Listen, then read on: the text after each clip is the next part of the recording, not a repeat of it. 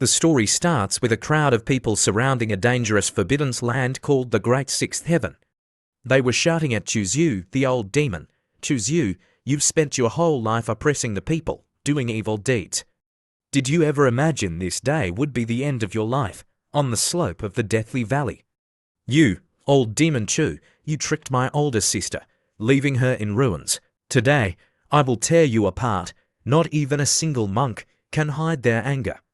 Chase him down. The last 3 years, there's nowhere left to run. My beloved disciple, I must avenge his death. Stand high. It's the old demon Chu, the one everyone despises. The blood-soaked sword in his hands embodies his cruelty. Suddenly, a voice called from afar, "Old demon Chu," the white-clad young lady's question. Did you regret your deeds? Have you come to this situation? What have you done to deserve it? It was Chermengdi, the saint of the Cloud River Peak, of the Taisu Holy Land, questioning with a serious tone. Chu Xiu laughed. My cultivation is less than 100 years, a lifetime of fighting. Among my peers, besides me, who dares to claim invincibility, who dares to speak of defeat? On the contrary, what this protagonist regrets is the ruthlessness of time. If I could have another 1,000 years, no one in this world would dare disobey my commands. Seeing Chu Xiu's stubbornness, Chermengdi's expression turned stern. If you haven't realized your mistakes, don't blame me for being merciless. Following her words, the persons below surged forward. Go, get him, kill him, don't hesitate. Chuzyu calmly swung his hand, unleashing a powerful red-colored spiritual force that surrounded him, making it impossible for the surrounding monks to attack him. Faced with the difficulty of the situation, those surrounding him panicked and exclaimed, "No good. The demon is using forbidden arts. Stop him. We must kill the old demon Chu." To counter this, the persons combined their powers and unleashed a formidable array of immortal martial techniques. Recognizing his disadvantage, Chuzyu unleashed a technique, the 3 hands of the great world. He destroyed the powerful energy surrounding him, freeing himself from the person's pressure. Chu Xiu suffered severe wounds, yet still cackled with malicious glee. The great emperor of the eternal undying kingdom regretfully lost his way. But not me, as Chu Xiu's words echoed. His body burst with a fiery red light and exploded. It was over. The old demon Chu was defeated. The scene was frightening and gruesome, leaving the persons in awe shouting, "The old demon Chu has self-detonated." The old monk could only sigh with sadness. If he had gone to the Great Wall to slay the beasts, he would have been a great hero of our human race. It's such a pity, so sad. After that day, the persons returned home, each harboring the thought, the old demon Chu is gone for good. The scene then shifts to the Taisu Holy Land. It houses 18 divine peaks. The Heavenly Cloud River Peak and the Heavenly Sword Peak are among the most powerful, each led by a saint of great strength. The other 4 peaks are ruled by saints of small strength. 1 month later, a young gentleman lay on a bed on the Cloud River Peak. He spoke with a mocking tone, "The old demon Chu has returned." As he spoke, he reflected that before transmigrating, he had been a university student in the real world. In preparation for this chance at a second life, he had long ago compiled his 3-1000-7-100-and-80 plans for revenge and his 1201 schemes for power. With such meticulous planning, how could he possibly have died so easily? Standing up, he gazed around him. So this is the Taisu Holy Land. It seems my path has led me here. In that moment, a system message flashed before him. Detection. Host has been reborn. System function has been altered. Please select one of 2 options.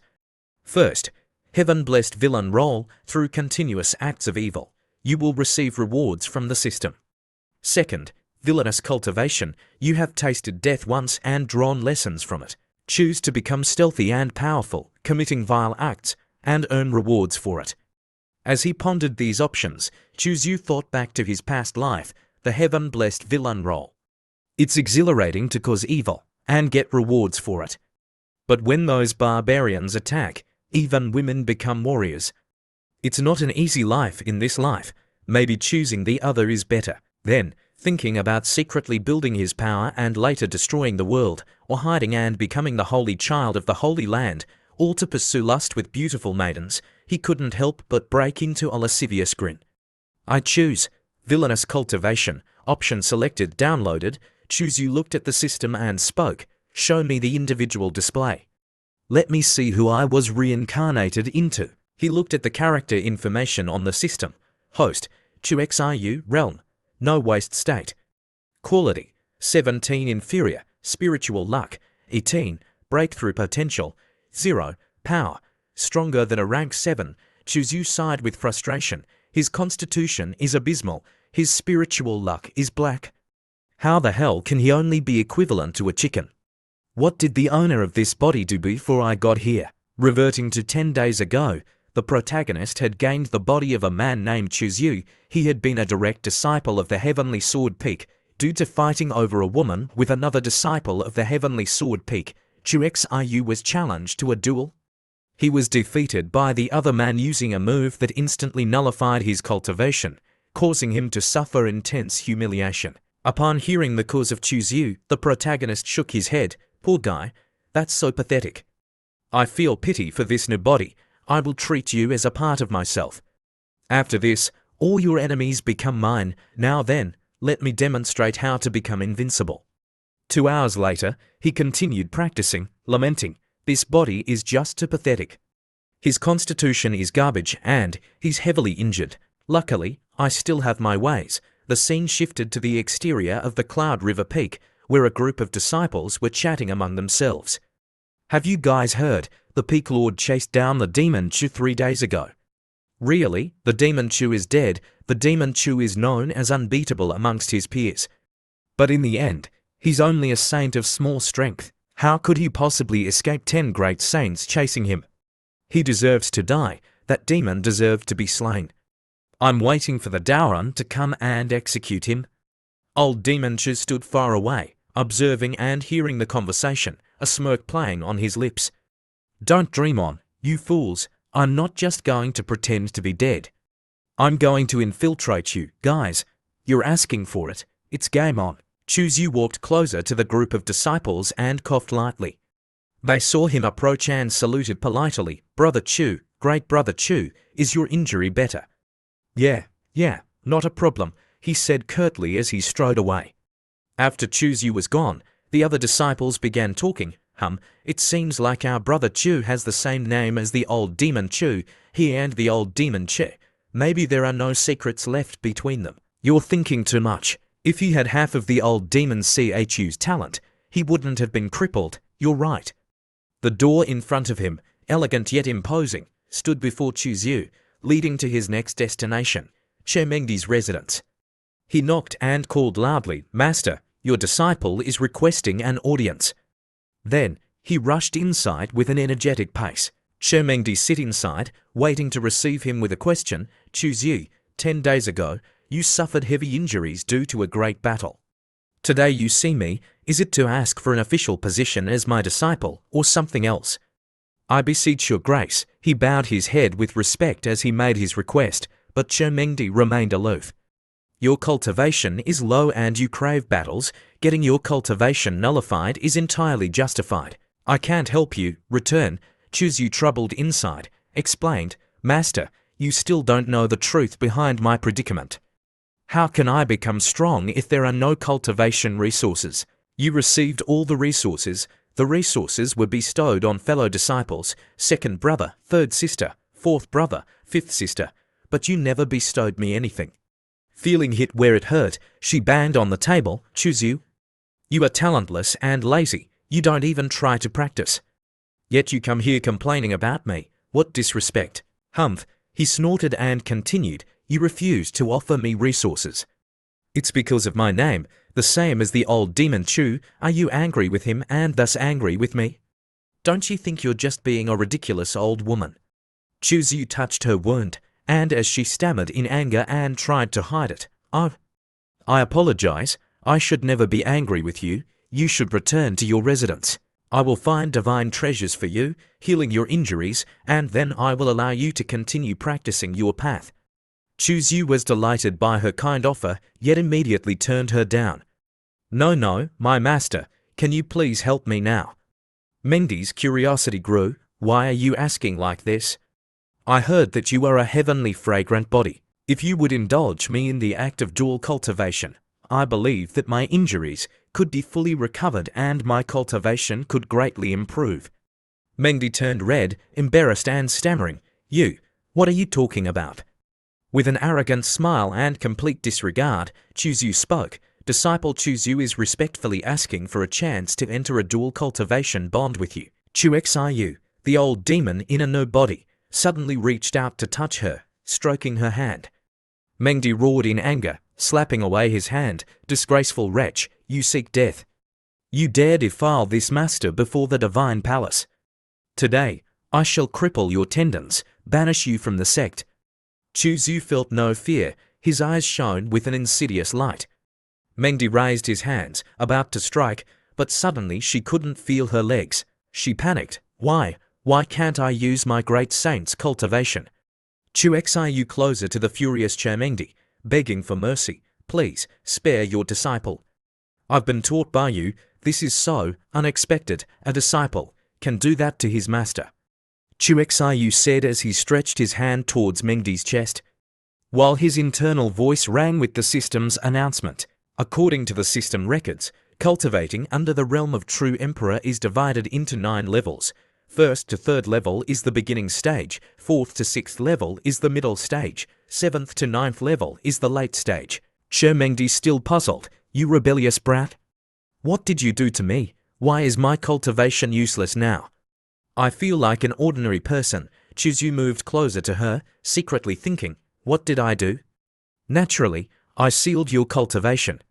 Back when I was being hunted by 10 great saints, I secretly used the circulation of samsara and heaven's torment mark on you.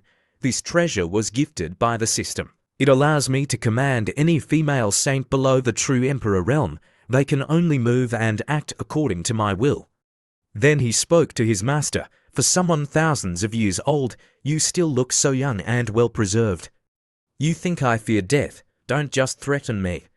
He defiantly challenged his master. Master, kill your disciple then, don't just try to scare me. If I were to tell the Heavenly Sword Peak Master, Liuxue, that you are powerless, imagine what she would do to you. You were to kill her father, do you think she would stand idle by and not take revenge? Upon hearing these threats, Mengdi's fear manifested. No, I cannot allow Zulu to know about this. She would definitely come and kill me. That woman is crazy. Having calmed down a bit, she declared with a raised voice, you rebellious brat, divine treasures, even the cultivation resources from this master, they're all yours. You have free choice, you can take whatever you want. Before she could finish her words, Chuzyu interrupted her. No, I want something else. He slowly placed her on the bed. Realizing his intentions, Mengdi reacted with panic. No way. Absolutely not. Can't you? I'm a mighty saint. Cannot let someone like you have access to my body. We have no feud between us. Now you're scared, aren't you? Chuxiu began begging. Please master, this disciple has a manuscript for an ancient practice method, very beneficial to you. Please look at it. She looked up, full of suspicion. Where did you get such a magical method? It's vaguely compatible with heaven's path. It is clearly not ordinary. What do you think, master? Mengdi considered it. Get out. Leave me alone. Master, please give me. You are my rebellious. System prompt. Reward 1000 points of breakthrough essence for cultivating in a forbidden way. Host completed cultivation with Mengdi. Injuries are fully healed. Ding. Host has completed cultivation with Mengdi. Cultivation aptitude improved. Ding. Host cultivation aptitude increased 100, increased 100, increased 100. Host aptitude level reached 317 heavenly rank. Cultivation speed increased 20-fold. Host and Mengdi shared. Ding. Host's cultivation increased, entering the core formation realm, 2nd stage, 3rd stage, 8th stage. After several hours, Mengdi was lying exhausted on the bed, while Chuzyu straightened his clothes. The system then announced, ding ding, host's cultivation has reached core formation realm 9th stage. Great master, thank you. Farewell. Mengdi sighed, you rebellious wretch. I gave you what you wanted. Now release the seal on me. Chuzyu coolly replied, Naturally, I will not. You are attempting to murder your disciple. Why would I do such a thing? Master, if you don't want others to know that you are powerless, you'd best hide it well. Then, he shook the crystal in his hand. You know how my reflecting light crystal works, right? Chermengdi went into a rage. What? You also recorded everything. Don't be impulsive. Don't be impulsive. Keep it as a souvenir, then. With that, Chuzyu left with a warning. Long time. No sir. With a playful reminder, he said, remember master, you can't remove the seal. In the entire great sixth heaven, nobody besides this disciple can do that, unless a primordial great emperor is reborn. You know as well as I do, there are no more emperors left in this world. If this disciple dies, then your whole life, you can only be immortal, and nothing more. Don't try to deny it, test it if you want to see, and one more thing. If this disciple dies, that recorded crystal will be exposed to the public. What do you think all the people in the great sixth heaven will say about that? Chuzyu walked away, leaving behind his master, who gave him only scorn. You scoundrel, may you not die a peaceful death, you low-life, scum, a low-grade trash who hasn't even reached Dao Palace realm and still manages to seal my power. The scene shifts to the dead of night, Chuzyu quietly mumbling, I can't believe it, it was still day when I entered. When I came out it was midnight, so I can't back home. He looked at his body's condition. With Chermengdi's help, I've reached the 9th stage of the core formation realm. If I break through to the sea of consciousness realm, that will have to wait until next time. He contemplated further. If you consider the sea of consciousness realm to be a wooden barrel holding water, then the core formation realm is like accumulating the bamboo used to make it. The more sturdy the core formation, the sturdier your advancement into the sea of consciousness realm, which will create a more secure and long-lasting foundation for cultivation. 7 times, I failed my cultivation breakthrough in my previous life, always failing at the very stage when my cultivation advanced. This time, having been reborn and begun cultivating anew, I must make sure that I establish a strong foundation for reaching the highest pinnacle. Then I can easily slay even higher-level cultivators. Suddenly, he recalled, I wonder if my core formation realm resources are still hidden in that mountain ravine from last life. Even if it still remains, how am I supposed to get out of this Taisu holy land? As he looked up, he saw the entrance of the Holy Land. That's the opportunity. He used his boat, which allowed for covert transportation. Don't tell me, this is where they hid those cultivation resources, right? It's been too long, but it's got to be here. His eyes widened with joy as he saw the familiar mountain peak. Oh, hi. It must be there. This is it. I must first strengthen myself, then reclaim my prestige. Just as he started to rejoice, a cold voice echoed from behind. You good-for-nothing waste. I can't believe you're still alive. What are you doing here? A man slowly approached him from the boat and said, I thought you were dead. Who knew you would still be alive? I didn't think you would have the audacity to show up here 10 days later. The man was Zhong Meng, a direct disciple of the Sword Peak. He looked smug and smug. It seems the peak master of the Cloud River Peak dotes on his disciples. How could you, a waste like you, dare to use heaven's treasures to rebuild your sea of consciousness realm? Seeing this man's face filled with hate, Chuzyu felt disgust. 10 days ago, this man humiliated him and took away his cultivation. It was due to his machinations that Chuzyu had to start again from the core formation realm. This fellow dared to show his face and provoke him. After contemplating for a moment, Chuzyu jumped on his boat. As Chuzyu was leaving, he threatened, I will find you later and settle the score. 10 days from now, you are going to die. Let's duel once more on the Mortal Kombat stage. The man Zhong Meng, surrounded by his juniors, laughed and joked, what did that punk say? I couldn't quite catch that. He said he wants another fight with his senior on the Mortal Kombat stage. That worthless trash actually dares to challenge Zhong Senior. You insolent wretch, 10 days ago I showed you respect due to your connection to the Cloud River Peak Master. That's why I didn't kill you. If you insist on fighting me and seeking death, 10 days later, on the Mortal Kombat stage, don't blame me for showing no mercy. The disciples present were utterly bewildered by this event. What happened to Chuzyu? Why did he agree to this Mortal Kombat stage duel? Doesn't he have some serious mental issues? Isn't his sea of consciousness realm cultivation gone? What does he plan on using to fight Zhong Meng, who's at the late stage of the sea of consciousness realm? They all excitedly looked forward to the fight. Let's see how this spectacle plays out in 10 days. As he journeyed back, Chuzyu passed the residence of his master, Chomengdi. He paused, steered the boat, and then landed it in the area around her residence. The spiritual energy around the house was rich and heavy, far denser than outside. He thought, it's better to cultivate here tonight. There is a good chance my master wouldn't notice. She's after all, still my master, mine, from head to toe, every bit of her is mine. Before stepping in, Chuzyu addressed her with a cheerful greeting. Master, your disciple has come to visit. She was grumpy. You brat, it's so late and you still dare to come and cause trouble. What do you want this time? Master, what do you want me to do for you? He tried to sound humble. Chomengdi sternly reminded him, don't go too far. Chuzyu went up to his master and stroked her chin with a sly smile.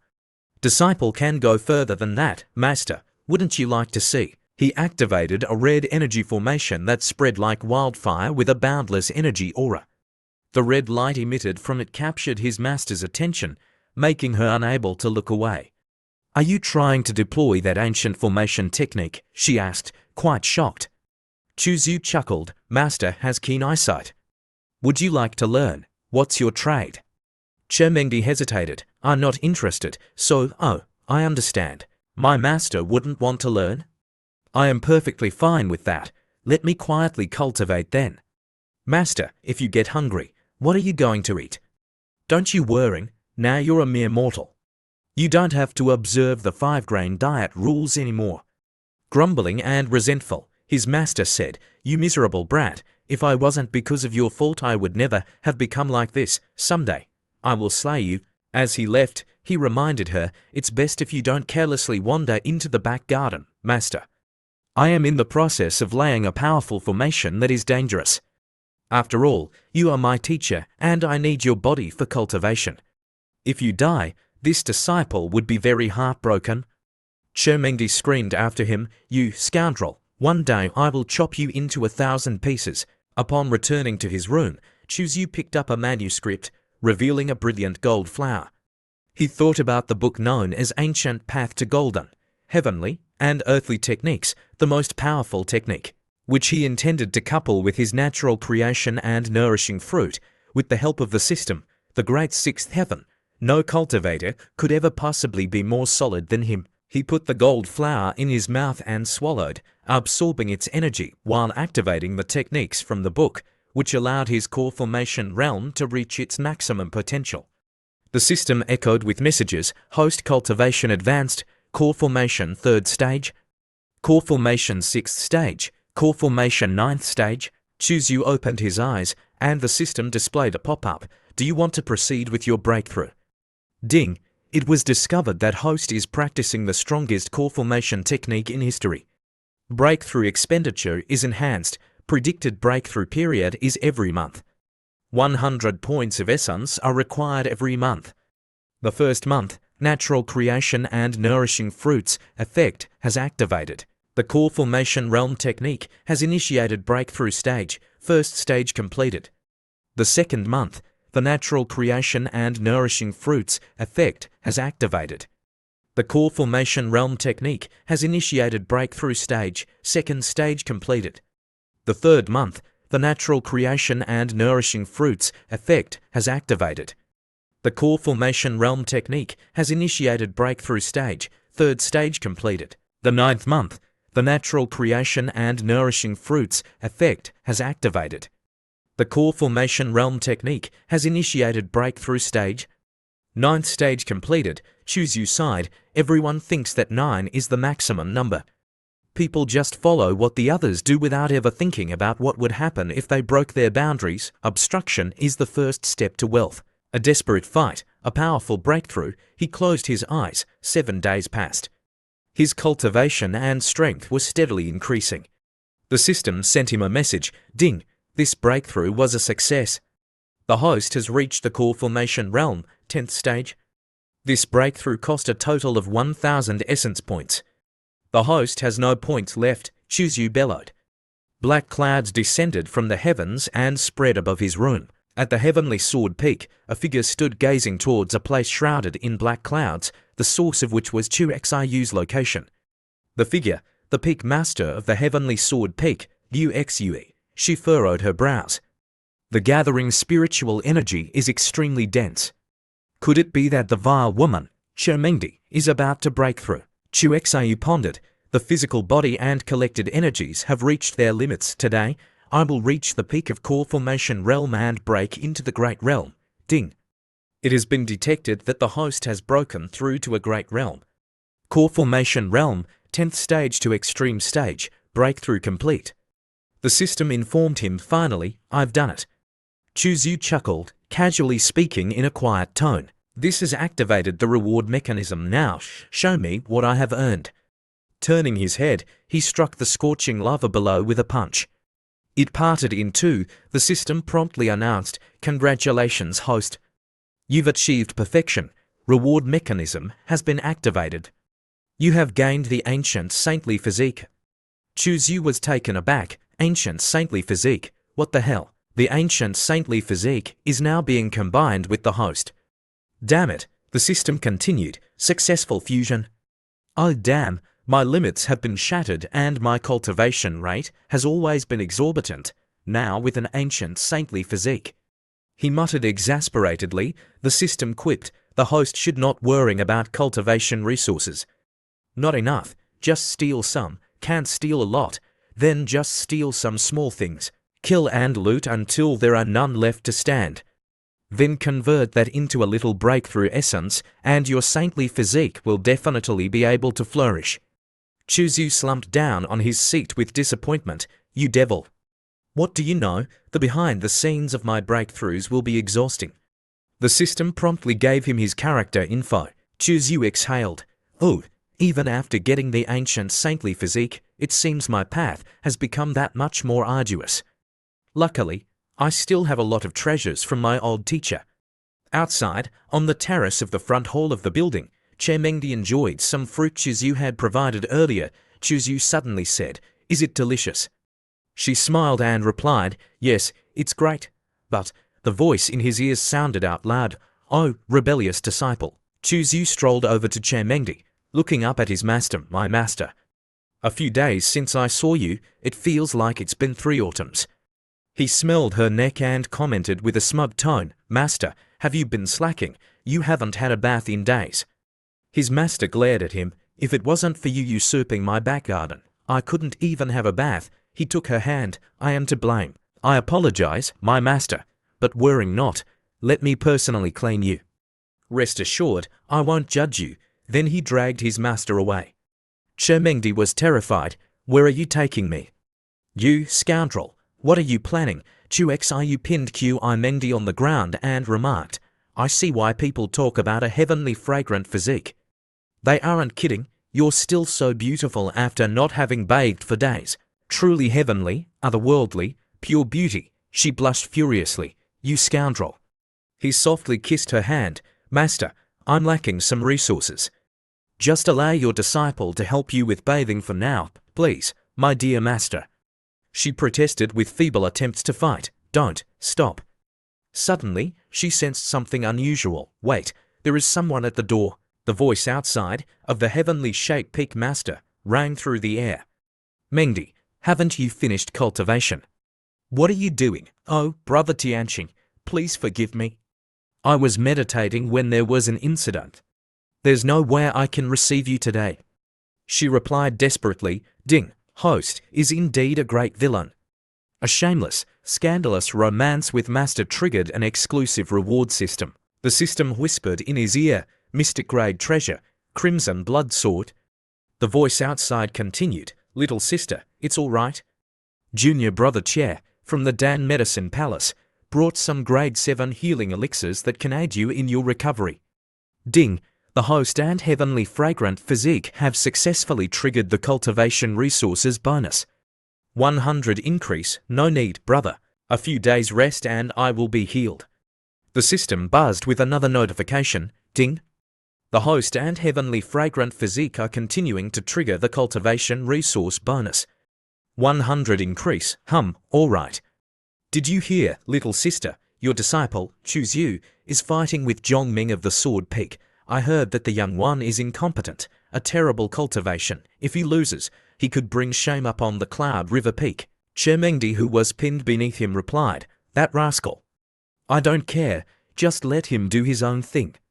The system information flooded in. Host, resources, 617, heavenly rank. Cultivation speed increased by 25 times. The heavenly Shake Peak Master used a melodious flute while speaking. I'm sure you have your reasons. I tend to overthink sometimes. I composed this tune, called Phoenix Searching for its King. During the full moon, enjoy it. Little sister, Choose You shielded her hand as she blushed. She blushed and said, You rebellious disciple. She thought to herself, just now as I was talking to senior brother Tianqing and did it with this rebellious disciple. Choose You suddenly spoke up. Master, senior brother Tianqing plays the flute so beautifully. I must compliment him. Get out. Choose You then smiled mischievously. Master, considering our secret relationship, it shouldn't be a problem for your disciple to borrow some cultivation resources from him, right? The system chimed in. Wow, host, you're despicable. You're actually using him like this. That's too much, too much. System notification. The host has received a reward of 500 breakthrough points. Inside the inner palace of Chermengdi's residence, she sat in meditation, with Choose You surrounding her. Choose You said, There are so few 4th grade and 5th grade pills, it's disheartening. She glanced at him and said coldly, There's nothing left, unless you unseal my cultivation. Then and only then can I access my collection of divine treasures from my storage rings. Choose You packed the pills and then turned to leave. Okay. How about these 4,000 top-quality spirit stones? At least that's something, Master. Please accept these. Chermengdi looked troubled and started pondering. Maybe I should go seek help from the saint, the ruler of this holy land. Perhaps she can help me break the seal. Her mind raced further. No. What if it can't be unsealed? If this scoundrel manages to escape and I have no way to undo the seal, won't I have to remain immortal forever and live out my remaining years, ultimately dying in old age? Her face went white. No, that is not how I want to end my life. I'm lucky that I have previously gotten this wretched guy to release my seal, then I secretly took out this treasure. Luckily nobody was checking it, or that damn Choose You would have definitely grabbed it. She pulled out a mask and sighed. Although my cultivation cannot be restored at the moment, wearing this mask, I can conceal my aura as a cultivator. As long as I don't come in close contact with anyone, they wouldn't be able to tell. At least this will save me from being chased by the enemies. Then she reflected, come to think of it, this mask dropped from the old demon Chu's hands, right? He only cultivated for a century and was already able to dominate the world.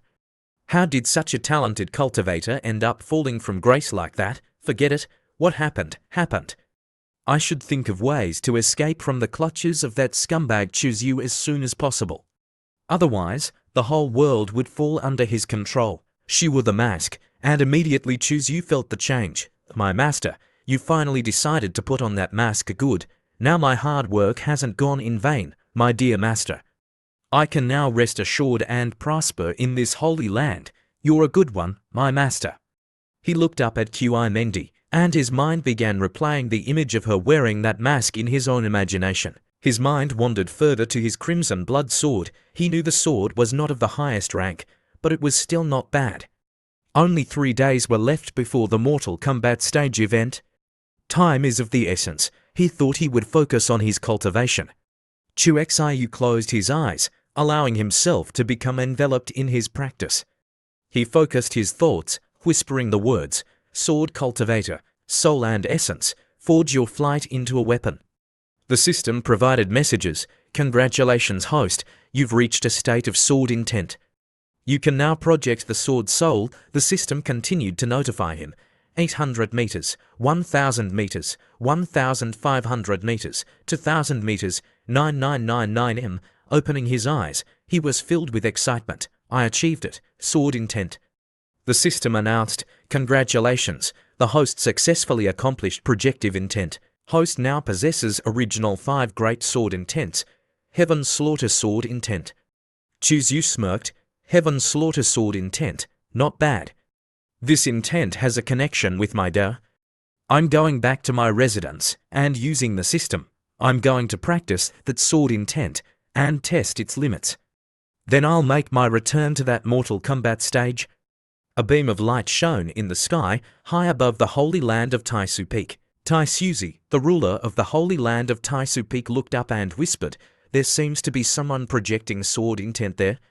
Interesting, 9,999 meters.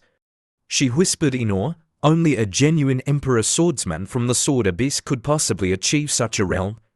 Could a person of rare divine talent, like this, have appeared in this holy land? This hasn't happened in 30,000 years. 3 days later at Heavenly Shape Peak, everyone had gathered in front of a massive arena. Ling Yan, the direct disciple of the Heavenly Shape Peak, yawned while saying this is a real crowd. The disciple next to him said, "Ling Yan's senior brother, I heard you just finished your secluded practice and gained significant improvement in your cultivation, having now entered the divine skill realm. Congratulations." "Just the divine skill realm," said Ling Yan, dismissively. He then noticed a familiar figure nearby and said, "Chunzhen junior sister, it's unexpected to see you here. I never thought you'd come to watch such an event." Chunzhen, a direct disciple of the Heavenly Sword Peak, responded, "I have a stake in this fight. I wouldn't miss it. This is a personal matter for me and I hope Chuzyu doesn't die on this stage." Ling Yan knitted his brows and reflected on how strange it was that Chunzhen cared about the good-for-nothing Chuzyu, as if she was going out of her way to protect him. The people around him said, "Senior sister, you can't save a person who is trying to seek death." Well, Chu Xiu's cultivation is very low. Yet he still dares to provoke Zhong Meng's senior brother. That must take some real lack of common sense. He really has no patience. Why hasn't he arrived yet? Could he be scared? I don't understand how the people from Yangsha Peak could accept such a useless person as their senior brother. Dao Tie, the 5th senior sister of Yangsha Peak, said, "You flatter those above you and bully those below. Taking pleasure in mocking others, is that what your sect master taught you?" Everyone murmured, "It's 5th senior sister, Dao Tie of Yangsha Peak. Even she's here. Chuzyu is here. He's above." Chu Xiu, standing high above, looked down. After landing, Dao Tie ran over senior brother. Chuzyu said, "Junior sister, you're here too." Dao Tie continued, "With me here, no one can touch a hair on your head, senior brother." Chuzyu patted her head, "Don't worry, I have a way to avoid getting hurt." Dao Tie continued, 2 weeks ago, while I was cultivating, I overheard you was hurt. I'm so worried." Chuzyu responded with a laugh, "Thank you, junior sister, no harm done. Nothing serious." He turned to look at the girl everyone was talking about, Su Chunzhen. She's the goddess that Zhong Meng secretly admires. She's all right, but her cultivation level is average. Su Chunzhen was slightly tense, thinking, why do I feel like Chuzyu has become a different person? Zhong Meng said, "Dao Tie is here. Should we kill Chuzyu later?" Ling Yan replied, "It's a life or death arena. So what if we kill him? Do you think Dao Tie can cover the sky with one hand and kill all of us?"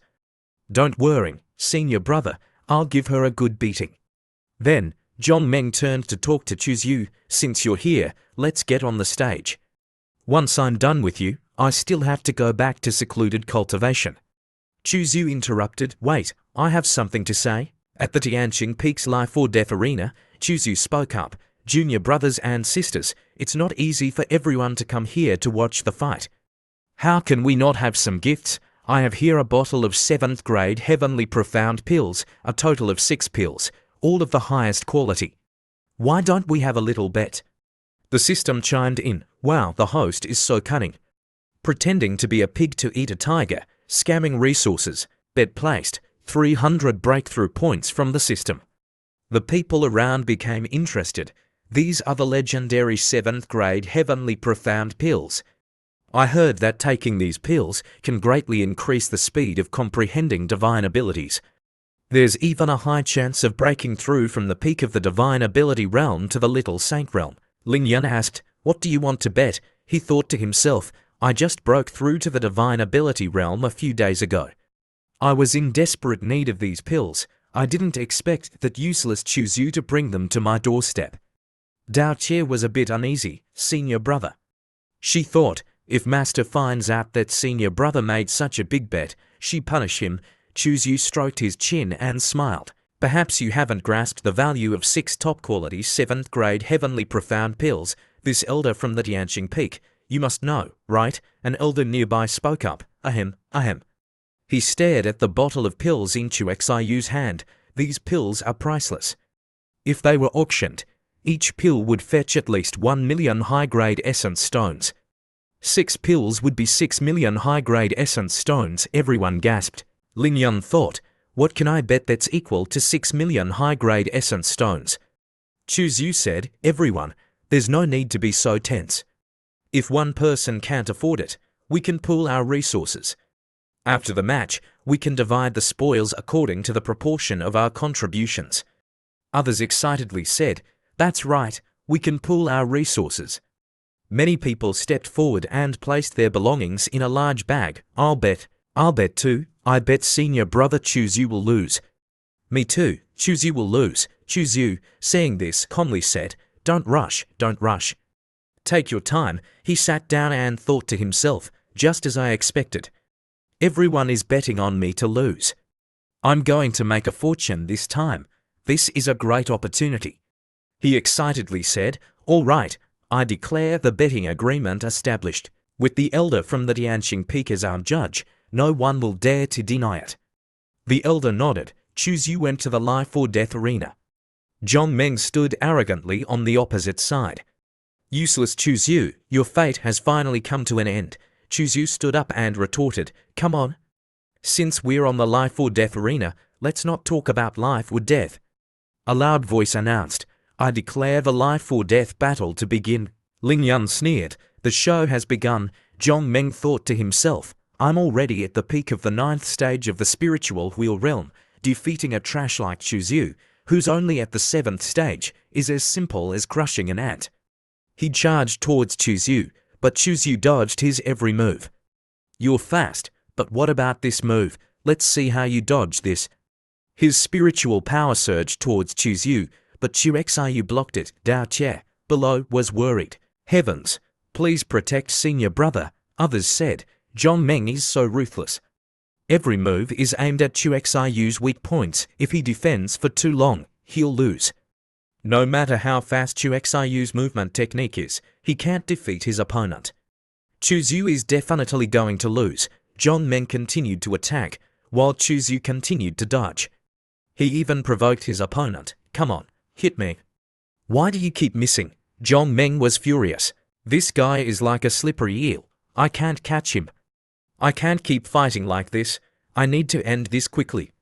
He drew his saber and stabbed at Chuzhu. Chuzhu calmly thought, "He's trying to trap me with his sword intent. This is a good opportunity to test out my new weapon." Chu Xiu used his sword to cut apart Zhong Meng's sword intent. Then he jumped out.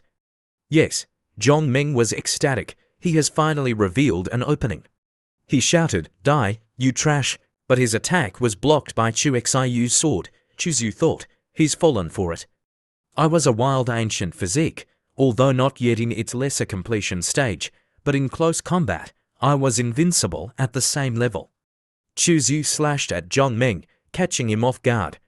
"How is this possible? How is this possible?" Then, a sword plunged into the ground. With one strike, Chuzhu had defeated Zhong Meng. Everyone was stunned. The most furious was Ling Yun. He cursed inwardly, "Damn it." After Chuzhu took his opponent's life with a single sword strike, people feel something is wrong. Amidst the stunned silence, a bald man exclaimed, "How could Chuzhu, a mere 4th stage spiritual wheel cultivator, overpower and kill a peak spiritual wheel cultivator?" Another man chimed in, "Didn't Chuzhu get his cultivation crippled 20 days ago? What's going on today? Is Chuzhu possessed by a lucky star today or something?" Above them, the elder announced, "I declare Chuzhu the victor of the life or death duel." Chuzhu stood triumphantly in the center of the arena, striking a pose. Below, a wave of bitterness washed over the crowd. A man with short hair gaped, his face pale. What in the world just happened? My 3,000 high-grade spirit stones. Another man clutched his head, grinding his teeth in frustration. I lost a mystical weapon. A third man burst into tears, wailing, "This is so unlucky. I'm never gambling again. Damn you, gambling." Suddenly, Chuzu coughed up a mouthful of blood. He staggered, leaning heavily on his sword for support. Clutching his chest, he groaned in pain. Daoche rushed to his side, her face etched with worrying. "Senior brother, are you all right?" Chuzu feigned weakness. "Junior sister, help me to that chair over there, right away." Senior brother, as Daoche helped him towards the chair, Chu Xiu's eyes gleamed with cunning. "If I want to play the pig to eat the tiger, I have to play the part well. I can't let them see through my act. My chance is here. My time has come. My apologies, fellow disciples. Your pills, treasures, and essence stones now belong to me." As Daoche helped Chuzu past Ling Yun noticed Chu Xiu's seemingly serious condition. He smirked, "Humph, it seems Chuzu is quite badly injured. This is my chance. My time has come. Chuzu, you can't stop me," he thought to himself. "There's no need to rush. Even if you win today, I'll make you spit it all out." He turned to another disciple. "Chen Linfei, you're up next." "Yes, senior brother." Chen Linfei was a direct disciple of the Feishan sword peak. As Chuzu was helped away, Chen Linfei called out, "Hold on a moment, senior brother Chuzu." He ascended the arena, his 2 feet hovering above his flying sword. He pointed at Chuzu provocatively. "Do you dare to fight me?" Daoche was outraged. "Can't you see senior brother Chuzu is injured? What's the point of challenging him now?" Ling Yun interjected, "Junior sister Daoche, your words are a bit too much. Since this is the life or death arena, it's inevitable that one will be challenged by experts from other sects. Not to mention, Chu Xiu just won a match and took a lot of resources from everyone. He had some luck on his side. It's understandable that some people are not convinced." He continued, "Everyone is still fired up. Why don't we let Chu Xiu and Chen Linfei have a match to see who's stronger? We can still bet as before. If Chuzu wins again, everyone will be convinced." He stared at Chuzu, a smug smile playing on his lips. "Let's see how you're going to get out of this. So, do you dare to bet with me? Or is the senior brother of the Yangsha Peak too afraid to accept the challenge?" Chuzu saw right through Ling Yun's scheme. He replied, "I'm currently seriously injured. Moreover, I'm only at the 4th stage of the spiritual wheel realm. Fighting against someone at the 1st stage of the divine bridge realm would be too dangerous." Ling Yun thought Chuzu was going to back down, but then Chuzu continued, "For a bet this big, the stakes should be increased by at least 30%. A system notification popped up. "Oh my god, the host is such a cunning and greedy bastard. Reward, 200 breakthrough points." Ling Yun, pleased that he had provoked Chuzu, readily agreed. He thought to himself, as expected, greed without strength is stupidity. You asked for it. Chionjen nearby sighed. Why doesn't Chuzu know when to stop? Chuzu clapped his hands, drawing everyone's attention. Come one, come all, witness Chu Xiu's return to the life or death arena. Do you want to win back your losses or double down? Anyone want to change their baits? This is your chance to get rich. The opportunity to change your life is here. If you lose, we'll just double the stakes. He then spouted some nonsense. The biggest failure in life is not losing a bet, but stopping. Making money from gambling is more blissful than any other job. The crowd, enticed by his words, quickly swarmed around him. This time, Chu Xiu wants to fight a divine bridge realm cultivator. He has almost no chance of winning. That's right. He just had a big fight and is seriously injured. The crowd eagerly placed all their baits on Chuzu losing. Chu Xiu, seeing that everyone had gone all in, was overjoyed. He chuckled, making a fortune is not difficult.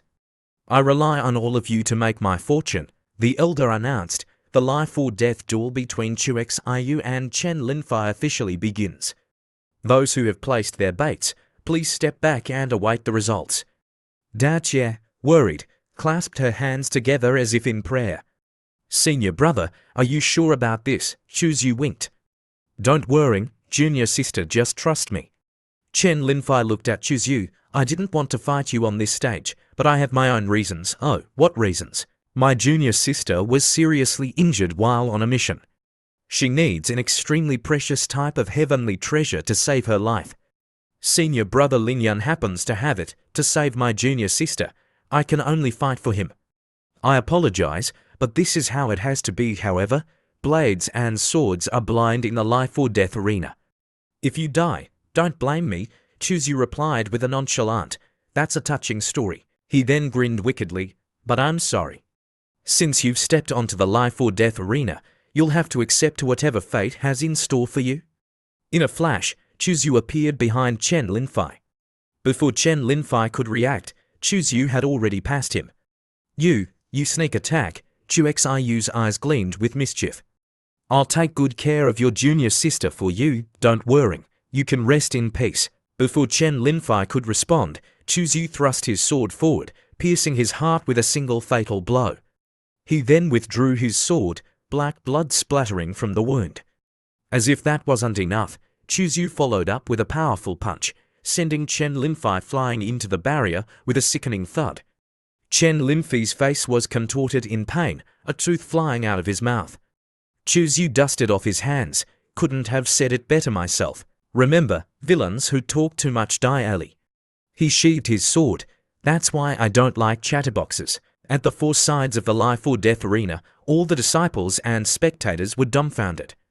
They gaped, speechless. How is this possible? Chuzyu is only at the fourth stage of the spiritual wheel realm. How do I feel like he completely dominated Chen Linfei? Moreover, he beat him to the point of no resistance. If I hadn't seen Chen Linfei's defeat with my own eyes, I would have suspected they were faking it. Yes, from the audience's perspective, Chuzyu completely overwhelmed Chen Linfei from the moment he made his move. Actually, that's not entirely true. If you want to blame someone, blame Chen Linfei for talking too much and showing off.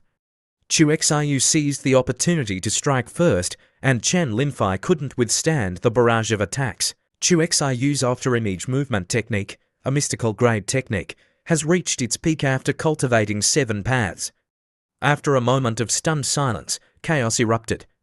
The gamblers felt like the world was spinning, their cries of despair echoing throughout the arena. I lost again. This time, I've lost everything. I shouldn't have gambled. Arg, I just bet 10,000 high-grade essence stones.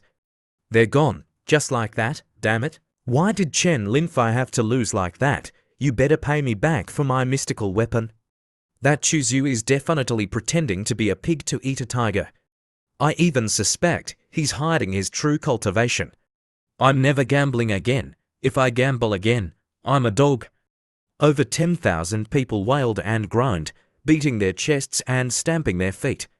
The scene was utterly chaotic. Dao Jie rushed over to Chu Xiyu, grabbing his hand excitedly. Senior brother, you were amazing. Chuzyu shrugged nonchalantly. It was nothing, really, nothing to write home about. He maintained a calm expression, neither happy nor sad. He had reached the little saint realm in his previous life. He couldn't even remember how many people he had killed. How could a mere first-stage divine bridge cultivator cause him any ripples of emotion? Chuzyu smiled and began to collect his mountain of spoils. With his hands in his pockets, he exclaimed cheerfully, "Yes, yes, what a beautiful day." Suddenly, he called out, attracting the attention of a group of disciples who were struggling to stand. "My storage bag is full, little junior sister. Do you have any spare?" Dao Jie waved her hand, and an exquisite pink storage bag flew towards Chuzyu. Chu Xiyu caught it and channeled his yuan power into it. Within a few breaths, he had activated it. "Thank you, little junior sister." Dao Jie blushed slightly. "You're welcome, senior brother, just take it." Chuzyu stored all the treasures and essence stones, worth over 10 million, into the bag. He then took out the bottle of heavenly profound pills and announced, "These are top-quality heavenly profound pills. Don't you want some?" He grinned mischievously. "Any other junior brothers or sisters want to bet with me?" The disciples who had lost everything grimaced, some even spitting blood. "Have mercy. Are you here to fight or to rob us blind?" Chuzyu chuckled and snapped his fingers. A palm-sized flying ship appeared, expanding rapidly in the wind until it transformed into a vessel several meters long. The system chimed in, "Ding, the host is truly wicked, shameless, and despicable. A natural-born villain. Reward, 200 breakthrough points." Dao Tia looked worried. "Senior brother, you offended Ling Yun today. He's cunning and ruthless. You must be careful." Chu Yu nodded gratefully. "I will careful." He steered the flying ship towards the Yangsha Peak, a cold glint in his eyes. The scene shifted to Chu Xiu's ruined dwelling. Within the safety of the Holy Land, Chu Yu wasn't worried about revenge. His top priority was still to increase his cultivation. He looked at his spoils and thought, "This time, I've gained a total of 16 million essence stones worth of items. I wonder how many breakthrough points I can exchange them for." He picked up a saber. Supreme grade human rank saber. Without hesitation, he tapped on the exchange button. Consuming supreme grade human rank saber obtained 1 destiny point. Chu Yu was shocked. "Only 1 point? Seriously, system, are you sure there's no mistake? Last time I consumed supreme grade human rank equipment, I got 5 breakthrough points. Why only 1 this time?" The system replied smugly. "As the host's cultivation increases, the quality of items required to exchange for breakthrough points also increases. However, breakthrough points also have different qualities. If the host wants to accumulate breakthrough points by consuming low-quality items, then I can only say, you're a genius." The system chuckled mischievously. "That's not all. Essence stones cannot be directly exchanged for breakthrough points. Don't even ask about the exchange rate." Chu Xiu cursed under his breath. "Damn you, system." He propped his chin on his hand and thought, "In that case, I'll just sell the low-value items at the Juba Peak and use the money to buy high-quality items to exchange for points. That's the only way to maximize my gains." Suddenly, he felt a surge of energy. The communication jade slip is reacting. Master is talking to someone. The scene shifted to the Taizfeng. Mengdi asked the Holy Lord, "Holy Lord, did you say that Chu Yu entered the land of origin and obtained the legendary sword intent?" Mengdi was astonished. "How is that possible? My disciple is of mediocre talent, let alone obtaining the sword intent. Even entering the land of origin would be extremely difficult for him." The Holy Lord calmly replied, "I witnessed it with my own eyes that night." The Holy Lord asked Qi Mengdi, "Mengdi, have you noticed any recent changes in your disciple's temperament?" "Holy Lord, do you suspect that he has been possessed?" The Holy Lord remained silent for a long moment before replying, "I also thought so, but quickly dismissed the idea. Someone capable of projecting their primordial spirit to possess another must be at least a little saint. If they have cultivated to the little saint realm, they would surely have their own ambitions. The land of origin can only be entered once in a lifetime. Even a possessor wouldn't be able to break this supreme law. Therefore, I don't doubt that Chu Yu has been possessed." Mengdi replied, "But if my disciple hasn't been possessed, how did he enter the land of origin? Could it be that he has encountered some heaven-defying opportunity?" The Holy Lord instructed Qi Mengdi, "Mengdi, you must nurture this disciple well. The future of our Taisu Holy Land might depend on him becoming a sword god emperor." "I understand." As Mengdi agreed, she thought to herself, "Nurture him well. How am I supposed to nurture him? I've already become a walking resource package for that little rascal. Isn't that enough?"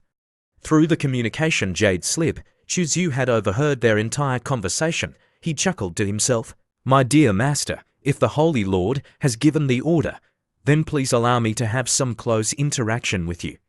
A wicked thought crossed his mind. He had a strange feeling that dual cultivation would greatly accelerate his cultivation. Why not kill 2 birds with 1 stone? He arrived at Mengdi's cave dwelling and greeted her with a smile. "Master, your disciple is here to seek your guidance." Mengdi was sitting in an alluring pose. She asked immediately, "Why did you hide your true strength from me? What are you hiding?" Chu Yu casually draped his arm around her waist and feigned ignorance. "Oh, how did Master find out about the sword intent?" Mengdi removed his arm and moved away slightly. "The Holy Lord is a Saint King, capable of controlling space and sensing any disturbances in the laws. How could your actions in the land of origin escape his notice? Chuzyu continued to act. I see. So, the Holy Land has decided to invest all its resources in nurturing this exceptional genius. Chermengdi replied coldly, there are no free resources in the Taisu Holy Land. Even if you were a reincarnated great emperor, you would still have to fight for your own resources. A flower grown in a greenhouse cannot withstand the wind and rain. I completely agree. Master Chuzyu grinned mischievously and leaned in closer. So, isn't this me relying on my own abilities to request resources from you? Chermengdi pushed him away. No, not today. However, faced with his irresistibly handsome face and the alluring curves of her own body, how could she possibly resist? Chuzyu caressed his master's face and said, since we are already here, and there's nothing else to do, why don't you help your disciple improve his constitution? He looked at her with desire. He quickly pushed her down and showered her with kisses. Chermengdi could only lie there helplessly, unable to resist. The system immediately announced, Ding, the host is truly shameless. Engaging in dual cultivation with his master, activating special reward, 1 set of 6th grade poisonous music scores. Notifications popped up one after another. Cultivation aptitude increased by 100. Cultivation aptitude increased by 100. Cultivation aptitude increased by 100. Cultivation aptitude increased by 100. Chermengdi lay there, her face as red as a tomato, her hands clutching the sheets. Sounds of exertion and pleasure filled the air. 3 hours later, Chuzyu was dressed while Chermengdi was still sprawled on the bed, catching her breath. Chuzyu had taken her to the peak of pleasure far too many times. Ding. Host's aptitude has reached 917, heavenly grade. Cultivation speed increased by 31 times. Ding. The host has been cultivating diligently and is only half a step away from the 5th stage of the spiritual wheel realm. Please continue your efforts. The system even laughed at Chu Xiyu's expense. Chuzyu pondered, the effects are getting worse. The heavenly fragrance body shouldn't be this weak. Then he wondered, could it be because Master's cultivation is sealed? I'll try again after I help her break the seal. Suddenly, he stopped, breaking out in a cold sweat. No, this thought is too dangerous. He shook off the inappropriate thoughts and turned to Chermengdi. Thank you for your time, Master. I'll take my leave now. Before leaving, he added, Master, you were amazing. I'll come again next time. Chermengdi, feeling slightly humiliated, thought to herself, just you wait, you little rascal. One day, I'll tear you to shreds. The scene shifted to the Jubao Peak that night. 2 guards saw Chuzyu approaching and whispered to each other. Isn't that senior brother Chuzyu, the direct disciple of the Yangsha Peak? I heard he won 2 matches in a row at the Life or Death arena today. They continued gossiping, their faces flushed with excitement.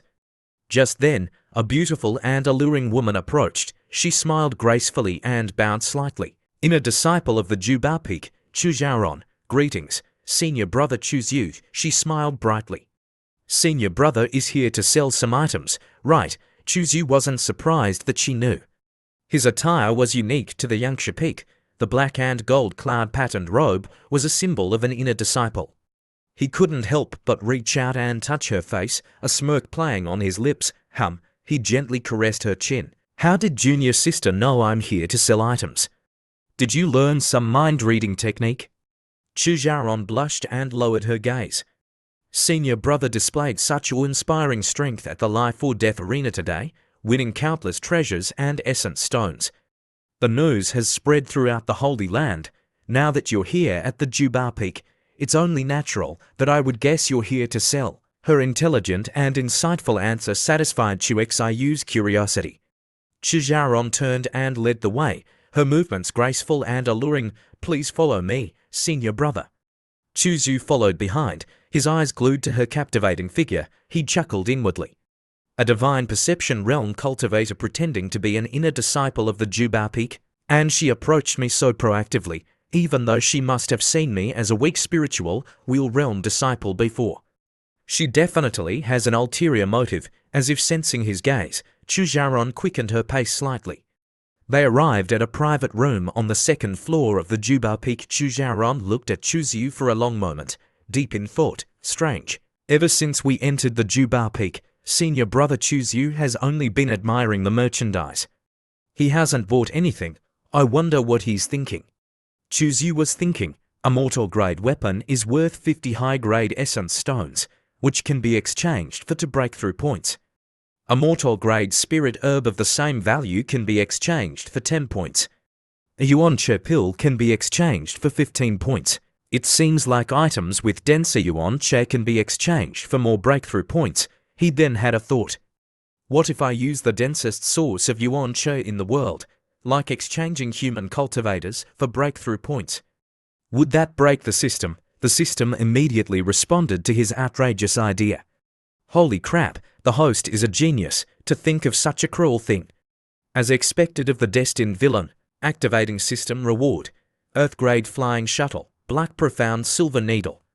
It's a pity that you can't directly exchange living beings for breakthrough points. Allow me to laugh at your face. Chuzu was once again ridiculed by the system. He sighed, oh well, what a shame. Chu Xiaoran looked at Chuzu and thought, maybe I was wrong. I just saw a flash of bloodlust in his eyes. Suddenly, Chuzu called out to her, junior sister, I want to buy some yuan cha recovery pills. Bring me 1.5 million high-grade essence stones worth first. Chu Xiaoran was taken aback. He wants so many yuan cha recovery pills. What for? To bathe in yuan cha. She quickly replied, all right, I'll go prepare them for you. I'll make sure you have enough quantity and variety. Chuzu said politely, thank you for your trouble, junior sister. While Chu Xiaoran went to fetch the pills, Chuzu thought, I still have some essence stones left. Let's see if there's anything else I need. Suddenly, something caught his eye. His eyes widened, and the sword intent on his forehead flickered. He was looking at a broken piece of bronze on a wooden shelf. Why does that piece of broken bronze feel so off? It's actually triggering my primordial sword intent. What secrets could it be hiding? My sword intent seems to be drawn to it. He bent down and picked up the broken bronze piece for a closer look. Just then, Chu Xiaoran returned. Senior brother, I've brought the pills you requested. Please come and check them. Before going to inspect the pills, Chuzu held up the broken bronze piece and asked, junior sister, how much is this piece of bronze worth? I'll take it, Chu Xiaoran replied casually. It's worthless. If senior brother likes it, you can have it. Here are 100 high-grade essence stones. Please accept them. I don't like owing favors. Chuzu turned to leave. All right, let's go downstairs and check the pills. Wait, senior brother Chuzu, what is it? Junior sister, there's something I need your help with. Chu Xiu thought to himself, as expected, she has something she wants to ask of me. They sat down at a table prepared with warm tea. What is it, junior sister? If it's too troublesome, you don't have to tell me.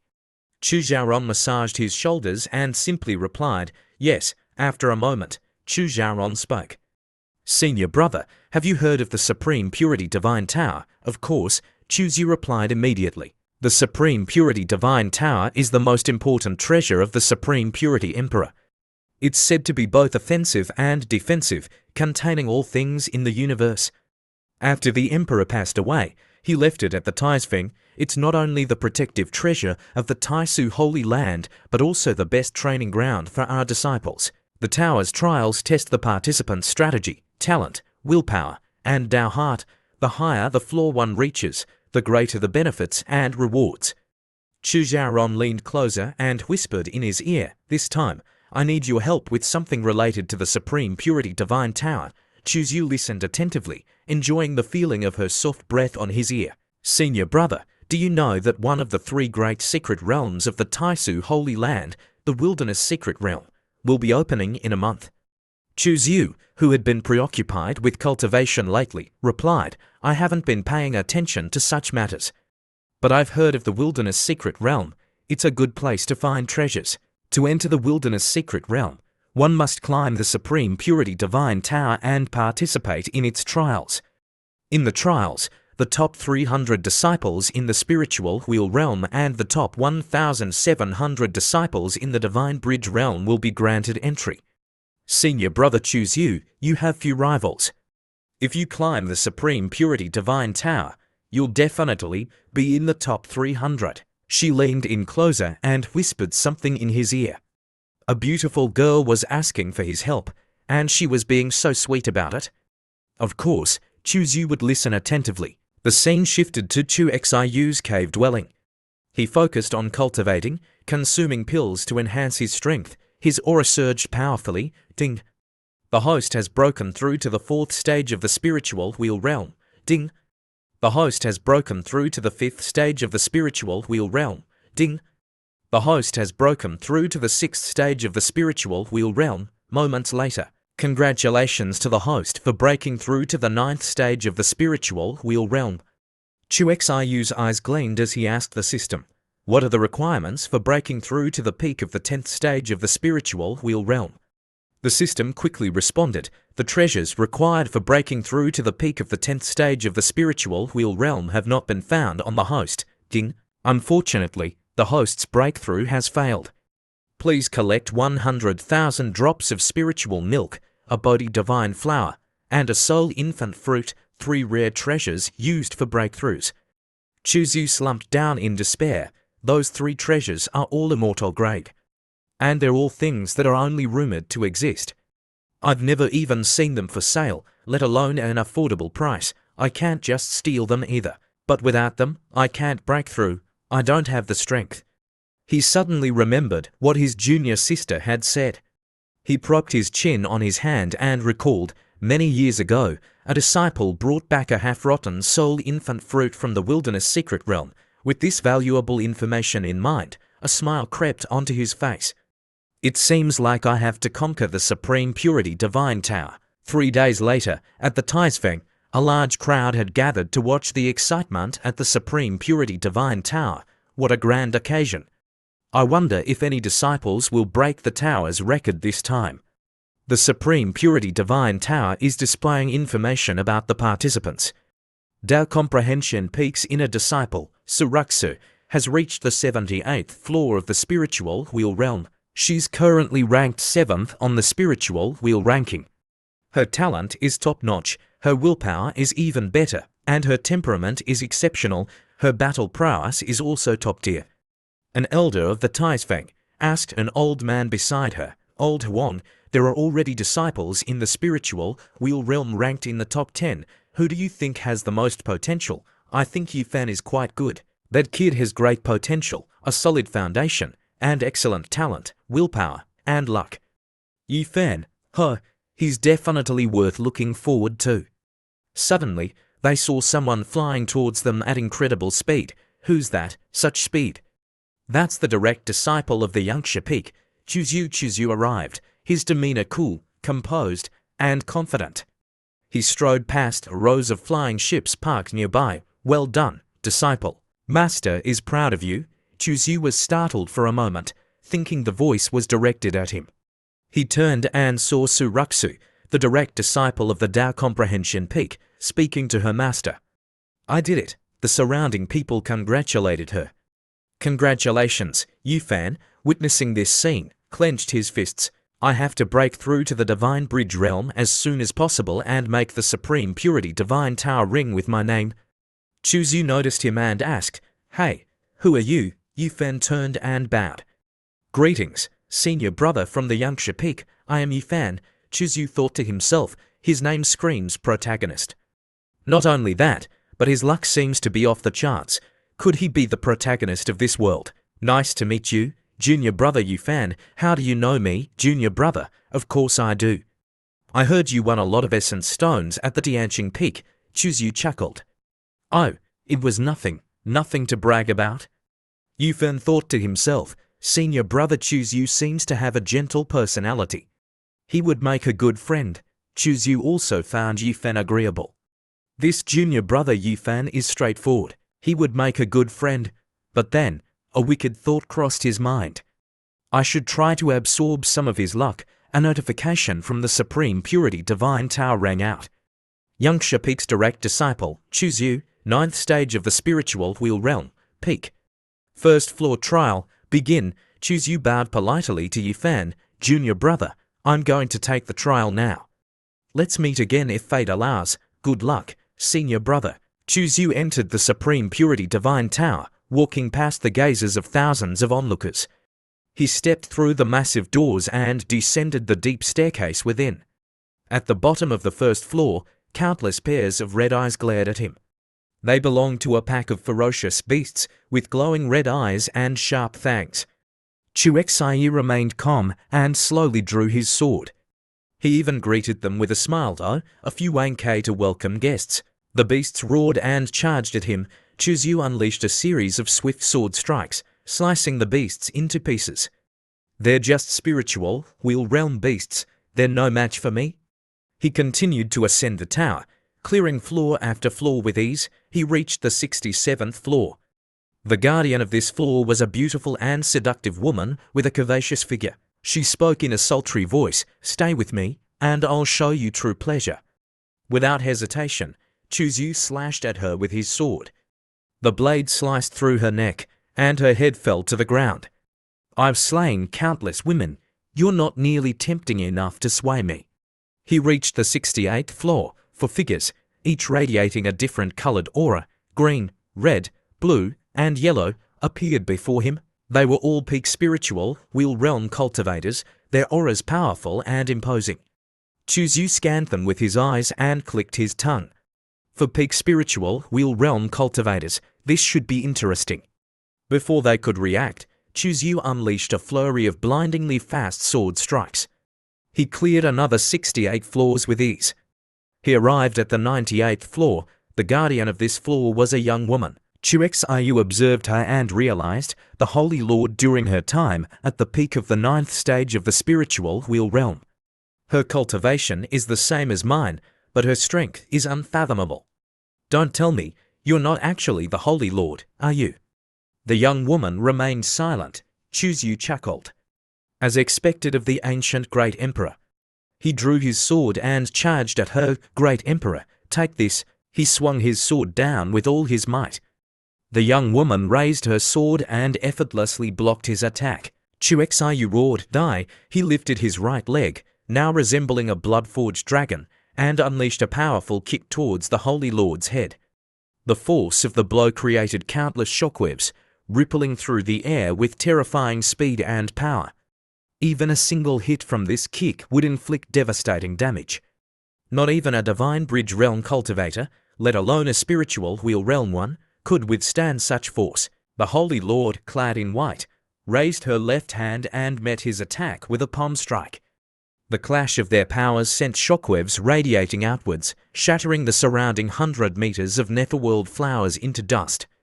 Even the ground beneath them cracked and caved in, forming a perfectly smooth crater hundreds of meters wide. Chu Xiu was sent flying backwards, soaring through the air for over 10 meters before crashing to the ground. The Holy Lord took half a step back. Chu Xiu picked himself up and stared at her, his face filled with disbelief. How is this possible? He had pushed his wild ancient physique to its limit, yet he was still sent flying by someone at the same cultivation level using only physical strength. It defied logic. Even if his opponent was a great emperor, this shouldn't be possible. Were great emperors this strong in their youth? As Chu Xiu pondered how to defeat her, the Holy Lord vanished from his sight. In a flash, she reappeared right in front of him. Chu Xiu reacted instantly, his muscles bulging as his body surged with power. He resembled a primordial dragon, brimming with boundless might. Bring it on. Even if you were a great emperor in your prime, you will fall today. Their fists collided, unleashing a torrent of energy. Chu Xiu felt his arm go numb, his bones creaking as if they were about to shatter. The Holy Lord channeled her spiritual energy into her other hand and threw a punch towards Chu Xiu's chest. Chu Xiu's eyes blazed with fighting spirit. A blood-red sword mark appeared on his forehead, a trade, a life for a life. Either you die, or I do. This is my way of the sword. The Holy Lord's fist connected. Chu Xiu felt a sharp pain as her fist pierced through his chest. Crimson blood splattered from his back, but in that instant, Chu Xiu's hand shot out, clamping down on the Holy Lord's neck with bone-crushing force. If not for the skin and flesh still connecting her head to her body, it would have flown off. What the? The Holy Lord thought in shock. Is he hacking? I used my sword intent, yet his physical body withstood it. Xiu released his grip and took 2 steps back, staring at her with an unreadable expression. The wound on the Holy Lord's neck healed at an astonishing speed. Xiu's injuries were also rapidly regenerating. A notification rang out, 98th floor cleared. Suddenly, a beam of golden light enveloped Xiu, and he vanished. The field of netherworld flowers quickly returned to their former glory. Xiu found himself transported to a different space. 99th floor trial, begin. He opened his eyes and found himself standing in a vast plaza, as large as a football field. It was completely white, except for stone tablets in front of him, each engraved with a different symbol: a shield, a sword, a saber, and a fist. Xiu clutched his head, trying to remember what had just happened. Who was I fighting just now? He rubbed his forehead. All I remember is being on the 98th floor and fighting a life-or-death battle against a powerful opponent. I don't remember anything else. He shook his head. Now's not the time to think about that. He approached the stone tablets. From left to right, they were engraved with the symbols of shield, sword, saber, and fist. So, I have to choose one? He stopped in front of the second tablet from the left and extended his right hand. This one. The stone tablet flashed with golden light, and Xiu was transported to another space. He found himself facing a vast, churning ocean. The waves roared with terrifying power, each crest towering hundreds of meters high. The sheer might of the ocean could crush a person's soul, leaving them frozen in fear, desperate to escape. Within half a day, comprehend the sword techniques and sword intents contained within this space. The more you comprehend, the higher your evaluation. The deeper your comprehension, the higher your score. Xiu's eyes widened in shock. What is this place? The black ocean before him was unlike anything he had ever seen. Each drop of water seemed to contain a different sword technique, each wave a complete sword intent. The sheer vastness of it all was beyond comprehension. How many sword techniques and sword intents are there? It's like trying to count the grains of sand in the Ganges River. The terrifying power of the great emperor's technique left him speechless. Xiu sat down cross-legged and muttered, "System, consume my breakthrough points to learn the sword techniques and sword intents." Notifications flooded his mind, initiating, consuming breakthrough points to learn sword techniques and sword intents. Congratulations to the host for mastering 5 sets of sword techniques and sword intents. Congratulations to the host for mastering 35 sets of sword techniques and sword intents. Congratulations to the host for mastering 100 sets of sword techniques and sword intents. Some time later. Congratulations to the host for mastering 1,000 sets of sword techniques and sword intents. Ding! Your final score is 1,000 sets of mastered sword techniques and sword intents. Xiu thought to himself, this life is a little different. I have the system's breakthrough function, the wild ancient physique, and the heavenly slaughter sword intent. I need to maximize their potential. The wild ancient physique grants me unparalleled physical strength, while the heavenly slaughter sword intent grants me unmatched sharpness. How can I combine these two to create the most powerful attack? His mind raced, searching for the answer. Suddenly, it hit him. Xiu opened his eyes, his pupils resembling a churning sea of blood. A heavy sword? Only a heavy sword can fully unleash the potential of both the heavenly slaughter sword intent and the wild ancient physique. Time seemed to stand still as his thoughts raced. Or perhaps a moment had passed, or a year, or even 1,000 years. He stood up and raised his right hand. In that instant, a massive heavy sword, 3,000 meters long and half a meter wide, materialized in his hand. Xiu grasped the hilt and couldn't help but exclaim, "It's so heavy. It must weigh tens of thousands of kilograms." He hefted the sword, its weight seemingly defying gravity. With a mighty roar, he swung the sword downwards, as if to cleave the world in two. The black ocean churned violently. A massive gash, stretching for hundreds of meters and seemingly bottomless, appeared in the water. The water within the gash vanished, replaced by swirling purple and crimson energy. Ding! Myriad transformations, first style, annihilation of all things.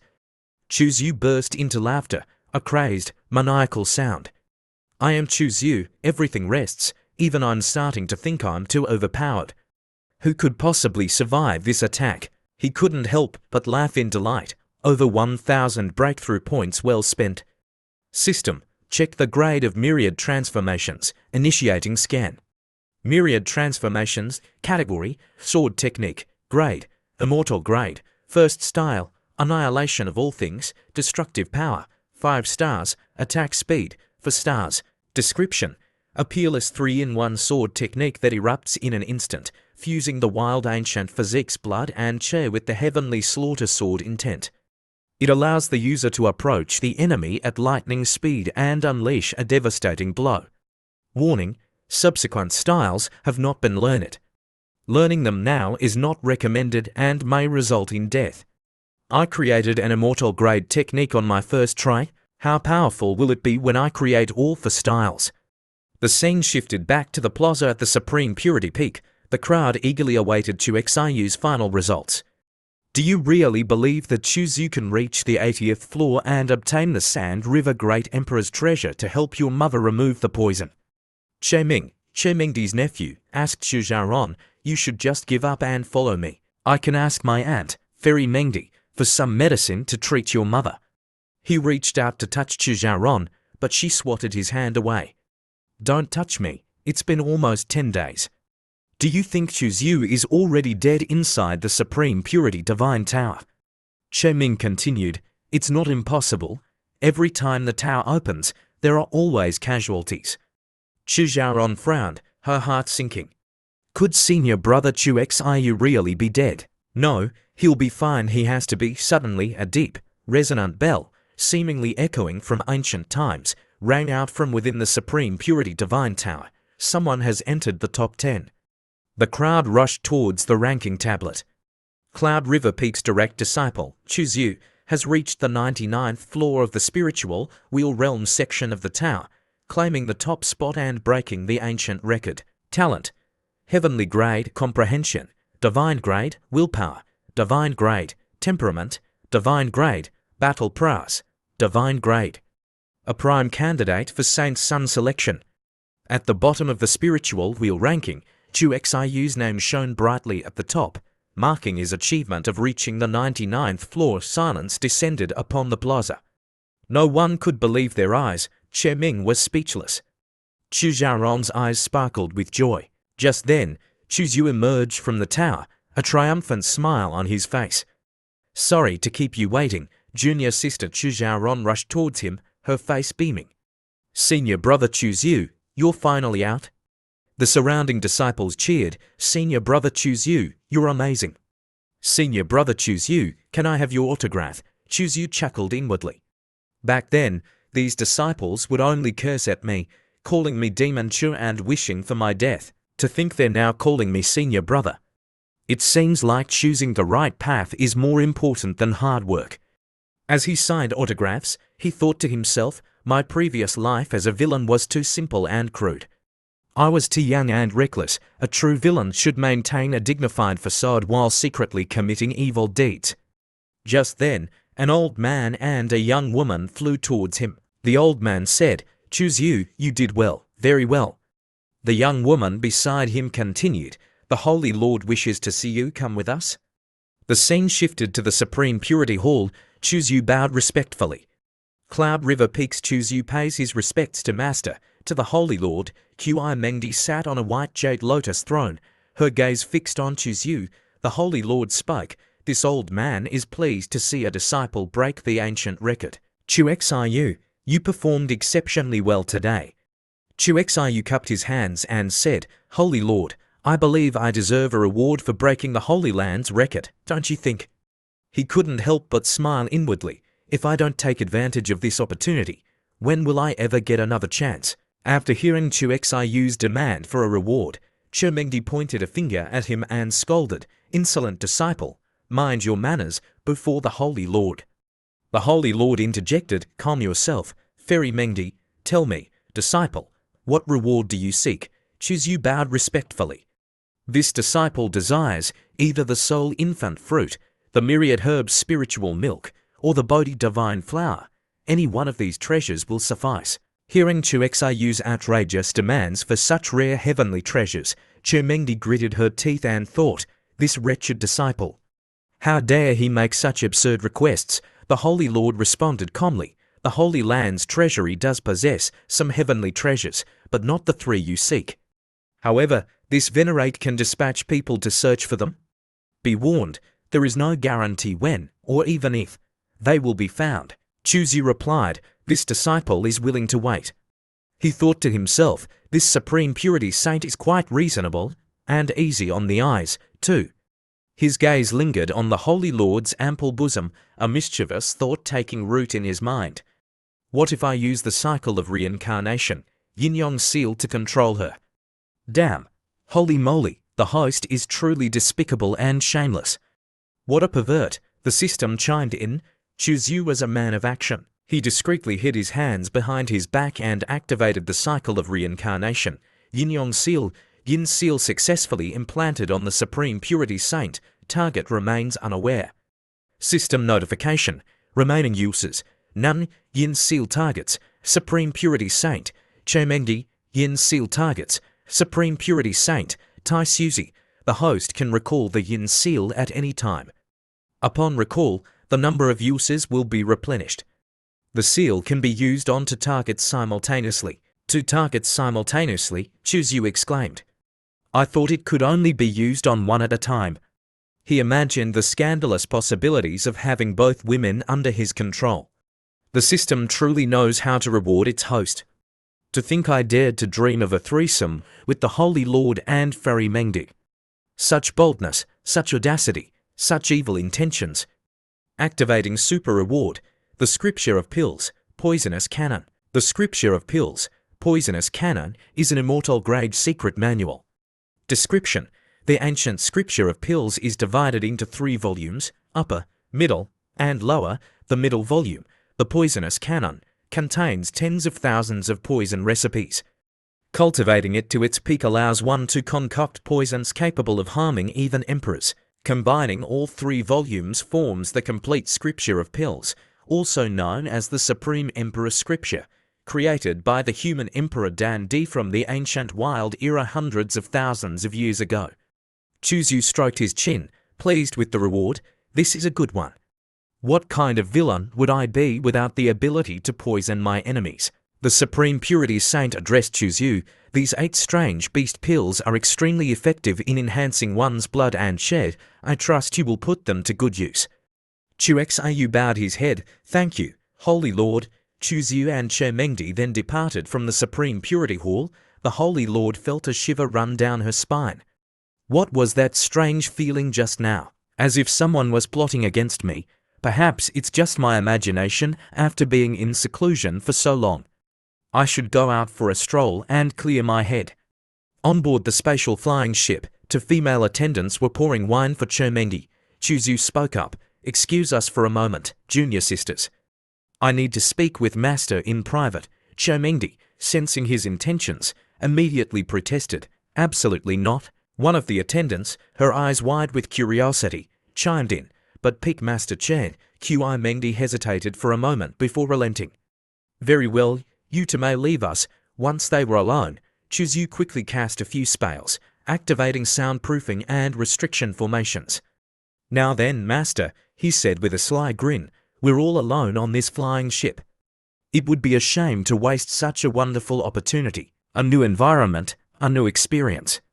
Let's enjoy ourselves, shall we, you wretched disciple? Chu Mengdi exclaimed, you dare to coerce me. Do you truly see me as nothing more than a tool for your own gratification? Chuzi leaned in close, his gaze intense. Is that all I am to you, Master? A villain, are you not? She retorted. You certainly act the part. Chuzi reached out and gently removed her mask. Would you like to regain your cultivation, Master? Of course, I would. Chuzi examined the mask in his hand. This is quite something. It completely conceals one's cultivation. Even the Supreme Purity Saint, a Saint King, couldn't see through it. You sealed my cultivation. Chu Mengdi whirled around, her face flushed with anger. Your methods are quite impressive. I'll give you that. You did those things to me. She stammered, her face turning crimson. Your body. It should have the distinctive scent of the heavenly fragrance body, but you concealed it so well. Even the Holy Lord didn't notice, despite her harsh words. Chermengdi was secretly relieved that he had taken such precautions. Otherwise, their secret would have been exposed. You mentioned restoring my cultivation, she said cautiously. Of course, Chuzu replied without hesitation. Anything for you, master. What are your conditions? You're never this generous. If you were a good person, the entire world would be doomed. Chuzu presented her with a box containing a pair of long, black stockings. First, master, try these on. Chermengdi had never seen such a thing before. What are these? Chuzu teased her playfully. Just put them on, master, you'll be rewarded. Trusting him, Chermengdi slipped on the stockings. The sight of her long, slender legs encased in black lace was incredibly alluring. Chuzu reached out and caressed her leg. Wretched disciple, Chermengdi yelped, swatting his hand away. What do you think you're doing? Chuzu grinned mischievously. Now, master. Wretched disciple, don't you mean darling? Chermengdi's face turned even redder. Don't be ridiculous. I'd rather die than call you that, Chuzu chuckled. Still playing hard to get, I see. Just wait, you'll be begging for it soon enough.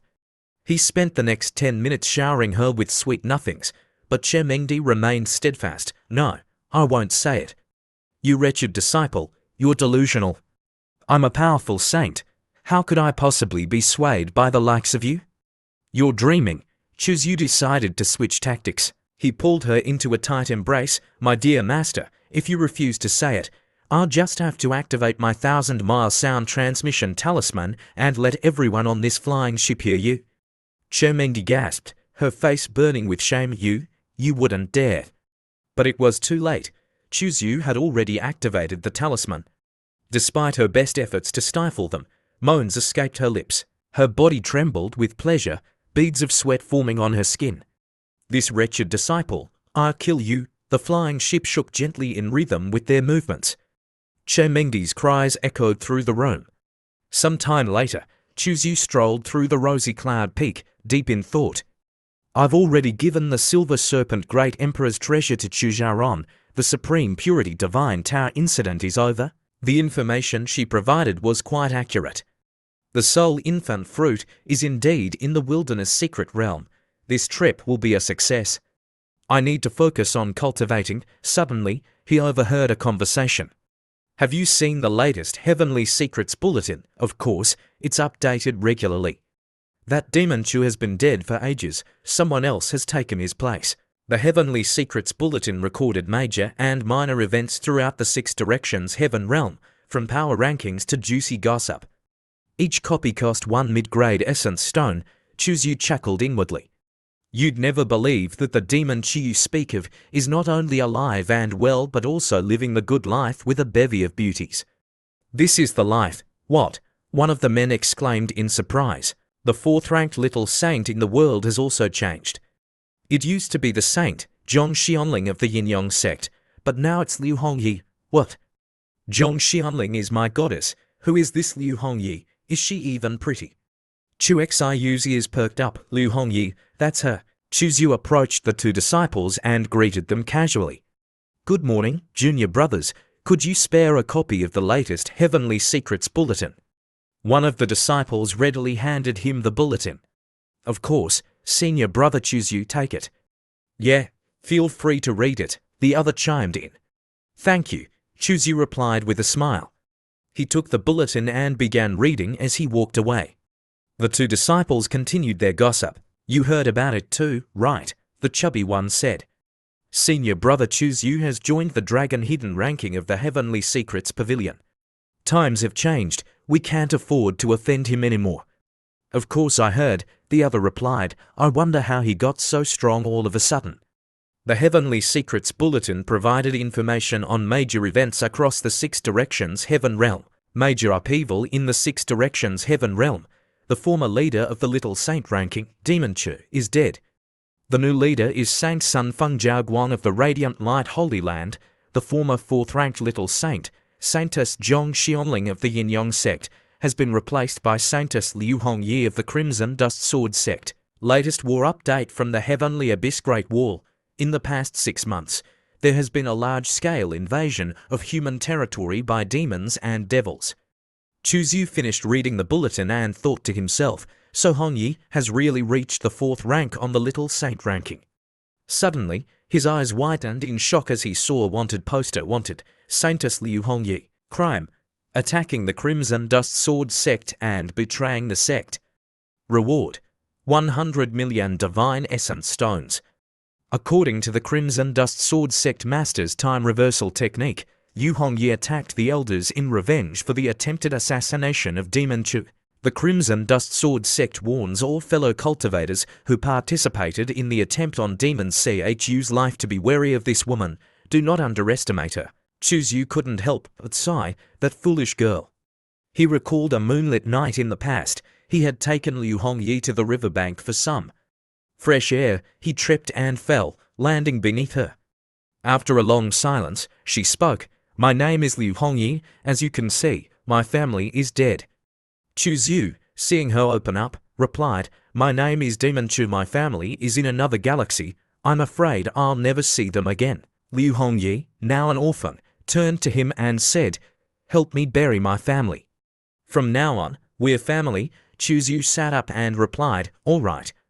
They sealed their pact with a high five, so it's settled. We're family now. Back in the present, Chu Yu used his 1,000-mile sound transmission talisman to contact Taiyao, junior sister Taiyao. I need your help. Can you find someone for me? Chu Yu stood in the courtyard outside his cave dwelling, gazing at the bright moon in the night sky. Bathed in moonlight, he looked particularly lonely. He waited patiently for Taiyao. She arrived soon after. Senior brother, a beautiful figure emerged from the shadows. She wore a long pink dress that accentuated her curves. The moonlight illuminated her delicate features, making her appear even more breathtaking. A gentle breeze rustled her dress. Taiyao approached gracefully, a sweet smile on her face. Senior brother, why are you standing here alone, gazing at the moon? Is something troubling you? Chu Yu shook his head with a melancholic expression. I'm feeling a little homesick, now that you mention it, Taiyao said. It's been over 35 years since you arrived at the Cloud River Peak. She recalled the events of 35 years ago. The Cho Mountain County had been attacked by demons, resulting in the deaths of over half the human population. Chu Xiu's father, the county lord, and his mother had fought bravely against the demons, protecting the civilians as they retreated. Both had died in battle. Chu Yu, only 3 years old at the time, had miraculously survived and been brought back to the Holy Land by their master. Time flies. It's been over 35 years. Senior brother, you were so lucky to escape the demons at such a young age. As the saying goes, those who survive a great calamity are destined for great fortune. Your fortune is yet to come. Seeing the sadness in Chu Xiu's eyes, Taiyao felt a pang of sympathy. She reached out and took his hand. Senior brother, Cho Mountain County may be your birthplace, but the Holy Land is your home now, master, and I are your family. You can come to us anytime. Chu Yu felt comforted by her touch. He smiled gently. Thank you, junior sister, I will. He thought to himself, why wouldn't I come? A beautiful girl is inviting me. A mischievous thought crossed his mind. To be near a beautiful girl and not touch her is foolish. One might as well shave one's head and become a monk. Why be near a beautiful girl if you're not going to touch her? He patted and stroked her soft shoulders, a mischievous glint in his eyes. You are all my precious possessions. His gaze turned cold as he thought to himself, 35 years ago, the tool known as Chu Yu didn't survive by luck.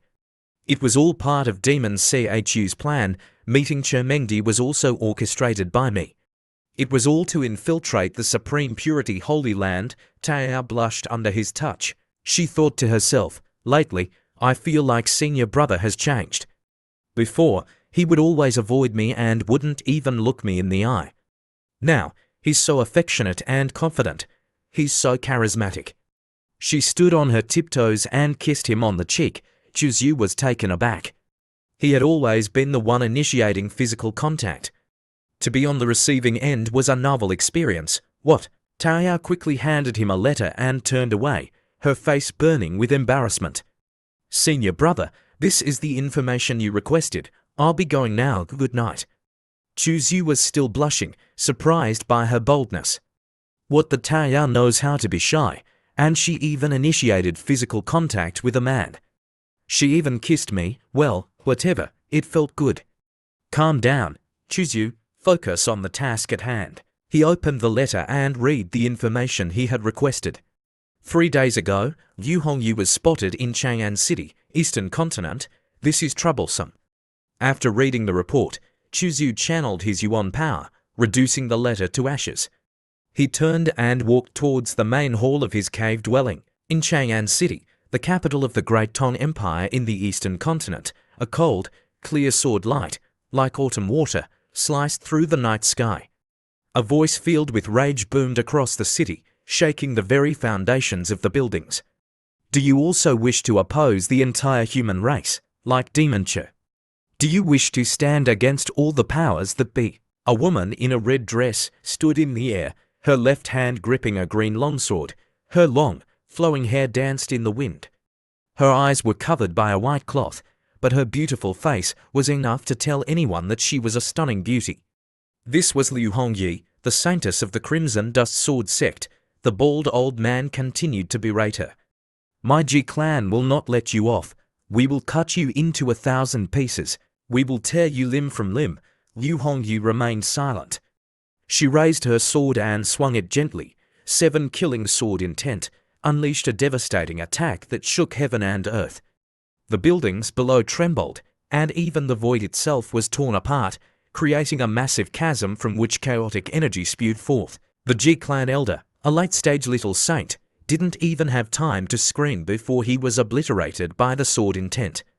The elder, his white beard and hair disheveled, died with his eyes wide open. His robes were soaked in blood. A figure clad in black appeared beside Liu Hongyi. What are you going to do next? I will kill everyone, she replied coldly. Are you truly willing to make enemies of the entire world for him? If he is the enemy of the world, then I am the enemy of the world. If he is a Buddha, I will help him save all sentient beings. If he is a demon, I will help him slaughter the world. The next day, Chu Yu was in his cave dwelling, studying the scripture of pills, poisonous canon and the 9-character mantra. Movement secret art, a golden book radiated a powerful aura. I haven't had a chance to cultivate the techniques I learned from the Supreme Purity Divine Tao yet. This secluded place is perfect for practicing. 9-character mantra, movement secret art, also known as the 9 secrets, is the most powerful secret art in the world. Mastering all 9 secrets grants invincibility. The movement secret art is the fastest movement technique in existence. Cultivating it to its peak allows one to break through most formations and seals, rendering one immune to control. Its drawback is its difficulty. It requires immense talent and mental fortitude to master. Days turned into nights, and nights turned into days. 3 days later, Chu Yu exhaled a breath of air that dispersed the surrounding mist. The movement secret art is truly difficult to master. After 3 days, I've only grasped a sliver of its essence. He stood up and dusted off his black robe. As he turned, his eyes narrowed as he sensed someone approaching. Who's there? A woman, wearing the distinctive purple robes of the Tao Comprehension Peak, stood less than 20 meters away, a playful smile on her face. She was average-looking, but she possessed a certain charm. Her ample bosom heaved with each breath, and her dress was so long that it hid her feet. In terms of figure, she even surpassed his master. Chu Yu had sensed her arrival 2 days ago. He was merely putting on a show of vigilance for her benefit. Thanks to the cycle of reincarnation, Yin-Yong's seal implanted within her, he knew exactly who she was. This is the Cloud River Peak. I mean you no harm, she said, her eyes scanning him up and down. I am Hua Luofei, an elder of the Tao Comprehension Peak. Are you Chu Yu? This place is Cloud Mist Peak. I will not harm you. The charming woman, her face as bright as a flower, assessed Chu Yu up and down. I am Hua Luofei, the elder of Daoyuan Peak. You are Chu Yu, aren't you? Chu Yu saw a seal on Hua Luofei's chest. In Chu Xiu's head, he secretly thought, Hi, that's strange. Why does this person have the seal? Could it be that Tai Suzy changed her face to come see me? How interesting. In Chu Xiu's eyes, Vigilance slightly clasped his hands, bowing his head. Chu Zhu has met Elder Hua.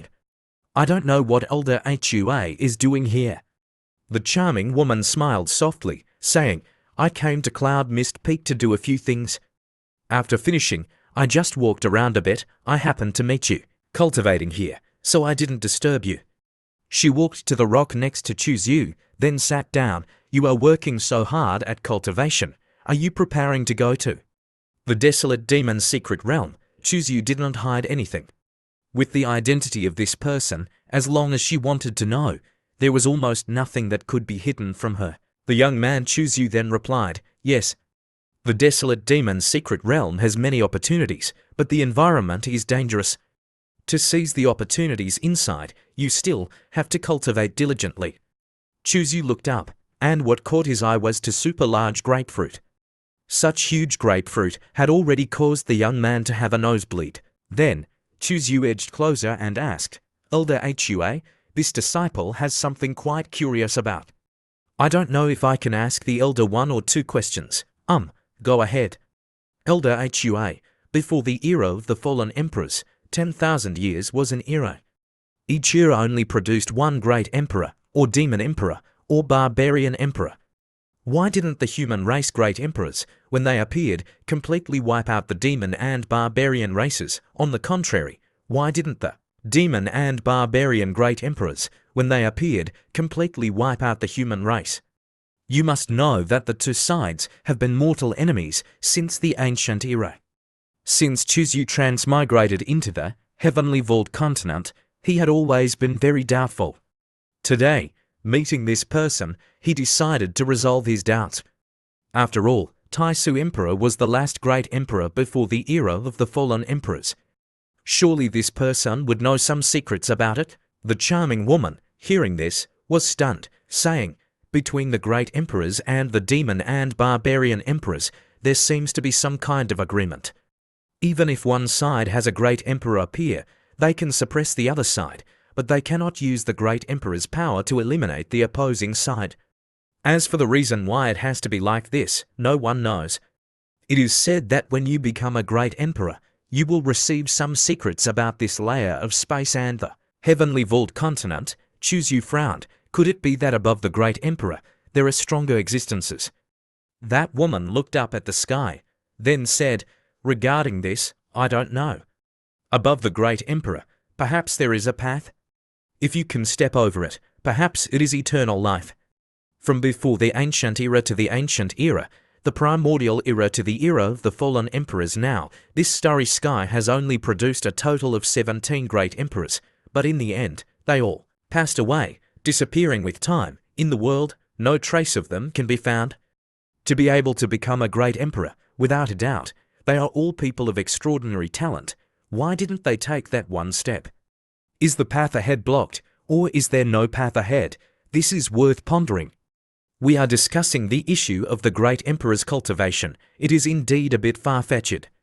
Seeing that woman standing up, Chu Zhu shamelessly then asked, Sister Hua, are you preparing to return? The charming woman, being called sister by Chu Zhu, was stunned, but didn't refute it, softly smiling, saying, I'm going back.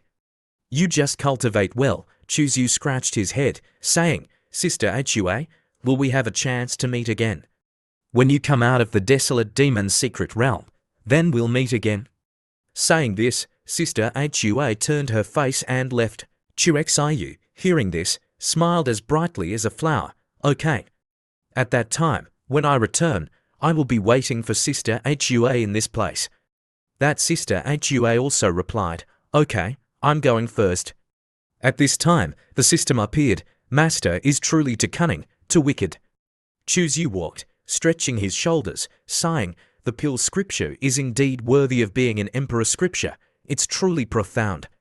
I've researched it for so many days, and I can only barely touch the threshold, and the traveling self-secret, damn it, it's too difficult to comprehend, it takes too much effort. Or should I find the master to ask for more cultivation resources?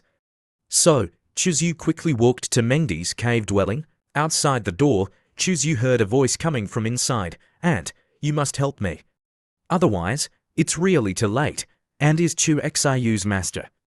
As long as she says one sentence, asking him to give the great Emperor silver sand. He will definitely give it. Chu Xiu, hearing this, then exclaimed once, because he knew that there was a good show happening. Che Ming, it's not that I'm not helping you. Even if I am Chu Xiu's master, I can't ask him for things without a reason. Standing outside the door, looking at the Che Ming inside, Chu Xiu pondered. This is the master's nephew, who always clings to Chu Xiaoran, junior sister. I thought he was very powerful, but looking at his appearance, he's just a pathetic nephew. For his nephew, he wants the great Emperor Silver Sand so much, why don't I help him a little? Chu Xiu, with his hands clasped behind his back, majestically walked in, then asked loudly, tomorrow, do you want the great Emperor Silver Sand?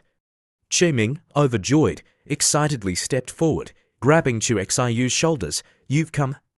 Is the great Emperor Silver Sand still in your hands? Chu Xiu then replied, it's still in my hands. These past few days, I've been in seclusion, so I haven't met Xiaoran, junior sister.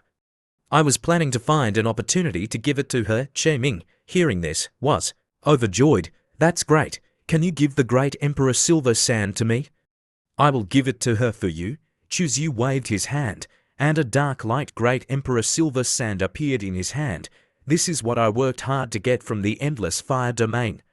Che Ming, seeing the great Emperor Silver Sand, secretly thought, if I can buy this great Emperor Silver Sand, I will become the only person on the heavenly vault continent to possess this thing. After that, he thought of the scene of Chu Xiaoran kneeling down, begging. At that time, Chu Xiaoran, to save her mother, would have to beg me.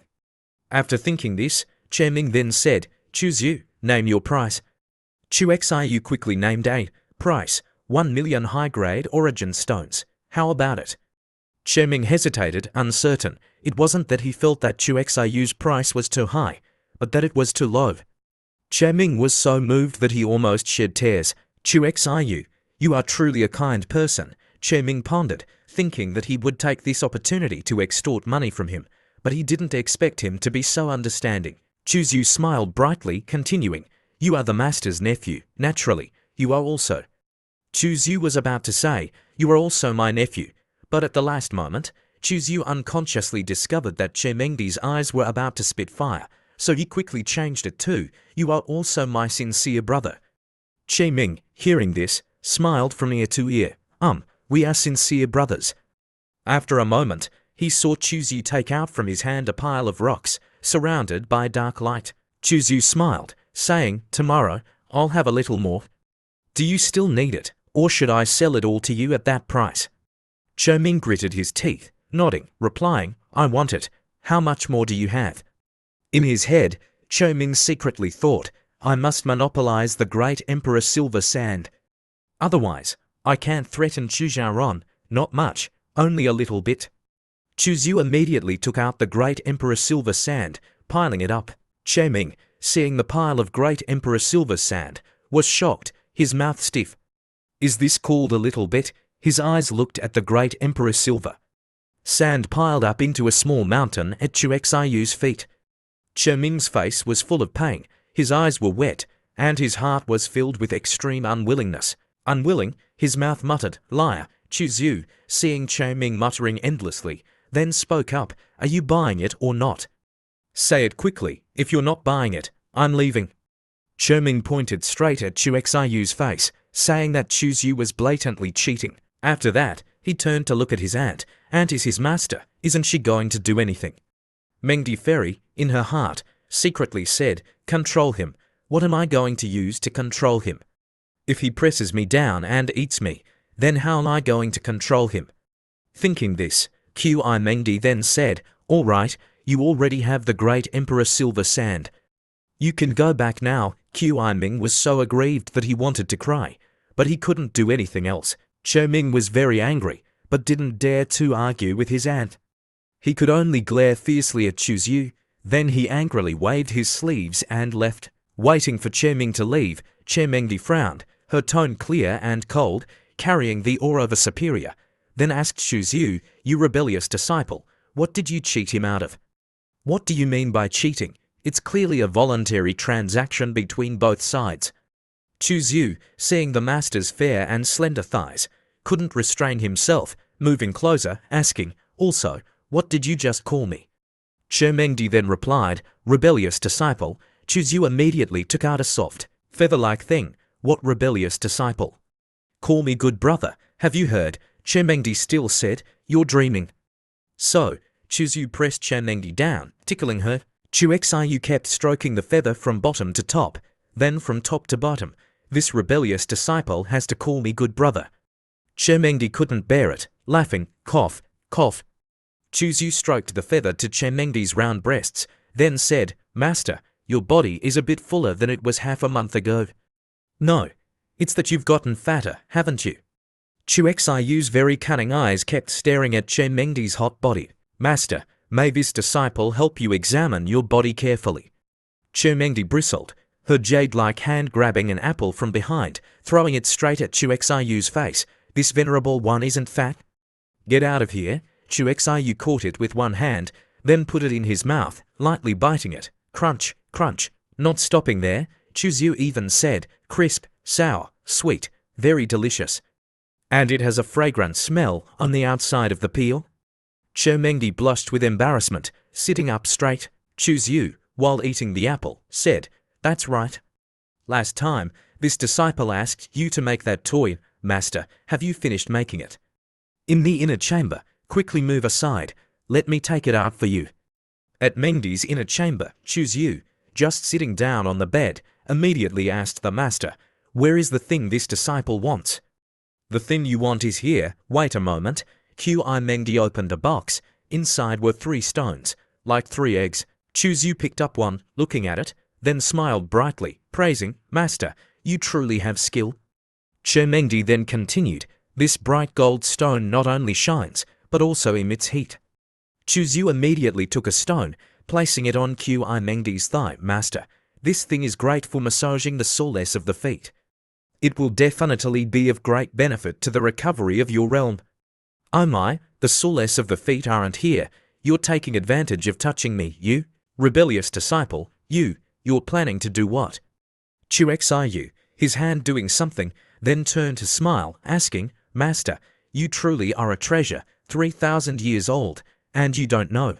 The stone had already been placed by Chuzyu, and Chermengdi then exclaimed, "You rebellious disciple, so you told me to make this to torture me."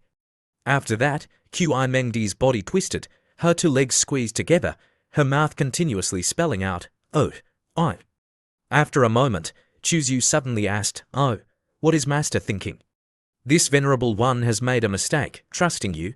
At that moment, the system interface popped up.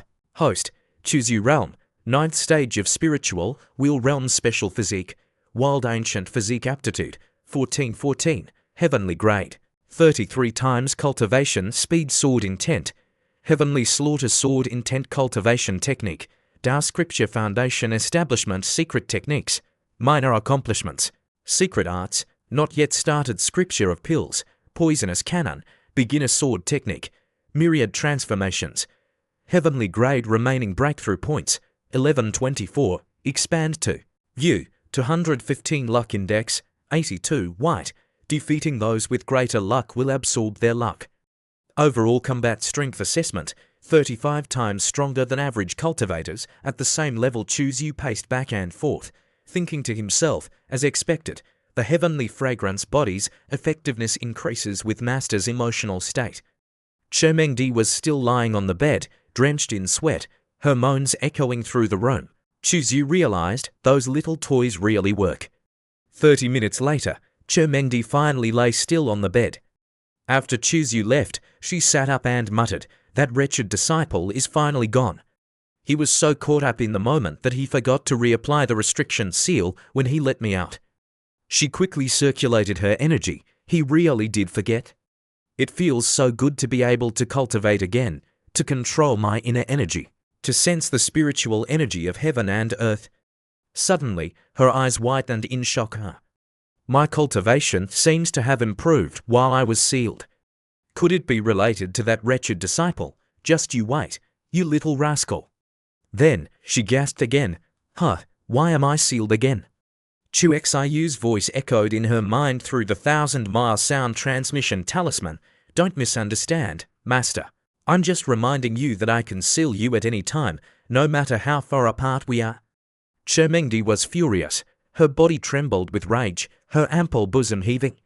She stormed over to a bookshelf and pulled out a straw doll resembling Chuzyu. Die.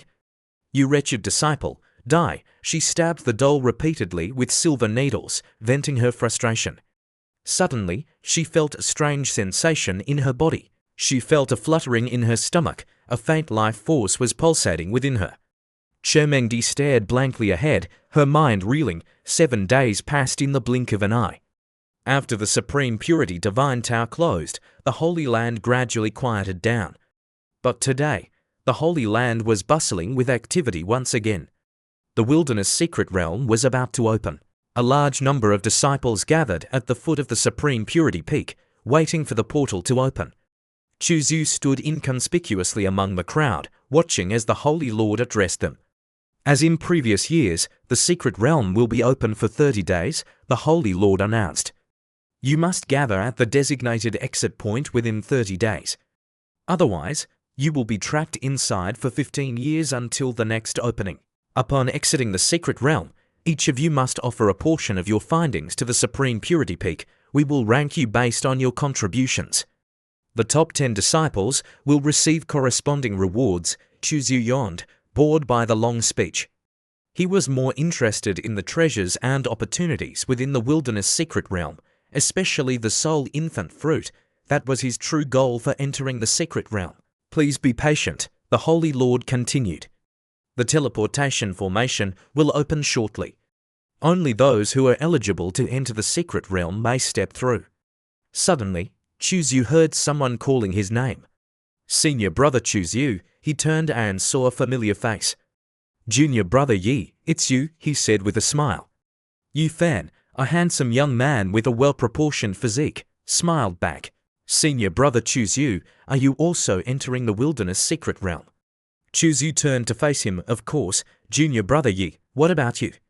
He couldn't help but feel a sense of foreboding. Entering a dungeon with a protagonist-type character never boded well.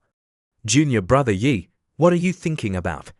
He asked, noticing Yi Fan's dazed expression. Is something wrong? Yi Fan scratched his head. Oh, it's nothing. Senior brother, you go ahead. Yi Fan's master's voice echoed in his mind. Find an opportunity to kill Chuzyu while you're inside the secret realm. Yi Fan's body trembled as he glanced at Chuzyu in the distance. Make it clean, don't leave any traces. It's best if he dies in the jaws of a wild beast. That way, even if the Holy Lord investigates, he won't find anything.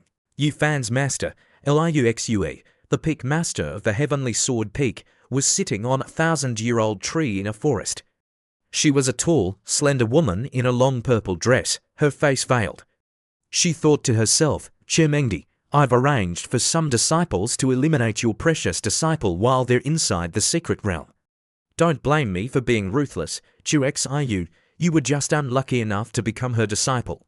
Suddenly, a flying ship passed overhead. Senior brother Ziyu Feng, Zhonglingyan, a disciple of the Heavenly Sword Peak, said, Chuxiu is your fellow disciple.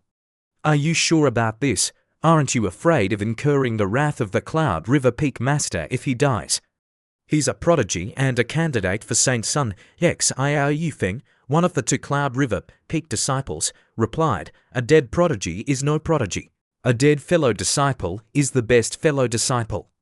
Besides, Chuzyu has been making enemies everywhere lately. Eliminating him is the best solution. Liuxue, overhearing their conversation, thought to herself, it seems I'm not the only one who wants Chuxiu dead. As expected, that slut Chermengdi is up to no good. None of her disciples are any better. The scene shifted back to Chuzyu. Senior brother Chuzyu, senior brother Chuzyu, sister Zhaoran, why are you here? Tao exclaimed in surprise, what are you doing here? Chu Zhaoran, who was standing behind him, replied, I'm here to see you off, of course. Chuzyu turned to face them. What brings you to here, junior sisters? The host is quite popular with the ladies, the system chimed in. Are you planning to build a harem?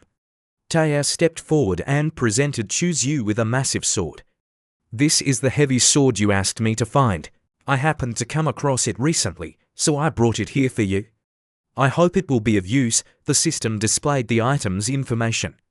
Tyrant Dragon Sword Type, Heavy Sword Grade, Earth Grade Function, absorbs Yuan power or true Yuan power to increase attack power. Description: forged from the spine of a tyrant dragon beast, this sword is extremely durable and heavy. It is a powerful weapon, but those with insufficient physical strength will suffer backlash and risk collapsing their blood and chest. Excellent. Chuzu swung the sword experimentally, creating a gust of wind that sent nearby trees crashing to the ground. I'm very satisfied, thank you, junior sister. I'm glad you like it, Taya said with a smile. Be careful in the wilderness secret realm, senior brother. The secret realm only opens once every 15 years, and it's teeming with demons and wild beasts. Don't take unnecessary risks. Chuzu ruffled her hair. Thank you for your concern, junior sister. I'll be careful.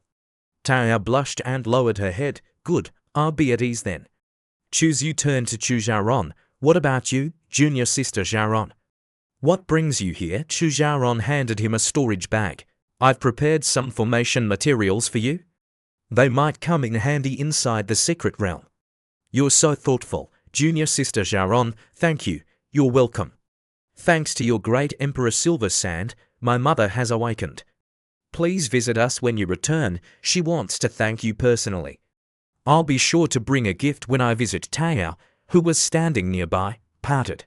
At that moment, the teleportation formation activated. The teleportation formation is open, the Holy Lord announced. All eligible disciples enter the formation. Chuxu bowed to the two women. I'll be going now, junior sisters. Taya stomped her foot and pouted. Senior brother, you're so mean. You're leaving so soon. I haven't finished talking yet, Chu Xiaoran chuckled. There's something senior brother Chuzu needs in the secret realm. It's only natural that he's eager to enter. Taya's face darkened, her eyes flashing with undisguised jealousy. She was no longer the sweet, innocent girl she had been in front of Chuzu. Chu Xiaoran, stay away from my senior brother. Don't pretend you know him so well. Junior sister Taya, what do you mean? Chu Xiaoran frowned. Senior brother Chuzu and I are just friends. Why should I stay away from him? She stepped closer to Taya and raised an eyebrow. There's no need to be so jealous, junior sister. Anger will only aid you faster. Jealous, me. You're acting like a jealous lover. No wonder senior brother Chuzu ran away so quickly. Taya glared at her, her aura flaring. Even the surrounding male disciples felt intimidated. Chu Xiaoran, are you trying to provoke me? Inside the wilderness secret realm, the disciples marveled at their surroundings. Wow, this place is huge. My master told me that the wilderness secret realm is about 10 million miles in diameter, 1/20th the size of the southern region. But it feels even bigger than that. With such a vast area, there must be countless opportunities. Anyone want to form a treasure hunting team? Chuzu stroked his chin, deep in thought. Should I find Yufen and team up with him? Maybe I can benefit from his protagonist aura and increase my chances of finding treasures. Suddenly, someone pointed at him and shouted, "There's Chuzu." Let's get him. Chuzu gritted his teeth. What the hell? Did I offend someone? I haven't done anything to anyone. You're so spineless, the system mocked. The large group of disciples, armed with weapons, charged towards him. I can't fight them all, Chuzu thought in panic. Retreat is the best option. He waved his hand, and a black flying ship, the size of his finger, appeared. It expanded rapidly in the wind, transforming into a vessel 10 meters long and 4 meters wide. Chuzu leapt onto the ship, and it shot into the sky, leaving a trail of black and red energy in its wake. He's escaping, the disciples shouted, pointing at the ship. The bald disciple smirked. Don't worry. Senior brother Zhong Lingyan gave me a tracking compass before we entered. I've locked onto his aura. He can run to the ends of the earth, but he can't escape us. 7 days later, deep within the wilderness secret realm, the soul infant fruit hung amidst a tangle of dark vines. Below, a vibrant green bone cup pulsed with a faint hum, causing the entire mountain to tremble. Rocks crumbled and tumbled down the slopes, sending birds scattering in fright. Chuzu was locked in a fierce battle with a gigantic python, its body stretching over 10 meters long. The beast was at the 9th stage of the Divine Bridge realm. its black scales providing formidable defense. It possessed a trace of Emperor-level demon bloodline and had awakened its intelligence, making it a formidable opponent. They had been fighting for half an hour, and the python was covered in wounds. The ground around them was stained crimson with its blood. Chuzhu continuously utilized the movement's secret art, his movements swift and unpredictable. Whether the python lunged at him with its gaping maw full of fangs or lashed out with its massive tail, he effortlessly dodged every attack. Seizing an opening in the python's assault, Chuzhu gripped the tyrant dragon's sword with both hands. Golden blood surged through his body as he slammed the heavy blade down on the python's head crack. The python's skull shattered, spraying blood and brain matter everywhere. It let out a final, agonizing roar before collapsing to the ground, lifeless. Xiu sheathed his sword and walked over to a nearby cold pond. He plucked a fragrant earth-grade nether-frost lotus from its surface. Do you wish to exchange this item for breakthrough points? Chuzhu immediately chose to exchange. Exchange successful. You have gained 70,000 breakthrough points. Finally, I have 500,000. Chuzhu breathed a sigh of relief. He sat down cross-legged a short distance from the python's corpse. Please choose a skill to upgrade. Sword Intent. Heavenly Slaughter Sword Intent Cultivation Technique. Dao Scripture Sword Technique. Myriad Transformation Secret Art. Movement Secret Art. Scripture of Pills. Poisonous Cannon. Without hesitation, Chuzhu chose the Movement Secret Art. The Movement Secret Art is a high-grade secret art with extreme difficulty. It takes 35 days to complete a minor cycle. Each minor cycle requires 500,000 breakthrough points. Do you wish to proceed with the upgrade? Yes, you will enter seclusion for 35 days to comprehend the 9 secrets. Movement Secret Art. Due to your master's special physique, your cultivation talent has been enhanced, increasing your comprehension of the Movement Secret Art. Movement Secret Art Progress. Initial understanding greater than minor accomplishments for 35 days. Chuzhu immersed himself in the intricacies of the Movement Secret Art. Insights flooded his mind like a bursting dam, causing him to frown in concentration. Fortunately, his understanding of the Movement Secret Art had deepened significantly. He could now utilize it with greater fluency and precision. Chuzhu stood up and activated the Movement Secret Art, instantly teleporting himself 5 kilometers away. After a single breath, he reappeared in his original position. Before the upgrade, the maximum range of his teleportation was 1 kilometer. Now, it had increased to 5 kilometers, and the speed was even faster, as smooth as flowing water and drifting clouds. Chuzhu couldn't help but smile. The 500,000 breakthrough points had been well spent. This seclusion lasted 35 days and consumed 500,000 breakthrough points. Please note that the difficulty of upgrading the Movement Secret Art will increase significantly next time. Movement Secret Art Progress. Minor Accomplishments. Beginner. The Movement Secret Art has been successfully upgraded. It's time to harvest the Soul Infant Fruit. Chuzhu approached the Soul Infant Fruit and examined it carefully. It seems like it's not ripe yet. He sighed in disappointment. The host's luck is truly abysmal, the system taunted. The Soul Infant Fruit is still unripe. You fought that giant spider for nothing. What a shame. The system continued to mock him, laughing at his misfortune. Suddenly, a mischievous smile spread across Xiu's face. A blood-red glint flashed in his eyes before disappearing. Not ripe, you say? Does the great demon Shu have no way to deal with that? Holy crap, the system exclaimed. You're not actually planning to, as expected of you, Demon Shu. Several hours later, Chuzhu was leisurely collecting spirit herbs in a dense forest when a surprised voice called out to him. Senior brother Chuzhu, you're here too. Chuzhu turned around and saw 5 people approaching, 4 men and 1 woman. They were all inner disciples at the Divine Bridge realm. The leader, Chen Mufan, was even at the 8th stage. He carried a large black axe on his back and surveyed the surroundings with a smile. Senior brother Chuzhu, are you alone? Chuzhu took half a step back, his eyes wary. Are you here to kill me? Chen Mufan secretly transmitted his voice to his companions. Suppress your killing intent, don't let him notice. This guy cultivates an extremely powerful movement technique. If he wants to escape, we won't be able to stop him. Wait for the others to arrive, then we'll surround and kill him? Yes, Senior Brother Chen, his companions replied.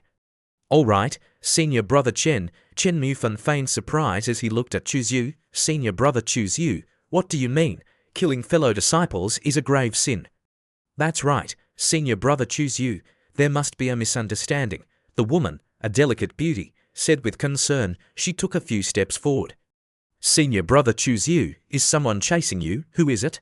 How dare they try to kill a direct disciple? She continued to play the role of a kind and helpful junior sister. Tell us who it is, maybe we can help you. Chu Xiyu's expression softened slightly, but his eyes remained wary. He shook his head and sighed. I don't know who they are. There are just so many people trying to kill me. The woman took his hand. Why don't you join our team, Senior Brother Chuzyu? If we encounter your pursuers, we can help you.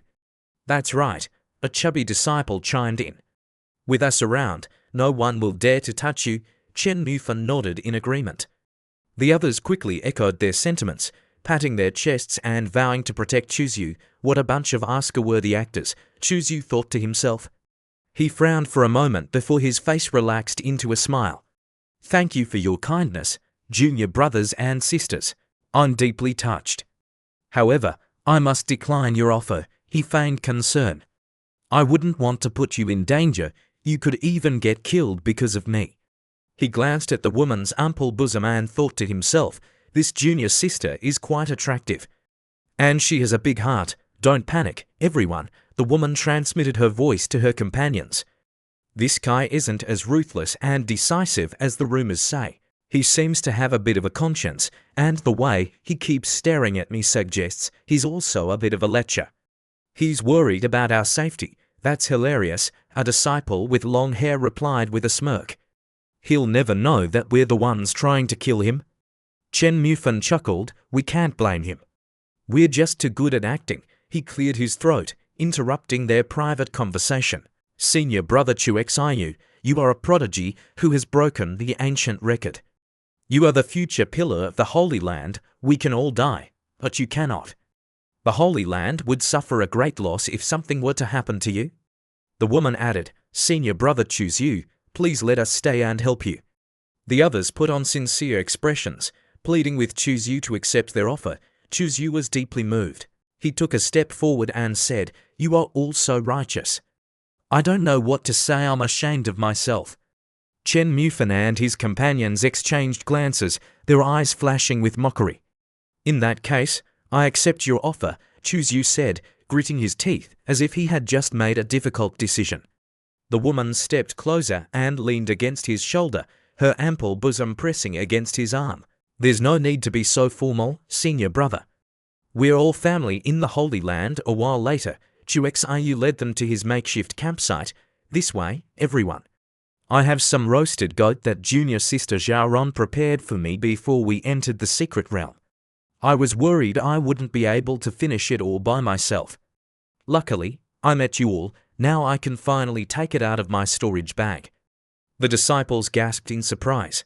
Help yourselves, Chuzyu said as he poured them wine. It's fate that we met. Eat and drink to your heart's content. You're too kind, Senior Brother Chuzyu, Chen Mufan said politely. Chu Xiu raised his glass and drained it in one gulp. The woman with purple hair observed him closely. It seems like the wine isn't poisoned. Chen Mufan took a sip and his eyes lit up. Delicious, Chuzyu chuckled. Of course. This is fine wine I took from Master's cellar. Enjoy it with the roasted goat. A man should eat meat and drink wine. Chen Mufan and his companions drank the wine without any ill effects. Reassured and encouraged by Chu Xiu's hospitality, they began to feast and drink heartily.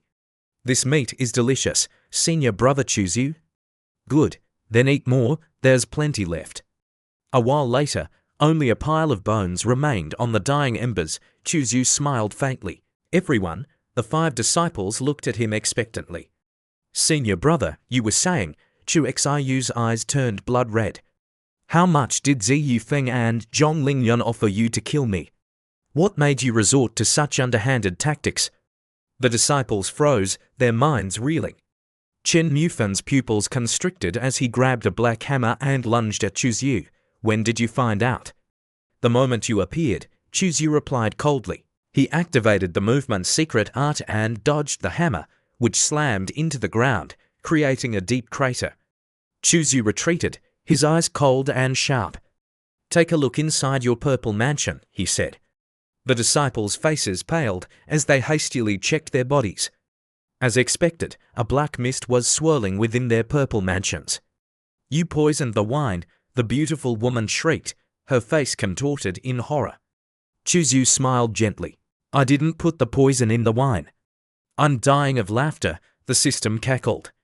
Our poison is absolutely pure, not a drop of wine was added. Chen Mufan's face darkened. You mean? What we drank wasn't wine at all, it was poison. That's right, Chuzyu said, nodding. It's my own special blend, the cycle of sorrow poison. It tastes exactly like wine. How did you like it? Chen Mufan felt his body growing numb. His yuan power circulation was slowing down. You're a monster, a wolf in sheep's clothing. A disciple with a scarred face, his eyes bloodshot, charged at Chuzyu, ready to fight to the death. Chuzyu chuckled. Do you want to live? I can give you a chance. If you don't get the antidote within half an hour, your bodies will turn into blood and water. Then you'll know what it means to be devoured by 10,000 ants. The 5 disciples felt a chill run down their spines. The scarred disciple was already feeling the effects of the poison. A searing pain ripped through his heart, making his face turn pale. What do you want us to do, Chuzyu? Chen Mufan asked. Chuzyu tossed a scroll tied with a string to the woman. Follow the instructions on this scroll. There are 10 antidote pills in this bottle. They will keep you alive for 3 days. Once you've completed the task, I'll give you the permanent cure. The beautiful woman's face was ashen. The poison was starting to take effect. How do we know you'll keep your word? Chuzyu raised 3 fingers to the sky and swore solemnly. I swear on my master's name. If I break my promise, may the heavens curse my master, and may her cultivation never advance. What a jerk, the system thought, swearing on his master's cultivation. At that moment, Qi Mengdi sneezed several times in her cave dwelling. Who's talking about me? She wondered. The disciples exchanged glances and nodded, deciding to trust Chuzyu. We'll do it. But you better keep your word. Chuzyu smiled gently. You have my word. I'll be waiting for good news. Chuzyu left, and less than half an hour later, flying ships began to converge in the forest. Figures leapt from the ships, forming a large group. A male cultivator in purple robes, with sharp eyebrows and bright eyes, stepped forward and frowned. Chen Mufan, what happened? How did you let Chuzyu escape? This was Pingche Jin, an inner disciple of the Heavenly Sword Peak, at the peak of the 9th stage of the Divine Bridge realm. Chen Mufan quickly bowed his head. Senior Brother Ping, please calm down. Over 200 pairs of hostile eyes glared at them, their killing intent so thick it felt like a physical presence. Chen Mufan and his 4 companions paled under their scrutiny. Chen Mufan forced a smile.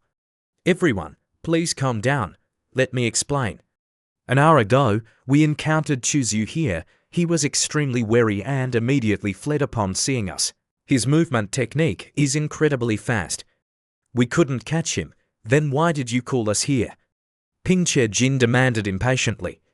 Chen Mufan's expression turned serious. He pulled a scroll from his chest. You dropped this item while escaping. Pingche Jin looked at the scroll curiously. What is that? The surrounding disciples also stared at it with interest. Chen Mufan unfurled the scroll. It depicted a mountain peak with a location marked at its summit. This concerns a heavenly treasure, the soul infant fruit. This scroll marks the location where it grows. Gasps of astonishment filled the air. A heavenly treasure. The immortal grade soul infant fruit. Greedy eyes fixated on the scroll in Chen Mufan's hand. They could barely contain their desire to snatch it. Pingche Jin was also surprised. The immortal grade soul infant fruit is here. He immediately questioned Chen Mufan. Why didn't you go harvest it yourself? I don't believe you're that kind-hearted. What are you really up to? Chen Mufan sighed dramatically. That place is called Yin Devil Mountain. It's extremely dangerous. The 5 of us wouldn't stand a chance. That's why I told you all about it. You all know how rare and valuable heavenly treasures are. A mature soul infant fruit is an immortal grade treasure. Even a mid-stage Tao Palace realm cultivator has a high chance of directly comprehending a divine ability and advancing to the divine perception realm after consuming one. Even if we sell it, we could get tens of thousands of divine essence stones. We need your help. If you harvest the fruit, we only ask for 1/10 of it. Chen Mufan handed the scroll to Ping Jin. Ping Jin, having secured everyone's agreement, raised the scroll and declared, "We obtained this map from Chuzyu. It wouldn't be good if he got there first." "Let's go harvest the fruit now," he thought to himself smugly. That naive Chen Mufan, he wants us to do all the work, but still expects to get 1/10 of the reward. "Dream on, let's go," one of the disciples shouted. "Otherwise, that Chuzyu will take everything," the others quickly agreed. In truth, they weren't really worried about Chuzyu reaching Yin Devil Mountain first. They didn't believe a mere spiritual, wheel realm cultivator could handle such a dangerous place. Their main concern was that not everyone had arrived yet. Every additional person meant a smaller share of the spoils. Ping Jin understood their reasoning. After a moment of contemplation, he nodded, "Let's go." The group excitedly boarded their flying ships and headed towards Yin Devil Mountain, following the map's directions. Chen Mufan and his four companions followed closely behind. Chu Xiu, hidden in a secret location nearby, smirked. "They're here." Quite a large group, too excellent. Money truly motivates people. He followed them discreetly. Several hours later, Ping Jin and his group of 231 disciples arrived at Yin Devil Mountain. They gazed at the mountain range shrouded in mist, a sinister black aura emanating from its slopes. Their expressions turned grim. Fortunately, their large numbers bolstered their courage. Without further hesitation, they began to ascend the mountain. "This grey mist can block divine sense," Ping Jin warned. "Don't stray too far from each other." "Don't worry, senior brother," a female disciple reassured him. "Just focus on reaching the summit." Ping Jin led the group swiftly up the mountain. Soon, they reached the peak and spotted a strange plant growing on a black rock 1,000 meters away. The plant resembled a spirit herb about 2 meters tall. Its pale branches looked like bones, giving it an eerie appearance. A strange, reddish-purple fruit, shaped like a baby's head and the size of a fist, hung from its branches. It occasionally emitted a child's laughter, sending chills down their spines. But instead of fear, the disciples' eyes lit up with excitement. "The soul infant fruit, it's the soul infant fruit, we're rich." One disciple roared with laughter, "If I eat this fruit, I can immediately reach the divine perception realm." "We've struck it rich," another exclaimed. "If we sell this, we could get tens of thousands of divine essence stones." Some disciples couldn't resist the urge to rush forward. Ping Jin stepped forward and raised his hand, stopping them. "Hold on, the color of the soul infant fruit isn't right. It's not ripe yet. I've seen illustrations of the soul infant fruit in ancient texts. It's supposed to be blood red when ripe and emit a divine aura. If you eat an unripe soul infant fruit, the yin energy will devour your brain, and you'll die." "What should we do then?" a female disciple asked. "We have limited time in the wilderness secret realm. We can't wait for it to ripen naturally. Should we just pick it now?" As the disciples debated their next move, 4 red pillars of light shot up from the ground, enveloping them in a dazzling, illusory formation. Ping Jin looked up in horror. "What the? We're trapped in an illusion formation," a female disciple screamed, covering her face with her hands. "Run!" The disciples descended into madness. They clawed at themselves and screamed incoherently. They turned on each other, attacking anyone within reach. "Die, you beast!" A crazed disciple shouted, strangling a female disciple. "You killed my mother. Die!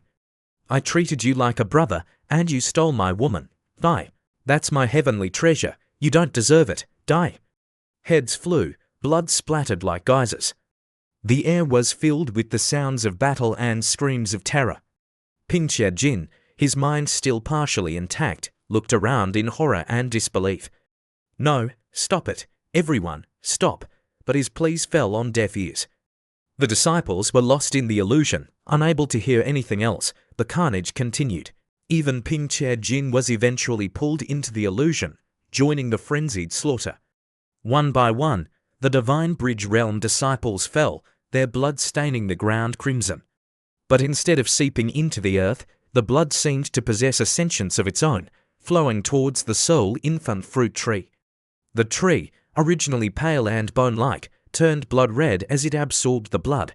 The soul infant fruit hanging from its branches became even more eerie, its childlike laughter echoing through the mountains, sending chills down anyone's spine who heard it. Half an hour later, when the sounds of battle finally ceased, Chuexiu emerged from his hiding place. So the fruit ripened by absorbing the blood of humans. He gazed at the soul infant fruit, a thoughtful expression on his face. It still needs more blood to fully ripen. But this place is too dangerous. I should leave. The scene shifted to another location. Senior brother Chen, is everything all right on the mountain? A female disciple asked, why is it so quiet?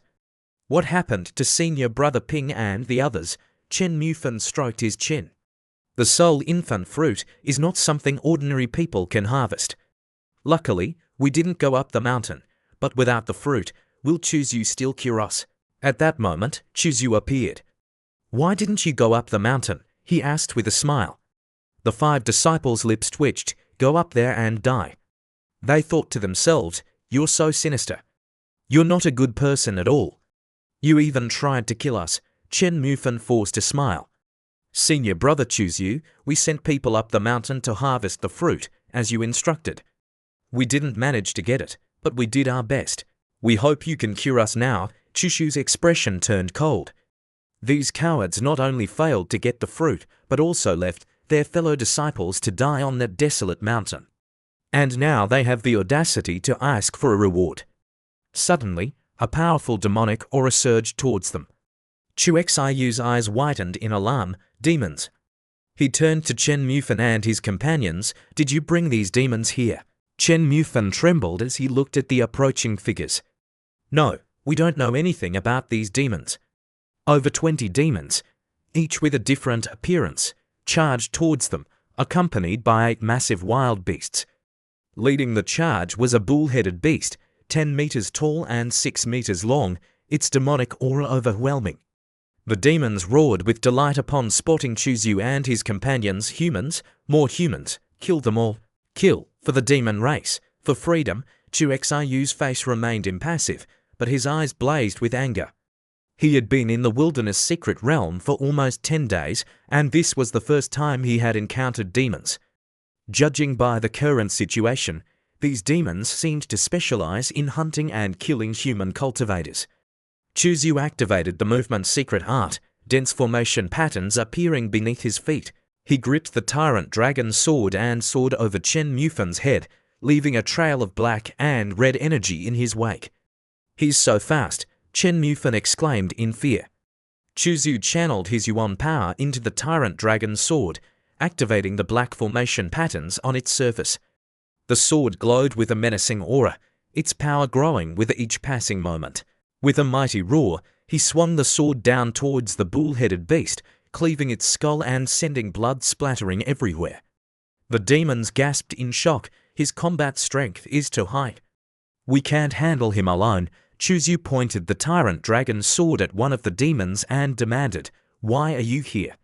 Why are you attacking us? The demon hesitated, trying to come up with a lie. Chuzu gritted his teeth and stabbed the demon in the shoulder. Tell me the truth, or I'll slowly torture you to death. You'll talk eventually, the demon screamed in pain. I'll talk. We were originally suppressed in the wilderness secret realm by the Supreme Purity Emperor's Tao, but then we were released and ordered by a great demon at the other shore realm to ambush you humans here. Chuexiu's eyes narrowed. A great demon at the other shore realm. He had a feeling that this was no ordinary incident. The waters of the wilderness secret realm ran deep indeed. The bull-headed demon shook his head miserably. I'm just a lowly soldier. How could I know such secrets? Chuzu, his face expressionless, decapitated the demon with a single stroke of his sword. Blood spurted out, splattering crimson droplets onto his pale face, making him appear even more demonic. May you rest in peace. Chuzyu stood up and gazed at the setting sun on the horizon. It seems I need to expedite the ripening of the soul infant fruit. If I don't break through to the divine bridge realm soon, I'll be in grave danger if I encounter that other shore realm demon leader. The remaining demons looked at each other nervously. The boss is gone just like that. The woman spoke up. Senior brother Chuzyu, can you please cure us now? Junior brother Chen, I'll leave the other demons to you. You should be able to handle them with your strength, right? Chuzyu tossed a bottle of pills to the woman and said casually, I almost forgot about you. He leapt onto his flying ship and waved goodbye. I'll be going now, good luck. The demons cheered as Chuzyu departed. The strongest one is gone. And the rest are poisoned. This is our chance. They quickly surrounded Chen Mufan and his companions. This doesn't look good, one of the disciples muttered, staring at the towering demons and their glowing red eyes. Are we doomed? The demons laughed gleefully. Kill them all, for the demon race, for freedom. One of the demons grabbed the woman and pinned her to the ground. This human looks quite tasty. Don't worry, darling. I won't hurt you much. The scene shifted to Chuzyu, who was flying away on his ship. The soul infant fruit still needs 2 more days to ripen. What should I do in the meantime? Meanwhile, Yufan was following a map made of beast hide, leading him to the entrance of a cave nestled amidst towering mountains. His face was flushed with excitement, his body trembling with anticipation. I found it. I finally found it, he exclaimed, unable to contain his joy. This is the treasure vault of a quasi-emperor. Treasures, here I come.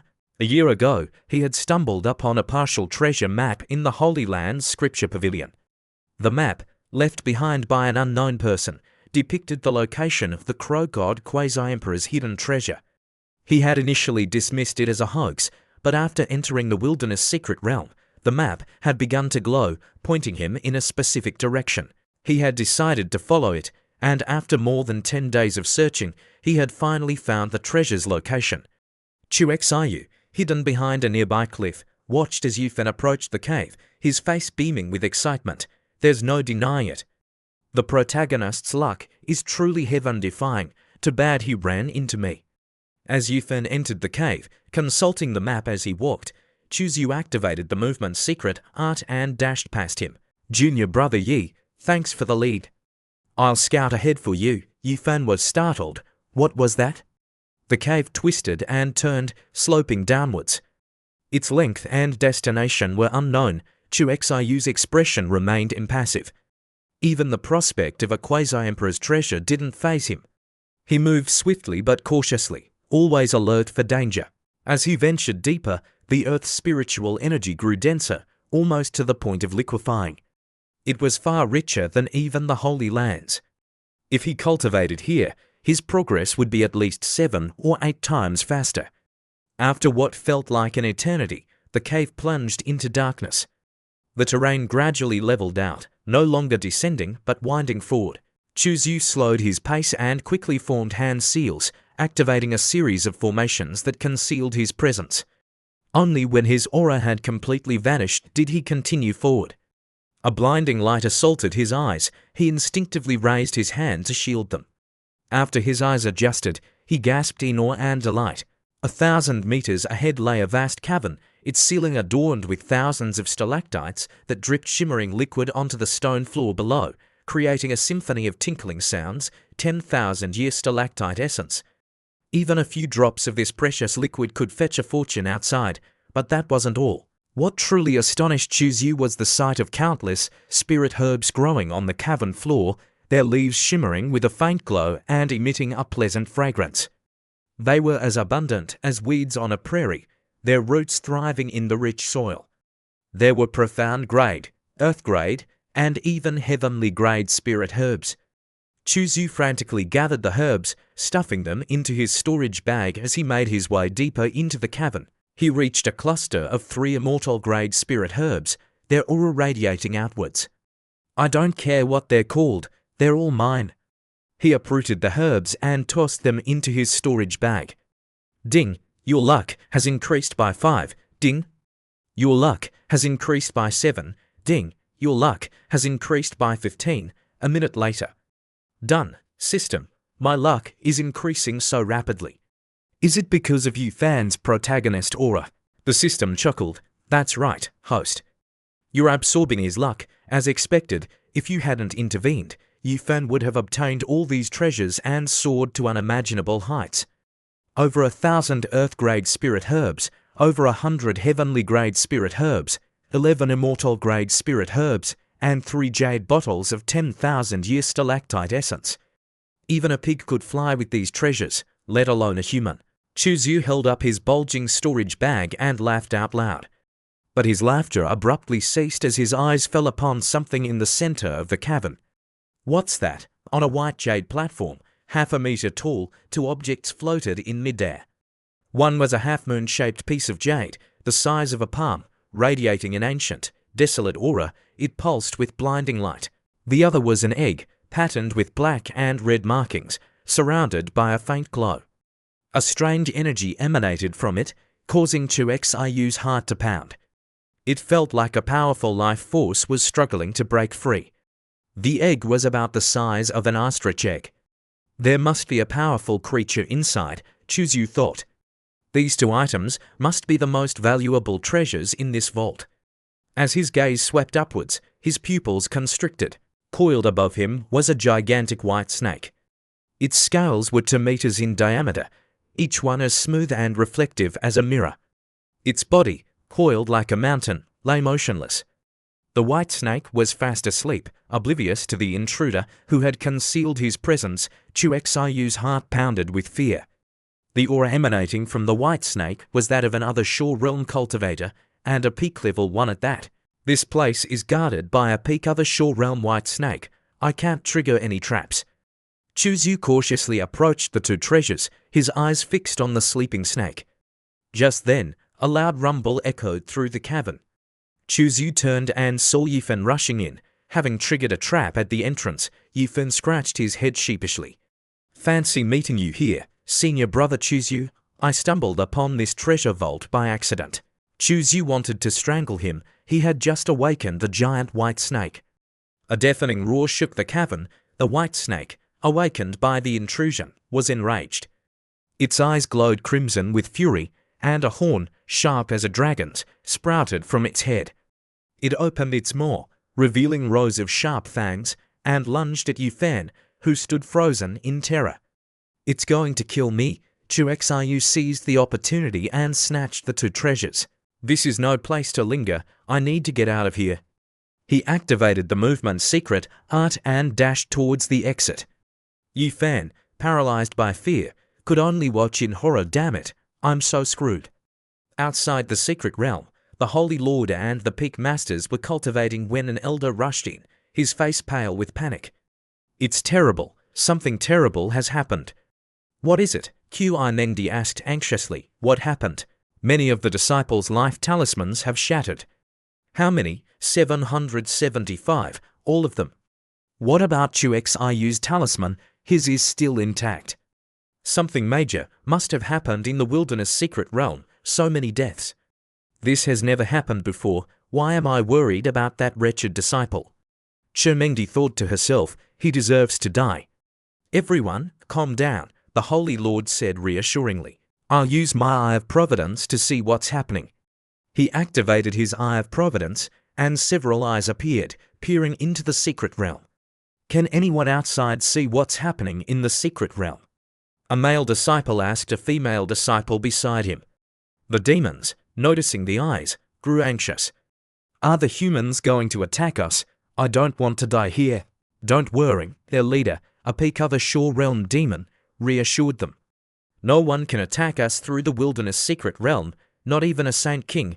The humans can only watch. They can't do anything. If they want to watch, then let them watch us slaughter the humans. He raised his sword and roared, kill all the humans. Escape the secret realm. Reclaim our freedom. The jade mirror of fortune suddenly reacted. The other half of the mirror has appeared. If I can combine them, I'll be able to break through to a higher realm. Through the Eye of Providence, the human cultivators outside witnessed the chaotic scene unfolding within the wilderness secret realm. The demons have rebelled.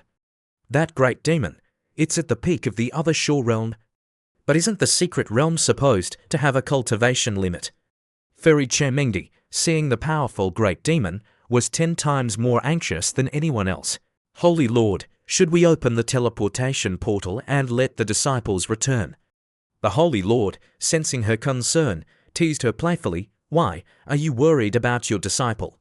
Chermengdi quickly feigned indifference. I couldn't care less about that wretched disciple.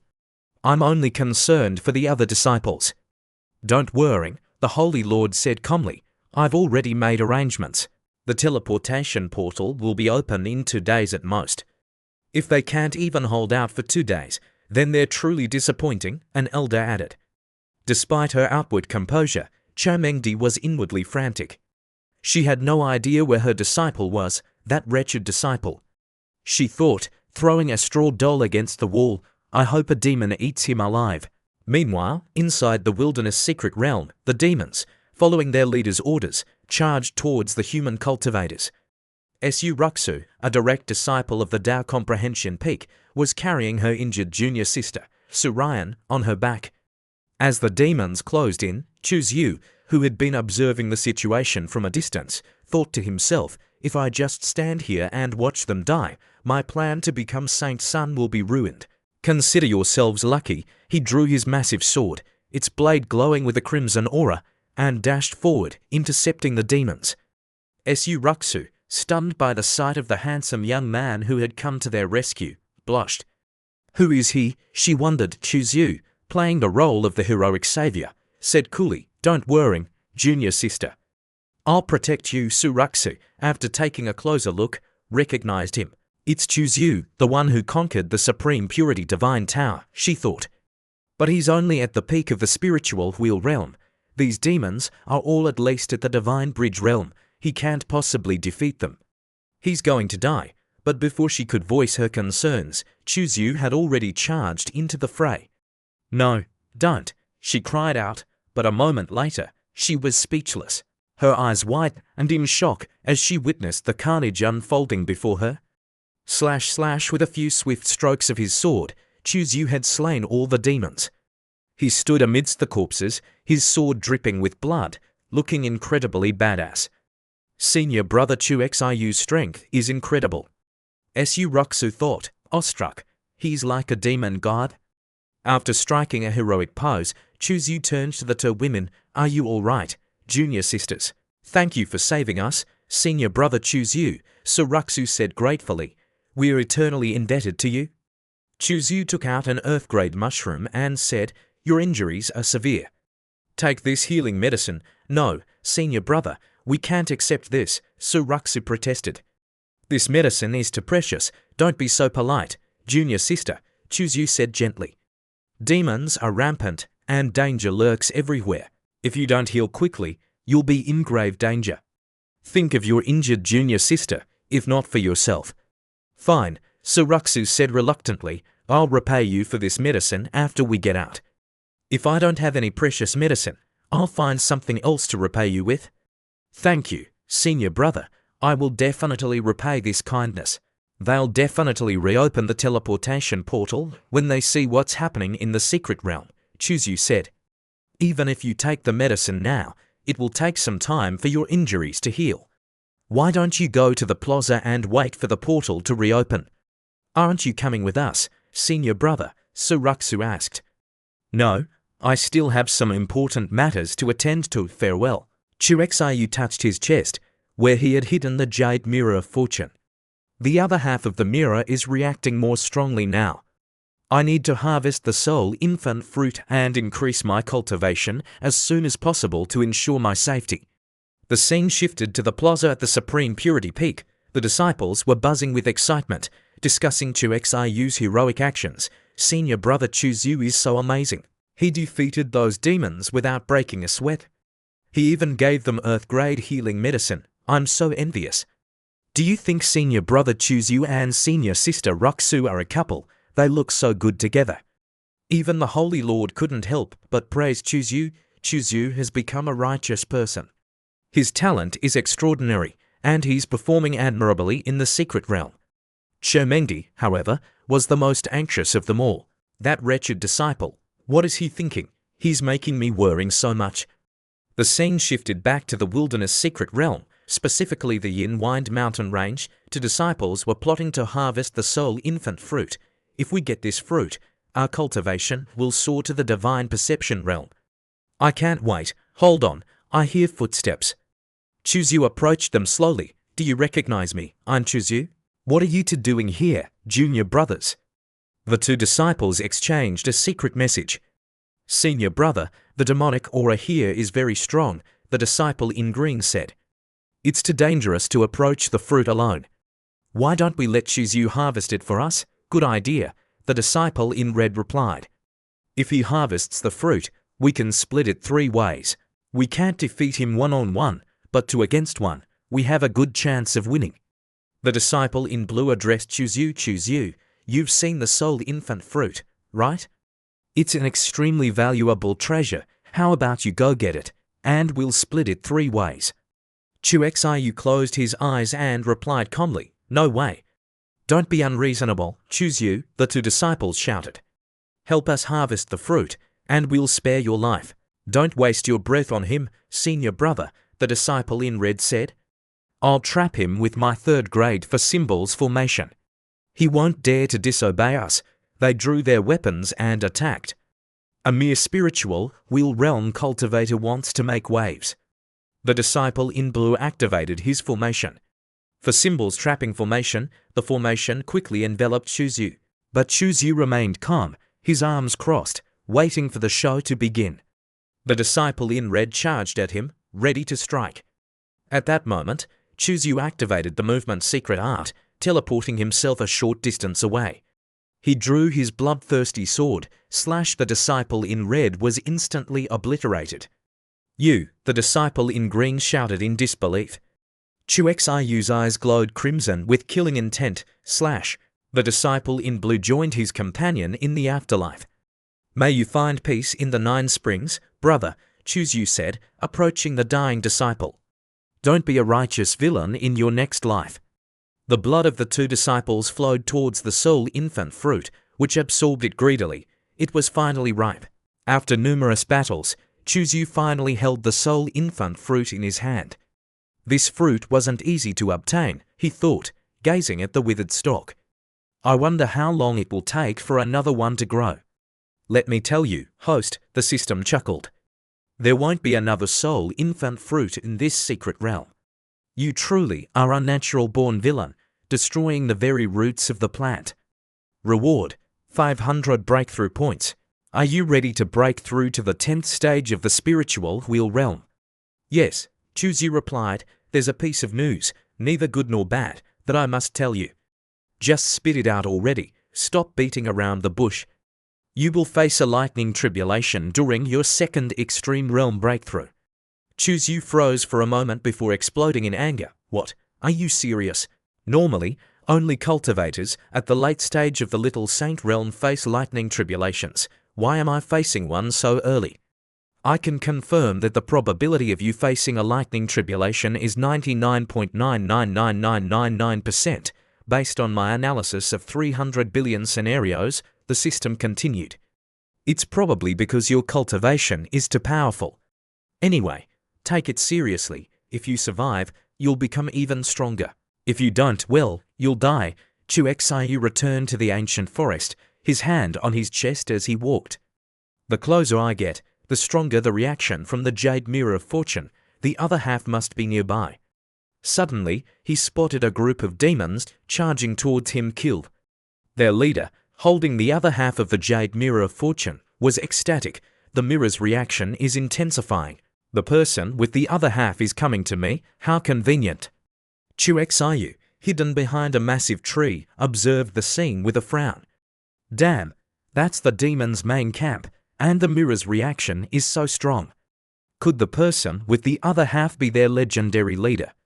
System, I'm asking you one more time, are you sure I'll face a lightning tribulation?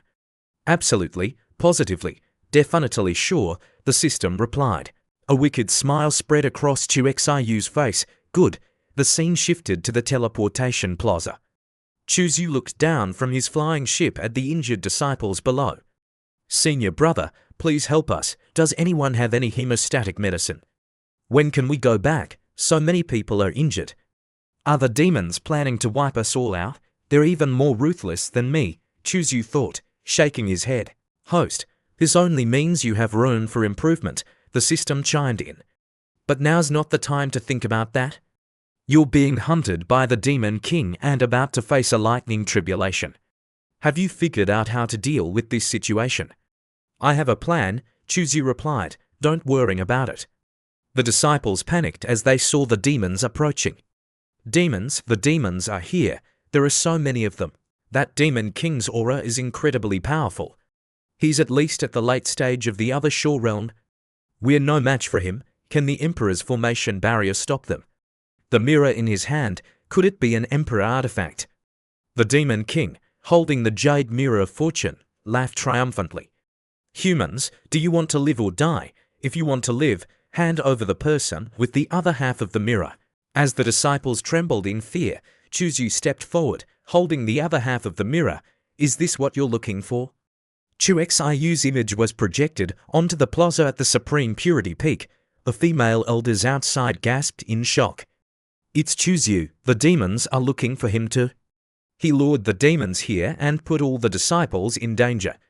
Chermengdi was also confused. Why would that wretched disciple do such a thing? There are only two possibilities, she thought. Either he was forced into this situation by the other disciples, or he's sacrificing himself for the greater good. But regardless of the reason, the outcome is the same. He can't possibly defeat that Demon King with his current strength. Is he planning to use the method left behind by the Emperor? If he does, the wilderness secret realm will be destroyed. Back at the teleportation plaza, a disciple shouted, Senior Brother Chuzu, you're a direct disciple. Shouldn't you be willing to sacrifice yourself for your fellow disciples? Are you suggesting that Senior Brother Chuzu should sacrifice himself? Su Ruxu retorted, Junior Sister Su, your words are inappropriate, another disciple said.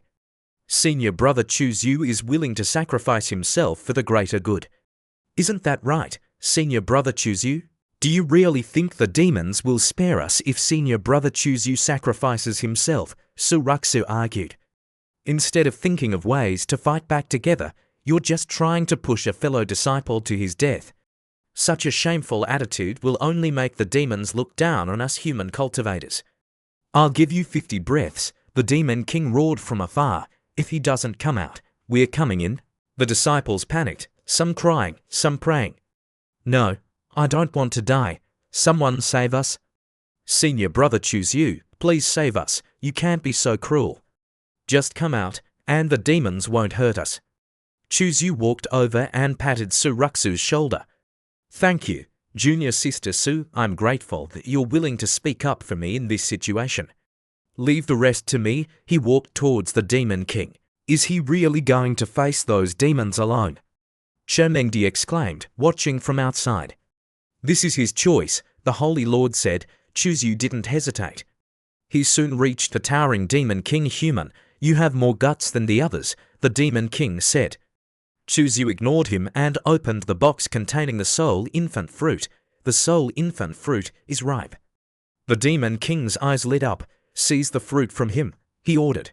The demons charged towards Chuzu. Whoever gets the fruit will be rewarded, the Demon King shouted.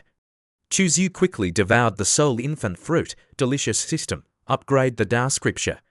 Scanning. Host possesses the wild ancient physique. Upgrading the Tao scripture will consume 10,000 breakthrough points. Upgrade successful. 10,000 breakthrough points consumed. Your wild ancient physique has undergone a transformation. Spiritual wheel realm limit reached. Upgrading to the 9th stage of the divine bridge realm. Host will face a lightning tribulation. Please prepare. The tribulation will commence in 10 breaths.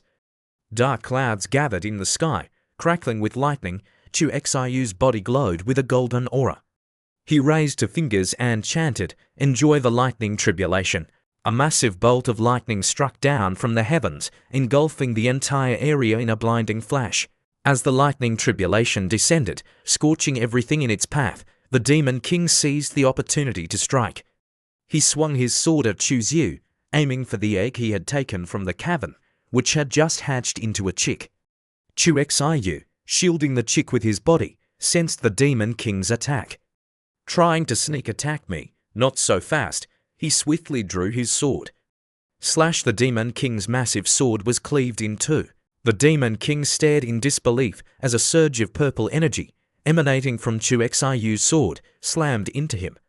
The newly hatched chick, witnessing the display of power, chirped in awe. "This guy is badass," the Demon King roared in fury, his body radiating a sinister red aura. But before he could retaliate, Chu Xiu struck again. Chu Xiu stood triumphantly, his muscular physique accentuated by his battle stance, his sword held aloft. The Demon King collapsed at his feet. The remaining disciples, protected by a defensive formation, stared at Chu Xiu with wide eyes. "He's so strong, senior brother Chu Xiu is so strong. He single-handedly wiped out all the demons. I remember that Demon King was at the peak of the other shore realm. But he couldn't even put up a fight against senior brother Chu Xiu.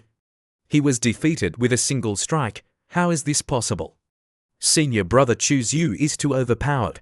The scene shifted to the Supreme Purity Peak, where Chu Xiu's image was projected onto the plaza. The female disciples and elders gasped as they saw his 8-pack ABS. Chu Xiu used the lightning tribulation to wipe out the demons. "I've never seen such a terrifying lightning tribulation," an elder exclaimed, covering her face in disbelief. "How did he do it? How can he trigger a lightning tribulation at the spiritual wheel realm?" "Mengdi," the Holy Lord said, turning to Che Mengdi. "Did you see that?" "Yes," Che Mengdi replied. "The golden blood, the golden spiritual wheel, the chaotic primordial azure lotus phenomenon. Chu Xiu possesses the legendary wild ancient physique." She finally understood. No wonder his cultivation speed was so slow. It was because of his physique. He managed to break the curse that prevents those with the wild ancient physique from cultivating, the Holy Lord said, impressed. "Truly remarkable, the Holy Land hasn't chosen a saint son yet. When Chu Xiu returns, let's make him the Supreme Purity Saint Son." "What?" Qi Mengdi exclaimed. "Do you have any objections?" the Holy Lord asked. "No," Che Mengdi quickly explained. "It's just that the matter of the Saint Son must be decided by all the peak masters. Besides, his cultivation is still too low. The other peak masters might object." Inwardly, she was fuming. That wretched disciple, a saint's son, where is the justice in this world? After hearing her explanation, the Holy Lord nodded. "You're right. But after Chu Xiu's performance in the secret realm today, I doubt the other peak masters will oppose my suggestion. And his character is good too. He's a kind-hearted young man, kind-hearted." Che Mengdi thought, rolling her eyes. "You haven't seen how he treats me." Back at the teleportation plaza, Chu Xiu, exhausted from the lightning tribulation, was approached by Su Ruxu. "Senior brother, are you injured?" The sight of the beautiful woman energized him. "Don't worry, junior sister, I'm fine," he said with a smile.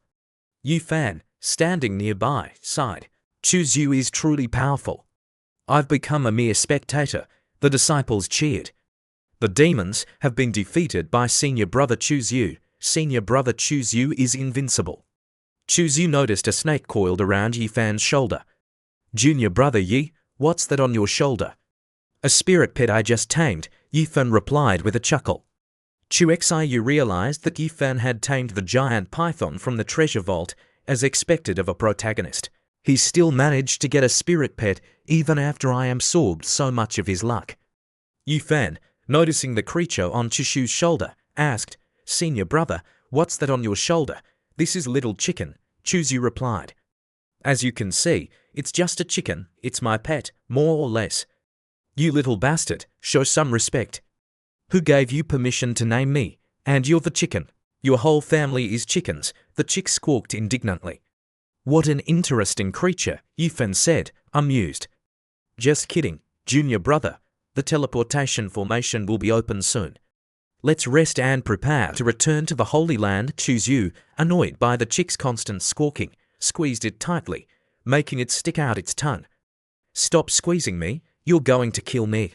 3 days later, in Chu Xiu's cave dwelling at the Supreme Purity Holy Land system, "I haven't received my reward for breaking through to a major realm yet."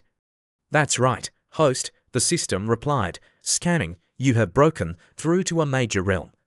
You will receive a special reward. The first volume of the Wild Ancient Physique Cultivation Manual. Wild Ancient Physique Cultivation Manual, Volume 1 Type, Cultivation Technique Grade, Immortal Grade Summary. This manual allows you to cultivate the wild ancient physique to the little saint realm. Excellent.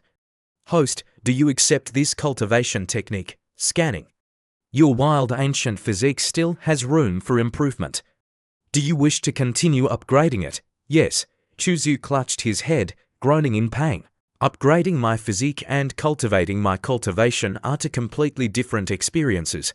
This feeling of emptiness is unbearable. I'll stop cultivating for today. Cultivation interrupted. Upgrading the wild ancient physique consumed 100 breakthrough points.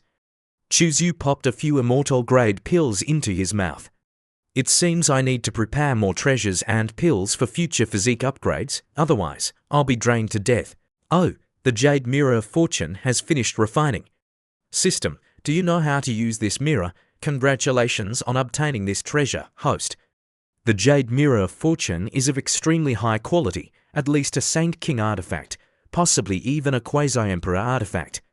However, it's not yet complete. The mirror has two functions. 1. Suppress the opponent's domain with its azure light, slowing their movements and potentially immobilizing them. Communicate with others. You can use a high-grade essence stone to test it. Chuzu picked up the mirror. Welcome to the prehistoric network. Your ranking is above average, access level, higher than ordinary users. The following functions have been unlocked for free: chat channels, Star Plaza, Secret Realm Space, Personal Exchange, Artifact Arena, Cultivation Grounds, 10,000 Races Battlefield. Other functions are pending unlock. Unlocking the teleportation function requires a large amount of energy. Please prepare essence stones or divine essence stones. Chuzu was amazed by the mirror's features. It seems I've obtained something truly extraordinary. He clicked on the chat channels. Welcome to chat room number 17. Golden Sun Clan, Jin Yang, a dragon horse from the Divine Sun Clan, has been chasing me for 3 days and 3 nights. Is there a spatial mage who can help me? The Void, Markle Hold. 8,000 prehistoric points, and I'll teleport you out of there. Golden Sun Clan, Jin Yang. Hurry, my coordinates are Taiman Great Plains, Xian 335, Kun 245, which, Zumoa. I'm conducting soul magic experiments and need a large number of souls. Anyone selling human souls? Undead, Momoet. I have some. How many do you need? Don't bother asking for less than 100,000, which, Zumoa. 500,000. Let's negotiate in the personal exchange. Chuzu frowned as he read the messages. I've never heard of these races before. And what is the Taiman Great Plains? Where is the prehistoric world? These places don't exist in the 6 directions heaven realm. Suddenly, he heard a familiar voice. You mean the spirit pet senior brother Chuzu just tamed? Chuzu recognized the voice as Tao's. It's so cute, Tao said, petting the chick. Damn woman, show some respect. I'll eat you if you don't. The chick squawked angrily. Tao burst into laughter. You little thing, you want to eat me. You don't believe me. Just wait until I achieve enlightenment. I'll have a harem of 10,000 women. And I'll make that Chuzu guy my mount. Tao tossed the chick aside and asked, Senior brother, are you done with your seclusion? I heard you tamed a spirit pet. I came to see it. It's so interesting. Where did you find this chicken? You two bastards, I'm not a spirit pet. Chu-Xiu, annoyed by the chick's incessant squawking, tossed it aside. Ignore that stupid chicken. Junior sister Tao, is there something else you need? Tao hesitated. Senior brother Chuzu, thank you for your hospitality. There's something I'd like to ask of you. When you have time, could you tell my sisters about your experiences in the secret realm? They're all eager to hear about it. Chuzu, always happy to oblige a beautiful woman, readily agreed. Of course, Tao slipped a handkerchief into his hand. This is a small token of my appreciation. Please accept it, senior brother. Chuzu stared at her in surprise. Tao blushed and quickly excused herself. It's getting late. You should rest, senior brother. Good night. Chuzu lifted the handkerchief to his nose and inhaled the scent of peach blossoms. Junior sister Tao is so thoughtful, he thought. But her scent is still no match for Master's. He sat down and looked at the chick. Almost forgot about you. What are you going to do to me? The chick stammered, terrified. You still haven't told me what you are. And what's your connection to the jade mirror of fortune? The spirit that nurtured you was sealed inside the mirror. According to my inherited memories, the chick said, puffing out its chest, I'm a divine beast. As for my connection to the mirror, I'm not sure. You really are a divine beast. I knew it. Divine beasts are one of the royal families of the demon race. You little mortal. Show some respect. Here, have some rabbit meat. Eat up. By the way, someone came looking for you earlier. She left when she saw you were in seclusion.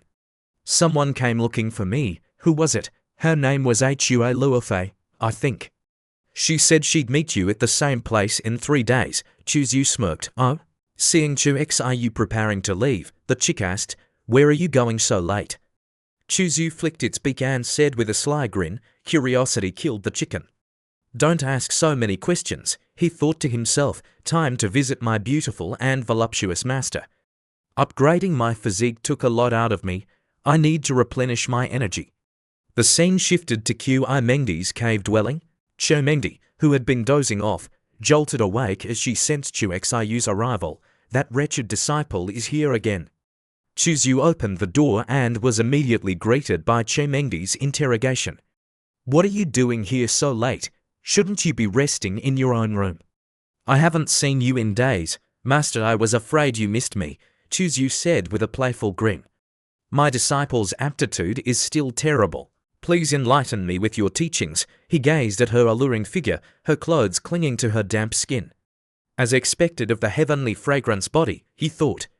Just sitting there, she exudes an intoxicating orchid fragrance. He lunged towards her and pulled her close. Mengdi pretended to push him away. You insolent disciple, don't even think about it. Chuzu caressed her body and whispered, I'm already here, master. Don't waste this auspicious time, let's go to the bedchamber. His sweet words and wandering hands were too much for Mengdi to resist. 6 hours later scanning, you have engaged in dual cultivation with your master, the unsealed heavenly fragrance body. Your cultivation aptitude has increased by 200. Your cultivation aptitude has increased by 200. Your cultivation aptitude has increased by 200. Your aptitude has reached 2,214. As usual, Mengdi lay exhausted on the bed after hours of cultivation with Chuzu. Chuzu quietly left the room, closing the door behind him to let her rest. That wretched disciple is finally gone, Mengdi muttered, her body covered in sweat. Chuzu, feeling sore and exhausted himself, thought, women are terrifying creatures. I should have kept her cultivation sealed. This is too much for me. Even the wild ancient physique can't handle it, host. The system cackled. You needed to lean against the wall to walk out. Chu, embarrassed and annoyed, cursed under his breath. Damn monkey. But why was Master so cooperative today? He wondered. Her cultivation wasn't sealed, yet she didn't resist at all. 3 days later, Chuzu was grilling meat to replenish his energy after 3 days of intense cultivation. These past 3 days with Master have been fruitful. My cultivation aptitude has increased significantly, and my breakthrough is imminent. I wonder what those 2 women want to meet me for. I should try to probe them for information. I can't just charge in blindly. Suddenly, a spirit rat scurried towards him, squeaking frantically. Chuzu glanced at it, and the rat immediately cowered in fear, its squeaks turning into whimpers. You scared the poor thing, Huluofei's voice said. It's not my fault it's so timid, Chuzu replied. I just looked at it. Huluofei sat down beside him. Chuzu stared at her ample bosom, his eyes glued to her curves. Why are you looking at me like that? Huluofei asked. Chu, never one to beat around the bush, asked directly, do you have any suitors? Huluofei hesitated for a moment. Female cultivators prioritize their cultivation. Enhancing their appearance brings them closer to the heavenly Tao naturally. The more beautiful they are, the better. My appearance isn't considered outstanding in the cultivation world, so no, I don't have any suitors. Chuzhu clicked his tongue. That's because they're blind. I think you're very beautiful. You remind me of a poem. What poem? Chuzhu recited the poem with a flourish. Clouds resemble her clothes. Flowers resemble her face. Spring wind caresses her, revealing her fragrance. If not for meeting her on the summit of Mount Yanhe, I would have sought her under the moon at Supreme Purity Peak. I didn't know you could write poetry, Hua Luofei said, impressed. That's a beautiful poem, but I'm not as beautiful as the woman in the poem.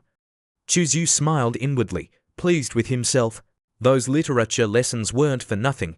I finally have a chance to use them. He cleared his throat.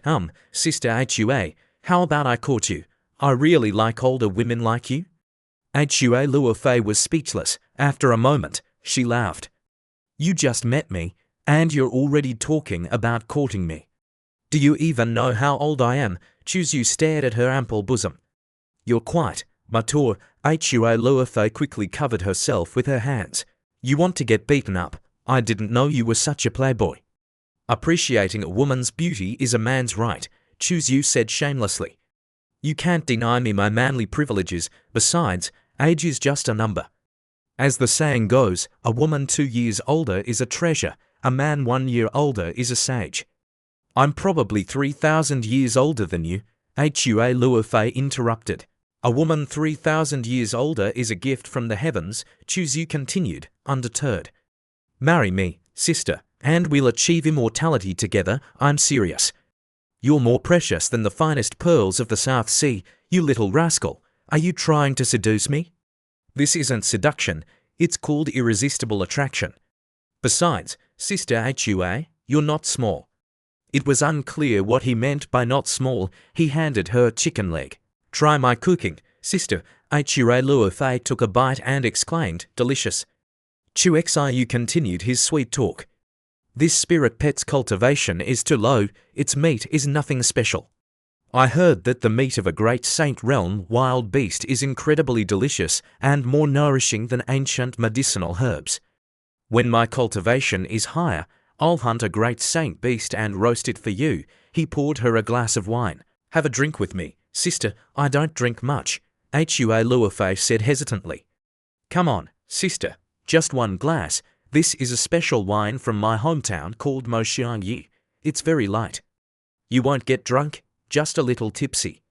I mean, you won't get drunk at all, Moxiangyi. I've heard of it. It's a famous wine from the Che dynasty. Yellow sand rises in the west wind. The ancient road is desolate. Moxiangyi flows slowly. Tears stain the mountain. Moxiangyi, under the setting sun, outside the village, the mountain road winds through yellow earth. My heart is reluctant to turn back, Moxiangyi. My heart is not discouraged. The stars shine brightly, countless miles apart. It's better to turn around and enjoy a glass of wine together. After taking a sip, Hua Luofei felt bolder. She put her arm around Chuxiu's shoulder. Are you homesick? I don't remember the poem mentioning stars, Chuzhu said, confused. Aren't you from this world? How could you have heard of the senior who recited the Moxiangyi poem? He's from an ancient life-bearing star in another realm. I just borrowed his words, I see. Hua Luofei, her meaning lost on Chuzhu, sighed softly and finished her wine. Chuxiu, noticing her tipsy state, took her hand and put his arm around her waist. Sister Hua, you really can't hold your liquor. Are you drunk? Just a little. By the way, I heard you're about to become Saint Sun. Congratulations. Does the Saint Sun have a lot of power? Quite a lot more than me, an elder of the Tao Comprehension Peak. Anyway. Chuxiu's hand wandered over her body. How about I ask the Holy Lord to betroth you to me? I doubt she agree. We won't know until we try. Hua Luofei swatted his hand away. Stop talking nonsense. The Holy Lord is a powerful figure. At the Saint Sun selection ceremony, someone will definitely challenge you to a duel. You better be prepared. At the Supreme Purity Holy Land, disciples gathered in groups, buzzing with gossip. My senior brother, Chong Long, heard from second elders of the Heavenly Sword Peak that Chuzhu is going to become Saint Sun, but Chuzhu only recently broke through to the Divine Bridge realm. There are so many disciples with higher cultivation and greater talent than him. Why choose him as Saint's son? In another group, a bald disciple exclaimed, I heard senior brother Choose You is about to become Saint's son. Wow, as expected of senior brother Choose You. The female disciples squealed. In yet another group, a long-haired disciple gestured excitedly. Senior brother Choose You is going to be appointed Saint's son. Why couldn't such good fortune fall upon us? A nearby disciple lamented, clutching his head. Life is so unfair, a bent bristle will never straighten. Life is never equal, so don't bother trying to straighten a bent bristle. The scene shifted to Xiao Yifeng's cave dwelling at the Cloud River Peak. Bastard! Zi Yifeng roared, enraged. What makes him worthy of becoming Saint's son? I'm still fighting tooth and nail for the position of chief disciple, the rightful heir of the Cloud River Peak, and he just waltzes in and becomes Saint's son. How is that fair? Why is the heavens so unjust? Chu Xiu, just you wait, I'll make you pay. The scene shifted to a cliff where Chu Yu was standing. Two female disciples approached him, their faces flushed with admiration. Greetings, senior brother Chu Yu nearby. Two people were conversing. The fourth sword master of the Endless Sword Domain is here to attend the ceremony with his two favorite disciples. He's declared his intention to challenge the Saint's son on the Ascension platform and make a name for himself. I heard those two, Long Qingfeng and Long Zhuyu, are a pair of dragon and phoenix siblings. They both possess sword physiques, and their combined strength is said to be unmatched among the younger generation. It's not just the Endless Sword Domain. A young man from the Zhong clan, with the Divine King physique, has also emerged and intends to challenge the Saint's son, and the Supreme Elixir Holy Land has a Tao body prodigy. What? The Supreme Elixir Tao body, that invincible physique, has appeared again. So many prodigies are emerging at the same time. Could this be a sign of a coming upheaval? I wonder if Saint's son Choose You can withstand these challenges, a woman in red said with a sigh. I'm worried he'll be easily defeated on the Ascension platform and disgrace our Holy Land. Choose You, overhearing their conversation, turned and walked away, a smirk playing on his lips. Sister Hua was right, the Saint's son appointment ceremony won't be peaceful, he thought. Speaking of which, I have quite a history with the Endless Sword Domain. 25 years ago, their Saint's son and Saintess were also a pair of siblings. The younger brother, Feng Tingyang, was an arrogant fool who thought he was invincible. He looked down on my humble origins as a rogue cultivator, called me a devil, and tried to prevent me from ascending the numinous Sky Tower. I ended up killing him by the West Lake in the Central Continent. His older sister, Feng Shaoyi, a stunning beauty, sought revenge for her brother and chased me to the Eastern Continent. Before I beheaded her, the hatred and defiance in her eyes left an unforgettable mark on me. After that, the most relentless pursuers I encountered were also disciples of the Endless Sword Domain. They must be here to cause trouble for me. It's highly likely that they're the current generation's Saint's son and Saintess. Ha ha ha, host, you're a true Saint's son and Saintess slayer. The system cackled. Choose You arrived at the Scripture Pavilion.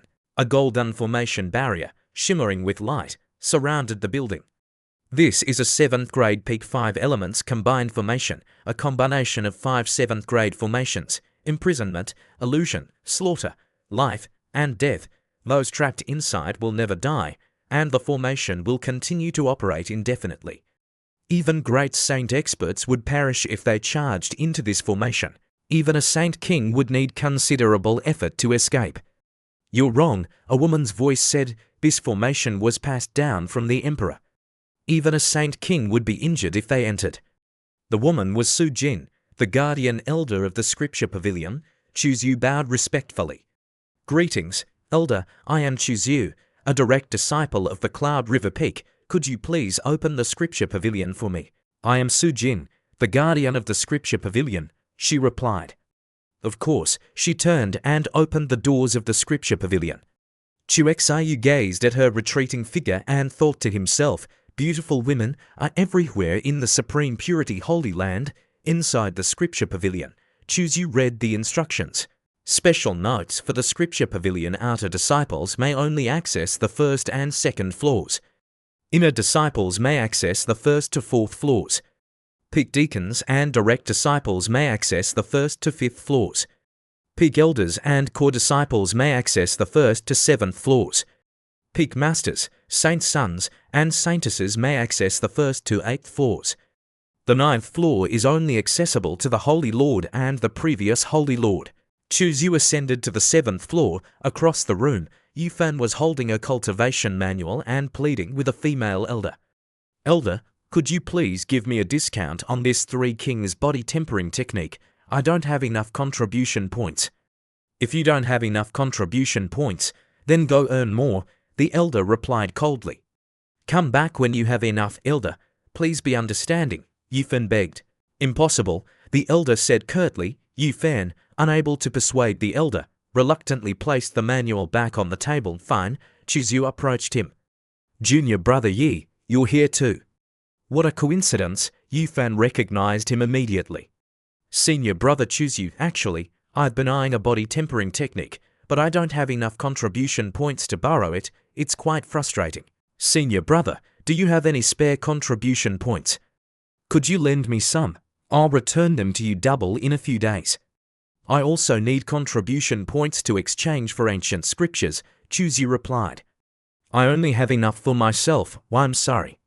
Yufan scratched his head. "All right, it's fine. I'll borrow some from my fellow disciples. I won't bother you anymore." Xiu thought to himself, he doesn't have enough contribution points, yet he's so eager to borrow that body tempering technique. Could he have discovered something special about it? After Yufan left, Chuzyu approached the elder, his eyes fixed on her ample bosom. "Elder, how many contribution points does it take to view the Three Kings body tempering technique?" The elder looked up and recognized him. "Oh, it's Chuzyu. That technique requires 50,000 contribution points to exchange. But you can view it for free as long as you don't take it out of the scripture pavilion."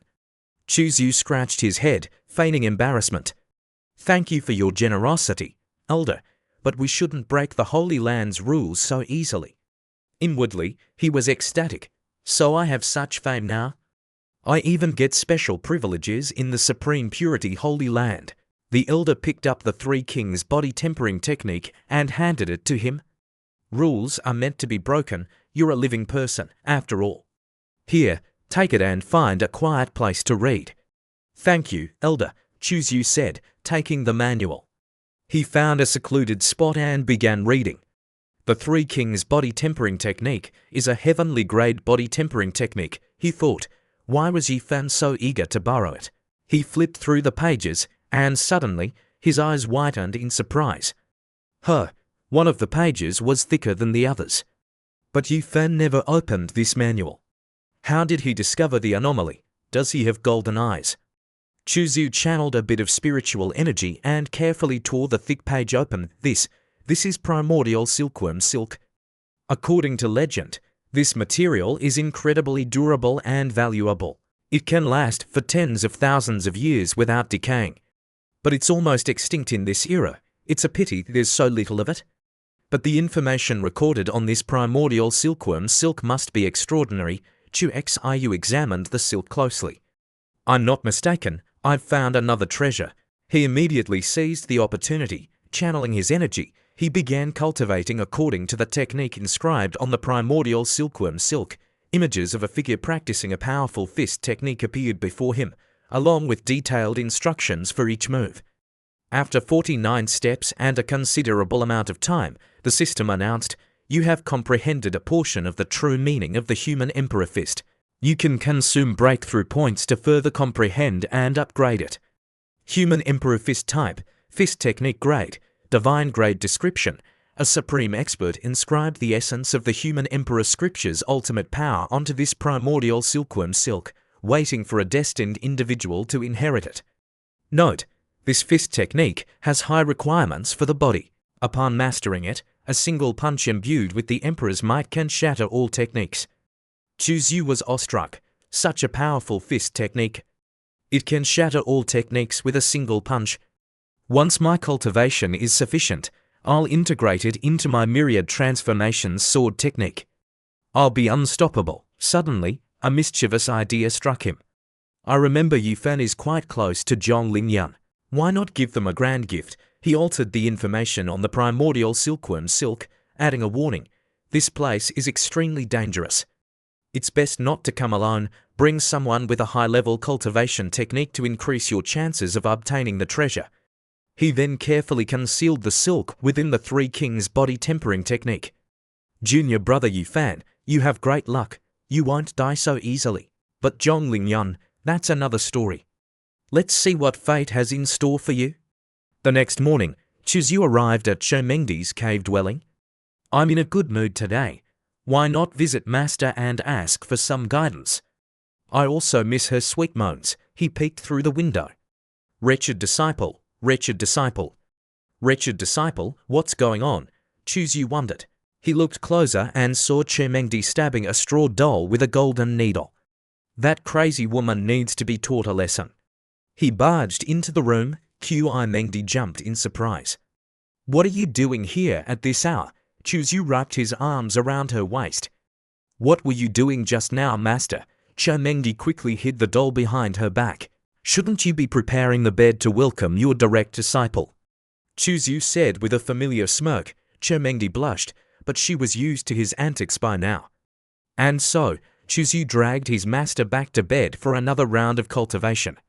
The scene shifted to the cultivation room in the scripture pavilion. Yufan, having borrowed enough contribution points, returned to retrieve the Three Kings body tempering technique. He eagerly opened the manual, his eyes shining with excitement. It's here, the treasure is here. He read the message on the primordial silkworm silk. This place is extremely dangerous. It's best not to come alone. It's best not to come alone.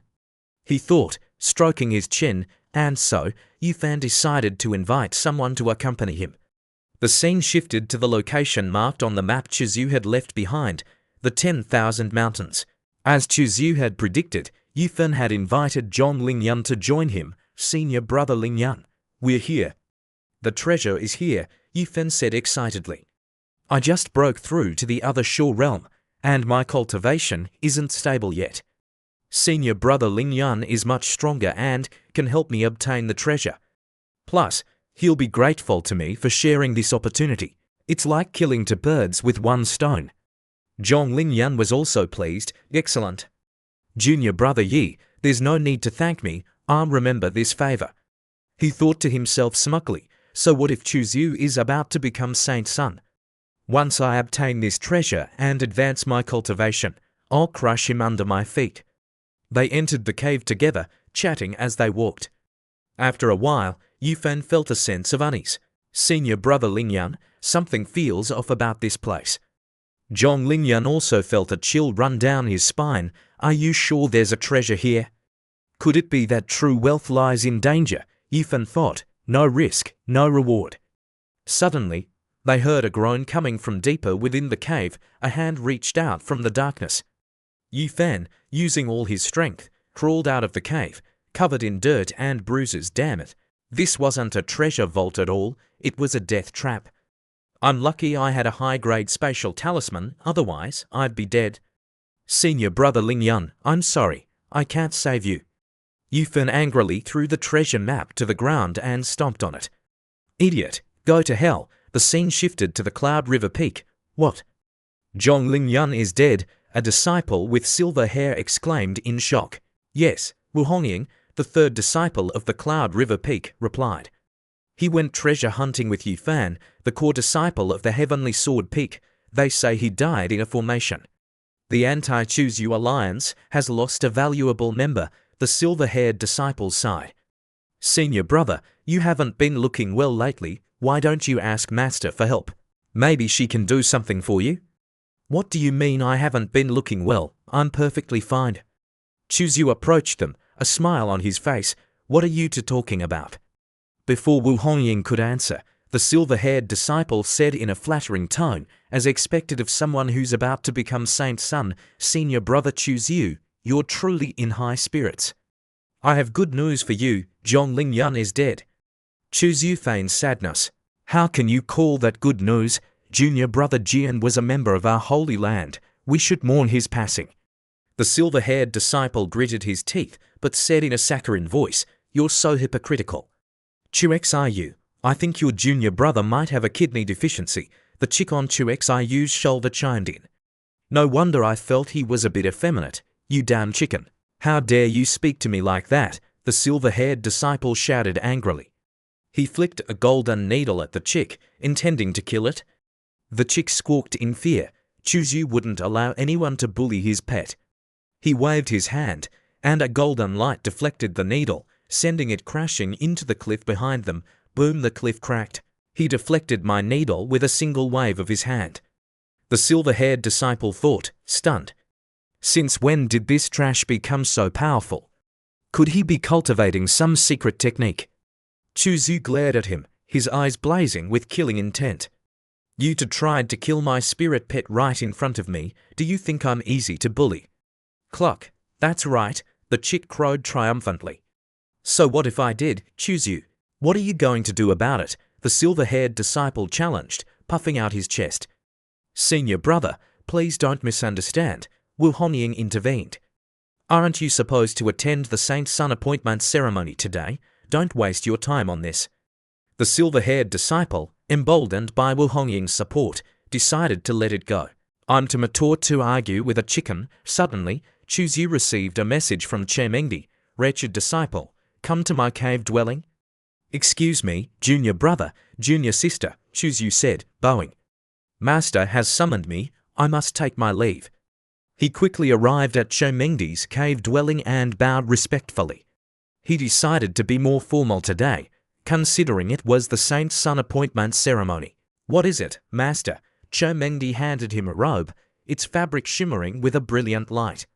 Wear this when you ascend to the heavens, she instructed. Chu took the robe, surprised. Is master worried about me? Don't flatter yourself, Chemengdi said, trying to sound indifferent. I'm only worried that you'll die and embarrass me. Chu pulled her close, his hand caressing her thigh. Thank you for the gift, master. I'll definitely repay you, Chemengdi, sensing his mischievous intentions, said warily. What are you planning? What else could I be planning? Chu said with a sly grin. Seeing Chu Xiu's flippant attitude, Chemengdi said, enough with the nonsense. She walked towards the door. It's time, come with me to the Saint Sun appointment ceremony. Chu obediently followed. Yes, master. The chick on his shoulder chirped curiously. I wonder why little Chu Xiu's master is so angry. Chemengdi tossed a scroll at Chu. Read this first. Chu Xiu caught the scroll and unfurled it. It contained a list of names. Who are these? He asked. Mengdi brought her mask on and replied, they're the people who are planning to challenge you during the ascension ceremony. I can only help you this much. Thank you for the warning, master. You truly care for me, Chu said, laying it on thick. Chemengdi put her mask back on and said with feigned annoyance, don't flatter yourself, now go, enough with the sweet talk. The scene shifted to the Supreme Purity Peak, where the Saint Sun appointment ceremony was about to begin. A large crowd had gathered, including guests, elders, and disciples eager to witness the event and challenge the new Saint Sun. Chu stood on a flying ship, and the crowd erupted in excitement. Chu has arrived. Many eyes lingered on Chemengdi, who accompanied him. The Cloud River Peak Master is truly as beautiful as the rumors say. As expected of the heavenly fragrance body, an old man said to his bald disciple, Disciple, that's Chu, the one you'll be challenging today. Are you ready? Yes, master, I am confident in my victory. The old man was the great saint patriarch of the Zhong clan, and the bald disciple was Zhongzhu. That guy has the look of someone who's going to die young, the Tao child of the Supreme Elixir Holy Land remarked. I wonder how he's still alive. Today is the Supreme Purity Holy Land's Saint Sun appointment ceremony. Senior uncle, his disciple, Zhou Yi, said nervously. Aren't you afraid of offending his master by saying he has the look of someone who's going to die young? What if she slaps you to death? The fourth sword master of the Endless Sword Domain stared at Chu, a flicker of recognition in his eyes. He looks so familiar. His appearance has changed slightly, but his demeanor. He resembles the Demon Chu master. Don't worry, his disciple, Long Qingfeng, said arrogantly. Even if he is the Demon Chu, I'll defeat him today. A young boy, his voice brimming with confidence, declared, Grandpa, I'm going to ascend to the heavens today. This little Hao is just like his father when he was young, the old man beside him thought, a proud smile on his face. But with even more spirit, an elder announced, the time has come. Let the Saint Son appointment ceremony commence. Saint Son, cross the bridge of inquiry and ascend to the heavens. The Holy Lord channeled her power, and a red beam of energy shot out, connecting to mountain peaks and forming the bridge of inquiry. The bridge of inquiry tests one's heart. Those with a clear conscience and a steadfast Tao heart will pass. If the Saint Son harbors any ill intentions towards the Holy Land, he will fall from the bridge. Chuzyu stepped onto the bridge and began walking confidently. If the Saint Son's Tao heart is weak and he's easily swayed by worldly desires, he will find it difficult to proceed. As Chuzyu walked across the bridge, his mind was bombarded with illusions. The bridge of inquiry tests one's temperament. Those with a weak temperament will find it difficult to proceed. Memories from his past surfaced. A young girl was pulling him along, urging him to run. Chuzyu, run, they're coming, they want to capture you. A group of people, armed with swords and sabers, were chasing them. The girl pulled him along, running as fast as she could.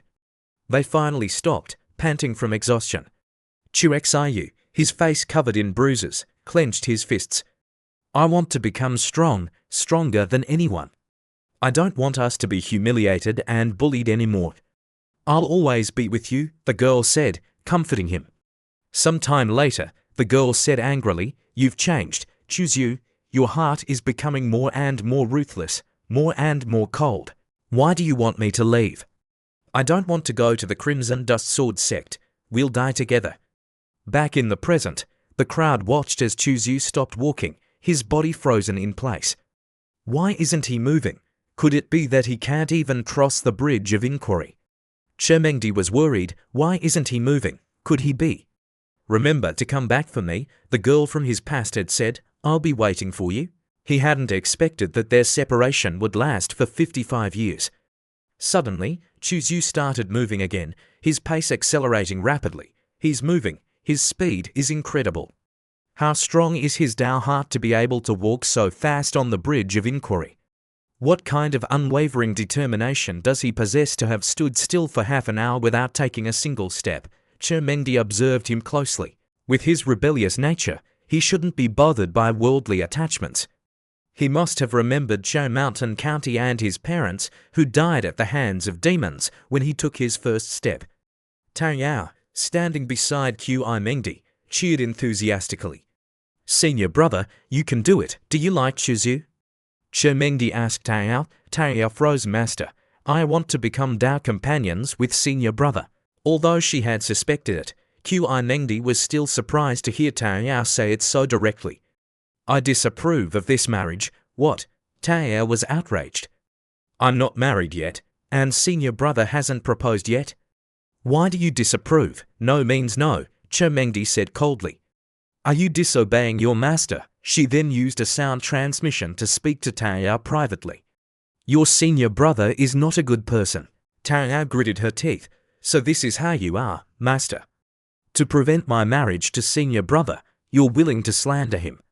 You're going too far. Mengdi felt like spitting blood.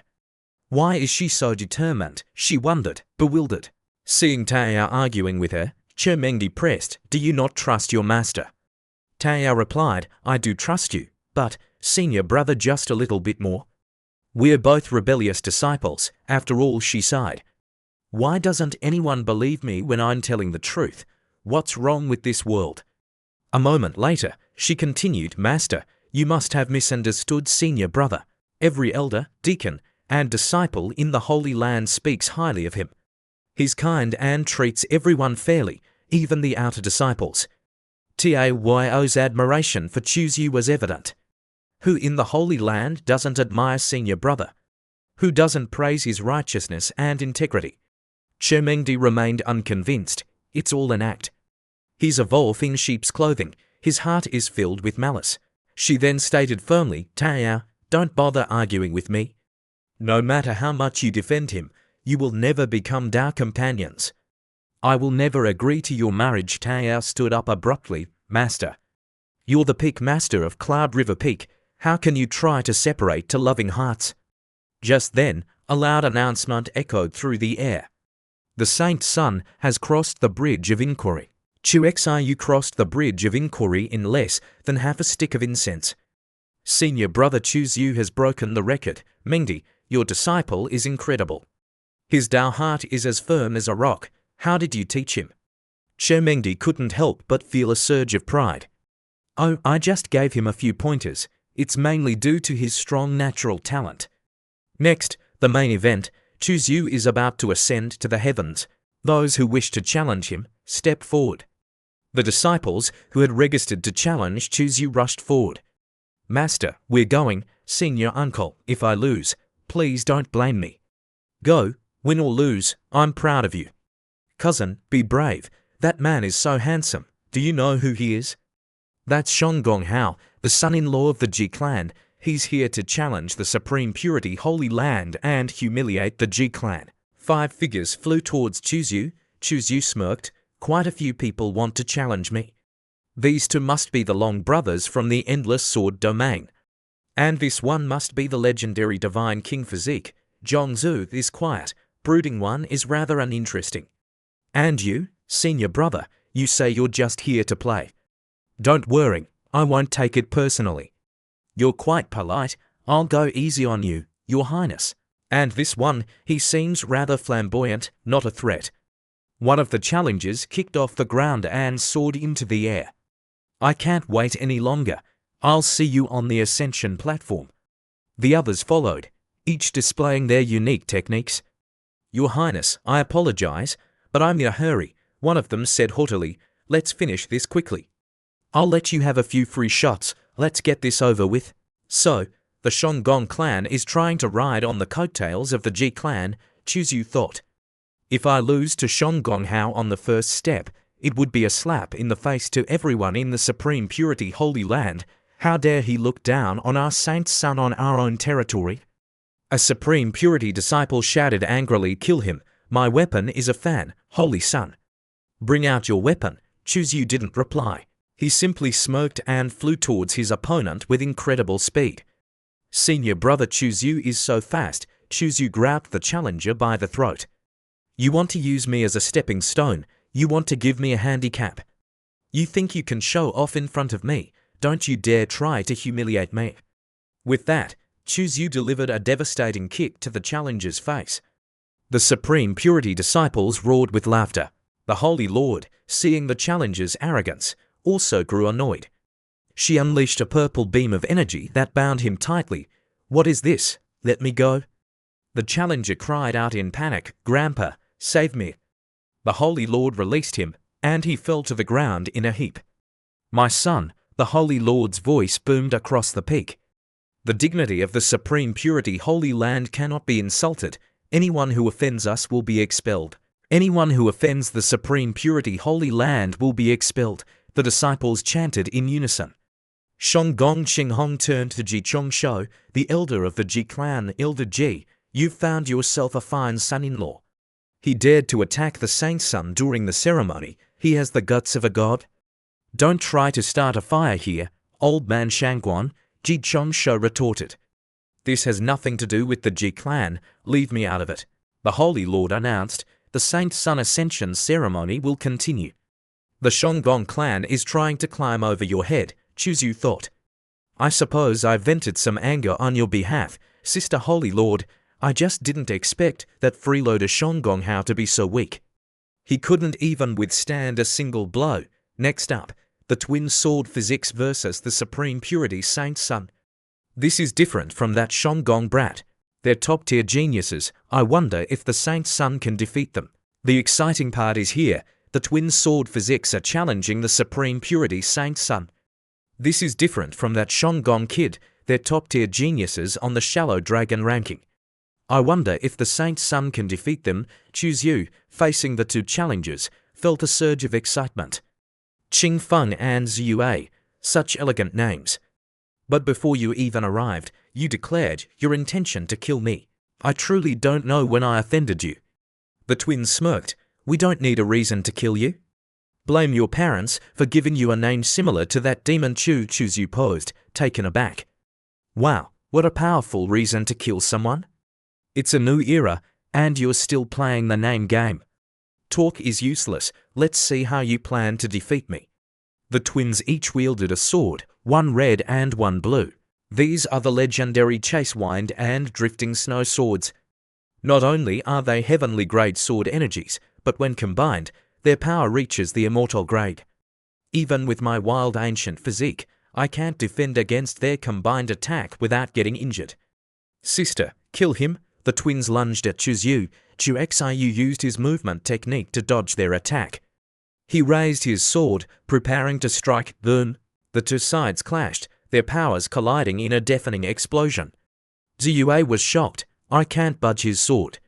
His strength is overwhelming. She was thrown back by the force of the impact. Brother. Ziyue, seeing her brother battling Chu Xiu, cried out in whirring. Be careful, a fierce battle ensued. With his superior strength, Chu Xiu quickly gained the upper hand. I will make sure you die by our swords, Qing Feng roared. Ziyue circled around behind Chu Xiu. Your swordsmanship is impressive, young lady, Chu Xiu said calmly. Stop with the nonsense. Ziyue shouted, but before she could finish her sentence, Chu Xiu struck her with the hilt of his sword. She coughed up a mouthful of blood and stumbled backward. Qing Feng rushed to her side. Sister, take this medicine. It will stop the bleeding. You have time to heal. Chu Xiu thought, rushing towards them. The twins combined their sword energies and unleashed a powerful attack. Die, a torrent of swords rained down from the sky. Chu Xiu, surprised, what are these? The twins' sword physics azure sword formation. The onlookers exclaimed, they're using their ultimate technique. With the azure sword formation, who can stand against them? Chu Xiu is about to lose. Facing the devastating attack, Chu Xiu remained calm. You think you can defeat me with this? You'll only die by my hand. He activated the chaotic primordial azure lotus. My wild ancient physique specializes in countering techniques like this. A mischievous smile spread across his face. Boom. A series of explosions rocked the peak, and the azure sword formation dissipated, sending the twins flying. Chu Xiu suppressed the azure sword formation. What is that? A purple lotus flower, radiating golden energy, appeared before them. The chaotic primordial azure lotus. Chu Xiu, could he be the legendary wild ancient physique? How is that possible? How can he still cultivate? Qing Feng summoned a shield to protect his sister goat. The ancient goat's skin can hold him off for a while. I won't leave you. Ziyue refused to abandon her brother. None of you are going anywhere, Chu Xiu said with a sinister grin. You think you can escape? Long Qing Feng is not easy to deal with. I'll take care of Long Ziyue first. Seeing Chu Xiu approaching, Qing Feng was terrified. Sister, run! Chu Xiu unleashed a powerful punch. Human Emperor Fist, shatter all techniques. He struck Xiue with the full force of his power. Qing Feng watched in horror as his sister was defeated. Sister, Chu Xiu, I'll kill you. But before he could attack, Chu Xiu kicked him in the stomach, sending him flying.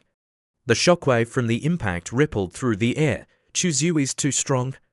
The twin sword physics were so powerful, but they were still defeated by our saint's son.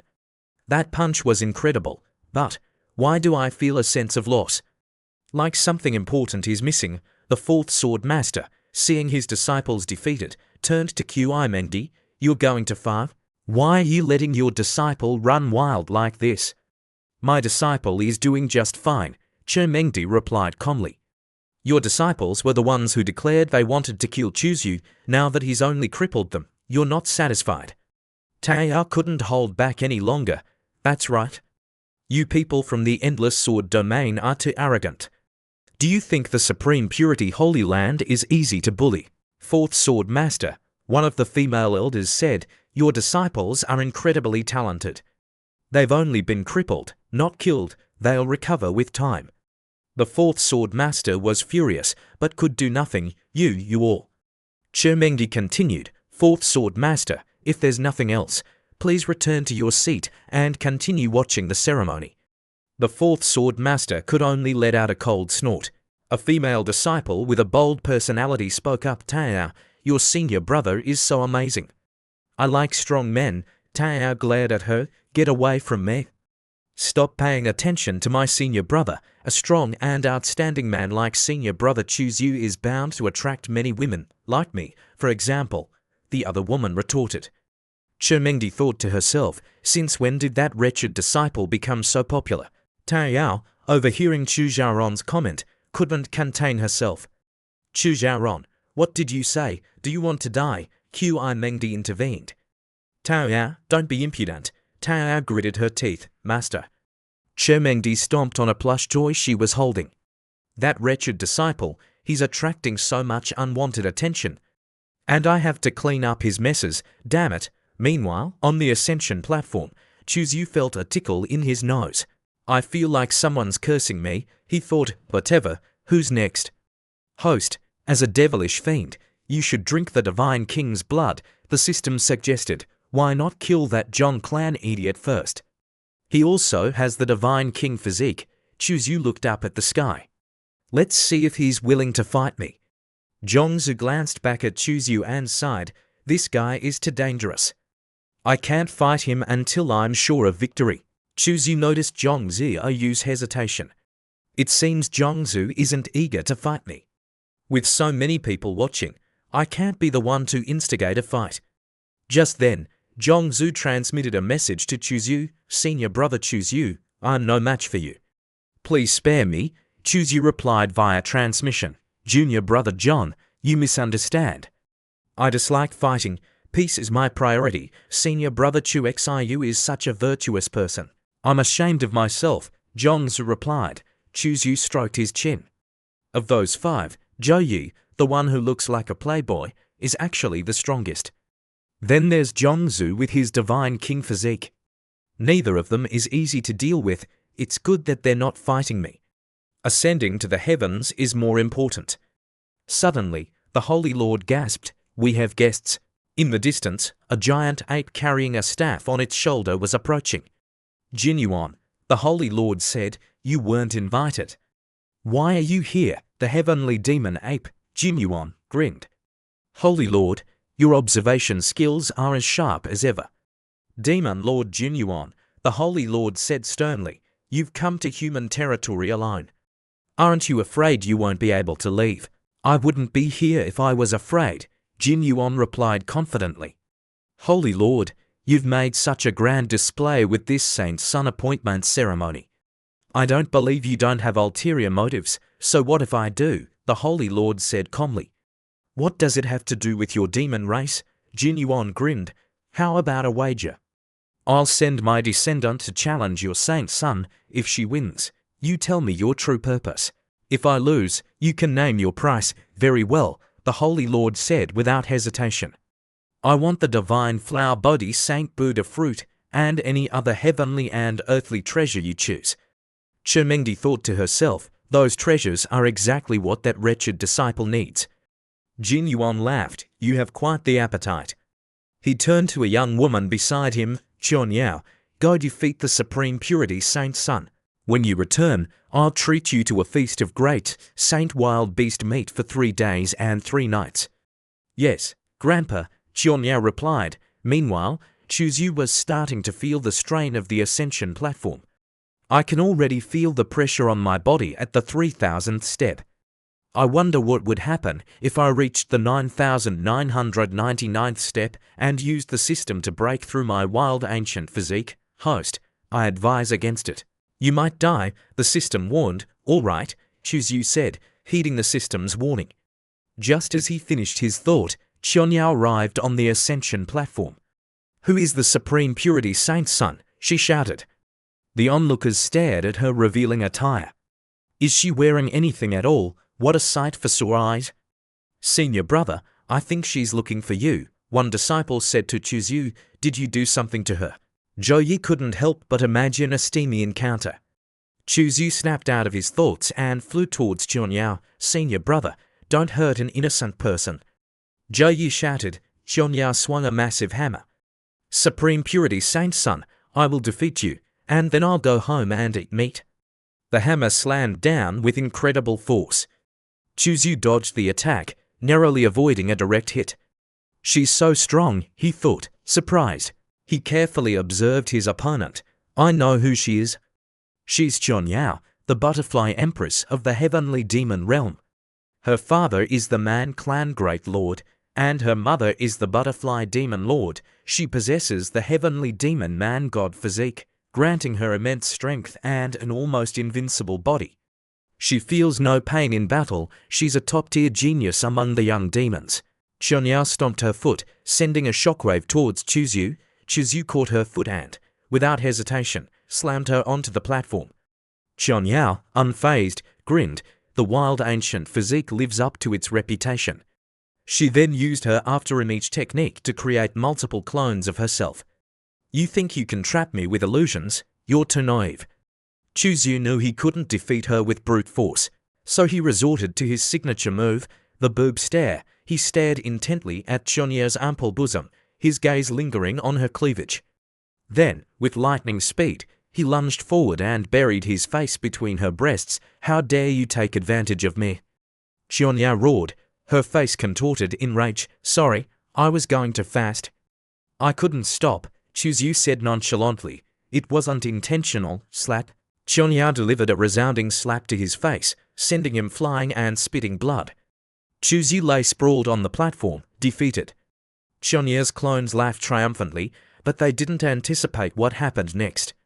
Xiu, from his position on the ground, looked up at Chunyao's exposed cleavage, his nose bleeding profusely. So big, he muttered, his eyes glazed over. Shut up, Chunyao roared, bringing her hammer down on him. Chuzyu rolled out of the way just in time. Knowing that Chuzyu was shamelessly taking advantage of her, Chunyao furiously rained down blows with her hammer. Die, she roared. Chuzyu dodged with all his might, the ground beneath him shattering under the force of the hammer blows. Wao Zhouyi exclaimed, looks like senior brother Chuzyu has fallen into this demoness's trap. One shouldn't offend a woman, another disciple remarked. Her resentment is terrifying. Taoyao and the other female disciples watched with worrying. Senior brother Taoyao whispered. Chunyao seemed intent on stripping Chuzyu naked, perhaps to return the favor. Chermengdi was incredibly anxious. Chuzyu, unable to overpower Chunyao, resorted to his pretty boy tactics. Chunyao's face turned as red as a tomato as cheesy lines flew from Xiu's mouth. Taoyao cringed. So disgusting. What a pervert. Senior brother Chuzyu is so shameless, another female disciple exclaimed. Chermengdi couldn't believe what she was witnessing. That wretched disciple, she muttered under her breath. Chuzyu then punched Chunyao squarely in the chest.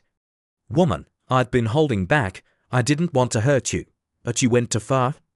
Chunyao's reaction was unusual. A strange expression contorted her face, somewhere between pain and ecstasy. She moaned. Xiu continued his assault, his blows landing in strategic locations. Chunyao collapsed on top of him, her expression still a mixture of pain and pleasure. The onlookers were bewildered. Is Chunyao all right? The heavenly demon man god physique, is it being drained by the wild ancient physique? After a moment, Chunyao let out a sigh of satisfaction. You're amazing, man, she said, pointing at Chuzyu. I've decided to take you as my empress consort. Come back to the heavenly demon realm with me. What? Chujaron exclaimed. The nerve of this demoness, Taoyao said angrily. She wants our saint son to return to the demon realm with her? That wretched disciple's luck with women is unbelievable, Chermengdi thought. Damn it, I'll show him what happens when he messes with me. Chunyao leaned closer to Chuzyu and whispered, come with me to the heavenly demon realm. I'll treat you well. I've even thought of names for our children. Chuzyu, momentarily distracted by her beauty, let out a soft "oh" to nearby disciples congratulated him. Congratulations, senior brother Chuzyu, on finding such a good match. She seems like a wonderful woman. Chuzyu finally regained his composure. I can't make that decision. I need to continue ascending the ascension platform. Chunyao was taken aback by his rejection. She flew towards the Holy Lord and knelt before her. Holy Lord, please grant my request. The Holy Lord thought to herself, this demoness is asking me to approve her marriage to my saint son. She turned to Jin Yuan. Demon Lord Jin Yuan, your descendant has quite the nerve. She wants to take my saint son back with her. Jin Yuan clutched his head and gritted his teeth. My descendant has suffered a head injury. I'll take her back. Qianya, he roared, come back with me. Wait, Grandpa, Qianya said. I haven't asked about the betrothal gifts from the Supreme Purity Holy Land yet. You're embarrassing our demon race, but I like him. Jin Yuan grabbed Qianya by the scruff of her neck and dragged her away. The crowd erupted in laughter. A loud bell rang out. Saint Sun Chuzyu has broken the Ascension platform record. The ceremony continues. This is exhilarating, Chuzyu thought. Cultivating my physique on the Ascension platform is even faster than using the system. Xiu has broken the record. He's much faster than the previous Saint Sons. The wild ancient physique is truly invincible. At the same realm, no one has a stronger divine sense than him. Chuzyu flew towards Chermengdi. Taiyao clapped enthusiastically, while Chu Xiaoran showered him with praise. Senior brother Chuzyu, your physique is incredible. Go to the stage, Qi Mengdi said softly. The Holy Lord is ready to bestow the Saint Sun's seal upon you. All right, I'll see you later, Master, Chuzyu said with a grin. Chermengdi rolled her eyes. That wretched disciple is teasing me again. As Chuzyu approached the stage, the Holy Lord announced, Chuzyu, today you will become the Saint Sun. I offer you two choices. 1. The Holy Land will provide you with cultivation resources and assign a great saint protector to guide you. Your future will be bright and limitless. 2. The Holy Land will not provide any resources and you will forge your own path. Your future will be uncertain, but without limits. The female disciples began discussing the choices. He should definitely choose the first option. If it were me, I'd choose the first option too. That's why you'll never become a true expert, another disciple countered. Chuzyu considered his options. The advantages of the first choice are obvious, but I'll lose some freedom. I have too many secrets. Having a great saint protector by my side would increase the risk of exposure. The second choice eliminates that risk, but I'll receive less support in terms of resources. He smirked, thinking of Chermengdi and Hua Luofei. A mischievous glint appeared in his eyes. I can always obtain resources from Master and Sister Hua. He made his decision. I choose the second path. I don't fear any challenges. I don't need anyone to give me what I want. I'll take it myself. I'll seize it with my own sword. No one can stop me. If a mountain blocks my path, I'll shatter it. If the sea blocks my path, I'll fill it. If someone blocks my path, I'll kill them. Are you certain? The Holy Lord asked. Have you made up your mind? I'm certain, Chuzyu replied firmly. The Holy Lord handed him two items. Take the Saint Sun's seal and the Saint Sun's token. Xiu accepted the items, and the crowd erupted in cheers. Saint Sun, invincible Saint Sun, I hereby declare the Saint Sun appointment ceremony concluded. Representatives of the ancient clans, sects, and great academies, please proceed to the Supreme Purity Peak to discuss important matters. Holy Lord, please wait, Chuzyu said. He cleared his throat. Holy Lord, Elder Hua of the Tao Comprehension Peak is still unmarried. I wonder if you could grant us a marriage decree. You want me to arrange a marriage for her? The Holy Lord asked. To whom? Chuzyu blushed and pointed at himself. The Holy Lord also blushed. You're fond of her? She asked, feigning ignorance. Of course. What do you like about her? She's kind, considerate, mature, and beautiful. I can't make that decision alone, the Holy Lord said. It depends on Elder Hua's wishes. If she agrees, I wouldn't mind officiating your marriage really, Chuzyu said, beaming. Yes, the Holy Lord replied, a playful smile on her face. That fake innocent act. Stop it. From now on, when I don't laugh, you're not allowed to laugh either. The Holy Lord chuckled, amused by his nonsensical words. Chuzyu arrived at Chermengdi's cave dwelling and sat beside her. Chermengdi, having seen Chuzyu whispering with the Holy Lord earlier, was both jealous and curious. What were you talking about with the Holy Lord? She asked. Xiu, stroking her shoulder, grinned mischievously. Nothing much, just asking some cultivation-related questions. He sniffed the air. Master, you smell even more fragrant than usual today. If you have cultivation questions, ask me, Mengdi said, slightly annoyed. Why bother the Holy Lord? Xiu took the opportunity to grope her, sending shivers down her spine.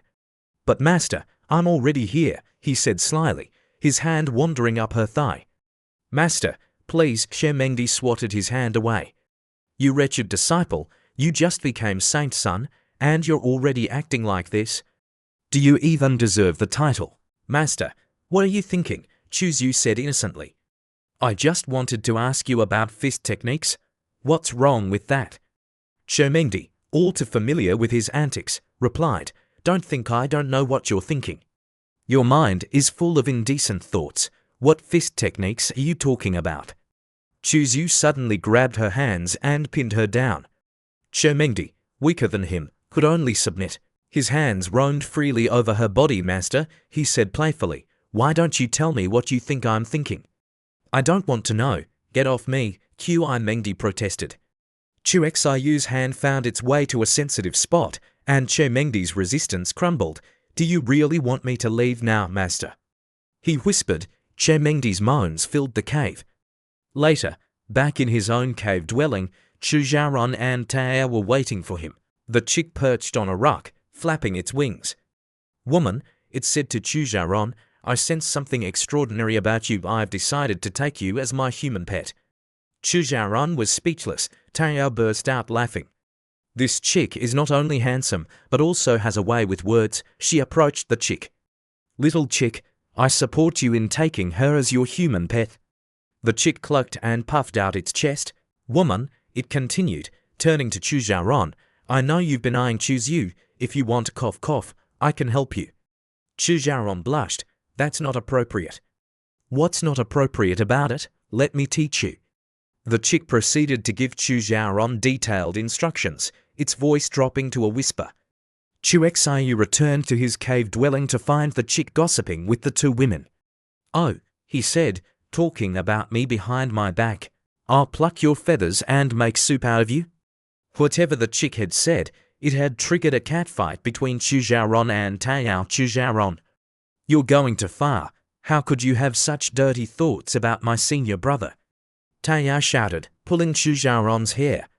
Senior brother Xiu isn't yours. Why do you care? Chujaron retorted, scratching Taya's face. The chick watched the fight with glee, cheering them on.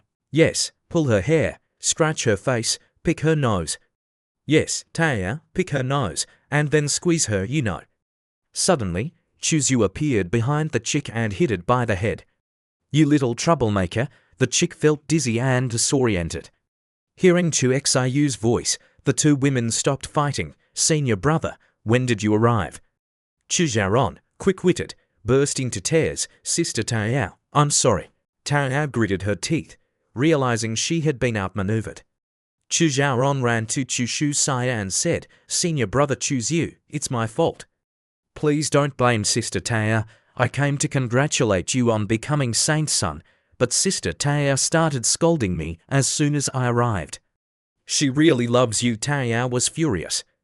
Chujaron, you shameless. Sister Taya is right, Chujaron said, cutting her off. It's all my fault. I made Sister Taya upset. If you're still angry, I'll leave. Chujaron, I'll kill you, Taya screamed. Xiu smirked.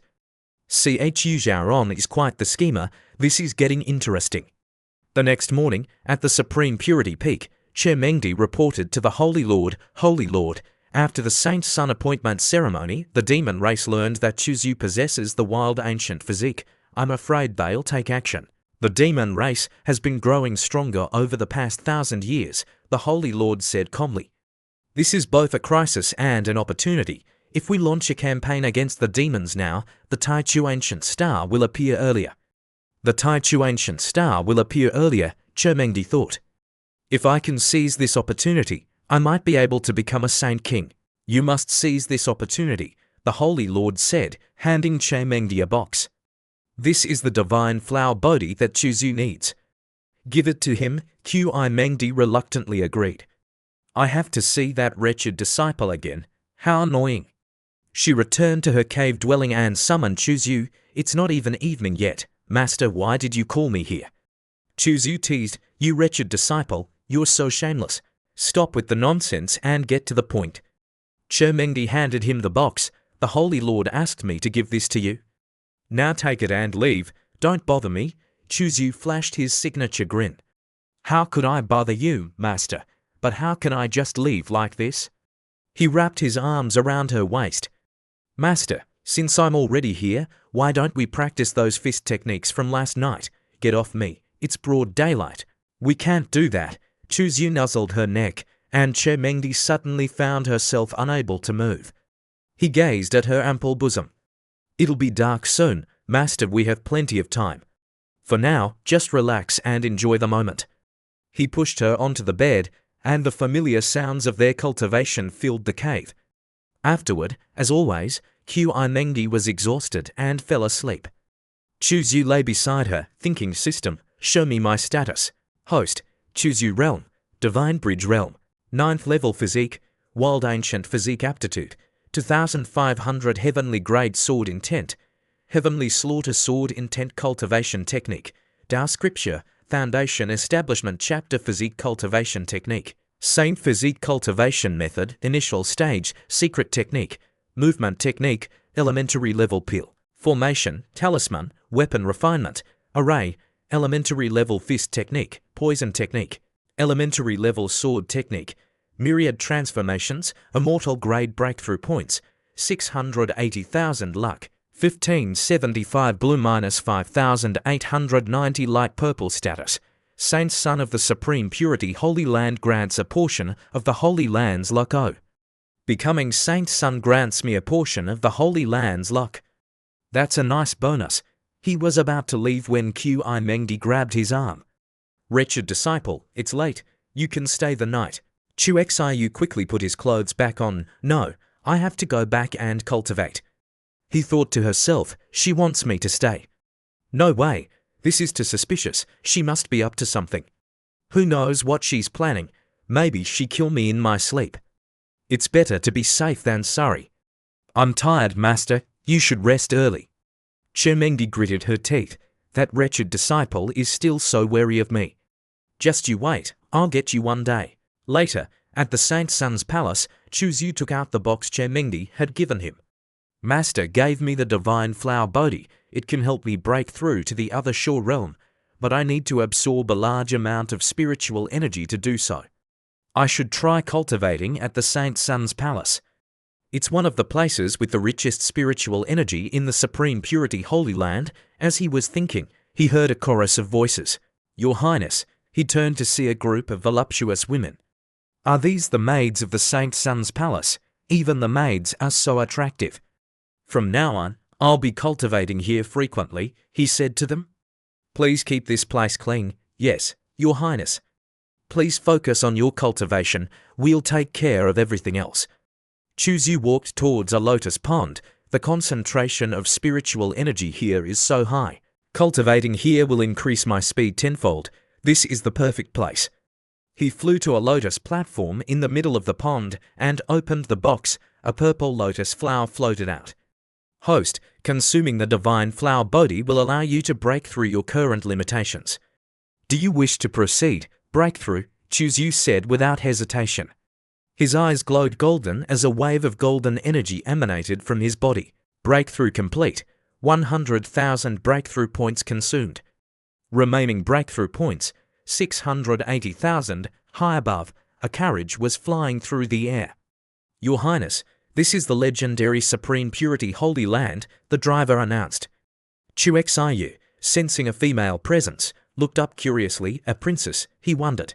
That carriage was flying slowly in the sky above the legendary Supreme Purity Holy Land. The princesses to maids, Konechue and Kiyu, looked at the beautiful scenery outside, unable to help but exclaim, as expected. It's worthy of being the legendary Supreme Purity Holy Land. It's truly magnificent, vast, and majestic. It's even more beautiful than the Imperial Palace. The princess, Juziayue, of the Great Ming Empire, hearing this, then spoke. Konechue, Kiyu, don't be too surprised. The legendary Supreme Purity Holy Land was originally the supreme land of our southern region. Its mountain gate is naturally vast. How can the Imperial Palace compare to it? Yu is a master at smelling girls. Looking up from below, it was quite far, but the youth looked very carefully, then muttered, "This girl is a little similar to Jubayue. Could it be her descendant?" Suddenly, at this time, a flower flew over. The youth then reached out to receive it. Chuzyu, seeing the flower, then immediately remembered his appointment with elder sister elder sister Hua is thinking of me. Immediately that night, the youth then went to the meeting point. From afar, Chuzyu had seen elder sister Hua's slender and charming figure, then called out, "Elder sister Hua, I've arrived." Receiving elder sister's flower, I came right away, not daring to delay for a moment. Seeing Chuzyu in elder sister Hua's heart, she was happy, he really came. Elder sister Hua then spoke, saying, "Congratulations, your cultivation has improved again." The youth then cleverly replied, "My cultivation's improvement is just a little bit, what does that count for? Actually, you're becoming more and more big. Oops, actually, you're becoming more and more beautiful, huh?"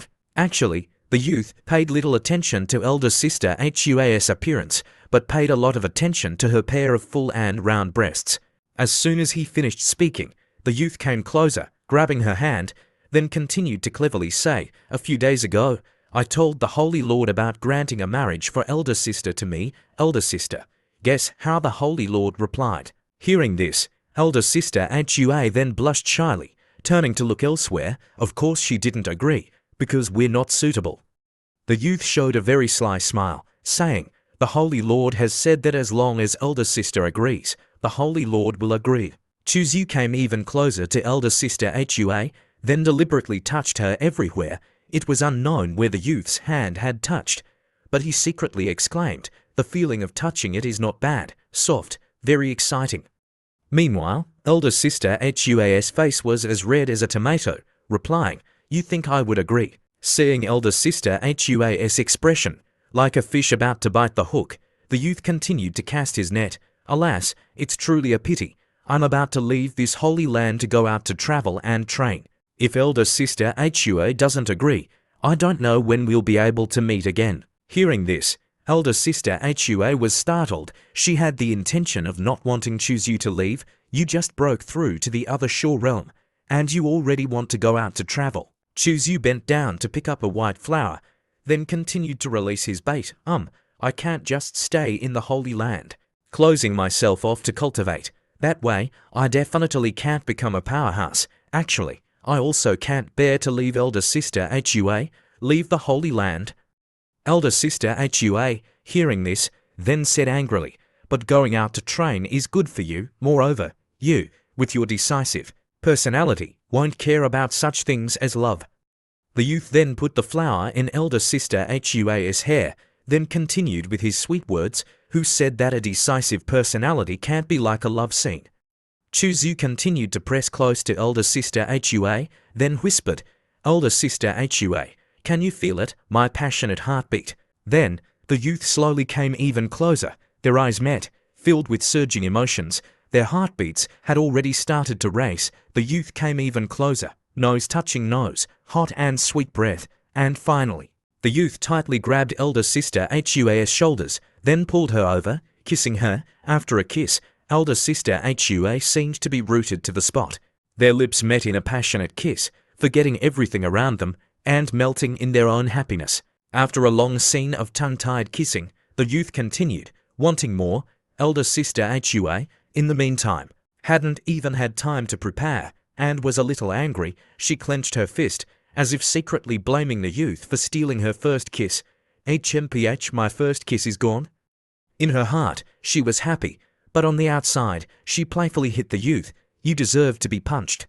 "Elder sister, don't be agitated. It's because you're too beautiful. I couldn't control myself." "Elder sister, don't be angry." With the youth's sweet words, it made elder sister Hua unable to get angry anymore. "Next time, you can't be like this again, understand?" The youth thought to himself, tonight, under the dim moonlight, sitting next to a girl and not touching her is foolish. Thinking this, the youth then reached out to hug elder sister Hua. Then his mischievous hand touched her everywhere. "Understood. Elder sister, don't be angry. Next time I want to kiss you, I'll give you a warning first." The youth's hand then caressed elder sister Hua's body, his mouth constantly releasing sweet words. "Older sister, even when you're angry, you're still so gentle and charming. How can I not love you? You treat elder sister like a little girl. In your heart, am I so easy to deceive?" Angry, but loving, elder sister Hua then took out a ring, then said, "This immortal grade storage ring is a spoil of war. That year, I participated in the battle to protect the Cheonyuan Great Wall and obtained it. The space inside is very vast. You take it with you, going out to travel. Using a storage bag is not very convenient." The youth then reached out his hand, then casually said, "Elder sister, put it on for me. Okay, I'll help you put it on." With 1,000 plans, Chuzyu continued to set a trap. "Elder sister, do you know what it means for a woman to give a ring to a man? It's not just a storage thing. What else can it mean?" Chuzyu grabbed her hand, calling elder sister Hua to the rock next to them. No, according to legend, on the other side of the sky, there is an ancient star with life. In that place, for a woman to give a ring to a man means that the woman likes the man very much, cares very much about that man, and hopes to marry that man. There's such a strange custom. The heavenly vault continent doesn't have such a thing. The youth kissed her hand, then sweetly said, "Elder sister, my dear elder sister, when will you agree to my proposal?" Elder sister Hua asked, questioning, "You like to tease and take advantage of me like this?" "Ah, because I like you, elder sister." Chuzyu continued to use Qi Mengdi as an example, saying a lie. "Elder sister, look, my master is so beautiful. Why don't I take advantage of her?" If you dare to tease even your master, then you're truly rebellious and immoral. The youth even raised his hand to swear, "Of course, I am extremely respectful to my master. I have never had any bad thoughts about her." Hearing the youth say these sweet words, it made elder sister Hua also very curious, turning to ask, "Then why do you bully me?" "I don't dare to bully elder sister." His mouth said he didn't bully her, but Chuxiu's hand was already on her body. "Elder sister, I want." At this time, elder sister Hua had already known Chuxiu's dark intentions and said, "Not now, you're too shameless. It seems that I have to stay away from you a little." She just pushed Chuzyu away. When the youth continued to shamelessly grab her hand again, it's true that being handsome is not as good as being shameless. The youth showed a very sly smile, saying, "I'm also not a little guy. I'm a big guy." As soon as he finished speaking, the youth pressed the girl down, and then, what was coming had come. The two posed in a 1,000-star hotel, with elder sister Hua's moaning sounds echoing throughout the field. Not far away, between the flower fields, the stray cats were also moaning no less. 2 hours later, "Oh right, elder sister, some time ago, the Holy Lord invited many forces to the Taisu Peak. What did they say at the meeting?" "A mysterious ancient planet outside the universe. That ancient planet is called Tai Chi. I've heard about this ancient planet before. It's very famous. The natural restrictions of the ancient planet will open roughly once every 2,000 to 3,000 years. Inside, it contains countless heavenly treasures, but that's not all. The most important thing is that inside, there are Tao patterns and ancient traces left by the Great Earth.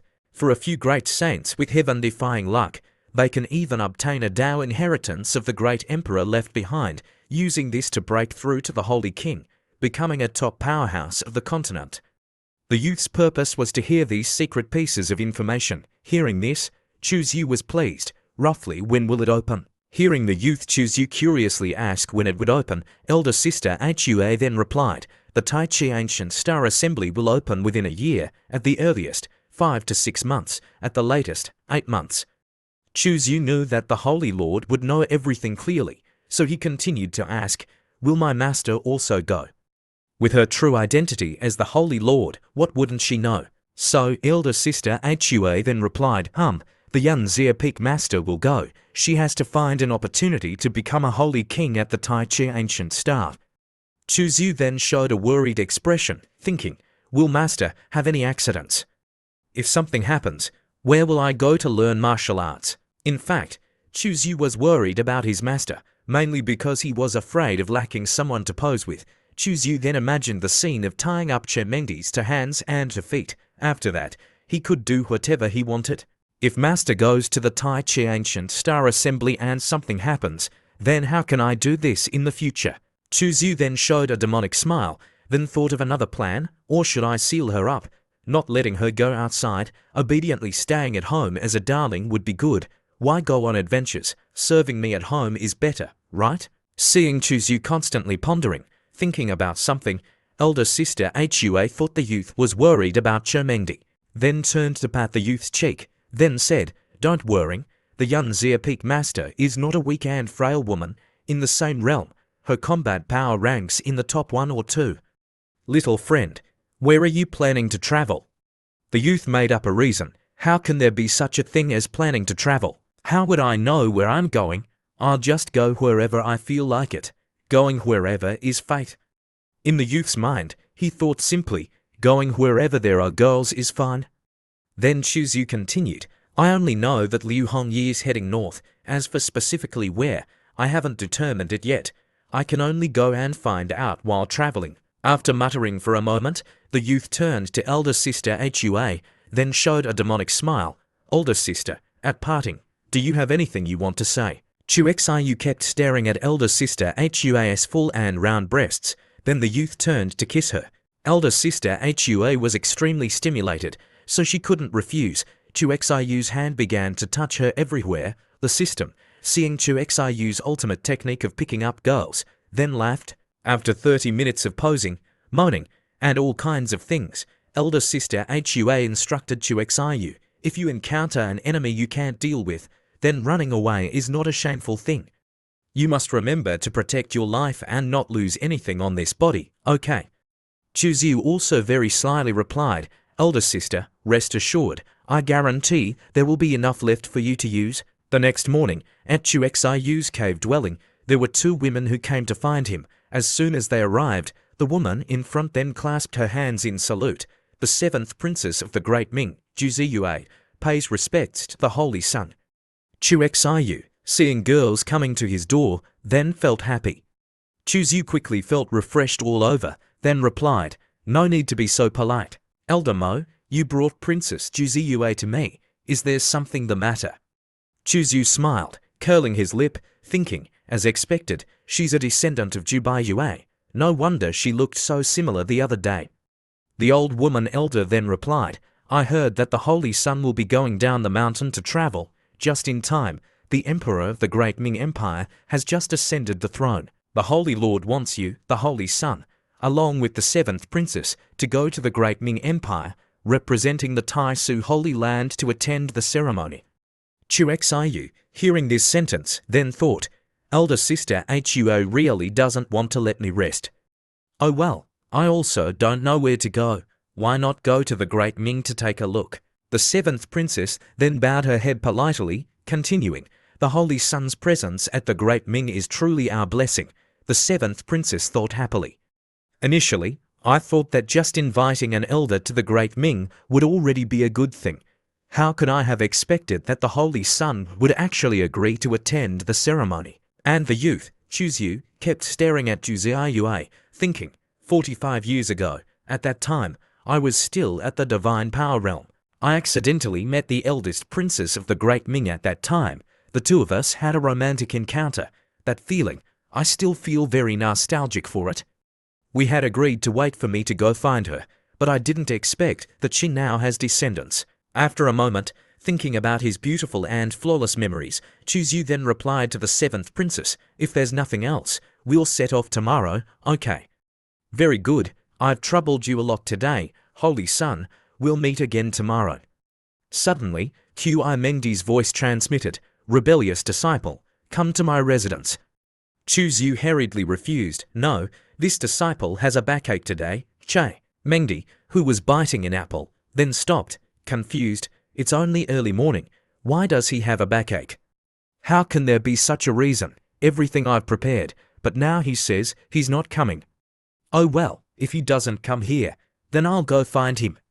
Mengdi then went to the storage thing. She took a box containing something from the high shelf, then showed a very bright smile. Meanwhile, at Chuxiu's cave dwelling, he was sitting cultivating. The chicken, having nothing to do, was roasting rabbit meat. The fragrant smell of roasted meat assaulted Chuxiu's nose, but the youth still focused on cultivating, making the chicken feel confused. Before setting off, "This kid is still sitting cultivating. He's quite diligent." Chuxiu, While cultivating, thought, last time, breaking through a great realm, the reward, it seems like I haven't received it yet, the system, take out the notes. Very quickly, the system then replied, discovered that the owner is an ancient, sacred body, successfully breaking through the divine bridge level, activating a special reward storm, have a set of the action word secret. Do you want to receive it? How could he not receive a reward? Choose You then replied, receive. Why wouldn't I receive it? The damn system. This breakthrough, the system rewarded him with the action word secret in the 9 secrets. The action word secret was the strongest healing technique, cultivating to a high level. Just 1 drop of blood could recover the body. In terms of rarity, it was completely no less than the action word secret. In terms of life-saving effect, it was even more outstanding. The only pity was that the action word secret only had half a set. Its effect was greatly reduced. If he grasped the complete secret, the 3rd sword move could also create a preliminary form.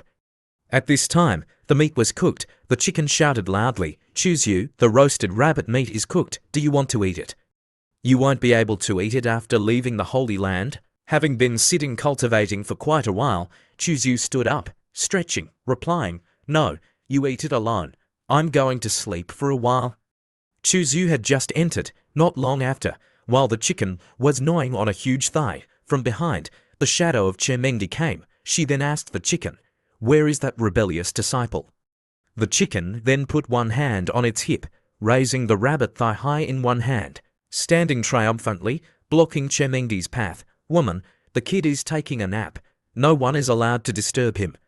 Ignoring the chicken's words, Chermengdi continued to step in. Unfortunately, she kicked away the chicken's rabbit thigh. A small chicken dares to block this one's path. While Chermengdi was stepping over the chicken, looking up from below, then exclaimed, Oh, it's huge. Blood spurted out of its nose just like that. Chermengdi, just opening the door and stepping in, thought, This rebellious disciple is really asleep. Huh? Meanwhile, the youth Choose You was dreaming, seeing himself bathing with several beautiful girls, big and busty. The girls shouted loudly, Holy Sun, please come here. The youth happily took off his towel, flying over, I'm coming. The youth happily enjoyed the feeling of having 2 girls in each hand, then changing girls constantly. You're so beautiful, big and round, I like it, come here and bathe with me.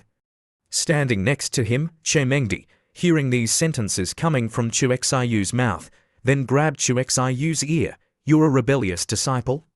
Oh, it hurts. The child is about to be born, and you're still bathing with girls. While still drunk, dreamily seeing Chermengdi, he didn't dare to believe it. The youth was terrified, waking up. What the hell is going on? You're awake. The youth was terrified when he saw Chermengdi in front of him. Master, why are you here? Before Chuexayu's confused question, Chermengdi then replied, This one is your master. Why can't I be here? The master then opened the box she had brought. A fragrance flew out, rushing straight into Chuexayu's nose. Choose You was panicked, because he thought that Chermengdi would always find a way to kill him. What are you doing? Wanting to poison me? Chermengdi ignored Chuexayu's nonsense, but stuck the box in the youth's hand. Choose You, after calming down, then recognized that it was 7th-grade dragon immortal incense. So, master came to help me treat my body. Chermengdi turned around, intending to leave. You're going down the mountain to train. Master can't help you much. Consider this as this one giving you a farewell gift. Master, please stop. Chuexayu, how could he let his beautiful master come all the way and then leave?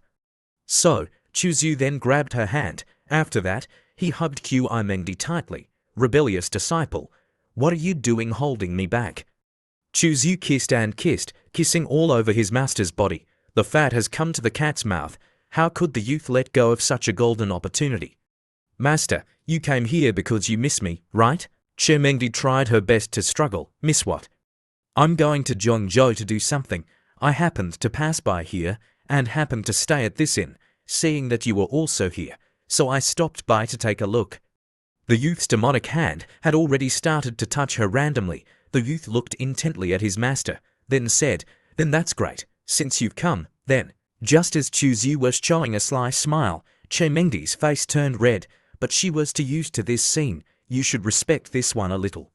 Choose You then respectfully said, please trouble you to teach this disciple. If there are any difficult words, you can spell them out. I really like that.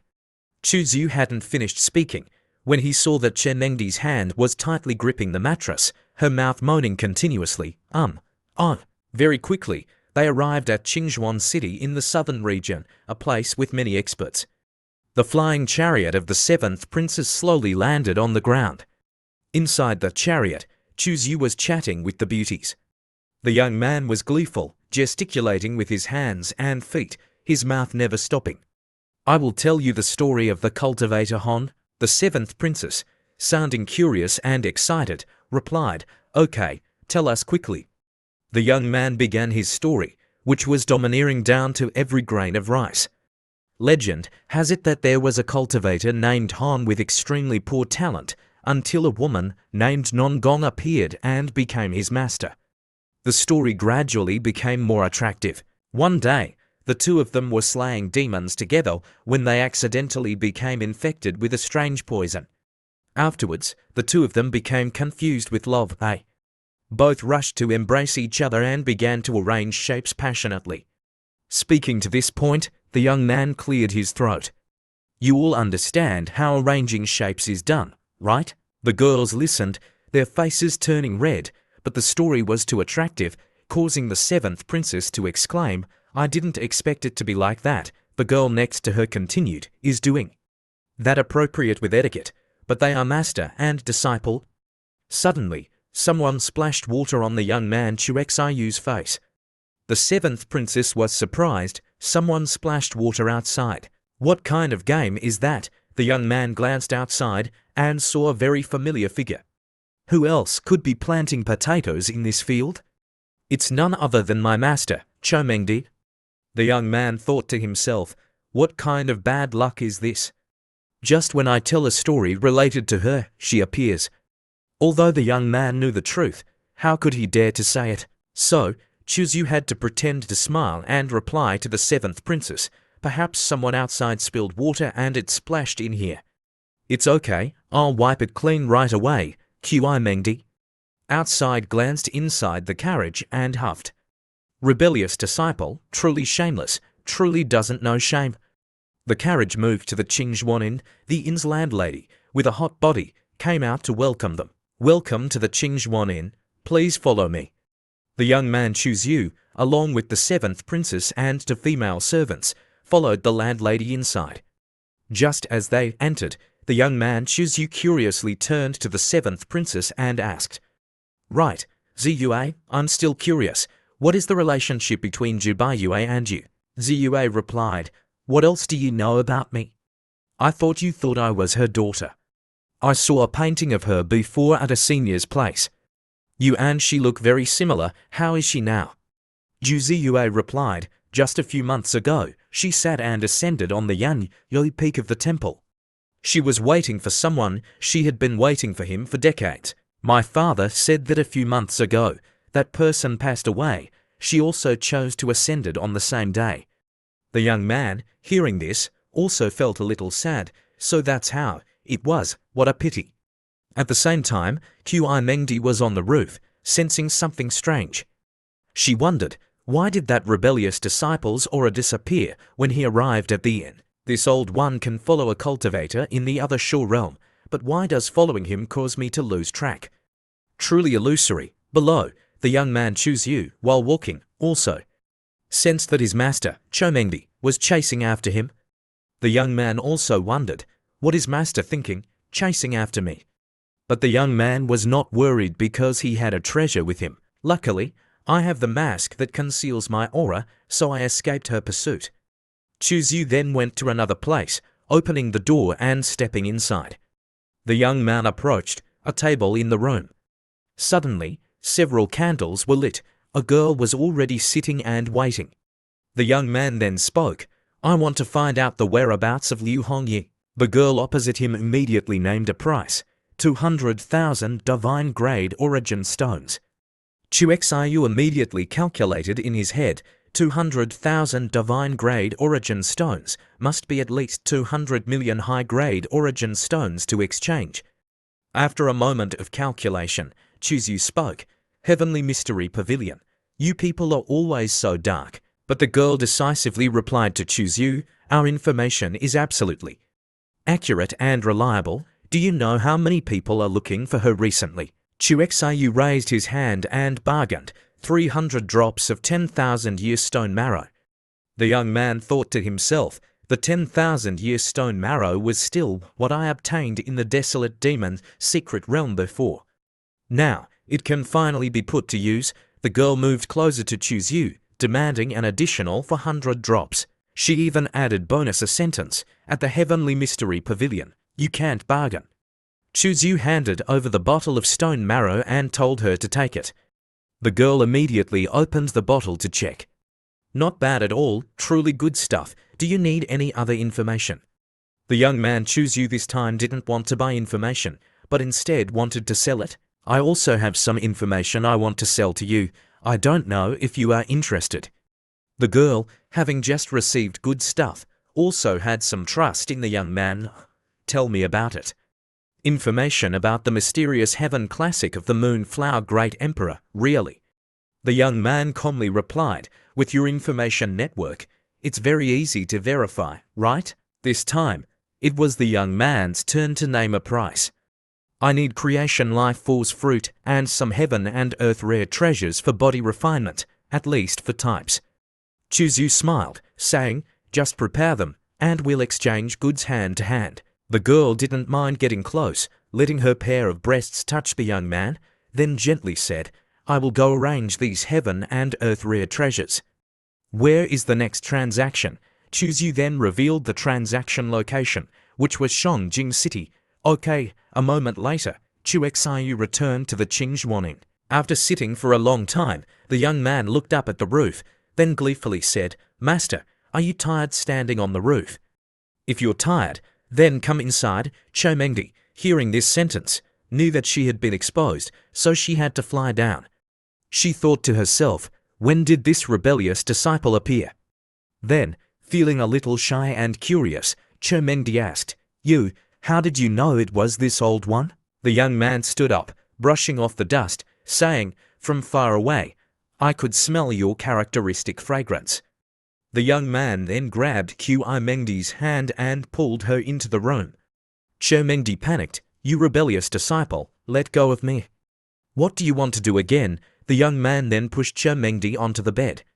Afterwards, the young man still used his trick of bullying, pressing Chomengdi down on the bed. Chuzyu kissed and kissed, kissing all over her body. With the fat already at the cat's mouth, how could the young man let go of such a golden opportunity?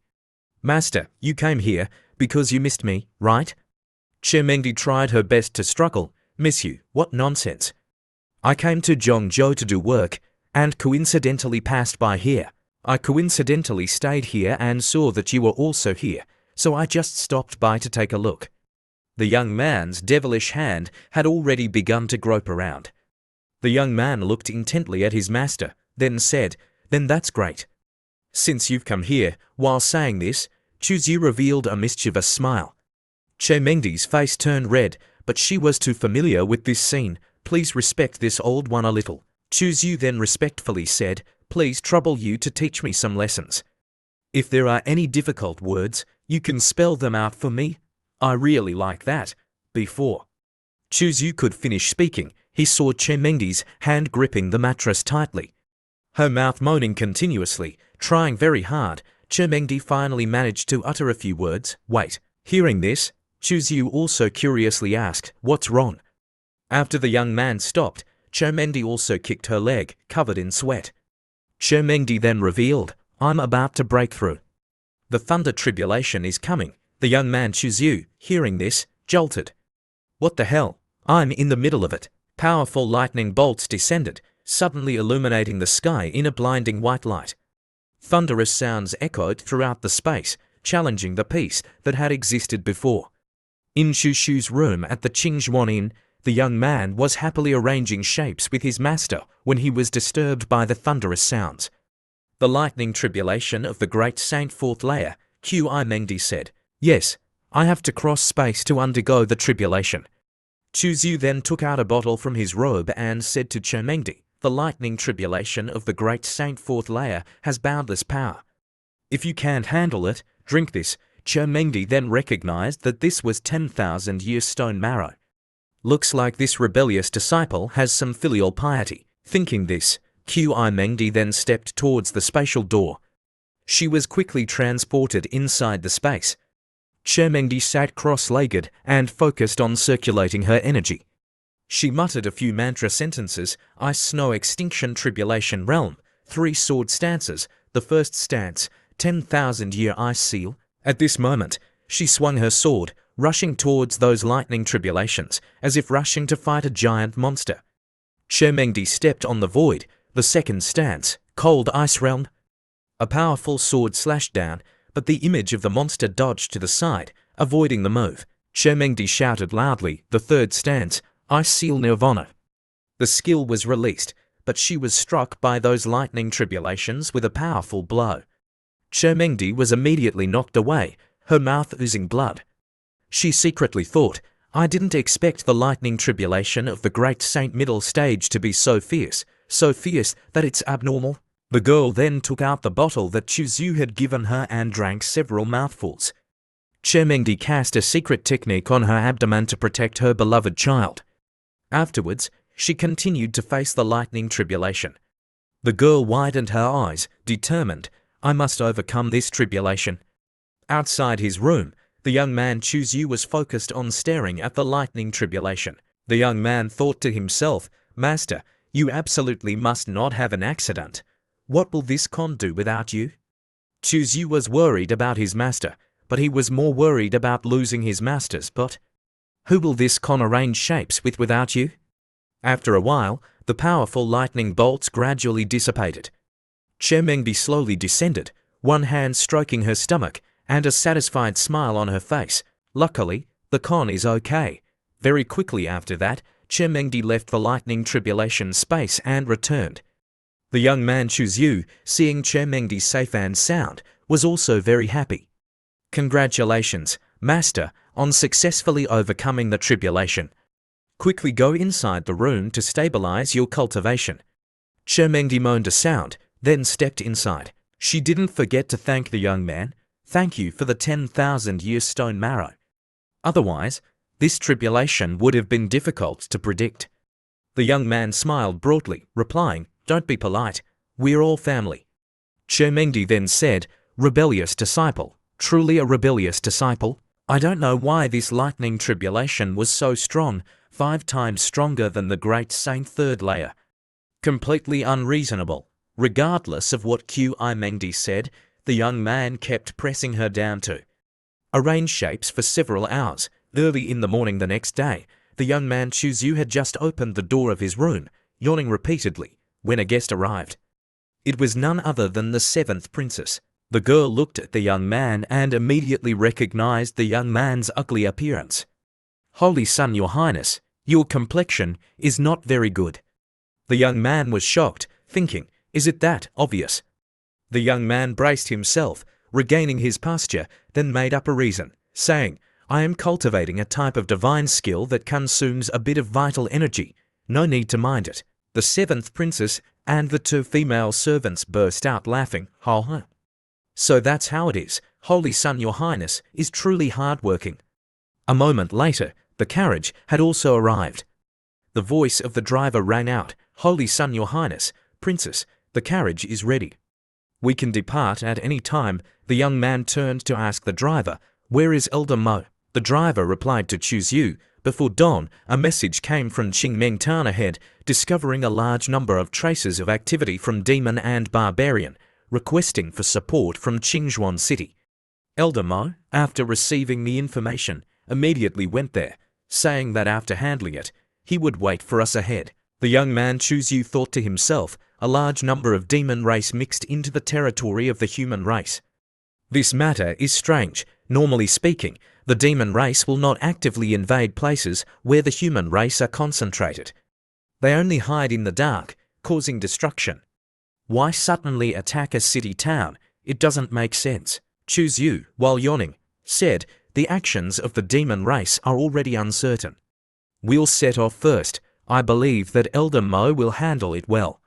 The young man gleefully took the opportunity to go see if there were any rare treasures appearing there. The carriage then flew away, admiring the beautiful scenery from above. The girl, the seventh princess, exclaimed, "The scenery in this grassland is so beautiful."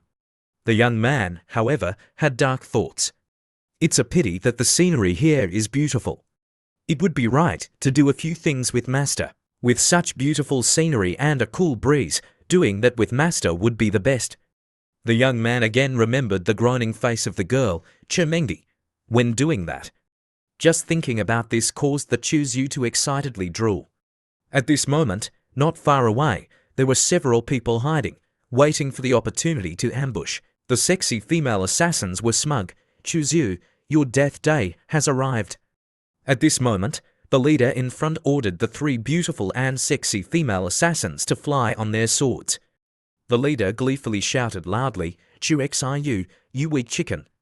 Only I am worthy of being the holy son. Chuzyu, you damn, give me your life." A series of hidden weapons were flying towards Chuzyu from the ambush group. But suddenly, a giant hand dissolved all of them. The female assassins were confused. "Why is that? Isn't Elder Mo not here? Who else is protecting Chuzyu?" The giant hand then released a palm strike. All four of them immediately tumbled backwards. The screams of shock rang out, causing Chuzyu and the seventh princess, along with the two female servants, to be curious, not understanding what was happening. The four people fell backwards on the ground. Chermengdi, tall and large, stepped forward, asking, "Xia Yifan, you and the rats of the Divine Dragon Society are planning to kill Chuzyu?" Zi Yifeng raised his hand to shield the sunlight, squinting his eyes to look again.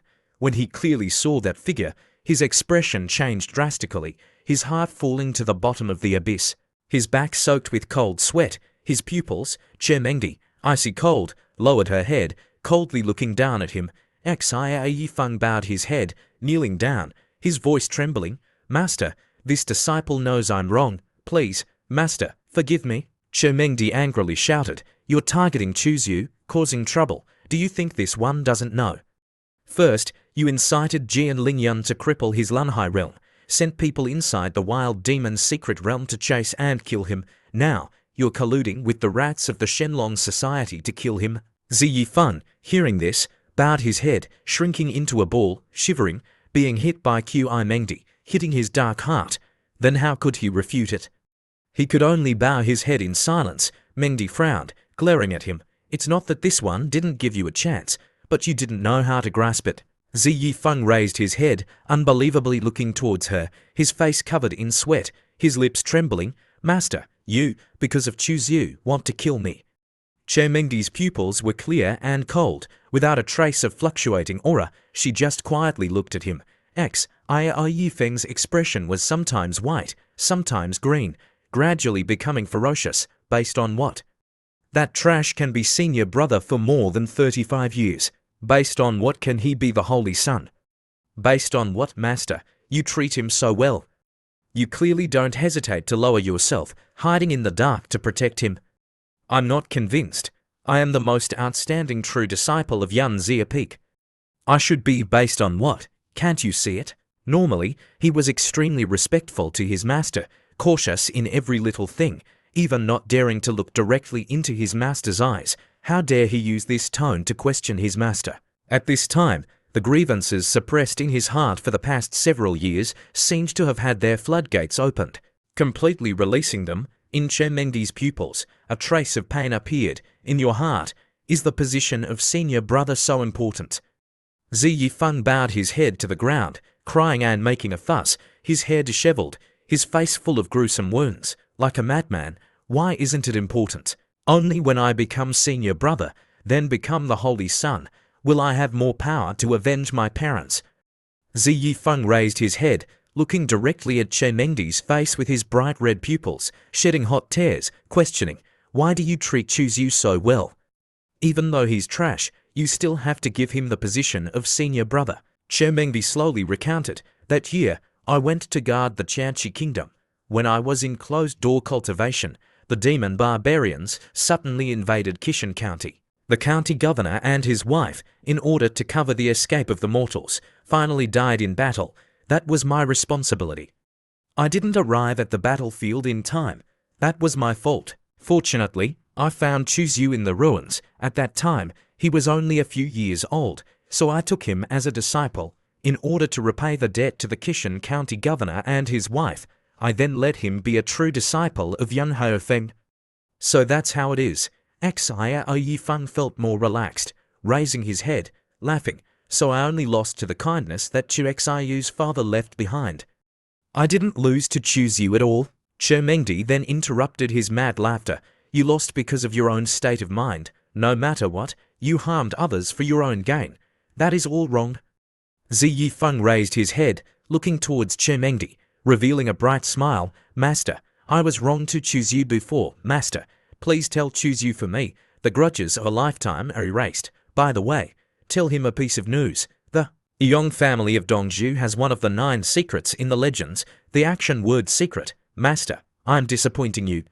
He severed his heart meridian, spitting out a blood arrow. He slowly collapsed in Che Mengdi's shock, watching Zi Yifeng completely lose his life. Che Mengdi's mood was extremely complicated. Not far away, Chuzyu saw that Xia Yifeng had collapsed, then thought, he's dead. It shouldn't be. With her cold outside, warm inside personality, she wouldn't kill him. At most, she would severely punish him.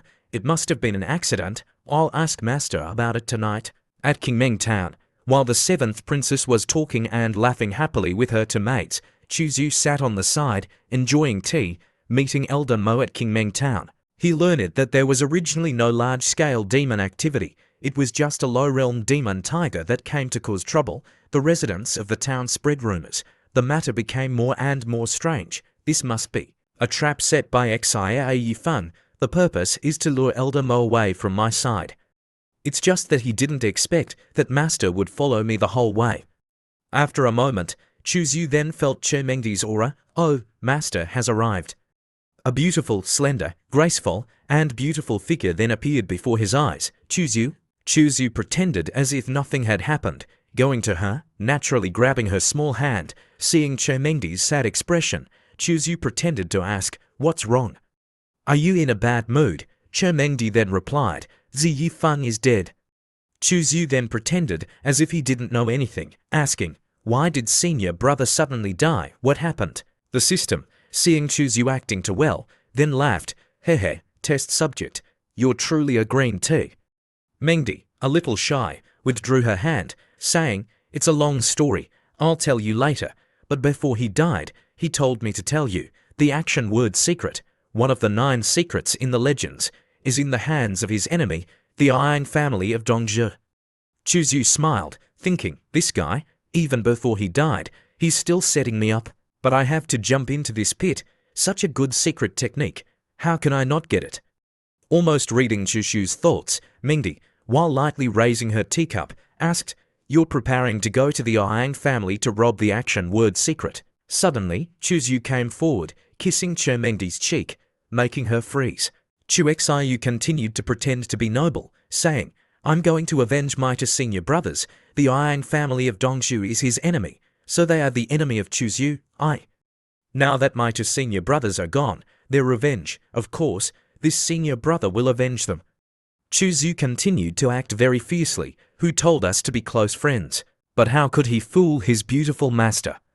Mengdi immediately saw through him. The words coming from your mouth, out of 10 sentences, she can't even find one true sentence. Chuzyu then cited evidence for his words. How can that be? When I said I wanted you, didn't I want you right away? Could there still be a fake? Che Mengdi, hearing this sentence, then was startled. Oh no, I've fallen into the trap, she snorted coldly. Shut up. Be careful, this one will suppress you now. Chuzyu, not only not afraid, but his mischievous hand began to untie his master's belt. Chuzyu didn't forget to ask again, "Is this how you suppress me?" Che Mengdi was speechless with this domineering disciple, rebellious disciple. What do you want again? With his magic hand, Chuzyu also soothed his beautiful master. She leaned into Chu Xiyu's arms, then asked, "You really want to go to Dongzhi? The Yang family of Dongzhi can't be underestimated. In that family, there are already to peak minor saints. Without borrowing the power of the Holy Land, it will be very difficult to take action against them." Chuzyu calmly replied, No need, I have my own ways. Immediately after, Chuzyu took out a cultivation technique, then happily put his arm around Qi Mengdi, helping her to walk. My good master, it's not early anymore. It's time to impart knowledge and teach the disciple. Qi Mengdi then knew Chu Xiyu's familiar trick, get out.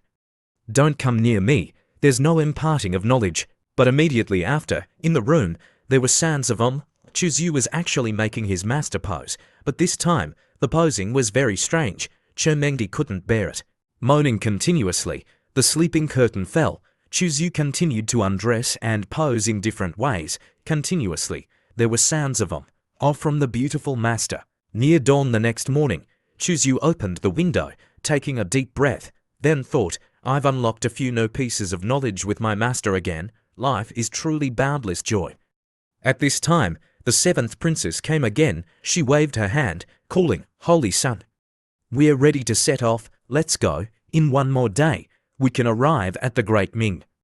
Chuzyu smiled brightly, replying, Okay, I'm coming right away. Very quickly, not long after that, they had arrived at the Great Ming borderline. The city gate here had many soldiers guarding it, all of them fully equipped with armor and weapons, always ready in their hands. Chu Xiyu's carriage had just arrived, when from inside the city, Zhou Yanfei, the eldest son of the Jinbei Prince of the Great Ming, rode out to welcome them. The eldest son of the Jinbei Prince of the Great Ming, Zhou Yanfei, on behalf of my father, on behalf of the seventh princess of the Great Ming, is here to respectfully welcome the presence of the Holy Son. The seventh princess inside the carriage thought, second brother didn't send a royal family worthy of being a talented person nurtured from the Holy Land. His immortal demeanor is extraordinary. Member to welcome the Holy Son, but actually sent this person. How big is his heart? Everyone then got out of the carriage. That Zhou Yanfei then clasped his hands in salute. I have met the Holy Son. I have met Elder Mo. The soldiers, seeing Chuzyu, then discussed in whispers, that handsome youth is the Holy Son of the Taisu. Zhou Yanfei extended his hand, inviting, Please, Holy Son, come with me. The princesses then thought, He's here to snatch him away again. That won't do. She then tugged on Chu Xiyu's sleeve. Surely the Holy Son won't go with him, right? After all, on this road, he has said that we are good friends. Before she had finished thinking, Chuzyu and Elder Mo had already left with that Zhou Yanfei. The princesses seemed to freeze for 3 seconds. Everyone is a good friend. Weren't we supposed to go together? Suddenly, a voice rang out. Little girl Ziyu, don't be nervous. That was the voice of the chick. It was on Chu Xiyu's shoulder. Then happily continued, rest assured. Every matter that Chuzyu does has his reasons. The carriage quickly left. Below, there were 10 soldiers always following closely to protect them. Inside the carriage, besides Chuzyu and Zhou Yanfei, there were 2 other people, 1 male, 1 female. The male was handsome. The female was stunning. Looking at them, you knew they were young talents. Zhou Yanfei introduced the 2 people to Chuzyu. Holy Son, let me introduce you. This is Brother Young Chen, the only son of the Songyun Sword sect leader. His cultivation is at the mid-stage of the Divine Power Realm. He is a talented person of our southern region. Young Chen then clasped his hands in salute. Holy Son. This is Fairy Biao, the eldest senior sister of the Yue Jing Palace. Her cultivation is at the mid-stage of the Divine Power Realm. Although she looks weak, her combat power is not low. Fairy Biao gently bowed, her movements graceful, full of immortal aura. I greet your holiness. Chuzyu nodded, smiling, saying, The 2 of you don't need to be so polite, just call me by my name. On the surface, he didn't move a muscle, but in the depths of Chu Xiyu's eyes, a different light flashed. This world is big, but also small. Today, I actually met 2 acquaintances. Chuzyu knew these 2 people. Weren't they precisely his tool people? The system, seeing Chuzyu talking softly with the beautiful girl who had a pair of super big breasts, then teased, when did the host get to know them? I don't know anything about this. Chuzyu then said, I cultivated the soul implantation technique in the past. It was an ultimate technique created by the pre-demon cultivator Jundi Hon in the eternal ancient era. In his later years, cultivating this demon art could increase the intensity of the divine soul. Reaching the later stage, he could also differentiate soul seeds. implanting the soul seeds into the divine souls of cultivators whose cultivations had not reached the divine bridge realm. As the other party's cultivation increased, the soul seeds would also gradually develop, finally engraving the divine soul imprint of the caster in the cultivator's divine soul. That cultivator's body would even gradually become similar to the caster, like a clone, specially used to nourish the body for the caster. This imprint is extremely hidden. If it's not a great emperor, it's almost impossible to discover. Chuzyu often intimately called these people tool people. He could seize the bodies of the tool people at any time without the appearance of rejection, because the other party's body had long since grown according to his appearance. Of course, if the tool people dared to touch him, he only needed to raise his hand to form a seal, and he could make the divine soul imprint boom. The other party's divine soul would immediately turn to ashes. This type of technique can be said to be extremely cruel, very suitable for Chu Xiu's taste. What? You're asking if Chuzyu doesn't even spare women? Does he also want to seize women's bodies? Of course, to him, men and women are not important. The most important thing is to survive, becoming the strongest. The system continued to tease Chuzyu. I didn't expect the host to be so good at planning. As expected, you're a born villain. You've even thought of several escape routes. But this system really didn't think that the host wouldn't even let women go, and even plan to seize women's bodies. You're truly the best of the best. Yang Chen also opened his mouth to praise. The human race's sacred body is unparalleled under heaven. Come, drink some wine. Holy Son, you must taste this bottle of peach blossom wine. Zhou Yanfei took out a bottle of wine with a sparkling, jewel-like light, then started to pour wine for the three people. The wine flowed out, its fragrance spreading, filling the entire carriage. Chuzyu held up his wine cup, smelling it, then exclaimed, "The wine is truly good wine. It's just that I don't know what these three people are looking for me for." Chu Xiu tilted his head back, drinking it all. The wine's flavor was rich, and in his mouth, it carried the characteristic medicinal fragrance of ancient trees. After swallowing it, there was a sweet aftertaste. The wine is truly not bad. That year, he heard that there was a rare peach blossom wine in the world, making his love for wine rise. So he went to find the Yaoci holy woman to borrow 2 bottles. Because of this, he was chased and killed by that group of women for a month. Fortunately, he wasn't caught. Holy Son, what do you think of the current Great Ming Empire? Chuzyu smiled gently. I don't understand very well. I only know that Kid Juzi ate. Zhou Yanfei smiled. The materials that the Great Ming Empire offers each year, worth about 700,000 divine origin stones, is too little. Hearing the person named Zhou say this, Chuzyu was then surprised. Oh, brother Zhou, what are your thoughts? I believe that the Taisu Holy Land guarding the southern region is our guardian deity. The mortal empire governs hundreds of millions of people, and the Great Ming Empire is vast and prosperous. No matter what, it must offer 1 million to show its respect, in which there is an extra 100,000. Consider it as expressing filial piety to you, your highness. Chuzyu then asked again, you're looking for me to ask me to help you rebel? That person named Zhou then replied, it can't be called rebelling, it's mainly for the Holy Land and the bright future of the Great Ming. Chuzyu laughed, this business can be discussed, everyone will benefit. Fairy Chamengdi, hiding in the void, heard everything clearly. The corners of her mouth twitched. This rebellious disciple is actually blatantly and righteously demanding bribes. Moreover, he's discussing with the eldest son of the Jinbei prince how to seize the throne. Looking at his sly smile, enthusiastically planning for Zhou Yanfei, Fairy Chamengdi only wanted to immediately appear, twist the arm of that disciple, lifting him up to beat him. If Juzi saw this scene, she would probably vomit blood. Fairy Chamengdi, just thinking about it, wanted to laugh, but immediately she straightened her face. No, I'm a professional. I can't laugh. I must be cold. This one will quietly observe to see what this rebellious disciple ultimately wants to do. After discussing everything, they had also arrived at their destination.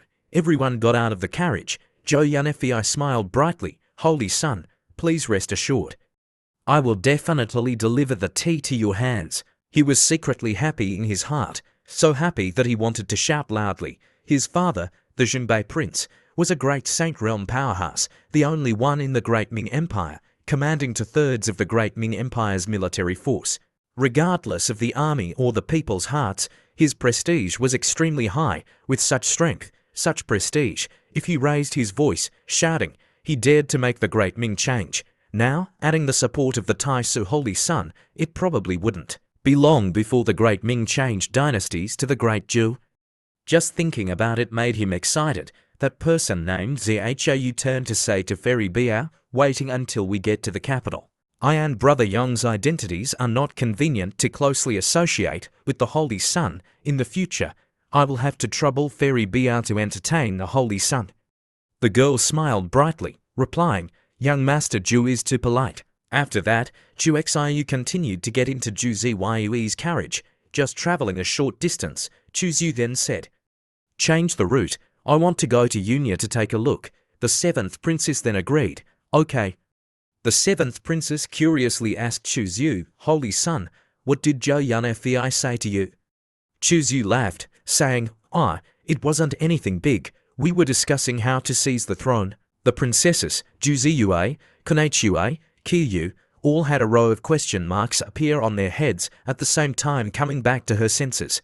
Zhu Ziyue's expression immediately turned pale, her big eyes filled with tears, about to cry, her teeth biting her red lips. Holy Sun, you're planning to help Zhou Yunfei and them. Zhu Xiu shook his head, suppressing the urge to laugh slyly, maintaining a serious expression. No, even without me. They were planning to seize the throne when the new king ascended the throne. I'm just someone standing up to support them. Consider it as adding flowers to the brocade. Hearing this, Zhu Ziyue, Konechue, Qiyu, all 3 girls became anxious. Seizing the throne, if they succeed, the fate of the Zhu family's royal family can be imagined. 100% of them will be exterminated to the 9th degree. Even Konechue and Qiyu, the type of palace maids and eunuchs, would have to die. The princesses, Zhu Ziyue, even directly knelt down before Zhu Xiu, tears welling up in her eyes, choking, Holy Sun, please save our Great Ming. Konechue and Qiyu also immediately knelt down, pressing close to the princess. Holy Sun, Northern King's strength is powerful, which you can't resist. Now that he wants to rebel, only you can save us. Zhu Xiu curled his lip, saying, Xiu, I truly have a way to help you out of this predicament, even permanently eliminating this thorn, the Zhu family, but I have a habit of making fair exchange. If I help you, how are you going to repay me? The system, hearing this, exclaimed, oh my, the host is too damn cunning, actually eating from both sides. After eating from the house above, he wants to burn down the house below, shameless to the point that there are no more words to describe it. Receiving 200 breakthrough points, Zhou Ziyue's face immediately turned red, her slender hands also stained with a layer of red. She bowed her head, murmuring, I promise you, is that okay? Chen Mengdi, who was hiding in the void next to them, hearing this, was confused. The chick also laughed, truly amazing, amazing. Even if you gave it to him, I wouldn't dare. Zhu Xiu turned to flick Zhu Ziyue's forehead. What are you thinking about? Zhu Ziyue's face turned red, muttering, I'm willing to marry you, don't you want to? Zhu Xiu continued to shout loudly, little girl, what are you thinking about? Zhu Ziyue's head was smoking, but she still didn't understand Zhu Xiu's meaning. This one doesn't have that intention. What I mean is, what can your royal family give me to repay me? Zhu Ziyue continued to be confused. Say what you want directly. Heavens, why are you always beating around the bush? Zhu Xiu sweated, muttering, Zhu Xiu, even if I'm shameless, I wouldn't go so far as to take action against the younger generation of the woman I moreover, her aunt died for me. Mengdi thought, this little girl is still young. Why doesn't she know to love herself? Can't she learn the humility of this one? Very quickly, they had arrived at Yunya Peak. Princess, we've arrived at Yunya Peak.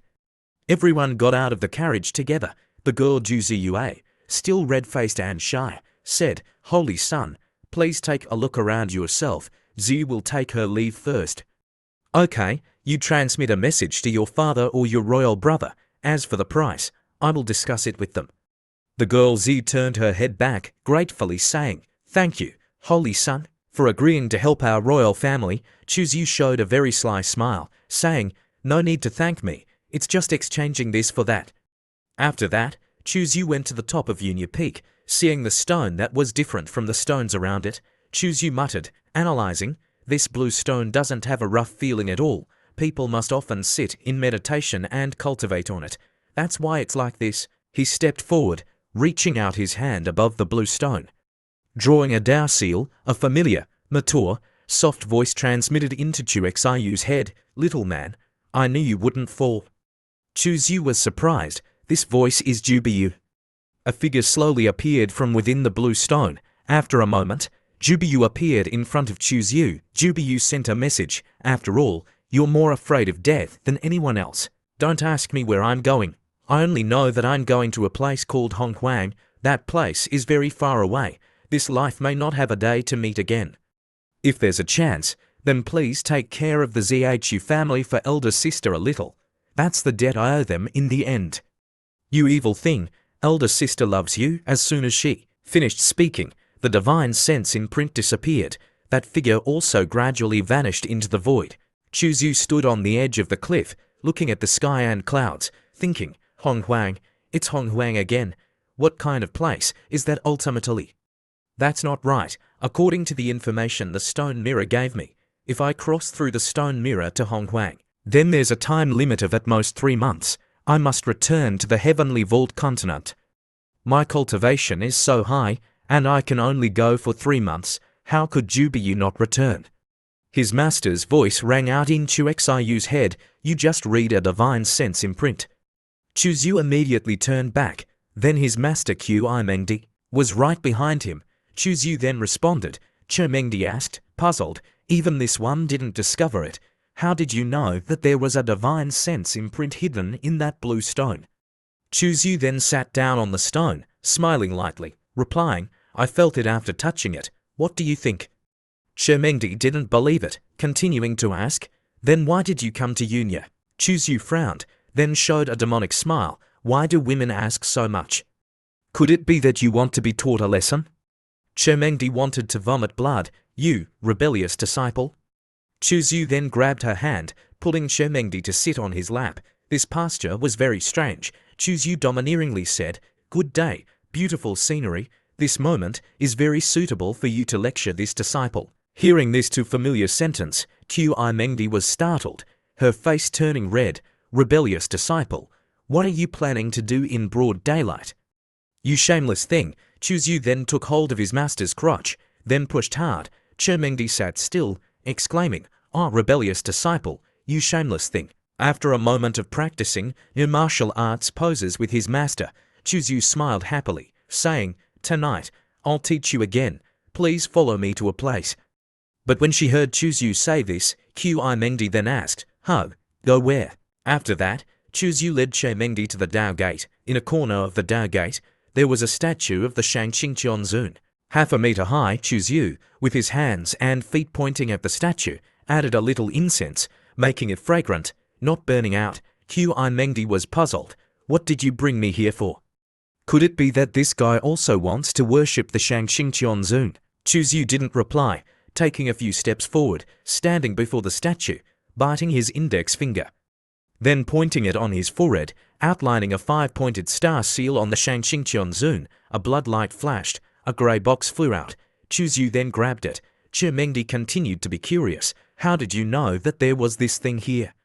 When did you come here? Chuzyu only coldly replied, You can see it. Why ask so much? Curiosity killed the cat. Chuzyu showed a demonic smile, then said to Qimengdi, Let's go to Shangjing City. Qimengdi had no choice but to be silent with Chuzyu very quickly. After that, the carriage had taken everyone to the great Ming's capital, Shangjing City. Inside the carriage, the 7th princess happily said to Chuzyu, Holy son, after Chen Gonggong takes you and Elder Mo to the Tai Su Holy Land's embassy, we will take our leave first. Okay, see you again. After parting with the 7th princess, Chuzyu, along with Elder Mo, went to the Tai Su Holy Land's embassy. Chuzyu, with the chick on his shoulder, leisurely stepped inside. The several girls nearby, seeing Chuzyu, then giggled, all saying, The Holy Son has never put on airs. He's friendly with his fellow disciples. It's true, the Holy Son is really handsome. especially when he smiles. My heart is about to melt. I want to marry him. Chuzu stepped to the place where the several girls were, good senior sisters. Please trouble you to tell the kitchen to make a few snacks. There will be guests tonight. The girls stared intently at Chuzu, then continuously, okay. In her heart, she thought, the Holy Sun spoke to me, he even called me a good senior sister. While Chuzu was receiving guests, the chick made a meat skewer, then muttered, it's really as little Chuzu said. Chuzu was drinking wine, while chatting happily with the person named Zhou, Brother Joe, rest assured, I know what to do. Just saying this sentence, Chuzu thought, Zhou Yanfi took action generously, actually giving me 300,000 divine origin stones. That person named Zhou also happily replied, I naturally believe in the Holy Sun. My father is in closed-door cultivation. He told me to ask after you on his behalf. After he comes out of seclusion, he will definitely come to apologize. After he was tipsy, that person named Zhou's words came out with the wine. The Holy Sun's wine is too different. The smell is very good. Your father is too polite. What is there to apologize for? Wait until we succeed, then we'll celebrate. That's right, the Holy Sun is right. Chermengdi, standing behind the screen, had heard everything. After that person named Joe left, Chermengdi stepped out, asking, the thing you gave Zhou to drink wasn't wine, but poison, right? Even the master was helpless before Xiu's tricks. A second ago, you were still calling him brother. A second later, you've already poisoned him. You're too vicious. Chuzu, while pouring tea, calmly replied, treating the enemy without being vicious is being cruel to yourself. Master, you've cultivated for so many years. Could it be that you still haven't seen through this? Mengdi then put on the air of a master, saying, this one still needs you to remind me. It's just that I feel that the methods you used are too despicable. To use poison as a dignified Holy Sun. Aren't you afraid of being laughed at by others? Xiu then grabbed his master's hand, pulling her over, stroking the beautiful, big female master on his lap. White cats and black cats, being able to catch mice is a good cat. Chermengdi's face turned red. Don't touch me, Chuzu. How could he stop his hand? So, Chuzu just continued to touch her everywhere. Suddenly, Chermengdi then said, someone's coming. Outside, there was a girl with a big soul knocking on the door. Holy Sun, I've arrived. Chermengdi was jealous, asking, at night, you're still meeting with female cultivators. She was furious in her heart. You're truly not putting this one in your eyes. Chuzu then said to his master, please avoid me for a moment. I'll accompany you well later. That girl, the female cultivator with a big soul, carrying a bottle of wine, stepped inside. Holy Sun, I've brought a little rose wine. I don't know if you're interested in tasting it. Chuzu, seeing the beautiful girl, then how could he bear to refuse? Put it on the table first. Chermengdi, seeing that female cultivator, thought, Biao, the fairy of the Yue Jing Palace, actually directly brought aphrodisiacs to bewitch my rebellious disciple. Just right, let's see if this rebellious disciple's will is firm. While Chermengdi was still thinking, Chuzu had already hugged the beautiful girl. The two whispered to each other, Fairy Bear, Holy Sun, let me. Chermengdi turned back, then seemed to be blinded. How can you truly treat this one as heir? Daring to be intimate with a girl in front of me? Suddenly, Mengdi felt something different. Biao's eyes suddenly changed strangely. That girl Biao had been used by Chuzu with evil arts. Chermengdi was puzzled. What is this technique? Why are Biao's eyes exactly like that rebellious disciple's? Chuzu gave Biao a bottle, then instructed, take this back. Find an opportunity to let Zhou long smell the fragrance inside. Absolutely don't let it be discovered. After an hour, then tell Zhou Yanfi that you've succeeded. Biao obediently obeyed, replying, okay. After Biao left, seeing the charming evil art, Chermengdi then asked, what did you do to her? Chuzu calmly replied, a soul control technique, that's all. She didn't see Chuzu take action. Chermengdi curiously asked further, when did you do it? Chuzu said, last time, when we were drinking together, this type of poison is called 3 flowers gathering at the top. Made from 3 types of poison with different ingredients combined, a portion of it has already been drunk by Zhou Yanfei. The remaining portion is for Biyo to take to Zhou Long. The remaining portion is in my hands. When the 3 types of poison are separated, there is no harm at all. If they appear together within 1,000 meters, the 3 portions of poison will explode immediately. Even if it's a great saint's strength like Zhou Long, it will also be reduced by 40%.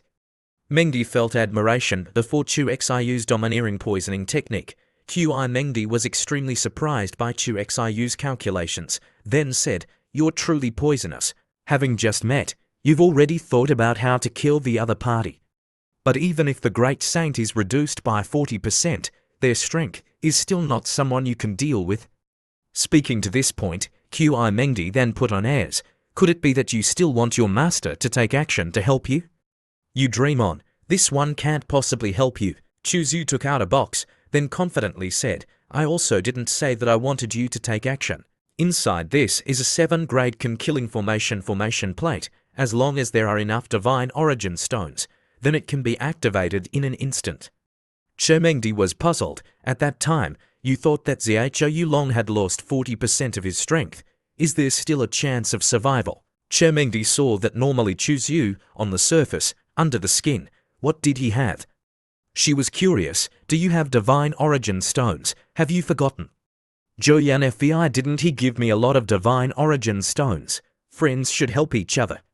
Coming to this point, the master had to admire him again. Being your friend is truly miserable. Master, drink some tea. Talking for so long has made your mouth dry. The beautiful master carelessly took the cup, drinking it all. When she had just finished drinking, Che Mengdi was horrified. Wait, what did you just let this one drink? Chu Zhu held up the wine bottle, showing a demonic smile, saying, "The rose wine that Bio just brought?" Che Mengdi was terrified. "You know what this is." Chu Zhu shamelessly said, "This disciple naturally knows. This disciple is also afraid that fighting with Zhou Long, I won't be able to beat him. So I have to prepare in advance. Please, Master, help this disciple upgrade my cultivation a little." Could it be that Master wants this disciple to lose to Zhou Long? Chu Zhu, while speaking, pressed his master down. Che Mengdi resisted in vain. Chu Zhu even forcefully patted his master's, "But, Master, please lie down nicely." Seeing his master lying down, enduring it, letting him pose, Chu Zhu smiled smugly, saying, "Master is truly obedient. Being this obedient is worthy of being my master." During this time, although she was very angry, Che Mengdi could only sit still, enduring it. Suddenly, her hand gripped the blanket tightly. After that, the lesson of moaning rang out continuously. After 4 hours of posing continuously, Che Mengdi was exhausted. She, like all the previous times, lay down, unable to get up. Chu Zhu spoke, saying, "Master, you've worked hard. Please sleep." Chu Zhu had just taken a few steps when he staggered. In his heart, he thought, "But the effect of this medicine is a little too strong. Remember to use a little less next time." Suddenly, Chu Zhu saw several dark shadows outside the door. Chu Zhu looked, then wondered, "It's so late. Who's coming to find me?" Chu Zhu opened the door, going outside. Then there were 3 people with very sincere expressions. Chu Zhu then asked, "What are you looking for me for?" The old man in the middle hurriedly grabbed Chu Xiu's hand, begging, "Holy Son, please save our Zhu family." This old man was the Emperor Jiyan. Chu Zhu then invited the old emperor, "Please follow me to the living room."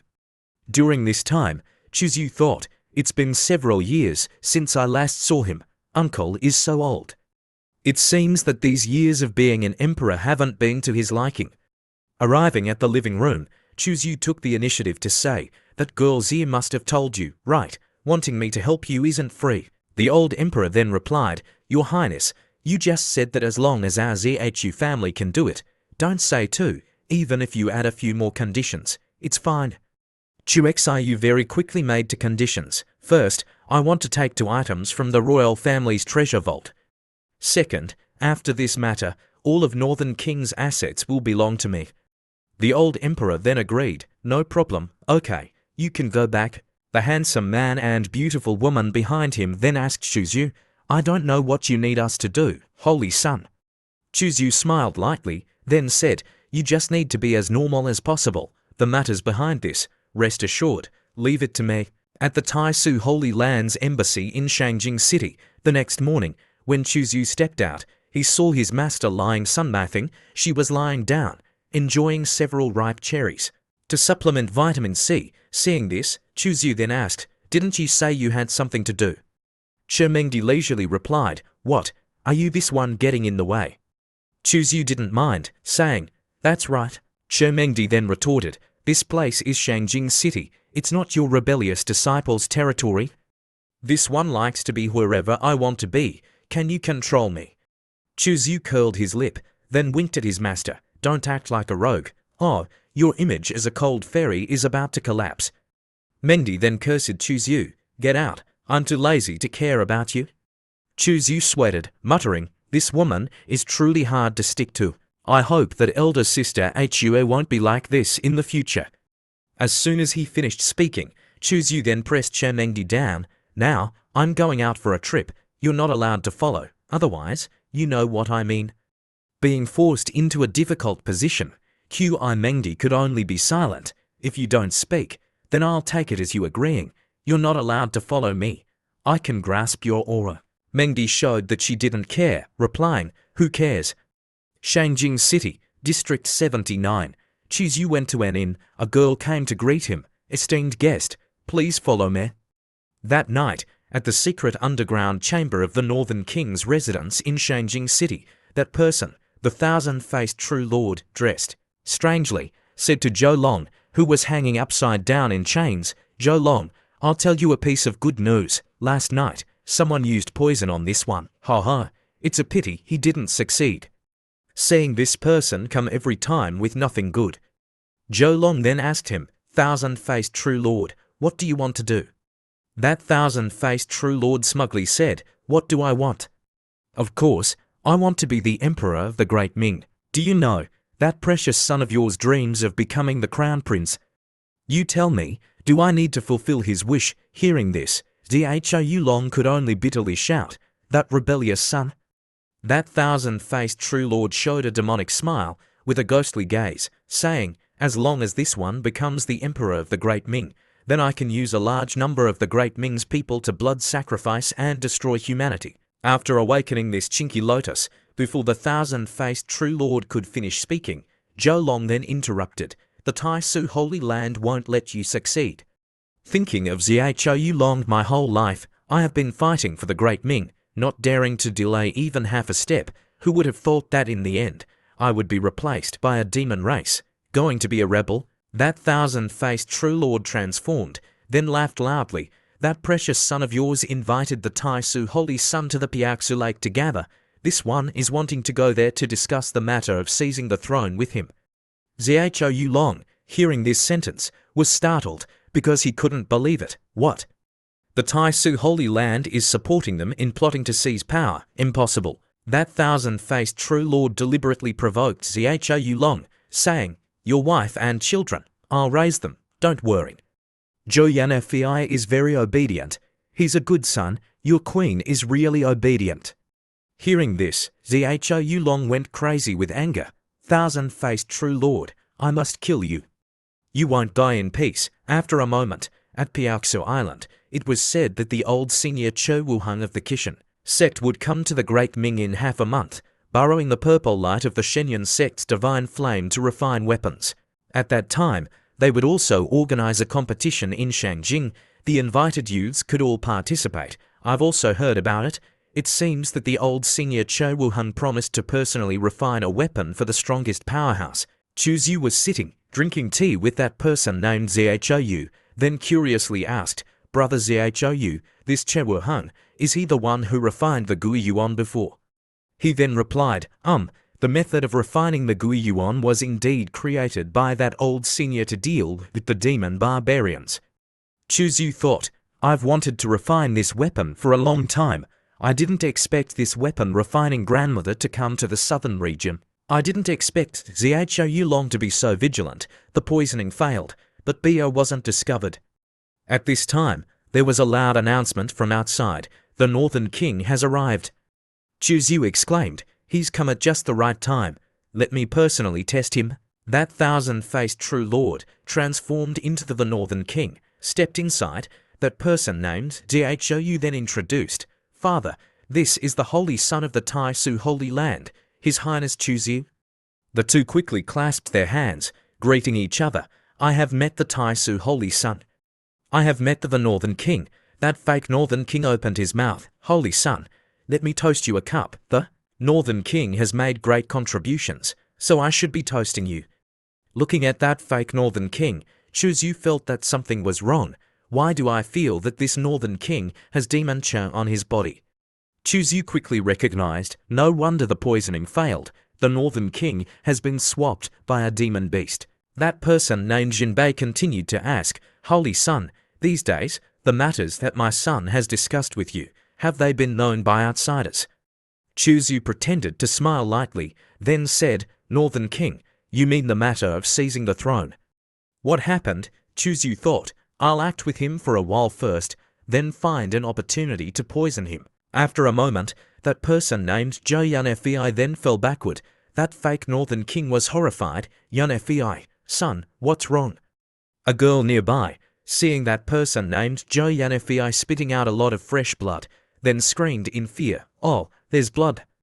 The scene was silent. Immediately, someone shouted, "What's going on?" Chuzyu then pretended to ask the Northern King, "Brother Zhou has been poisoned."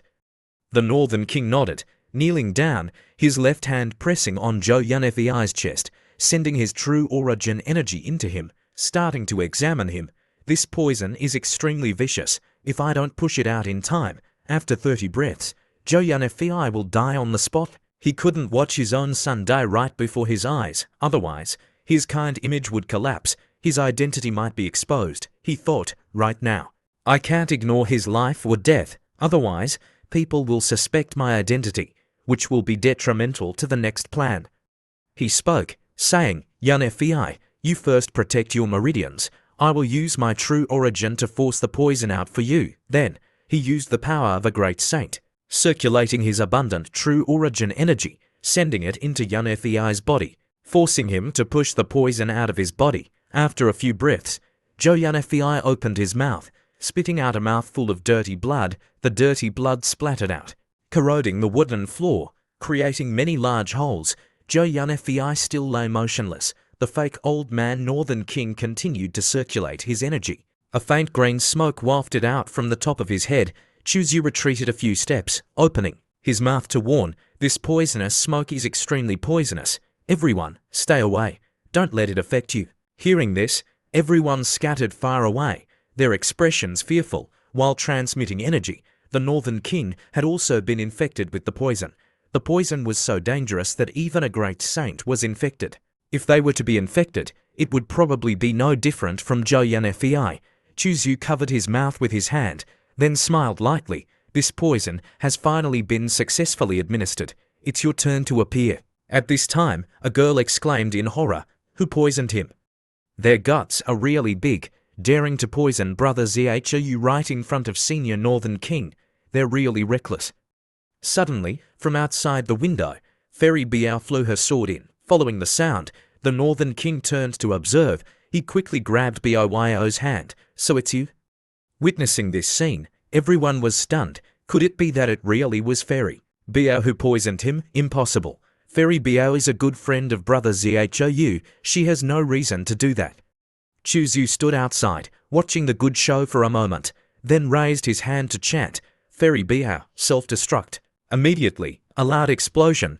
Biao had exploded, her body destroyed. The shockwave made the old man retreat backward. Northern King was stunned. He completely didn't expect Biao to self-destruct so decisively. Suddenly, an old voice rang out from the void, "Northern King, why did you kill my disciple?" Northern King raised his head to look.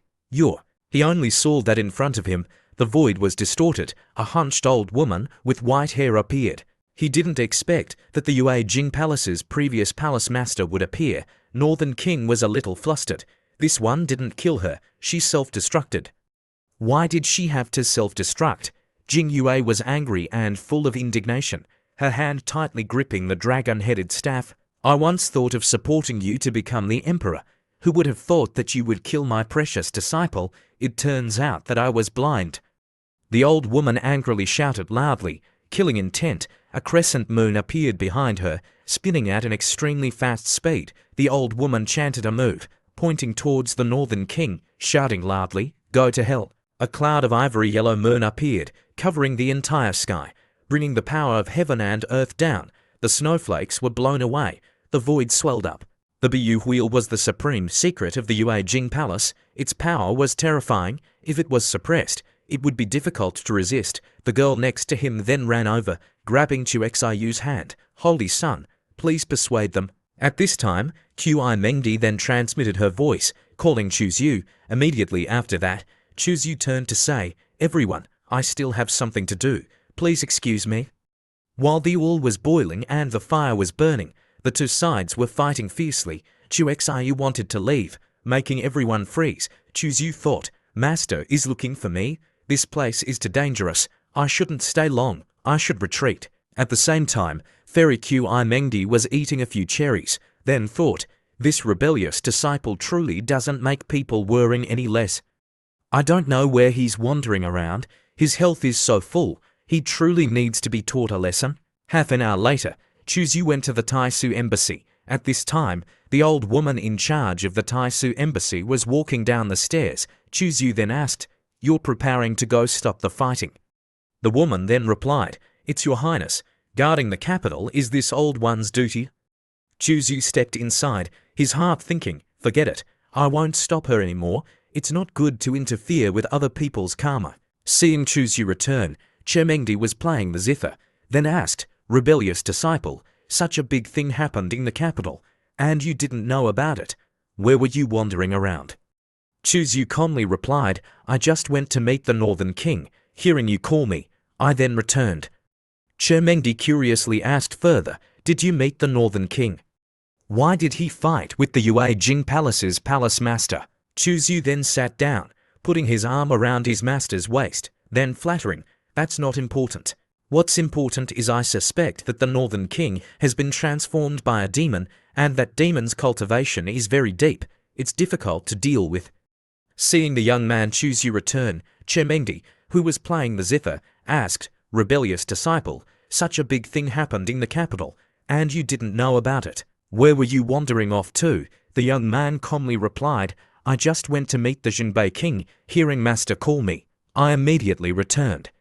Che Mengdi curiously asked, "Did you meet the Jinbei King? Why did he fight with the Moon Quine Palace Lord?" Chu Xiu flattering her, "That's not important. What's important is that I suspect the Jinbei King has been replaced by a demon, and that demon's cultivation is very deep and difficult to deal with." The young man cast a glance at his master, then continued, "In my opinion, the situation in the capital is somewhat complicated.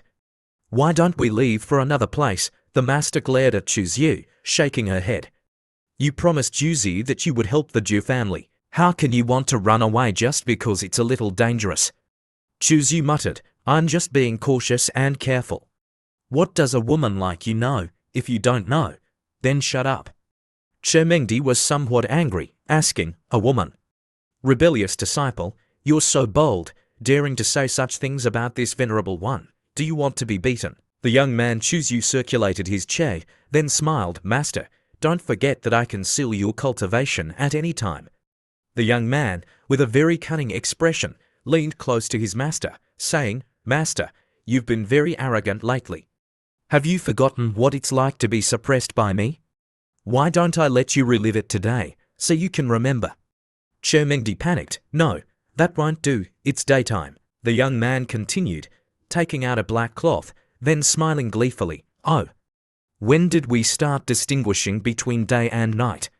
What's so difficult about turning day into night? You just need to close your eyes, and it's dark. It's too simple, isn't it?" Immediately, the young man blindfolded Fairy Che Mengdi. Che Mengdi shouted loudly, "If you're a man, then release the seal for this venerable one." The young man pressed Qi Mengdi down. "Absolutely impossible. Taking off clothes is fine, but releasing the seal on your cultivation, dream on." Immediately after that were the sounds of oot, off from Qi Mengdi. An hour later, it was still the familiar scene of Mengdi being unable to get up. Zhu pushed open the door, his complexion rosy, refreshed and excited. Mengdi in the room had fallen asleep. Just then, Zhu came to find him. "Holy Son," the young man greeted her, then asked, "How was the investigation? Did you bring the materials on Zhou Long? Everything has been brought." Zhu, seeing the lipstick on Xiu's cheek, blushed shyly. "That," the young man, not knowing what was going on, asked, "What is it, Holy Son? There's lipstick on your face." Zhu hurriedly wiped it off with his hand, then smiled, vaguely saying, "It's not lipstick. It's a cat bite." Suddenly, a girl hurriedly ran over. "It's bad, Holy Son. Something happened." "What is it, Master?" "My master's soul life tablet is broken." Zhu, hearing this, thought, the person in charge of the embassy has died. At the same time, in the sky above the capital, the Qianmian Zhenjian asked a person wearing a black cloak from head to toe, whose appearance was unclear, "Why did you want to beat her to death? Don't you know that she's the person in charge of the Taisu embassy? She saw you using demon race divine powers. If you don't kill her to silence her, what other way is there? But capturing her alive is better than killing her. The Taisu Holy Land will definitely send people to investigate. Our plan to use the power of the royal family to sacrifice and destroy people will fall apart." The person smiled smugly. "Don't worry. Before taking action, I sealed the space of the capital. Within 12 hours, they can't send messages outside. The only great saint in the capital, Zhou Long, has been controlled by you. Jingyue, who just arrived, has also been killed by us. Now, who in the capital can stop us?" the fake northern king worriedly said, "but the Taisu Holy Son is also in the capital." The person in black smugly continued, "Just an unformed Holy Son. Why should we be afraid? It's easy to pinch him to death. All right, no need to waste any more time. You go to the palace and destroy the formation Eye of the Star Spirit Great Formation. I'll go prepare the blood sacrifice Great Formation to ensure." The scene that appeared was the black-clothed person strangling the old woman in charge of the Taisu embassy in Xiu's room at the Taisu embassy. Zhu and Mengdi saw the scene very clearly and in detail. Mengdi was somewhat surprised. This person's strength is very strong. He's probably in the middle stage of the Great Saint realm. Plus the fake Xinbei king, there are probably two great saints appearing in the capital. At this time, Zhu felt sweat breaking out, saying, "I originally wanted to find someone to send a message to the Holy Land, but the space of the capital has been sealed. We can't send messages out." The young man somewhat tentatively turned to say to Mengdi, "It seems that the other party is very greedy, preparing to swallow the entire capital. Or should we run, take the people of the Zhu family with us? Ensuring that they don't die doesn't count as us breaking our promise." Mengdi worriedly said, "If we leave, what will happen to the hundreds of thousands of mortals here?" Immediately after that, she decisively said, "You can go, I can't. Protecting the peace of one area is the duty of a Holy Land cultivator." Suddenly, Zhu grabbed Mengdi's hand. Zhu cast a glance at his master, then continued, "In my opinion, the situation in the capital is somewhat complicated. Why don't we leave for another place? Taking the people of the Zhu family with us, ensuring that they don't die, also wouldn't count as us being unfaithful and unrighteous." Mengdi then worriedly said, "If we leave, what will happen to the hundreds of ordinary people here?" Immediately after that, she decisively said, "You can go, I can't. Protecting the peace of one area is the duty of the Holy Land's cultivators. Now, you quickly go to the Imperial Palace. No matter what the other party wants to do, you still have to destroy the formation Eye of the 99 Star Formation." Mengdi looked at Zhu, worried. "Then what about you?"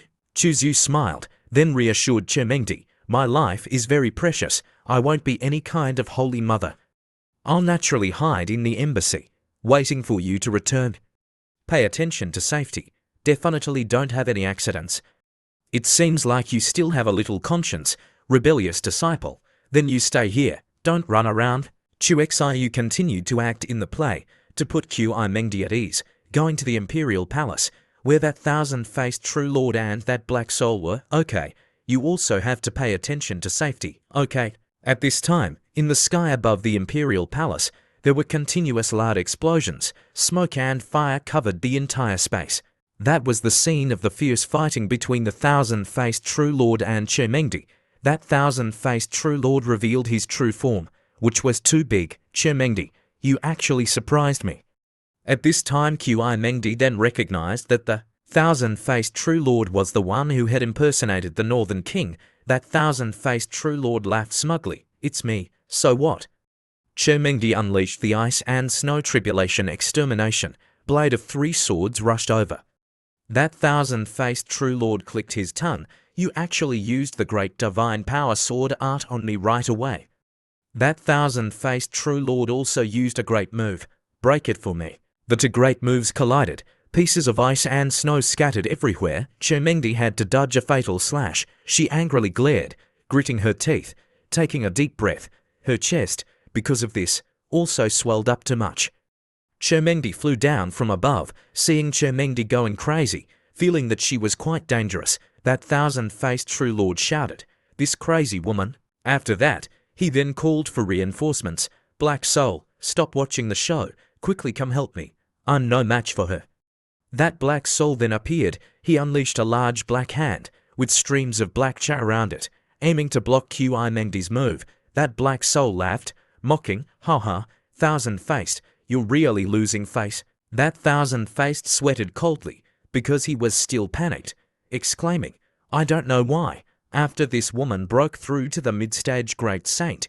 She's unbelievably strong. That Black Soul showed a demonic smile. "We'll take action together, two against one. Even if she's strong, she have to die." At this time, a change appeared. A red pillar shot straight into the sky from underground. That thousand-faced was horrified, exclaiming, "It's over. The prison's restriction that imprisoned Zhou Long has been broken." That Black Soul then said to the thousand-faced, "You can't. You go take care of Zhou Long. You can't let him recover. Otherwise, if he and Chermengdi join forces, then it will be a big trouble." That thousand-faced was furious, rushing away. "Damn it, who ruined my good deed?" Chermengdi then wanted to stop him. "Don't even think about running." But that Black Soul, how could he let her chase after the thousand-faced? He flew over, blocking Chermengdi. "We haven't finished fighting yet." At this time, Mengdi already knew that this good show was caused by Xiu's demonic hand. She then transmitted her voice, "Rebellious disciple, didn't you say you wanted to hide in the embassy? You lied to me again."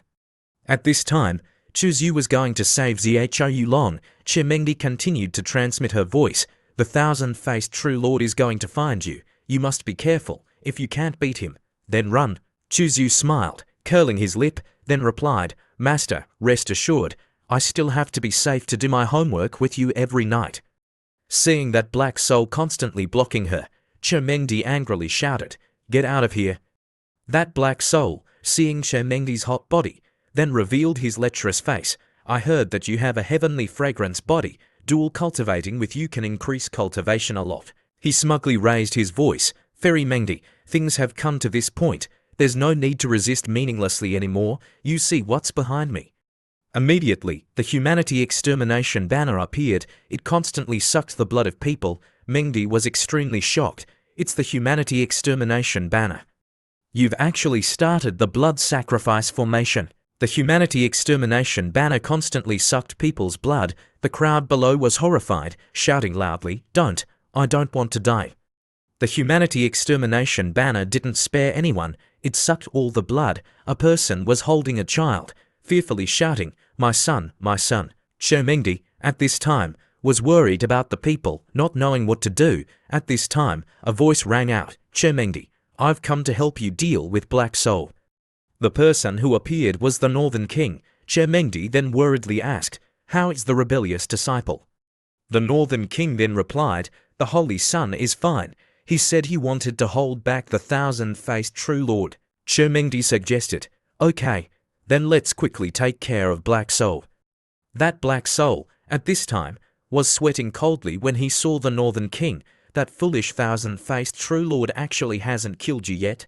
The Northern King and Mengdi rushed towards Black Soul. "You and the thousand-faced True Lord are causing chaos in the mortal world. arrogantly wanting to awaken the humanity extermination banner, destroying the world. Your actions are against the will of heaven. Today is the time for you to die. Chermengdi constantly flew sharp ice blocks over. That black soul was constantly hit by the ice blocks, making the parts they touched freeze, his whole body. That black soul was gradually freezing. He frantically shouted, "Damn it! Chermengdi, let me go!" Seizing the opportunity, the Northern King also rushed over quickly. He slammed a powerful spear at that black soul from above. The black cha around him mixed with blood, splattering everywhere. After sending that black soul on his way, the Northern King hurriedly said, "Yun Zia Peak Master, let's quickly go help the Holy Sun." Chermengdi, while circulating her energy to observe Chuzyu from afar, thought, a rebellious disciple at the other shore realm. Can he withstand the attacks of a great saint? At this time, outside the Northern King's residence, there was a loud shout, "Little true lord, don't run." While Chermengdi was worried that Chuzyu couldn't beat that thousand-faced, at this time, Chuzyu happily held a big sword, chasing after that thousand-faced, who was running for his life. He, while running, wailed, "You perverted, damn it. If you're so good, then don't chase after me. If you keep chasing after me, then I won't be able to escape." The crowd below, following the direction of the shout, then only saw that the thousand-faced fell from above. He fell face first, the rocks below shattering. Seeing the miserable appearance of that thousand-faced, the crowd watching was hard to believe. They wondered, this is the thousand-faced true lord. Wasn't the thousand-faced true lord a great saint realm? What happened to make him so miserable? Chuzyu stepped on the air, stopping. Chuzyu stood, posing coolly on the roof. Seeing the handsome appearance and the bulging muscles of Chuzyu, the crowd watching exclaimed, "Oh my 8-packs, he's so strong." Some people then recognized, he's the Taisu Holy Sun, Chuzyu. The several girls below all lost their eggs.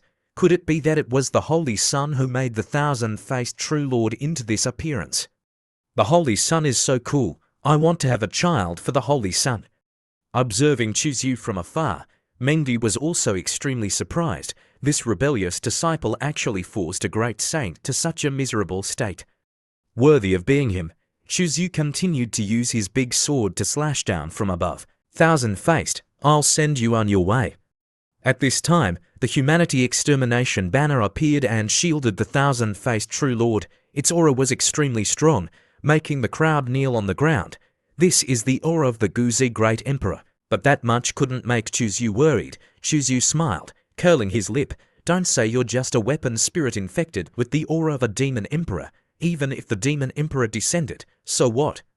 Chuxiu, if I don't want to kneel, then in this world, no one can force me to kneel." That thousand-faced, with his face as ugly as a ghost, smugly laughed loudly. "Ha ha, ha ha, Chuzyu, I admit that your methods are heaven-defying, but you can't kill me.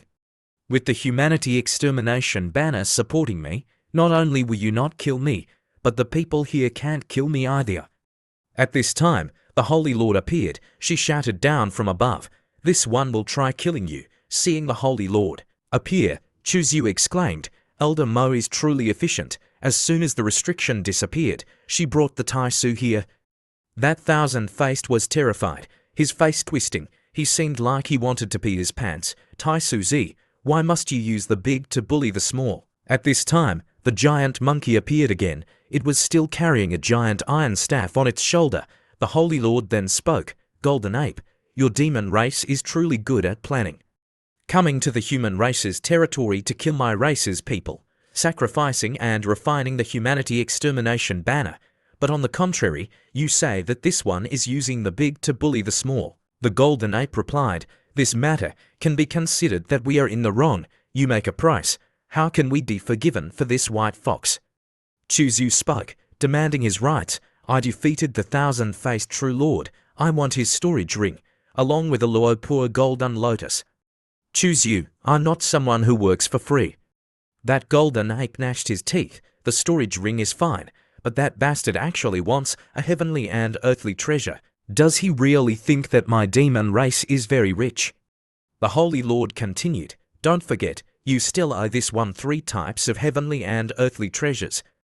Being reminded of his debt by the Holy Lord, the Golden Ape had no choice but to agree. "Okay, this one agrees. It's just that the Lopo golden lotus grows in the Thai ancient mist marsh. It's very difficult to find. Give this one 3 days. After 3 days, I'll bring all the things from last time. The Holy Lord then pointed at the humanity extermination banner, then continued, this one will seal this demon chair for 300 years to apologize to the dead people. Golden Ape, you lead this demon fox away. Don't let him cause disaster in the human world again. The giant golden ape then grabbed the thousand-faced True Lord's head, leaving. He, just as he was leaving, still bitterly said, you win, Tai Suzy. That night, in Shangjing City, the lives of the people returned to normal. In a tea house, the crowd discussed, the Holy Sun is truly amazing. You have to know that he's only at the other shore realm. The Tai Su is truly worthy of being the ultimate overlord force in the era of the fallen emperors 3,000 years ago. 3,000 years later, there's actually a terrifying monster like Chuzyu. Such good fortune truly makes people envious. This Chuzyu is probably the next Tai Suzy. Chuzyu was drinking tea on the side. Hearing these flattering words, he was happy. At this time, in Shangjing City, in the back hall of the Tai Su embassy, the Holy Lord and Qi Mengdi were sitting, discussing matters. Mengdi, where did your disciple go? Receiving this question from the Holy Lord, Qi Mengdi calmly replied, who knows where he's wandering around again. What's the matter? Are you looking for him? I'll help you call him back, okay? The Holy Lord also cleverly asked, didn't you say you wanted to go out to relieve your boredom? Why did you come to Shangjing City? Surely it's not secretly protecting your disciple, right? Qi Mengdi then showed that it was none of her business. I didn't. Don't talk nonsense. I just happened to pass by. Who knew I would encounter the demon race's blood sacrifice? The Holy Lord pretended to ask, but she already knew in her heart. Right. You're right. Mengdi also wondered, asking back, speaking of which, you still haven't returned to the Holy Land. The girl, the Holy Lord, smiled brightly, then replied, there's nothing to do even if I return. It's better to wander around here. Hearing this answer, Qi Mengdi was startled. What? Are you not welcoming me? Welcoming? Of course I'm welcoming. At this time, Chuzyu returned. The girl, the Holy Lord, took the initiative to greet Chuzyu. You're back. Elder sister Hua, why did you come to Shangjing City? The girl, the Holy Lord, was surprised because Chuzyu grabbed her hand. Why are you still so hasty? Qi Mengdi, seeing this scene, then froze. When did they get to know each other? The Holy Lord then reminded, your master is looking at you. Chuzyu turned to Qi Mengdi, smiling happily, Master, I'm inviting elder sister Hua to drink tea. Are you going? The girl angrily replied, I'm too tired today. I'm not going. Thinking that if she answered like that, then Chuzyu would care about her, who knew Chuzyu's answer made Qi Mengdi question, okay, then you rest. Seeing Chuzyu and the Holy Lord leaving hand in hand, the girl Qi Mengdi was black with anger. Good. This rebellious disciple actually made a move on the Holy Lord. Good. Hua Luofei, you didn't even spare my disciple. What Chuzyu said, he did. He then led elder sister Hua, skipping and strolling down the street, to a stall selling women's jewelry on the roadside. Chuzyu then took one, then turned to say to elder sister Hua, this hairpin is very suitable for you. Elder sister Hua blushed shyly. She was a little worried. Don't mess around, your master is watching. In her head, she was thinking, being watched by Qi Mengdi, standing on the side, being caught by close sisters. It's really too embarrassing. I wonder if she thinks that I'm an old cow liking to graze on young grass. Chuzyu stiffly replied, it's okay, we're not doing anything wrong or excessive here. Master won't be able to say anything. How could Chuzyu not know that the fairy master was hiding on the side, peeking? With the mother-child seal sensing, he naturally knew. Chuzyu pondered, Master has been following all the way. Could it be that she wants to join in the fun? Mengdi looked at Chuzyu, thinking, your face is completely red. This rebellious disciple doesn't know who Hua Luofei is. Oh. He probably doesn't know. If he knew that Hua Luofei was the Holy Lord, then he wouldn't dare to joke around like this. Seeing Chuzyu and Hua Luofei hand in hand, walking on the street, Qi Mengdi again felt restless in her body. Why? Seeing the rebellious disciple and Hua Luofei together, do I feel uncomfortable? Could it be that? No way. How could this one be jealous of that rebellious disciple? Absolutely not. This one is because of Hua Luofei. That's right. The suffering of being abused. I can bear it alone. Mengdi's head was smoking, walking while kicking away a stone on the road, making a person nearby startled, turning back to look. Suddenly, a little flower-selling girl appeared. The clever girl raised a bunch of flowers high, saying to Chuzyu, brother, buy flowers to give to your sister. Chuzyu was also very experienced, taking the flowers, putting them in Hua Luofei's hair, then saying, sister is so beautiful. This is called the person is more beautiful than the flower. Hua Luofei blushed shyly. Such sweet words, your mouth is also not bad. Not far away, directly observing this scene, Mengdi started to get jealous, then exclaimed, cut. Disgusting. How can he say such nauseating words? Rebellious disciple, why have you never said that to this one before? It turns out that it's because your cultivation hasn't improved. That's why you haven't realized this principle. After that, Chuzyu led elder sister Hua into a tea house. Hua Luofei knew that Mengdi was always following behind. So she then transmitted her voice to Mengdi. Don't misunderstand. We're just calling each other brother and sister. That's all. There's nothing to it. You go back, with me here. Who can harm him? Right there, hearing these words, Mengdi became even more angry. She gnashed her teeth. This is explaining. They're calling each other brother and sister. They've held hands. They've put their arms around each other. They've even strolled down the street together. And you're still saying there's nothing to it? This rebellious disciple is really damned. If I had known this would happen, then I would have found an opportunity to kick him. Let's see if he can still go find girls. Seeing that Mengdi didn't reply, Hua Luofei then asked, Mengdi, what's wrong with you? Why aren't you saying anything? Being asked, Mengdi then replied, oh, it's nothing. We're close sisters. Of course I believe you. You and him just stroll around. I'll go back first. Saying this, Mengdi just sat right there. She thought, you want me to leave. But I want to see what these two siblings are planning to do next. Xiu offered a cup of tea. Sister, please have some tea. Don't just pour tea for me, you drink too. Xiu started to use his sweet words to pour into Hua Luofei's ears. Sister, look, the scenery outside is so beautiful, isn't it, sister?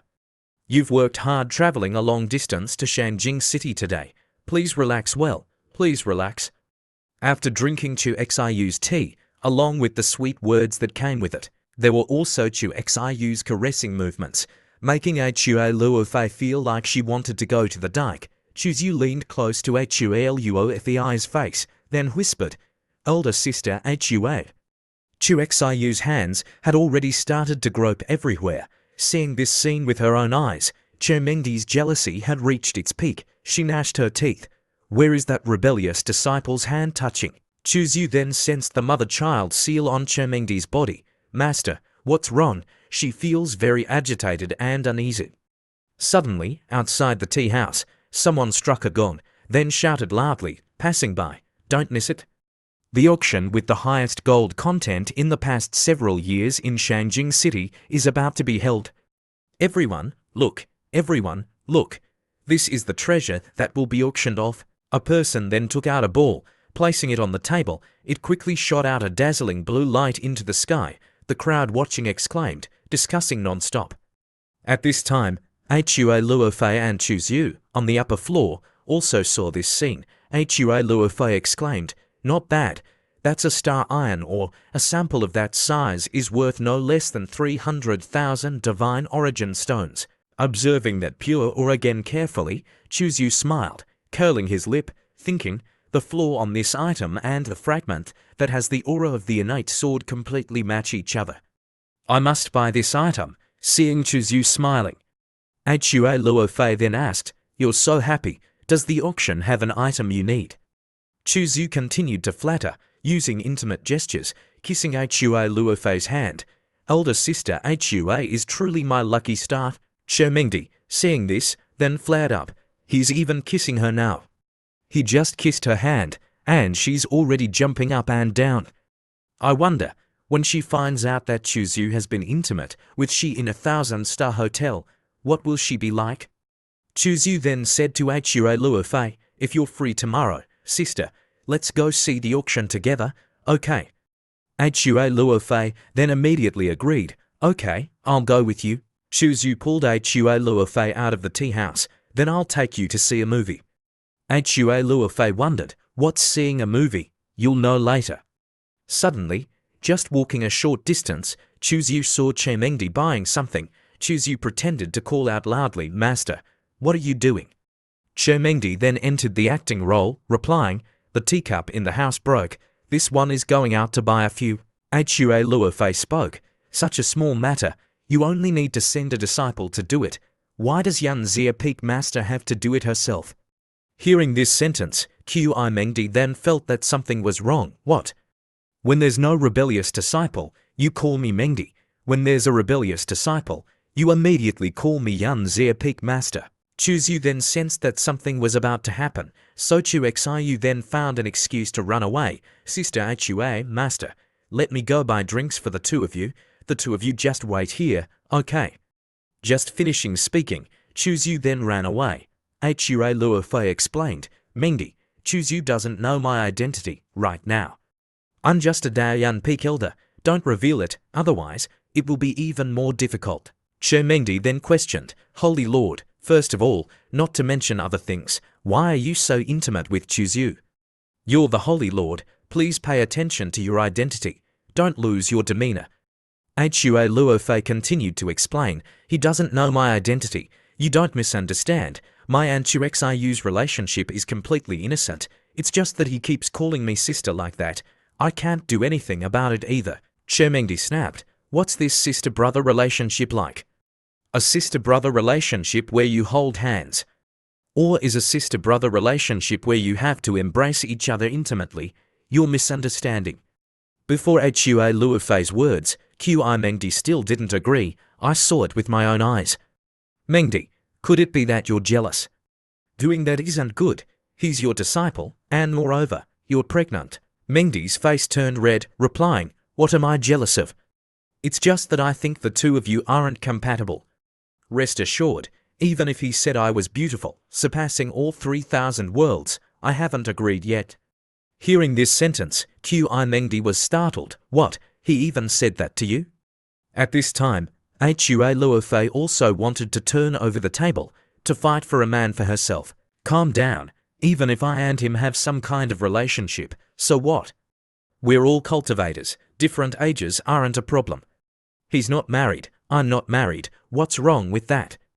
Mengdi gnashed her teeth, Luofei, you've changed. I treat you like a confidant, but you actually want to be my disciple's wife. Right when the two girls were looking at each other with tension, Chuzu returned, Master, elder sister Hua, I bought 2 cups of Shangjing's specialty tea, here.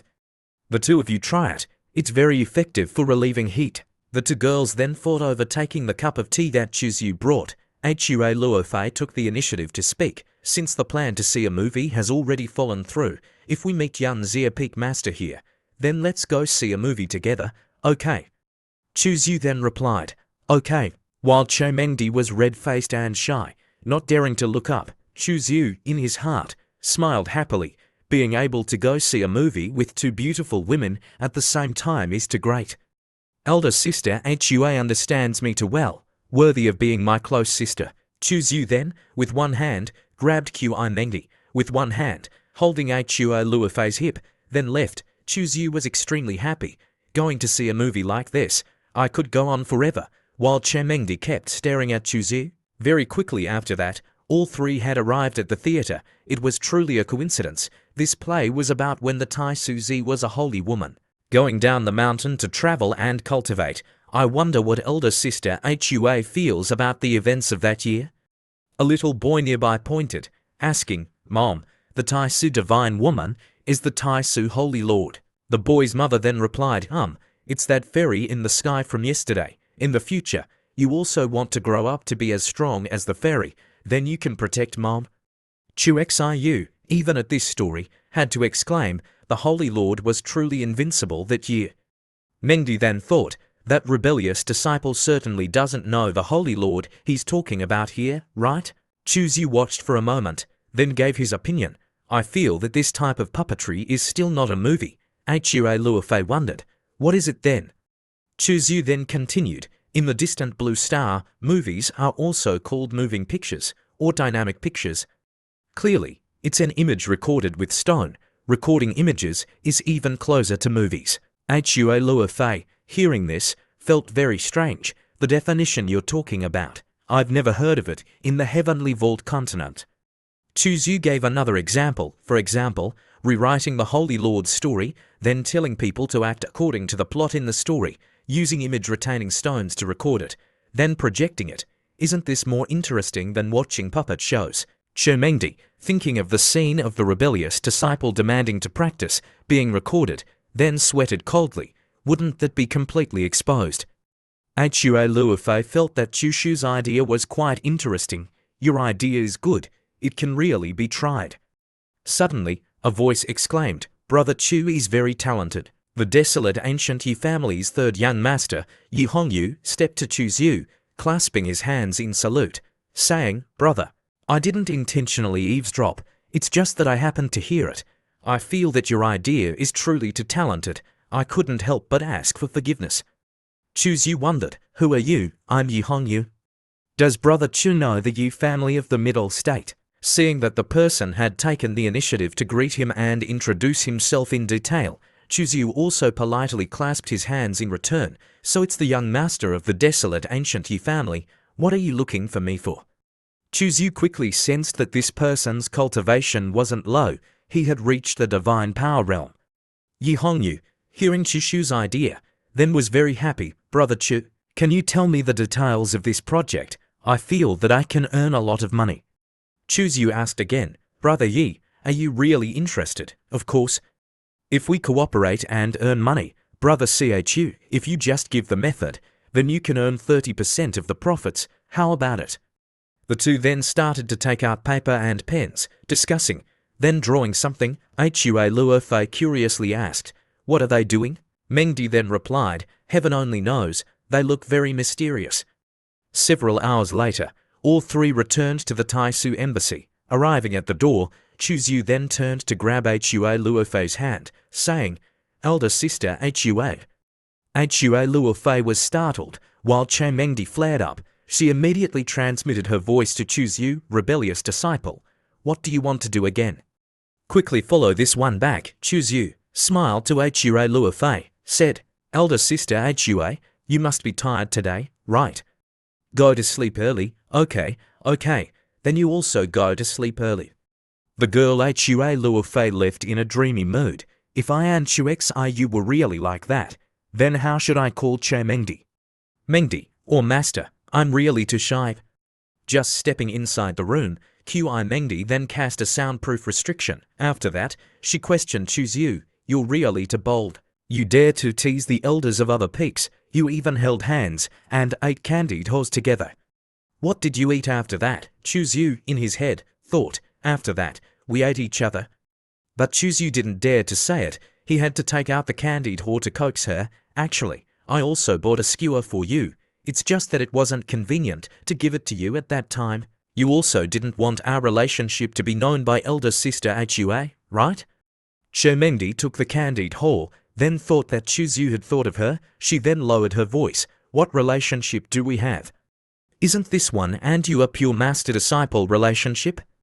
And besides, rebellious disciple, you said elder sister Hua in every sentence. You called her sister Hua very intimately, right? Don't think this matter is over. You even gave her flowers and said something like the person is more beautiful than the flower.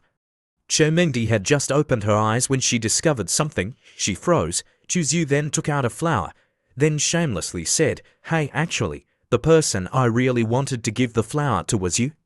You see, doesn't it look like the sunset at the end of the day? It's so beautiful, it's moving. The girl Chermengdi, hearing this, then was speechless. Xuxiu continued with his sweet words, It's just a pity that it's still not beautiful enough. It's still a few points less than my master Bao. Chermengdi then replied, Stop that, please, it's really disgusting. On the surface, she said that, but in her heart, she was secretly happy to death. Xuxiu continued to be shameless. My woman is beautiful. Isn't it something I should do to praise her a few sentences? Others admire her, but you say it's disgusting. Chu Xiu started to move his hands and feet. Don't even think about seducing this one, tell the truth. What relationship do you and Elder Hua have? Chu Xiu continued to attack Che Mengdi's psychological weakness. Master, tell me the truth. Are you jealous? Che Mengdi then denied it. Talking nonsense, why would this one be jealous of you? I'm your master, worrying about your affairs is normal. Chu Xiu, being given an inch, took a mile, promising, is that okay? You're both my capable left and right arms, why be so uncomfortable with each other? Hearing this sentence, Qi Mengdi then couldn't bear it, punching Chu Xiu, making his face crooked. Chu Xiu then lay sprawled on the ground. Che Mengdi angrily shouted loudly, shameless rebellious disciple. It seems that recently, you haven't upgraded your aptitude at all, you have too much energy. She then took out a whip, then loudly said, I'm warning you, don't mess around. I'm your master, can't I suppress you? Mengdi then held the whip, stepping forward. Chu Xiu frantically exclaimed, Che Mengdi, if you have the ability, don't use your pressure to suppress me. Che Mengdi, if you have the ability, don't use your pressure to suppress me, elder sister Hua will hear it. Mengdi replied, it's okay, there's a soundproof restriction, even if you shout until the sky breaks, no one will come to save you. Chu Xiu then was given a mouthful of shit by his master, Che Mengdi, you, hit me lightly. After that, she even made Chu Xiu do his homework until morning, to see if he still had the strength to go find girls.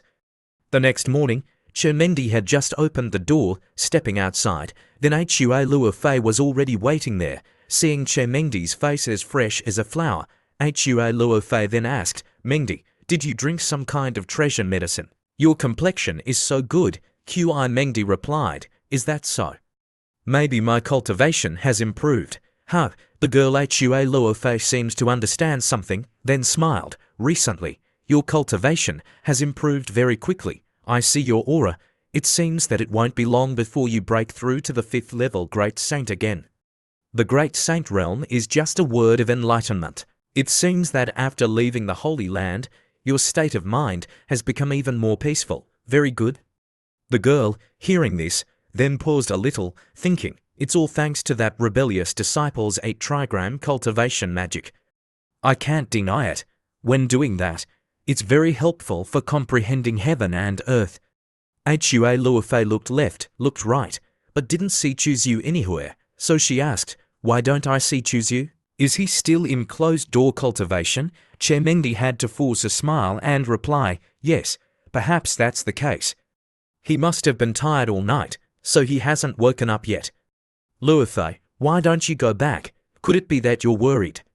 Hua Luofei replied, yes, although Chu Xiu has broken the ancient curse that the holy ancient body cannot cultivate, that's only the first hurdle. Hua Luofei continued to ask Qi Mengdi, you've also read the ancient books related to the holy body, right? Yes, the day of small success is the day of the greatest tribulation for the holy body. Heaven doesn't allow the holy ancient body to be born, so it will send down an extremely terrifying tribulation. If he can't pass it, he will definitely die. The heavenly earth strange formation of the demon race is about to arrive, and his holy body is about to enter small success. Che Mengdi, hearing this, was worried. What do you want to do?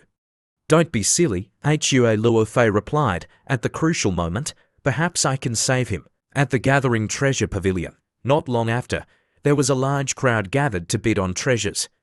The young man Chu Xiu walked alone, pondering. He had originally planned to go with his master and sister Hua, but after searching around the residence, he couldn't find them. They had to come here first on their own. Just then, a voice said, Holy Son, please follow me. An old man, Dongtia, who was from the gathering treasure pavilion, approached. The young man Chu Xiu clasped his hands in greeting. Thank you, elder. Seeing Chu Xiu being led inside by the old man, several people nearby were envious. What gives him the right not to queue? One of them said.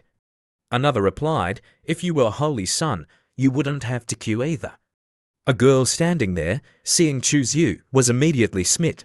So young, no wonder he's a peerless expert nurtured by the Tai Su Holy Land. Inside the room, the old man Dong Che respectfully said to Chu Xiu, Holy son, the auction is about to begin. Please sit here. I will have a maid bring tea, spiritual herbs, and spiritual fruits. The young man calmly replied, Elder Dong Chair, go do your work. You don't need to worrying about me. Immediately, several hot maids brought tea and fruit. Holy Son, please enjoy the tea and fruit. The young man clicked his tongue. The grapefruits and peaches are pretty good. As soon as the old man Dong Chair went outside, a man named Zhou Yu blocked his way, asking with a displeased attitude, What did you say? Room number 1 is no longer available. He is Zhou Yu, about to become the holy son of the Taiyi Holy Land. Which shameless person stole my position? The old man hurriedly explained, Young Master Zhou Yu, in room number 1 is the Tai Su Holy Son. Zhou Yu went berserk, shouting, So what if he's the Tai Su Holy Son? Isn't he just a Bayan realm cultivator? Does our Taiyi Holy Land fear him? Tell him to give up the room right now, or don't blame me. The young man Yu, hearing these reckless words, exclaimed, Oh, is that so? While the old man Dong Chair was in a difficult position, not knowing what to do, a man named Yi Hongyu came over, shouting, I wondered who had such a big temper. So it's just a kid, what are you being arrogant about? So what if you have a powerful big brother? Zhou Yu angrily gnashed his teeth, pointing his finger, Damn it, show me some respect. As soon as Zhou Yu finished speaking, Yi Hongyu threw a hook punch, a punch so strong that Zhou Yu's face was smashed into the cracked wooden wall. Yi Hongyu then said to the old man Dong Chair, Get me room number 2. Don't let this kid bother Brother Chu, or he will surely die if Brother Chu gets angry. Yes, please come in, please come in. As soon as Yi Hongyu sat down, the young man Chu politely said, Thank you, Brother Yi, for your help. Brother Chu is too polite. Several people nearby whispered to each other, Could that red-clothed young master be the third young master of the Huangyu family? The person next to him replied, Judging by his tone, his relationship with the Tai Su Holy Son is not ordinary. Could it be that the Tai Su Holy Land and the Yi family? Just then, a hot girl with a graceful figure walked over, saying, Welcome, distinguished guests, to the Gathering Treasure Pavilion. This time, I will be hosting the auction. The first item up for auction in my hand is a silkworm armor. It has absorbed the spiritual energy of heaven and earth and has naturally formed after billions of years of wind and rain. After wearing it, it is immune to all poisons and impervious to swords and spears. The girl hosting the auction then invited, Please, everyone, make your bids. The young man Yu took the initiative to bid 100,000 divine origin stones. The young man Yu bid first to test the waters and see what level the people here were at. Zhou Yu then bid 10 times the price, 1 million divine origin stones. He smugly said he only bid 100,000 divine origin stones. That's all the Tai Su Holy Son is worth. The girl then took out the second item up for auction. Lolan Immortal Grass. After consuming the immortal grass, your cultivation can increase by 1.5 times. This time, Yu was also excited, bidding first 200,000 divine origin stones. Just like last time, Zhou Yu then bid 10 times the price, 2 million divine origin stones. He gave a sinister smile, You stole my room number 1. Today, I won't let you have a good time. The people at the Gathering Treasure Pavilion, seeing someone so generous, began to discuss, Who is in room number 2? He's openly going against the Tai Su Holy Son. It's Zhou Yu of the Taiyi Holy Land. This guy even wanted to steal the Tai Su Holy Son's room from the beginning. Just a Tai Su Holy Son, he's not worth mentioning. At this time, the girl hosting the auction took out the item that Yu needed. As everyone can see, this is a piece of Yan Jing iron mother, a round bronze table underneath. Its function is unknown, but the material is special and very sturdy. It must be an extraordinary item. Let's proceed with the auction. The people in the Gathering Treasure Pavilion, knowing that this was a treasure, enthusiastically bid 50,000 divine origin stones. 50,100, 50,200, 50,500. Yu then bid 120,000.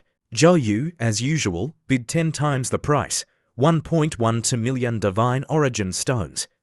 He also quickly recognized that the defect on that round bronze table was exactly like the bronze fragment that his father had given him before he died.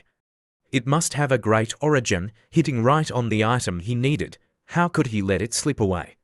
Chuzyu bid 1.3 million. The young man thought everything else can be yielded to him, but this bronze fragment cannot be yielded. Zhou also refused to give in, bidding 1.4 million. He thought that with this price, he could easily win. Zhou smugly said, "He's competing with me. If you have the ability, then continue to raise the price and see."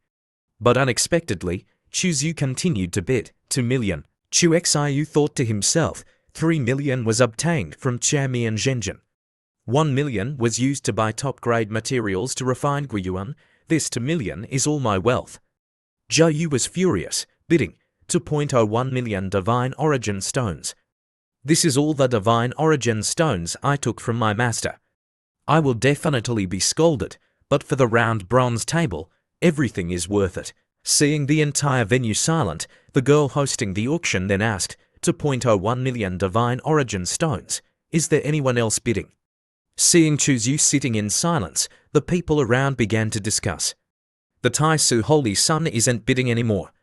The Taiyi Holy Land isn't easy to provoke either.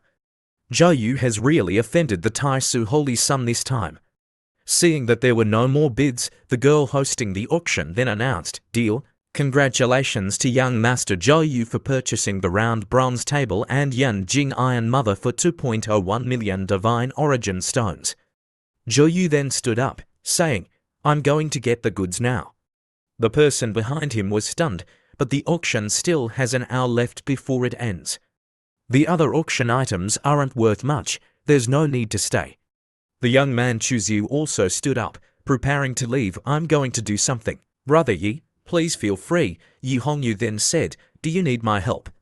"Don't look at me like this, I'm actually very good at fighting." "Thank you, I can handle it myself." Scene changed to a river where Zhou is on a boat. Just then, Chuzyu and Feiyin appeared, a voice echoing, "Taisu Chuzyu wants to borrow an item from young Master Zhou. I hope young Master will give me face." Zhou couldn't believe his eyes. Chuzyu and Feiyin were standing before him. Zhou was terrified. "He really chased after me," Zhou's subordinate then said. "Auctions are originally for the highest bidder." "Holy Sun Chuzyu, why must you force people like this? You're blocking other people's path," Chuzyu also retorted, "forcing people. I just want to ask your young master to borrow an item." "Why must you say it so harshly?" Zhou was sweating. He thought, "If I lend it to you, will I ever get it back?" Zhou's subordinate then used reason, saying, "Holy Sun Chuzyu, doing this is no different from robbery." The young man Chuzyu waved his hand. "If you don't give me face, then so be it. But you're also scolding me as a robber." Very coldly and decisively, Chuzyu took out his supersized sword. "You're going too far." Chuzyu then turned to Feiyin. "Elder Mo, please hold back that small saint. Leave the others to me." "Understood, Your Highness. Please be careful." Elder Mo then flew away. The young man Chuzyu looked at the prey before him, giving a sinister smile. Zhou, seeing this scene, thought to himself, "I didn't expect Chuzyu to be so decisive. He acts as soon as he speaks, giving me no time to plan." The subordinate flew away. "Young Master Zhou, I'll go deal with that woman, you be careful." As soon as he and Elder Mo entered the battle, they unleashed their ultimate moves. At this moment, Chuzyu used the traveling self-secret with his supersized sword, rushing towards Zhou. Zhou unleashed his ultimate move, Blue Flame Phoenix, while Chuzyu also responded with Chaotic Green Lotus. With a loud bang, dust filled the air. From behind the purple smoke, Chu Xiu's voice echoed, "I originally didn't intend to fight with you. I can only blame you for saying such bad words." The young man Chuzyu suddenly rushed forward with a ghostly black face. Zhou was extremely terrified. The young man very decisively swung his sword, slashing hard from behind. Zhou, in that instant, only saw himself flying far away, red blood splattering everywhere. He fell completely into the water. The young man Chuzyu stepped into the air, observing from above, "If you don't go sell salt, then you'll drown and fall asleep." Chuzu gave a delighted smile. Suddenly, someone cast a spell, scooping Zhou up. Holy Sun Chuzu, we are all from the same world. Why must you cut off all paths like this? Chuzu wondering, who are you? The girl with the big breasts stared at Chuzu without saying anything. Zhou, after a while, woke up, coughing. Thank you, Miss Yi, for saving me. Seeing the girl with the big breasts, the young man Chuzu then sheathed his sword. It quickly disappeared. Hearing Zhou call the girl Yi, the young man continued to wonder, a member of the Zhen family. The girl Yi then spoke up. I don't know if Holy Sun Chuzu can give me face and spare Zhou Yu's life. The young man Chuzu then replied with a blunt sentence. If a beauty asks, I'm not an unreasonable person. As long as Zhou Yu hands over the item, I can spare his life. Zhen Yi replied, that item was auctioned off by Zhou Yu. Isn't what you're doing too much like bullying? Although he was attracted to the girl, he had to get the important item. The young man coldly replied, if you want to protect him, then the two of you can die together. In the young man's heart, he thought, no matter the cost, I must get the round bronze table today. At this moment, Zhen Yi also became angry. Chuzu, you're so overbearing. Do you want to provoke a war between Taisu and Ji? In her heart, she secretly thought, I heard that the Taisu Holy Sun is a humble person. I didn't expect him to be so cruel. Before she could finish thinking, the young man Chuzu had already rushed over. The girl was startled to fast. The young man Chuzu coldly grabbed Zhen Yi's neck. She shouted loudly, take your hand off. Suddenly, something changed. Zhen Yi suddenly disappeared. Then, she began to gather again. Zhen Yi then launched a counterattack, wanting to tie up Chuzu, but the young man was too fast and too dangerous. Chuxiu rushed over, throwing an extremely strong punch. Zhen Yi was sent flying by the punch. The young man Chuzu, after punching the girl away, then said, I originally intended to be gentle with you, but you wanted to force me to attack you. Zhen Yi was furious. You madman. Just then, another person's voice echoed, Holy Sun, please calm down. An old man respectfully clasped his hands. I apologize to the Holy Sun on behalf of the two young ladies. We shouldn't have meddled in other people's business. Zhen Yi lowered her head, calling out, Elder Mo. Chuzu thought, the Elder Mo that Zhen Yi spoke of is a great saint. He actually decisively apologized to me like this. Chuxiu then replied, if the great saint opens his mouth to plead, then I can't say anything more. Take this righteous little girl away. In Chuxiu's heart, he thought, the master and sister Hua aren't by my side. There's no one to back me up. It's not convenient to play too much. If people want to bury me, then I should quickly go down. Thank you, Taisu Holy Sun. Zhen Yi wondered, Elder Mo, why did you apologize to him? Are you also afraid of him? Elder Mo, while transmitting his voice, explained, young ladies, say a few less words. This place is the southern region, the territory of the Taisu Holy Land. It's not convenient for us to attack here. It's better to turn big problems into small ones.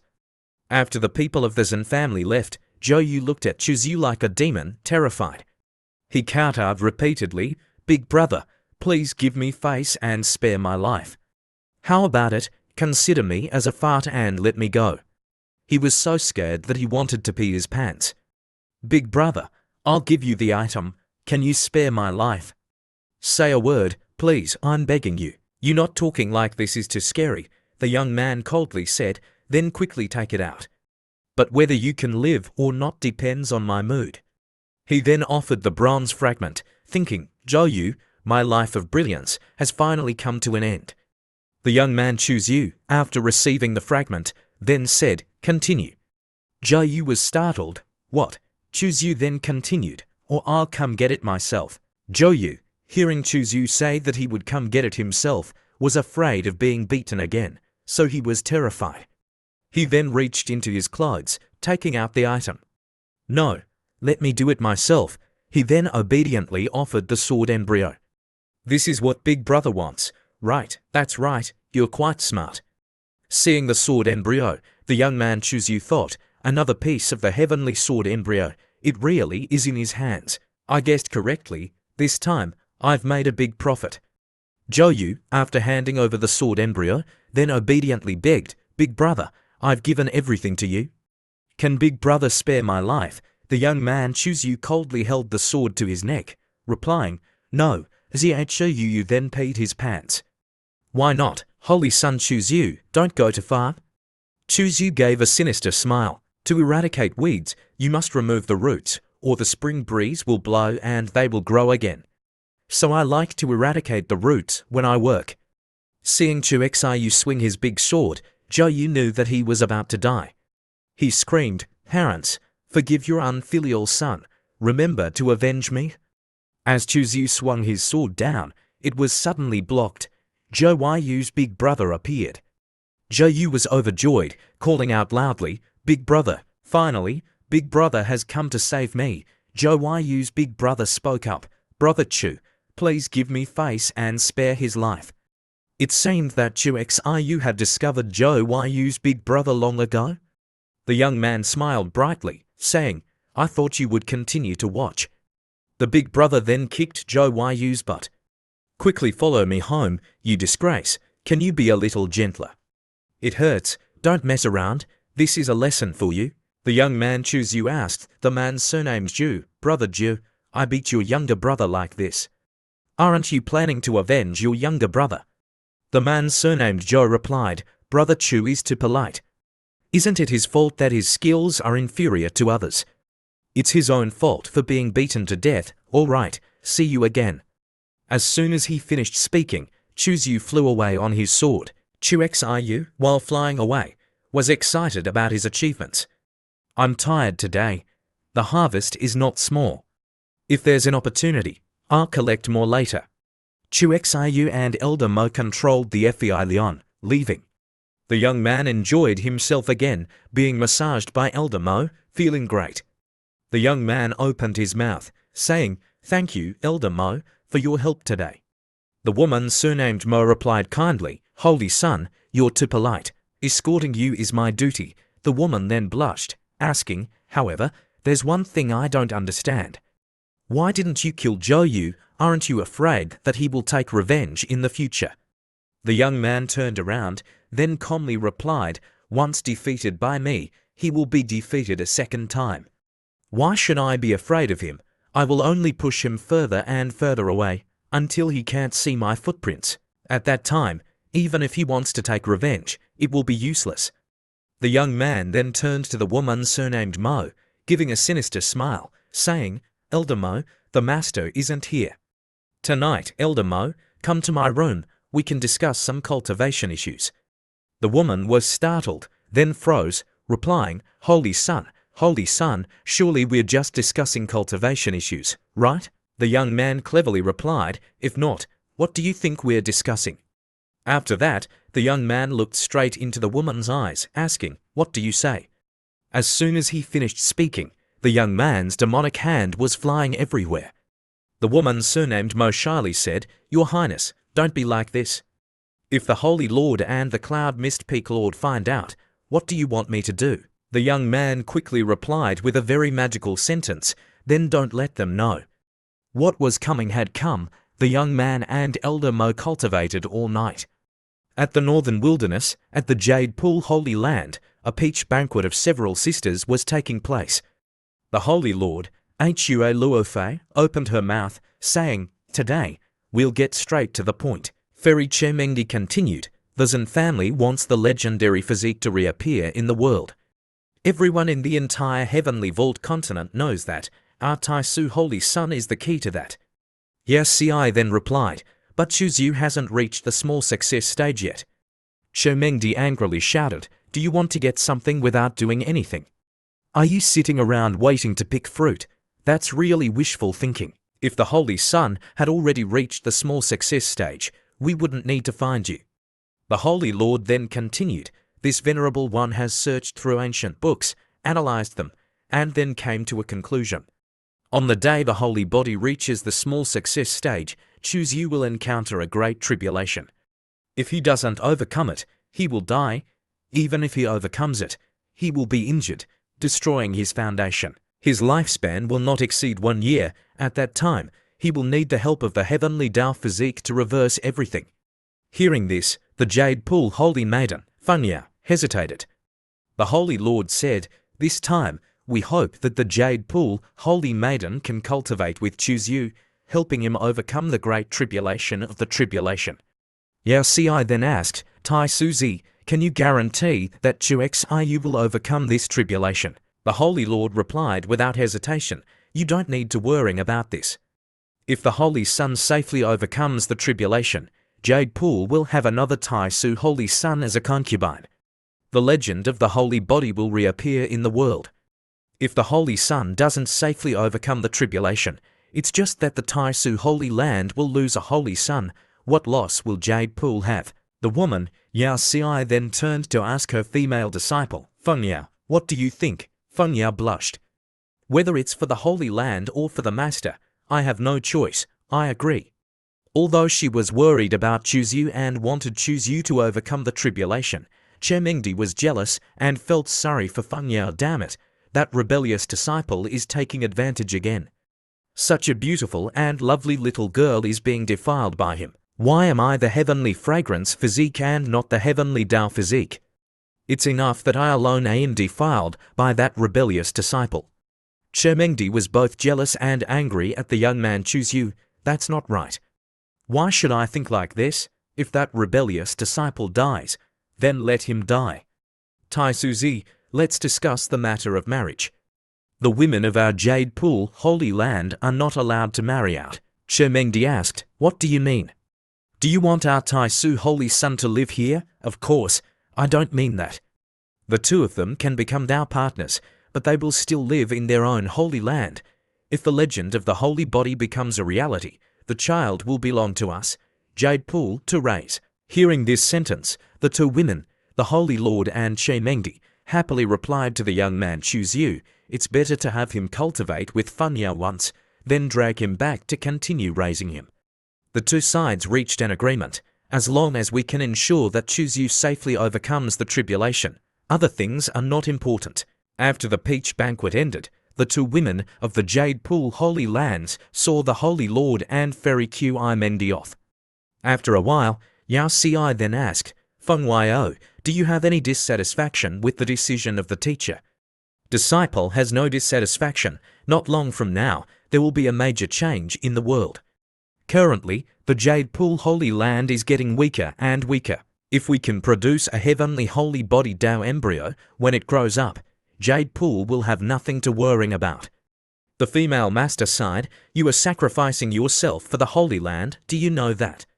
If that's the case, your cultivation will drop to almost the same level as Choose You." Funya replied, "Yes, but Xiu's foundation is strong.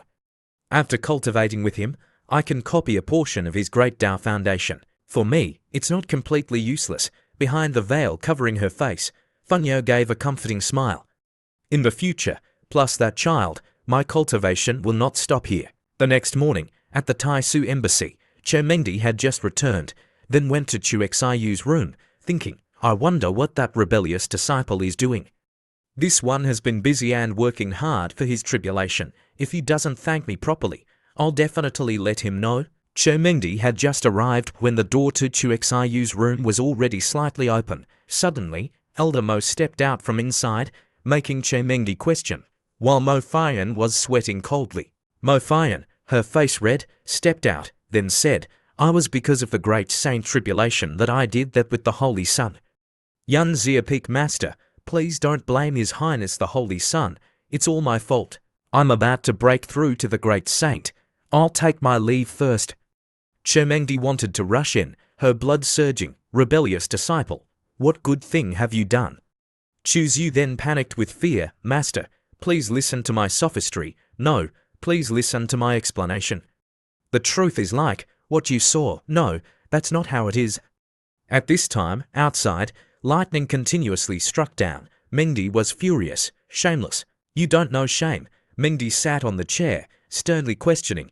"This one had only left for less than a day, and you've already been with Elder Mo." Xiu continued to sophistry by gesticulating wildly. "I and Elder Mo are just discussing a few cultivation problems." Xiu, his face crooked, thought, Why is Master Qi so jealous today? If I had known, I would have discussed the cultivation techniques with Elder Mo in the forest. It's quiet there, and the natural mountain scenery is more comfortable. Seeing Chuzu distracted, Mengdi then grabbed Xiu's ear. Your sacred body is about to reach minor completion. Have you prepared for the tribulation? Ouch, Master, please be gentle, you're tearing my ear. Although she was angry, the important thing right now was the tribulation, so the Master had to suppress her anger. Then said, 2 days later, the Holy Lord will set up a great formation outside Shenjing City to help you overcome the tribulation. In these 2 days, you adjust your state well for me. Don't do things that you don't know shame about anymore. Otherwise, dying in the lightning tribulation would be well deserved. Chuzu pretended to be obedient, replying, yes, this disciple will carefully follow Master's teachings. 2 days later, 100,000 li outside Shenjing City, Chuzu sat ready in the formation that the Holy Lord had prepared. The fairy Mengdi transmitted her voice, asking Chuzu, rebellious disciple, are you ready? Chuzu replied, Master, rest assured, his third wife was also anxious. Your Highness, you must be careful. Xiu also replied, the Holy Lord also spoke. No need to worry, I will protect you completely. I'm transmitting the Taisu Emperor's Classic Tao Palace to you. With this Emperor's Classic, the survival rate during the tribulation will greatly increase. Thank you, Holy Lord. Just finishing speaking, Huo Luofei then transmitted the Emperor's Classic to Chuzu. The Emperor's Classic then flew into Xiu's head. Xiu's eyes shone with gold. Chuzu ordered the system. System, quickly provide my personal information. Host Chuzu, realm Other Shore Realm 6th level. Special physique Desolate Ancient Sacred Body. Aptitude 3.999 Immortal Grade. Sword Intent Heavenly Killing Sword Intent. Cultivation Techniques Tao Classic. Casting Foundation. Sacred Body Cultivation. Supreme Taisu Emperor's Classic Tao Palace. Secret Techniques Action Word Secret. Dan Classic. Middle Volume. Poisonous Human Emperor Power. Sword Art 10,000 Matters All Cultivate. Immortal Grade. Breakthrough Points 4,752. Luck Index 1,670 to 5,890. Strategic Assessment Total Same Level Strategic 35 times, touching the Forbidden's Realm 8 times. Chuzu then took the fruit out of the box, taking a quick bite. Chuzu ordered, System, help me cultivate the Tao Classic. Checking. The host is a desolate ancient sacred body. Cultivating the Tao Classic, breaking through the extreme realm divine bridge, consumption will greatly increase. It is estimated that this breakthrough will require 5 small Zhou heavens. Each small Zhou heaven consumes 500,000 breakthrough points. The thunder and lightning in the sky were gathering a lot, preparing to strike down. Chuzu thought, what is a Tao Palace? It can be understood as a womb to nurture divine power seeds. If the vitality of the womb is large, naturally, it can nurture higher quality divine power seeds. Therefore, the Taisu Emperor's Classic becomes the strongest Emperor's Classic that the Tao Palace realm recognizes. Breaking through to the complete, sacred body will consume a total of 25 billion breakthrough points. Congratulations, host, on achieving the Other Shore Realm's extreme realm, activating the system's special reward. Because you broke through the extreme realm lightning tribulation will strike down after 5 breaths. The system, with a wicked laugh, said, please, host, prepare yourself. Chuzu smiled, curling his lip, thinking, with elder sister was help, the Other Shore Realm's 10th level extreme realm is very easy to complete. A giant lightning bolt struck down. Chuzu, his eyes blazing with fire, shouted loudly. After that, a series of lightning bolts struck down at the same time. The sounds of explosions shook the sky. Large rocks flew everywhere. Elder Mo, seeing the series of lightning bolts with smoke and dust everywhere, then worried. The sacred body tribulation is about to begin. The momentum of this lightning tribulation is too much. The Holy Lord also worried, little one, you must not die. Chuzu braced himself, enduring the lightning bolts. Seeing the super-giant lightning pillar strike down, the crowd around the capital area also quickly recognized that Chuzu was undergoing the tribulation. First, the 2 fathers and sons of the Zhen family discussed, Father, Do you think the Tai Su Holy Son can successfully overcome the tribulation? The old man named Zag then replied, if his Tai ancient, sacred body can achieve minor completion, then he will soar into the sky with one leap. It's a pity that heaven doesn't allow it. This person definitely won't live too easily. Next were the two brothers of the Tai Holy Land. That person named Zhou was smug, blue sky, have eyes, quickly add a few more lightning bolts to kill him. Brother, later, after Chuzu is dead, you must follow me down there for a trip, to find the treasure that I auctioned off. Zhou sighed, I'm afraid you won't have this opportunity. That person from the Yu family, Yi Hongyu, then prayed, Brother Chu, I believe you won't die. You must come back alive. The matter of filming in the heavenly vault continent still needs your guidance. That demon ape, along with the group of demon race, seeing this scene, also exclaimed, the sacred body's tribulation is a major event. If he's about to fail, the Tai Suzi will definitely take action to save him. The Great Tao will retaliate. She will definitely be seriously injured. At that time, it will be a good opportunity for our demon race to defeat the human race. If we can take the opportunity to eliminate the Tai Suzi, the human race will be like having an arm broken, no longer a threat to our demon race. 2 hours later, the sky was clear, the clouds had dispersed, the smoke and dust had vanished, but before their eyes, there was only a pile of rocks. Yi Hongyu, afraid of losing his business, continued to pray, Brother Chu, hold on, you're a real man. Zhou spoke, this lightning tribulation, although strong, is not as strong as the sacred body tribulation in the legends. It's not even the sacred body tribulation, it's just the lightning tribulation of Chuzu breaking through the realm. It's just the lightning tribulation of breaking through the realm, and it's already this strong. Then how strong must his sacred body tribulation be? The crowd watching grew larger and larger. Many flying carriages gathered. Is the true sacred body tribulation about to come? Chuzu widened his eyes, shouting loudly, come on. Mengdi worried non-stop, rebellious disciple, you must not die. If I don't use my pressure to suppress you anymore, rumble. A supergiant lightning bolt struck down, the Tao palace of a cultivator. Thousands of strange things are all different. It can be said that the Tao palace is the cultivator's inner self. I originally thought that time could fade everything. It seems that I'm still too young. I didn't expect that after 100 years, my Tao palace is still in this state. 5 elements, 9 origins. I've actually all conceived them. It's against the heavens. If I nurture all of these into form, then fuse them, what grade of divine power will I obtain? At least it will be divine grade. It might even reach the legendary emperor grade. The several subordinates curiously wondered, Golden Ape, Great Lord, are we still not taking action? The Golden Ape then replied, the time hasn't come yet. The Holy Son hasn't overcome the tribulation. Zhou felt that Chuzu was his idol. He's actually continuously breaking through before the sacred body tribulation. From ancient times until now, there has never been anyone like this. Zhou bitterly said, what are you saying? It hasn't even reached the sacred body tribulation yet. Zhou then replied, you should really thank him for not killing you that day. At the same time, a series of lightning bolts struck down. The sounds of explosions were deafening. The crowd shouted to each other, not good, retreat, retreat quickly. Hua Luofei started to whirring. The sacred body tribulation has truly begun.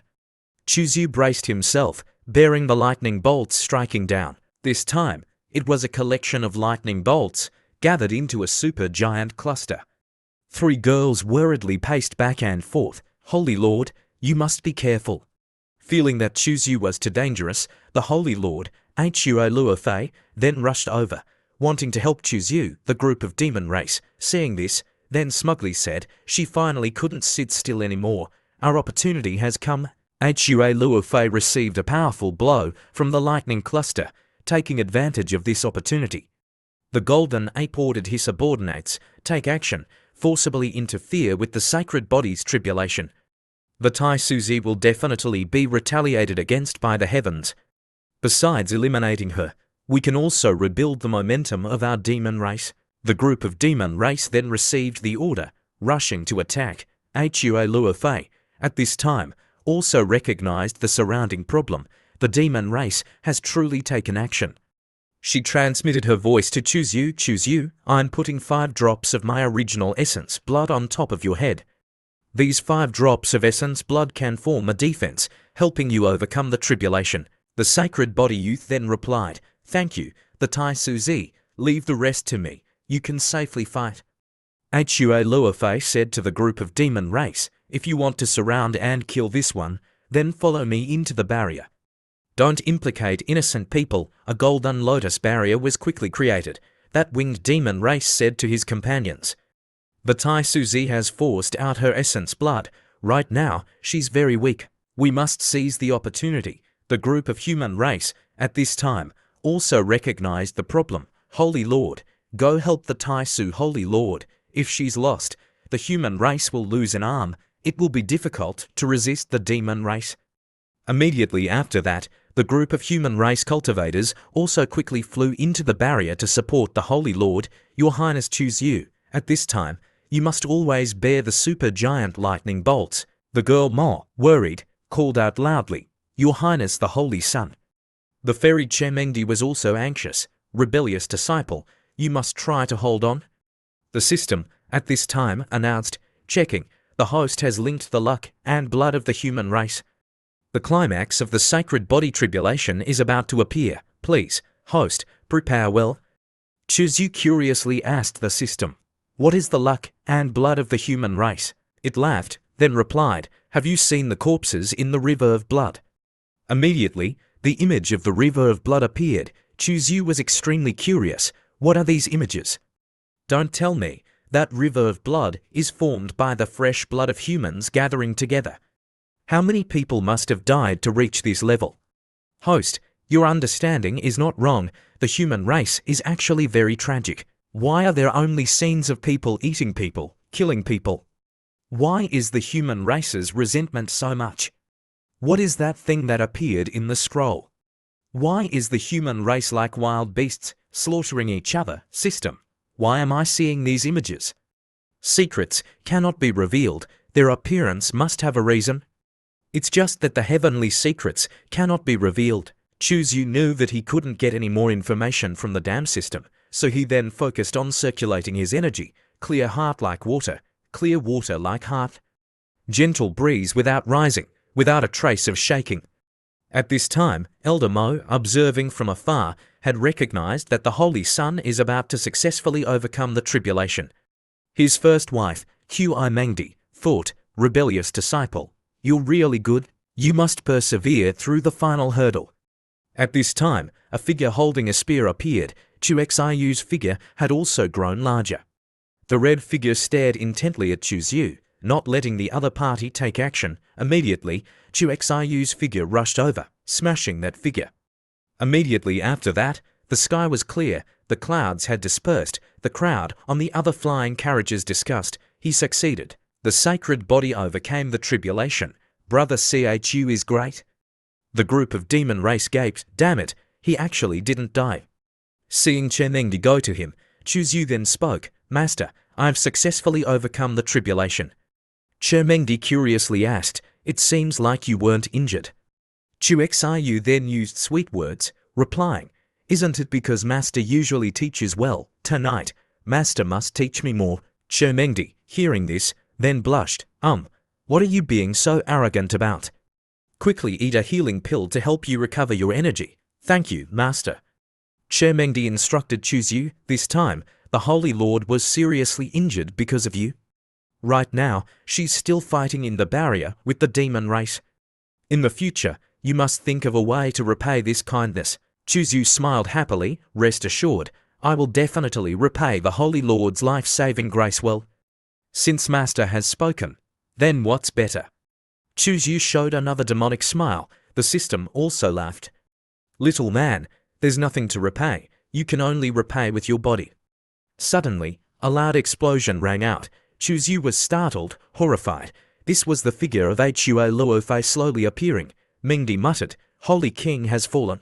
The Holy Lord announced loudly, the demon race has been defeated, the alien race. You immediately get out of my human race's territory. The Holy Lord's voice was extremely dignified, domineering, and cold. The cultivators of the two demon and barbarian races shuddered in unison. A giant spatial door appeared, leading a group of demon venerables, barbarian venerables, along with the demon barbarian cultivators, flew inside, leaving the southern region. Chuzu looked at the Holy Lord above, then thought, elder sister Hua is probably not lightly injured. At this time, the fairy Chemengdi went to him, then gave Chuxiu a stone, with a sour tone, saying, your elder sister Hua has something to do, she has to return to the Holy Land. This is an image-retaining stone that she left for you. The Tai Suzi is injured, this one must return to the Holy Land. If there's nothing else, this one will leave first. Chuzu took the stone, then said, Master, wait for me a moment. Chuzu hurriedly took out paper and a pen, writing a letter, then asking his master to transmit it to elder sister Hua. Chemengdi glared at him, but couldn't refuse. Okay, this one will help you one time. After all, the two of them also had to return to see the situation of their good sister. It was just convenient to bring a letter along, that's all. She would definitely not secretly look at it.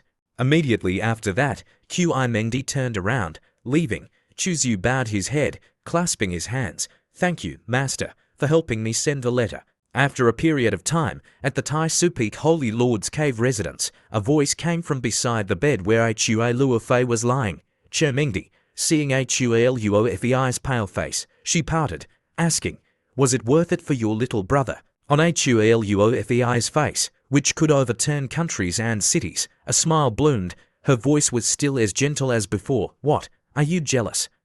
In a state of battle, she was as domineering and invincible as the Zhuan Nu on the 9 heavens, disdaining all living beings, facing close people. She was like a gentle neighbor sister, able to tolerate everything. Chemengdi then replied, I don't care about such boring things. Immediately after that, Chemengdi took out a letter, giving it to Hua Luofei. Your little brother wrote a letter to you? Hua Luofei reached out her jade hand to take it. Chemengdi then turned her head to the side, in her heart, uncomfortably thinking, I also don't know what that rebellious disciple wrote. Opening the letter, sloppy, unrestrained handwriting hit her eyes. Hua Luofei laughed. Why is this handwriting like a dog nodded? The content of the letter was very simple, thanking the Holy Lord for helping him withstand the tribulation, implicitly conveying his longing for his sister, and so on. Chemengdi sat next to her, seeing Hua Luofei laughing, then was jealous. She's so happy again. Damn it, that rebellious disciple, who has no conscience, didn't even know to write a letter to his master. Hua Luofei said to Chemengdi, Chuzu usually looks like a talented person, but this handwriting, no matter how you look at it, looks like a dog nodded. In the fairy master's eyes, a trace of a mocking smile also flashed. He's just uneducated and unskilled. Seeing Hua Luofei put the letter away, Chemengdi again flared up with jealousy. Why did you put that rebellious disciple's letter at the head of your bed? What exactly is written in that letter? After that, Hua Luofei coughed violently. A trace of fresh blood flowed down from between her fingers. Luofei, you're injured by the Great Tao. Chemengdi looked at her worriedly. Her injuries were probably very serious. Hua Luofei wiped away the blood at the corner of her mouth, waving her hand. No need to worry, I'm okay. Chemengdi anxiously said, how can you be okay? Unless you find the purest Great Tao origin, otherwise, it will be very difficult to make up for the cracks in the Great Tao. Hua Luofei was still very optimistic, replying, don't worry, although the purest Great Tao origin is difficult to find, it's not like it can't be found. We can just slowly search for it. Hua Luofei wasn't worried about her injuries too much, but was anxiously caring about Chuzu, asking, how is Chuzu right now? Chemengdi sourly replied, you're already like this now, and you're still worried about your little brother. Rest assured, perhaps because there was your essence blood protecting him, he wasn't injured either. Hearing this, a trace of doubt flashed in Hua Luofei's eyes. Very quickly, her eyebrows gradually relaxed. It's good that he's okay. I also don't know what expression the Yaoci Holy Lord will have when she hears this news. Hearing this sentence, Chemengdi happily smiled. Then can this marriage alliance be cancelled? Hua Luofei, surprised, looked at her good sister. Mengdi, why are you so excited? Cough. It seemed that she had recognized that she had shown too much anxiety. The fairy Chamengdi hurriedly salvaged the situation. After all, even if there's a marriage alliance, the child after birth won't belong to our Tai Su. Why should we make it easy for them? Hua Luofei nodded, not thinking too much. Her red lips slightly opened. The Yaoxi Holy Land won't give up. They will actively find Chuzyu. The fairy Chamengdi almost blurted out. He dares. Her expression was quite angry. Hua Luofei, seeing this expression, then was startled, speechless. At the same time, at the Tai Su embassy in Shangjing City, Chuzyu sat cross-legged on a futon, his hands forming seals around him. Immortal light lingered, fully circulating the Tai Su Emperor's classic to restore his original life force that had been depleted. After a long time, Chuzyu opened his eyes, then took out the bronze disc. Recently, I've always been preparing for the tribulation. Suddenly, all the flower patterns stopped moving, shining out red lights, gathering in the sky, gradually forming a map, towering mountains, ancient trees reaching the sky, the center of a lake, a giant U-shaped shape with red light flickering. This could be the place with the innate sword embryo. Chuzyu was silent for a moment. Chuzyu happily clenched his fists, hurriedly taking out an image-retaining crystal to record the map. Very quickly, he frowned again. The heavenly vault continent is so big. Where should I go to search? A blue stone mirror automatically flew out of the storage ring. It hovered next to the bronze disc. It emitted a buzzing sound.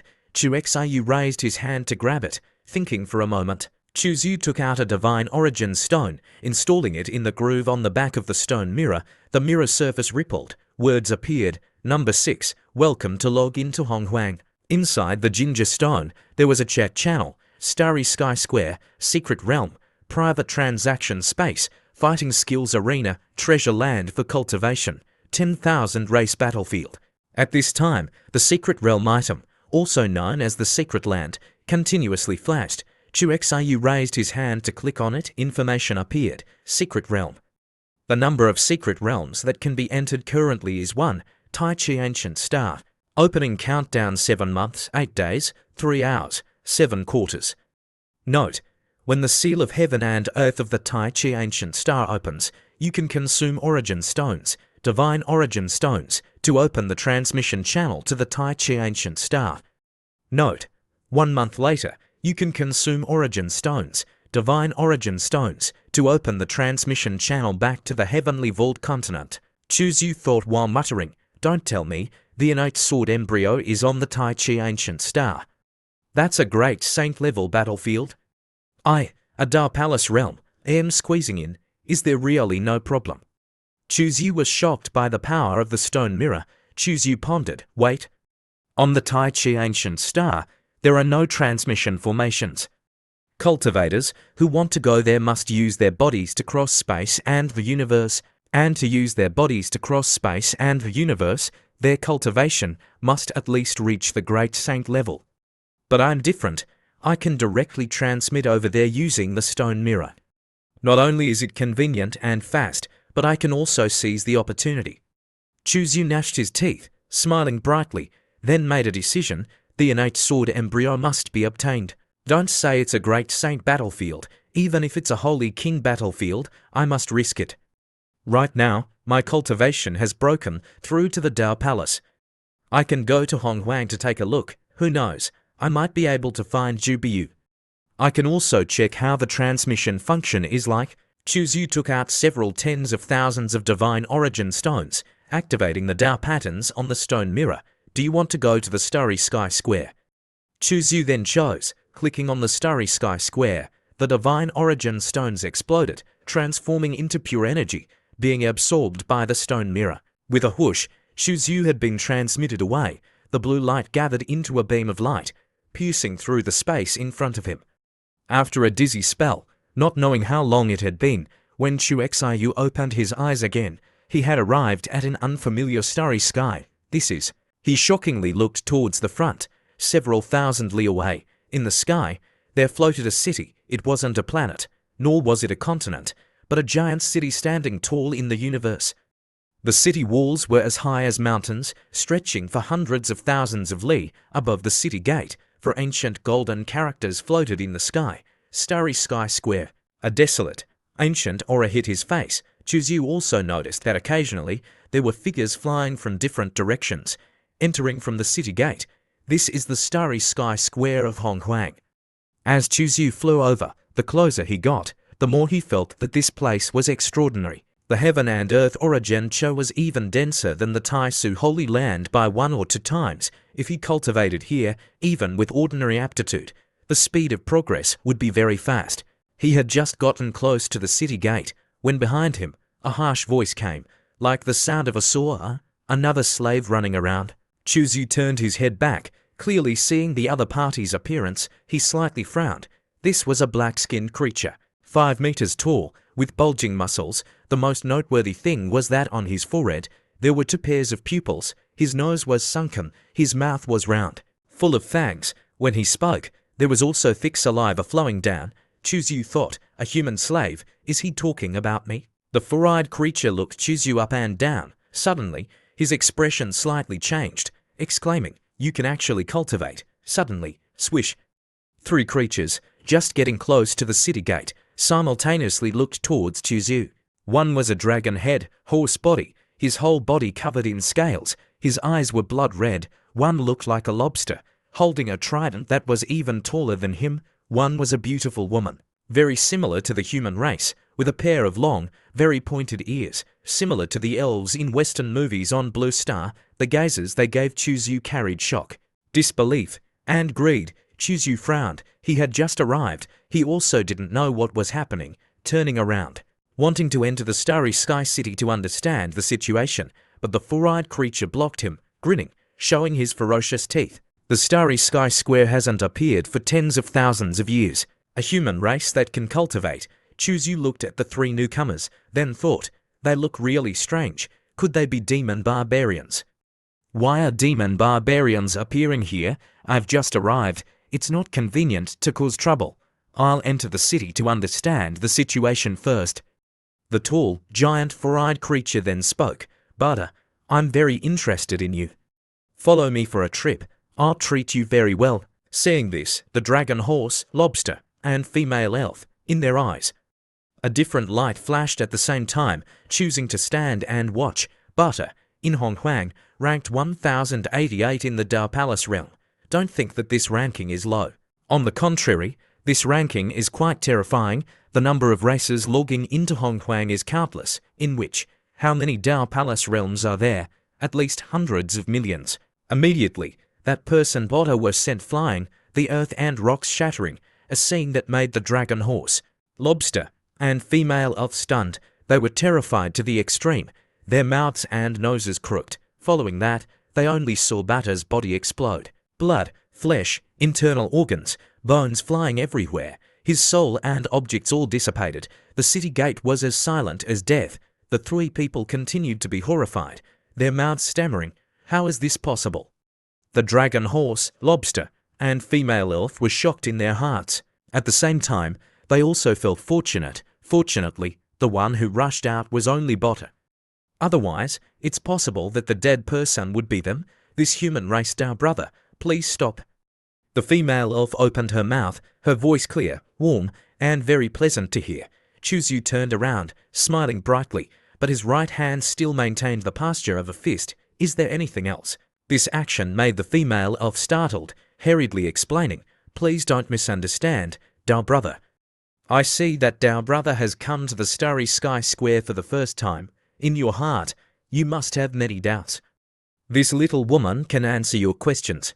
Yu squinted his eyes, looking at the female fairy from top to bottom. Her figure was slender, her curves were charming, she was truly very beautiful, completely matching all the fantasies of fans about the Western female elf. Yu asked again, tell me your purpose. The girl then replied, if you want to talk about my purpose, I just want to form a good relationship with a powerhouse like you. Is Dao brother willing to follow me into the city to talk? Yu then replied, okay, you lead the way.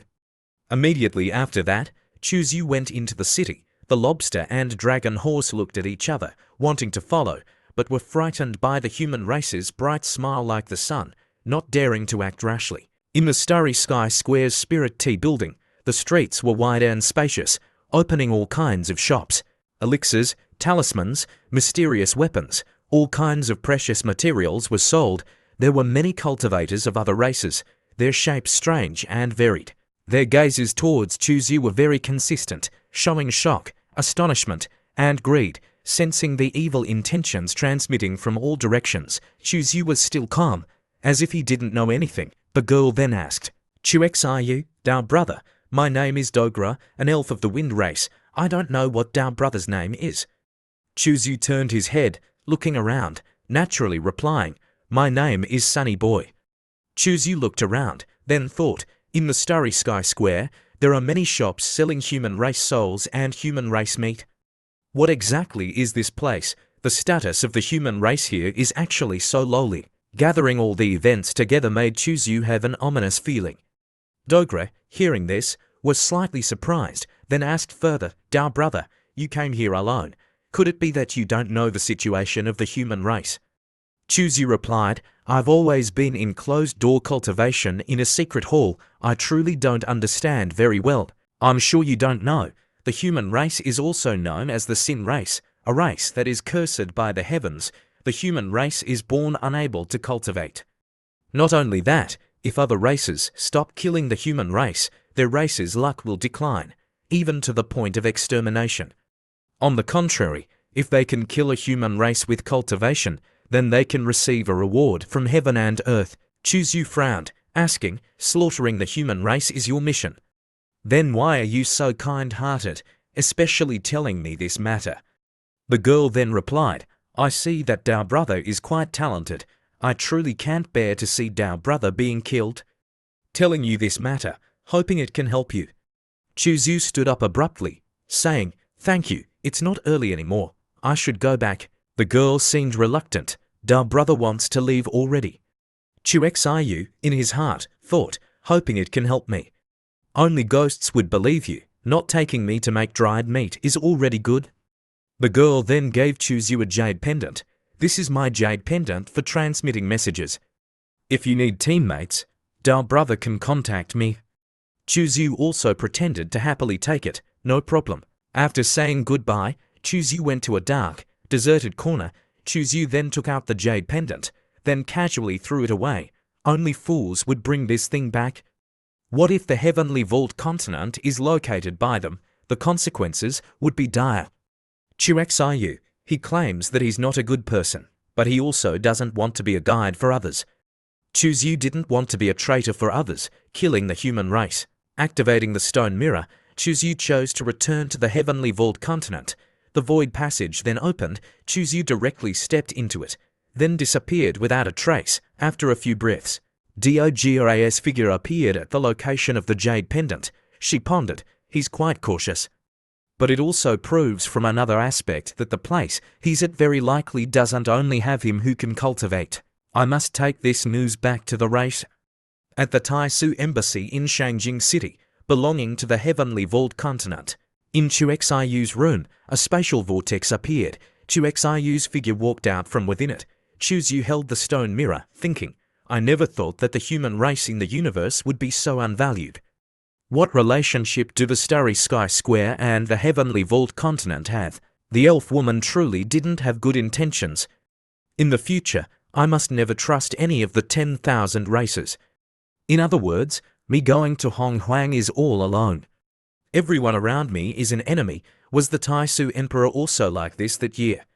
Slaughtering until he was invincible. In Chuexiu's heart, there was a flood of doubts. Knock, knock. Mo Feiyon's gentle voice transmitted from outside the door. "Your Highness, the Yaoci Holy Land has someone requesting an audience." Chuzyu wondered, "Feiyon, what are the people of Yaoci looking for me for?" The girl elder lightly replied, "I also don't know. They naturally said something about your Highness needing their help." Chuzyu quickly went to hug Mo Feiyon. She blushed shyly. "Your Highness, it's daytime. There are many people. It's not good to be seen." Chuzyu wanted to hug her so much, so he didn't care. After that, Chuzyu even squeezed the girl elder's breasts. "Okay, tell the people of Yaoci to come meet me." The girl replied, "Yes." Then went to do her task. At the Great Hall of the Taisu Embassy, Chuzyu opened his mouth. "I don't know what the Yaoci Holy Woman and Yimeng Elder are looking for me for." Observing Chuzyu for a moment, That elder thought, that's not right. Looking at his appearance, he doesn't look like he's injured by the Tao at all. Does your highness the Holy Sun know that a few days ago the Tai Su Holy Lord came to the Yaoci Holy Land to ask for a marriage? Hearing this, Chu Yu then vaguely recognized the problem. No wonder I didn't see elder sister Hua and master at the auction. So they went to do something big. His gaze fell on the girl with the veil opposite him, who had a pair of super big breasts. Chu Yu thought, could it be that this is the marriage alliance object with me? She also looks extremely good. Chu Yu happily drooled, his mouth smiling widely. Okay, I agree. In his heart, he thought, meat delivered to my mouth. If I don't eat it, then it would be a waste. Yimeng Elder then continued, then we'll do as agreed. If your highness the Holy Sun and the Holy Woman have a child, they must let the Yaoci Holy Land nurture it. Chu Yu didn't agree, then frankly said, that won't do, Elder Mo, see them out. Hearing this sentence, both Yimeng Elder and the Yaoci Holy Woman were startled, asking, Chu Yu thought, that's great. They're seeing me as a stud horse. The children of Chu Yu, I need you to raise. Immediately after that, Mo Fian then saw the guests out. Yimeng Elder, the Yaoci Holy Woman, our highness still has to go into closed-door cultivation. I'll see the two of you out. We've troubled you, Yimeng Elder, while leaving, thought today's matter was too passive. The Tai Su Holy Sun wasn't injured at all. The space for negotiation is too small, it's better to discuss it another day. Yimeng Elder, after thinking it over, then clicked her tongue. No way. I saw that Chu Yu, as soon as he saw me, looked at my body, he must have been attracted to me. The Holy Woman replied, Holy Lord, your words are too blatant. I think this matter can still be salvaged. Let's go back to the Holy Land first, we'll try again in 2 days. Yaoci then gave her opinion. Holy Lord, you go back first. I want to stay. I'll let him actively love me. After a moment, in Chu Xiu's room, Chu Yu sat, pondering, randomly going to Honghuang is a bit dangerous. Let's see if there are any traces of Jubiu in the chat channel. That's not right. At this time, Mindy arrived. She spoke, asking, I heard that the Yaoci Holy Lord and Holy Woman came over. Chu Yu was startled, terrified. Master, why did you come here at this time? The girl Che Mengdi tried her best to say a few reluctant sentences. This one sees that Yaoci Holy Woman has a gentle personality. Looking at the entire heavenly vault continent, her figure and appearance are all top-notch. It's truly for you, rebellious disciple, to get a big bargain. Chu Xiu then replied, the Yaoci Holy Woman is truly good. Thank you, Master and Elder Sister Hua, for loving me, acting as matchmakers for me. Chu Yu quickly recognized that Master Bao Bao was jealous again. Che Mengdi asked again, hearing this tone of yours, you're agreeing to this marriage. Chu Xiu then used sweet words, flattering. How could that be? How can that Yaoci Holy Woman compare to my Master Bao Bao?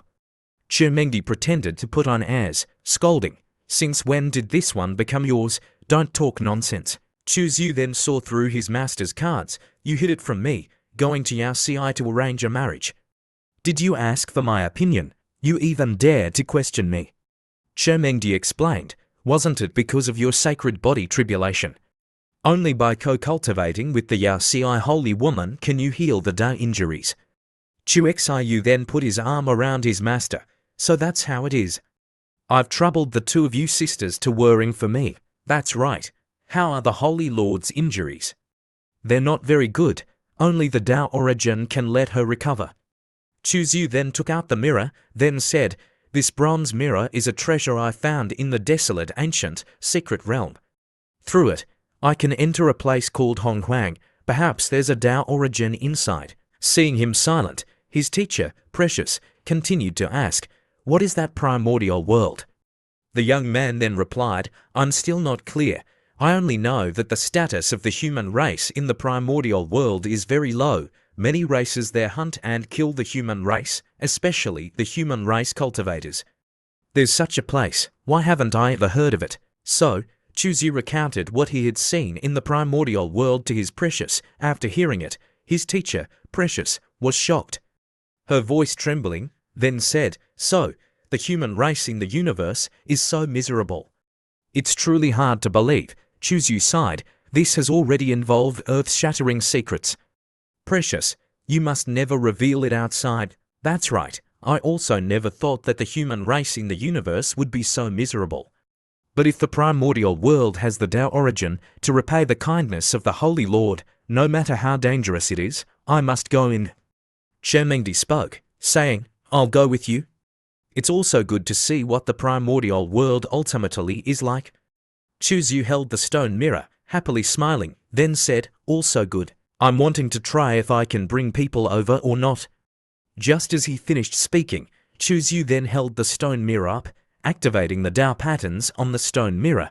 The system then notified, Order 6 currently doesn't have the authority to bring people into the primordial world. Both Chermengdi and Chu Yu were question marks. What the hell is going on? Mengdi, shocked. Why is it like this? Chu Yu stared at his teacher, analyzing, perhaps, teacher, you don't have the authority to enter. But according to the reminder of this thing, after I obtain the authority, I should be able to bring people in. It seems that only I can go alone. The young man instructed Mengdi, teacher, if there truly are other races coming to the Chonchon continent, the human race will encounter a disaster of extinction. You should go talk about this matter with the Holy Lord. The Holy Land needs to prepare. Chermengdi was extremely worried, hurriedly saying, no way. Chu Xiu puzzled. Why? Chermengdi replied, you going alone is too dangerous. The young man then pinched immortal Mengdi's chin. Precious, are you worried about me? Chermengdi, although her face was red, still snorted coldly. Stop being narcissistic. This seat is afraid that you'll die in there, and there won't be anyone to collect your corpse. Chu Yu knew that his teacher was worried about him, then smiled brightly, his mischievous hand beginning to grope around. My good teacher, why are you so cute? Rest assured, my current abilities are still not enough. I don't plan to go in myself. Seeing the young man having an expression and being close to her, Chermengdi then put on airs, rebellious disciple, stay away from this seat a bit. The young man then pressed Chermengdi down, then said a sentence full of affection, teacher, it's not early anymore. Why not give your disciple a lesson? Chermengdi helplessly shouted, get out. After that, the bird didn't see where it went, but only saw Chermengdi's face, full of pleasure, along with the sound of continuous spelling ringing out. 7 days later, the people on the street were discussing noisily, I heard that the weapon refining grandmother Wu Heng is about to come to the capital. That's right, this great-grandmother hasn't refined weapons for a long time. Now, as soon as he comes out of the mountain, he has attracted the experts of the major forces. Hey, there's another rumor, have you heard it? It seems like the holy maiden Yaozu is pursuing the Tai Su holy son. Inside the tavern, a girl, hearing the name Chu Yu, then angrily shouted, Chu Yu, recently, wherever I go, I hear this name, I must avenge Big Brother Ha. If not for Chu Yu, Big Brother Ha wouldn't have been so seriously injured. I must kill Chu Yu, kill him. The girl behind her then advised the hot-tempered girl in front, third sister, Shon Gon Hao has died, you should let yourself go. After that, the girl then gave an order to the subordinate standing next to her, Owu, take her back and lock her up.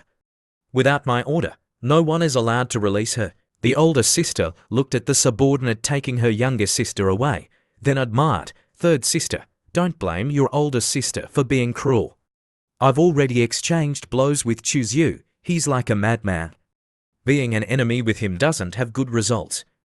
At the same time, the young man was chasing butterflies with Elder Mo, the young man, being mentioned, then sneezed continuously. I'm just about to be disturbed. Chu Xiu, annoyed, wondered, who's scolding me? Speaking, the young man again focused on his specialty, seeing Elder Mo in front of him being very obedient, absorbed in 69, then transmitting his power. The young man admired, if my teacher, Precious, was as obedient as Elder Mo, that would be great. A moment later, Elder Mo, while massaging the young man's shoulders, then reported, Your Highness, early in the morning, the holy maiden Yaozu has arrived. The young man had just finished his homework, so he didn't have any strength left to think about girls, so he had to reply perfunctorily, up to her. Suddenly, outside the door, there was a loud call, Brother Chu, a big thing has happened. Chu Xiu gave an order to Elder Mo, you go down first. The girl obediently obeyed, yes, your highness. The young man stepped out, asking the person surnamed Yi, brother Yi, what happened? The person surnamed Yi then reported the news. The 3 young ladies of the Zhian family have come to the capital. They're saying whoever can kill you, brother, then she marry that person. That woman is crazy. Chu Xiu, hearing this, was stunned, not understanding what was going on. The 3 young ladies of the Zhen family, who are they? Have I offended her before? The person surnamed Yi repeated, Shong Gong Hao, do you still remember? The 3 young ladies of the Zhen family and him were childhood sweethearts. The young man then remembered. Oh, I remember. It's that showy name. Not knowing what he was thinking, Chu Xiu then asked the person surnamed Yi, brother Yi, do you want to make a big fortune? The person surnamed Yi then replied, brother Chu is truly my confidant. We have the same thoughts. Chu Xiu then proposed a good plan. You go set up a martial arts stage. Open a table, requiring combat in the same realm. Killing people is not allowed. After that, you use an invincible pasture to defeat them, so that the betting dogs not only win money from my place, but in the end, you go find the person you want to defeat me, winning back both the capital and the interest. The young man patted the person surnamed Yi's shoulder. Brother Yi, is there a problem with your operation? The person surnamed Yi, hearing about making money and a good plan, then raised his hand, giving a like, brother, you can rest assured, I'll sit and wait to collect money. Before Chu Xiu's extremely domineering plan, the person surnamed Yi exclaimed, if that Zhen Yaozu knows that the enemy who killed her husband is even using her revenge to make a big fortune, I'm afraid she truly go mad. Interesting. Very interesting. Let's go, brothers. Let's go celebrate first. Right after that, at Peach Blossom Island, Bamboo Forest, the cultivators of the martial world were discussing enthusiastically. One person spoke loudly, that Chu Xiu is brutal and inhumane. Everyone wants to kill him. The person next to him very much agreed, then continued, that's right, brother Ma is right. Even if there wasn't the matter of young ladies and Yaozu, I also have to go challenge him. That young ladies and then spoke, then I'll rely on you all. If there's anyone who can kill Chu Xiu, I, Zhen Yaozu, will definitely keep my promise. She secretly thought in her heart, you are just tools for me to use, you still want to marry me. In a small pavilion, there were 3 people discussing urgent matters. The person holding the fan was Xing11Yu, the younger brother of the Yaoguang Holy Sun. The person in the middle was Yonglian, a person from the Divine Flame sect of the southern region. Finally, there was the girl Qin Yao, a disciple of Yaozu. The person Xing Shiyu opened his mouth. Everyone knows that my older brother likes the holy maiden Yaozu, but recently, someone said that the holy maiden Yaozu is pursuing the Taisu Holy Sun. Miss Qin Yao, do you know about this matter? The girl replied, that's right. This matter in the capital is no longer a secret. At this time, in the capital, the person Yi Hongyu and Chu Xiu were advertising loudly for a few new shows. Pass by, stop by, don't miss the opportunity to change your life. The person Yi Hongyu then spread the news. The Taisu Holy Sun is about to fight with people at the largest arena in the capital. Who wins, who loses, will be clear on the arena.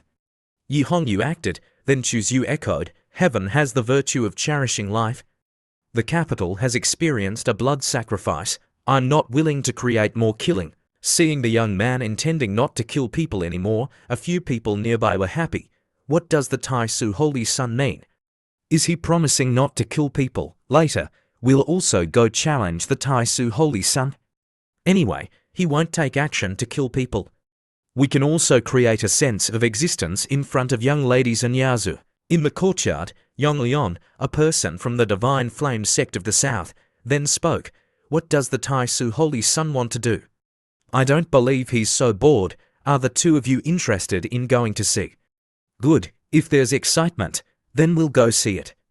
Very quickly, everyone had gathered at the arena. The girls selling tickets constantly invited. Outdoor grandstand seats, 100 top-grade origin stones. Ordinary private rooms, 10 divine origin stones. Luxury private rooms, 1,000 divine origin stones. Qin Yao, along with the 2 people, had just arrived, then wondered, we still have to buy tickets. The girl selling tickets then asked, "May I ask what kind of ticket you want to buy?" "Luxury private rooms are very rare. Whoever comes first gets it."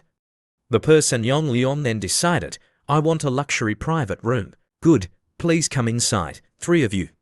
The 3 people then stepped inside, then went to their seats, a position that could observe the entire scene. The girl Chinya spoke, saying, "Just the outdoor grandstand. I'm afraid there are no less than 10,000 people." The person Yong Lian then jumped to calculate. 1 person, 100 top-grade origin stones. That's 1 million divine origin stones. Ordinary private rooms, 10,000 rooms, 1 room, 10 divine origin stones, a total of 100,000 divine origin stones.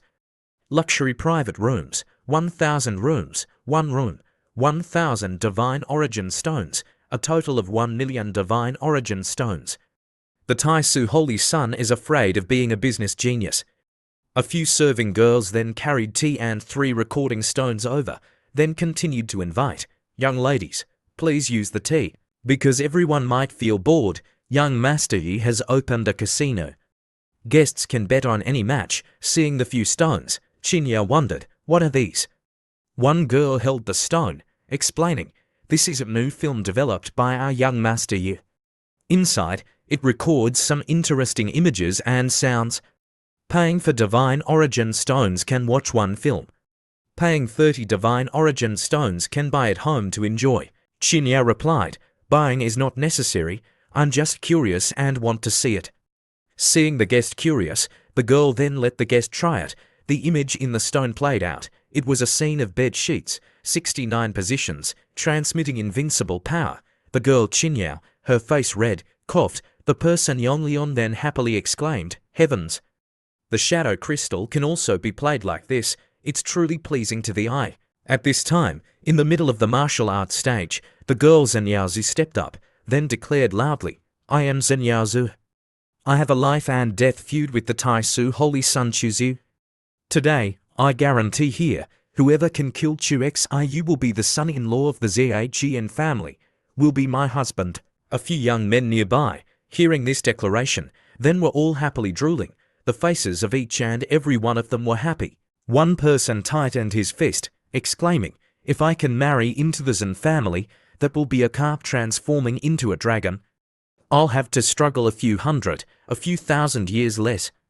The person next to him also showed a smug smile, then continued, "That's right. This opportunity is 1 in 1,000 years. Another person then smiled sinisterly, protecting, "Chuzu, you're definitely dead." Right at this moment, the ancient Yi family, the 3rd young master Yi Hongyu, then advertised everyone. Next is the challenge match of the Holy Sun that everyone has been anticipating. Let us, with the most intense enthusiasm, invite the first contestant to the stage. Immediately, one person flew up. He declared firmly, "Isu Holy Sun, you are an enemy of young Lady Yaozu." "You are an enemy of me." A figure also flew onto the martial arts stage. The crowd watching exclaimed, "It's the Taisu Holy Sun." The crowd began to shout, "He has finally appeared. Quickly place your baits. I bet the Taisu Holy Sun will win. The human race holy body is invincible in the same realm. I also bet the Taisu Holy Sun will win." The entire person of that person released a few extremely strong lightning bolts. He, just as he rushed to Chuzu, shouted loudly, "Today, I must avenge young Lady Yaozu." A punch was thrown out by that person. Its power was also quite strong, those lightning bolts radiating around his body. But that much wasn't enough. Chuzu easily blocked it with one hand. Chuzu tightly grabbed that person's punch, lightly patting. That person had already flown backwards. The shock was extremely strong. Looking back, only seeing a long skid mark. And that person lying flat, the surrounding rocks shattered. Yi Hongyu declared, "The first match, the Taisu Holy Sun wins." The person Zhou, his hand pointing, then turned to his big brother. It seemed like he had seen something unusual, then said, "Big brother, do you feel that Chuzu looks strange today?" The big brother also replied, "It's true that he's a bit strange, but I can't clearly say what's wrong." A moment later, the big brother smiled lightly, his mouth muttering, "So that's how it is." The person Zhou then asked, "Big brother, you saw the problem." The big brother of Zhou then explained, The Tai Su Holy Sun's strength is getting stronger and stronger. The one on the stage is just a puppet being controlled by Chuzu using his divine sense. The person Zhou Yu then said he was extremely puzzled. Chuzu isn't personally going on stage. Then what is he doing? What is his purpose ultimately? At the same time, Chuzu was being massaged by a few beautiful, hot girls, dreaming far away in a certain room. The young man was extremely happy, then said, that's right. Too comfortable, use a bit more force. The girl, the holy maiden Funyao of the Yaozu Holy Land, came to Chu Xiu's room above the grandstand. I thought you would personally go down to the arena. I didn't expect you to be here enjoying yourself. Chu Xiu, lying down, enjoying himself, calmly replied, controlling the puppet is enough. If I personally went down to compete, then that would be too much bullying others. Outside the arena, the referee continued to declare, match number 7, the Tai Su Holy Sun wins. During that time, Chuzu then pressed close to the girl, the holy maiden, then pretended to use his devilish hands, massaging her shoulders. Holy maiden, you are the strongest person among the small saints. You won't trick me to a place with no people, then use force on me, right? The girl, her face red, replied, Holy Sun, don't talk nonsense. Why do you always talk nonsense? At this time, outside, the person Yi Hongyu was acting very well. The Holy Sun is truly worthy of being called the Holy Sun. He's truly too strong. Welcome everyone to continue placing your baits. Continue. Keep it up. If you want to earn, then you must earn a big sum. If you fall somewhere, then double it there. Also, if anyone is winning, then boldly bet 10 times. Yi Hongyu thought to himself, it's almost enough. Prepare to close the net. Now, please invite the next challenger. Da friend Dong Du, please come to the stage. This fat Dong Du, looking at his appearance, was very strange. Right after that, Yi Hongyu then transmitted his voice to Chuzu, who was enjoying himself inside the room with a few beautiful girls. Chuzu, the person you're looking for has arrived. This person cultivates poison techniques because he's been in contact with poison cha for a long time. On his face and neck, there are full of poison sores. Chuzu, while enjoying himself, then teased, Brother Yi, the person you're looking for is truly a good match with young ladies in Yaozu. Yi Hongyu continued to smile, curling his lip, then transmitting his voice. This person has more hatred with the Zhen family. Everyone wants to make Zhen Yaozu disgusted. If he does disgusting things to her for a lifetime, Zhen Yaozu will definitely be even more uncomfortable than death. Brother Chu, are you satisfied with this arrangement of mine? Before this question of Yi Hongyu, Chuzu indifferently replied, what does this matter have to do with me? The young man, while enjoying himself, why would he care about other matters? The person Yi Hongyu seemed to have understood Chu Xiu's hidden meaning, then replied, right, this matter has nothing to do with us. Outside the grandstand, the crowd watching was discussing, laughing noisily, who is this person? Why is he so ugly? Never mind him, looking at his appearance, he can't win against the Holy Sun Highness. Quickly, place your bait. Continue buying the Tai Su Holy Sun to win, it's truly refreshing. Before and after, I've earned nearly 50,000 divine origin stones already. That fat Dong Du then threw a poison palm towards Chu Xiu's puppet. The palm force was also very strong. The crowd watching exclaimed, although he's a bit ugly, his strength is also very strong. Another person then retorted, what are you afraid of? The Holy Sun Highness can't lose. Right after that, that fat Dong Du jumped, rushing towards Chuzu. The two of them were covered by those streams of poison cha around them. The poison cha slowly invaded the puppet. A moment later, the appearance of the puppet had been eroded, revealing the body of a puppet. The crowd watching was shocked. This is a puppet. The Tai Su Holy Sun has always used his divine sense to control the puppet to fight. Seeing the puppet fall, the crowd was again extremely puzzled. Why is it like this? Why didn't the Tai Su Holy Sun personally go into battle?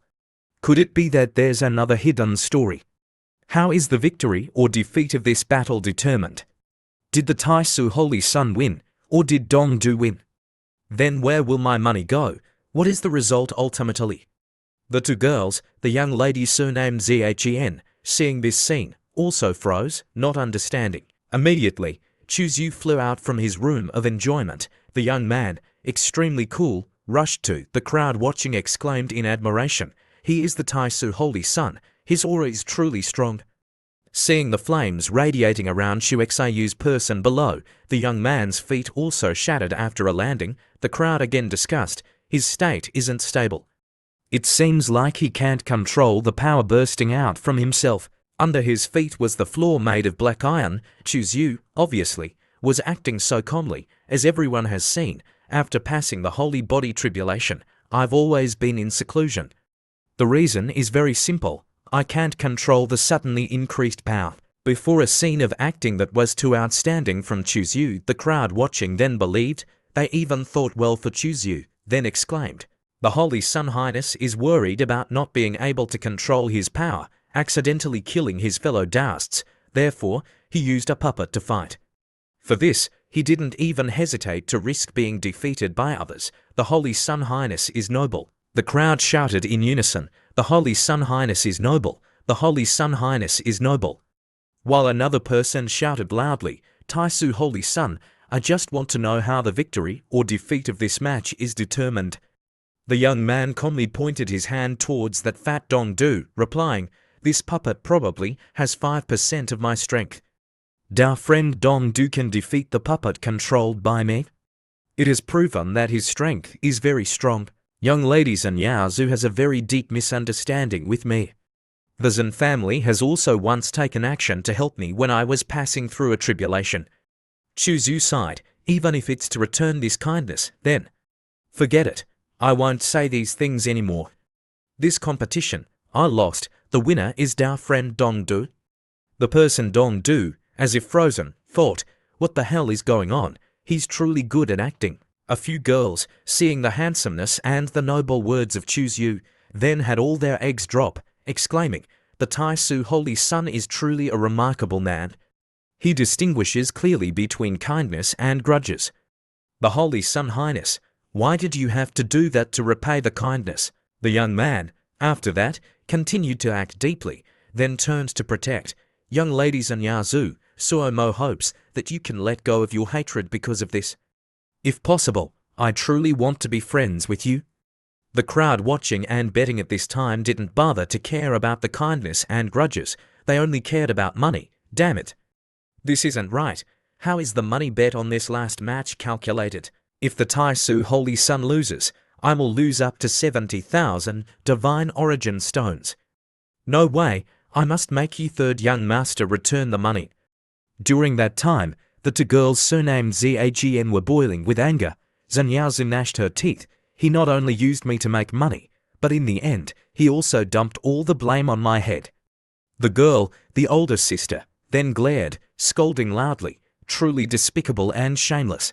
After that, a moment, the person Dong Du, with an ugly face, his appearance round and short, then clasped his hands, asking, "Because the Holy Sun Highness has admitted that I won this match, then the words that young ladies and Yao Zhu said before, do they still count? Can I be her husband?" Looking at the short, extremely ugly person on the stage, the crowd that was noisy suddenly became deadly silent. Everyone instinctively looked towards Zhen Yaoxui's private room, wanting to know her answer, not knowing if she would keep her promise and agree to this ugly guy, or should she break her promise and refuse. Hearing Dong Du's words, Zhen Yaozu, angrily going crazy, shouted, "You and Chu Yu colluded to trick people. Do you truly think everyone is an idiot?" The crowd watching on the grandstand pointed their fingers, constantly speaking.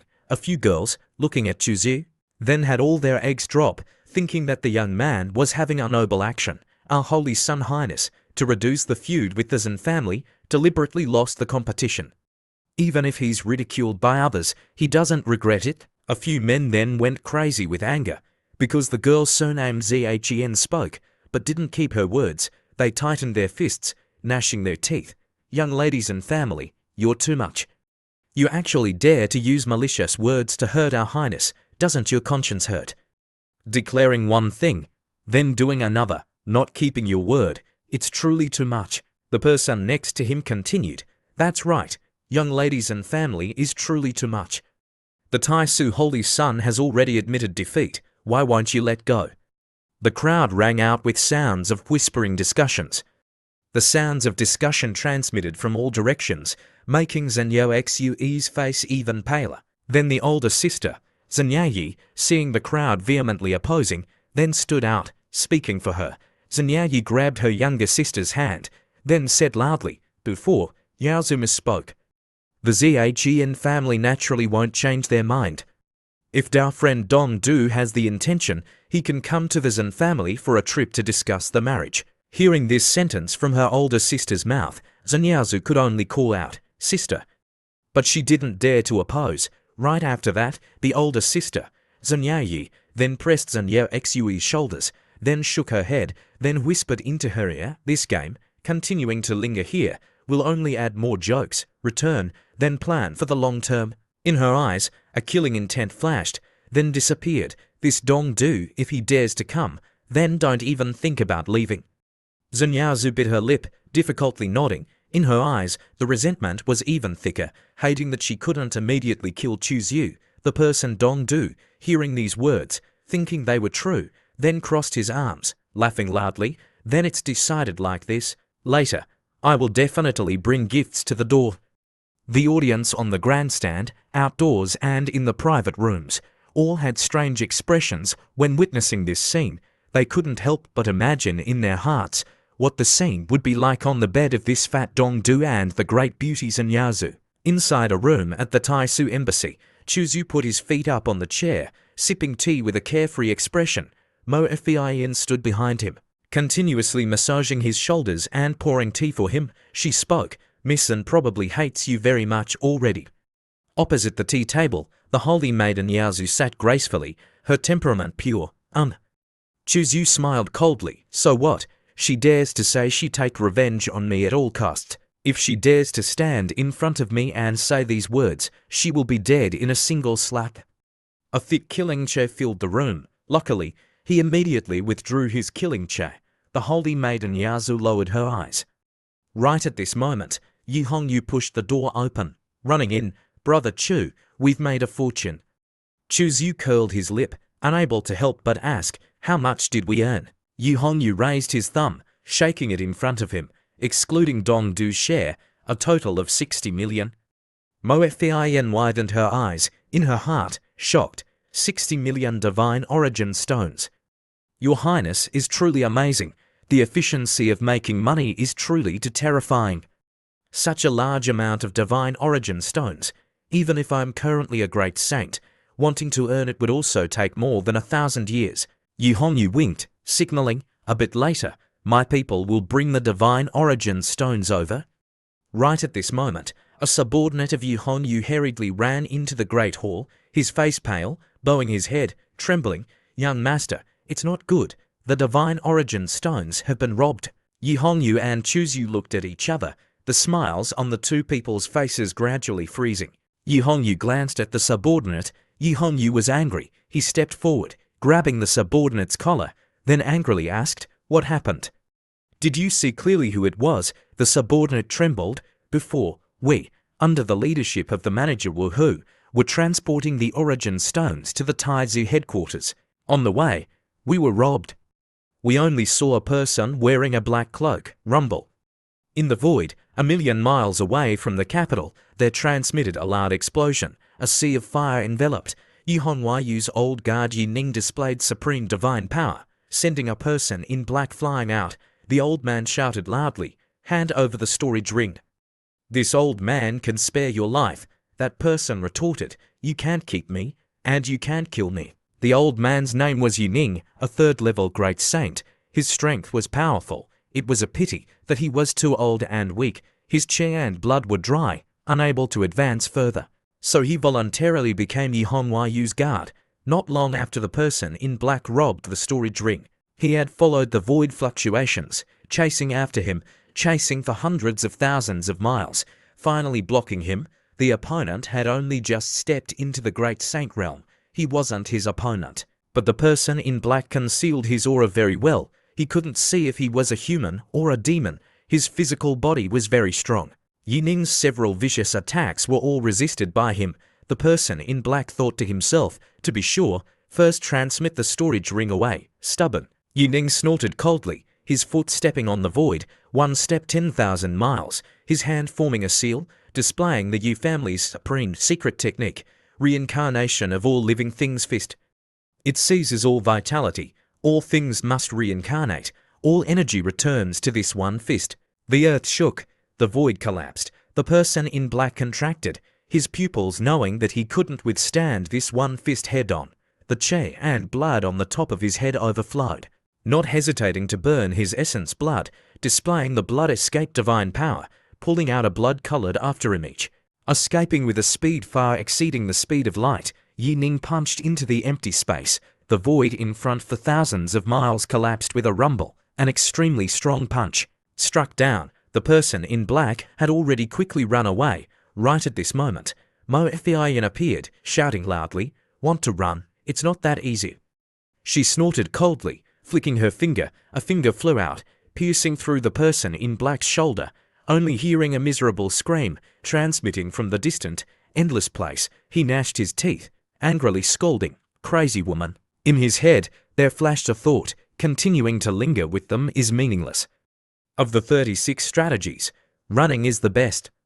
With a whoosh, the person in black displayed the blood escape divine power. Escaping, a long streak of light flew across the sky. Mo Fian angrily cursed, "Damn it.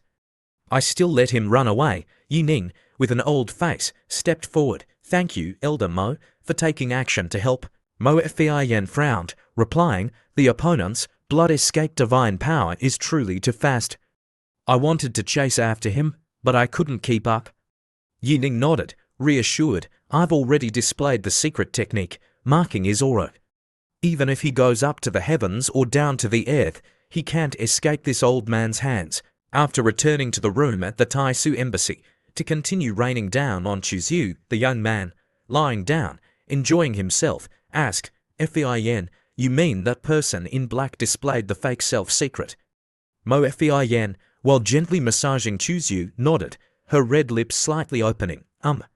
When he was fighting with Elder Yu Ning, the technique he displayed had 80% similarity with the Holy Sun Highness. I didn't see wrong." Chuzyu touched his chin, pondering. He knew he was marked by Yu Ning, so he chose to transmit the storage ring away, proving that behind him, there's still someone helping him. Or a force possessing the fake self-secret. Chuzyu couldn't help but think of the enemies of his two junior sisters. 8 or 9 parts are the Young family in Eastern Continent. I didn't expect that. I haven't gone to find you yet. You've taken the initiative to provoke me. Moreover, a great saint has secretly appeared. Very good, very good. Mo Fian gently said, "Your Highness, do you need to report to the Holy Land? A small Young family can be wiped out with a flick of the finger. We can definitely kill them until not even a chicken or dog is left." Her voice was gentle, like the words coming out made people's hair stand on end. Chuzyu then sat up, replying, "Matters related to the fake self-secret shouldn't be made a big deal. This matter, don't notify the Holy Land first. Even more, don't let the Yi family know. Our Taisu strong people are impulsive. It's easy to attract other forces. Even the demons are watching. The front line is too long. In the end, whether the fake self-secret falls into my hands or not is also hard to say. I'll go to Eastern Continent first. You just tell the outside world that I'm in seclusion." Elder Mo then spoke, "Your Highness, I'll go with you." The young man then turned to embrace the girl. Of course, just as he was planning to do something, suddenly, Chuzyu suddenly remembered an important matter. "Now, I must definitely resolve the Young family before the Yi family. Obtain the fake self-secret, take back the divine origin stones." Outside the city of the capital, Chuzyu and Mo Fian disguised themselves as an ordinary dark couple, buying tickets to board a super-huge flying ship, moving to Eastern Continent. A woman with a figure having seductive curves looked towards the distant clouds, whispering, "Your Highness, with this speed, it'll take about 7 days to reach Eastern Continent." She was Mo Fian in disguise. Chuzyu disguised himself as a middle-aged cultivator with a weathered face. He then said, "How's the situation of the Young family's investigation?" A bit of information has been investigated. This family has been very low-key for nearly 100 years. They haven't made enemies with any forces. But no one dares to underestimate the Yong family. After all, in name, they have to pick small saints guarding them. Moreover, the two old ancestors are Tao couples. That person in black didn't hesitate to risk robbing the divine origin stones. I guess that the remaining small saint old ancestor of the Yong family is probably about to break through to the great saint realm. The two were slowly walking towards the room in the ship's cabin. Mo Fian, walking next to Chu Yu, curiously asked, "What does your highness plan to do?" Chu Yu replied, "If I can't act under the name of the Tai Su Holy Land, then I will act under the names of my dead second sisters." Second sister's disciple, Mo Fian raised her head, her beautiful eyes full of doubt. Chu Yu smiled. "Sorry. It should be second brothers." Chu Yu then embraced Mo Fian, so that she wouldn't notice. This action made her face as red as a tomato. Chu Yu secretly thought, junior brothers are also good. Junior sisters are also good. In short, Ziyi Feng, senior brother, will go avenge you. Chu Yu constantly patted the horse's butt, riding, but had just played the horse riding game all night. The flying ship shook a bit, because the young man was playing the thrilling game too much, but it was okay. The super huge flying ships still tore through the wind, quickly advancing forward. Early the next morning, with free time, Chu Yu and Mo Fian strolled everywhere on the flying ship. Mo Fian smiled sweetly, holding a delicate jade bracelet on a stool. It was a dragon and phoenix carved jade bracelet, a profound product. "Husband, what do you think of this bracelet?" The dragon and phoenix patterns are lifelike. Moreover, it's carved with Tao patterns. It's a profound item. When encountering danger, it can create a level to protection, helping the wearer withstand an attack. Mo Fian naturally didn't value profound products. She simply thought it was beautiful. Chu Yu then replied, "If you likes it, just buy it, my wife."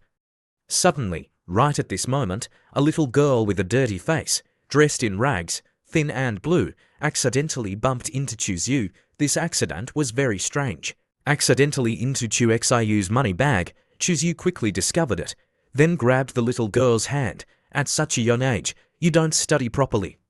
Your stealing skills are very proficient." The little girl, scared, constantly said, Sorry, I didn't mean to." The little girl was about 10 years old, her two hands crossed, widening her big, round eyes, constantly apologizing. Her pitiful appearance made people unable to bear to blame her. Chu Xiu lowered his head, staring at the little girl, his eyes full of surprise and shock. "Huh? This little girl, it seems like I've met her somewhere before." The little girl timidly shrank her neck, bowing her head, her small hands twisting her hem. Her small, thin body couldn't help but tremble. Afraid that Chu Yu would hit her, with such a pitiful appearance, it was likely that she had been bullied not a few times. Chu Yu rubbed the little girl's head, gently asking, "Little girl, don't be afraid.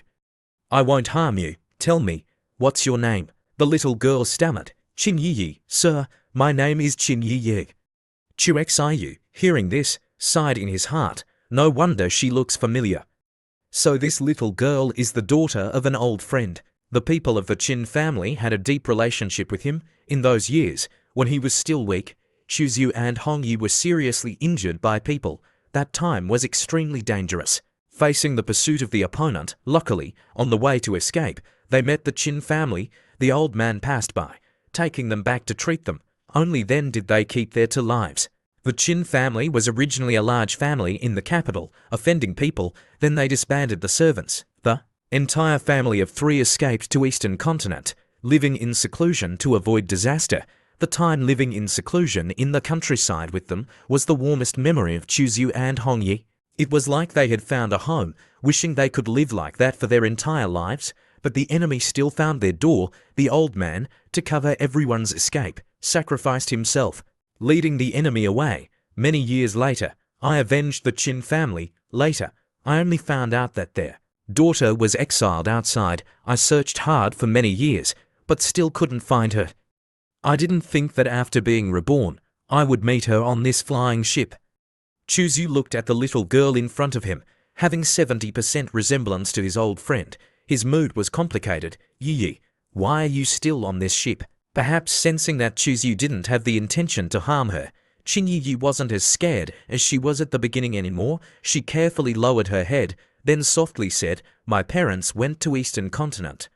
Hearing Huang old man say that this ship travels between Eastern Continent and the southern region, I then thought that perhaps I could find my parents. Chu Zhu sighed, not planning to tell the little girl the matter of Qin Qianjun and his wife's death. The matter of her parents shouldn't be told to her temporarily. Chu Zhu rubbed the little girl's head, then said, "Little girl, you follow me. I'll teach you cultivation.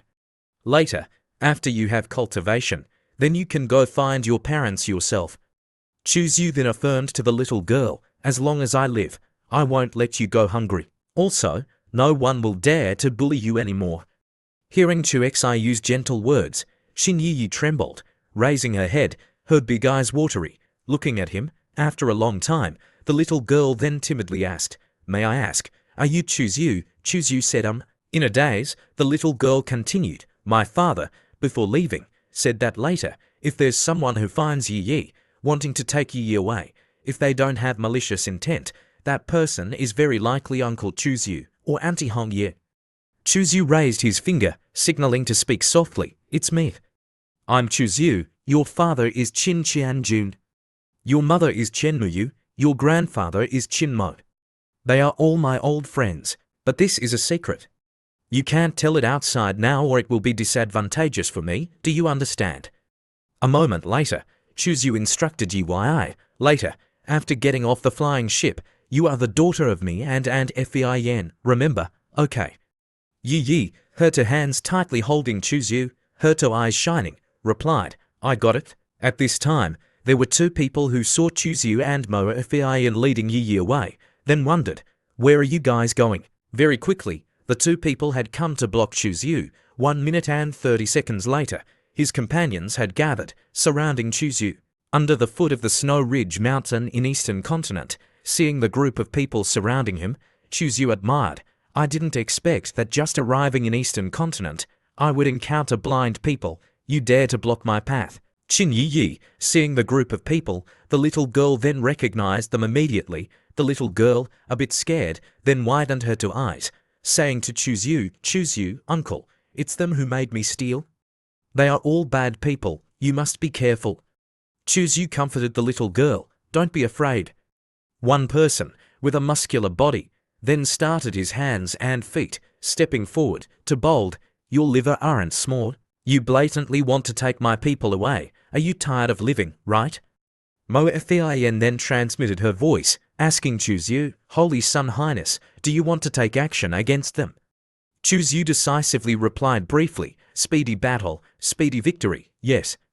Just as the words were finished, Mo Fein immediately rushed up. "It's you who blocked the path first. Don't blame me for being impolite." With just a few basic punches, Mo Fein had sent a few people to see Hades, red blood splattering, dyeing a corner of the street red. After that, the two of them led Yi away quickly. Chu Zhu displayed his magic. "This place shouldn't be stayed in for long. Quickly follow me." Leaving. In a flash, the three people Chu Zhu had disappeared without a trace. With a whoosh, the three had appeared in Hendong City, Eastern Continent. Chu Xiu was a bit startled. Hendong City. "I've finally arrived at the Young family's lair." Chu Zhu then asked, "Fein, who is the most talented direct disciple of the Young family?" Fein then replied, "The Young Che. If the Young family truly has the fake self-secret, he must have cultivated it. Capture him to search his soul. Remember, don't reveal your identity, yes." Chu Xiu then hid on the roof opposite the Young family, observing. Seeing that there were many soldiers guarding, Chu Zhu admired. "I didn't expect the Young family to be so strictly guarded." After a moment, Mo Fein returned to report, "Your Highness, I've captured Young Che. Fein, thank you for your hard work." That a Young Che, at this time, was unconscious, Mo Fein reported. "He has indeed cultivated the fake self-secret. But it's not complete, at most 1/10. Chu Zhu then analyzed, even a direct line who is favored like him doesn't have the complete fake self-secret. Then the complete fake self-secret can only be in the hands of the two old ancestors. Then it's difficult. Mo Fein smiled coldly. "Your Highness, how about I go capture both of their old ancestors back here?" Chu Zhu shook his head. The opponent has also touched the threshold of the great saint. It's not easy to capture like that. It's very likely to cause a big commotion. Attracting the attention of other forces, it will be unfavorable to us. Moreover, even if we capture her, she can also self-detonate her divine soul when we search it. At that time, are we going to capture that great saint? Mo Fin frowned, also feeling it was difficult. Does your highness have any plans? Chu Yu touched his chin. In his eyes, there flashed a trace of light. You watch over Yongche Xie well. Don't let him run. I will transform into Yongche's appearance. Infiltrate the Yang family, approaching their old ancestor. After that, Chu Yu showed a devilish smile. Chu Yu imitated Yongche Xie. It couldn't be said that it was similar. It could only be said that it was exactly the same. He didn't rush to the Yang family that night, but following Yongche's habits, he strolled everywhere, going to the brothel to listen to songs late at night, then slowly returning to the Yang family's mansion. The Golden Gate was magnificent, its aura majestic, not inferior to any great sect. The guards then bowed their heads, greeting, Young Master Xie, Young Master Xie, you've returned. The two disciples guarding the gate bowed their heads, bending their backs to greet him. Chu Yu was very cold, not bothering to pay attention to this group of people. Directly stepping inside, Chu Yu went to the end of the road. It was Yongche's courtyard. In the courtyard, a woman with a beautiful appearance was sitting on a stone chair, embroidering flowers. This girl was Yuan Rong, Yongche's wife. Discovering Yongche Xie returning, she immediately stood up, saluting. Husband, just now, father came. He said to wait for you to return, then take you to the ancestral hall immediately. The old ancestor wants to see you. In Suan Rong's eyes, there flashed a trace of strangeness, very complicated, very hard to describe. I know.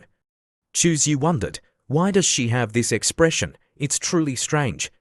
Suan Rong continued to ask, husband, will you return tonight? Chu Xiu, hearing this sentence, then wondered, why is she asking like this?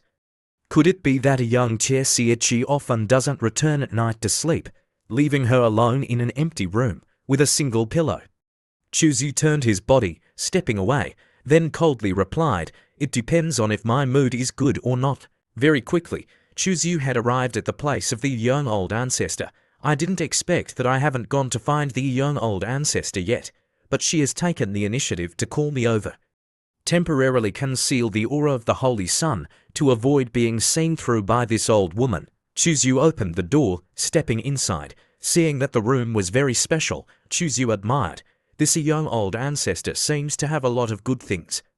But unexpectedly, inside wasn't an old woman, but the appearance of an extremely beautiful girl with a big soul. Chu Yu, with the disguise of the name Yongche Xie, approached. Before coming here, in the young man's head, he secretly thought the old ancestor is a wrinkled old woman. But when getting close, personally witnessing that she was a girl with an extremely beautiful appearance, her figure extremely seductive, the young man then curiously asked, old ancestor, you're looking for me for something?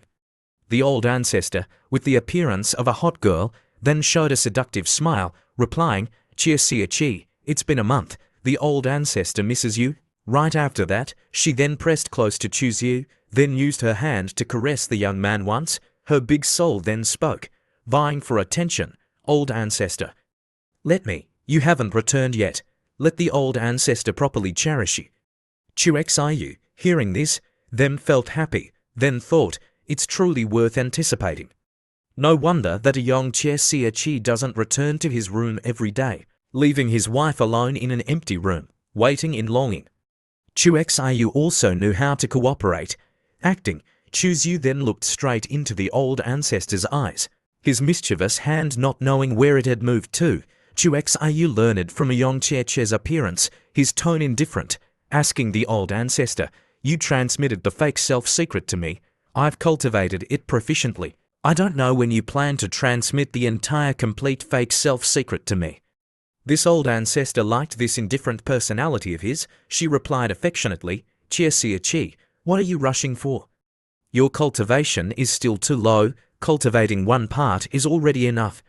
Her face showed an abnormal red color. She then wrapped her arm around Chu Xiu's neck. Come here quickly. Your old ancestor, can't wait anymore, quickly. Hurry up. The young man pretended to smile, wrinkling his face, then replied, "But every time I cultivate with the old ancestor, my body loses a lot. If I have the fake self-secret, I think I can reduce the loss more." He didn't know where she took out a thick and long chain from. She snorted coldly, "Chia sia chi, this disobedient child. This, people might not like, but I, on the contrary, the more stubborn you are, the more I like you. Now, are you conscious or not? Could it be that you want the old ancestor to use force on you?" Xiu, seeing the chain, then jumped in fright. Is this playing the BDSM style? This old ancestor's taste is also quite salty, huh? She then used the long chain to tie around Xiu, then said, "This is a prop the old ancestor just refined. Wearing it will temporarily lose your cultivation. You will be no different from a mortal. For you, it's probably an extremely new experience. It will be very exciting." Right after that, she pressed close to the young man. "Chia sia chi, be good, listen to me, okay, quickly let the old ancestor kiss you. I, your old ancestor, am about to go into seclusion to break through." Just as she spoke, the girl narrowed her eyes, pouting, pressing close to Xiu's face. Xiu, his goosebumps rising, cold sweat breaking out, his teeth biting tightly. Damn it. Before, it was all me taking the initiative to tease. This time, it's the opposite. If I don't take action, my cultivation will be sealed by her. I might break in her hands. Instinctively, the young man took out three flowers gathering top bottles, admiring, I must rely on the 3 flowers gathering top, forcibly suppress her cultivation. The young man struck the 3 flowers gathering top bottles hard into her face. A red color covered her eyes, making the old woman unable to see anything. After that was a terrified scream. While she was hugging her face, Xiu imagined her old face. Oh my god. Luckily, I didn't fall into her trap. If not, wouldn't I want to act out the old man and the sea? With one hand covering her face, the old ancestor angrily asked, "You're not Chia sia chi. Who are you ultimately?" Not knowing from when, the young man had taken off the chain cleanly, flicking his hand. The young man calmly replied, "Call me Sonny Boy." The old ancestor was still in pain with one side of her face. She, her anger burning, loudly scolded, "You kid, you actually dare to trick me." The young man, spreading his 2 hands, showing that he was being forced, then replied, "I originally didn't want to take action, but you old woman are too disgusting." She had recognized the purpose of the man in front of her, then asked back, "Your purpose is the fake self-secret. Who are you? How do you know this secret?" Xiu curled his lip, smiling, admiring, "Little junior sister. No, it should be junior brother, taking the blame for senior brother one more time." Xiu, with the disguise of the name Yong Chia Sia Chi, then curled his lip, smiling coldly, then spoke, "Old woman, do you still remember the Z family?" The old woman was extremely surprised, asking back, "You are the remnant of the Z family, the son of Ziqian Hong, Zi Yifan, I knew it. Cutting the grass without removing the roots will be a disaster." Xiu then replied, "In those years, your family knew that the Z family had the secret technique of storage, so you took action to exterminate the family.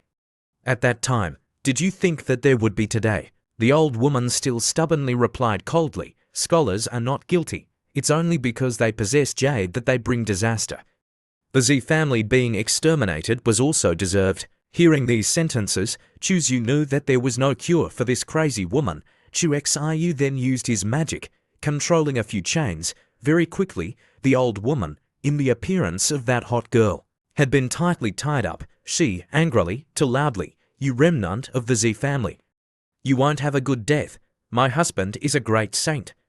Waiting for him to return, you will die without a whole body." Xiu smiled faintly, then asked back, "You said it was that old dog who robbed the divine origin stones of the Yi family." "Right." Xiu didn't mind speaking directly. "You can rest assured he must also die." The old woman, hearing this, then jumped, her smile stiffening. Although she was being tied up by those chains, lying sprawled on the ground, she still roared, "How do you know about this matter? Who are you ultimately?" Xiu sat down, stroking his chin, with her young and beautiful appearance, then poured a bucket of cold water, wanting others not to know, "Unless you don't do it." Old woman, obediently hand over the secret technique of storage. Yu stepped in front of her, raising his right hand, his index finger burning with a gold unholy flame. Seeing Yu using a move, the old woman, terrified, shouted, "What do you want to do?" At this time, the old woman struggled fiercely. The young man continued to smile coldly, then replied, "If you don't voluntarily hand over the secret technique of storage to me, I naturally have to search for it through soul searching." Yu slightly narrowed his eyes, his divine sense like a knife, without the slightest mercy, directly raising his finger, with the gold unholy flame burning, stabbing into her divine platform, while using a formation to trap and lock her divine soul, while using the anomaly of the immortal king descending 9 heavens to suppress her divine soul, making her unable to self-detonate. The old demon woman's divine soul screamed miserably between her eyebrows, their cracked open, fresh blood, spurting out, beginning to search her soul. The intense pain made the old demon woman's face even more distorted. "You won't die peacefully, my husband. I will avenge me." Yu, his face without emotion, as if he didn't hear it, constantly flipping through the old demon woman's memories. Suddenly, his eyes lit up. The young man was full of joy. "I've found it." The gold unholy flame spread throughout the old demon woman's body, wanting to refine the fake self secret from her divine soul. The brain-piercing pain made the old demon woman constantly struggle. The holy flame burned even stronger. Time passed. After half an hour, a stream of light flew out from her divine soul. This was the power of the secret technique of storage, the fake self-secret. With this secret technique, my chances of survival at the Tai Chi ancient star will increase a lot. The young man smiled brightly, admiring, but before that, I must at least reach the divine power realm. If I can break through to the small saint, then it would be even better. The young man stroked his chin, continuing to ask the old woman, "Where are the divine origin stones robbed from the Yu family?" The old demon woman smiled sinisterly. "You think I'll tell you?" Yu's smile gradually became brighter. A porcelain bottle appeared in his hand, pulling out the stopper, pouring the blue liquid inside into her mouth. "Very good. I want to see if your mouth is hard, or if the poison in my hand is stronger." Half a quarter of an hour later, in the room, there rang out the old demon woman's crazy laughter. "What did you do to me? This is called yin-yang harmonious powder. Even if you have a high cultivation, it will gradually dissipate until it turns into nothingness. Old woman, how's the feeling?" The old woman lay groaning 3/4 of an hour later, the old woman was about to be driven crazy by Yu, finally giving in. "Thief, you're truly vicious. Quickly give me the antidote." After that, the old woman also said the secrets she needed to say. According to her words, Yu went to the bedside, turning a mechanism. A secret compartment automatically popped open. Yu asked, "Is it this place?"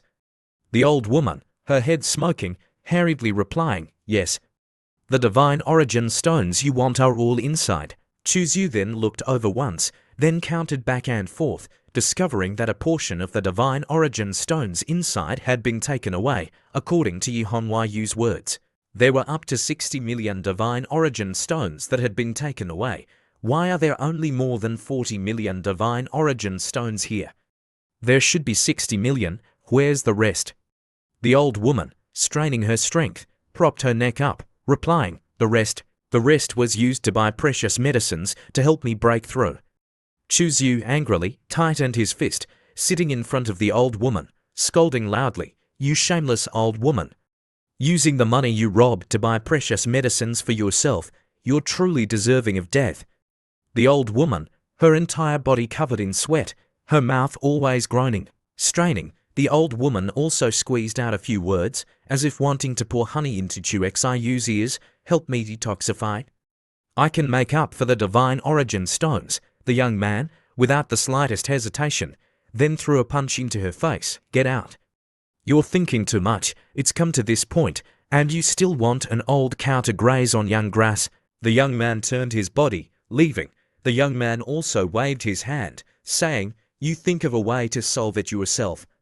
I'm leaving first. See you again tonight. There's a good play waiting for you to watch." After that, a period of time, Yu met Yongche's father. The head of the Young family was waiting for him outside. Seeing the young man stepping out, the old man then asked the young man, "Chi, did the old ancestor say when she break through?" The young man calmly replied, "Tonight, we're opening a family banquet. She wants to meet you children before breaking through." Young Yi, hearing this, was overjoyed. "Good. I know. I'll go notify them immediately. Great. My young family is about to have another great saint old ancestor. The second great saint old ancestor is about to appear in the family." As the head of the family, he was naturally excited. Chuzu looked at his appearance of being as happy as a farmer who had a bumper harvest. Stepping away, the corners of Chu Xiu's mouth lifted up, waiting for the young family to arrive completely tonight. Then I can catch them all in one fell swoop. Time passed quickly. The next day, in the afternoon, the children and grandchildren of the young family, scattered everywhere in Eastern continent, returned. The atmosphere was extremely lively. Chuzu was holding a small porcelain bottle, muttering, "The people have almost all arrived." Chuzu leaned against the window, his eyes looking down at the lively scene below. In his hand, he was playing with a small jade porcelain bottle. The young man instructed Elder Mo very carefully, "Yan, tonight, if there's an accident, I'll throw the cup as a signal." Mo Yan nodded, "Yes, Your Highness. Be careful in everything." Thousands of people gathered. A few girls with big souls constantly danced, making the atmosphere as happy as a festival. The younger generation of the family sat around, chatting. One person spoke, "Brother Chi, I heard that the old ancestor recently obtained a large amount of resources. Is there such a thing?" 13th brother wants a slice of cake. It's a small matter. Later. I'll go talk to the old ancestor later and share some with everyone. The 13th, hearing this, was happy, exclaiming, "It's still Brother Chi who is generous. Come, everyone, raise your cups to congratulate Brother Chi. Brother Chi, we're relying on you tonight." A young man impatiently asked, "Chi, why hasn't the old ancestor come out yet? How about you go invite the old man out?" Chuzu smiled, nodding, "Also good." A moment later, the young man dragged the old woman back. She's here. Your old ancestor has arrived." The family people were shocked, standing up, calling out loudly, "Old ancestor! Old ancestor, why have you become like this?" A scene that made them hard to forget for their entire lives. In their eyes, the invincible, powerful old ancestor, her face ashen, her pupils scattered, being grabbed by the collar, like a dog, and the person who caused this, Yong Chi, was actually smiling. His face full of smiles, his smile as bright as the sunlight, making their hair stand on end. "Chi, what are you doing? Quickly release the old ancestor." "Yong Chi, you dare to be so rude to the old ancestor? Are you planning to rebel?" "Yong Chi, the old ancestor treated you well. You actually bite the hand that feeds you." Saying this, a few dozen people couldn't sit still anymore. They then drew their weapons, then used their moves, wanting to kill Chi. "Yong Chi, you're forcing us to take action." Chuzu, his eyes calm, the young man reached into his chest, taking out a large jar, then throwing it in the middle of the room. The porcelain jar was smashed. Inside, it contained a purple liquid. The purple liquid, contacting the heaven and earth, the origin chi in the air turned into a strange purple smoke, in a flash, enveloping the surroundings. One person then recognized it, shouting loudly, "It's not good. It's poison chi. Quickly circulate your power, holding your breath. Brother Chi. It was a pity that everything was too late. Only seeing the pupils of the group of people gradually showing a red color, contrasting with the blood moon in the sky, even more demonic, a group of people standing straight in place. Chu Xiu continued to use his magic, then thought to himself, "Kill each other." Finally, the first person to move drew his weapon, killing his closest father. The second person killed his own blood brother, blowing the horn of the massacre. Almost at the same time, thousands of people began to attack each other. Chuzu smiled faintly, forcibly leading the Yong family's 7th grade formation, sealing the entire courtyard, not letting anyone escape. The old woman, being carried by him in his hand, seeing this scene, her withered body trembling even more violently. She had been poisoned by Chuzu, the young devil. Her cultivation was suppressed. In her throat, she could only make a wheezing sound. Watching them, one by one, personally kill each other. Fresh blood dyeing the floor red, but being unable to stop it, unable to do anything. Chuzyu asked, "Old thing, is this a good show?" The young man's voice was calm. "Actually, you could have lived well for a period of time. It's a pity that you didn't know how to cherish it. You had to compete for my divine origin stones. It's all because you brought this death upon yourselves."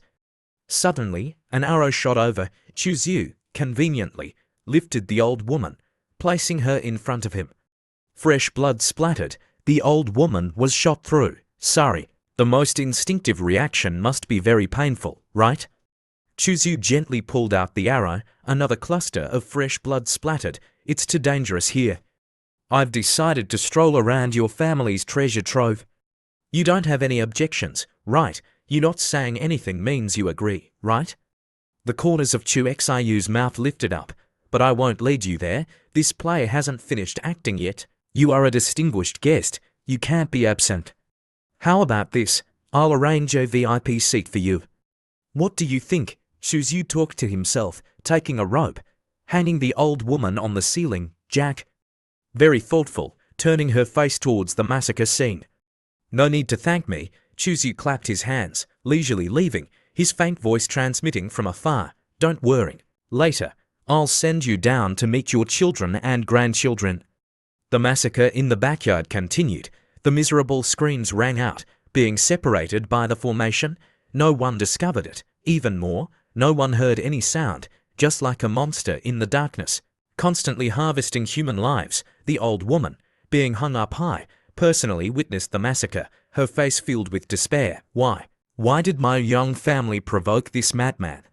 Chuzyu leisurely walked around in the Yong family's mansion. Chuzyu stepped on the corridor. At this time, the girl, Yong Cheche's wife, stepped forward, asking, "Husband, are you planning to go into the treasure trove?" Chuzyu coldly asked her directly, "You must have seen that I'm not your husband." The girl also frankly replied, "You impersonating him is truly very similar. Yesterday, I discovered that a young Cheche, although his eyes were cold and arrogant, but deep down, they were filled with despair. But yesterday, I accidentally saw as a prideful dominance in yours." Chuzyu stroked his chin, smiling lightly. "Prideful dominance? Even I don't know it. I'm very curious. You've recognized that I'm not a young Cheche. Why didn't you expose me?" Su Wenrong smiled very sadly. "Why should I expose you? I wish the Yong family would be exterminated.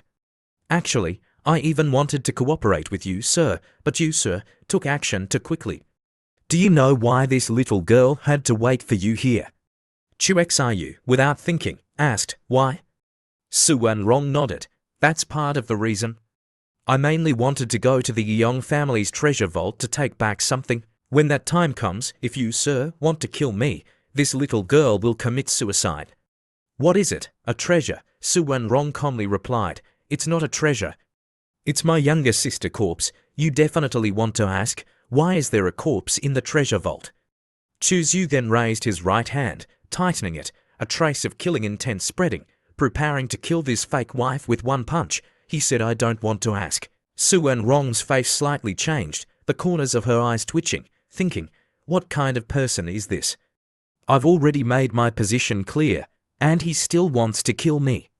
She hurriedly said, "Sir, please wait. I has a secret that you will definitely find interesting." Chuzyu stepped step by step towards her. Su Wenrong anxiously said, "Does Sir know the legend of the 9 secrets?" Chuzyu smiled secretly in his heart, the fake self secret. "I already have it. She's truly a smart woman. But I don't know that the smarter you are, the faster you die." The girl then grabbed Chu Xiu's 2 hands, "The fighting secret. The Young family has clues about the fighting secret. I hope to use this information to exchange for my life." After that, the two went to the Young family's treasure vault together. The treasure vault was about the size of 2 basketball courts. Weapons and armor were arranged neatly. Origin essence, top-grade divine origin stones were piled into mountains. All kinds of pills, precious medicines, spirit herbs. Spirit fruits were placed on shelves with restrictions protecting them. The sparkling light made people's eyes dazzled. Until Chuzyu had collected everything, the girl slowly walked to a wall, reaching out her hand, groping on it. The young man then curiously asked, "Are you looking for a mechanism?" Su Wenrong nodded. "According to my investigation, in the treasure vault, behind this wall, there's still a secret room. There's a formation hidden. You naturally can't find the entrance. Get out of the way." "Oh." Su Wenrong hurriedly stood to the side. Chu Xiu then used his foot, kicking hard once. The iron door was kicked away by Chu Xiu with one kick. Dust and smoke filled the air. Immediately, Su Wenrong and Chu Xiu hurriedly covered their mouths and noses. "Why does it smell like dead rats? It stinks too much." The two looked into the secret room, both stunned. The space of the secret room was even larger than the treasure vault. About the size of two soccer fields, in iron cages, there were imprisoned dried corpses. The number was very large. Looking at their figures and clothing, there was no doubt that they were women. Su Wenrong finally couldn't help it, her shoulders trembling, tears dripping down through her fingers. "Younger sister. Sorry. Older sister came late. Older sister came to pick you up." Chu Xiu's powerful divine sense swept out, discovering that there were still people imprisoned in the cages, their clothes tattered, their skin yellow and thin. They were all young girls of 17 or 18 years old. This method is a bit familiar. This technique is the blood demon heaven transformation technique. No wonder the two old dogs of the Yong family could break through to the great saint realm. Su Wenrong curiously asked, "Does Sir know this evil technique?" The young man then explained, "The blood demon heaven transformation technique is the peerless secret technique of the blood demon lineage. The blood demon secret technique uses the blood of virgins to wash away the old blood in the body, thereby slowing down the aging process, increasing cultivation aptitude, increasing the speed of enlightenment." Chu Xiu had a headache, not understanding. How did the Yong family come into contact with this kind of secret technique? "I remember this kind of secret technique must be personally transmitted by the blood demon lineage. You must drink their blood to cultivate it." Chu Xiu turned his head, stepping away, then said to Su Wenrong, "Go find your younger sister's corpse." The girl, seeing Chu Xiu being so anxious, then became even more curious. "Why are you leaving so anxiously?" "The Yong family has secretly colluded with the demon race for a long time. This place is too dangerous. We shouldn't stay for long. We must quickly find clues about the fighting secret, then leave Hengdong City." After that, Chu Xiu left the treasure vault, going straight to Yang Wei's residence, searching for clues about the fighting secret. The Yong family has colluded with the demon race.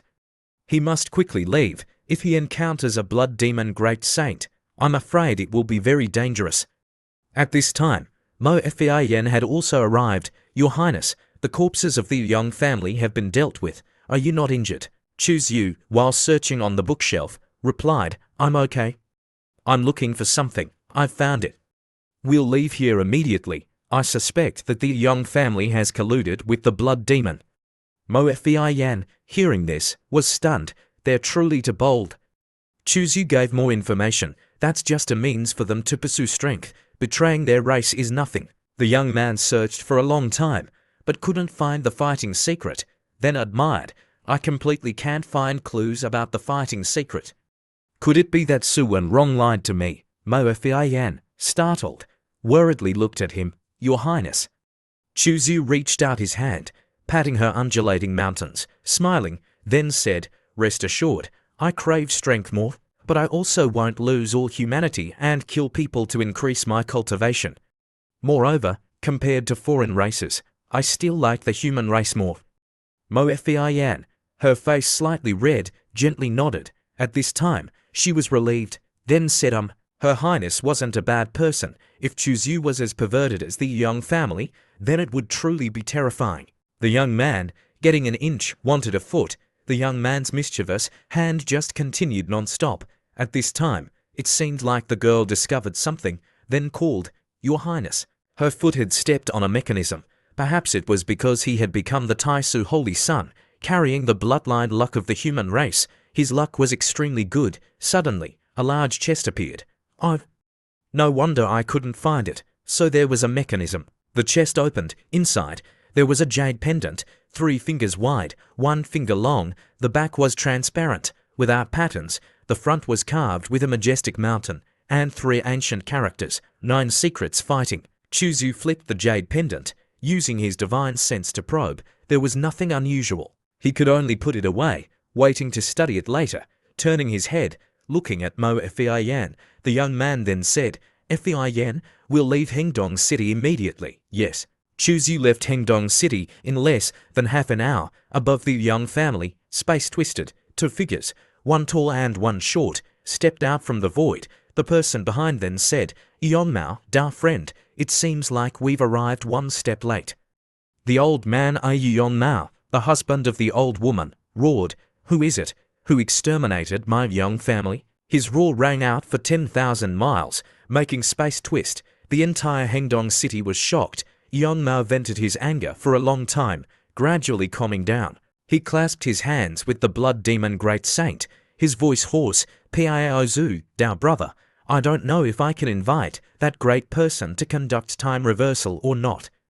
If I don't tear that murderer into 100 pieces, I won't be reconciled." My wife was about to break through to the great saint. "She just died like this. I'm not reconciled." The blood demon Piaozu sighed softly, shaking his head. "That person is very smart." Before taking action, he disguised himself as your young Chi. It's very hard to distinguish his true identity. Not only that, he also used the 7th grade imprisoning killing formation, disrupting the entire space. Speaking to hear, the person Piaozu suddenly stopped. "Wait a minute, disrupting space. Yon Mao, da friend, it seems like the secret between us has been exposed." That person must have entered the secret room, seeing those corpses. Guessing that the young family, you have a connection with my blood demon lineage. Hearing this, Yon Mao's pupils trembled. What should I do? From now on, he will lose the qualification to freely walk in the human territory. He will be considered a traitor, becoming a rat running across the street, being chased and beaten by everyone. Seeing his face not stable, the person Piaozu continued, "Dao friend, don't worry, perhaps there's still a way to save it. Many corpses have disappeared, they must have been thrown into the void. This proves that the opponent has at least one great saint." The corners of the blood demon Piaozu's mouth curled up. "We can investigate the traces of void fluctuations in Hengdong City. Perhaps we can find clues, capturing that group of people hiding their heads and showing their tails. First, notify the other families to act together. A net from the heavens and earth, see if they can escape Eastern Continent." Yon Mao, hearing this, the killing intent in his eyes was obvious. "I know." Yon Mao, his eyes full of killing intent, couldn't wait any longer, raising his hand, tearing the void, then leaving. Piaozu touched his chin, muttering to himself, "This young Mao's injuries are recovering unusually fast. It's hard not to associate it with the secret technique in the legend that has been passed down for a long time by the human race. Could it be that I'm hallucinating?" 2 days later, in Eastern Continent, Silver Moon City, another city, hundreds of thousands of miles away from Hengdong City, was Silver Moon City. The group of people were discussing noisily in the tea house. "Have you heard? The Yang family in Hengdong City was exterminated overnight. This matter is very noisy now, half of Eastern Continent knows already." The old ancestor of the young family was furious. He's frantically searching for the murderer. Seeing from afar that there was a group of people coming, one person then signaled, "Shh, the people of the Mu family are here." 10 odd divine power realm cultivators passed by. Chuzu was also sitting in the tea house, seeing this scene, then muttered, "The Mu family? Why did the Mu family come here?" After the people of the Mu family passed by, the group of people continued to discuss. Just now, those were the people of the Mu family. The Mu family and the Yong family are in-laws. The Yong family had such a big thing happen, they also can't sit still. They must help find the murderer. No wonder they were so fierce. At the same time, in a certain inn, the girl Mo Fian was disguising the little girl surnamed Chen. She then asked, "Yi, do you like this kind of disguise?" The little girl obediently replied, "Yes, I like it. One big and one small, like a mother and daughter talking." Occasionally, teasing Chin Yi to laugh sweetly. After a few days of being with Mo Fian, the little girl no longer had any defenses against this gentle and virtuous aunt. On the contrary, she was very dependent on her. Just at the right time, Chizyu had also returned, just opening the door. Stepping inside, Mo Fin worriedly asked, "Your Highness, how's the situation?" Chizyu then took off his hat, replying, "The situation is very complicated. Not only did the Yong family collude with the blood demon, the Yong family, the Mu family, the Qin family, the Yang family, the Qi family, on the surface, there are 3 great saints. How many people are in the darkness is unclear." Hearing this, Mo Fin frowned, being followed by these people. We can't cross the void. Also, there's no way to contact the Holy Land from a long distance. How about this? I'll go lure them away, Your Highness, and you take the opportunity to take a flying boat back to the southern region. Chu Xiyu's hand, holding the teacup, paused, then sighed. Fin, do you know the consequences of doing this? Mo Fin nodded. Very likely, I'll die. Of course, I won't be stupid enough to risk my life with them. I'll find a way to run to the Taisu Holy Land. As long as I enter the Taisu, then I'll be safe. Chuzyu stared at her, her eyes firm. It seemed like she had made up her mind to risk her life. Pop. Chu Xiyu raised his hand, patting the top of her head. Silly girl. Do you think that the things you can think of, others won't be able to think of? Right now, don't say it's a great saint like you. I'm afraid that any cultivator going towards the Taisu Holy Land will be followed. You running in that direction is no different from throwing yourself into the net. Mo Fin hugged her head, pouting. Your Highness, I was wrong. Next to her, Qing Yi, her small hands holding a small teacup, widening her big eyes, looking at the 2 people, not saying a word, very obedient. Mo Fin worriedly asked, "We can't contact the Holy Land. Also, we can't go to the Taisu Holy Land to ask for help. We also can't leave Eastern Continent. What should we do next? Are we just going to hide like this forever? We also can't always hide in this place, right?" Chuzyu smiled slightly, replying, "Of course not. If they want to play, then I'll play with them."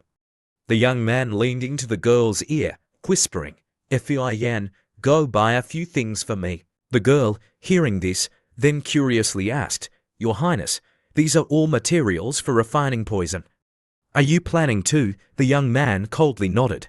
In a secret chamber underground, illuminated by bright candlelight, the old man Young Mao anxiously paced back and forth. Piaozu doused. 10 days have passed already, and we still haven't found any trace of those people. Could it be that that group of people has already left Dongzhou?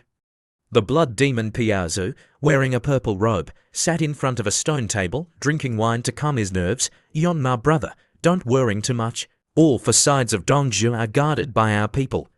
Don't even mention a great saint, not even a fly can fly out. Moreover, it's not like we don't have any clues." This is the information that Brother Chen sent. The blood demon Piaozu appeared very calm, picking up the wine cup, drinking it all down, his left hand holding chopsticks, picking up a piece of delicious wild crocodile meat, putting it in his mouth, chewing carefully. "We have a total of 7 great saints. For guarding the 4 borders of Dongzhou, you and I are in the middle, responding to all places. Another one is guarding the path that the Taizu Holy Land must pass through. It'll be difficult for the opponent to escape even if they fly. That's right." The blood demon Piaozu suddenly remembered something, waving his hand.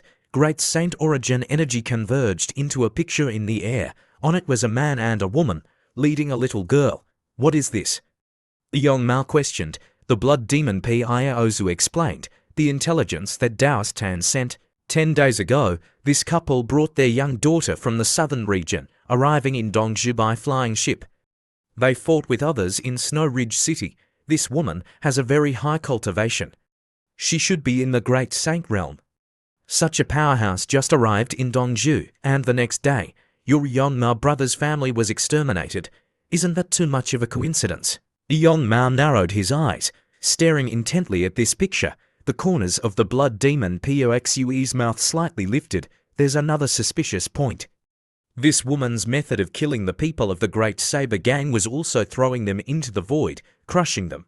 How similar is that to the Young family?" The murderous intent in Young Ma's eyes became even thicker. The opponent arrived in Dongzhou on the 2nd day, then exterminated the Young family. The purpose is too obvious. If it was really them who did it, and they came from the southern region, the forces I have offended in the southern region are only the Yu family and the Taizu Holy Land.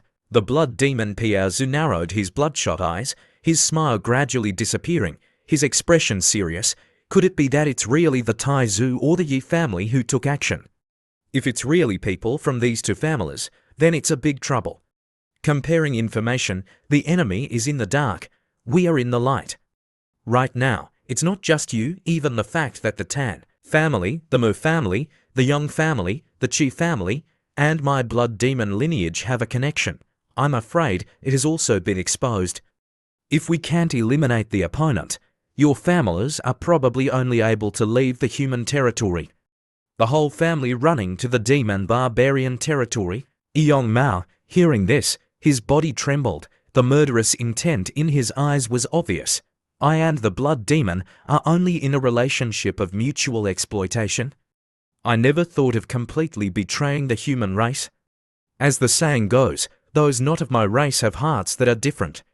I am, after all, a human. Even if I'm a great saint, so what? Going to the demon barbarian territory, wouldn't I still be guarded against everywhere? At most, I'd just be their dog. How can I live as freely as I do in the human race? That won't do, I can't be exposed, I must kill them. Thinking of this, Yong Mao's eyes turned red. The old man said to the blood demon Piaozu, "Our brother, I really can't sit still. I must go find these three people, farewell." The corners of the blood demon Piaozu's mouth curled up. He didn't care whether these humans were exposed or not. If they weren't exposed, he could secretly collect the virgin blood of human girls for their blood demon lineage. If they were exposed, the person who had to face being chased and killed wasn't him.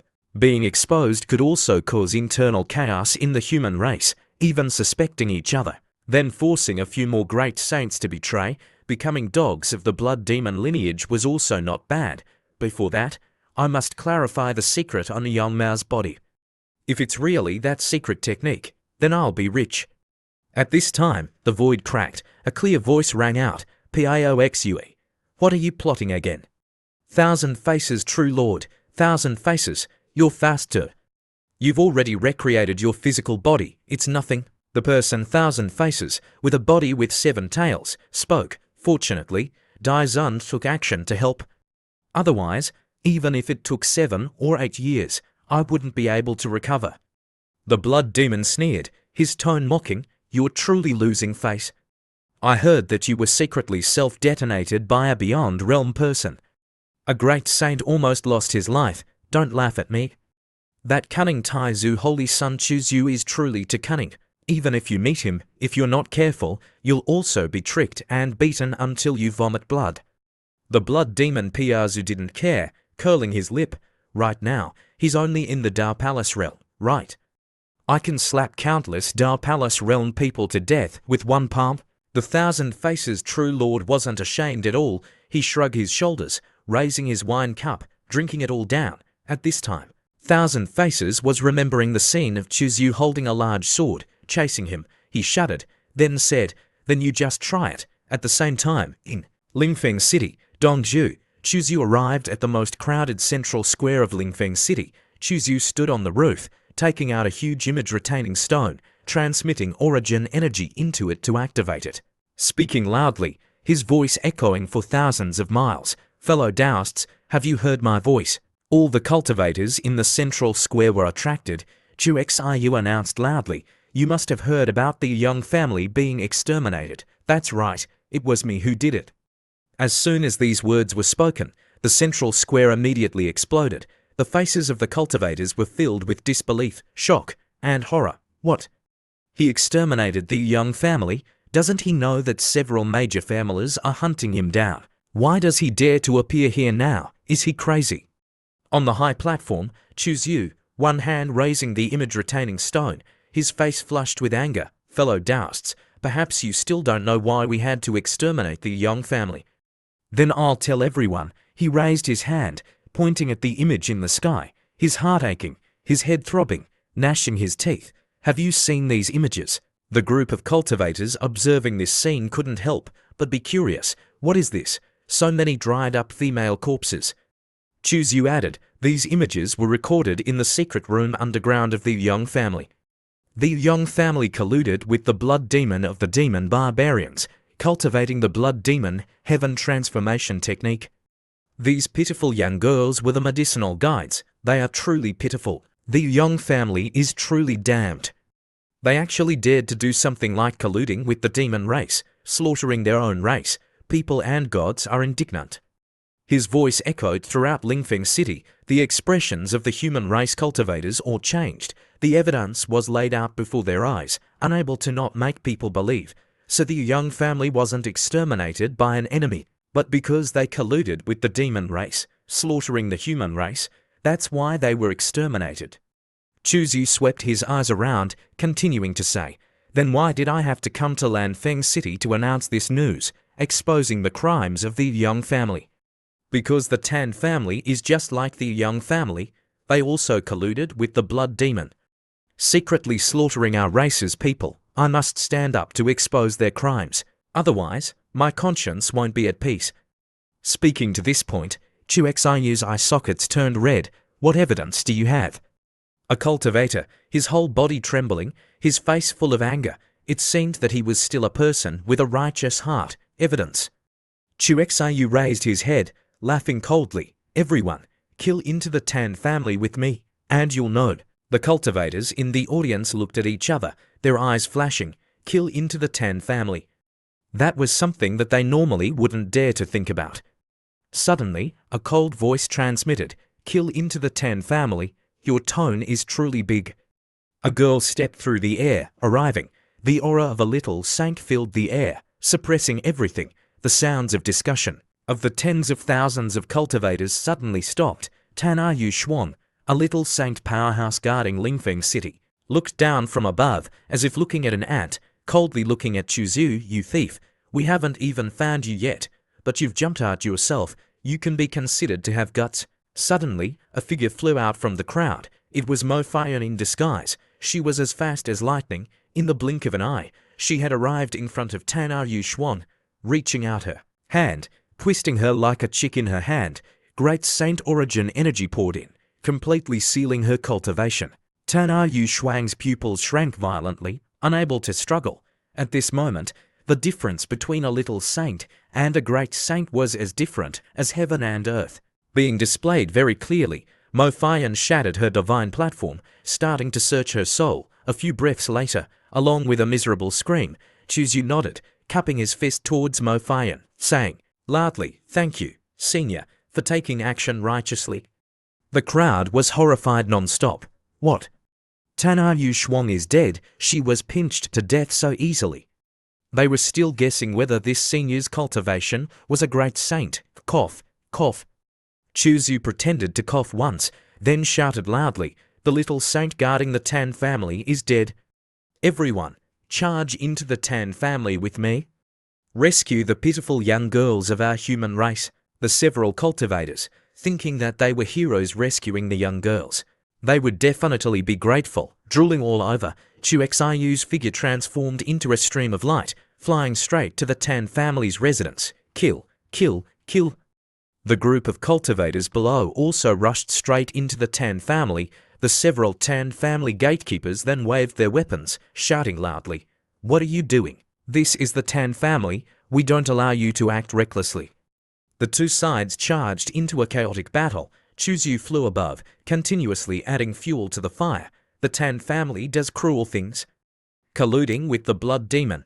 They are the sinners of our human race. Kill straight in, rescue our race's people. The cultivators looked at each other. In their eyes, greed flashed. Like a tide, they surged towards the Tan family, taking action, slaughtering, kill them all.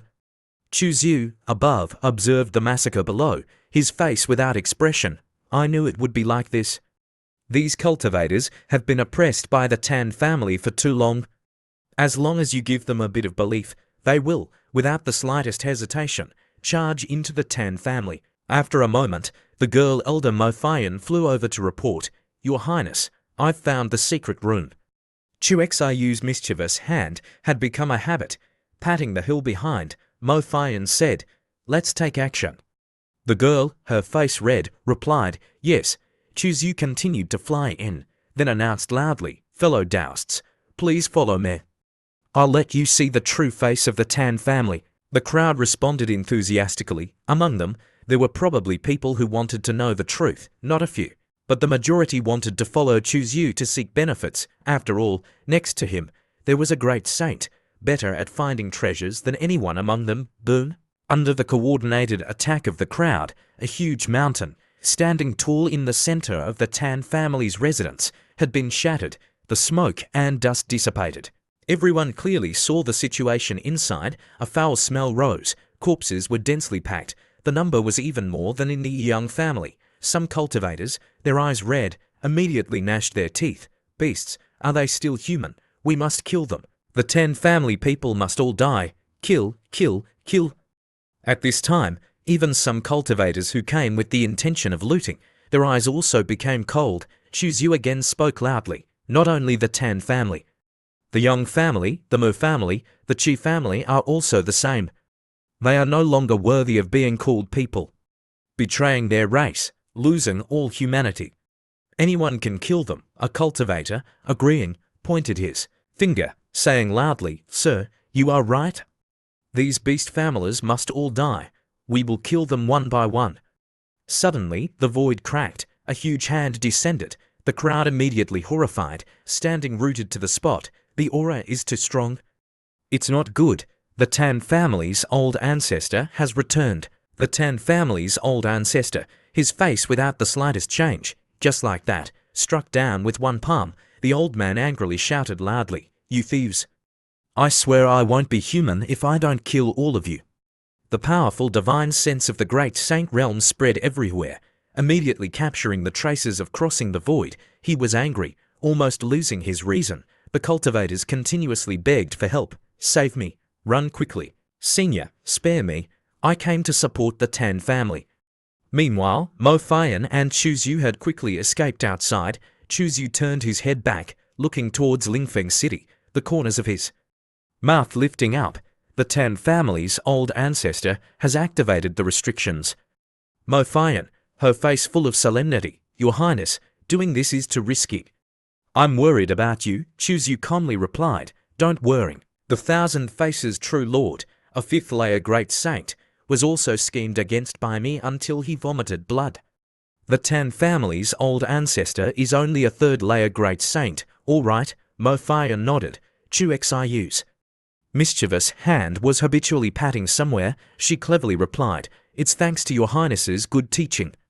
Immediately, Mo Fian proposed, "Your Highness, the Tan family being exterminated will quickly spread. The other families, afraid of being implicated, will definitely not dare to show their faces. We should take this opportunity to return to the southern region." Chuzyu then leaned close to Feiyon's face, then showed a devilish smile. "Okay, when we get back, I'll reward you well." Dongzhu, in the Kilian Mountains, the towering mountains stretched for tens of thousands of miles. Boom! Yongma struggled, flying out, standing in the air, his face pale, continuously vomiting blood, his appearance extremely miserable. Raising his head, looking at the void, his eyes spitting fire, roaring, "Piazu, you actually ambushed me." The void cracked. The blood demon Piazu, along with the Thousand Faces True Lord, slowly stepped out, their aura carefree, their appearance handsome, their demonic mouths showing a faint smile. "A young Taoist, I just wanted to borrow your secret technique to take a look. Why do you have to struggle?" The old man was running for his life. The two people behind were also chasing very closely. The old man Iu's expression slightly changed. "What secret technique? I completely don't know what you're talking about. I don't have any secret technique." After that, the two quickly leaned close, capturing the old man. The person Thousand Faces spoke, "You can't escape. Give up." The old man stubbornly replied, "Even if I can't escape, I won't let you get the secret." Boom! A loud explosion rang through the sky. At this time, the old man, Yongmao, was no longer seen anywhere. The Thousand Faces True Lord was both flustered and bitter. He actually self-destructed. The person Piazu coldly snorted. "That's it. Exterminating the Yong family, he must have obtained the secret from that old woman already." The person Piaozu looked into the distance, speaking decisively, even if we have to turn the entire human territory upside down, we must find that person. 2 days later, in the border region between Dongzhi and the southern region, in a valley with picturesque scenery, birds singing, flowers fragrant, a small stream gurgling, the little girl, surnamed Tan, was sitting, cultivating. Meanwhile, Chuzyu and Mo Fian were playing a jigsaw puzzle game, seeing Chuzyu working hard, then speaking loudly. Mo Fian then reminded him, "Shh, Your Highness, be quiet. Yu is cultivating outside." Chuzyu showed a devilish smile, saying, "Then you just bear with it, don't make a sound." Immediately after that, only seeing the girl clenching her fists, then gritting her teeth, enduring, not knowing what Chuzyu was doing, her face as red as a tomato, then continuously muttering, "Your Highness, you're hateful." Chuzyu cleverly replied, "If you don't like it like this, then I'll let go." The girl was about to climb to the top of the mountain, but she couldn't bear to stop halfway. Hearing this sentence, Mo Fian then grabbed Xuexiyu's hand, begging, "Your Highness, help me. I'm about to break through to the third layer, Great Saint." Chuzyu started to put on airs, changing his posture. "All right, sit on me. I'll help you break through." The girl obediently changed her jigsaw puzzle posture. The sounds of spelling oot or rang out again, her emotions sublimating. The girl continuously oot, on. Suddenly, Mo Fian shouted loudly, "I've broken through." After breaking through, she no longer had any strength. Mo Fian lay still in one place. Chuzyu teased her, then said, "Congratulations, Elder Mo, you've broken through again." After a moment, Chuzyu took something out of his pocket, then said, "Let me show you something." Chuzyu took out some kind of seed, then showed it to Mo Fian. The girl was extremely surprised. Her mouth agape, Your Highness actually synthesized a divine-grade seed. Only ancient emperors, when they were young, could synthesize a divine-grade divine power seed. Your Highness is also divine-grade. The system updated the information, unique Tao seed, divine power seed, grade, emperor grade. Stage, nascent, including stages such as nascent, growing, mature, perfect. Note, when the Tao seed reaches perfection, it can sprout, breaking through to the divine power realm. Immediately, the girl went to the door, then said, "Let me go find some demon beast meat to nourish Your Highness."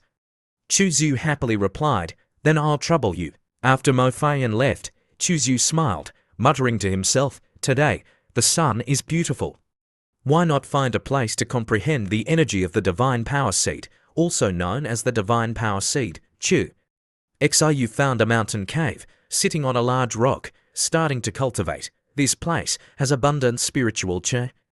It's truly a suitable time to cultivate. Just taking out the seed, using a move, the system had already updated the information, discovered the first time sensing the seed's energy. Rootless divine water. Chuzyu was extremely curious, wondering, rootless divine water. Suddenly, the rock broke in two. Chuzyu flew up, dodging, then was extremely puzzled. What's going on?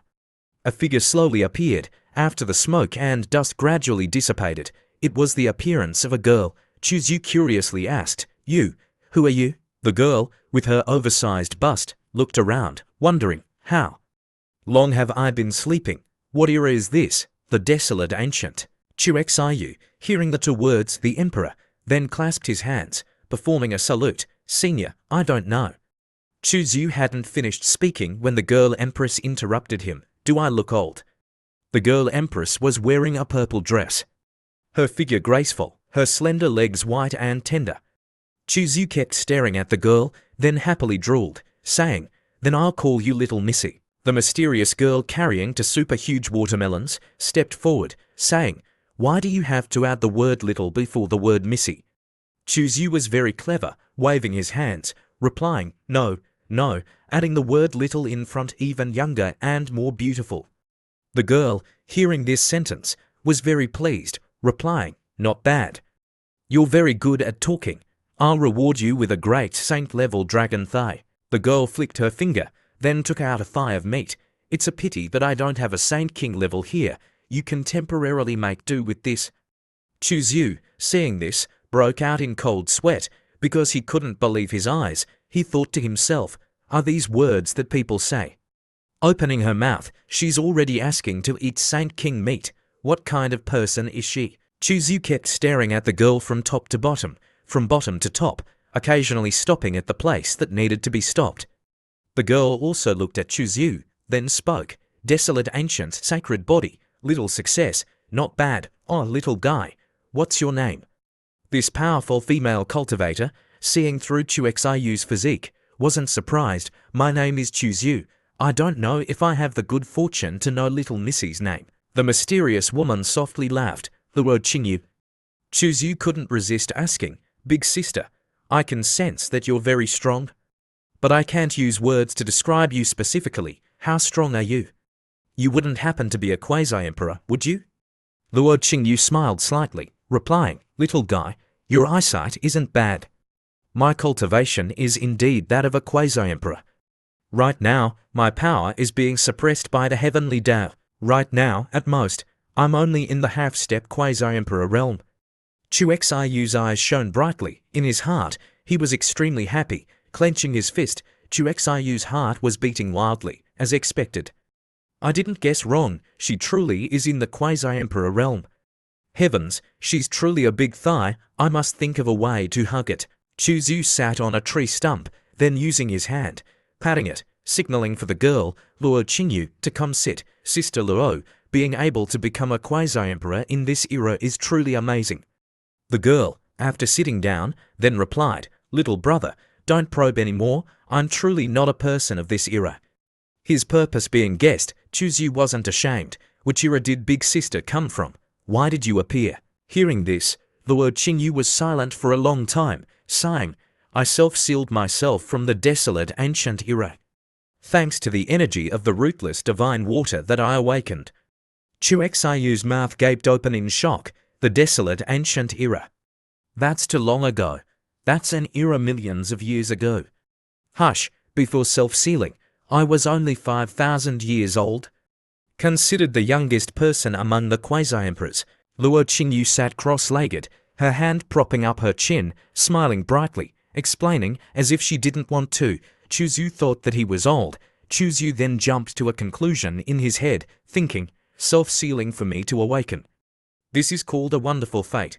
Chuzyu was curious. Number 2, there was no number 1.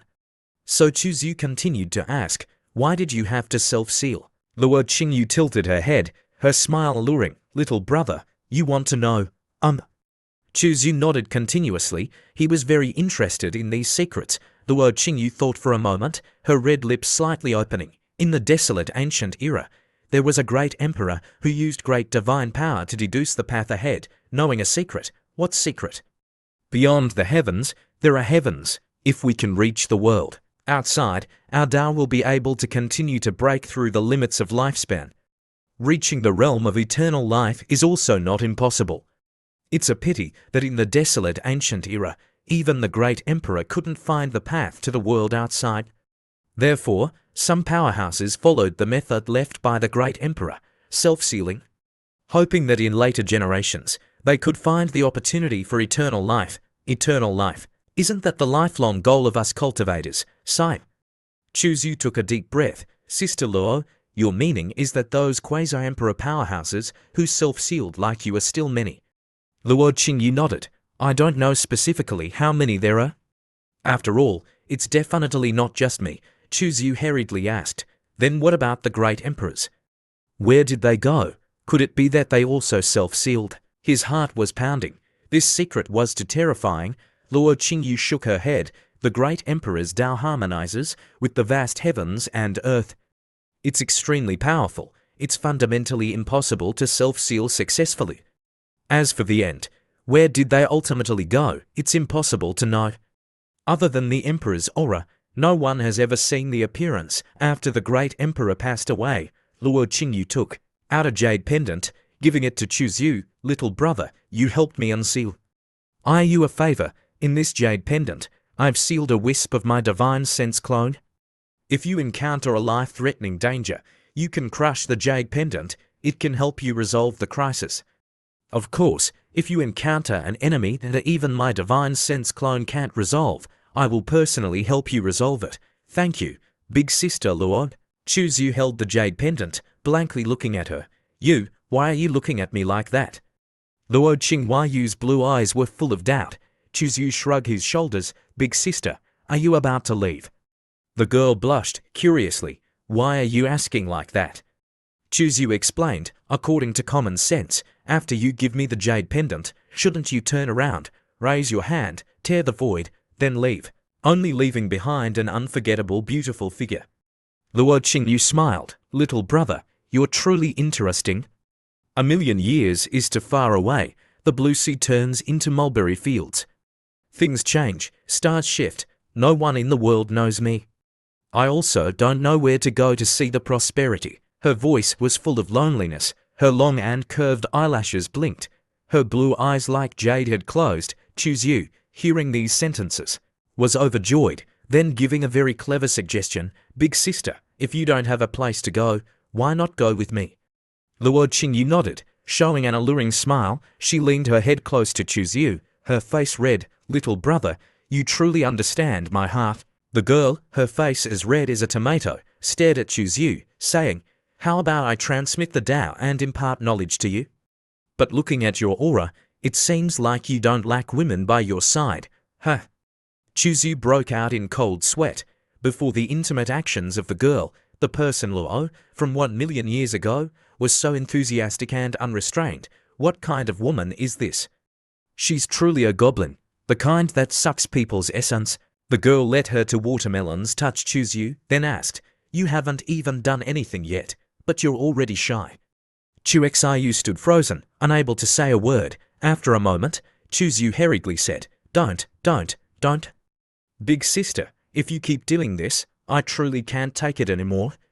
Chu Xiu hurriedly waved his hands, retreating, unable to hold on anymore, completely not understanding the information of this woman. If he truly believed her words, he was afraid that he would be slapped to death by her. Luo Qingyu pursed her lips, smiling, her eyes like water, even more alluring. You're scared. Chu Yu waved his two hands, showing that he surrendered. I'm scared. Big sister Luo, please spare me. For the first time, Chu Yu surrendered. A cool breeze blew past. Streams of fresh fragrance flew into his nose, making people feel restless. Luo Qingyu's eyes slightly moved, remembering something. That's right, little brother.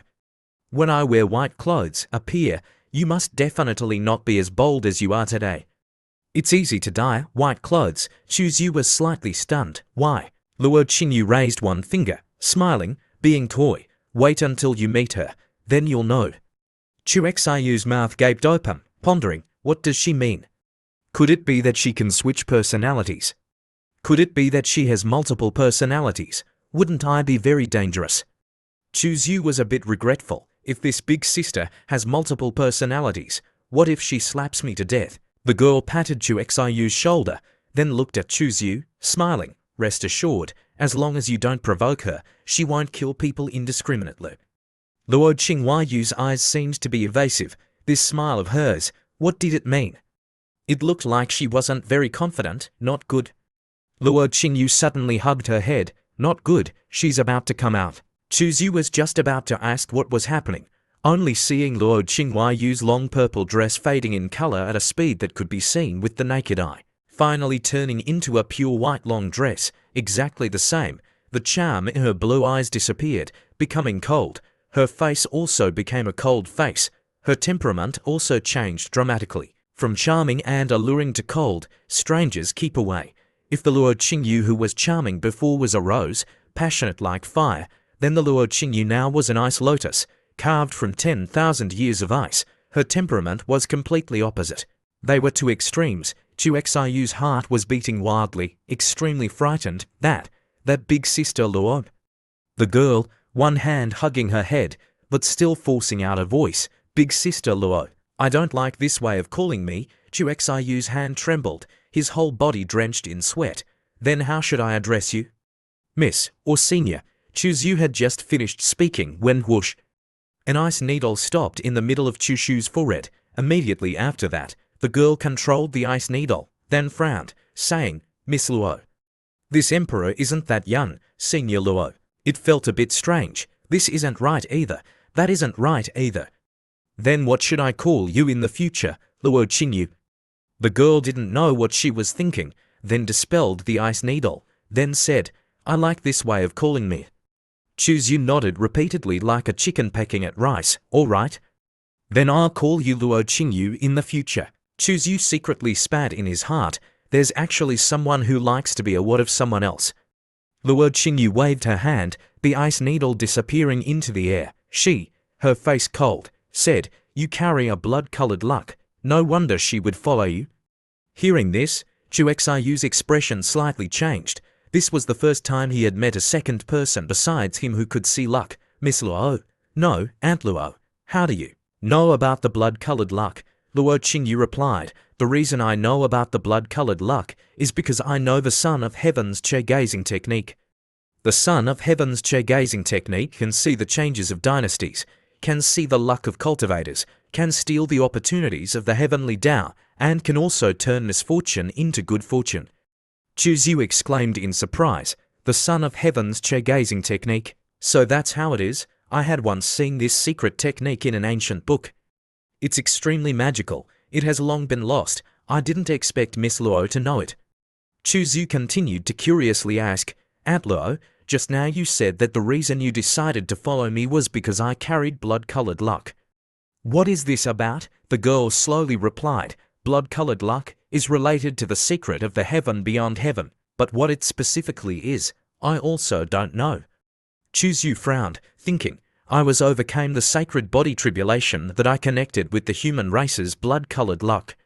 Recalling the vast, boundless river of blood, countless human race corpses floating, and the great figure on the shore on the other side of the river of blood, what is the connection between blood-colored luck and the heaven beyond heaven? Could it be related to it? No matter how he thought, he couldn't understand. He had no choice but to stop thinking. Chuzyu came back to his senses. Aunt Luo had coldly disappeared. Chuzyu sighed. Oh, where did Aunt Luo go? I can't see her anymore. Forget it. Let's go meet Fian and Yi Yi, preparing to return to Shangjing. Luo Qingyu didn't go far. She walked on the not-so-wide street of Blackrock City. An old man selling candied horse shouted loudly, Candied horse, selling candied horse. Luo Qingyu was attracted by the shouts and went over to take a look.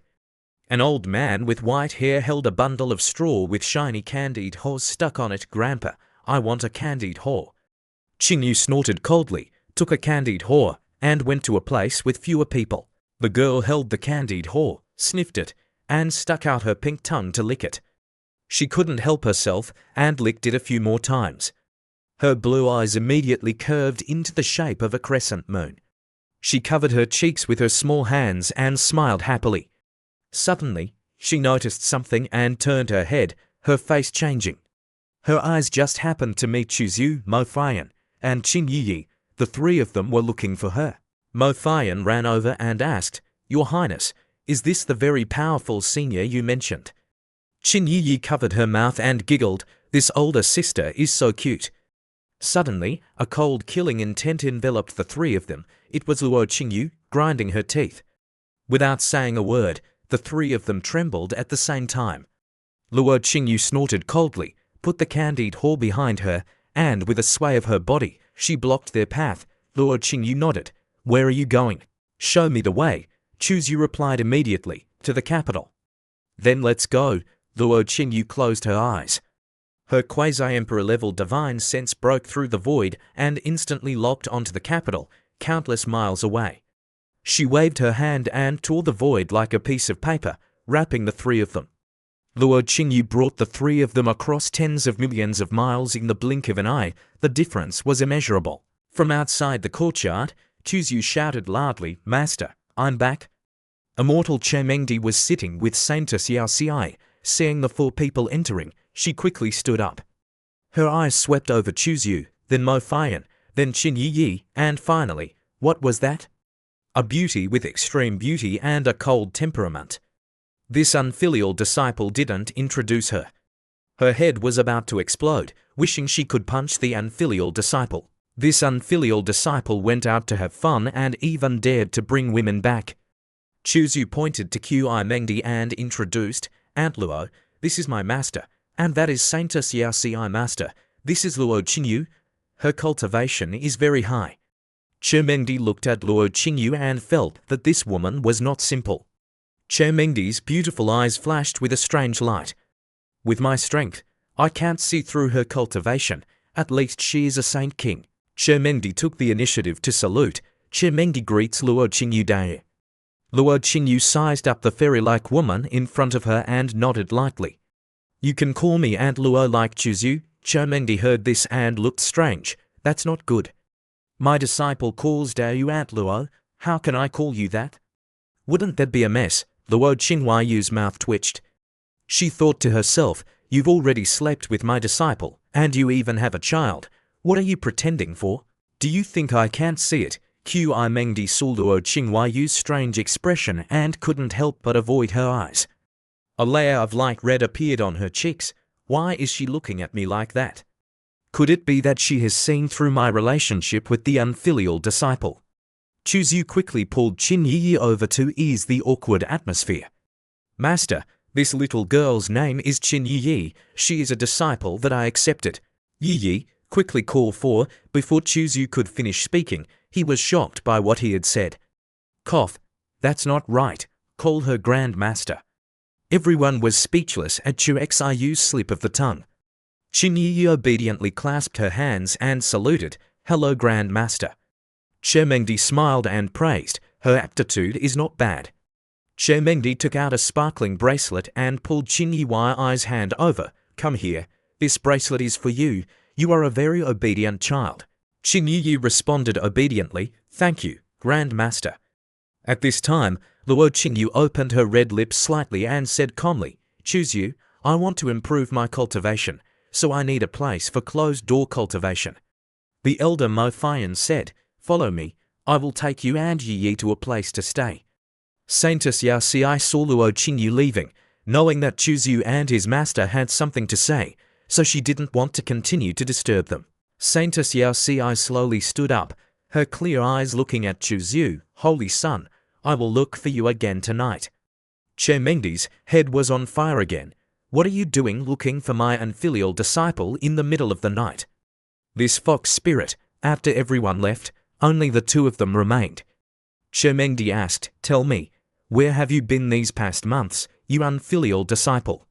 Elder Mo's cultivation has increased a lot in these past months. Chuzyu patted Chermengdi's shoulder and coaxed her sweetly. Hey, you are all my right-hand men. Don't be jealous. Chermengdi pretended to be tough and said, You need to give me an honest explanation. What do you mean by right-hand men? Also, I wouldn't bother to be jealous of you. She turned her head away.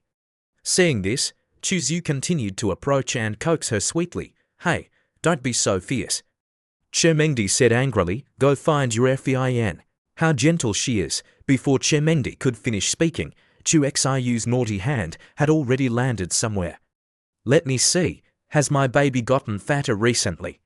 Chermengdi blushed and shouted, What do you want to do again, you unfilial disciple? Chuzyu showed a smile and replied, I'm just chasing flowers and catching butterflies and reciting a poem for my master. There's no one near this room anyway. It's stupid not to touch a girl. I'd rather cut my hair and become a monk. Why wouldn't I touch a girl? Mengdi was very shy and said, You're getting old. Before she could finish speaking, she saw Chermengdi wrinkling her face. And so, the sound of spanking continued for more than an hour. After each round of making shapes, Chermengdi would be exhausted and fall asleep. This time, it was completely the opposite. Chuzyu lay there obediently like a puppy. You unfilial disciple, I just felt that there was the energy of a divine grade seed in your body. Chuzyu replied, It's emperor grade. Do you know what emperor grade means? Legend has it that only the great emperor has the ability to conceive a divine grade seed. Chuzyu sat up straight, his face full of confidence, and said, So that's why I said I have the aptitude of a great emperor. Chermengdi suggested, Since you are so sure, why don't I check it out since you conceived an emperor-grade divine seed? Let my divine sense enter your Dao Palace. I'll know it as soon as I look. However, if my divine sense enters your Dao Palace, I can not only peek into your secrets, but also abolish your Dao Palace at any time. After stating all the problems straightforwardly, she blushed and asked, "Do you dare to let me in?" Chu said calmly as if nothing was wrong, "Would you harm me, you silly woman? If you want to come in, then come in, I'm not afraid." Mengdi put her hand on Xiu's chest and quickly cast a spell. She had entered Xiu's Dao Palace. Mengdi was extremely surprised. Is this really the Wheel C? How could it be? I've never seen a Wheel C so big. No wonder his combat power is so strong, his foundation is so strong, and his strength can also be explained. After searching for a long time, Mengdi finally found what she was looking for. That was his Dao Palace, but looking around, she felt surprised again. Clearly the Wheel C and the other shore are so big. Why is the Dao Palace so ordinary? Mengdi quickly entered inside and saw a seed floating in the air. Mengdi admired. This unfilial disciple didn't lie to me. It really is a divine-grade divine seed. At this time, she also saw a familiar figure in front of her and called out, "Chu. This person is very strange. I seem to have met him somewhere before." After the fairy came closer, she realized that something was wrong. "You are Chu. No, you are Demon Chu." She wanted to freeze because she couldn't believe her eyes. "Wait, who are you? You are ultimately who?" Chu, whose previous life was Demon Chu, called out, "Master." Seeing that the appearance was completely wrong from the bed partner, Mengdi shouted, "You are not my unfilial disciple." Mengdi stared at Chu with extreme curiosity. "You are ultimately who? Why do you and Demon Chu look exactly the same?" Chu admired. "Master saw my divine power that could be taken for her own use, but she didn't do it. If Master saw my true appearance and still didn't attack me, then she is worth trusting." After thinking for a moment, Chu, inside Mengdi, said, "Xiu on Gihun Cliff is me, and Xiu in Taisu Holy Land is also me." Hearing this, Mengdi asked in confusion, "Then where is my disciple Chu?" She started brainstorming and analyzing. Chu seized his body. Impossible. If you seized his body, why could you still go to the water land to look for sword intent? The more Mengdi thought about it, the more confused she became. Chu, with the appearance of Demon Chu, showed a devilish smile and said, "I have a secret technique that can make body seizing and rebirth are the same. Saying this, you should thank me. If I hadn't saved him, he would have died in Kishan County 35 years ago. I seized his body, which is just paying me back a life.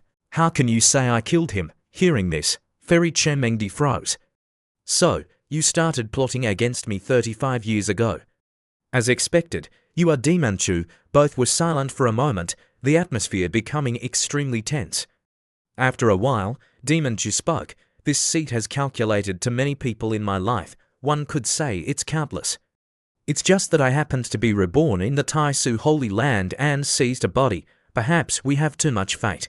Hearing this, Mengdi understood everything and questioned, "So, you controlled me to improve your aptitude, treating me like a tool for revenge?"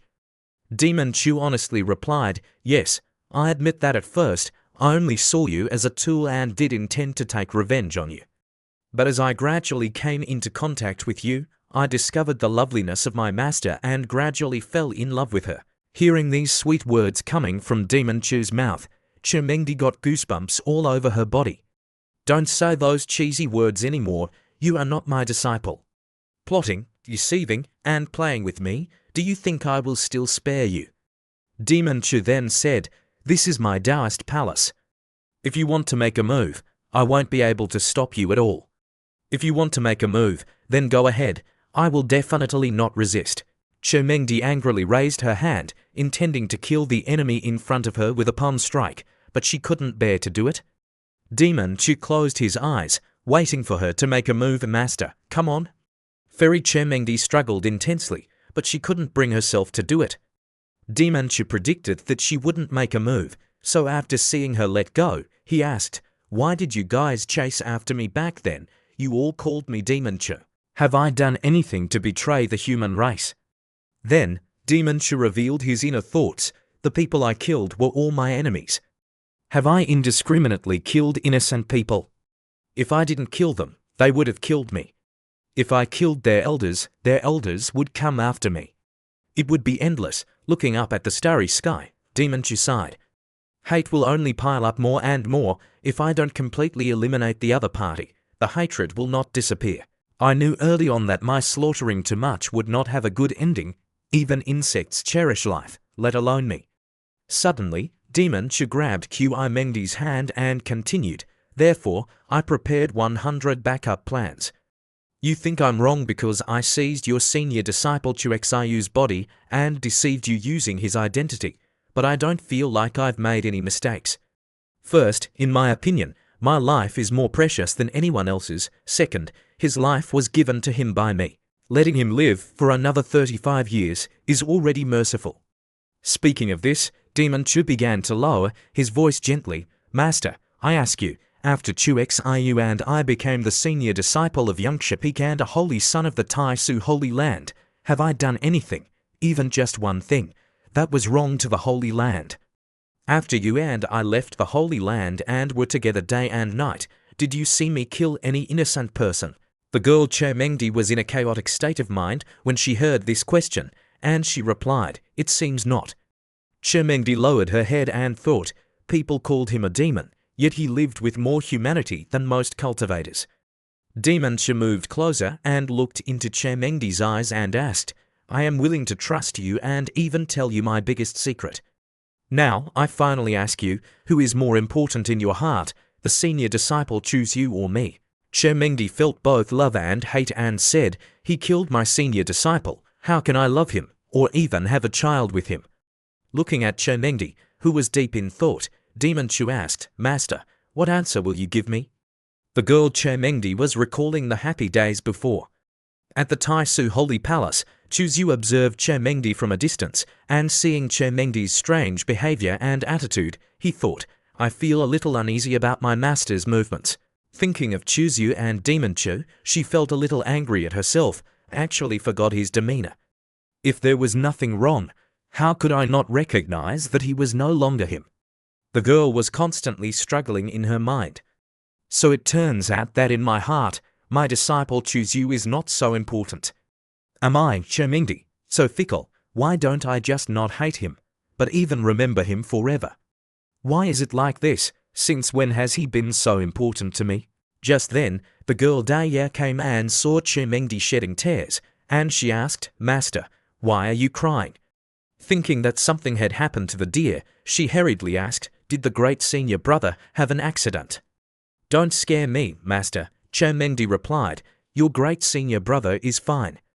That's good, you scared me to death. Che Mengdi was mentally disturbed and didn't want to see anyone, so she instructed the adorable girl, these days, if anyone is looking for me, just tell them that I am in closed-door cultivation. Yes, Master, in Che Mengdi's bedroom, Che Mengdi took out a blue gourd and thought to herself, this is the gourd that the rebellious disciple gave me, saying it contains pure divine water. Let's try it and see if it works. Just as she thought this, she opened the gourd and drank all the pure divine water. Seeing this scene, Chu Xiu said to himself, she's willing to drink the pure divine water that I gave her, she must have overcome the obstacle in her heart. My dear master, it will be easier to deal with the flower sister over there. Suddenly, there was a call outside the room, Chu Xiu, can you come out for a moment? Hearing this voice, the young man immediately recognized, oh, holy maiden Yao Ci is looking for me. Chu Xiu got up and opened the door. Yao Ci stood outside the door, her slender and graceful figure. The bright moonlight cast a layer of thin silver silk on her purple dress, and her fair skin with a faint spiritual glow added a bit of sacred beauty, making people unable to resist wanting to touch her. Chu Xiu asked, what's the matter? Yao Ci nodded slightly, took out a box with a funnel on top and said, this is the source returning pill that you wanted. The grade is heavenly, refined by grandmother Cho Wu Hen. I've added some materials to it so that it has the potential to grow and become a natal treasure like the great saint weapon in the future. The young man accepted the box and said, thank you. I was planning to go find Cho Wu Hen, but I didn't expect you to have already asked him to refine the source returning pill. Holy maiden Yao Ci shook her head, her clear eyes reflected the moonlight. When will you be free to take a walk with me? The young man scratched his head and said embarrassedly, I'm preparing to go into closed-door cultivation. can we wait until I finish cultivating? In fact, in the young man's heart, he thought, although I also want to go with you, I've been tortured enough by my dear master today. I really want to, but I'm not strong enough. Holy maiden Yao Sei nodded slightly. Okay, I'll wait for you. Yao Sei turned around and left leisurely. She was very patient and not in a hurry. Looking at the beauties back under the moonlight, Chuzyu sighed. A man can't be too attractive after all. Then, the young man began to circulate his energy to cultivate, and the system mocked, Brother, is the host preparing to break through the sword intent? This system can't wait any longer. I want to shear the fleece, cough cough. Chuzyu looked suspicious and said, System, honestly confess, did you shear my wool? This system swears to heaven that I didn't. If this system lies, then the host's cultivation will not be able to advance an inch. Chuxiyu's eyelids twitched non-stop. His head was on fire. You get lost. Stop talking nonsense. System notification.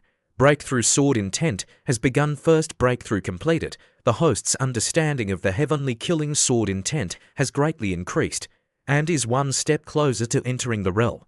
Second breakthrough completed. The host's understanding of the heavenly killing sword intent has greatly increased, only one step away from entering the realm. 8 hours later. Congratulations, host. The heavenly killing sword intent has completed the third breakthrough, and the sword intent has reached the entry level. Chuzyu stopped cultivating. The sword intent had broken through. He felt refreshed and clear. The young man left the bedroom and walked around the flower garden behind it, and caught sight of 2 women sitting across from each other at a stone table in the pavilion. One was Sister Luo, wearing a purple dress, and the other was Mo Fian. Oh, little junior brother has come out of seclusion. Seeing Chuxiu arrive, Sister Luo smiled brightly like a flower, her voice soft as mist, and waved her hand at him, signaling him to sit beside her. Chuzyu was still a little unaccustomed to her change, and said with a forced smile, You're out today, Sister Luo. Sister Luo glared at him playfully, bit her red lips, and said in a coquettish tone, Don't you like it when sister goes out, or should I let your sister-in-law come? No, I don't mean that. Then, Chuzyu asked curiously, What are you guys doing sitting here? Mo Fian smiled and replied, Your Highness, I've been advancing too quickly recently, so I'm asking Senior Luo for advice on cultivation issues to stabilize myself. Chuzyu stroked his chin and sighed, So that's what it is. Luo Qingyu took out a dried meat thigh and fed it to Chuzyu. Cultivators who break through to the Great Saint Realm need to comprehend the rules of heaven and earth and determine their own path. It is not until they break through to the Saint King Realm that a qualitative change occurs. The Saint King Realm continues to consolidate your path, and finally merges with the path to break through the Quasi-Emperor barrier. The young man asked curiously, Then what does a Quasi-Emperor cultivate? Luo Qingyu smiled lightly. Quasi-Emperors comprehend the heavenly Tao, using their own Tao to collide with the heavenly Tao.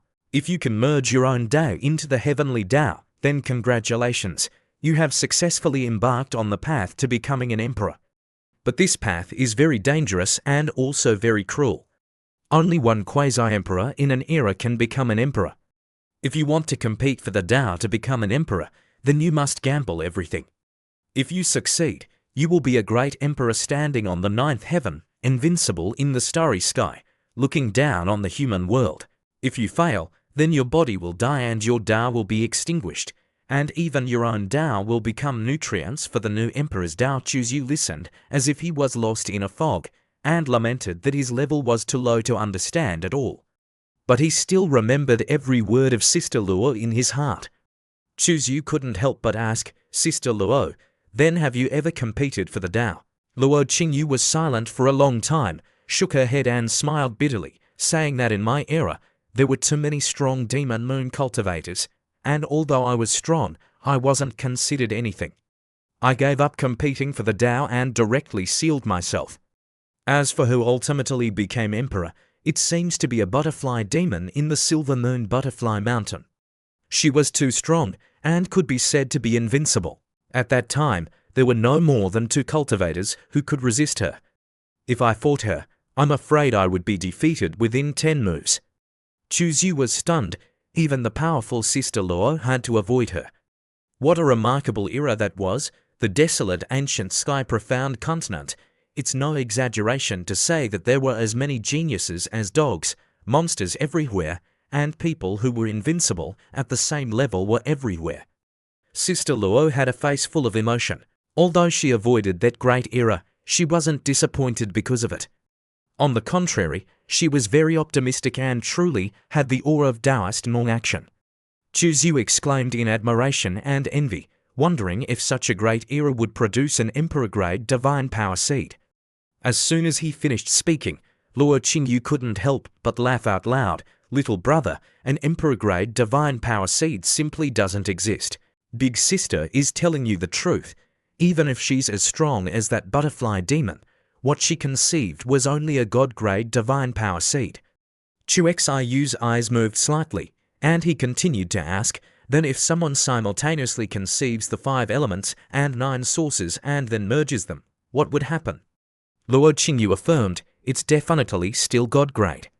That year, the butterfly demon was exactly as you said, so she was so tyrannical. Sister Luo poked Chu Xiu's cheek with a teasing tone. Little brother, although you're not as good as those monsters, don't be discouraged.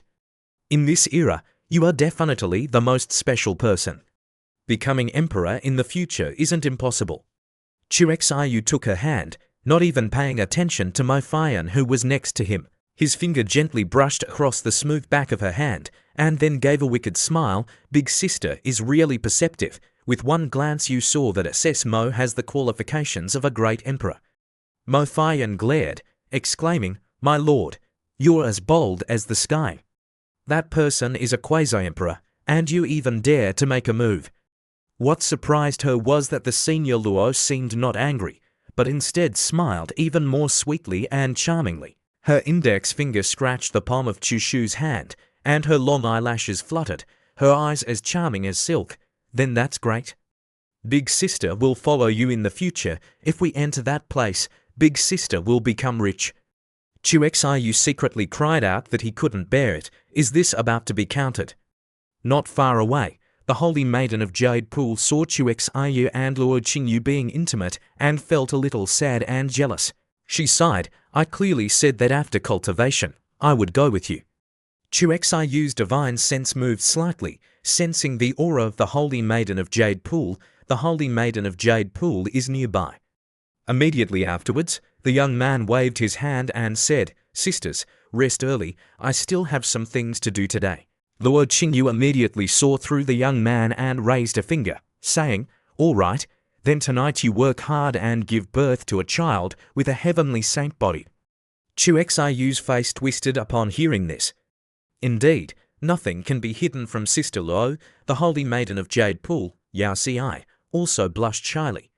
A moment later, in the flower garden behind the Tai Su residence, Chu Xiu was strolling with Yao Ci. He opened his mouth and said, Holy Maiden, I have always had a wish.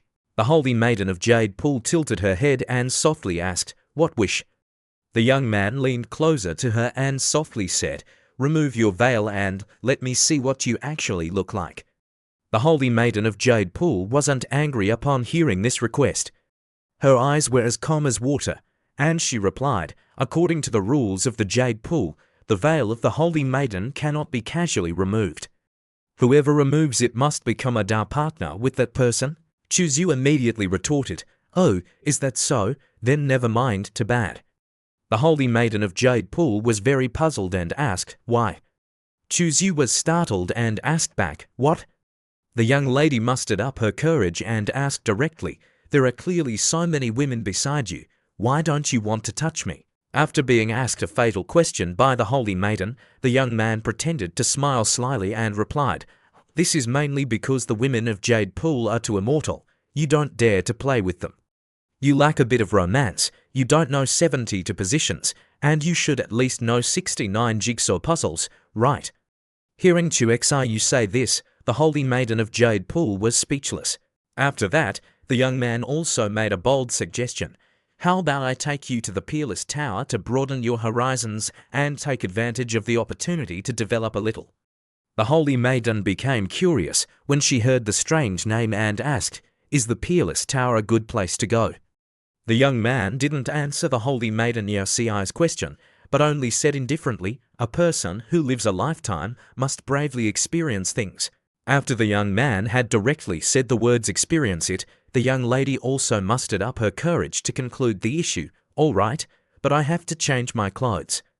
I'll wait for you outside the door. While Chu was waiting for Yao Xi to change her clothes, a man named Yi came to him. Brother Chu, you've finally come out of seclusion. I was going to tell you that the person who robbed the primal stones hasn't been found yet, but don't worry. I will definitely make up for the loss here.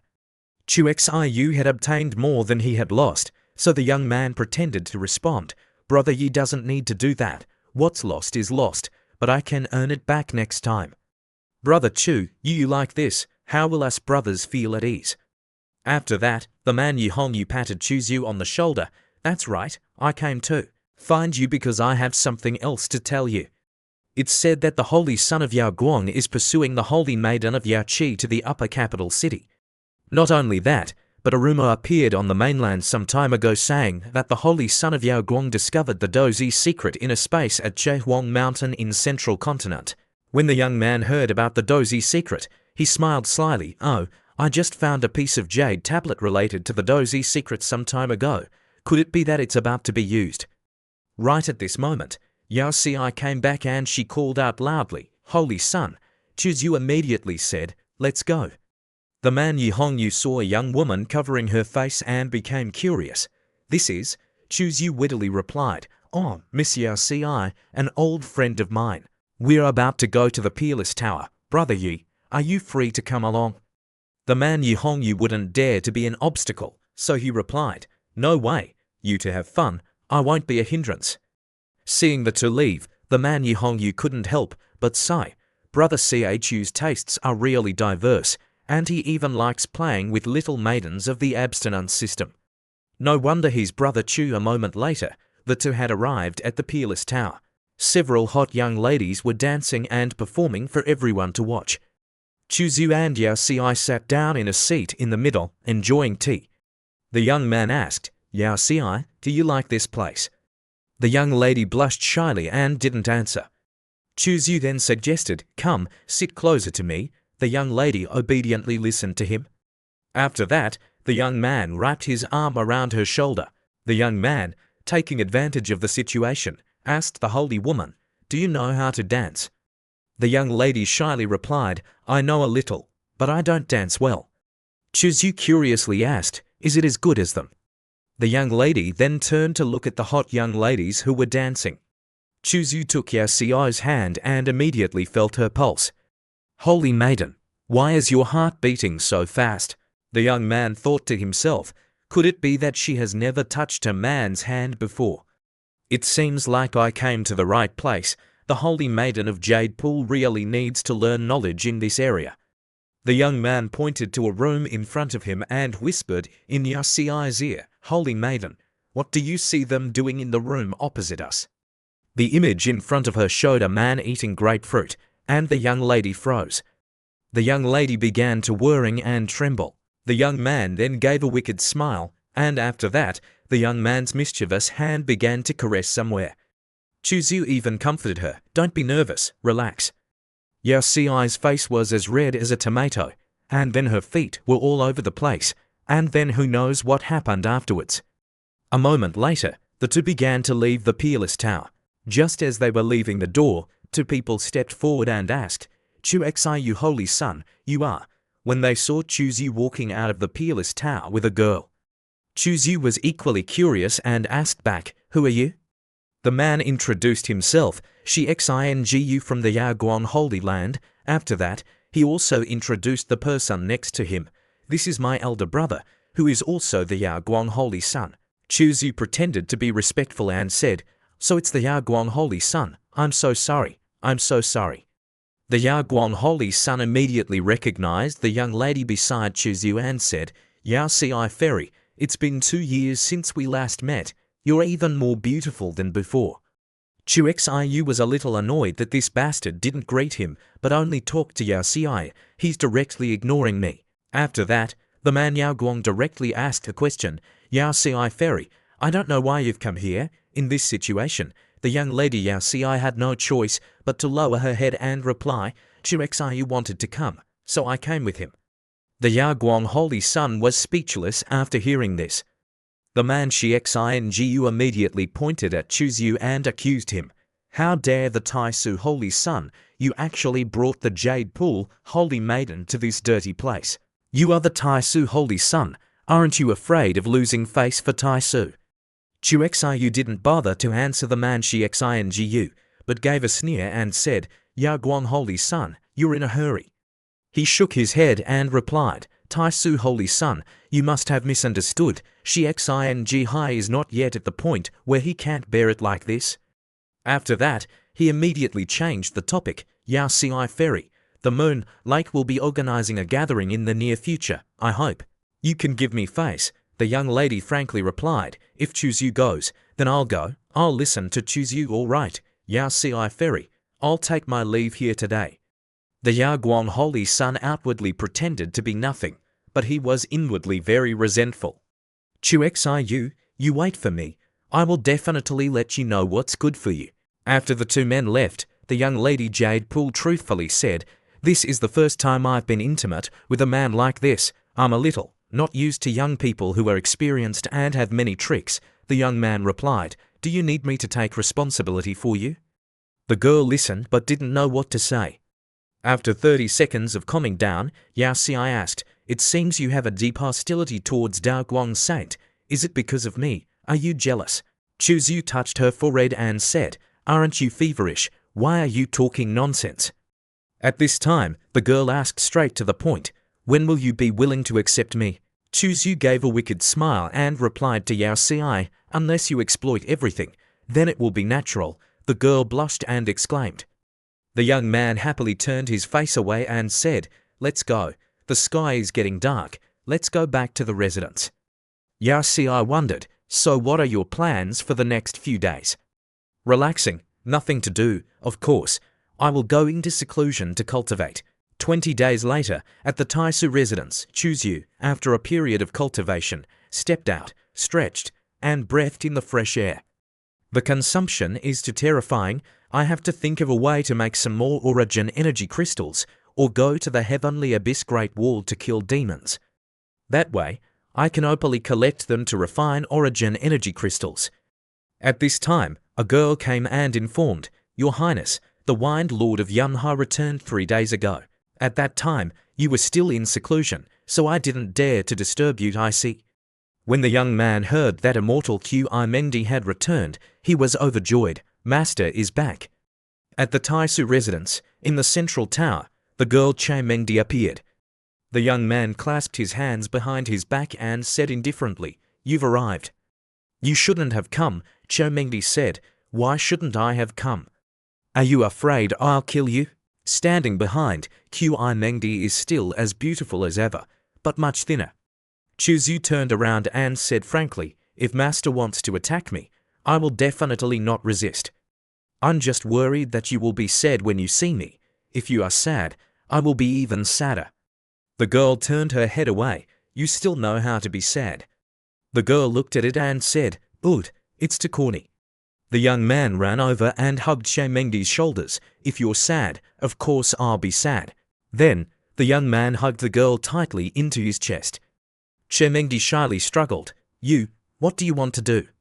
The young man then released sweet words, Disciple Mrs. Master.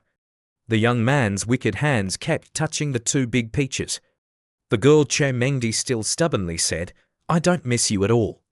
I can't wait to tear you apart. Chuzu continued to caress her cheek and called her master. Mengdi braced herself and said, Hey, you rebellious disciple, what are you calling me for? Suddenly, the young man grabbed tight and kissed the girl master passionately. The girl struggled. Rebellious disciple, let me go. The young man kept squeezing master's peaches. Mengdi looked and thought, Alas, in this life, I'm afraid I can't escape from the clutches of this scoundrel. The young man continued with sweet words, Master, I haven't seen you for many days. My disciple's cultivation method is a bit unfamiliar. How about you impart some more insights to your disciple? Mengdi didn't know what to say and kept scolding, Rebellious disciple, you. Then, there was a continuous sound of hitting and sounds. The young man helped Qi Mengdi review the 7749 spelling exercises, and both sides kissed passionately, constantly making shapes. Little did they know that the older sister of the Luo family was observing everything from above. The girl was eating candied haws while sighing, "Chirp chirp, little brother Chuzyu is really good." 2 or 3 sentences have made the master blush with teasing. That's right. Why do I find that the women that little brother Chuxiu likes are all older than him? Luo Qingyu thought of this and was startled. Could it be that I'm also being targeted? This time, I have to. What should I do? The girl also drooled, wishing she could also have that tonight. Mengdi and Chuzyu played the shaping game all night.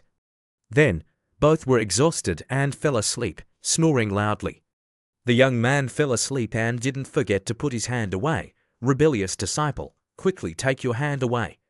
Then, the young man heard his master's words and cunningly turned around and replied, "My hand is here, it doesn't hinder anything." Mengdi indifferently turned her face away. "You treat me like this, could it be that you are taking advantage of me?" The young man continued with sweet words, "Why would I take advantage of you?" The young man's sweet words made Mengdi not know what to do. Immediately after, the young man also affectionately took his master's hand and kissed it. "I respect you, I'm filial to you, I don't even have time to." Mengdi immediately pulled her hand back. "How corny, who wants a rebellious disciple like you?" Luo Qingyu above also kept sighing, "Very good, this kid is really good at deceiving women. Let's go, how can I stand it here?" Then, the young man also kindly poured tea and invited immortal Mengdi. "Master, your cultivation has improved greatly, but you haven't broken through the 5th level of the great sage. Could it be because you miss your disciple, so you specially came out to find me?" Mengdi took a sip of tea and said, "You think too much. This time, I left the Holy Land, of course, I have a mission." Then, Mengdi informed, "You must have heard about it. The secret place in Middle-earth is related to the fight secret, one of the 9 secrets in legends. The great sky of the continent is turbulent again. Don't mention the human race territory, even the forces of the demon race territory are also stirring." The young man stroked his chin and pondered. Could it be that the great sage also wants to participate in the competition? Well, maybe even the Saint King level will take action. There are many things going on this season. Our Holy Lord is seriously injured and hasn't recovered. The human race is weaker and can't do anything in the face of the demon race's oppression, so they temporarily chose to surrender. Hearing Mengdi say this, Chuzyu asked again, "Does that also mean that the demon race also wants to come to Mount Chehuang?" In Shushu's heart, "I'm only at the Dao Palace realm now. I want to compete for the fight secret with the demon race and the great sage human race. The difficulty is very high." Qi Mengdi immediately had the idea of finding someone to ask for help. Well, and because of the 9 secrets, those people can do anything. Hearing Elder Mo say that friend Luo Qingyu is a quasi-emperor. Yes, but he is suppressed by the heavenly law. Now he can be regarded as a half-step quasi-emperor. If the demon race attacks Taisu, you can let that person take action to assist, right? Mengdi made this decision after a long consideration. Although she was unwilling to ask others, this matter is related to the safety of the human race. If a quasi-emperor can help, it may be possible to turn danger into safety. That night, at the bell tower of the Taisu envoy, inside the tower, Chuzyu held immortal Mengdi's hand and answered the questions of his master. "Sister Luo has promised that if I need it, she will take action to help me once." Seeing Chuzyu calling Sister Luo so affectionately, immortal Mengdi was a little jealous. Sister Luo, you have so many sisters." She immediately pulled her hand away. The young man hurriedly smiled and said, "They are all my sisters, only you are my woman." Seeing the young man keep defending himself, Mengdi didn't believe it at all shameless. Mengdi curiously asked, "Chuzyu, you rebellious disciple, tell me, can a half-step quasi-emperor suppress a peak Saint King holding an emperor weapon?" Chuxiu immediately made a suggestion. "Then why not lend Taisu Tower to Sister Luo? With her realm, holding an emperor weapon can definitely sweep away all enemies." Mengdi was surprised and asked, You have such an intention. Chu Yu replied very calmly, I even look forward to the demons coming to invade. We need to plan a little bit. Who knows, we might be able to trick and kill a few saint kings of the demons. Hearing these words, Qi Mengi was very curious, stimulating her. She pinched Chu Xiu's cheek. Rebellious disciple, quickly tell me what kind of vicious plan you have again. Chu Yu leaned into Qi Mendi's ear and whispered, listen to me, it's like this, like that, understand? Chu Mengdi asked, that is, we must seize the fight secret. The young man smiled and then he raised a finger triumphantly and said, yes, this is the ideal situation. However, even if we can't seize the fight secret, I have other methods. Chu Yu explained the details to Qi Mengdi, as long as he reveals the news that the mysterious person who destroyed the Yang family in the East Continent is the Taisu Holy Sun, the demons will definitely not sit idle by. Hearing this method, Qi Mengdi was a little worried and didn't agree. Don't do that, you will become the target of everyone. You should have seen the ending of Dao Guang Saint, right? The young Chu Yu felt that everything was as simple as a joke. This is a last resort. Besides, I have hundreds of methods, don't worry. Then, the young man leaned over and hugged Chu Mengdi. This trip to Middle Earth is extremely dangerous. I will pass on the fake self's secret to you to prevent accidents. Hearing Chu Yu say that he would pass on the fake self's secret to her, Qi Mengdi was extremely surprised. You are willing to pass on this kind of supreme secret technique to me. The young man then kissed her on the cheek and said sweetly, you are the master. The master I respect the most, of course I'm willing. Chu Mengdi immediately blushed and pushed Chu Yu away. Although she felt happy in her heart, she said, rebellious disciple, you only know how to be glib. I don't believe it, a handsome face is not as good as a thick face. Just as his master pushed him away, the young man leaned in again. The young man's wicked hands began to operate at full power. The 9 secrets are very special. Your current cultivation is too low to imprint its Tao trajectory. You send your soul to my Tao palace, I will pass it on to you. Before the somewhat honest attitude of the young man, Chu Mengdi reluctantly believed the young man once. Inside Chu Shu's Tao palace, Chu Yu, with the appearance of Demon Chu, urged, let's start. Chu Mengdi obediently listened and replied, okay. Half an hour later, because he couldn't pass on all the fake self-secrets, Chu Yu comforted, don't worry, take your time. Chu Mengdi received the wonderful secret technique. Even if it was only a part, she was very satisfied. Well, even if it's only half, the effect of the fake self-secret is also very heaven-defying. Let's go, we should go out. Then the young man suddenly opened his mouth and asked Chu Mengdi, Master, what do you think of the environment here? The moon is bright, the wind is gentle, and the scenery is fresh. It's a pity to leave immediately. Chu Mengdi hadn't discovered the young man's hidden meaning and honestly replied, it's not bad here, but what's wrong?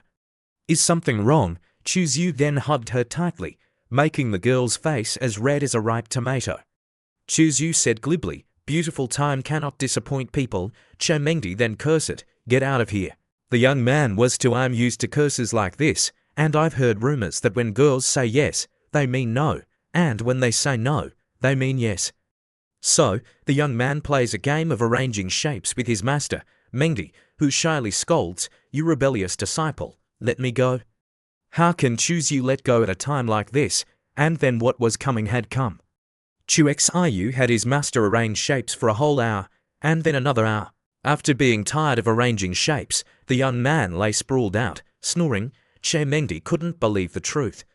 He had just transmitted secret techniques and then arranged shapes for 2 full hours, but the effect was beyond expectations.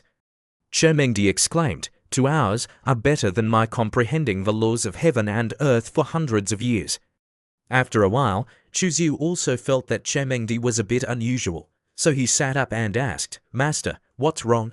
I'm about to break through again. A surge of white power surrounded Chu Mengdi. She said, I'm going to transcend the tribulation. Other things can wait until I return. Chu Yu was also very surprised. It turned out that dual cultivation in my Tao palace had such heaven-defying effects. 3 days later, in the sky above the Taisu Holy Land, there was a super-huge flying chariot. The people below looked up at the flying chariot and began to talk about it. Someone from the Taisu Holy Land has arrived. What happened? Why is there such a big commotion? Don't you know? A secret realm has appeared in Qi Huang Mount, related to the secret of self-transformation. So that's it. No wonder Taisu mobilized such a large force. Immediately afterwards, a group of people came to choose you. As soon as they met, the group of 4 people, 2 women and 2 men, saluted choose you, Holy Son, Your Highness, Holy Son, Your Highness. The young man smiled and replied, everyone has worked hard, please come in and rest, the rooms have been arranged. A beautiful girl stepped forward and patted the young man on the shoulder. She was Liuxue, the Peak Master of Chejian Peak. Your Highness, long time no see, your cultivation is even more profound. It is truly the blessing of Taisu, the young man happily replied. Peak Master Chejian is too kind. Turning to see Wei, whom he hadn't seen in a long time, the young man smiled and said, Brother Yi, long time no see. Yufan also happily cupped his hands and saluted Choose You, Holy Son, Your Highness, just call me Yufan. Choose You boasted a few words, Brother Yi, don't be so polite with me. How we were before is how we still are now. Seeing that Peak Master Chejian seemed intimate with Choose You, Chermengdi called her aside and reminded her in a soft voice, Liuxue, you better stay away from my disciple. The girl Yuzu was not afraid at all and replied to Chermengdi, do you think your improved cultivation can threaten me? I'll do whatever I want, can you control me? Tonight I'll go find your disciple for a private chat, I'll infuriate you to death. Hearing these unpleasant words, Chermengdi immediately became angry, you shameless thing. Liuzu then moved closer to Chermengdi and said in a soft voice, you killed my father for that treasure back then, don't you feel ashamed? It's like the pot calling the kettle black. Chermengdi tightened her face and replied, back then, the divine platform of Liu Peak Master was invaded by a demon. He asked me to kill him, otherwise he would definitely be possessed. With a heart full of hatred, Liuzu didn't want to hear these words. It's the same explanation. It's been so many years. Can't you change the way you say it? At this moment, the Chejin Peak Master of Chejin Peak brought a box with a fairy fruit inside. Mengdi, junior sister, I found a fairy fruit a few days ago. I'll give it to you. The fruit is very precious, but Chermengdi glanced at her disciple Choose You. The precious fruit is precious, but how can it compare to the speed of dual cultivation with that rebellious disciple? Then she raised her hand to refuse. This fruit is too precious. Heavenly punishment, senior brother. Please keep it. The heavenly punishment was embarrassed, so he changed the subject. That's right. Junior sister is talented. Basically doesn't need this fruit. It's still better to seize the time to discuss the major event, the secret realm. Chermengdi had to agree to let the matter pass. Then she said in a strained voice from behind, echoing to the place where Chu Xiu was chatting with some young men and women, rebellious disciple, why don't you go to the main hall for discussions? The young man felt the heavy tone of his master, so Yi said goodbye to Yufan. Brother Yi, the days are long, we can chat another day. Chermengdi worriedly reminded Choose You very carefully, this trip to Chehuang Mount is a gathering of heroes. Be careful yourself, don't let others frame you. Thank you for your concern, Master. The girl turned her face away, pretending to be sentimental. Who cares about you? I'm afraid you'll die outside and I'll have to bother to collect your corpse for you. Ignoring the coldness of his master, the young man stepped forward and pinched her cheek, then smiled and said, I understand. I will be especially careful on this trip to Qi Huang Mount. 7 days later in central continent, Chehuang Mountain. The towering mountains have a strange direction, as steep as a sharp sword. Out of its sheath, piercing straight into the clouds, tens of thousands of feet high. At this moment, many creatures have gathered on the stone platform, more than 10,000 people, including humans, demons, and barbarians, divided into 2 factions, each standing on one side. The demons said proudly, we demons must obtain the Dozi secret. The human race, the Jie clan, Guangyi clan, Zhong clan, Ji clan, Endless Sword Domain, have all arrived, as well as some immortal sects. There are also great ones. A great saint of the Zhong family was full of murderous intent and had a fiery temper. In these years of fighting with the demons and barbarians, he hated these alien races to death. The demons are becoming more and more arrogant. How can our human race let the dozy secret fall into the hands of demons? Meanwhile, the young man, Chuzyu, clenched the jade pendant in his hand. There was also Yi Hongyu and the Saintess Funya staring at the jade pendant. Chuzyu admired it. This jade pendant with the character Do engraved on it is indeed very useful. I said, why as soon as I got near this place, I already had a feeling. It turns out that it contains all the information of this secret realm. It is indeed the key to the secret realm. Chuzyu smiled to himself triumphantly. Interesting, you guys are passing levels, and I'm opening the cheat. This is really too interesting. Chuzyu activated the altar. Everyone stared at the center of the altar platform. On the altar platform, which was a few square meters in area, there was a space ripple constantly twisting. Vaguely, there was a trace of Dao charm emanating. The secret realm is open. Through the gap, Chuzyu saw something that made his pupils shrink. Inside the secret realm, there seemed to be countless stone statues. While everyone was still observing, a demon great saint, Fu Chi, strode forward. Let me try. She swung a large hammer, smashing down from above with great force, but it was completely ineffective. She was bounced back. Oh, damn it, it's too hard. Seeing the demon great saint lying flat on the ground, the crowd and demons discussed animatedly. Isn't she a great saint realm? Why can't she enter this secret realm? Even a great saint can't enter. At this moment, Chuzyu enlightened the crowd and demons. The demon woman in the great saint realm can't enter, of course, because there is great Dao suppression here. Only those below the lesser saint realm can enter. Can't you even understand this simple thing? I don't know what you're rushing into the secret realm for. So Chuzyu, along with Yi Hongyu and the Saintess Duo Chi, leisurely stepped inside. Only when they went inside did the demons truly believe what Chuzyu said. It's really because of the great Dao suppression. At this moment, Qi Mengdi transmitted a message, carefully instructing Chuzyu, your jade pendant must never be exposed. There are many demons here. If they attack you together, even your teacher cannot protect you. The young man calmly replied, I know, I have the crossing Z secret, unparalleled speed in the world. You don't need to worry. Chuzyu also told his master, this place is very dangerous. I suggest that the other disciples not follow and take risks. Mengdi gave him a white look. No need for your reminder. I will tell them that it is very dangerous inside, and life and death are up to fate. It's all up to them to choose. The demons then became eager to be the first to gain benefits. They excitedly shouted, demons, follow me and charge, but life is not a dream. The stone statues of the secret realm were waiting, ready. The leading stone statue, which was originally standing still, suddenly had a red light flash in its pupils. Then it brandished the great sword in its hand, ready to eliminate the intruders. A life and death battle broke out. The demons were beaten to pieces by the leading stone statue. Miserable cries echoed throughout the space of the secret realm. Hundreds of demons were instantly chopped into pieces. The remaining statues, which were also originally standing still, suddenly had a red light flash in their pupils, like a hornet's nest being poked. The human race, seeing this scene, also shivered. On the edge of the square, the crowd was as silent as death. Everyone looked at each other, their faces not very good. Some timid people had already lost heart and turned to flee, wanting to leave the secret realm. But they were horrified to discover that they could no longer get out. The way back was blocked. Now they could no longer see the situation outside. The crowd began to regret. It's tragic. If I had known, I wouldn't have come here. This damn secret realm is a killing field with no return. The Saintess, witnessing this scene, asked Chuzyu, Your Highness, what should we do next?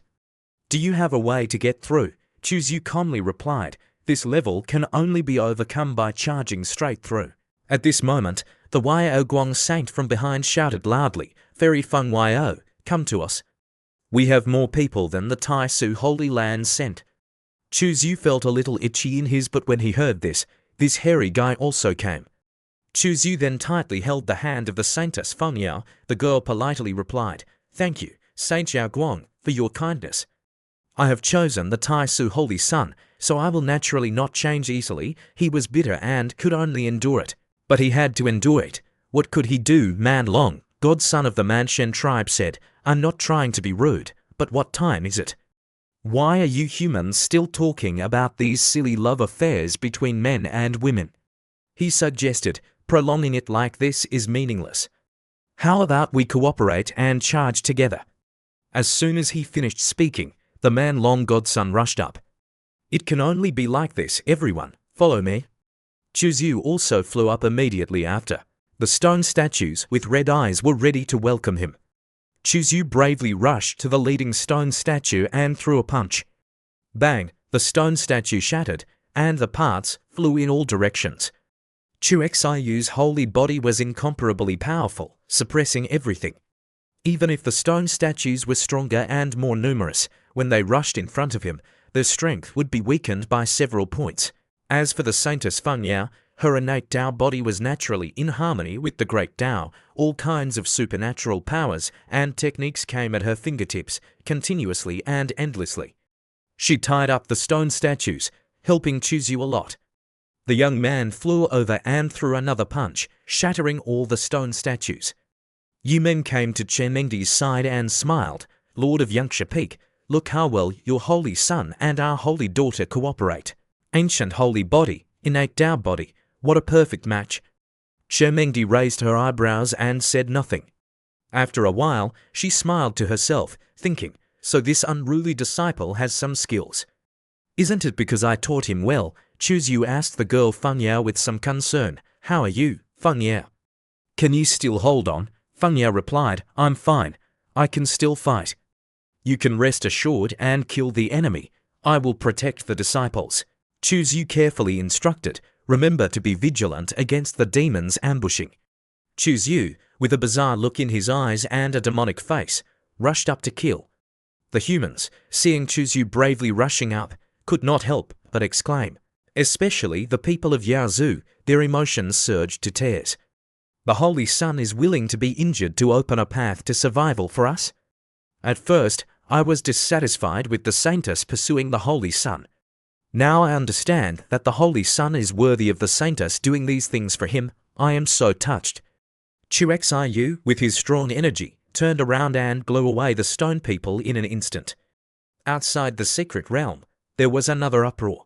Someone shouted, is the Holy Sun being too impulsive? He should have saved his strength. The person next to him replied, the Taisu Holy Sun should be like this, brave and responsible. At this moment, a strangely dressed girl thought to herself, that's not right. This Chuzyu is a bastard, he can't have the spirit of self-sacrifice like that. She grinned and continued to think, if something is abnormal, there must be a demon, there must be a reason. No one knows what the reason will be. This girl is strangely dressed, but looks very familiar. At the same time, at the edge of the square, the monument of the Huangshan secret realm, Chuxiu had beaten the stone people into a pulp, and the corpses were piled up like a mountain. At the peak of his momentum, Chuzyu shouted, you follow me and break out of the square together. The crowd simultaneously followed Chuzyu out. We broke out. It was very fast and simple. Because the number of people left was very small, it was impossible to hold them back. But Yi Hongyu saw something and was a little startled. As for Chuzyu, although he had defeated most of the stone people, he was injured in his right hand. Unfortunately, I was still injured. First, use the secret character to restore my state. Chuzyu then used the spell to heal his wounds. At this moment, a girl with a big chest came to Chuzyu, blushing and shyly saying, thank you, Your Highness, for helping me. Otherwise, I would have fallen here. From now on, my life is yours. The young man was happy to hear this and almost drooled, but he pretended to turn around and wave his hand politely. We are fellow disciples. All of this is what I should do. At this moment, the demon Chaozi not far away glanced at Chuzyu and smiled lightly. If I remember correctly, Chuzyu is the holy body of the human race, right? He thought to himself happily, if I eat the holy body of the human race, wouldn't my injuries recover quickly? Then he brandished his weapon and went towards Chuzyu with his companions, raising his voice, Chuzyu, I'm injured. I've decided to eat your flesh to recover. This is your honor. You wouldn't refuse, would you? The words of the other person were very serious, but for Chuxiu, it was just nonsense. Yu calmly asked, "Are you sure you want to attack me now?"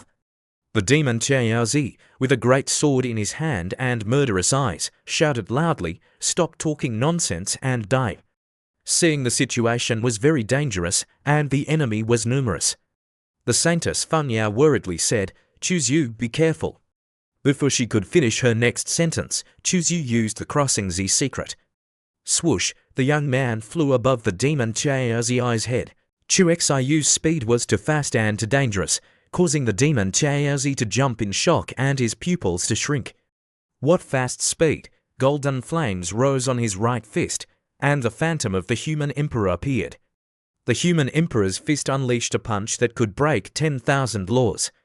The emperor's might filled the earth. Yu punched down powerfully from above.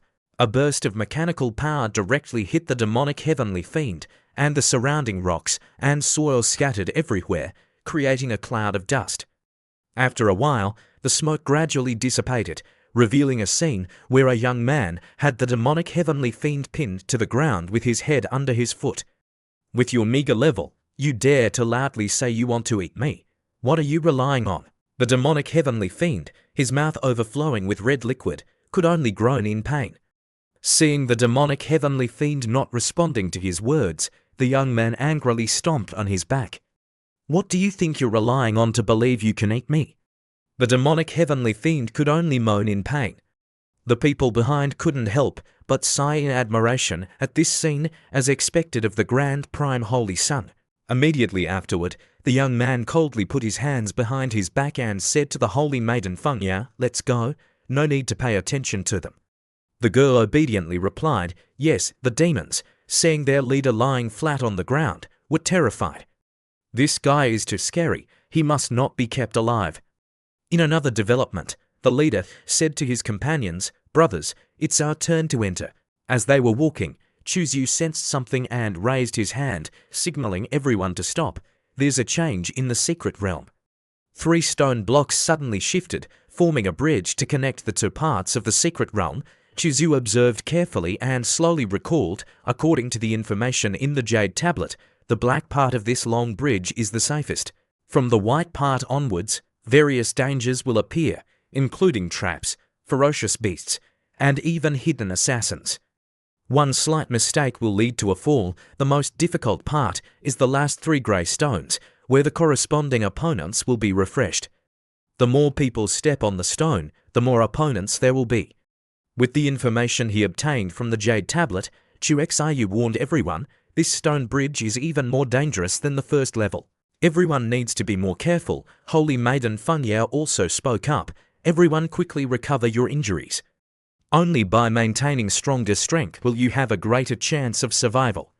Immediately, Funya and Yu moved to lead the way, with the remaining people closely following behind. Yu began to feel difficult.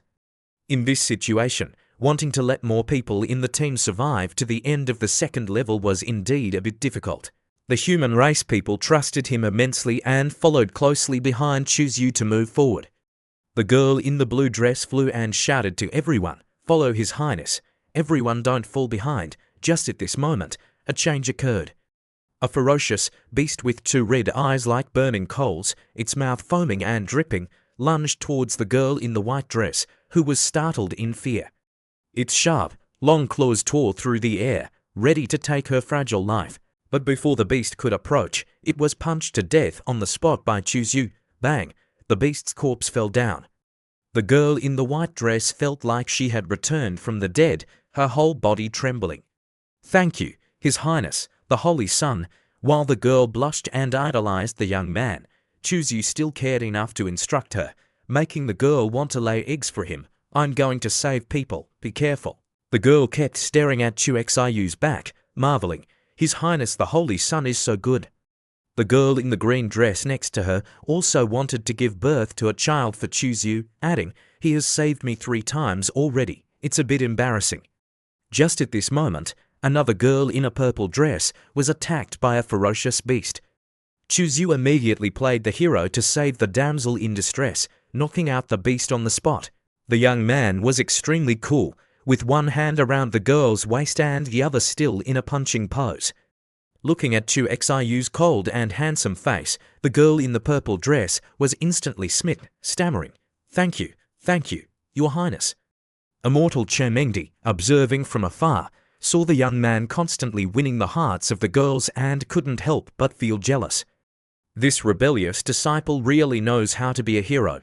The people, seeing Chu bravely taking action to help, couldn't help but exclaim. The human race cultivators secretly praised him non-stop, worthy of being the grand prime holy son. Our human race is lacking young people with such a broad mind. Children should be like Chu. These words caught immortal Chemengdi's attention. Chu Xiu's spirit of sacrificing himself had gained the recognition of the majority of people. Peak Lord Liu Zhu of the Heavenly Sword Peak tilted her head and looked at Chemengdi, with a smile on her face. "Peak Lord Yangsha, you have nurtured a good disciple." Chemengdi still stood there, her white dress fluttering, not saying a word. She thought to herself, what kind of medicine is this rebellious disciple selling in his gourd? This is completely unlike his style of work. He is doing this definitely with a deeper meaning. She knew that the rebellious disciple's actions had other intentions, definitely not as simple as they appeared on the surface. A day passed, and Team 5 almost simultaneously arrived at the safe area before the last 3 grey stones. Half a day later, Demon Godzi looked at the remaining less than 30 people behind him and gritted his teeth, saying, "Which of you will go first?" "This time, we will no longer take the lead," Chu strongly spoke up. "Let's go." As the young man took a few more steps, a change occurred. Nearly 10 black shadows in black robes were floating in front of Chu. Immediately, the black robes became more and more numerous. The demonic heavenly fiend, seeing Chu in danger, laughed loudly and said, "Because of protecting these weak people, so many black-clothed people were attracted. Is it worth it, Grand Prime Holy Son? You are too confident. This time, let's see what you can do now." He secretly laughed with great pleasure. It would be even better if Chu Xiu died at this level. Man Long, the divine son of the man-god tribe, observed the situation and analyzed. It seems that this section must be passed one by one to be stable. Chu Xiu's expression was normal as he shouted, "Form the formation." Chu immediately used his technique, and the Grand Prime disciples quickly formed the formation. Spiritual light poured out from their foreheads, flying straight into the sky, and immediately forming an 8 trigrams diagram in the middle, scattering rays of divine light to protect everyone inside. Chu and Fengya stood at the 2 extremes of yin and yang of the 8 trigrams. Chu Xiu ordered, "Go, charge throw." The girl Fengya replied, "Yes." Chu and Fengya looked at each other. The 2 simultaneously made hand seals, their fingers forming a sword gesture pointing forward. A beam of white light and a beam of black light shot out, creating a rainbow-like killing aura that blocked the 10 or so black-clothed people in front of them. They were blasted into ashes. The 8 trigrams formation continued to scatter rays of divine light to protect everyone inside. The demons watching were dumbfounded. This speed is too fast. What kind of formation is that? The defensive power is so strong, it can withstand hundreds of divine power realm attacks. At least it's a 6th grade great formation. Using people as formation flags, is this a combined attack great formation? Could it be that Chu is a formation path grandmother? Chu Xiu's people continued to charge forward. Very quickly, they climbed the steps, and in front of them were many tombstones. Chu and the Holy Maiden Fengya simultaneously touched the tombstones to activate the formation level. The system announced, "Congratulations, you have passed the 2nd level. You can enter the stone tablet to receive rewards. After receiving the rewards, you can choose to continue to overcome the level or leave the secret realm through the stone tablet." The human race people were overjoyed. There are actually rewards for overcoming the level. This is great. We can finally leave this ghostly place. Chu immediately transmitted a message to Fengya. If you have the opportunity to choose a divine power, remember to choose the true martial 36 forms. The system updated the information. Chu Xiu's strategic assessment is 5.789. Performance assessment is 8.978. Protecting a large number of teammates, the overall assessment has increased. Please choose 2 items from the following rewards. 1. Godly Essence Stone Resources. 2. Choose 1 out of 17 types of divine powers. 3. An opportunity to comprehend divine powers, increasing speed by 500 years. The young man was delighted. Finally, the time had come to reap the rewards after trying to survive for so long. I want the Godly Essence Stone and the True Martial 36 Forms. Selection complete. Your excellent performance earns you 3,000 Godly Essence Stones. Your outstanding performance in protecting a large number of teammates earns you the secret divine power, True Martial complete. The young man was happy with the large amount of Godly Essence Stones. This time, I've made a big profit. Moreover, the True Martial 36 Forms are very important for the level behind. With it, that level is sure to win. The human race people were overjoyed and exclaimed non-stop, I chose the Divine Power Comprehension Acceleration. It's so magical. It can be compared to my 100 years of hard cultivation. I also chose the Speed Up Divine Power. After going out, I can immediately break through to the peak of the Divine Power realm, not far from the Lesser Saint. We were able to live to this point thanks to the help of the Grand Prime Holy Sun and Holy Maiden Fanya. Sensing everyone's grateful gazes, Chuzu nodded and smiled. A fair-looking female disciple from the Grand Prime came before Chuzu and respectfully said, Your Highness, I will not go to the level behind anymore, so as not to become a burden to you. Chuzu opened his eyes, looked at her, and nodded gently, smiling kindly. After you return, cultivate diligently. After this cultivation, your future will be limitless. The female disciple's face turned slightly red, and her heart warmed. Your Highness, I wish you a smooth journey on the road ahead, and great success in your martial endeavors. If you need me to repay you for anything after you leave the secret realm, I am willing to do anything for the Holy Sun, Qi Mengdi observed, wondering, is this dark-hearted rebellious disciple really that kind? Have I been blaming him wrongly all this time? Che Mengdi couldn't believe her eyes and couldn't believe what she was hearing. No, it's impossible, absolutely impossible. After the disciples of Fanya and Grand Prime who didn't want to continue left, only 4 people remained. In Shushu's team, only Yi Hongyu, Yi Fan, Chuzu, and Holy Maiden Fanya remained. Holy Maiden Fanya's strong strength goes without saying, of course she would choose to continue. Yi Fan, this guy has trump cards and also wants to continue to try. Chuzu was a little surprised, not expecting that only a few of them would remain. As for Yi Hongyu, the more trump cards he has, the more he would of course choose to continue overcoming the level.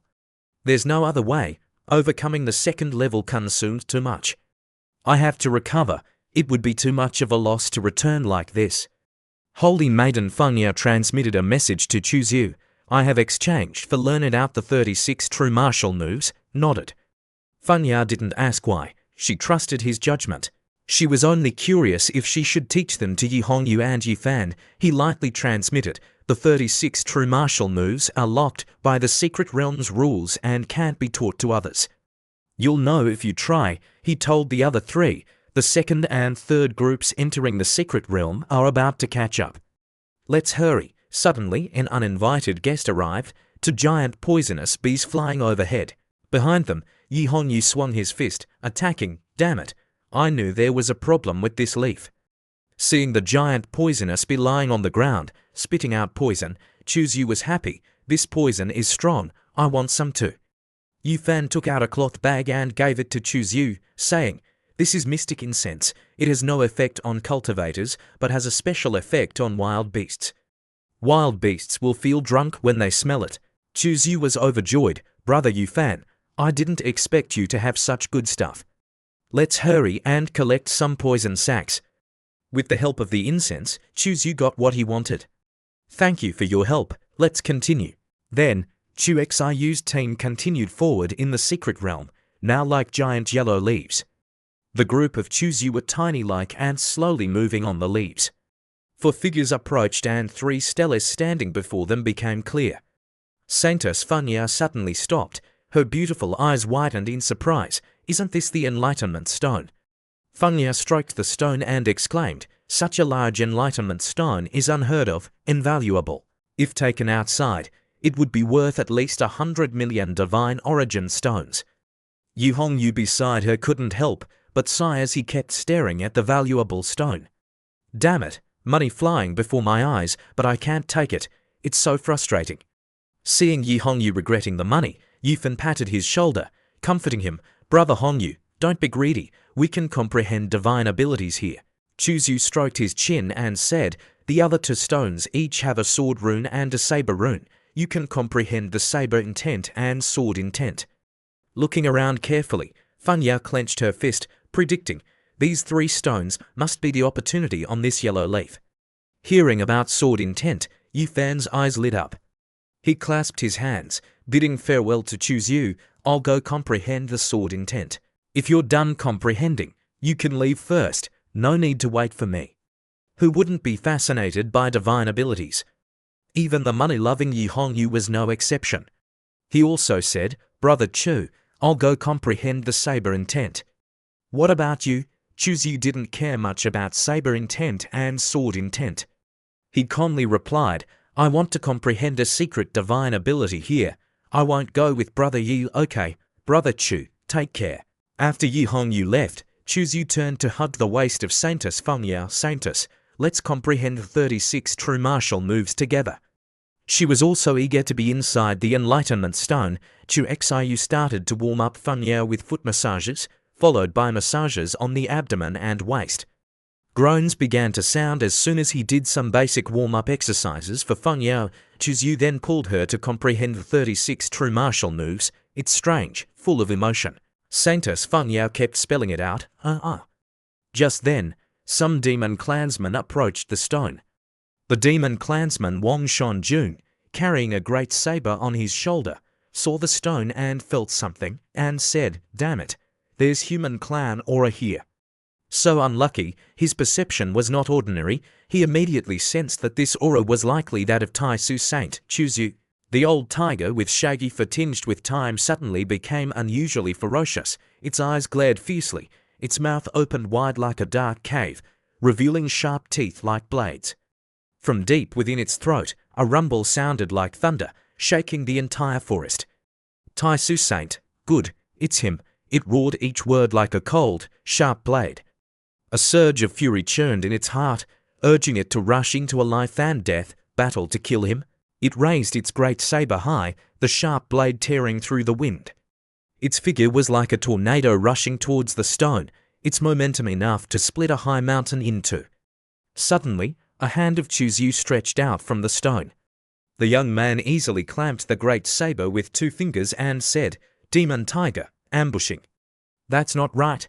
The demon tiger angrily gritted its teeth, but couldn't do anything. Immediately afterwards, the young man flew out of the Enlightenment Stone, facing the 4 demon clansmen alone. The tiger, with rippling muscles bulging under its striped skin, held the bright saber tightly in both hands.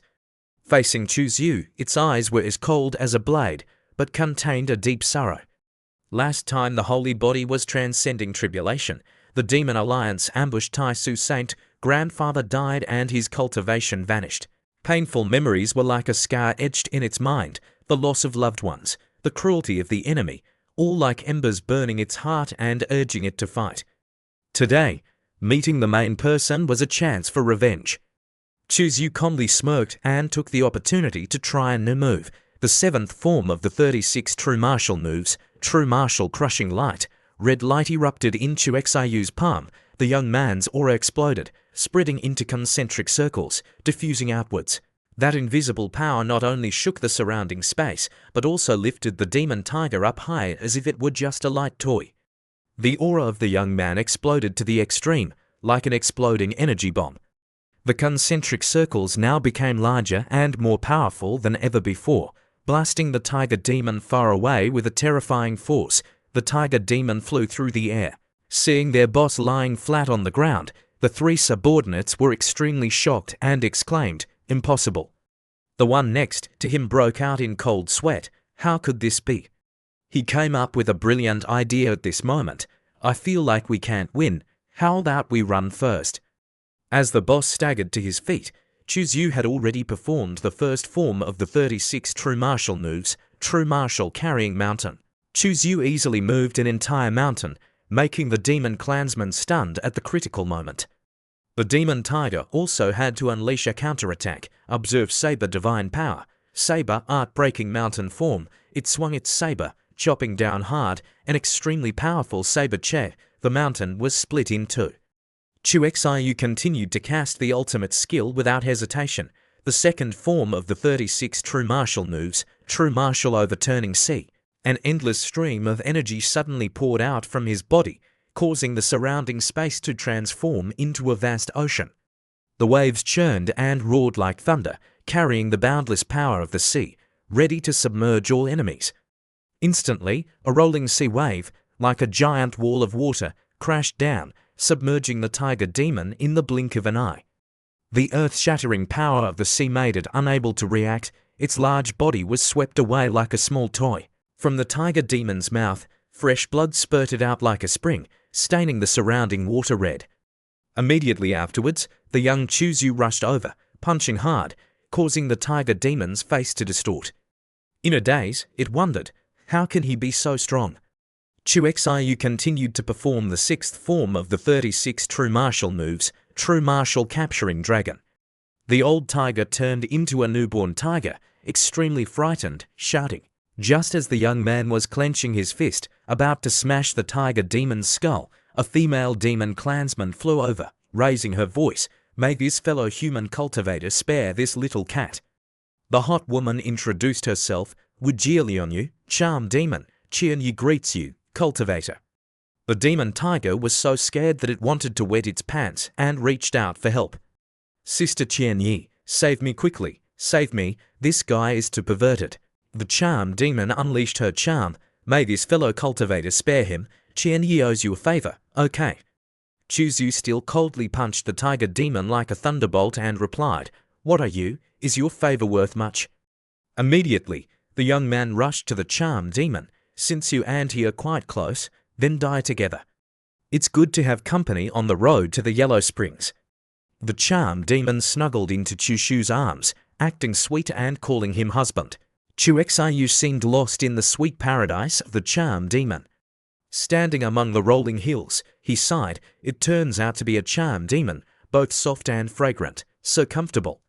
The charm demon clan is naturally adept at illusion, born to be grandmother-level figures in this path.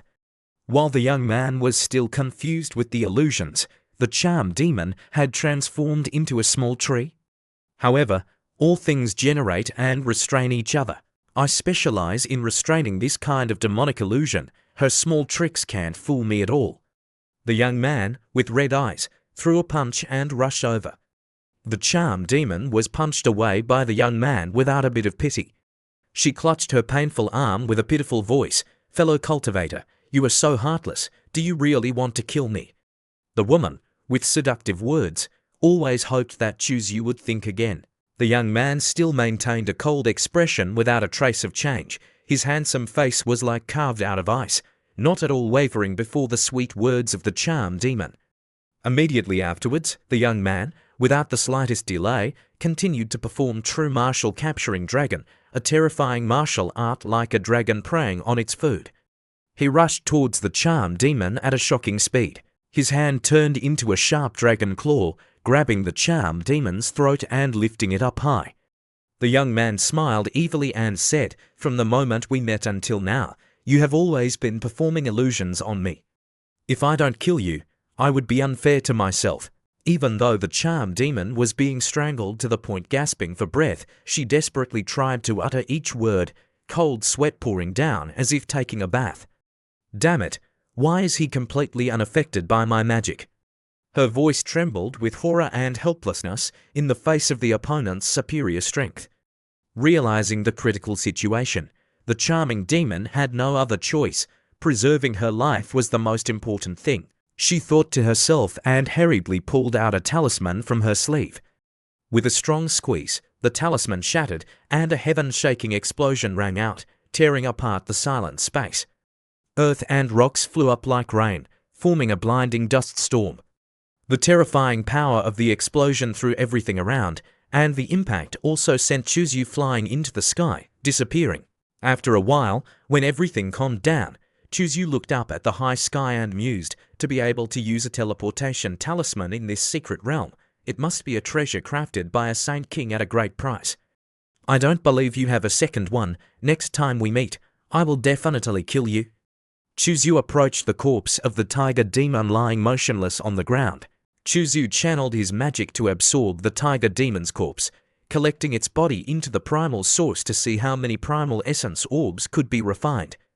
Then, Chuzyu immediately went back inside the enlightenment stone. The holy maiden then called out, "Your Highness, Holy Son," Chuzyu asked with concern, "Fengwei, how are you comprehending the 36 true martial forms?" The girl, drenched in sweat, replied, "I have comprehended 20 of the 36 forms." Chuzyu glanced over and stroked his chin, thinking, this woman's comprehension is indeed outstanding. At this moment, Feng Yao asked Chuzyu, "Are you planning to leave already?" Chuzyu responded with a nod and said, "The first light formation is coming soon. That is the first hurdle. If you don't pass it, you won't be able to continue forward." Immediately after, the two proceeded forward to make it in time. Missing the golden moment would be a real pity. As they walked, they chatted about the charming demon. Feng Yao added that the charming demon, Qian Yi, was very famous among the younger generation of the demon race. Now that you've taken action against her, you will inevitably face difficulties from the demon race on the road ahead. The girl, Feng Yao, was very worried and advised, "You must be careful." Chuzyu played with the red stone while replying, "I only regret that they won't create enough trouble for me. I'm worried I don't have enough primal energy crystals. Whoever provokes me, I will turn them into primal energy crystals." The girl, Feng Yao, was speechless upon hearing this and didn't know what else to say. The two continued walking on the tree trunk to enter the next hurdle of the secret realm. Before entering, Chuzyu pressed, "We're at the first hurdle, are you ready?" The girl quickly replied, "Yes, I'm ready, let's go." The two then flew up high to enter the second hurdle of the secret realm. A mysterious golden light, like a gateway to another world, suddenly appeared. Both of them flew out of the radiant golden space. Chuzyu then explained the situation to Feng Yao. This hurdle mainly tests combat power. Only by passing the test can we continue to advance. Otherwise, we can only be trapped here. Suddenly, a loud noise came from behind. Someone had stomped heavily on the ground. At the same time, a cold and near-threatening voice rang out, cutting across the silent space. "Chuzyu, I've finally waited for you." The surrounding atmosphere suddenly became tense. A huge, mysterious tiger demon appeared with a weapon in his hand, carrying a terrifying murderous aura. Clearly, this was an enemy who had been waiting for Chuzyu for a long time, and now he had found the opportunity to confront him. "The murderer of my clan brother, it should end now." Chuzyu was extremely small compared to the huge tiger in front of him. It also wielded a huge axe, making its aura soar. Behind it were countless lackeys ready to await orders. The voice of the charming demon rang out, mixed with a playful giggle, "Chu Xiu, Taoist brother, you must be careful. Taoist brother Wang Shan Duo is very strong." While the charming demon, with her fiery figure and bewitching gestures, looked at Chuzyu, the heavenly demon son of the demon race laughed triumphantly. "Chuzyu, this time you've run into a tough bone." Wang Shan Duo, the ferocious tiger demon, did not hesitate for another moment. He swung the handle of his weapon heavily on the ground, creating a deafening explosion. The ground below cracked into a long line as if cut by a giant blade. The terrifying power of Wang Shanzhuo shocked everyone. Amidst the chaotic scene, Chuzyu remained surprisingly calm. Chuzyu stood watching, his sharp eyes never leaving his opponent. After a moment of concentration, Chuzyu unleashed a skill, shouting back at the charming demon and heavenly demon son, "Stop talking nonsense." The true martial form, Mountain Barrier, was cast by Chuzyu, summoning a massive hill to block in front. However, Wang Shanzhuo simply swung his weapon lightly, and the hill was cleaved in two. The incredible power shocked everyone. He sneered, "No wonder you could kill my clan brother. You do have some skill, but you are still a little lacking compared to me." Chuzyu replied with a cold expression, "It seems you are too confident in your abilities." He unleashed a move, the true martial 36 forms. The power of the true martial 36 forms erupted into fiery red circles, spreading throughout the space. A fierce lightning bolt traveled from Wang Shanzhuo's body to his weapon, aiming to block Xuexiu's skill.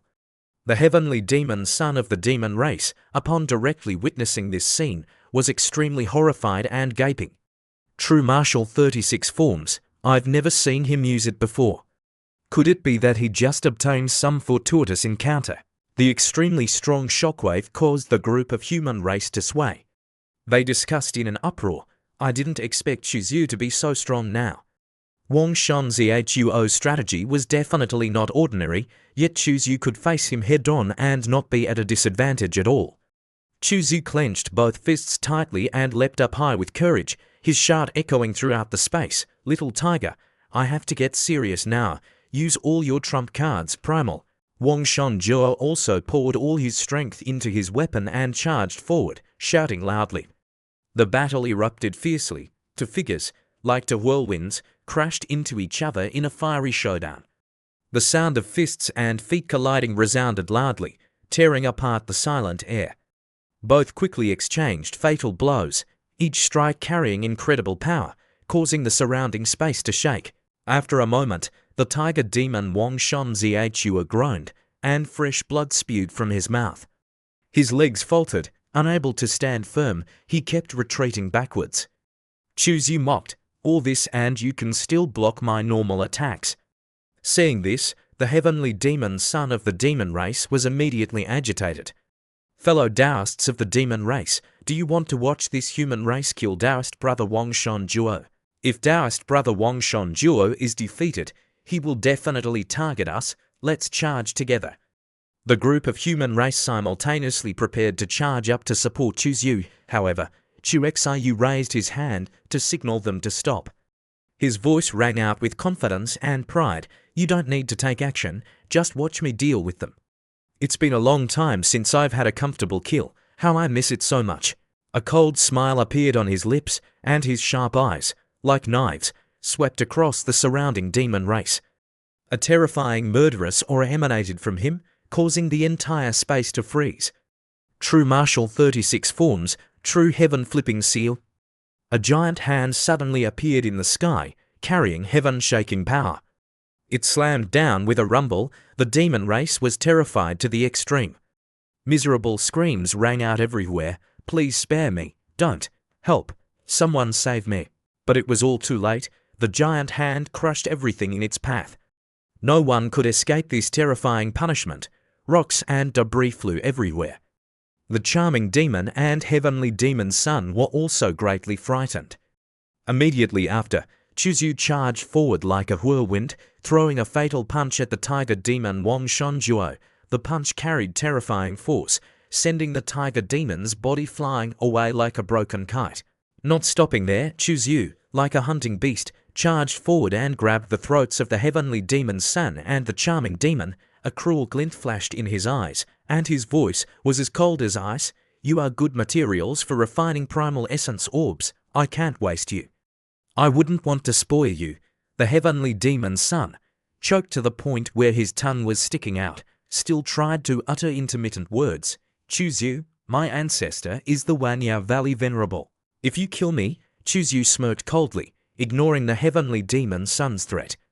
His voice was as cold as ice. You think you can use your ancestor to threaten me? Will I be scared? Xuexiu, without hesitation, used the true martial 36 forms, true martial dragon capture.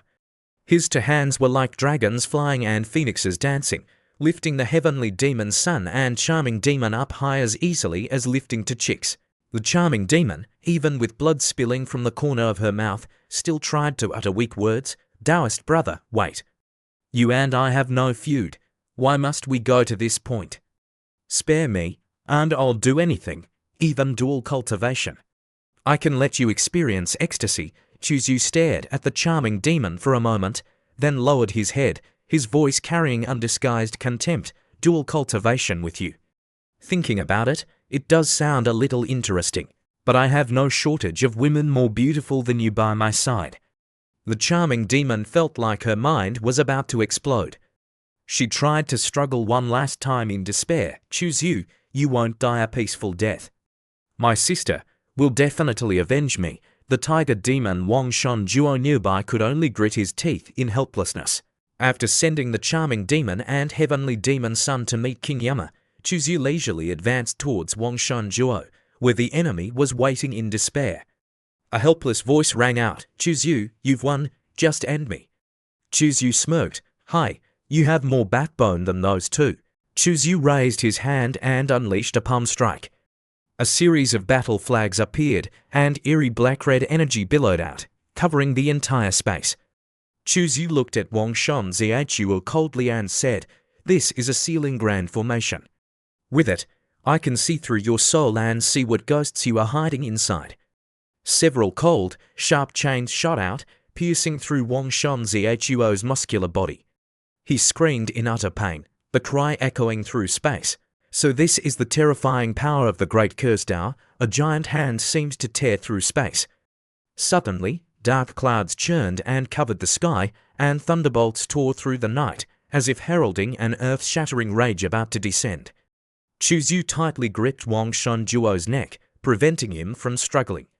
Seeing the great change in space with her own eyes, the girl Funyao couldn't help but gasp. Her mouth opened in astonishment. This is the Karma medium. Wangshan Kia seems to have made a move first.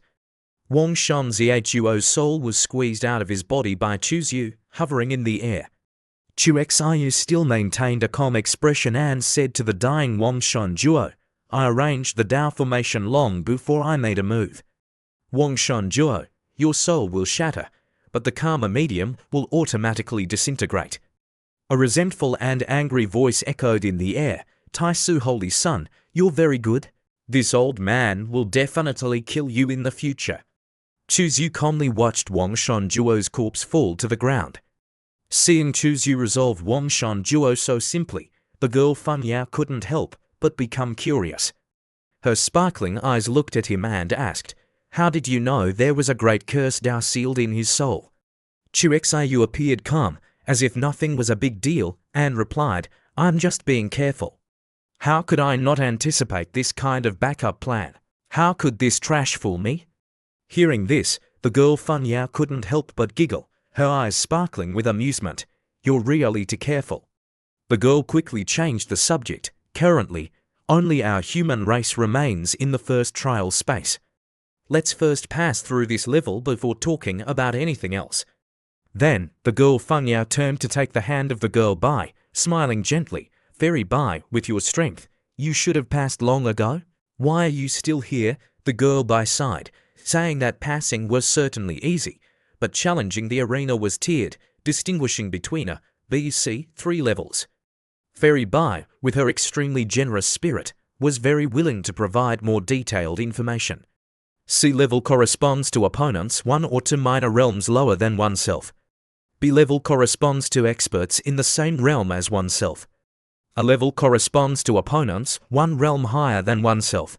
Their realms are suppressed. An opponent 1 realm higher is a lesser saint. To ascend the arena, one must kill all opponents within 5/4 of an hour. One opponent is refreshed on the arena every 1/4 of an hour. 2 opponents are refreshed every 2/4 of an hour. 4 opponents are refreshed every 3/4 of an hour. 8 opponents are refreshed every 4/4 of an hour, and 16 opponents are refreshed every 5/4 of an hour. Fairy Bai had given detailed information about how the number of black-clothed people would increase greatly over time. She didn't forget to carefully advise. Moreover, these black-clothed people also have combined attack techniques. Their combined strength is definitely not as simple as 1 + 1 = 2. Recalling her previous challenge, Fairy Bai sighed. "Last time, challenging the A level, I almost fell." The man beside Fairy Bai continued, "It's really too difficult to challenge beyond many lesser saint levels." After listening for a while, Funyao wasn't too pressured. She mumbled her own speculation, however. With Xiu's new Dao Palace realm, the opponents are all Divine Power realm. With Xiu's strategy, passing the A-level challenge should not be difficult. After a long exchange of information between the two girls, Chuzyu was still sitting beside the corpse of Wangshan Juo, collecting the spoils. One can't waste them. Waste is a shameful act. We must make rational use of resources. Seeing Chuzyu being so practical, the 3 of them couldn't stop laughing. Chuzyu also smiled lightly, his eyes full of confidence, and said, It's just a level. Don't be discouraged. The universe is undecided, and everyone is a dark horse. Chu asked loudly to everyone around, which of you will go first? Seeing that it was difficult and they hesitated, the surrounding people replied to Chu, we can't challenge the level, you go. Chu struck a cool pose, I'll participate first. The system responded, Challenger, please select the challenge difficulty. There were 4 options, C, B, R+. Chu Xiu, with his clothes and hair fluttering, his demeanor at its peak, and his aesthetics at their extreme, naturally chose a plus level. He hadn't previously considered a level in his calculations. Let's try a plus level first and see if there are any hidden rewards. As soon as he chose, 2 pinnacle divine power realm black-clothed people unexpectedly appeared. The girl fairy Bai felt that something was wrong.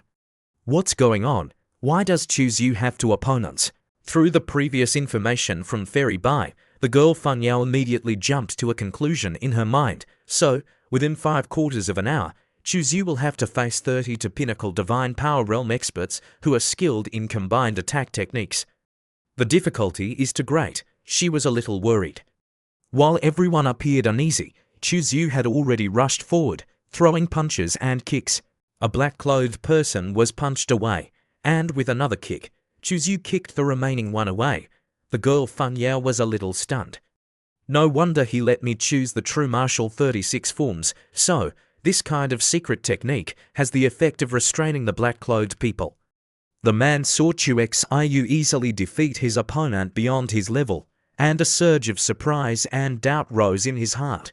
He secretly thought, could it be that Chu knew in advance that the true martial 36 forms would be useful for passing this level? Fun Yao then exclaimed in a tone mixed with surprise and amusement.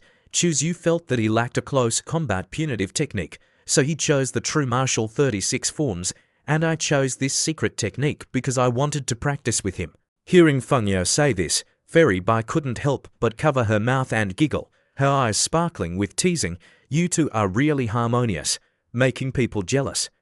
On the arena, Chu was as fast as a whirlwind, throwing a series of punches and kicks. Even though the number of opponents increased rapidly, he still easily knocked away each one.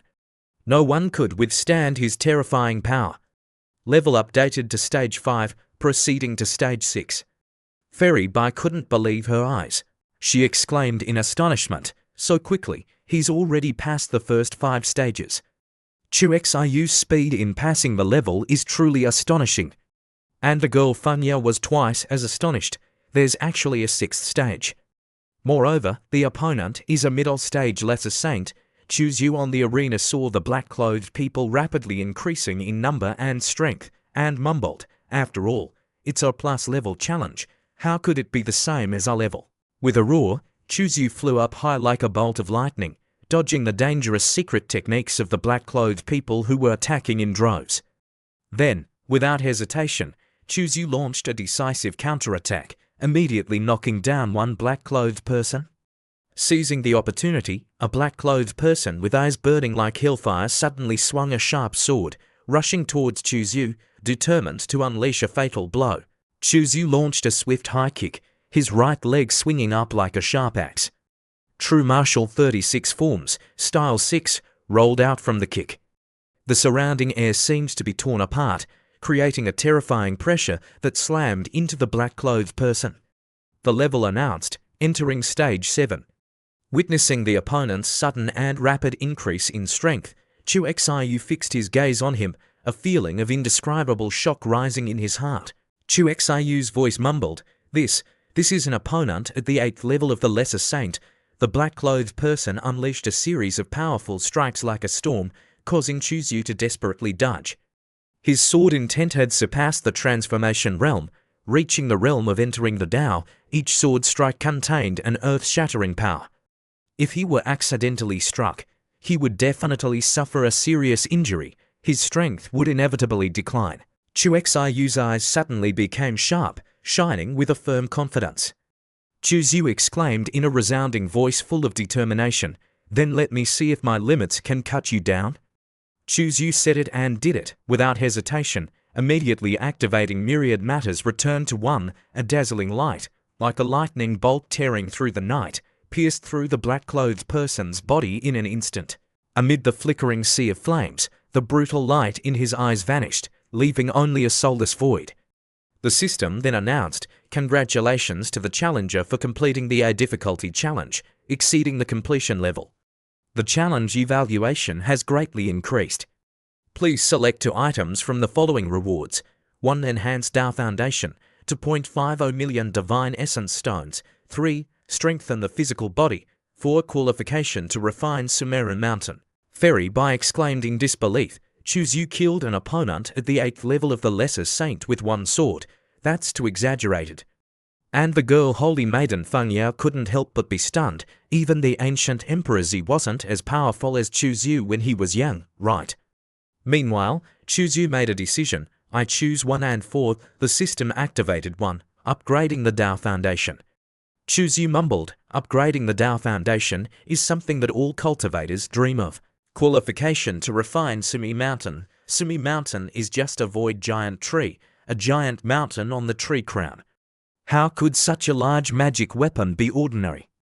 The opportunity to refine it is naturally extremely valuable." The system announced, "Challenger, your Tao Foundation has temporarily reached its limit and cannot be upgraded. Please make another choice." Chu Zi then reconsidered the choices. "That's right, then 2 and 4. After all, for me, strengthening my body is really unnecessary. My desolate, ancient, holy body only gets stronger and stronger." The system confirmed, "Successfully selected. Rewarding a large amount of Divine Essence Stones is in progress." A large amount of Divine Essence Stones gradually fell into Chu Xiu's pocket. He smiled. "I can only reluctantly accept these 40 million Divine Essence Stones. Even if I don't get the DOU secret in the end, this trip won't be in vain." The group was dumbfounded, their eyes wide with amazement. Too amazing, really too amazing. "This is the first time I've seen so many Divine Essence Stones."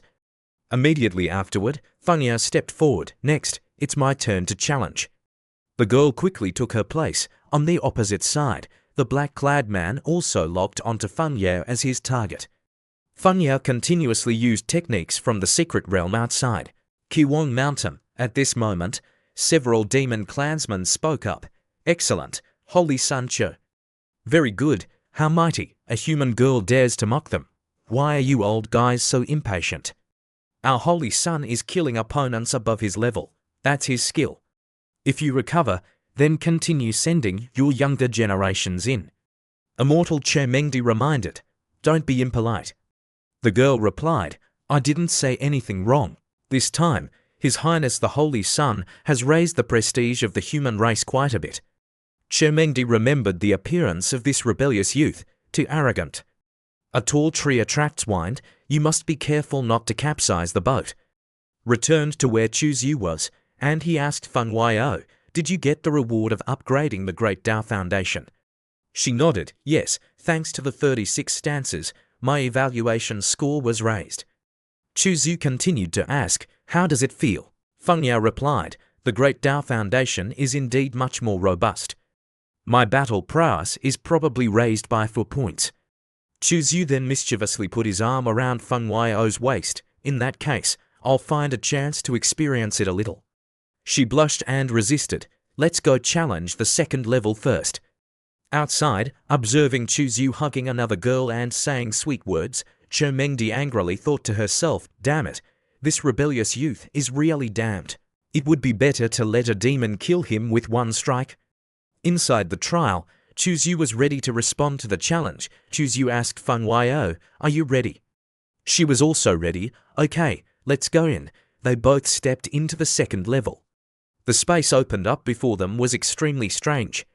Inside, there was a group of humans and demons sitting in meditation, constantly chanting something. Chu Zi clicked his tongue. They're all comprehending secret techniques. "This level is interesting." Immediately, a girl with rabbit ears stepped in front of Chu Zi and greeted, "Welcome, new challenger." The extremely charming and beautiful referee girl said, "Please note that in the 2nd space, fighting and killing are not allowed. If you violate this rule, you will be eliminated from the game." She smiled brightly, providing detailed information. This level mainly tests the challenger's comprehension. Later, you will step onto the challenge platform and your skills will be sealed. You can only use the secret techniques comprehended from the statues. If you two are ready, then start comprehending. Chuzyu didn't care much about the people around him and just stared at the beautiful referee girl. What is this? She looks like the jade rabbit next to Earth's legends. I really want her. Seeing Chuzyu staring at the referee girl, Funya sarcastically said, could it be that you've taken a fancy to that woman? Chuzyu was startled. That won't do. That woman is clearly a puppet, not a real person. Chuxiu then grabbed Funyu's breasts. You know how to tease me now, I'll kill you. Funya reminded, let's go comprehend the secret techniques first, then do whatever you want. Okay, afterwards, they both went to the front of a large Buddha statue. They sat down to prepare for meditation. Funya suddenly discovered that these secret techniques were all improved versions of the true martial 36 stances. Could it be that you already knew the effect of the 36 stances? Chuzyu reminded, what's so surprising about that? She thought to herself, he's just showing off again. Very quickly, Funya realized what kind of secret technique the true martial 36 stances were and how powerful its energy was. Chuzyu said, actually, this is a part of the fighting word secret. Aren't you very excited? I really thank you for your reminder. Otherwise, I wouldn't have gotten the Great Tao Foundation reward in the first level, and this level would also be very difficult to pass. Chuzyu smiled and said, just saying thank you isn't enough. Unless you give birth to a child for me, but the child belongs to me, and I can't give it to other people, Funya shyly stammered. But, Chuzyu then pulled her into his arms. No buts. If you don't listen, be careful. Funya continued to resist. Let's pass this level first and talk about it later. Half an hour later, Chuzyu had passed the level. The demon clansman saw Chuzyu leave and discussed. Can't be. He went to the arena. Did he comprehend it already? Impossible. The secret techniques in this statue are mysterious and difficult to comprehend. How did he do it? I guess he just passed the shallow test of that rabbit girl. That rabbit girl saw Chuzyu come over and asked, Challenger, you've decided to challenge me? You only have 3 chances, so please cherish them. Now I will seal your other methods, and later you can only use the secret techniques you just comprehended. Chuzyu coldly replied, stop talking nonsense and start. The pink rabbit angrily widened her legs and said, I won't hold back, you must be careful. Seeing the pink rabbit rush over, Chuzyu used the true martial mountain breaking seal. The girl was quickly blown away. The pink rabbit exclaimed in surprise, well done, congratulations on passing the level. Chuzyu was startled, so I passed the level, it's that simple. The system announced, congratulations to the challenger for passing the second level. Please choose 2 of the following rewards. 1. 50 million Divine Origin Stones. 2. Increase Great Tao Foundation. 3. Increase Body Strength. 4. Refine the Sword. It detected that the friend has already received qualification. Modifying rewards. Change appeared. Selection chaos due to unknown reasons. Forced to terminate. Chuzyu was also very confused. What's going on? Could it be that you can't afford to play? Suddenly, a different space opened up, and Chuzyu was sucked into it. The group of people saw Chuzyu disappear, and the different space slowly closed up. Then they discussed in an uproar, Chuzyu passed this level. Where did he go? What's going on? Funya and the group of humans were very worried. Chuzyu was brought to a strange different space, but this place looked too familiar. Seeing the stone stele in front of him, Chuzyu felt very familiar and felt like he had seen it somewhere before. Chuzyu stepped forward and read the words on the stone stele in front of him. Chuzyu reached out and touched the words on the stele. Suddenly, a change appeared, and a sword descended from above. Chuzyu immediately recognized that this was sword intent at the Emperor level, transformed into aura. This aura was too familiar. Chuzyu closed his eyes and concentrated, thinking hard. Ancestor Emperor Zun, it's her. Unexpectedly, another change appeared, and a voice rang out, wrong path, dead end. Chuzyu curiously asked upon hearing this notification, what's wrong path? Explain further. The system announced, starting to open rewards. Checking, The challenger's Great Tao Foundation is greatly accomplished. The degree of perfection cannot be temporarily upgraded.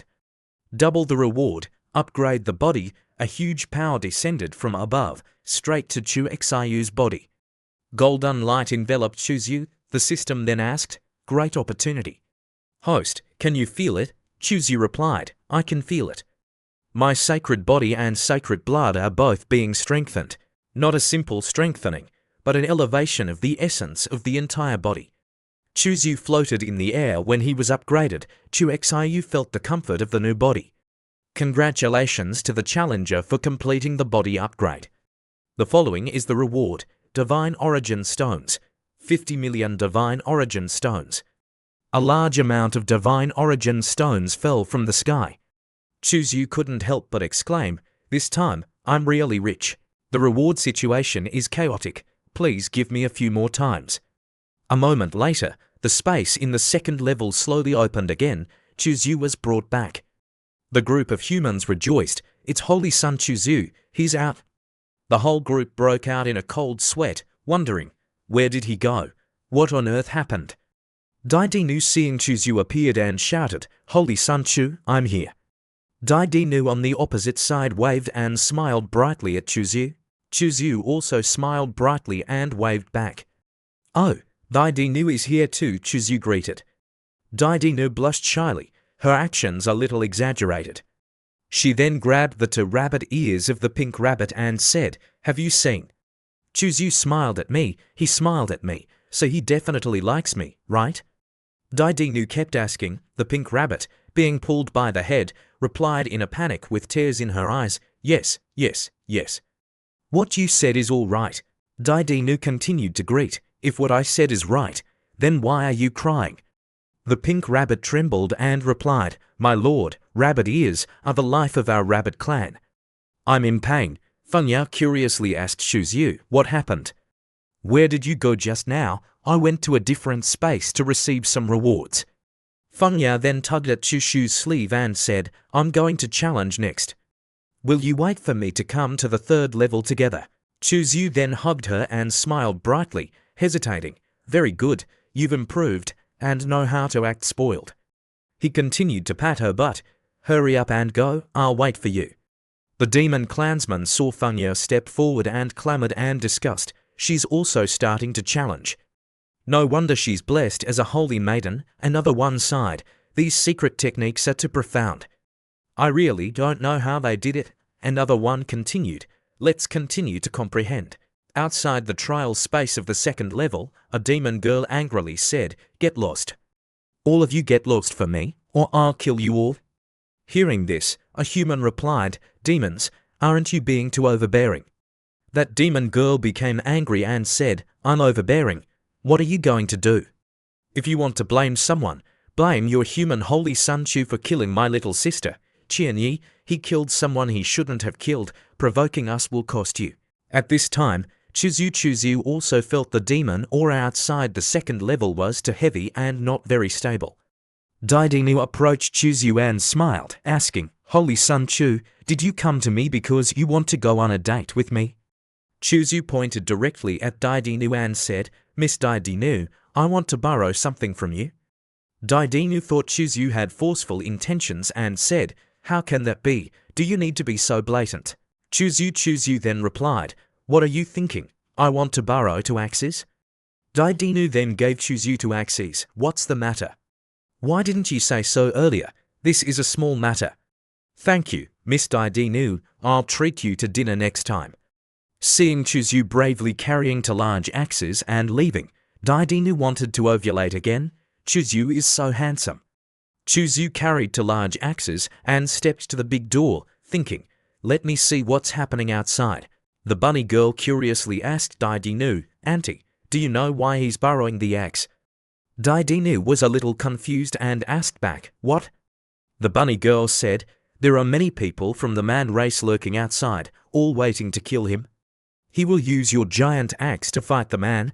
The news that he intended to use the axe to fight shocked Dai Dinu to the extreme. Her eyes widened as if she couldn't believe her ears, and her mouth gaped open, unable to utter a word. Her whole body stiffened and motionless like a statue. Daidinu cried out in a panic. Chuzyu, wait. After you finish using it, the small axe will automatically return, so don't worry that I won't have an axe to use. She didn't forget to remind him. Also, it's very dangerous outside, you must try your best. The people of the Yao race in the checkpoint stood frozen, their faces blank, not understanding what was happening. The bunny girl stood there dumbfounded, cold sweat pouring down her face. She was extremely confused. She didn't know which side Daidinu was actually on in this bizarre situation. Seeing Chuzyu stepping out of the checkpoint alone, the man race was overjoyed. He's out. He's finally out. Kill him. Dismember him. The female Yao race member narrowed her eyes and stepped forward with her arms crossed, a sinister smile on her lips. Chuxiu, you've finally come out.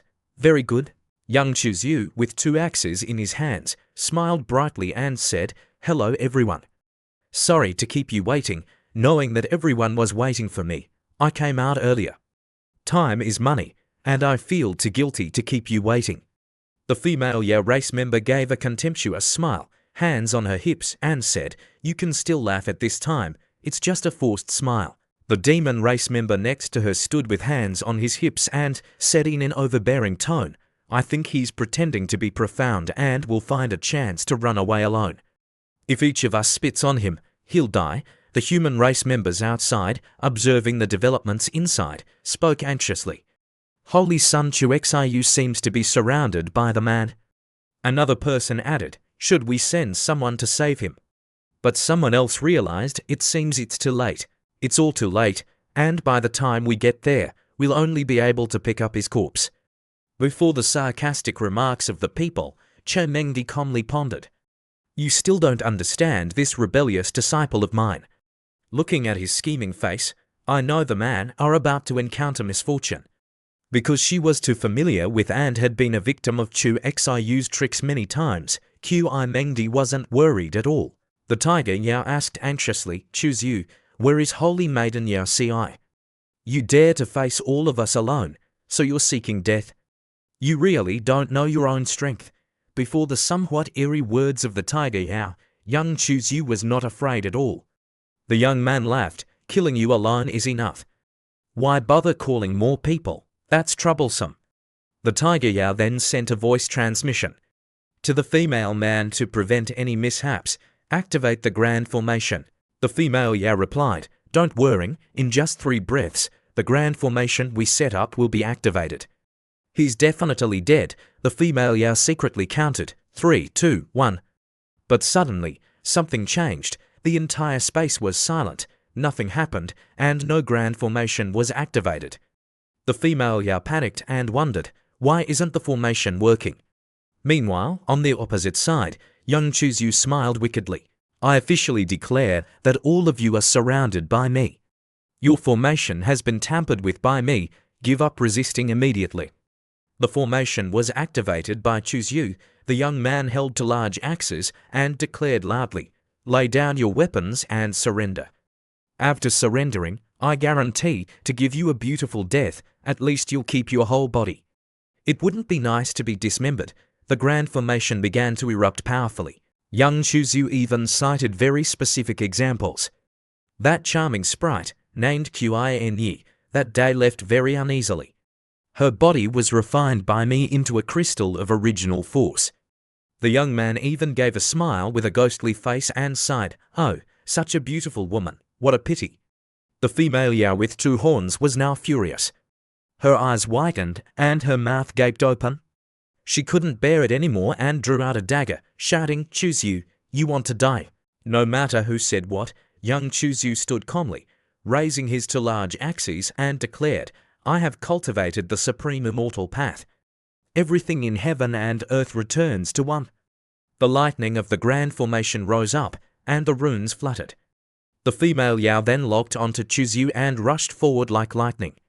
She gnashed her teeth and aimed straight at Chuzyu's chest, wanting to end his life with a single stab. Die. As she got close to Chuzyu, she was stopped by a mysterious force. Chuzyu gave a wicked smile. The next second, the female Yao's dagger was knocked away, spinning more than 10 times before falling to the ground. Seeing that young Chuzu was too strong and easily broke her moves, the female Yo was very confused and wondered, why is it like this? How powerful is this body? Young Chuzu was extremely cold. One axe touched down, and red liquid covered the entire space. A miserable scream echoed. After easily defeating the female Yo as if he was playing, Chuxiu switched his target to the fat tiger Yo. It's your turn? Seeing Chuzu with two large axes and murderous intent rushing towards him, but Tiger Yo was controlled by a mysterious force. He could only gape his mouth and curse inwardly, "Damn it, I can't break free." Chuxiu struck down with two axes, and Tiger Yo was split into 3 pieces. Chuzu continued to clench his teeth, a sinister smile on his face. The young man's eyes were bloodshot with craving. 30 seconds later, only the corpses of the demons and monsters were lying scattered on the ground. After the smoke cleared, the human girl outside saw Chuxiu's strength and wanted to marry her daughter to the young man and exclaimed, "Holy son, well done. These demons and monsters dared to surround our holy son. They deserve to be killed." Fairy Chemengdi witnessed this scene and was quite satisfied. She took a deep breath, making her breasts full and round, and thought, "This rebellious disciple really doesn't disappoint me." The demon race members outside were very worried. The bull-headed great sage exclaimed, "They're finished." Great Sage Qingyu, also known as the chicken-headed great sage, was angry. "Chuxiu, damn it, we must avenge the man. This little bastard dares to provoke a hornet's nest. We must dismember him, Lord of Thousand Faces with a new appearance." He analyzed, "It's not that they're not good, but that Chuzu is too sinister. It's normal that they can't fight him. What a pity." The chicken-headed great sage whispered, "Thousand Faces, if this continues, it's not good. Looking at the current situation, secret technique is likely to fall into Chuxiu's hands. Can we still wait for the evil being in Wenya Valley?" Before the impatience of the chicken-headed great sage, Lord of Thousand Faces comforted him, "Don't panic. Even if the evil being in Wenya Valley comes, he will only have a 40% chance of survival." The chicken-headed great sage was very confused when he heard this. "What do you mean?" Lord of Thousand Faces explained, "I mean you should think more broadly. Chuzu is definitely not a kind person. His scheming, strategy, and talent are all extremely terrifying. The evil being in Wenya Valley has a 60% chance of dying if he fights him." The chicken-headed great sage didn't want to hear it. "You have changed. You have been defeated by the young Chuzu and have become more and more timid.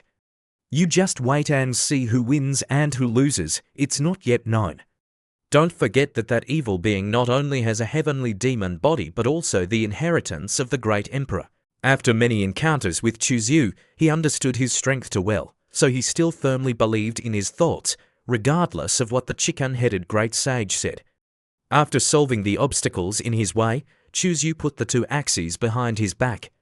Chuxiu secretly thought, "Thanks to the 2 giant axes of Butterfly Empress, I had planned to set up a listening formation on them after the battle to steal some important information about the man."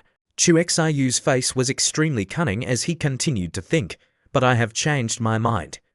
I will seal this great Tao curse into Butterfly Empress's giant axe.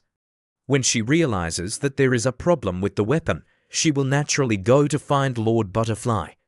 At that time, I will try to kill Lord Butterfly, but it is very difficult to hide from a Holy King-level overlord. What should I do?" Chuzu stroked his chin and thought for a long time to find a way to deceive Butterfly Empress. Finally, the young man thought of his holy maiden and clicked his tongue. "Fengya can help me to relax her a little." A moment later, Holy Maiden Fengya stepped out of the checkpoint. She exclaimed happily, "Holy Son, I have successfully passed the checkpoint." Seeing that there were corpses everywhere under Chushu's feet, Fengya was confused and didn't know what had happened. She was stunned. Fengya looked at Chuzu with admiration. "Chuxiu, you are getting stronger and stronger. If I was surrounded and killed, I'm afraid I could only run away. But you not only didn't run, but you could also keep all of them here." Hearing these flattering words, Chuzu was a little surprised. He didn't expect them to come from the mouth of the Holy Maiden. So the young man took advantage of the situation and hugged the young woman and asked cleverly, have you fallen for my strength? Seeing Chuzu pulling her closer and holding her hand tightly, Funya blushed shyly. What are you doing? Suddenly, the young man touched a bit of magic on his hand and made a small cut on Funyao's finger. Chuzu looked at the drop of blood that oozed from Funyao's hand and muttered, "Recently, I have killed too many men, and I have discovered that I seem to have an unusual desire for the fresh blood of the man. I wonder if I have a similar desire for the fresh blood of the human race." The young man leaned in and wanted to check. There is no reaction to the fresh blood of the human race, but why do I desire monster blood, or what will I get if I eat monster? Funwao is extremely difficult to understand action, like being frozen stiff. What's going on? After thinking for a moment, Chuzu put Funwao's finger in his mouth to check the blood. Then, the young man smiled brightly and hesitated, saying, "Listen to me, I plan." Seemingly guessing Chu Xiu's thoughts, the girl widened her eyes and said, "You plan to attack the Holy King." The young man coldly replied with a hum. Funyao then pondered, thinking to herself, "If things go according to your plan, then I might be able to achieve my innate Tao body indeed. It has the ability to conceal heavenly secrets." Chuzu then caressed the girl's chin and asked, "Just say it, are you doing it or not?" Without hesitation, Funya replied, "I'm doing it." Chuzu then squeezed her big breasts and said, "Then let's seize the time. Let's start, set up a barrier so no one knows what we're doing." The people outside, observing from afar, saw a layer of barrier being created and wondered curiously, why are the Holy Sun and Holy Maiden setting up a layer of hidden barrier? What do they want to do? The crowd began to speculate wildly. They even thought about the young man wanting to play a little game to relieve the pressure after passing through the 2 trials. As expected of young people, their energy is truly abundant. At this moment, Master Qi Mengdi, seeing the barrier being created and obscuring her view, became annoyed and irritated. Her jealousy surged. This rebellious disciple is truly shameless. Wait until he comes out. I'll make him look good for doing such indecent things. That's a bit too much already. Inside the secret realm, Chuzu and the Holy Maiden were strenuously working their cultivation. After a while, Funyao announced, "All right, I'm ready." The young man picked up the large axe, contemplating something. Chuzu smiled smugly, "Then let's wait for the fish to bite." 7 days later, without warning, a brilliant golden light suddenly burst forth in the sky, so blinding that people had to squint.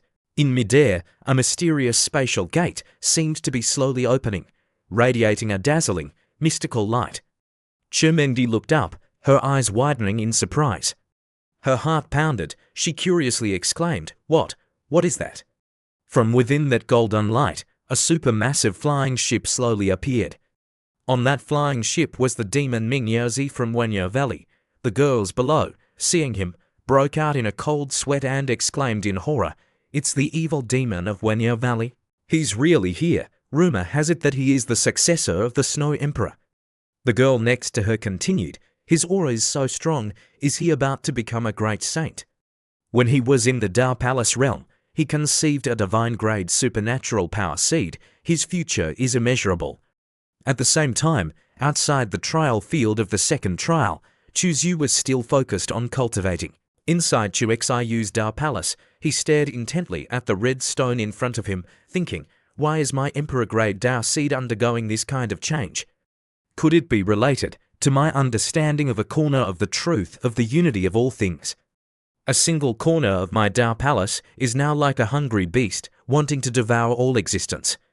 Apart from the human race, I have a feeling that I can now project it outward and directly devour people." The system, knowing Chu Xiu's thoughts, laughed evilly and warned the host, "This may be related to the bloody aura of the human race." However, further exploration is still needed. These past few days, in order to clarify his own changes, Chuzu and Funyao haven't left the second trial space. Although it's not possible to confirm specifically what changes there are, it can be confirmed that this type of change has almost no side effects. While he was still thinking, Funyao found him, carrying a chicken upside down. The red chicken in Funwao's hand trembled and said, "Chuzu, haven't you gone to a higher place? Why are you still here? What do you want to do with me?" Then, she released the chicken to the ground. Immediately, it transformed into an extremely adorable and seductive girl. Still with his old habit, Chuzyu caressed her chin and reassured her, "Don't be afraid." Chuzyu grinned and pointed to his face confidently. "You see how kind I smile." "I definitely won't hurt you," the chicken girl exclaimed in horror. "You are an evil demon." "No one would believe your words." Ignoring her words, the young man instructed the holy maiden Fanya, "Go to the entrance of the cave and protect me." The chicken girl continuously begged, "Mommy, I want to go home." Fanya obeyed Chuexayu's words and went to the entrance of the cave to protect him carefully. Inside, the girl, seeing the extremely cunning expression on Chuexayu's face, turned pale. "What exactly do you want to do?" Chuzyu gave a devilish smile and replied, "Don't worry, you'll know later." The young man took out a super big red stone. The chicken demon girl was startled and panicked. "What is this?" Immediately after, she saw the young man showing a sly smile. His eyes were extremely strange. Boom, the stone shattered, and a burst of extremely strong fire-like power spread. The chicken demon girl screamed in fright, "Help!" Then, the mysterious power enveloped the chicken demon girl. And the young man began to close his eyes and concentrate. It seemed that the young man had seen the previous scenes of the chicken demon girl. Then, the young man also saw a very high-quality scene. The chicken demon girl was practicing spelling UA or something with a very hot appearance. The young man was surprised and curious, thinking, "Is this soul reading? So the Guidao seed has this kind of new ability." An hour later, the time for the soul reading technique also ended. The chicken demon girl slowly calmed down, her head was pounding, and her whole body was weak. The young man asked, "Are you awake?" Suddenly, the girl recovered very quickly and knelt down obediently, submitting to the young man. The chicken demon replied, "Yes." After that, she kept kowtowing to the ground. "Your Honor, I am your most loyal servant. Thank you for giving me a new life." The young man happily asked, "Ah-kun, do you feel any changes in yourself?" Ah-kun's whole body was full of energy. She excitedly replied, "Your Honor, thanks to your blessing, the Demon Emperor's bloodline in my body has increased by several levels. The defects of the heavenly grade divine power seed have been filled, and the effect has reached the immortal grade level." She felt extremely lucky and added, "My strength has increased by at least 10 times, and the speed of cultivation has also increased a lot. After leaving the secret realm, I may be able to reach the lesser saint or even the great saint level." The young man looked at Ai-kun in front of him and thought to himself, "After this experiment, I have roughly grasped the effect of the Guidao seed. 1. Consume. Consume cultivators other than the human race transforms them into a kind of blood-colored energy, which is the strange blood-colored energy stored in the blood-colored planet beside the divine Dao seed. 2. Modification. The blood-colored energy can transform all races, making them obey me from the soul."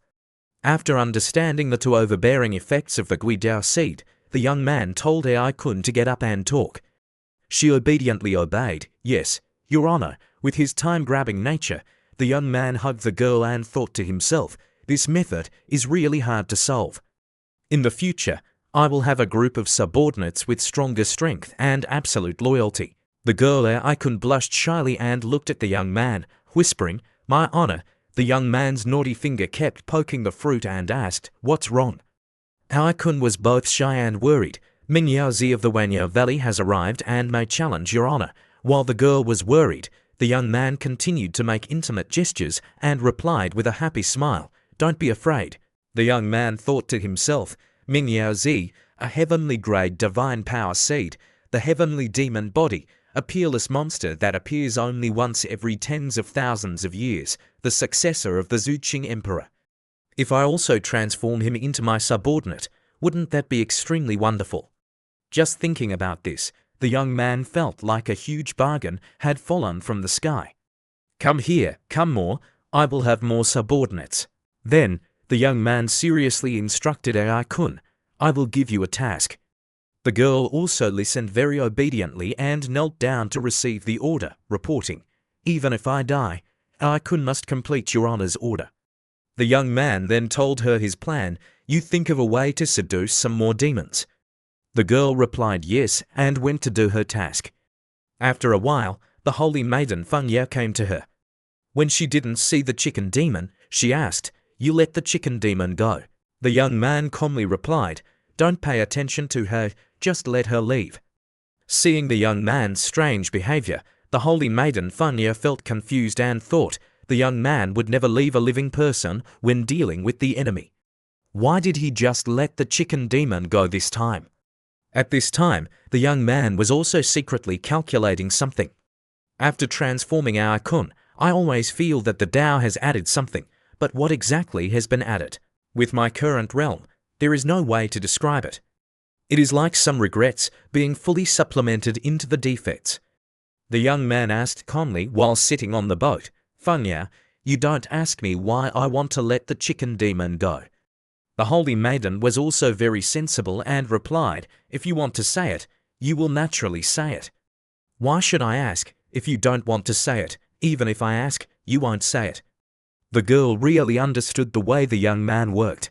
The young man coldly said, "There are some things that the less you know, the better." "You say, is that right?" The young man's eyes were red as he looked at Funya and gave a sly smile. The girl lowered her head and said her thoughts, "I felt a trace of killing intent from you just now, in an instant. You wanted to kill me. It seems that something that shouldn't have happened in the lava cave before, which can make you not even control your emotions." Hearing these words, the young man stood up and asked, "Fengwao, do you think I am very ruthless and very cold-blooded?" The girl honestly said what she thought in her heart, "I can understand. After all, you and I haven't known each other for long. It's normal to be wary. Don't worry, I have no intention of exploring your secrets." Still with the young man's personality, he rushed over to hug the girl and happily said, "If you say that, then you are being polite. You are my right-hand person.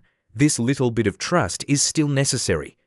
The girl Funya shyly said, "Then, after you finish your seclusion, shall we continue on our way?" The young man cleverly replied, "Not in a hurry, I want to do it one more time."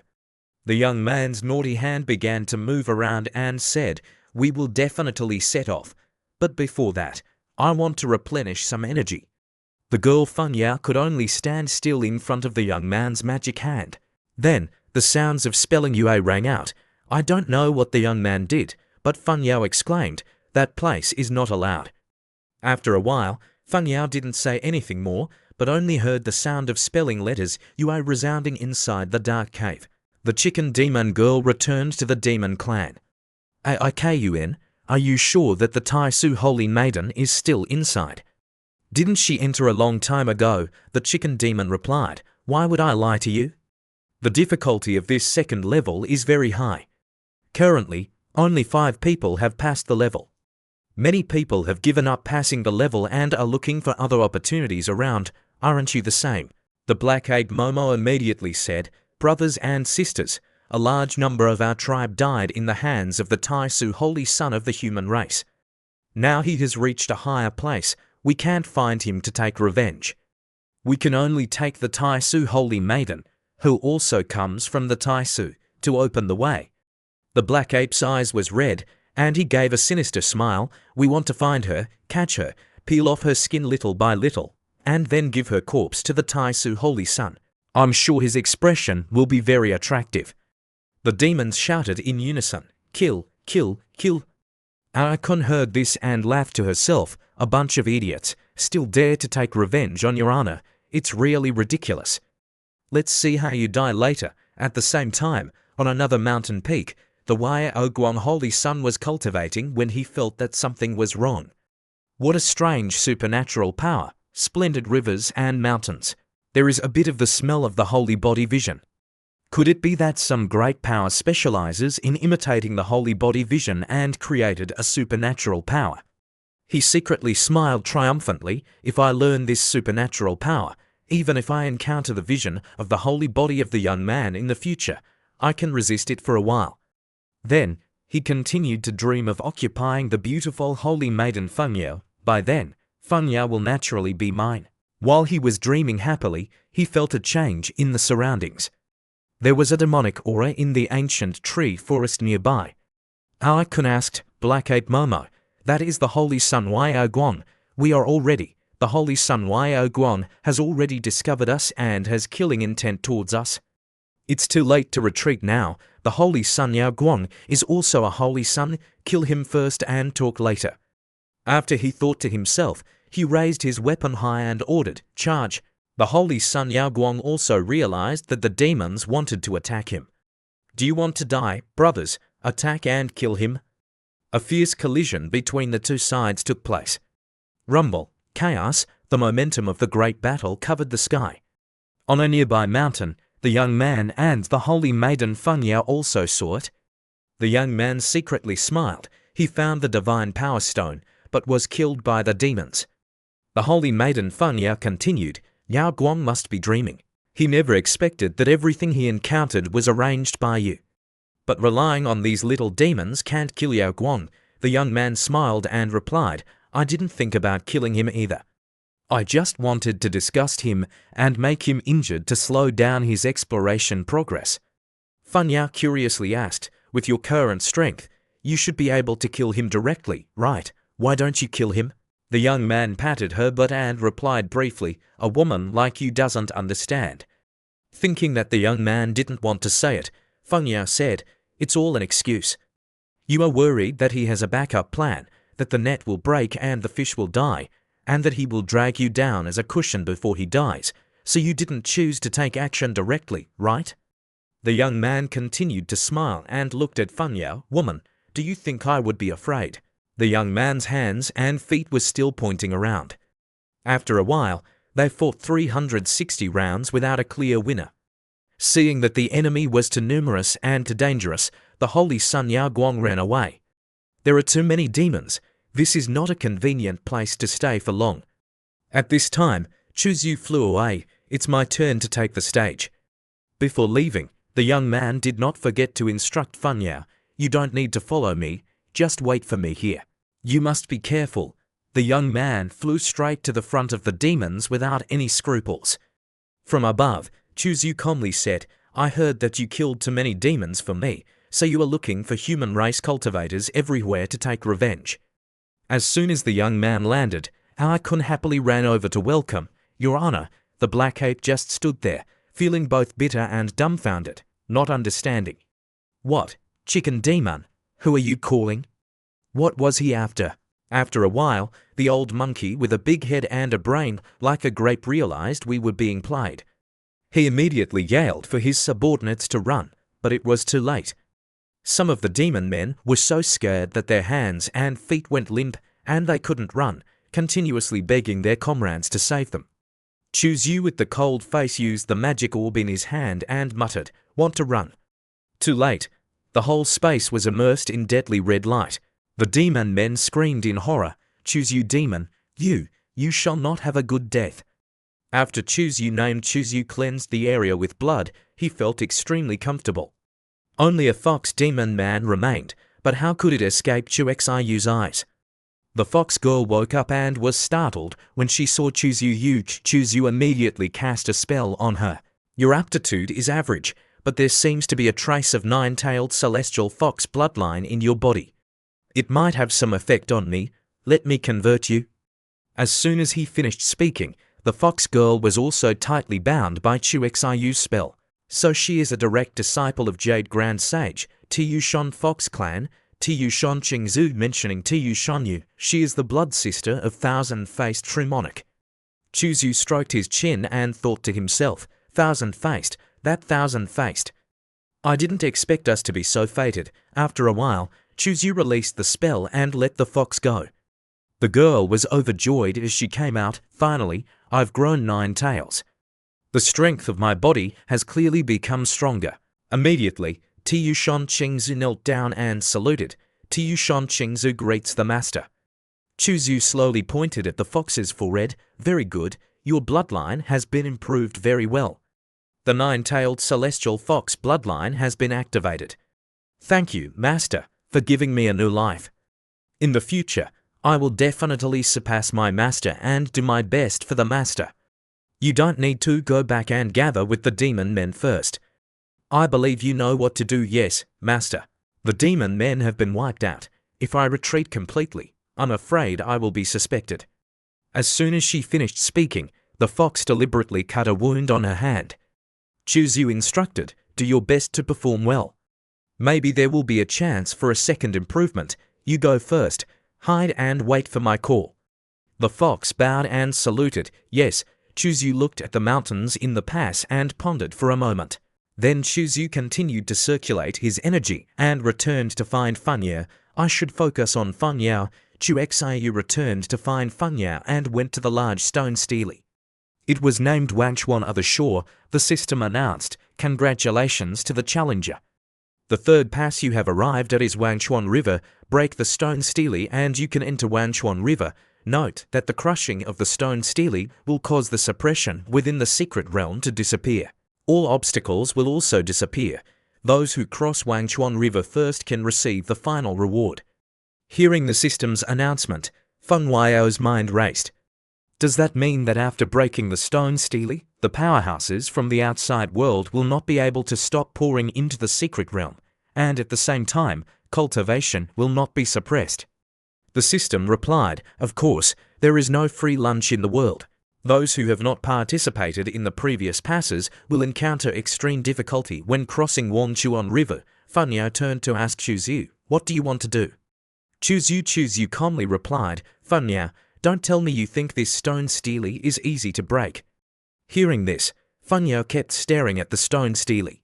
She looked and looked, but this stone stele looked very ordinary and there was nothing unusual about it. Chuzyu started to warm up his wrists and revealed a sly smile. Void Colossus Tree was the first pass, testing combat strength. The second pass tested comprehension. The third pass tests the combination of comprehension and combat strength. Chuxiu just finished speaking when he unleashed a move. Watch carefully.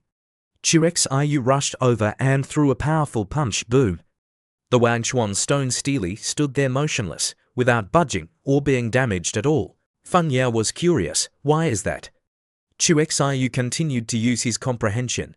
Chuzyu concentrated his mind. It seemed as if Chuzyu was lost in another illusion. There, several girls always wanted to keep Chuzyu first was Fairy Chemengdi, who said, "Rebellious disciple, where are you going?" The second girl kept asking Chuzyu, "When will you come find me?" The third girl was full of hatred. "Chuzyu, you die quickly, you devil." But how could these trivial illusions trouble Chuzyu? After a while, Chuxiu managed to escape and return to Funya. Only now did Funya understand. "Oh, so that's it. Is that a secret technique?" Chuzyu then revealed the name, Wanchuan. "It's just a very powerful secret technique of the mind. It will create illusions to disturb your mind. If you are careless, you may very well be trapped in the illusion and find it difficult to escape. To break the black stone stele, it would be more meaningful to call it the 3 lives stone stele. To break the 3 lives stone stele, you must comprehend Wanchuan to at least the proficient level." Funya was curious. Are there no other way? Chuzyu helplessly replied, "That's it, unless the great emperor comes." Hearing Chuxiu's answer, Funya felt it was too difficult. Where would a great emperor come from? This is too difficult. Funya proposed a bold decision. "Then I'll protect you first. You comprehend the divine power." The two of them sat down and circulated their energy. Funya sat behind to protect Chuzyu. Chuxiu was very focused and then asked the system, "Help me break through Wanchuan." The system laughed. "Okay," deducting points, starting to break through Wanchuan. While Chuzyu was breaking through, the people of the human race appeared. The Saint Sun Yao Guang then spoke. "Chuzyu has already begun to comprehend Wanchuan." The person next to him also wanted to seize the opportunity. "Then let's also seize the opportunity." After a while, Funya asked Chuzyu, "How is your comprehension? Do you have any confidence in winning and clearing the pass?" Chuzyu confidently replied, "Of course." The girl accompanying Mingyaozi was also curious and asked, "Really? Could it be that he has successfully comprehended it?" Mingyaozi firmly denied, "Impossible. Even I would need half a year to comprehend it. There's no way he could succeed so quickly." At the same time, in the outside world, at Chahuang Mountain, lightning struck continuously in the sky. Huge bolts of lightning continued to descend, whitening the entire space. Mengdi still kept a close watch on her rebellious disciple. Seeing the broken stone stele, the people of the human race were in a heated discussion. Who on earth could have broken that stone stele? The person next to him replied, I think it's Mingyaozi. Yu is just relying on the small success of the desolate ancient, sacred body to be able to show off for a while. Another person joined the excitement. Great Venerable Wangshan is also monitoring this place. The disappearance of the sealed, secret realm means that great figure will definitely come here in person. Hearing this, Qi Mengdi was worried. The Yao clan's mistress is coming in person. That rebellious disciple killed 3 great generals of the Wangshan clan in a row. I'm afraid he's caused trouble. What should I do now? At the same time, in the Tai Su Hall, Luo Qingyu was teaching martial arts to Qin Yiyi. She ate a large chicken leg and praised Qin Yiyi. Not bad, you can break through to the divine bridge realm soon. Qin Yiyi was overjoyed, really. Luo Qingyu finished the chicken leg in the blink of an eye and replied, yes. Then she instructed Qin Yiyi, little girl, you cultivate first. I'll go and come back soon. Luo Qingyu looked for Emperor Tai Suzi in the Tai Su Sacred Land. The person she was looking for was the Holy Lord Tai Suzi. Tai Suzi met Luo Qingyu and said, Tai Su Sacred Land, Tai Suzi greets Taoist. Luo Qingyu didn't say anything and just stared at Tai Suzi's perfect figure. Then she looked at the places she needed to look at and said, Taoist's cultivation is truly profound. Tai Suzi covered her mouth and smiled. Taoist's cultivation is even more profound. Luo Qingyu went straight to the point. I heard that you shielded that boy Yu from a tribulation, which is why you suffered Dao injuries. Your aptitude is peerless, with the potential to impact the position of emperor. Is it worth sacrificing so much for a desolate, ancient, sacred body? Tai Suzi replied very quickly and decisively, worth it. Luo Qingyu laughed. It seems you've also glimpsed a trace of heavenly secrets. Luo Qingyu then offered wine to Holy Lord Dianxia Tai Suzi. Tai Suzi quickly caught it. She stared at Luo Qingyu and thought, too strong, too big. Oops, the power is too great. So this is a quasi-emperor powerhouse. If she were to attack suddenly, who could react? Why is she looking for me? Luo Qingyu continued. Yu is planning to catch the entire demon clan in one fell swoop when he sets off for Zhehuang Mountain. Tai Suzi was also curious and asked, that's too dangerous. Why didn't you stop him? Luo Qingyu confidently said, that kid is wicked. Don't worry, he'll find a way to avoid the risks. Tai Suzi asked for help. Then I'll trouble Taoist Luo. Please protect Yu after the situation is beyond control. Inside the formation pass, Yu continued to use formations. The formations became bigger and bigger. Yu concentrated very highly. The name Mingyaozi thought that Yu couldn't do it and smiled mockingly. This formation isn't small, is it? Yu then pointed a finger. The power converged, causing the stone stele to shatter.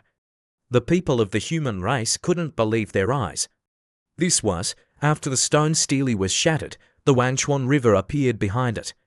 The people of the human race shouted, Yu succeeded. The system announced, Challenger Xiu has completed the 3rd trial pass. The secret realm's heavenly Dao suppression will disappear after half an hour. All challengers, please note that the first cultivator to reach the other shore of Wangchuan River will receive the 9 secrets, Do secret. The demon races also stared at Yu with wide eyes and sighed, Yu is too strong. He was the first to comprehend it. The horse faced one laugh. So what if he comprehended Wangchuan? Isn't he still making a wedding dress for us? His intention was to snatch the loot from Yu. The system reminded again, the first person to reach the other shore will receive all the rewards. Now the struggle for the reward begins for you. The demon racers then brandished their weapons and rushed up to kill Yu. We want to take the Dou secret. Yu smiled wickedly. Everyone, do you want to snatch my spoils of war? You have to think carefully. Behind them, there were footsteps. It was the name Mingyaozi. He said, I was just about to fight you. The rest pointed at several stones on the fallen stone stele and said, wait, look, the stone stele seems to be melting. Look at the ground, it's being hit by it. This stone stele isn't light. Meanwhile, Yu had shouldered a huge piece. The other one was curious. Could it be that this stone stele will only stop melting if you carry it? Minyaozi laughed at Chu Zhu. Are you trying to fight me with this gravestone? Chu Zhu only asked briefly if I felt looked down on.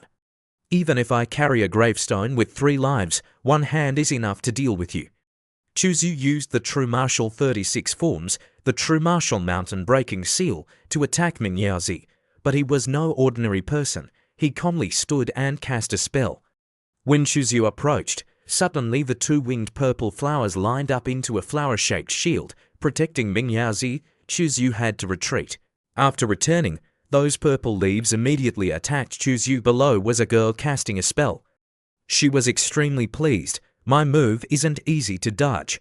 Chu Zhu was immediately lost in an illusion with the pink flowers attracting him. After a while, the young man recognized that this was a bewitching illusion. Minyaozi sneered. Chu Zhu immediately hid behind the large rock he had carried earlier. A series of hidden weapons attacked him. Minyaozi aimed at Chu Zhu, but the stone blocked everything. She couldn't believe her eyes. How could he do it? How could he break the illusion? Before she could regain her senses, Chu Zhu appeared in front of her carrying the large rock. The young man said, "If it's none of your business, mind your own business. Qingzhuan, you shouldn't intervened." Minyaozi couldn't believe his eyes and exclaimed, "His speed is so fast." Chu Xiu coldly pointed his hand, intending to slam the rock down on the girl. Qingzhuan gritted her teeth. "Damn it, how can't I move?" Suddenly, a giant demon in the back appeared and shouted, "Stop!" Without saying a word, the young Chu Zhu gave him a powerful kick. The demon flew far away. The girl Qingzhuan was terrified, her face pale, and shouted, "Minyaozi Dao, save me!" Chu Zhu still stood calmly, casting a spell. The rock above Qing Xuan's head grew huge. She was frozen in place. Then she began to feel death approaching. Before she could do anything to escape, the cold-blooded boy Chu Zhu slammed the huge rock down. All that remained was a little bit of bloody liquid. Chu Zhu coldly said to Minyaozi, "She's dead. Come on, let's continue." Minyaozi was furious. "Okay, let me show you the power of the 9 heavens blue waterfall." He cast a spell, and the water behind him suddenly surged, turning into a tsunami. 200-meter height tsunamis were extremely powerful. Chu Zhu still stood calmly, observing. Then, the young man summoned his super-huge blade. Everything turns to ashes. The giant blade came down, and Minyaozi's tsunami was immediately split in 2. Minyaozi was even more shocked. Why could he easily break the 9 heavens blue waterfall like that? This is impossible. The 2 continued to fight with their fists. This time, it was a little better. Minyaozi endured longer. The surrounding rocks and earth cracked under the impact of both of them. They were too strong. Chu Zhu didn't forget to tease Minyaozi. "Your current state is a mess, yet you dare to fight me with your body." After exerting all his strength, Minyaozi was defeated. Chu Xiu praised him. "Indeed, your erect pupil state is very strong. Your body is more than 10 times stronger. A hard head-on collision with my fist only caused internal damage. If it were an ordinary person, they would have long been turned into bloody fireworks." Suddenly, Minyaozi received a sound transmission from an old man. "Minyaozi, this person's ancient, sacred body is much stronger and more bizarre than I imagined." Temporarily retreat, he immediately obeyed and escaped. "Chu Xiu, you are indeed very strong. We'll fight again next time." Chu Zhu looked at Minyaozi and thought to himself, the power of the blood pupil is definitely extraordinary. Recklessly chasing him, if I push him to the edge, who knows if he'll want to perish with me. It seems that the plan to convert Minyaozi must be postponed.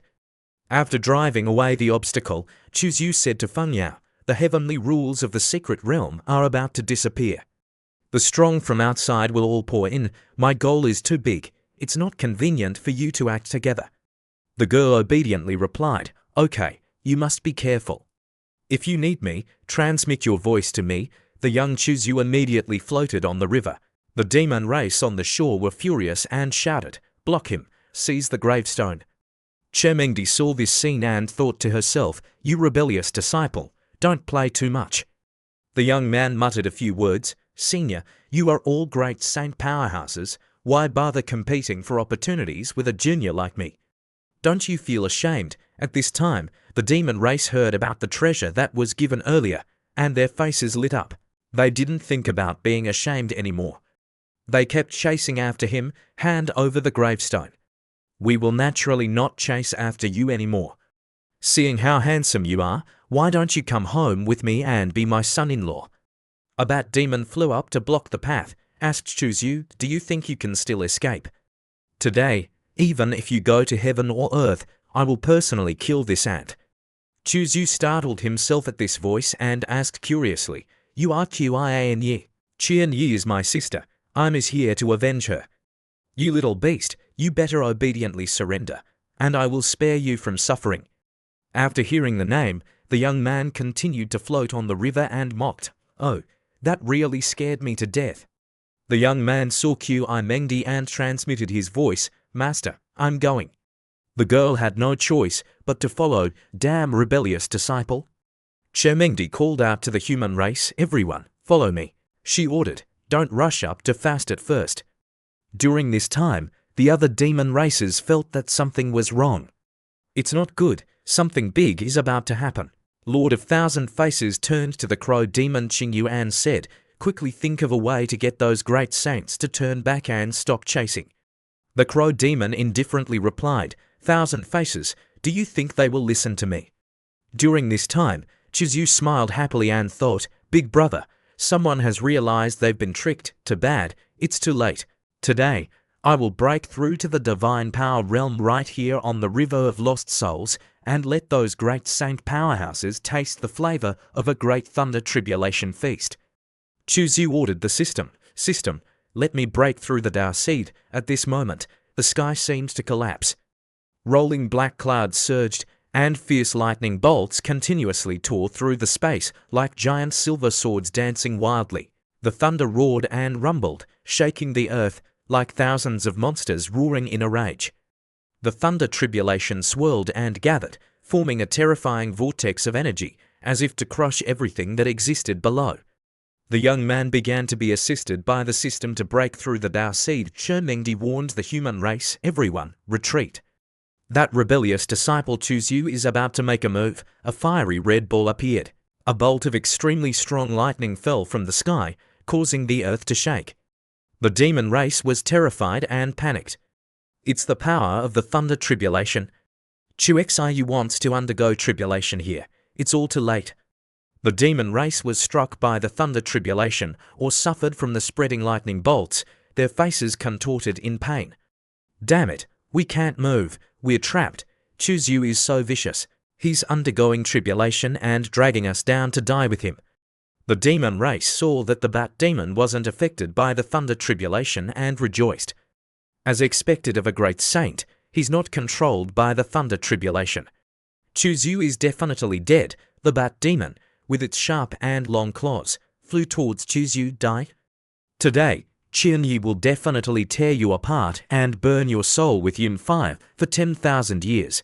The young man still smiled calmly, smirking at the bat demon's threat. Oh, you just try it. As soon as the bat demon flew over, Chuzyu gave her a rock. She was sent flying far away. Her entire body slammed into the rock behind her, coughing up blood. After a while, she struggled to get up and shouted loudly, I was careless just now. Immediately, the bat demon used her bewitching art of charm on Chuzyu. The young man raised a finger provocatively. You want to use charm on me?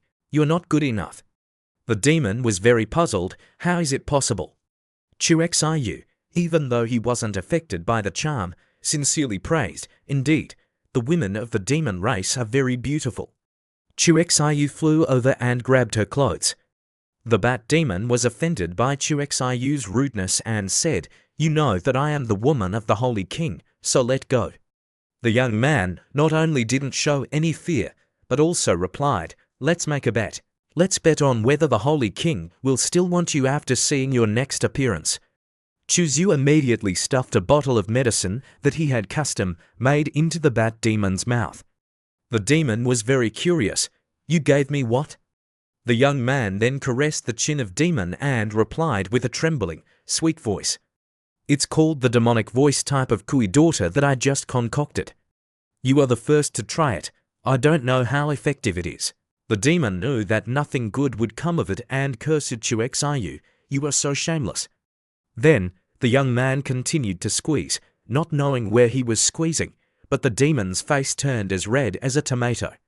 So what? I'm very shameless. Then, the young man continued to use his strong methods to take care of the demon. She only knew to stand frozen in place and cursed Chuxiu, you are so despicable. Let me go. Not stopping there, the young man even taught her how to read and spell. Finally, the young man meticulously checked the fruit in detail. Thousand Faces didn't dare to look and covered his eyes. This Chuxiu is too perverted. Wait until the thunder tribulation is over, and then prepare to save the person. If we continue like this, the great saint will be played to death by that guy. Suddenly, a giant hand appeared from the void, tearing the sky apart. The demon was overjoyed and exclaimed, "My lord, you've finally arrived. If you hadn't come, this concubine would have been bullied to death by this beast." The giant hand immediately sent out a powerful palm of fire towards Chuxiu, accompanied by a cold voice, "Believe in death." Chuxiu only snorted lightly. Just at this moment, Tai Suzi appeared and dispelled that palm of fire. She said, "Yanzan, you are a holy king realm, bullying the weak with your strength. Aren't you afraid of being laughed at?" A figure of an old man appeared from the void, surrounded by fire all over his body. Old man with a monstrous body, uttering words. "Your Tai Su holy son you possess, this time is truly outrageous," Tai Suzi retorts fiercely. "Excessive, young man, a group of great saints chasing after him isn't excessive." Why is the old man also going crazy? He led the lightning tribulation and killed a dozen great saints. Tai Suzi then took out the treasure pagoda and said coldly, "It's useless to say more. If you want to fight, then fight. Let's see if you're lucky enough to escape from my hands this time. Your Tai Su Saint Dao hasn't healed. How much power can you unleash? Don't speak big words to scare me. You can't scare me. Then let's try. Even if I can't unleash my full power, it's enough to kill you." Suddenly, the voices of the young man interjected. "What if we join?" 3 more figures appeared. The barbarian tribe head, the silver-winged butterfly mountain lord, and the golden ape of Chiao City. Chemengdi seeing this, she immediately ordered the human race to prepare for a major battle. The old man flared up, still teasing with fire, humming, not knowing the immensity of heaven and earth. "Today is the day of extermination for your Tai Su holy land." Tai Suzi's eyes shone brightly, and then he chanted a spell and ordered, "All members of the Tai Su holy land listen to the order. Today, the Yaoman appear in the secret realm, not letting one escape." In the southern region of the Tai Su holy land, 3 other demon races had secretly arrived. The red-headed, one-horned figure, seeing the Tai Su holy land in front of him, happily exclaimed, "We've arrived." The butterfly girl behind him added, "Yanzi Yuan's good plan, scheming to kill the Tai Su great saint in the secret realm. We'll go to the Tai Su holy land to rob their home." She laughed gleefully. "Even if that Tai Suzi escapes back to the Tai Su holy land, it will have already been exterminated. What can she do to us? Just thinking about it makes me happy." But no one can predict the future. Suddenly, a figure appeared on the mountain peak behind these 3 demon races. A voice came from deep within, causing all 3 to freeze. Many years without fighting, they've all become clumsy. Then all 3 froze on the spot, their eyes wide and blank. The butterfly girl broke out in a cold sweat and asked, "You are?" Luo Qingyu stretched and replied, "Who I am is not important. You only need to know that you will all die immediately." Hearing this, all 3 became stiff-mouthed. After observing carefully for a while, one of them recognized him as Dao Tai. "You are Dao Tai, Quasi-Emperor Luo Qingyu." The other 2, hearing the name, turned pale. Mouths agape, "Save me." Immediately, all 3 turned and fled for their lives, but how could they escape the heat of the sun? A monstrous giant mouth with sharp teeth was gaping wide, preparing to swallow them whole. After disposing of all 3, Luo Qingyu was quite satisfied and said to his great pet, let's go home and eat rabbit cubs." At Wangchuan River, Holy Master Tai Suzi was facing 3 tribe leaders. She used her fingers to focus her mind and unleash a spell. Her eyes were filled with golden murderous intent. Young Master Chuzyu was still sitting on a boat cultivating on a large rock, drifting freely on the river. Suddenly, a girl with long, green braided hair was standing on a boat, floating down the river very quickly. Young Master Chuzyu noticed and opened his eyes to look at her. The girl turned her head and smiled charmingly, saying, "Chuzyu, you've arrived. Why not have a cup of tea before you leave?" What's special is that this girl seems to be a tree transformed, as there is still a bud growing on her forehead. Seeing her strange figure, especially when called by his name, young Master Chuxiu was very surprised and thought, "She knows my name. Could she be a hidden Grand Elder?" With a swoosh, the young man flew onto the boat and politely greeted, "Senior knows me." The hot girl blushed a little, turned her face away, and said, "If not, who do you think is controlling this secret realm?" The girl strode into the boat, while the young man's face was still confused, not understanding what was going on. After sitting down, the girl happily invited Chuzyu to sit opposite. Chuzyu just sat down and curiously asked, "Senior is the creator of this secret realm?" The girl raised her teacup and replied, "Not really, I am just the guardian of this place." The girl added that when you came, you must have seen a large tree. I am that tree. Young Master Chuzyu was surprised and asked repeatedly, "The large tree, so it was your body?" The girl quickly understood the problem. "Are you very surprised?" Chuzyu saw that the ancient tree was tall and very old, so he knew that this was a senior, not an ordinary person. The young man was immediately impressed.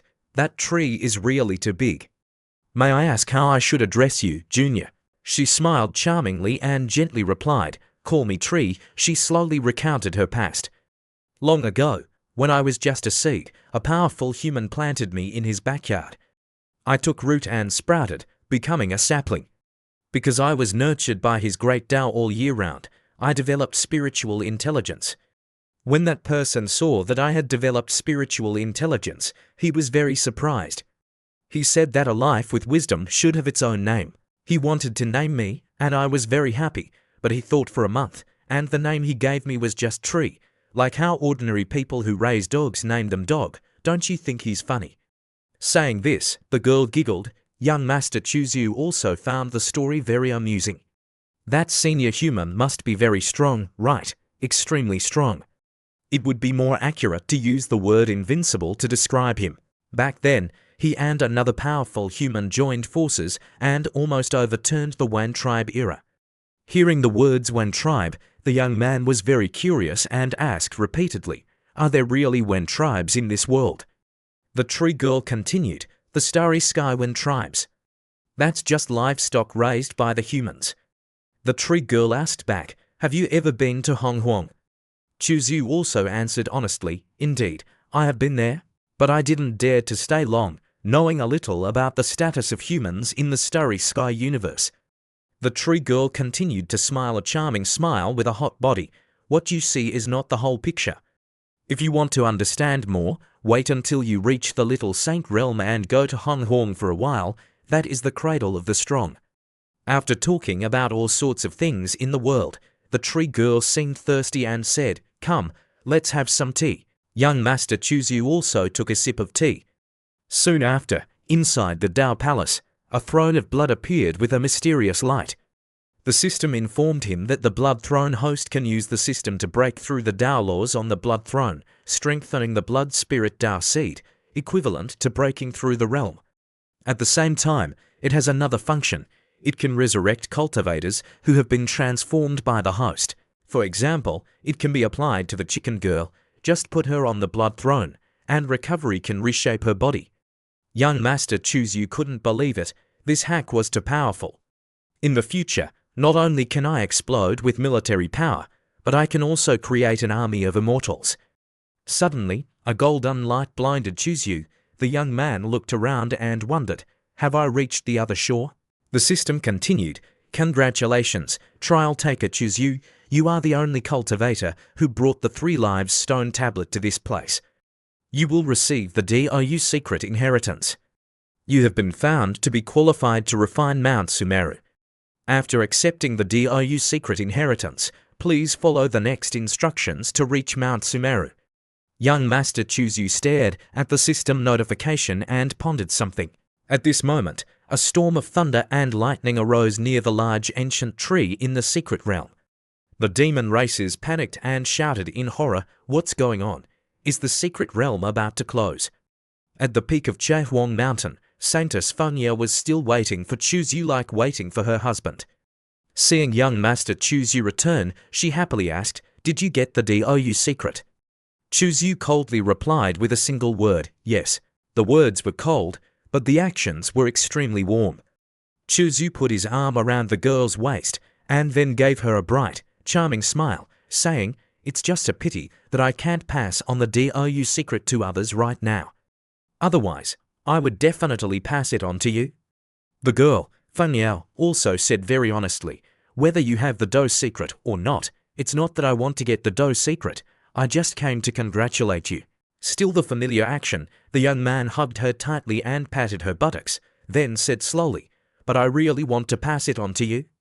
Just then, Qi Mengdi's fake cough came from afar. The young man froze, his face wrinkled like a monkey. Both of them turned around. Funya bowed and greeted, "Greetings, Master Young Shapik," Qi Mengdi said with an icy face, "Follow me." The young man replied with a no and strode after Chermengdi.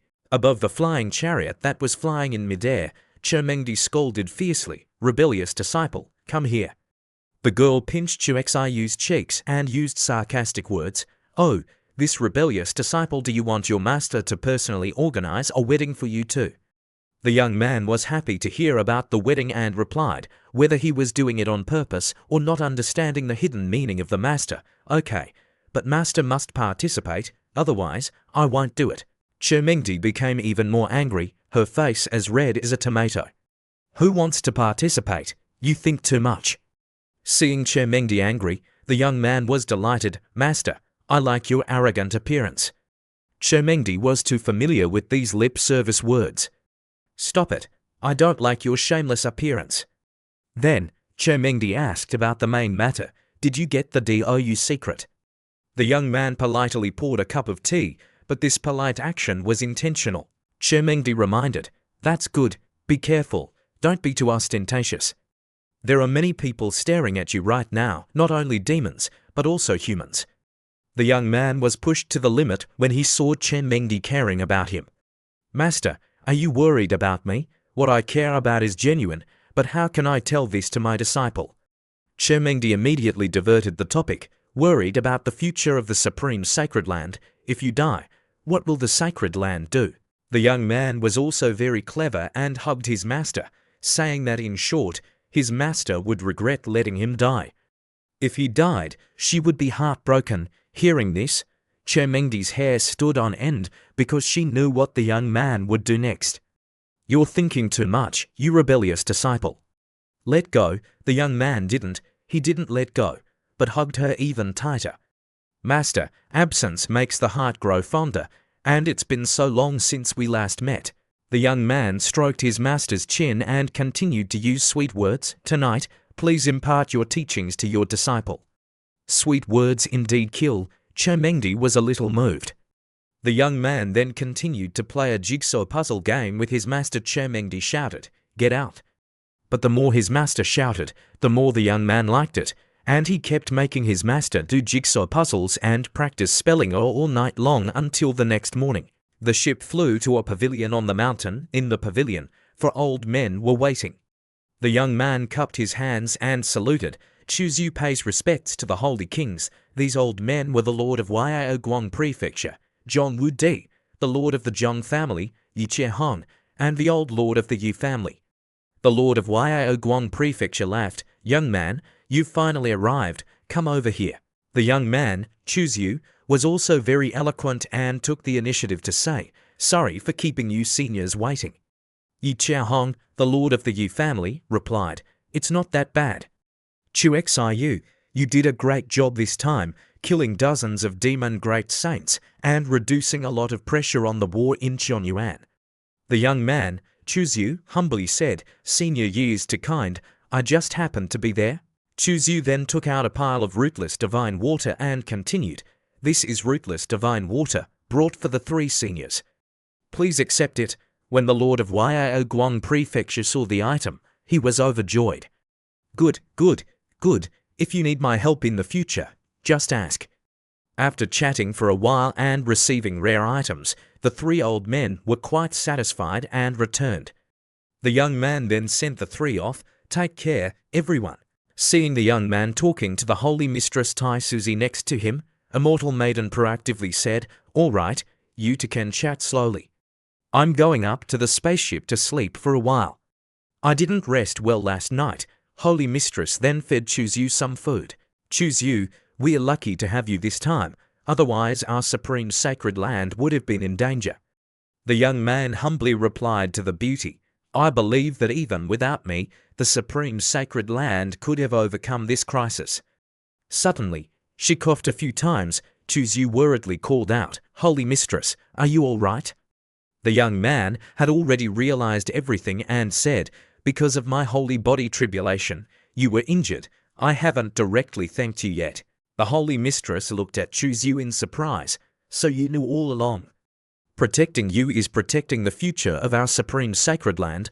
The future of the supreme sacred land will depend on you. There's no need to thank me." Chuzyu then took out a super large bottle of rootless divine water. The holy mistress was surprised. "What's this?" After opening the bottle, the holy mistress recognized it as rootless divine water. From afar, Chermengdi was extremely jealous. "You gave me so little, but gave Luo Fei so much." Holy Mistress Huo Luo Fei was also very surprised to receive so much rootless divine water and asked, "You're giving me so much. Do you have more?" The young man smiled and replied, "Of course, I have much more. If you don't have enough, just come and get it from me." Chermengdi, standing not far away, was furious. "He's really generous." Huo Luo Fei curiously continued to ask, "Chuzyu, where do you want to go next?" "First, I'll go back to the sacred land. I want to seclude myself and refine my cultivation." Hearing this, Huo Luo Fei was delighted. "Just in time, I also have to go back. I can take you with me." At this moment, his first wife stepped in and declined, "We wouldn't dare to trouble Holy Mistress. We'll wait for the spaceship later." Huo Luo Fei thought that Qi Mengdi had made a different choice today and said, "Flying on the spaceship is so slow. Don't you usually value efficiency?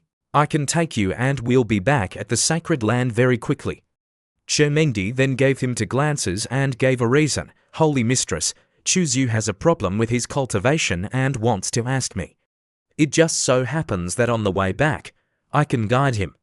Then, she turned to Chuzyu with a meaningful look. "Disciple, is that right?"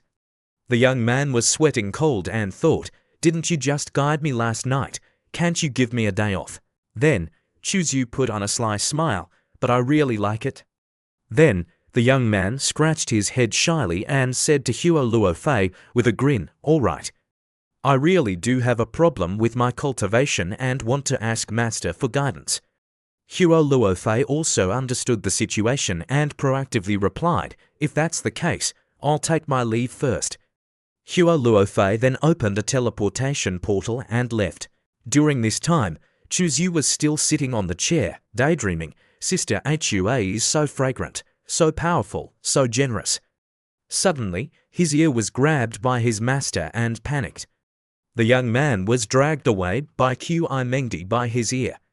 Chuzyu painfully cried out, "Ouch, ouch, ouch, master, please be gentle." Inside the spaceship, Chermengdi threw the young man into a room. Chuzyu started to panic and begged his master, "Master, I know I was wrong. The remaining rootless water is all yours. It's too late."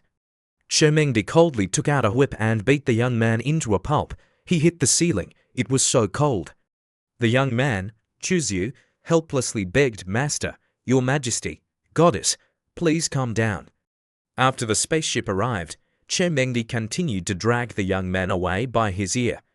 The young man could only continue to beg, "Wasn't it enough on the spaceship just now? Spare my life." The girl kicked the young man into a room again. Immortal Maiden Chermengdi coldly said, "Spare your life. Supreme Sacred Son is really joking. If you were to break down in my place, would your sister Hua spare me?" The young man, Chuzyu, began to use his superb acting skills to appear pitiful and beg, "What do I have to do for you to forgive me?" Sitting on a high place, Qi Mengdi shouted, "Kneel down." The young man had no choice but to obey obediently. If kneeling is what it takes, then kneeling it is. A true man can bend and stretch.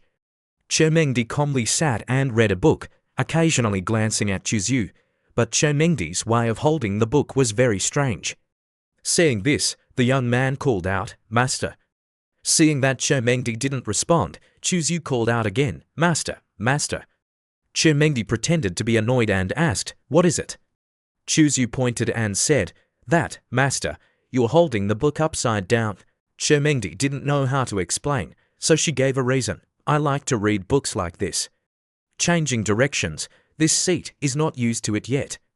Besides, how I read books has nothing to do with you." Hearing this, the young man immediately stood up and coldly said, "Okay, you can't be coaxed, right? Then I'm leaving, master. You should rest early." The young man calmly and leisurely walked away, no longer afraid. Mengdi began to get angry. "You stop right there. If you leave, don't come back later. You must have eaten a bear's gallbladder and leopard's heart today." So he replied very quickly, "Just right, I want to take a few days off." "Thank you very much." After Chuzyu left, Qi Mengdi angrily took the puppet of the young man and stabbed it mercilessly. "You rebellious son, you rebellious son, go die." In his room, Chuzyu sat down and ordered, "System, help me check the harvest in the secret realm." The system quickly responded, "Congratulations to the host. This system has checked your harvest. The Exumi mountain is a bit too regrettable. The information is partially missing. Sumi mountain, the type of congenital treasure, the grade is unknown, the function is extremely large, extremely heavy, will never be destroyed, can break all laws. The higher the host's strength, the stronger the power of this magic weapon." Hearing this, the young man was delighted. "Good baby. It's actually a congenital treasure." Suddenly, Chuzyu looked towards the door because he found that someone was breaking his restriction and wondered, "Who is breaking my restriction? Who else is planting potatoes on this land?" Outside the door was Mengdi. The two girls nearby asked, "Hey, what is the Lord of Yangsha Peak doing?" Mengdi replied to the two girls, "This disciple of mine is really not good at setting up a restriction. This seat will help him supplement it. Next time, I must tell him to do it properly. What a mess. The Lord of Yangsha Peak is really good to our Holy Son. The Holy Son's restriction has loopholes, and she, a dignified great saint, is willing to personally supplement it." Inside the room, the young man, Chuzyu, heard this and asked, "What?" Mengdi pushed the door open and entered. Chuzyu pretended to lie down on the bed. The young man pretended to fall asleep and thought, "Why did master come to me so late?" Mengdi worriedly touched the young man's hand. Mengdi muttered, "Silly boy, you didn't even notice the hidden wounds in your body." Immortal maiden Mengdi took out a pill and put it into Chuexayu's mouth. She thought to herself, wondering what she was thinking. She was still a little angry. She puffed up her cheeks and thought, "You rebellious son, I shouldn't care about you. I should wait for your hidden wounds to relapse and watch you kneel on the ground begging me. After thinking about it, it's better to save a life than to build 7 pagodas. I'll just do a good deed and accumulate merit." Chuexayu secretly grinned. "I didn't expect you to be this kind of master. But I like it." Suddenly, Mengdi stopped in her tracks. She pondered for a moment, making the young man panic. Mengdi felt that something was wrong. Rebellious disciple has always been cautious. Even if he's fast asleep, he'll be awakened by any abnormality. Mengdi then turned around and blamed, "What is this fellow Chuexayu trying to do?" The young man was sweating cold and worried. Oh no, why did she turn back? The young man, Chuzyu, began to imagine the scene where his master would show love. "Need to take care of myself," then give the young man a passionate kiss. Just thinking about it is already stimulating. Chuzyu blushed and wondered if his master would secretly kiss him like that. But life is not like a dream. There is no romantic scene, only pain to the sky. Pretending to sleep with me. Very well. Mengdi aimed straight at the young man's face and punched down hard from above. Not stopping there, she also gave the young man a super strong punch in the stomach. Chuzyu spurted out fresh blood, and all the dreamy thoughts also because of that spurted out completely. Mengdi angrily left. Chuzyu immediately called out loudly, "Master, you misunderstood me." Mengdi snorted in resentment, "Misunderstand?" At the same time, somewhere else, a group of people were talking excitedly. "Holy Sun Tai-su is really strong. At that time, you weren't in the secret realm, so you don't know. Oh my god, he led the Thunder Tribulation to kill countless monster great saints. Scene has never been seen before, really shocking." A disciple of Unlimited Sword Realm sitting at the next table immediately said, "Well, that day, the fourth sword master of our clan was also in Wangchuan River, but that Chuzyu is malicious and disregards affection, using Thunder Tribulation to kill the great saint of our clan. You guys are still praising him like that, it's ridiculous." Hearing this shocking name, the two people immediately became angry and slammed the table hard. "What? There's even such a thing?"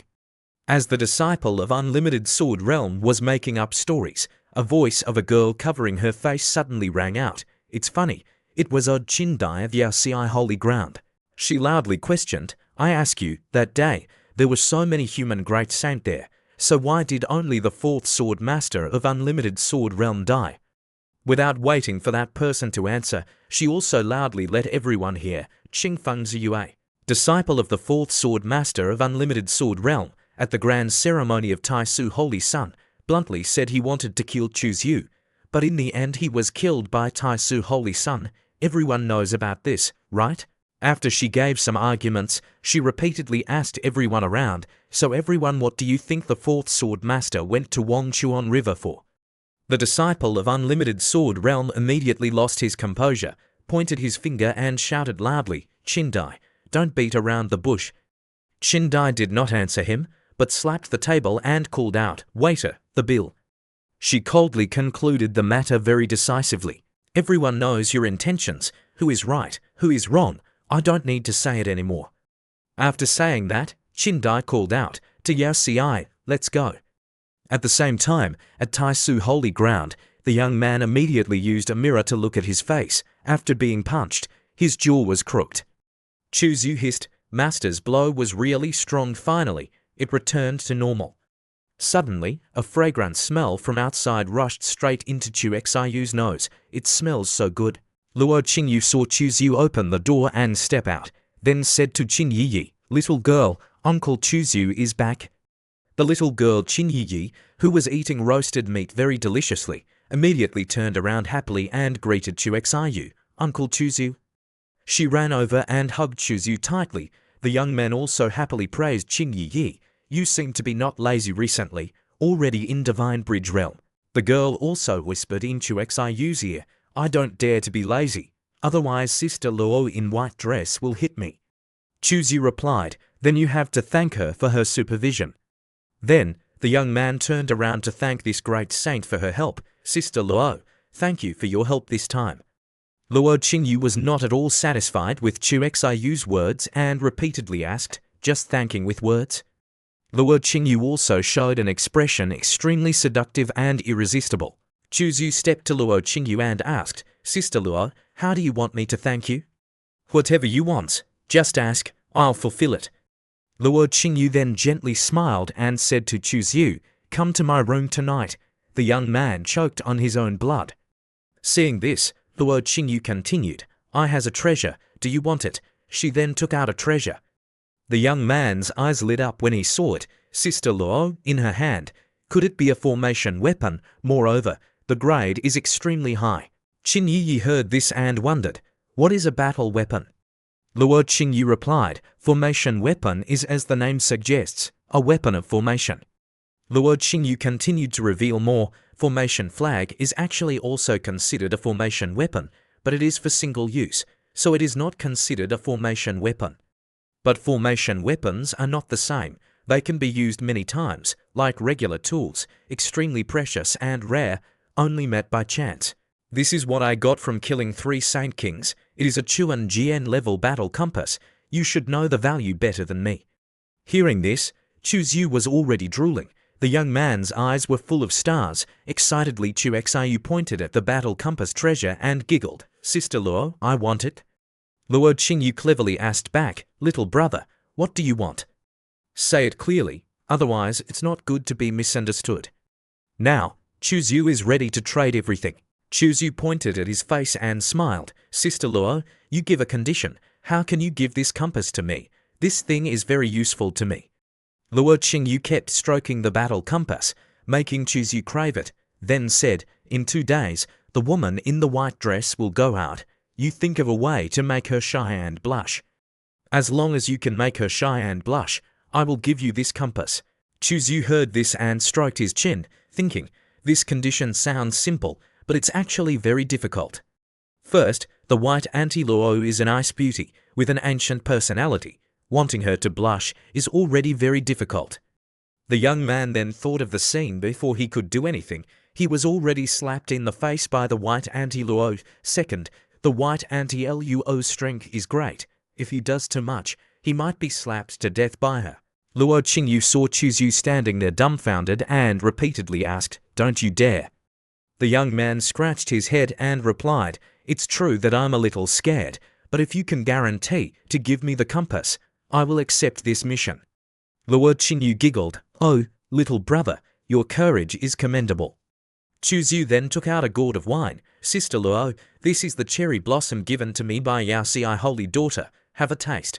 Chu Zhu then handed the wine bottle to her, but one touch made the young man's head smoke and his face red as a tomato. The situation was extremely tense. Being given a gift by the younger brother, there must be reciprocity. Luo Qingyu took the wine with one hand and said, like this, let me discuss with her. I guarantee she won't lay a hand on you. How about that? Luo Qingyu then took a sip of wine. She drank very generously. The wine from the corner of her mouth flowed out weightily. Chu Zhu clasped his hands and begged, then I'll trouble Sister Luo. But Sister Luo, what do you want? Before the young man could finish speaking, Luo Qingyu winked. Of course, it's because it's interesting. I asks you to flirt with myself. Is that excited or not? Chu Zhu heard Luo Qingyu's suggestion to flirt, and his face was as red as a tomato, and blood spurted from his nose. Chu Zhu began to raise his hand and recite a few humorous sentences in his heart. No lust, no void, the lust is the void is the lust. Even the most beautiful woman is just pink bones, not worth mentioning, even fairies have to defecate. Looking at Chu Xiu's humorous appearance, Luo Qingyu couldn't help but laugh. She covered her mouth and chuckled. I'm not teasing you anymore, telling you the truth. I'm preparing to bet with her. Whoever wins will be able to go out for a month. The other person will stay obediently. Then, Luo Qingyu also winked and revealed more. In other words, whether I can appear next or not depends on the performance of your brother. The young man also very domineeringly asked back, if Auntie Luo really loves me, then what? At that time, will Auntie Luo be with me, or will all of you be with me? One question made Luo Qingyu freeze for a moment. Then Luo Qingyu replied, little brother, you're really very confident. If she loves you, then I will also follow you. That night, at Chu Xiu's cave, the young man began to check the information. The system responded, Host Chu Zhu, Special Physique Ancient Wilderness Sacred Body Small Success, Sword Intent Heaven Killing Sword Intent Transformation Realm Cultivation Method Dao Jing, Foundation Forging Chapter. Cultivation Method Tai Su Emperor Mantra Heavenly Secret Technique XING Secret Technique Practice to the point of Proficiency Dan Mantra Middle Scroll Practice to the point of Proficiency Human Emperor Punch Practice to the point of Proficiency ZHE Secret Technique 36 True Martial Arts Practice to the point of Proficiency Wong Chuan Finger Practice to the point of Proficiency DIU Secret. After entering the sword technique everything ends. There are 1127 clicks left to open expand.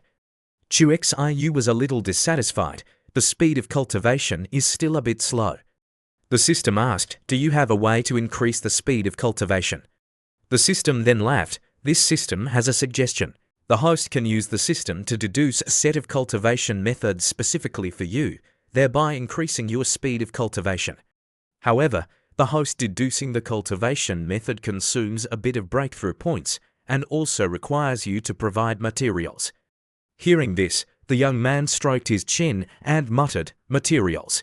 The system then explained, "It is necessary to collect 11 cultivation methods related to 5 elements and 9 origins. Then hand them over to me to help you fuse and deduce. The more cultivation methods you collect, the better. It is best to be able to gather all the 5 elements and 9 origin cultivation methods." "All right. This is not something that can be completed overnight. I will think of a way." The young man looked at the information board and was extremely curious. "What is this plus sign?" "Oh, this is if the host can find the body of an ancient wilderness sacred body like you, using primordial sacred constitution. It can obtain the attribute points of the ancient wilderness sacred body to supplement." The young man was explained and was extremely excited, adding points to become stronger. The sacred body advances. Can't it be infinitely strengthened? But immediately after that, the young man held his head, feeling too difficult, because the Chukian continent is so big. Searching for the body of the ancient wilderness sacred body is like finding a needle in a haystack.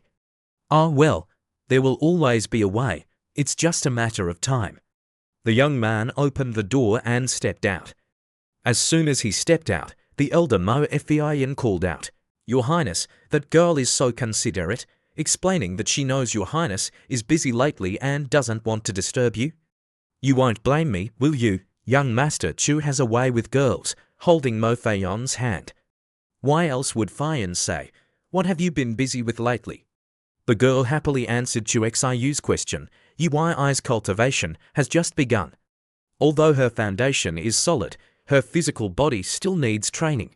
I'll take some spiritual medicine and tell the people below to brew some medicine for her to bathe in." Chu Xiu then wrapped his arm around Mo Fian. The girl quickly snuggled into Chu Xiu's arms. "Sorry to bother you.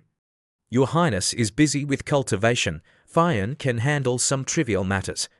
The young man's mischievous hand began to move. Chu Xiu drooled as he said, "You're truly my virtuous helpmate. Follow me into the room." Inside the room were 3 flickering candles. The two played a game of stacking shapes, with the girl's cries constantly echoing, "Your Highness." Seeing the expression on her face, the elder knew she had reached the peak with Chu Xiu. After a night of continuous ploughing, it was almost dawn. The young man asked the girl, "By the way, Fian, I want to trouble you with 2 things." The girl agreed quickly without hesitation. "Your Highness, please speak." Chu Xiu whispered into Mo Fian's ear, "I need the corpse of the ancient desolate holy body and a high-grade cultivation technique." That morning, Chu Xiu sat in meditation and realized that today was an unusually quiet day. The young man wondered curiously where Sister Luo had taken Yi, not seeing her all day. At this moment, the very capable Mo Fian brought someone and called out, "Your Highness." The girl next to her took the initiative to greet, "Wei Yi, elder of Daoyan Peak, greets Holy Sun Your Highness." Another beautiful elder with a perfect figure. The young man stared intently at her. "Elder Wei, no need for formalities. I heard from Fian that you have news about the corpse of the ancient desolate holy body." The girl said, "Yes. Over 100 years ago, when I had just entered the divine power realm, I was dispatched by the Holy Land to the heavenly abyss battlefield. At that time, the battle was tragic. The demon race was numerous and fierce. Killing, I was chased by a minor demon saint. The minor demon saint cornered me in front of a cliff, leaving me with no way out. He began to laugh triumphantly. "Beauty, don't run anymore. You can't escape. Why not obediently listen to me?" In desperation, I fell into a special place. Inside, it was pitch black, with only a golden lake in the middle. On the jade platform of the lake sat a person. That person's aura was terrifying. Before I could even ask who that person was, the little demon had caught up. He wanted to ambush me from behind. He swung his sword and shouted, "You think you can escape me just by running in here?" But the expert rescued me. The golden lake surged with large waves, instantly swallowing the little demon. At that time, I didn't know what that golden lake was. Now that I think about it, it must have been the blood energy of the ancient desolate holy body. Hearing this, Chu Xiu thought to himself, according to Elder Wei's description, it is indeed very similar to the corpse of the holy body. Then, the young man wanted to know more information and continued to ask, "Elder Wei, do you still remember the location of that special place? The girl replied, at that time, I was only concerned with escaping. After the campaign ended, I returned to the holy temple. I don't remember the exact location, but I can still roughly remember the direction. Immediately, she took out a map of the battlefield. I was initially assigned to this area. She pointed to a mountainous area on the map and affirmed, the corpse of the holy body must be here. The young man, after being shown the location of the great treasure, smiled so hard that his eyes narrowed and thanked, Elder WEI, thank you very much. Then, the young man instructed the capable Mofayan to see Elder Wei off, remembering to give Elder Wei a reward. Yes, Your Highness, Chuzu sat on a large rock and began to rack his brains. There is news about the corpse of the ancient desolate holy body, but there are still no clues about the cultivation technique. He thought to himself and comforted himself, it will come slowly. Tomorrow is the deadline agreed upon with Sister Luo, so I must think of a way to make Auntie Luo shy. Suddenly, the young man felt the mother-child imprint vibrating.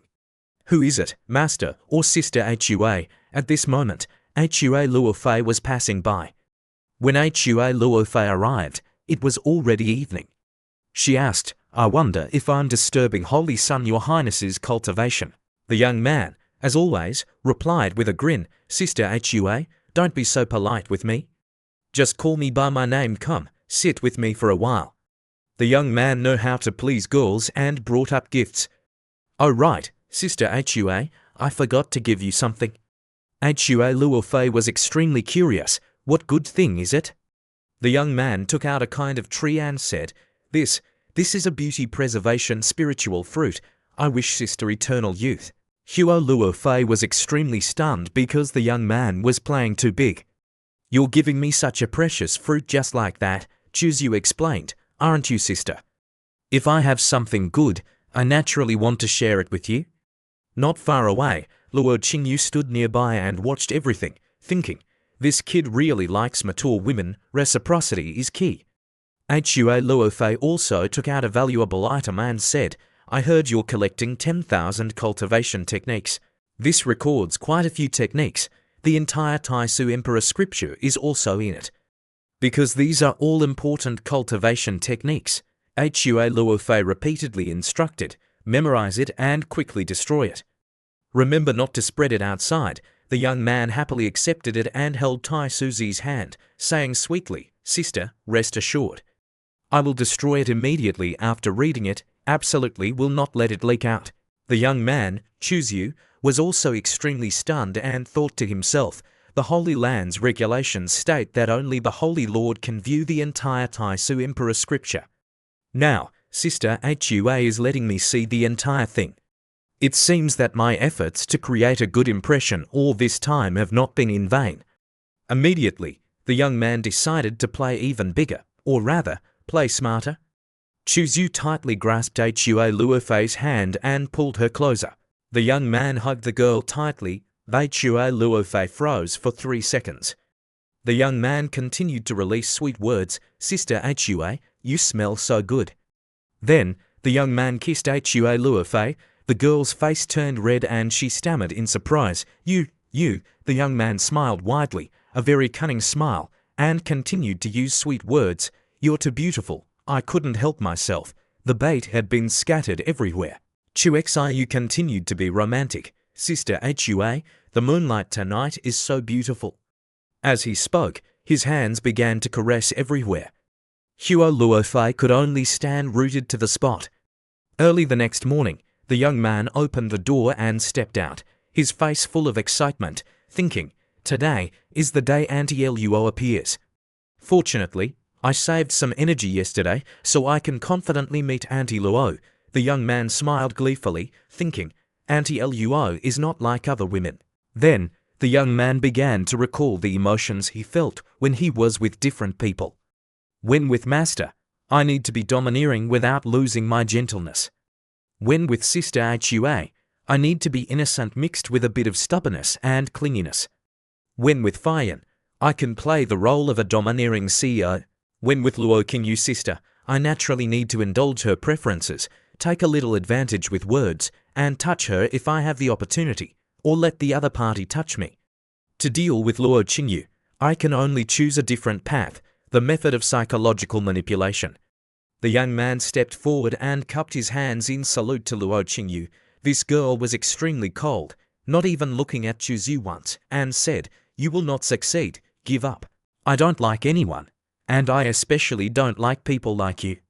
From the beginning, you calculated wrong with your older sister." The young man calmly replied, "If I lose, I lose, I don't care.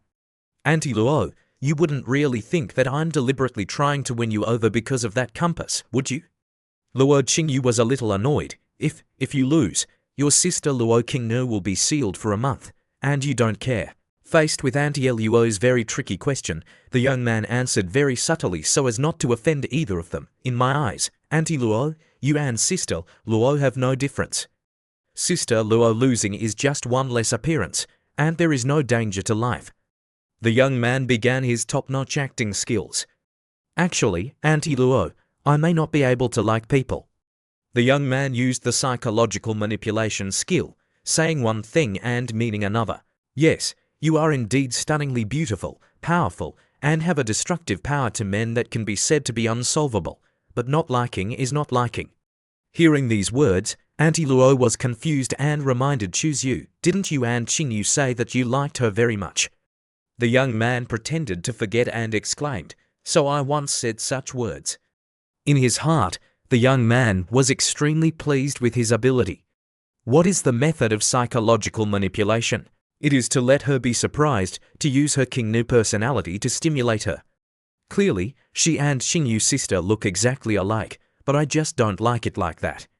In her heart, it is inevitable that a trace of imbalance will arise. Luo Qingyu wondered and pressed Chuzyu, "Why?" The young man pretended to be naive and asked, "Why what?" White Luo continued to press, "Why do you like her?" Being directly asked by the white Auntie Luo, Chuzyu had no choice but to answer.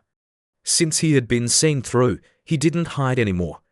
"Because she is beautiful, strong, and has big assets, that's my type, okay." Hearing this, white Auntie Luo was extremely confused. "I and her have the same appearance and strength, or rather, I am her, she is me." "You?" White Auntie Luo was so angry that she breathed heavily. After a while, white Auntie Luo somewhat guessed Chuxiyu's hidden meaning and asked, "You don't want to use this method to make me jealous of myself, and then carry out your plan?" Chuzyu began to sweat cold when he heard this, thinking, "This widow reacts so quickly. No, I must be firm and not waver." The young man pretended to be very tough and ignored her. Chuzyu yawned and said, "Whatever you say, as long as you're happy." White Auntie Luo began to get irritated because of Chuxiyu's indifferent attitude. "I'm standing next to him, and he's already bored and spacing out. He's not even paying attention to me. Am I really inferior to that purple-clothed witch?" Seeing that the young Chuzyu didn't care about her, white Auntie Luo called out, "Hey." Chuzyu continued to ignore her and kept his eyes closed, tilting his head to the other side. White Auntie Luo continued to call, "Hey." White Auntie Luo kept calling, but the young man didn't answer, so she anxiously stepped forward, waving her hand. "Hey, I'm calling you." Suddenly, Chuzyu grabbed white Auntie Luo's fair arm. "My name is not Hey, Auntie Luo. If you keep calling me that and nothing happens, I'll go back to cultivation." Then Chuzyu coldly walked away. Unexpectedly, white Auntie Luo's face darkened and she shouted, "Stop." White Auntie Luo approached Chuzyu and said close to his ear, "I haven't allowed you to leave yet." This sentence made Chuzyu a little scared. Then the young man calmed down and replied, "Auntie Luo, isn't it too domineering for you to do this? Sister Luo told me to give up and wanted to go back to cultivation, and I can't even do that." Unexpectedly, Auntie Luo grabbed Chuxiyu's hand and pulled him away. "Don't you want my face to turn red and my heart to beat fast? Follow me." Chuzyu pretended to ask loudly, Go where?" White Auntie Luo coldly replied succinctly, "Don't worry about it." A teleportation door opened. The young man drooled, thinking, true hunters often appear in the form of prey. Even if there is no chance to become prey, you must create opportunities for yourself to become prey. 2 hours later, Mengdi came to Chu Xiu's place and searched but couldn't find Chu Xiu. She stood in a corner, racking her brains, thinking, strange, logically, as soon as I appear, that rebellious disciple will immediately recognize me. Why hasn't he come out to greet me? Finally, someone came to find Mengdi, but it wasn't Chu Xiu, but Qin Yi. The little girl ran over and greeted, "Hello, master's wife." Mengdi looked at the little girl for a day and immediately realized that Qin Yi had made a lot of progress, and sighed. Yi has improved very quickly, already at the Divine Bridge realm. Mengdi then asked, "Where is your master? Why can't I see him?" Qin Yi had to pretend to say skillfully, "Master's wife, master has gone out." The little girl was also very clever, thinking, Master said that master's wife hates him and the other sisters playing around, so she can't let her know that master and white anti-Luo Qingyu sisters went out. Mengdi was very surprised. Went out? Didn't he say where he went? The little girl said, "No, he only said he wanted to go out." Mengdi sighed, "Forget it. Anyway, I didn't come to find him." Mengdi smiled and scratched her head, continuing to ask, "Then is Luo Qingyu friend here? I have something I want to discuss with her." Qin Yi sweated coldly and replied, "She's also not here." Mengdi immediately asked, "Did they go out together?" Qin Yi innocently replied, "It doesn't seem so. Chu Xiu went early before dawn, and Sister Luo was still here just now." At the Blood Maple City of the southern region, white Auntie Luo led Chu Xiu away, and the young man kept yawning, showing that he was very bored. White Auntie Luo saw the young man's expression and thought, "What do you mean? Being with me is so boring." Suddenly, white Auntie Luo turned around and said, "Chu Xiu, hug me quickly." The young man was startled and asked, "What?" White Auntie Luo emphasized again, "Didn't you hear? I told you to hug me." The young Chu Xiu stared at white Auntie Luo and sweated, although he was almost dying of happiness in his heart. So the young man began to act and protected Auntie Luo. "Men and women should not touch each other. Please respect yourself." White Auntie Luo struggled psychologically, thinking, "What does he mean? He hates me so much. Based on what?" White Auntie Luo cursed angrily, "You stinky brat, you better not challenge the limits of my tolerance." The young man was also very tough and replied, "Auntie Luo, even if you get me, you won't get my heart." Immediately, white Auntie Luo took his hand to wrap around her hip. "You stinky brat, you dare to talk nonsense. Do you believe that this old lady will curse you so that you won't be able to touch a woman in this lifetime?" The young man cursed inwardly in his heart, "This old woman is really vicious." At the same time, not far away, a group of people were discussing when they felt an extremely strong aura approaching. "Brother Chia Hong, can you also feel it? It seems that the Quasi-Emperor Senior we want to meet is now in Blood Maple City." The group went excitedly, "Let's go over and pay our respects. It should be nearby." Suddenly, one of them looked with a surprised expression. "I'm not mistaken, am I? I saw Chu Xiu." The man muttered, "That brat Chu Xiu, the one he's hugging, is definitely not the Quasi-Emperor, right?" The person next to him recognized and said, "No, the woman Chu Xiu is hugging is the one recorded in the ancient books. In the ancient times, she was qualified to compete for the throne, the gluttonous empress." The leader immediately sweated coldly, turned his head and asked the two people, "Do we still want to go up and pay our respects?" "Pay your respects to what? People are enjoying their two-person world. Isn't going now just asking for trouble? We should still go to the Supreme Beginning Holy Land. Avoid offending this one." "That's right. Go home and discipline the disciples in the clan. Don't offend the Supreme Beginning Holy Son. We can't afford to provoke him." 30 minutes later, white Auntie Luo was enjoying the candied hose with great interest. White Auntie Luo asked, "You stinky brat, it's getting dark, and you and the purple one are about to lose this bet. Aren't you a little anxious at all?" The young man still calmly replied, "Do you think I would care? Even if I want to make you blush with embarrassment, I won't use the form of a bet. That is disrespect for Auntie Luo. I have many shortcomings and not many advantages, but one of the main advantages is respecting women." Auntie Luo asked expressionlessly, "So if not in the form of a wager, how do you intend to do it?" Chu Xiu smiled elegantly and said, "I'm not saint of love. How could I make all women in the world fall in love with me? Auntie Luo's face turned cold upon hearing this. You're quite self-aware. Chu Xiu's eyes darted as he continued. Our goal is a higher realm and longevity, while matters of love are merely superfluous. Auntie Luo cultivates the path of emotionlessness, pursuing the natural heavenly Tao. Sister Luo cultivates the path of freedom, pursuing unrestrained liberty. Hearing his analysis, Auntie Luo slowly praised him in a calm tone. Not bad. She must have told you all this, right? Therefore, your goals were doomed from the start. I will never be moved by anyone. A cool breeze ruffled her hair.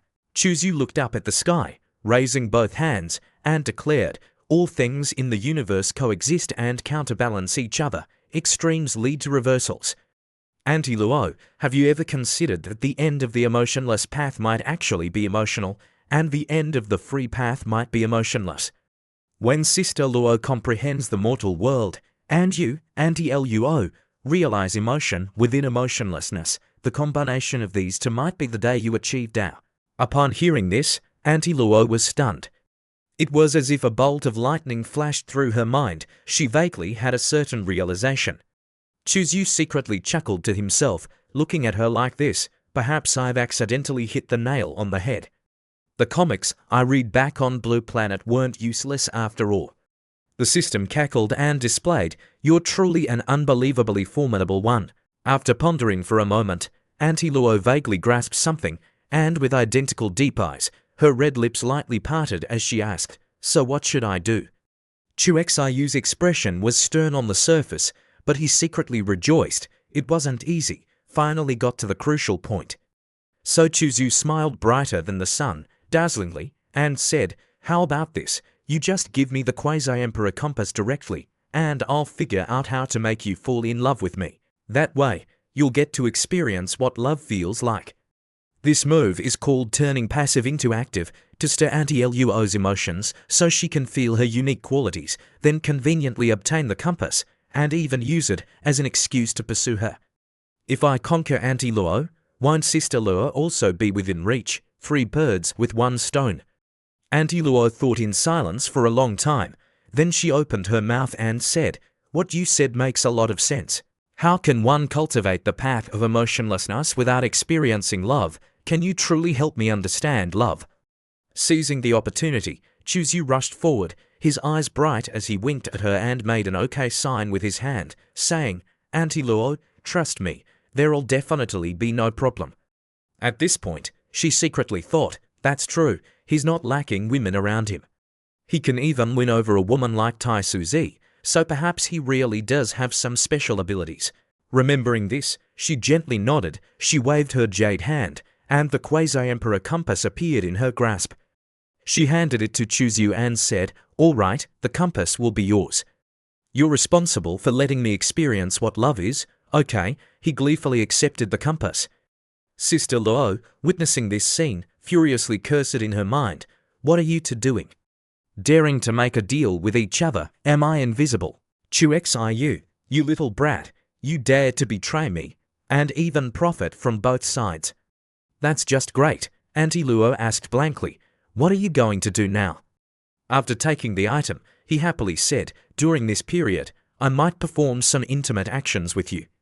You must ensure not to lay a hand on me, my small body can't withstand the jokes of a half-emperor expert. Auntie Luo was silent for a moment, then she still nodded and said, as long as you make me love you, anything is fine, but don't do any unnecessary actions. Otherwise, I can't guarantee your safety. What are unnecessary actions? Chuzu asked in surprise, if you're like this, it'll be hard for me to help you with that, or should I return the compass to you? She bluntly told him, it's those embarrassing things you did with your master, you're not allowed to do them with me. Chuzu was shocked for 3 seconds after hearing that. He was dumbfounded and wondered, what does she mean? Does she often secretly watch me? Didn't she also see me staggering out while leaning against a wall? Her expression unconsciously avoided his gaze. She awkwardly said, it wasn't me, it was that guy in purple. Chu Xiu's face darkened upon hearing that. He slowly asked, how much have you two seen, exactly? She very calmly replied, we actually know that every time you come out leaning against the wall. But aren't you a desolate ancient saint body? Why is it so exhausting? If you must blame someone, blame her for sealing my cultivation. Otherwise, she wouldn't frequently seal your cultivation. At this point, all his explanations and sophistry were exposed by her. Chu Xiu's face turned completely dark, and his teeth clenched. Then, he looked at her and let out a long sigh. "All right, let's discuss how to make you fall in love with me, she quietly asked. "So, what are you going to do?" Entering the first step, he embraced her waist, pulling her close to his chest.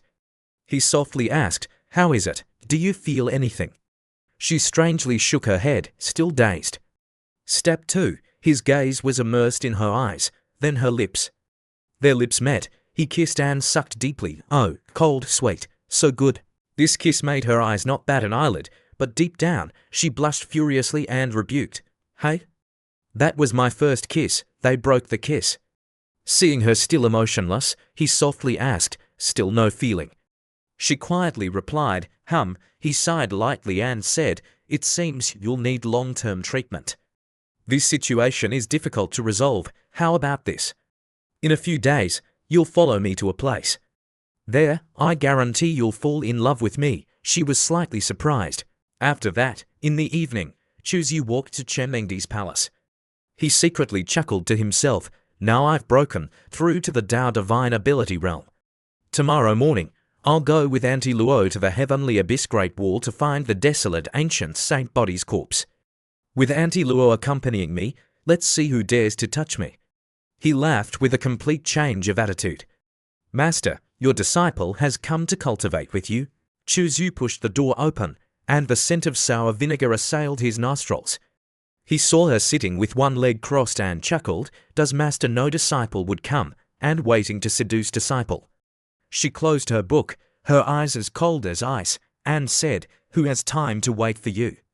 Then, she slowly descended to Chushu's position. She sniffed deeply, inhaling slowly. Her eyes turned sharp as she looked at Chuzu and said, "Is that Luo Qingyu so attractive to you? You spent the whole day with her today. Your body is covered in her scent." Before Chemengdi's tricky question, Chuzu had to say, "I just came to find Auntie Luo to learn from her cultivation experience." But Chemengdi didn't believe him at all. She pouted and pushed Chuzu away. "Buh, you say that very well. Who knows how you learned from her? Don't push me away. I came to say goodbye to you. Tomorrow I'm preparing to go to the Heavenly Abyss Great Wall." Chemengdi was extremely curious. "Didn't you just return to the Holy Land? Why are you preparing to go again? Now the demon and barbarian races both want your life. You have to be careful not to die there." The young man immediately saw through the beautiful master and pinched her cheek, then asked, "Are you worried about me?" "A girl says yes is no." Mengdi pretended to be angry. "You're thinking too much. I even hope you die outside. Tell me, what are you preparing to do there?" "My purpose is not cultivation, but to collect the ancient, sacred body's soul body. So this trip will not only be me. Who else is going? It's probably not Luo Qingyu, is it?" Being guessed the dark heart, the young man was stunned and replied, "I'm taking her. Isn't it because she's a quasi-emperor? No one dares to touch her." Chemengdi indifferently told the young man. Not subtly continued. The young man sweetly coaxed, "Master, don't blame yourself for not being able to protect me. How can a true man let a woman protect him? You just need to be as beautiful as a flower and have children for me." Still the familiar sentence, "A word get out?" resounded. Chemengdi pretended not to care. "This old lady has never thought of protecting you." Les Tokyo, ignoring Chemengdi's cold attitude, Chuzu was also very happy and sweetly said, "Master, it's not early anymore. Don't miss this good time. Quickly lead the disciple to cultivate. Wait until the disciple leaves tomorrow. If the master wants to teach me, I'm afraid I'll have to wait a long time." So the young man still with the same action. Chemengdi helplessly cursed, "Rebellious disciple, what's coming has come." The sound of spelling continuously resounded. Then at the Heavenly Abyss Great Wall, the entire Great Wall was covered by snow. Chuzu and Luo Qingyu continued to move forward. The name Zhong Tai, captain of the 4th Battalion of the 3rd Legion, Zhong Kailing bowed and saluted Chuzu. "May I ask if you are the supreme beginning Holy Son?" Chu stepped forward with certainty. That's right. General Zhong Kai ordered me to invite you over there. The name Zhong Tai curiously asked Chu Xiu about the girl next to him. Who is this? The young man was very quick-witted and replied, This is my Dao companion, Yu Qingshai. Oh, so it's the Holy Sun's Dao companion, my bad. Then please, the two of you, follow me to the 3rd military camp. White Auntie Luo asked, Why did you give me the name Yu Qingshai? The young man sweetly replied, Because I want to insert flowers into carved jade. The white Auntie Luo was helpless against the young man's words. After a while, they arrived at the place they needed to go. We're here. Chu Xiu instructed white Auntie Luo, Wait for me outside. I'll call you if anything happens. As soon as he entered, a girl said, Chu Xiu, you've finally come. This is the first time we've met privately. I've heard about your achievements before. You're really not bad. The young man politely replied, I'm here to cultivate this time, and I hope Senior can help me a lot. Holy Sun is too polite, however. Your holy land currently has no one to guard it. Why not hang your name at my army? Don't worry, I won't restrict your freedom. The young man also happily replied, I really have this intention. Thank you, Senior, for your concern. Take this token. You are already a member of my 3rd army. The system announces the name Chu Xiu, rank soldier, belonging to the 3rd army, merit point 0. The girl Zhong Che continued to say, If it may come sooner than being suspended from duty at the Heaven's Abyss Great Wall, as long as you kill dozens of great saints in that secret realm, you can accumulate a lot of merit points for yourself and exchange them for many good things. The Holy Sun has arrived. Why don't you come with me to fight or take a stroll around the Great Hall for a while? Chu Xiu was led to visit the Hall of Merit and was amazed at what he saw. Merit points can be exchanged for so many good things. What a pity. Killing a demon of the Wheel Sea realm earns 1 merit point. Killing a demon of the Divine Bridge realm earns 5 merit points. Killing a demon of the Other Shore realm earns 10 merit points. Killing a demon of the Dao Palace realm earns 50 merit points. Killing a demon of the Saint King realm earns 5 billion merit points. Killing a demon of the Quasi-Emperor realm earns 50 billion merit points. Zhong Qa explained, This is the reward rule. Half an hour later, Chu Xiu and Luo Qingyu ventured deeper inside. White Auntie Luo asked curiously, Do you want to earn merit points? Why would you pass up a profitable opportunity? Chu Xiu grinned. Killing demons can not only train soldiers to plunder, but also refine elemental essence. Now, there's another benefit. They can be exchanged for merit points. 1 arrow hits 3 targets. It's really great. At the Tiyushan ancient tree in the demon domain, Jade, the Tiyushan leader, received information from the front lines. The Taisu Holy Sun has appeared at the Heaven's Abyss Great Wall battlefield. Shanyu was a little surprised. Oh, he has killed so many great saint demons, and still dares to come to the Heaven's Abyss Great Wall. How interesting. Let me see what tricks he's up to. Shanyu then asked his subordinate, Does he have any protectors? Only one little saintess is accompanying him. I understand, you may leave. Elder brother always says that Chu Xiu is cunning. Will he really not bring any protectors? Qing Xue, a disciple, appeared. A tall, slender figure slowly emerged from behind the ancient tree on the mountain. Her appearance was beautiful and charming. She was Tiyushan Qingzu, who had been transformed by Chu Xiu. Tiyushan curiously said, Master is very interested in this little brat and has decided to go and see. Are you willing to go with Master? Hearing this, Tiyushan Qingzu lowered her head, a red light flashed in her eyes, and she respectfully replied, If Master wants to go, disciple will follow. Shanyu smiled, revealing cute dimples at the corners of her mouth. My stealth technique is unparalleled. Even a Saint King would have difficulty detecting it. Don't worry about being discovered. Let's go see who this Chu Xiu is, that even Big Brother is wary of him. Heaven's Abyss Great Wall, Warfield Border. Due to year-round battles between the 3 races, a total of 70 to combat areas have been created, also known as 70 to battlefields. The elder mentioned that the small space where the body of the desolate ancient sacred physique could exist is located on the 35th battlefield. Here, the mountains are broken, the rivers are dry, Weapon fragments are everywhere, and white bones are scattered.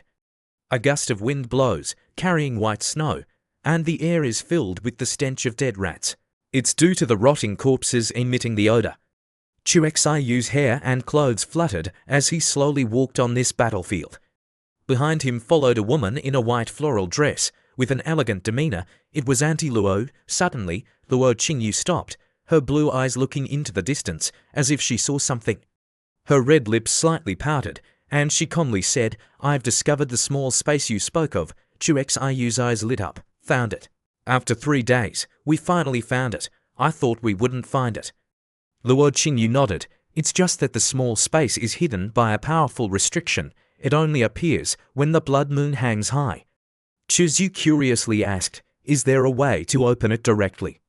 White Auntie Luo quickly replied, "We can try, but it will take some time. You just wait here for a few hours." After Luo Qingyu finished speaking, she stepped forward and her whole body disappeared on the spot. No one knew where she went. Chuexyu thought to himself, "Waiting here is a bit of a waste of time. Why not find some demons to have fun with?"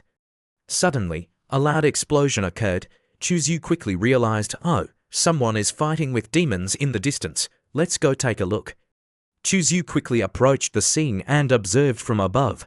"Oh, they're fighting fiercely. Human cultivators are fighting against demons. The leaders on both sides are little saints, and the others are at the peak of the divine power realm at most. The little saint on the human side has suppressed the little saint demon on the demon side. Judging by the situation, they'll be able to kill their opponent in about 10 moves." At this moment, a beam of saber light tore through the sky, slashing from the horizon. The human side's expression changed.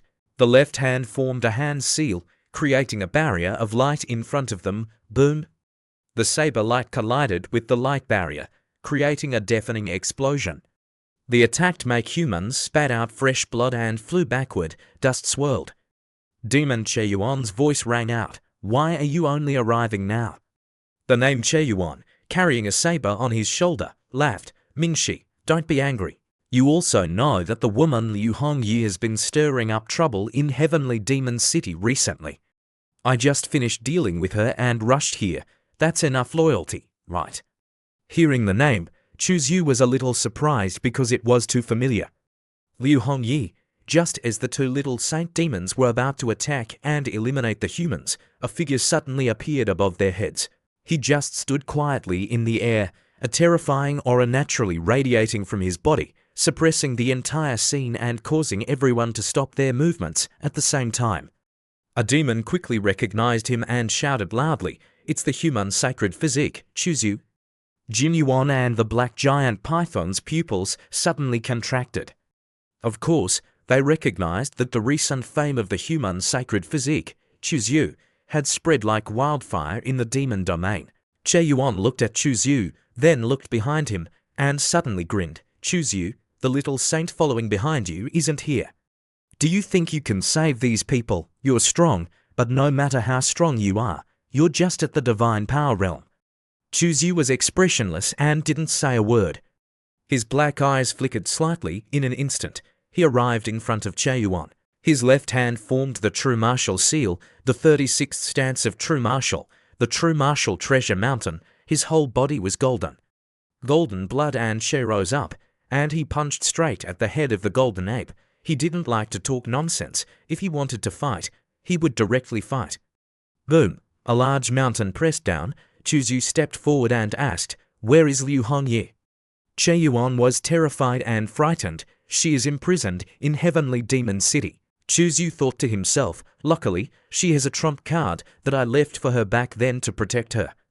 That trump card was a formation plate that the system had given him in the past. Its grade was extremely high and very magical. The user in the formation would not die. Even a Saint King would not be able to break the grand formation, even if they Chuexyu Emperor weapon. But being imprisoned is still being imprisoned. Even if the people inside are safe and sound, they cannot get out.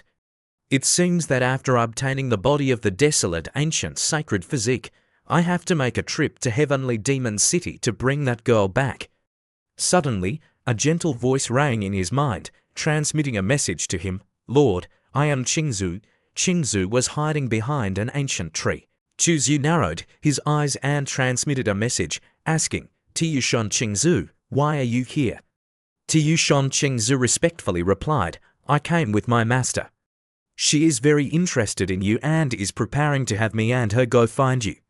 Chuzyu grinned, when you want to sleep, someone brings you a pillow. Just as I don't know how to infiltrate Heavenly Demon City, a great saint has personally delivered themselves to my door. Chu Xiyu's figure flashed and disappeared on the spot. Qingzu reported, Master, he's gone. Tiyushon Yu's blue eyes slightly shifted, a cunning light flashed. Let's go, we'll follow. A stream of invisible power wrapped around Tiyushon Qingzu, traversing the void and leaving. At the same time, the appearances of the two people gradually changed. The characteristics of the fox demons were hidden. Now, they looked no different from ordinary humans. A moment later, Tiyushon and Qingzu walked over from a distance and called out loudly, Fellow Taoist. Chuzyu frowned slightly and faintly asked, Who are you? Why are you blocking my path? The girl Qingzu spoke, Please, fellow Taoist, lend a hand to save us sisters. Tiyushon also echoed, Please help us. Tiyushon Yu's appearance was soft and lovely, but in her heart, she was laughing. This guy is really powerful. First, I have to see if he has any protectors beside him.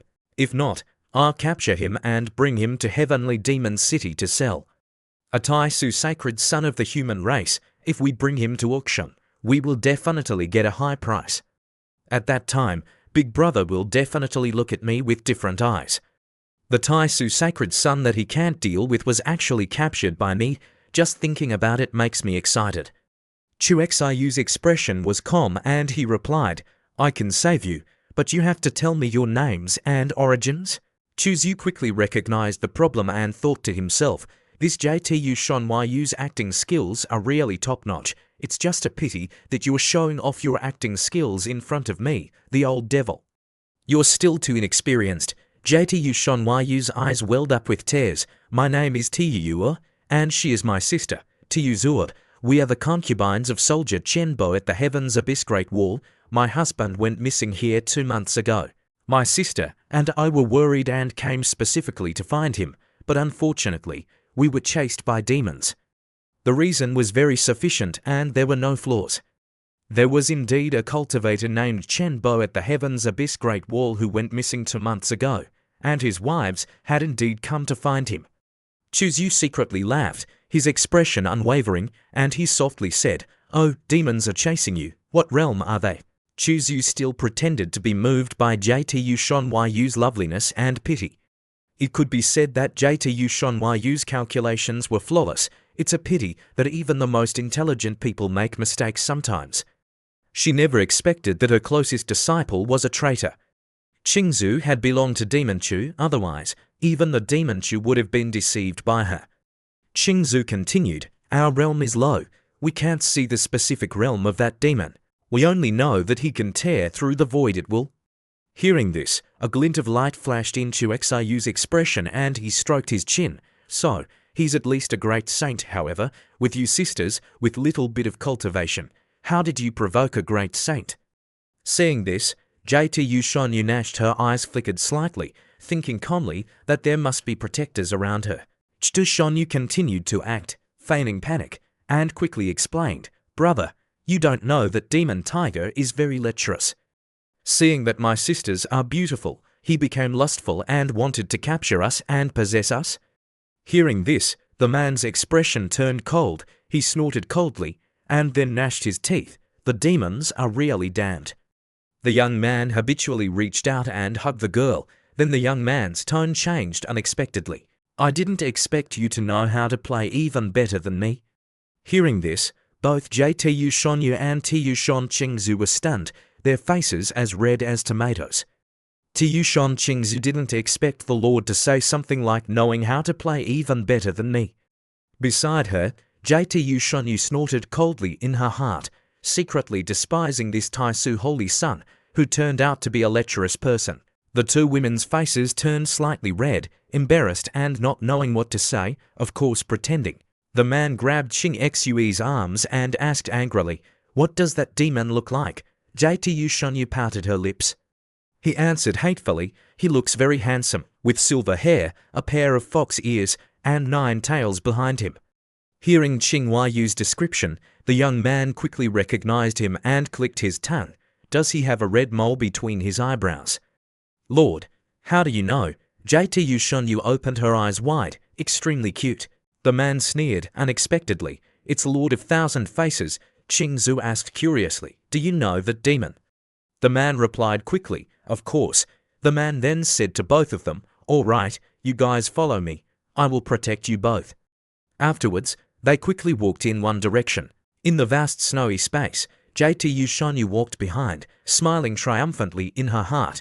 I have used my divine sense to sense several times already, and within a range of hundreds of thousands of miles, there is absolutely no one whose cultivation surpasses me. Since that's the case, JTU Shunyu decided not to hide it anymore and said in a naive voice, too naive. The man looked suspicious. What's wrong with you? In the young man's heart, he was secretly thinking, aren't you going to pretend anymore? Shunyu suddenly raised her head, covered her mouth with one hand, and chuckled hoarsely, unexpectedly. The 6th one in elder brother's mouth is so arrogant and foolish, coming to the Jieyuan battlefield alone without a protector by his side. This seat is too disappointed. Following her voice, the headscarf was taken off, her hair like a waterfall of silver-white color, the ends of her hair slightly curly, almost touching the ground, a pair of cute fox ears growing on either side of her head, and her tattered dress also turned into a gorgeous red dress on her left wrist. A pair of bronze bells appeared, colliding with each other, making a melodious sound. She looked at the man, her small, exquisite face full of triumph. You've been deceived. This seat is the great saint of Tiushan. Just now it was all a lie to you. This seat was just testing whether there were protectors beside you. Are you angry? Are you afraid? You can scream until your throat is hoarse, and no one will save you. You can run, even if your legs are broken. You won't escape from this seat's palm. Shunyu also cleverly looked at Qing Zhu, and then continued triumphantly, disciple, what do you think? Her big red eyes blinked in surprise, looking at her disciple Qing Zhu, then looking at the man, and then looking at Qing Zhu again. Disciple, why aren't you laughing? Shunyu pointed at the man and questioned, why aren't you scared?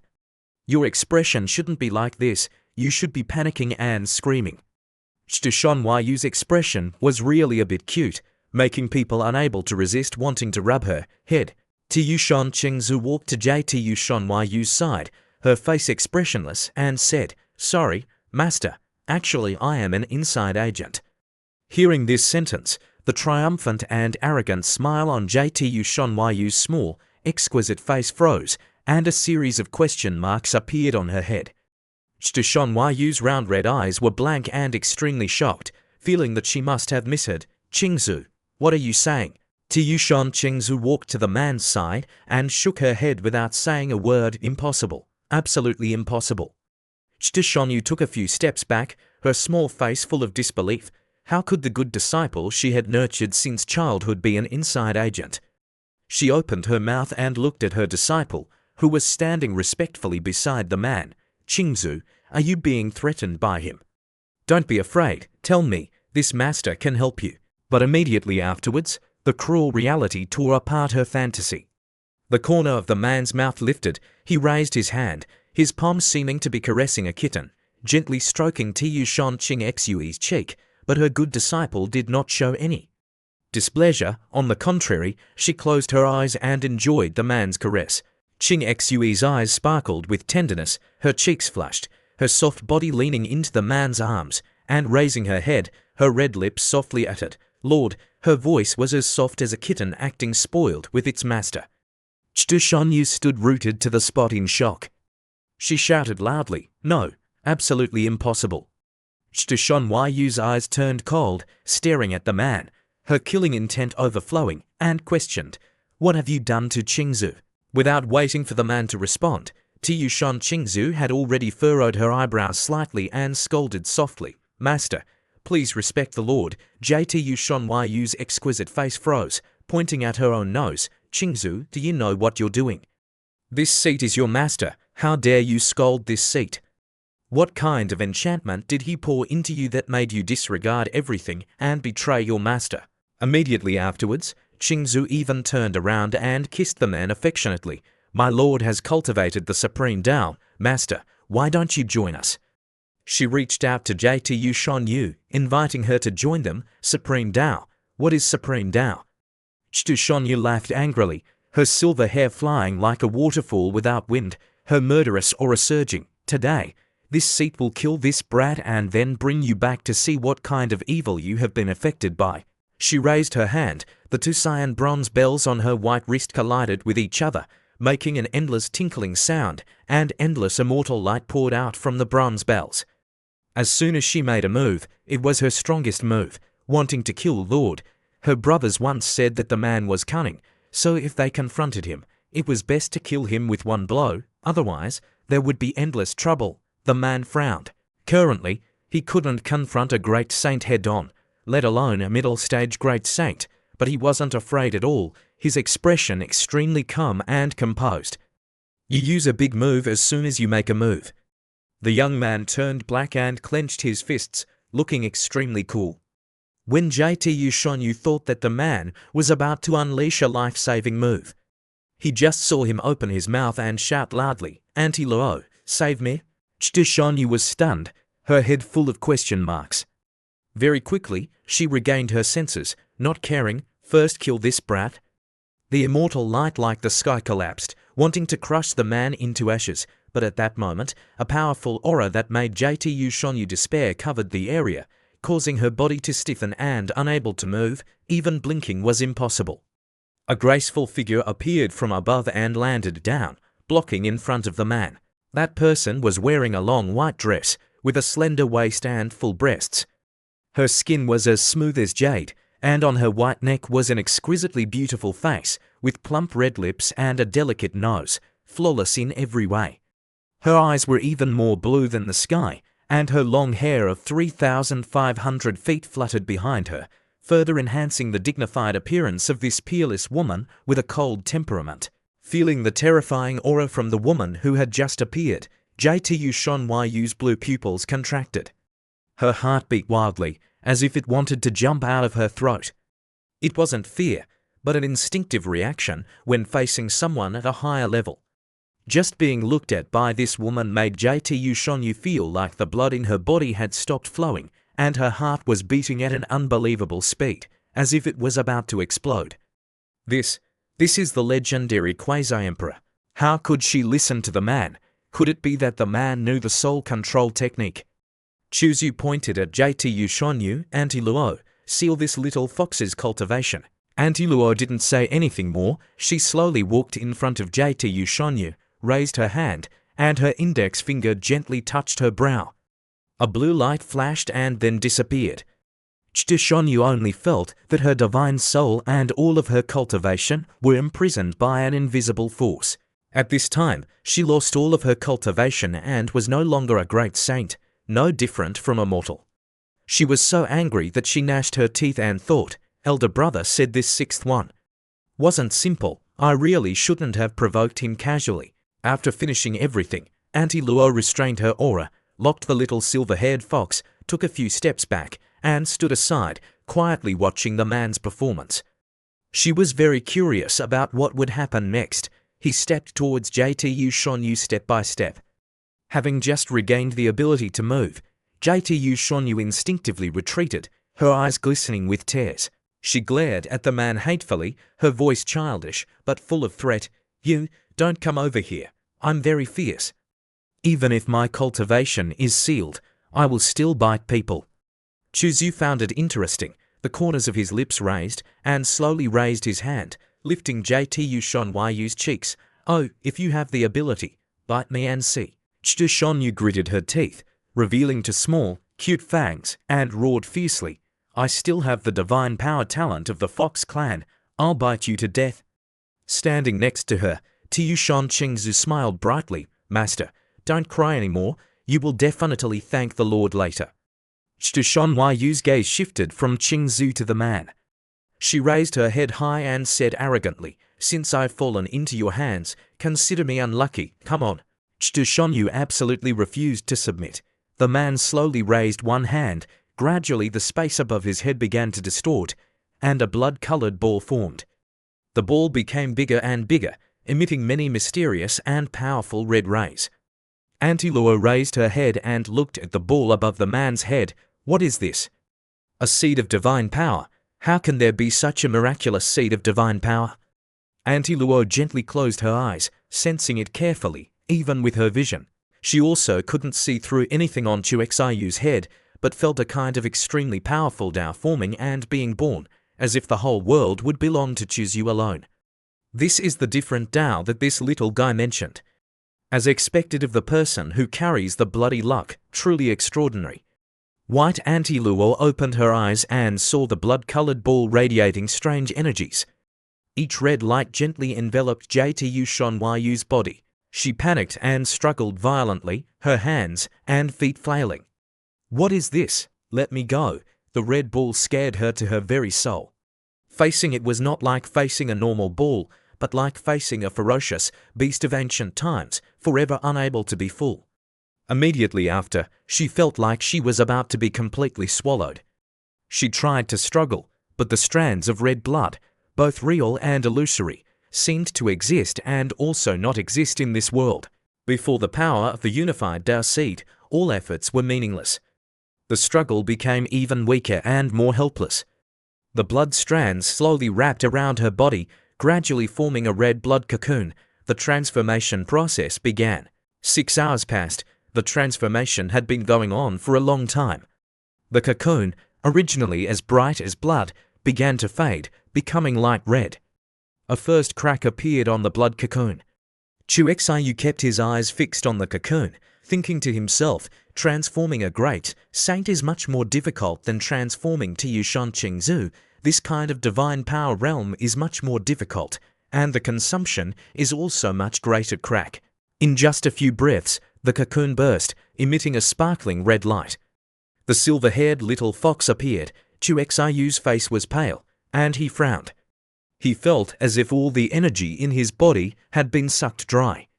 Auntie Luo's originally cold face showed surprise. If I'm not mistaken, you previously distorted and changed her Tao, grafting her Tao onto your Tao. Thus, your existence for her is no different from heaven's Tao. No wonder Tu Shan Qingzu relies on and reveres you so much. Chu Xiu slightly regained his composure, the corners of his lips lifting into a smile. You saw it. The Tao of a cultivator is inherently tied to heaven's Tao. All cultivators depend on and revere heaven's Tao, but you are different. You are walking a different path, like you want to become a second heaven's Tao, or even surpass heaven's Tao. Auntie Luo inhaled a cold breath. Even white Auntie Luo in her body was so shocked that she couldn't speak. This little guy Chu Xiu wants to rebel against heaven. Auntie Luo nodded slightly. Your Tao is unique and extremely powerful, but when you reach the quasi-emperor realm, I'm afraid you will face the terrifying backlash from heaven's Tao. Heaven's Tao is ruthless. It has no consciousness, but it absolutely does not allow the appearance of a Tao that can rival it, or a being that exceeds its control. Chu Xiu nodded slightly. This is what he is always worried about. Auntie Luo once said that the Saint Kings, when they reach the quasi-emperor realm, will merge their Tao into heaven's Tao, but he is different. When he reaches the quasi-emperor realm, heaven and earth will give birth to an independent Tao that transcends heaven's Tao, not under its management, or calling it a second heaven's Tao would be more accurate. The birth of such a Tao is clearly against the laws of nature and is not allowed to exist. Moreover, heaven's Tao has always been against the human race. How could it allow a being equal to itself to appear in the human race? It will definitely find every way to destroy him. Chu Xiu muttered, heaven never bars all roads. There must be a way to solve it. Seeing him sink into thought, Auntie Luo couldn't help but comfort him. Chu Xiu regained his senses and nodded slightly. His gaze shifted to JTU Shonyu, the little fox with hair as long as silk spread on the ground. Her voice was soft and pleading. Her eyelashes trembled slightly. Then, she was taught to learn to read and spell words with great enthusiasm. The comfortable feeling of being transformed remained, making her immersed and fascinated, as if wanting to recall it forever. Turning her head, she saw Chuzyu quietly looking at her. In her heart, a feeling of obedience immediately arose. The look in her eyes towards Chuzyu no longer had any hatred, but instead was affection, respect, and worship, as if she was looking not at a human, but at her own creator. Shonyu raised her small face, a radiant smile blooming. Lord, thank you, Lord, for granting me new life. Her personality and memories did not change, only that she became more dependent on and worshipful of Chuzyu than ever before. Chuexayu gently stroked her head, his face full of tenderness. Be good. The little fox rubbed her head into the palm of his hand, showing full affection. Tiyushon Qingzu smiled radiantly from the bottom of her heart, feeling happy for her master. Congratulations, master, on your rebirth, Tiyushonyu. Shonyu snorted lightly, glaring at Tiyushon Qingzu, her face angry and reproachful. Disciple, you had already submitted to the Lord, yet you didn't tell your master. Otherwise, your master would have become the Lord's little fox long ago. Tiyushon Qingzu smiled bitterly, not responding. She thought to herself, if I had told you earlier, wouldn't you have slapped me to death with one palm? Auntie Luo stroked her chin, her eyes intently looking at Tiyushonyu. Transformation is truly magical. The bloodline in this little fox's body is actually about to revert to its ancestor. Shonyu looked at Auntie Luo, her eyes full of hope. Senior, do you know my ancestor? Auntie Luo replied, the nine-tailed heavenly fox of the ancient era reached the quasi-emperor realm. Very powerful, able to compete with you a deep. If the bloodline of the origin reverts to the ancestor, there is also a chance to reach the quasi-emperor realm. Hearing this, Tiyushonyu's face was full of joy. She jumped up, wrapped her arms around Shushu's neck, and happily kissed him on the cheek. I also have to thank the Lord for granting Shonyu rebirth. The little fox clung tightly to Chushu's neck, acting spoiled. Lord, Chuzyu smiled. What's wrong? Shonyu's small, exquisite face was slightly red. Her big, clear blue eyes blinked. She pursed her lips and said, can you grant my older brother new life? Right now, he's neither male nor female, so annoying. Please. Her voice was soft and pleading. The young man asked, confused. The faint fragrance of Tiyushonyu Lan made Chuzyu sigh softly. Auntie Luo, hearing this, turned to look at Chuzyu, softly saying, your Tao is currently too immature and cannot accept the Tao of a second great saint. Even if you achieve Saint King, the tolerance of your Tao still has limits. This is not due to heaven's Tao's control, but the limits of humans. When your Tao independently emerges from your body into heaven and earth, then you can break the limits and can transform anyone, and the number will not be limited. So that's why. Chuzyu nodded, understanding the reason why he felt so tired when transforming Tiyushonyu. So, the plan to expand the army has to be shelved. Shonyu lowered her head, a hint of disappointment flashing in her eyes. Oh, so that means older brother has lost the chance for new life. Older brother, I'm so sorry. I took your spot, but don't worry, there will definitely be a chance in the future. When the Lord achieves the quasi-emperor position, the first person to be transformed will be you. Chuexayu turned his head and asked Auntie Luo, how is the small space? White Auntie Luo replied, I was just about to break the restriction to come save you. The matter has been resolved. Then I will continue to break the restriction. You wait for me here for 3 hours.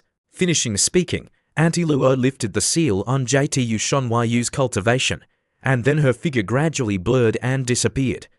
After being unsealed, the silver-haired little fox acted nimbly, immediately pressing close to Chuzyu. 3 hours is too boring.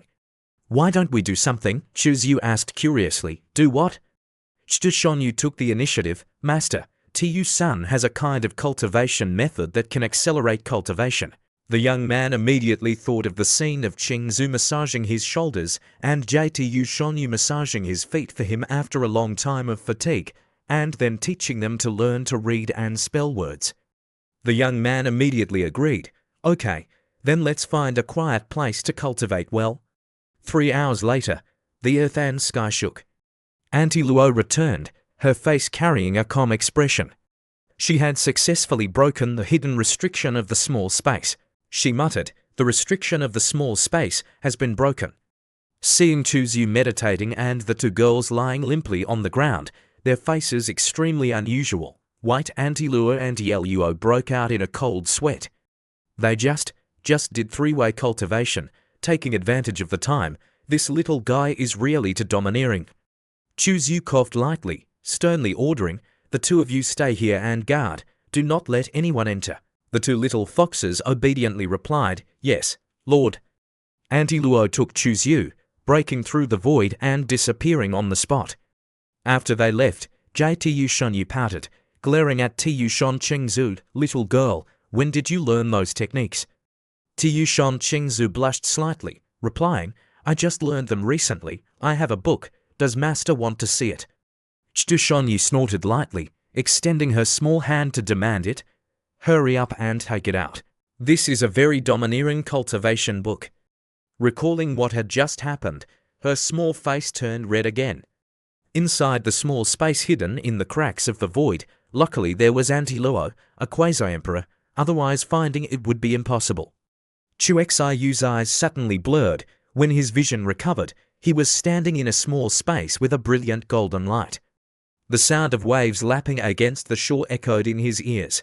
Not far away was a golden lake, about 2.5 basketball courts in size. When Chuexiyu's gaze fell on the lake, the sacred blood in his body immediately boiled. A feeling of being from the same origin surged in Chuexiyu's heart. He continued to shift his gaze to the distance. Sure enough, he saw at the center of the lake there was a jade platform. On the jade platform, a person was sitting cross-legged. Looking at the shape, without a doubt, it was a male. He was wearing a grey cloak, his head drooping, looking not like he was dead, but like he was in a deep sleep. From this corpse, a strong pressure spread throughout the small space. However, when the pressure touched Chuzyu, it automatically glided past, as if it did not want to harm him.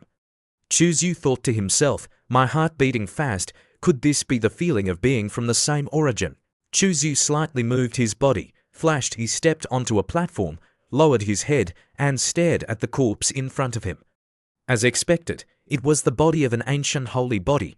Even after so many years, it hadn't decayed. Chuzyu secretly pondered, reached out, and placed his hand on the shoulder of the corpse, gently holding it, preparing to devour it. Suddenly, his eyes slightly moved as he noticed something.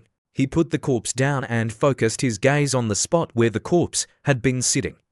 There were several lines of characters carved there, not the language of the ancient era, but a common script from several 100,000 years ago.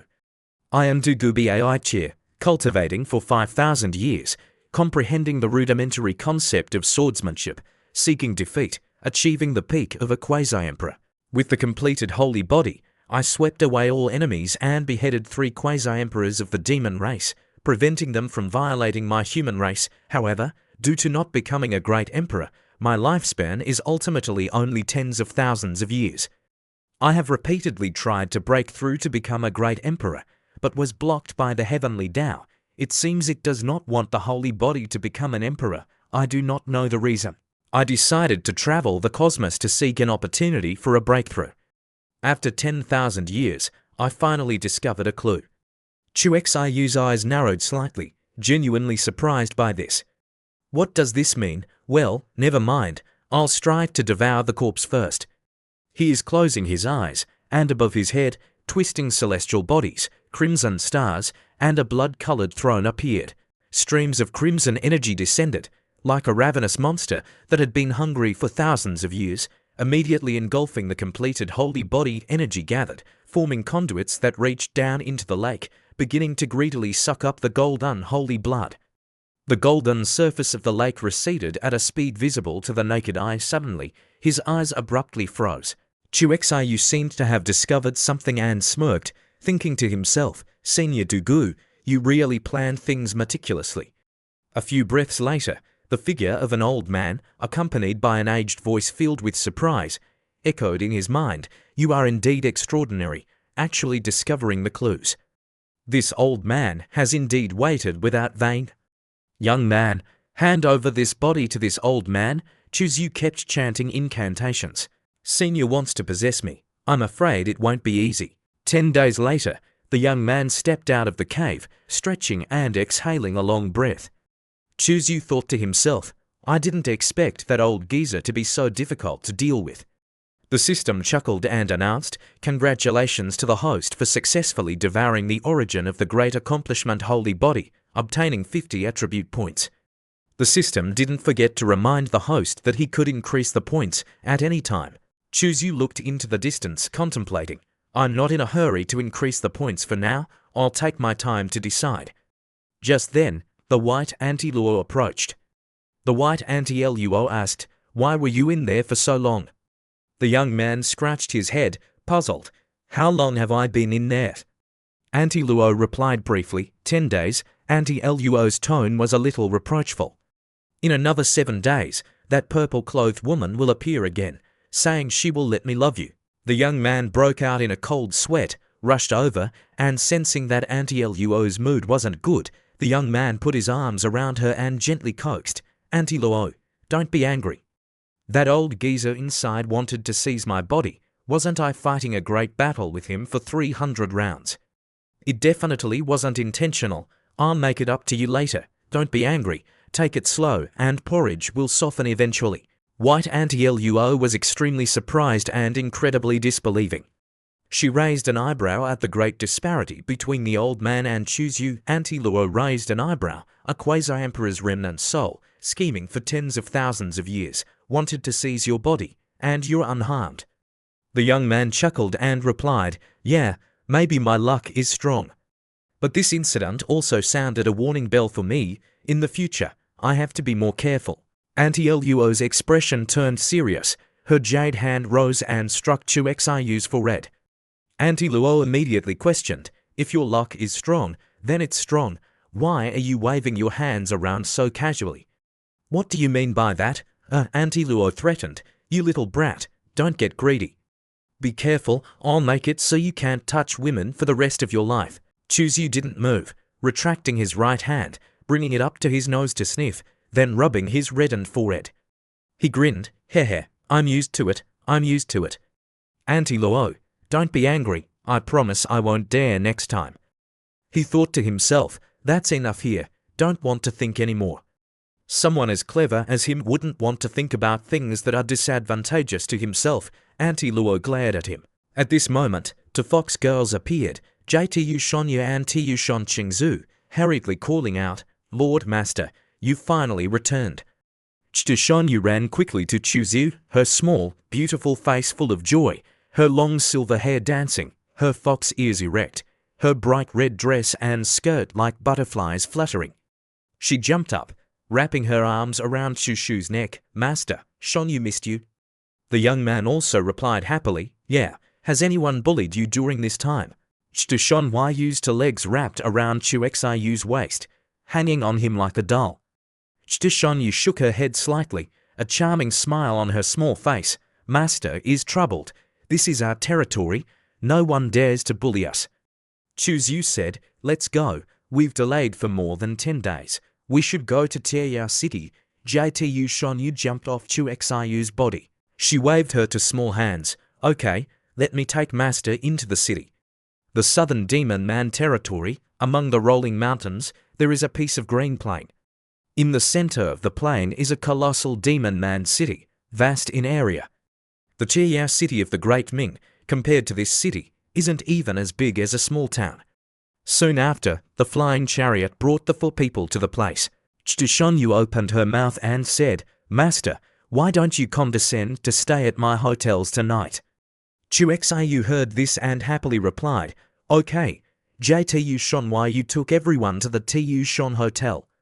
The young man saw the inn was huge and grinned, okay, I didn't expect the TU Shon Fox clan to have such a large industry in Tieyao City. Now that JTU Shonyu is my person, doesn't that mean this inn also has a share of mine? TU Shon doesn't have holy kings, but there are several great saints with powerful strength guarding it. Plus, the Fox clan is naturally intelligent and knows how to please others. In Tieyao City, where there are strong people everywhere, no one is willing to offend them.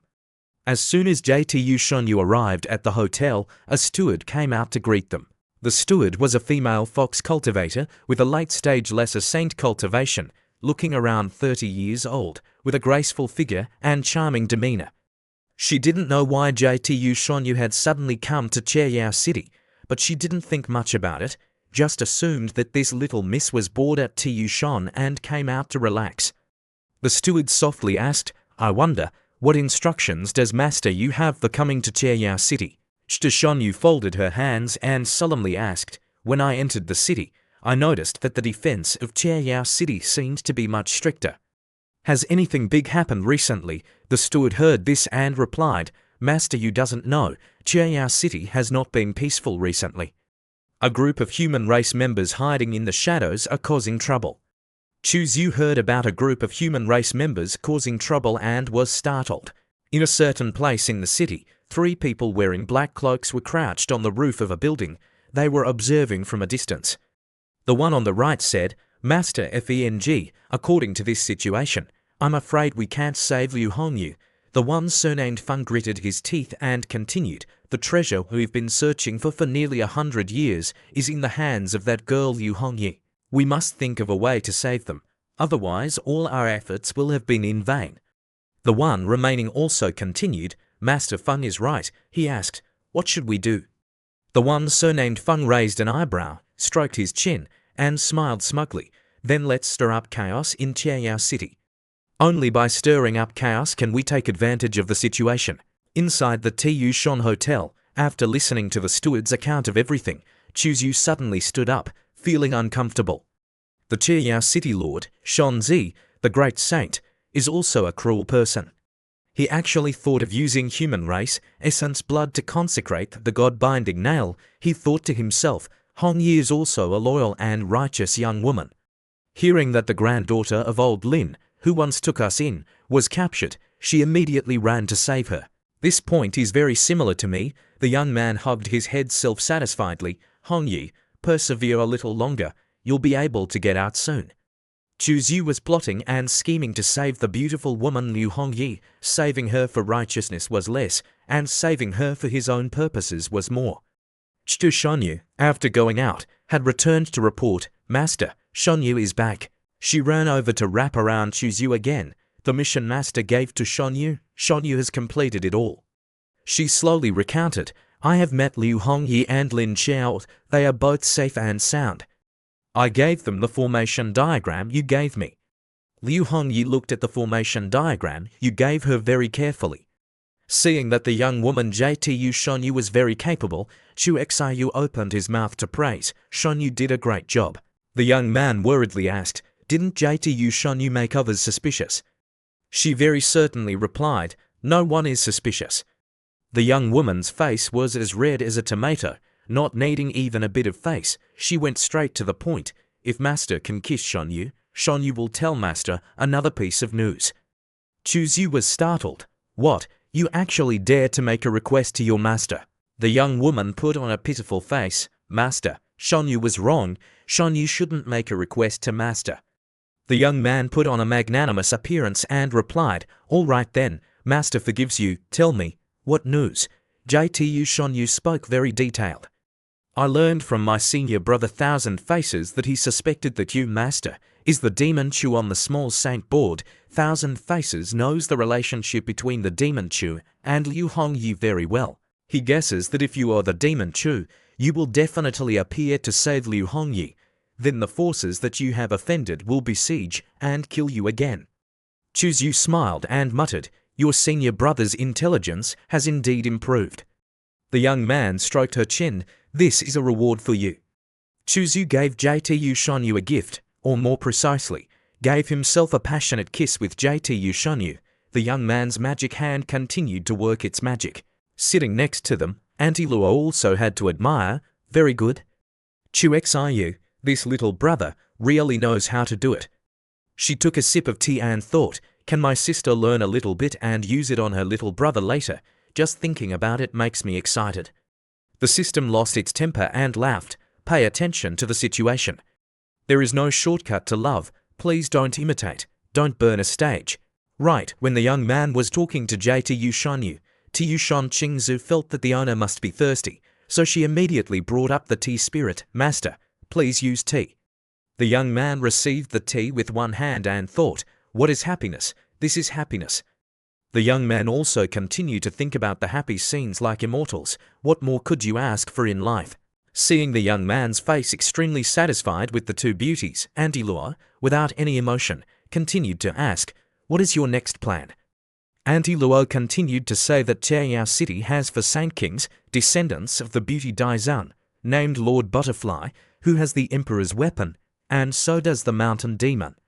If I act recklessly, I will suffer during the battle. I am afraid I will not be able to protect you. The young man is still fascinated, enjoying the joy and replying, "Don't rush, Hon, you need time to set up the formation. Before taking action, I will make one Saint King lose his combat power, most likely Lord Butterfly. So if Auntie Luo still can't fight the remaining 3 Saint Kings, he will take out the Sumi Mountain for Auntie Luo to borrow." At that time, Chuzyu doesn't dare to imagine how strong Auntie Luo will be when he holds the Sumi Mountain. This is also the main reason he dares to come to Chiao City. If it really doesn't work, he will take out his trump card and ask if Chiao City are afraid or not. A few days later, in Chiao City, the sun sets, the moon rises, the night falls, and the night sky is as if it has been washed full of stars. Because killing is forbidden in Chiao City, even if the demon people are a little weak, they can still preserve their lives. So Chiao City is even more bustling at night than during the day. On the streets, demons and barbarians trade and hold markets endlessly, a prosperous scene. Suddenly, a group of demons clutching their chests in pain screamed. Dozens of ordinary demon people suddenly fell to the ground, their eyes wide open, foam at the mouth, and their limbs convulsed violently as if they had epilepsy. Seeing this, the surrounding demons and barbarians hurriedly retreated with surprised expressions. "What's wrong? What's wrong with them?"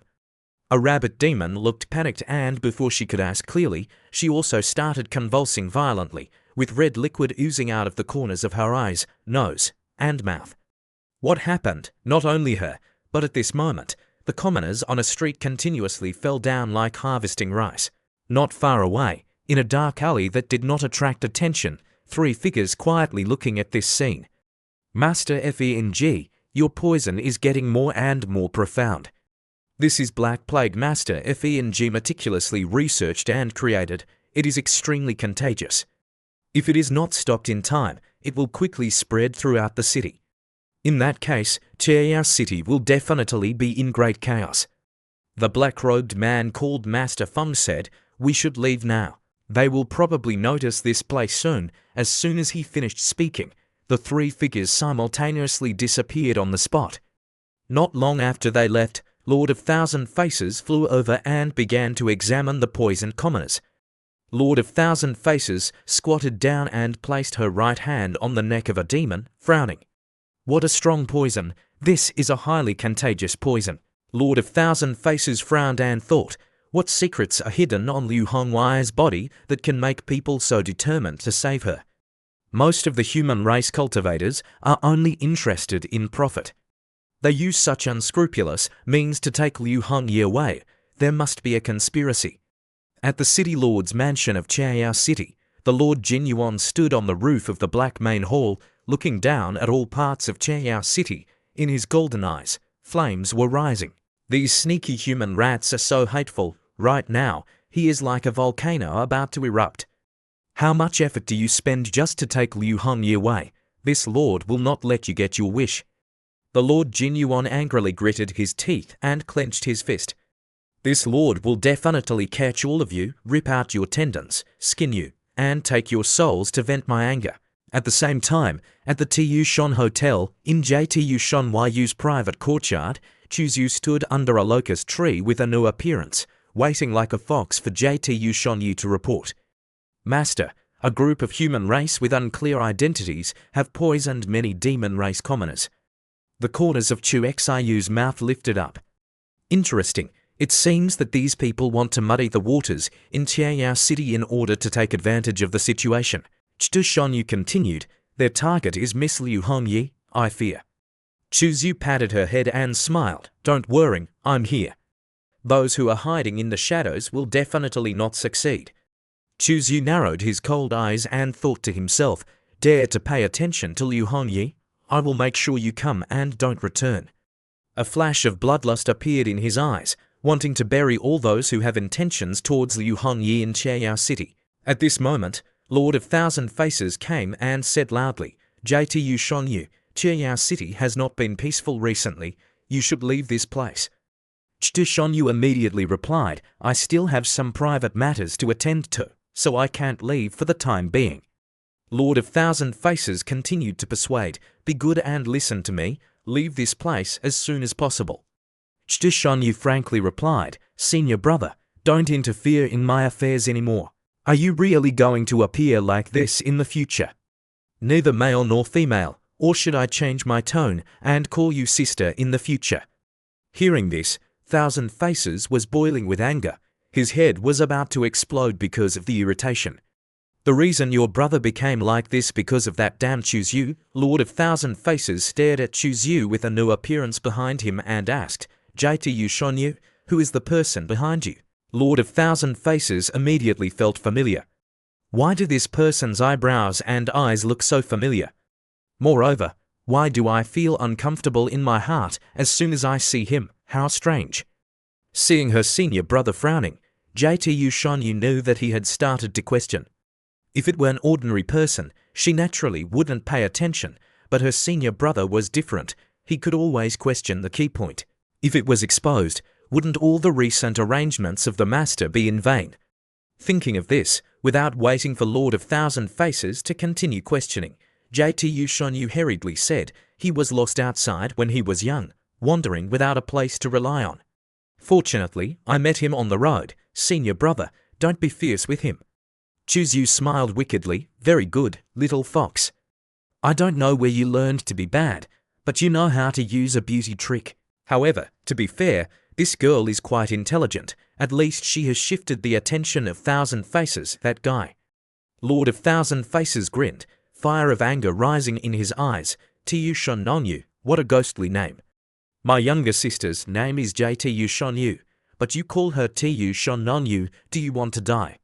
Chu Zhu also secretly laughed, looking at Lord of Thousand Faces' expression.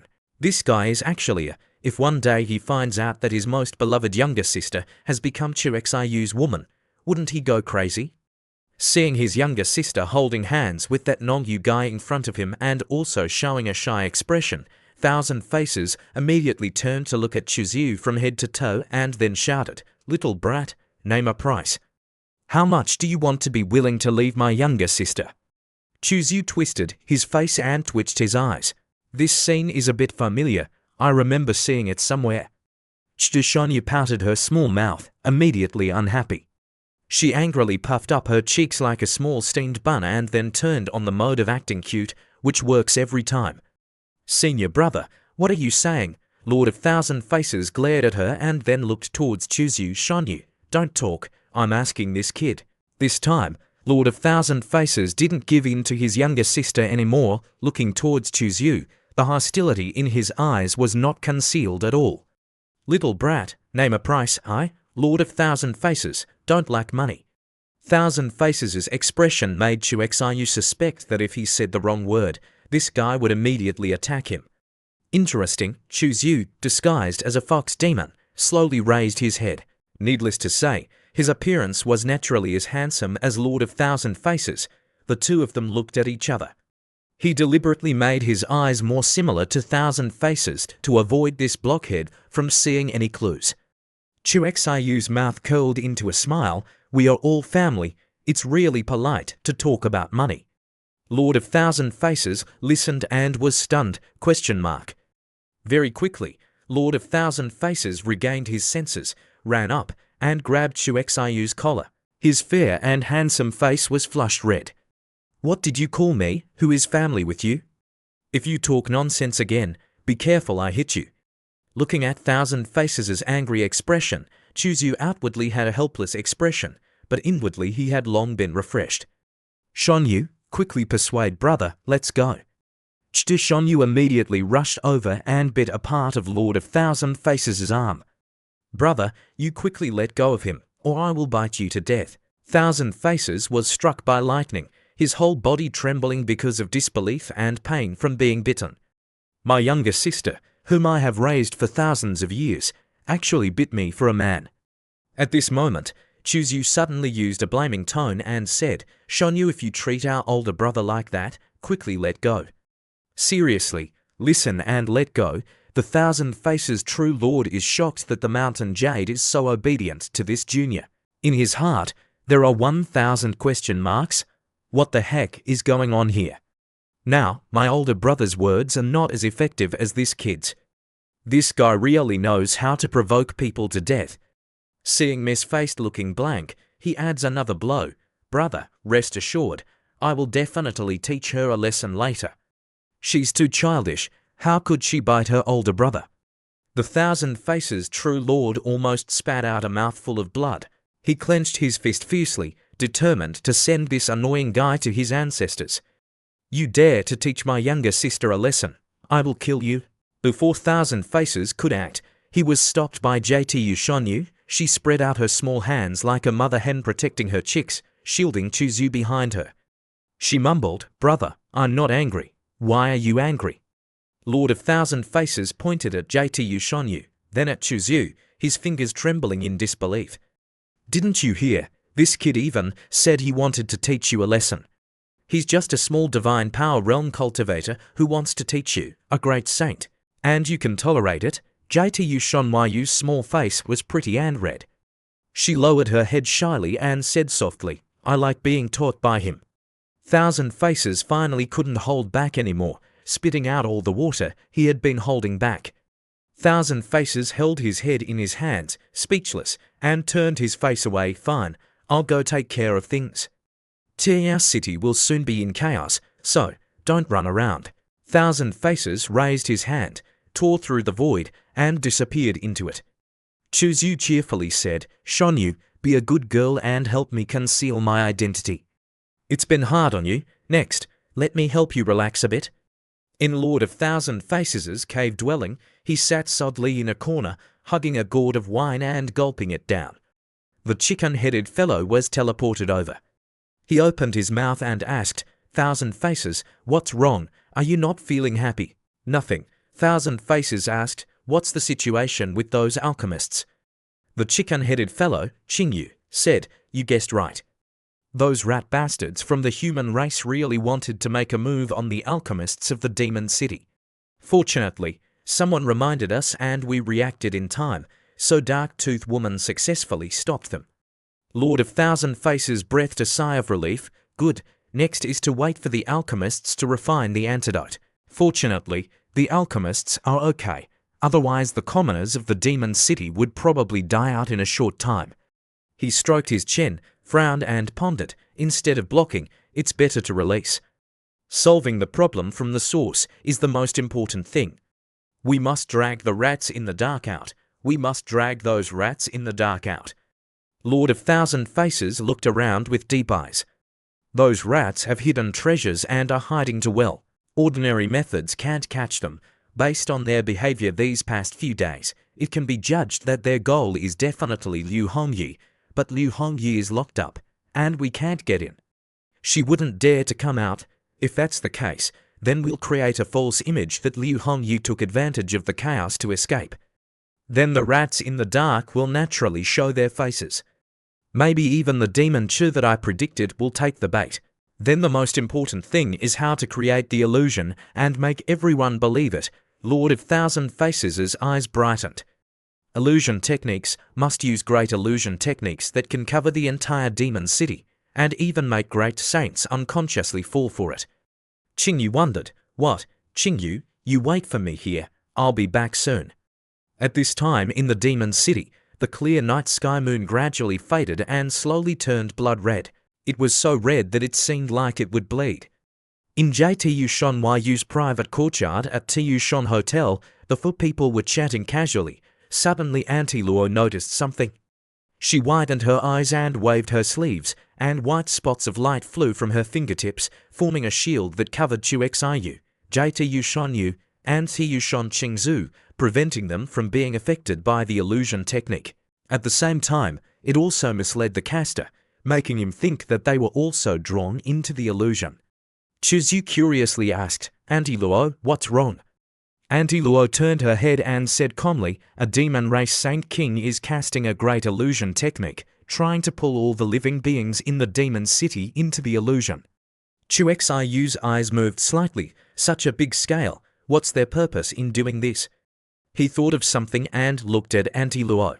Wait, could it be? Auntie Luo nodded. Yes, they want to catch the group of people who poisoned the demon city. Chu Shonyu raised her small face and asked, "Senior, how can the illusion technique be so wide-ranging? What is being used as the medium?" She was shocked. She had to know that the demon city had an area of tens of thousands of square miles. Such a wide-ranging effect, and even she, a mid-stage grade saint, couldn't detect it. It was really scary. Auntie Luo raised her hand and pointed to the moon in the night sky.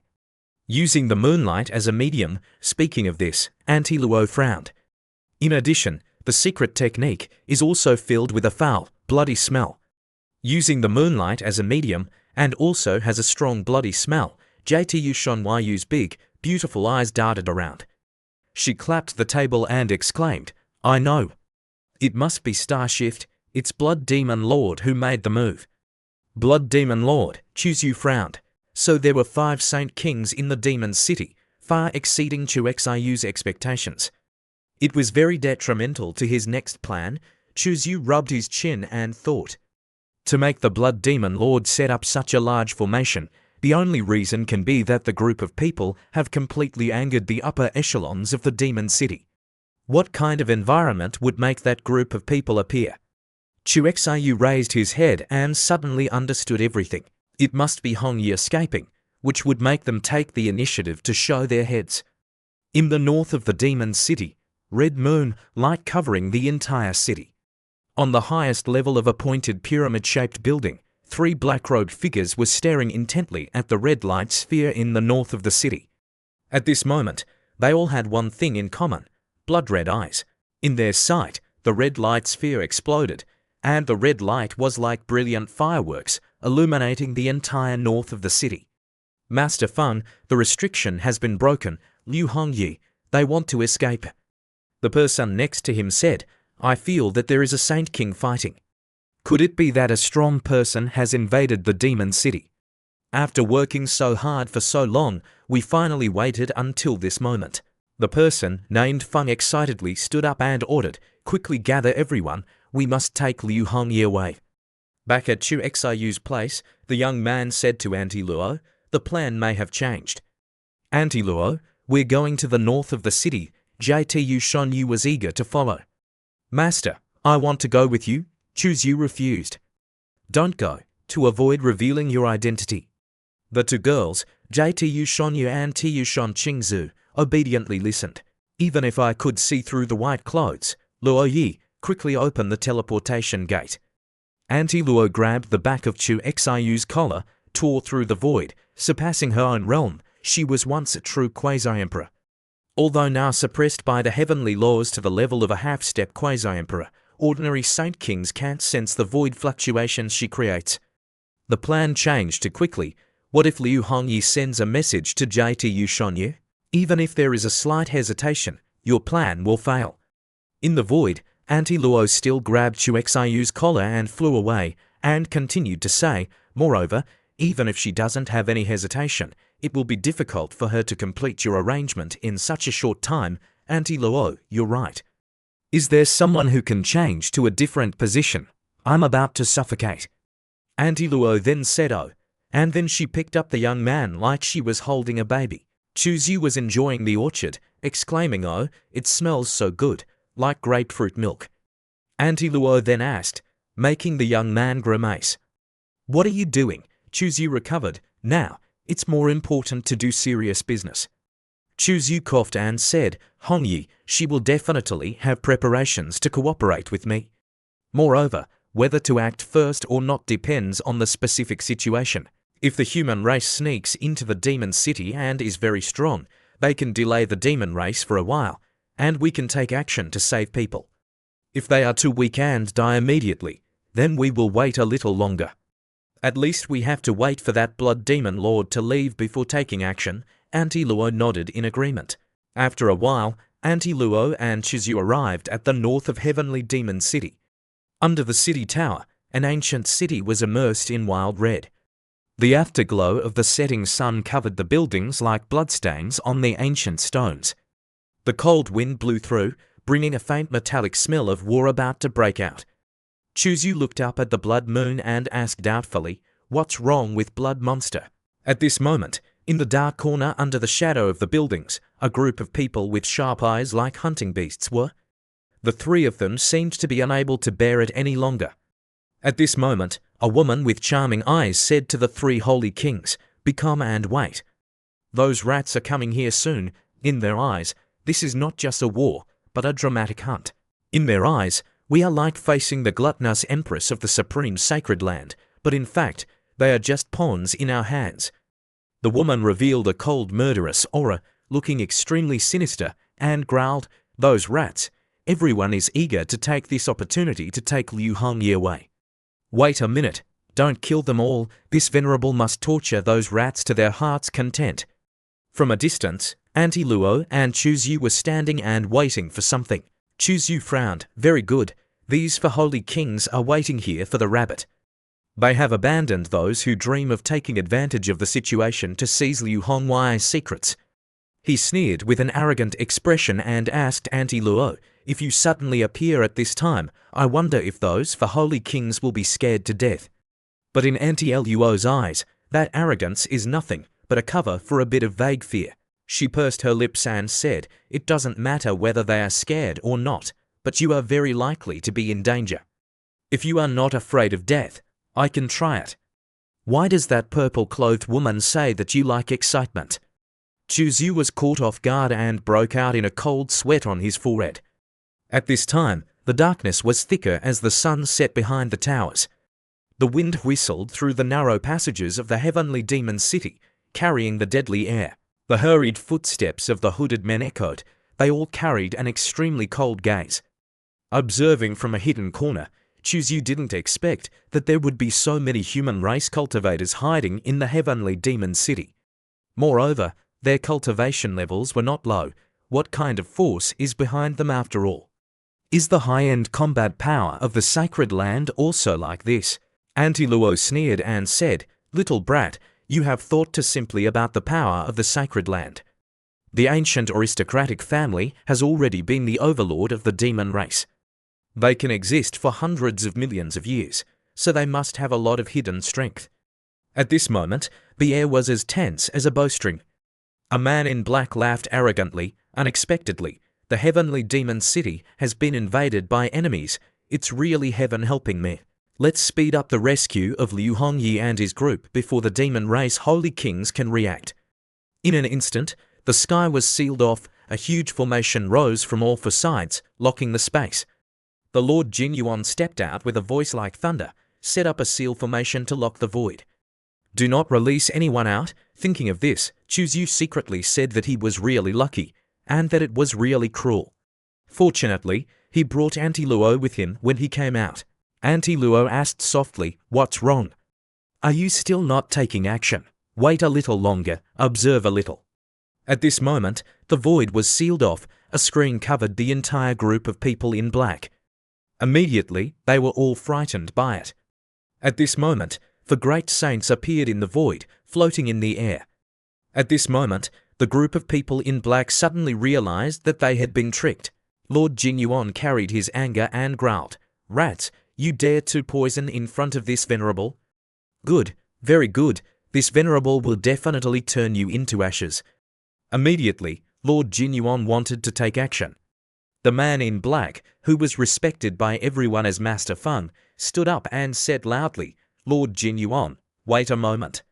Are the holy kings not curious as to why we are desperately rescuing Liu Hongyi? Lords, this matter is related to the heavens beyond."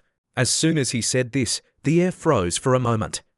Sharp eyes from the holy kings stared at the speaker. Lord of Thousand Faces also grasped the certainty that there was indeed a great secret hidden on Liu Hongyi. Auntie Luo also doubted and asked, "Little brat, do you know what kind of thing is in Liu Hongwei's hands? Chuzu shook his head and said that he didn't know. I have two stone tablets in my hand that record some information about the heavens beyond, but I don't have time to find out what the heavens beyond have to do with Hongyi. Everything seemed to stagnate. The great secret was revealed. These words were like a spark that ignited the greed of everyone present. Seeing their performance like this, Master Feng's smile burst out brilliantly. Lords, I don't know if this information can buy our lives. My request is very simple. Let my companions leave here, and I alone will stay. I will tell you everything I know. Okay, however, before that, this venerable wants to check whether you are lying or not. Speak to the mirror. If you are lying, the mirror will explode. So Master Feng said confidently in front of the mirror, there is information about the heavens beyond hidden on Liu Hongyi and his group. As soon as he finished speaking, the mirror shattered in his astonishment. Master Feng's pupils suddenly contracted, and he sobbed and cried out in fear. Impossible. I didn't lie. Realizing that he had been deceived, Jin Yuan burst into anger. Damn it. You still dare to lie and deceive us? In the void, Chuzu smiled coldly. Want to risk your life for a great meaning. Having a spirit of sacrifice is very good. It's just a pity that you don't just want to sacrifice yourself, but also sacrifice Hongwei. Then you should die here. Chu Xiu thought to himself. Then he buried his head deeply into Auntie Luo's chest and took a deep breath. Luckily, Auntie Luo took action earlier to smash the glass mirror to make that statement into a lie. Auntie Luo patted his head and nodded lightly. Then she said, after saving Liu Hongyi, I want to know. What exactly do they have in their hands? No problem. Chu Xiu was enjoying himself when his pupil saw something. He barely asked, what is that? Master Feng was being held captive by the demon men with chains. At that moment, he raised an old wooden box in his hands. Auntie Luo looked at it for a moment. Her blue eyes narrowed in disbelief. Is that a talisman treasure? Chuzu wondered. I've seen many talismans. What is a talisman treasure? She explained, saying that things like talisman treasures were very rare in the ancient wilderness era. In later eras, they would naturally be even more precious. It is feared that very few are recorded in ancient books. It is very precious because it can absorb the essence of heaven and earth and some other things to automatically create talismans, and the effect is very amazing. Automatically create talismans. Hearing this, Chu Xiu's eyes lit up. It seems similar to a printer. Seeing a good treasure, Chu Xiu's eyes lit up like stars. He then said to Auntie Luo, this treasure is so good, let's snatch it back. Auntie Luo raised an eyebrow, her sharp eyes swept over him and said, there are for Saint Kings watching over there. Unless you want to expose yourself now, okay. Chuzu pretended to be innocent like a boy, burying his face in those two pomelos. His smile was extremely cunning. Auntie Luo didn't pay attention to Chuzu. Suddenly, she felt something. She suddenly turned her head. Wait, Chuzu? She looked through the void towards the east city, somewhat surprised. Chuzu then asked, what's wrong, Auntie Luo? Suddenly, Auntie Luo paused, her expression serious, and said, there is. The aura of a quasi-emperor. Hearing this, Chuzu was extremely surprised. She closed her eyes to sense it and knew that it was just a remnant soul, but the aura was unusual. At that moment, from the darkness, a man gradually stepped out. He was extremely mysterious, with an eye on his brow. Following that, Auntie Luo entered her own sea of consciousness. Originally, she had two life forms. The purple-clothed god solemnly said, if we are fish swimming in the sea, then that person is a bird freely flying in the high sky. Not only is there a difference in life form, but it seems that the systems are also different. Auntie Luo frowned and thought for a long time before coming up with the term transcendent life form. Speaking of this, she fell into deep thought. It's really very extraordinary. It seems to be even closer to the heavenly Tao. What exactly is it? Sister Luo, don't you find this feeling familiar? Speaking of this, Auntie Luo stared intently at Chuzu, her eyes cold but deep. Yes, it's as if it has been transformed by the heavenly Tao, just like how Chuzu transformed JT Yushonye. At this moment, seeing her staring at him, he then pouted his lips. Then Xuexiu moved his beak to Auntie Luo's lips. Auntie Luo, sister, don't keep looking at me like that, I'm shy pop. Auntie Luo coldly flicked Xuexiu, causing a lump to swell up on his head. Ach, Auntie Luo, sister, you're too heavy-handed. Being hit, he comforted her and said, calm down, I didn't mean to just now. Speaking, Auntie Luo's sister can use the mirror magic to peek at that person, right? Auntie Luo nodded without saying anything superfluous. She waved her hand and summoned a shining mirror. The image in the mirror immediately appeared. A black-clothed figure looked extremely dignified. Xuexiu only saw half of his face and the vertical pupils on his brow. He immediately recognized him and smiled softly. So it's him, how interesting, Auntie Luo then asked, do you know him? Xuexiu smirked, his eyes becoming sharp, and said, not only that, I've also fought with him. Hearing this, she couldn't help but be surprised. She said, his blood-red vertical eyes are very strange, he gives me a very strange feeling. I didn't expect you to have met each other. Xuexiu's eyes were full of excitement. Auntie Luo, take me to catch him. I'm very interested in him. Seeing him like that, she then asked, aren't you worried about Liu Hongyi and the others anymore? He smiled confidently and said, there's no need to rush that. After saying that, Auntie Luo took Xuexiu across the void and left. The scene changed to the North City. A male appeared and stood on the roof. He was Ming Yaozi. He coldly asked the name next to him. Liu Hongyi is being held in Baitan. I heard that the demon race has used a forbiddance technique that even the Emperor's energy cannot break. Are you sure you can break it? At that moment, an old black-skinned man appeared and said, that confinement contains a kind of immortal substance of life. This is a high-level energy of heaven and earth. To break it, it is necessary to take the special substance inside immortal and long-lived. Min Yaozi asked suspiciously, what is that? Just as he was about to hear the answer, 10 meters ahead on the void, a crack appeared. From it came a woman carrying a man in her arms as if she was holding a princess. She opened her mouth to say hello, seeing her making Ming Yaozi and the old man startled. Seeing the woman in front of her with an oppressive aura stepping out, the old man immediately exclaimed in fear, a quasi-emperor, that woman is a quasi-emperor. Immediately, his figure gradually disappeared. Before leaving, he couldn't help but remind the name Ming Yaozi to be careful. After that reminder, Ming Yaozi couldn't do anything before being caught by Auntie Luo and locked in secret basement under the ground of the Tu Shan Hotel. Ming Yaozi, he was tied to the cross. He looked cold and grumpy. Who are you? Why did you arrest me? Auntie Luo stepped forward, took out the quasi-emperor compass in her hand, and arranged layers of restrictions. She said coldly, we arrest you naturally have our reasons. She completely imprisoned Ming Yaozi, not giving the remnant soul of the quasi-emperor in his body the slightest chance. Xuexiu stroked his chin and leisurely walked to each torture instrument in front of him. He curiously observed and said, why you usually play very fiercely. Thinking of those torture games, Xuexiu chuckled softly. You revealed a pair of cat teeth. Her face flushed red and smiled sweetly. Master, these are things I prepared specifically for children who don't listen to me. That feeling is very magical. Does Master want to try it? Xuexiu frowned. Very well, you dare to catch me to try it, little you. You're very good.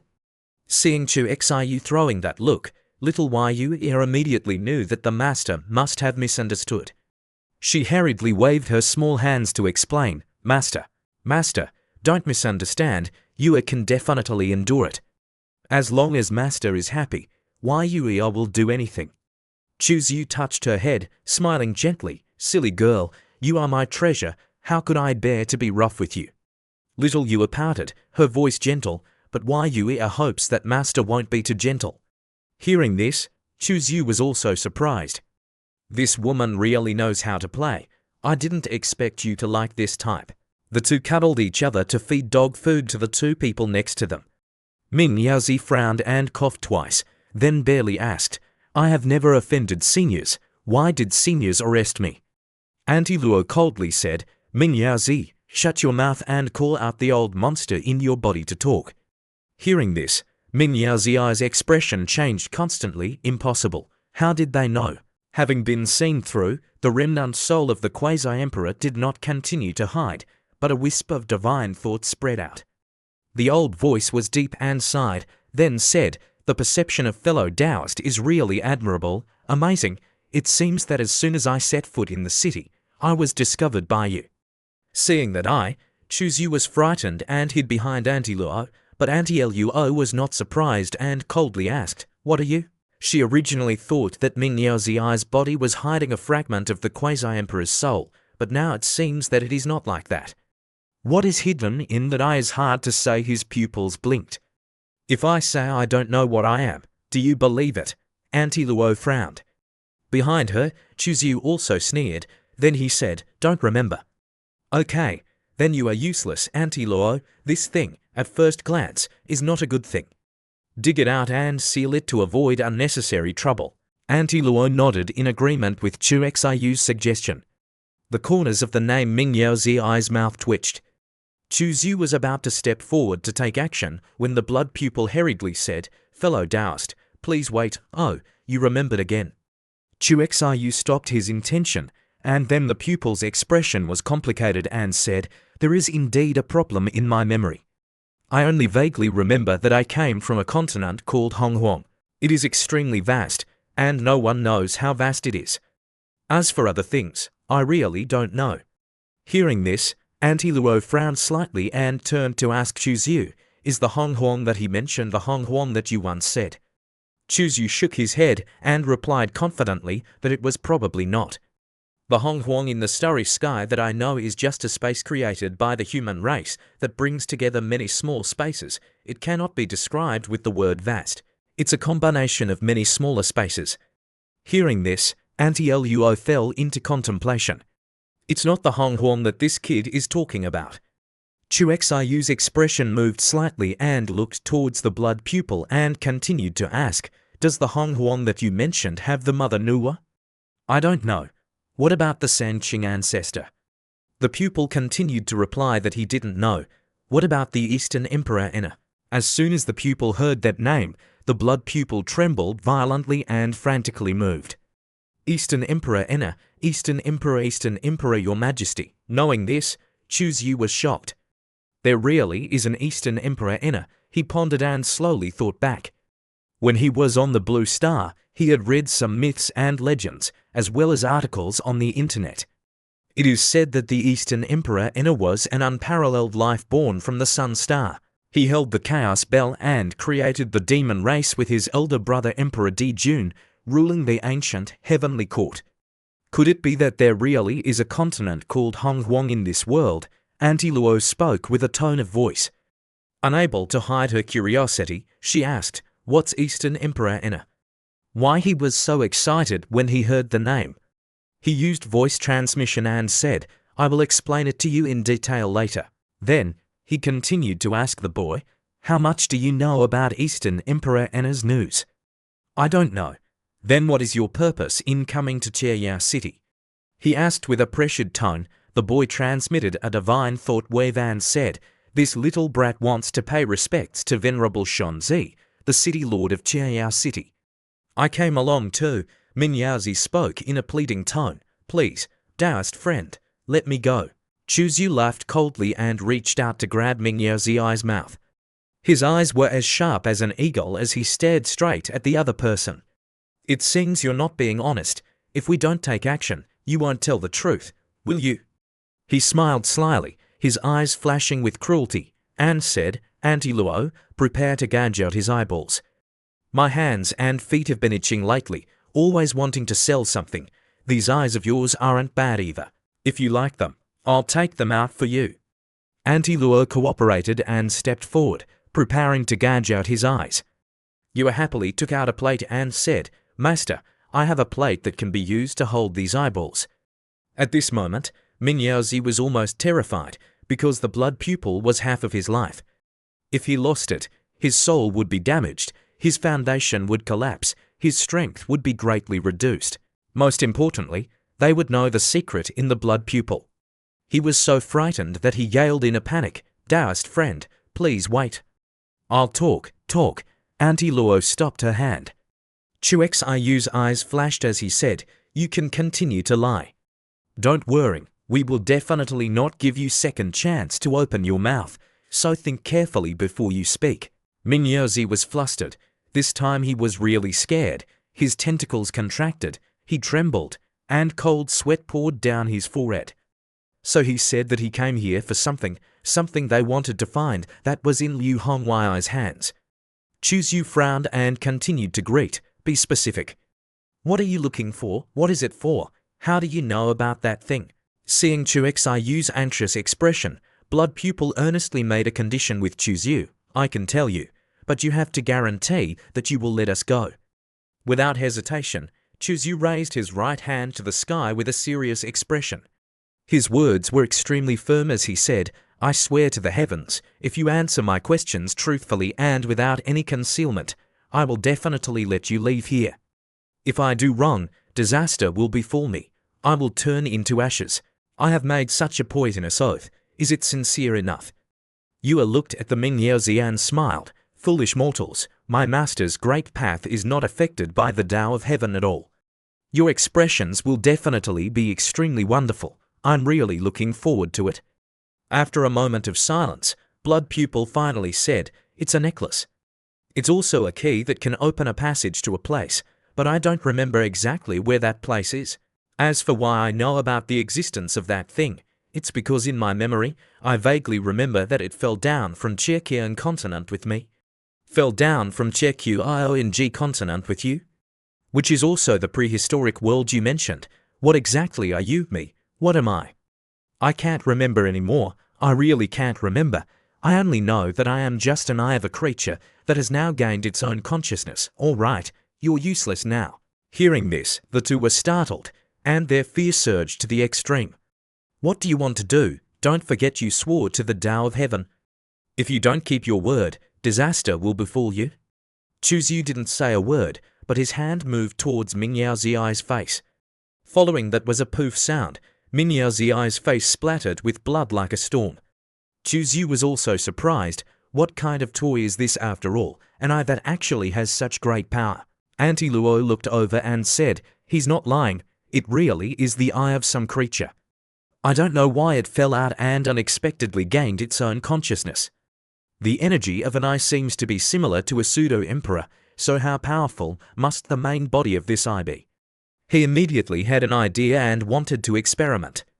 Chuzyu narrowed his eyes, wondering in his heart, I can devour all races, so I wonder if I can devour this eyeball or not. It worked. Minyozi, in that constraint, had his blood pupil on his forehead gouged out by Chuzyu. Minyozi was a little frightened, and asked Chuzyu with cold eyes, Who are you? Who are you after all? Chuzyu smiled with a sarcastic tone and asked, You still don't know who I am? You little brat, you're really too stupid. Only then did he realize it, and the murderous aura surged as he carefully looked at Chuzyu. His chest rose and fell uncertainly. You are Chuzyu? Chuzyu smiled mockingly as he looked at him. Oh, finally remembered me. Minyozi's aura was sluggish, his pupils were blurred. Quasi-Emperor Protector, only you in the current heavenly sky great world can do it. Actually, I should have remembered you sooner. If you want to kill me, then hurry up and take action. Chuzyu saw the confusion in his eyes. His face was cold, but there was no sign of anger. He said, Your talent is indeed not bad. It's a pity to kill you in that case. I have decided to convert you so that you can work for me. Chuzyu gradually stepped forward, looking at him with cold eyes, causing him to be horrified and shout, What do you want to do to me? Don't come over here, he warned, his voice full of fear.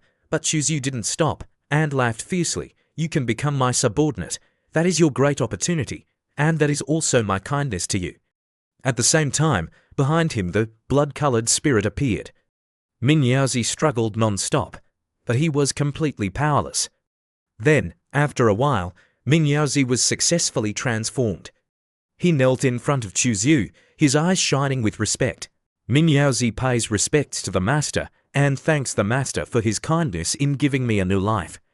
Chuzyu nodded, took out a jade talisman, threw it to Minyozi, and said, Tomorrow, go to the city lord's mansion and find a chance to break this plate. Remember, don't let others become suspicious. Understood, master? Chuzu waved his hand, Mingyaozi bowed and then left. After he left, Yuya was surprised to find that her aura was clearly increasing rapidly. She was very happy in her heart and happily said to Chuzu that she seemed to have to break through. Chuzu was surprised, his eyes full of surprise.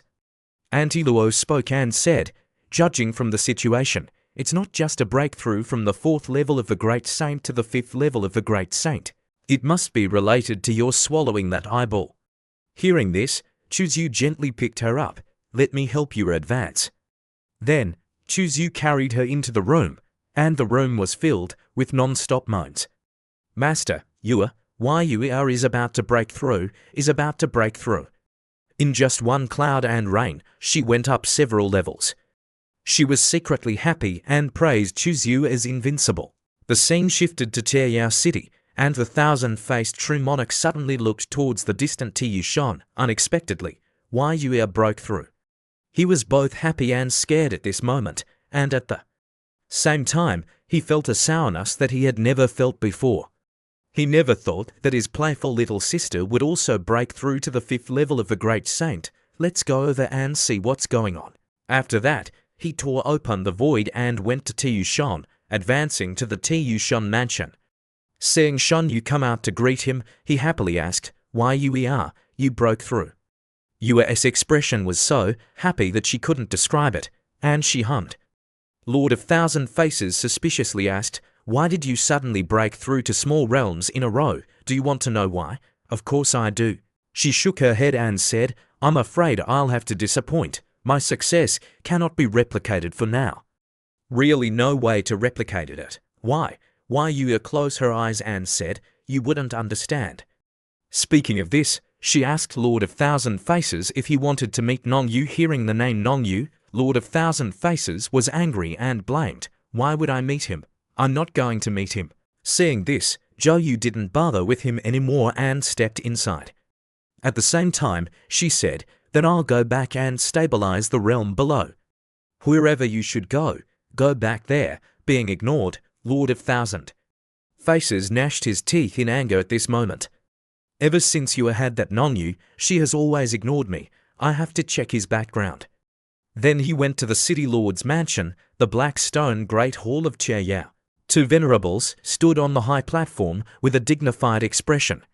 "Lord of 1,000 Faces, true monarch, he came here to report on the interrogation of that FENG person, and has obtained intelligence." He clasped his hands and said, "The 2 venerables, the certainty now is that Chieyao City is currently there are no more people from Master FENG." After saying this, he slightly raised his head and looked towards Venerable Daizun, and Venerable Jin Yuan waved his hand and said, "If you have anything to say, just say it, don't be shy." Lord of 1,000 Faces' voice revealed a firm expression and said, "That Master Feng is adamant that he is not lying. According to my observation, it is very likely that he is really not lying." Hearing this, Daizun frowned and asked, "If he is not lying, then why did my divine mirror break?" Lord of 1,000 Faces, true monarch thought for a moment, then he confidently sighed, "There are only 2 possibilities. First, there is indeed a problem with your divine mirror. Second, a strong person secretly interfered while you were not paying attention." Hearing this, Daizun put his index finger against his chin, his pupils narrowed slightly and asked, "Lord of 1,000 Faces, which possibility do you think is more likely?" Lord of 1,000 Faces, true monarch's expression was serious and said, "It is very likely to be that quasi-emperor." 2 venerables, please don't forget that the Taisu Saint child Chuzu is currently cultivating in the Chieyuan Great Wall. Hearing this, the expressions of the 2 people changed. Extremely solemnly analyze the details, extremely accurately suspecting that you mean the crown prince of the supreme beginning has already arrived in heavenly Demon City. Venerable Jin Yuan sharply asked him, "What other purpose does he have?"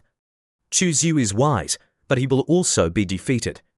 Unexpectedly, we could not kill Master Fun to the point that we could deduce his existence. He's too confident. Just as he was about to continue speaking, suddenly a guard outside hurried into the hall and knelt on the ground.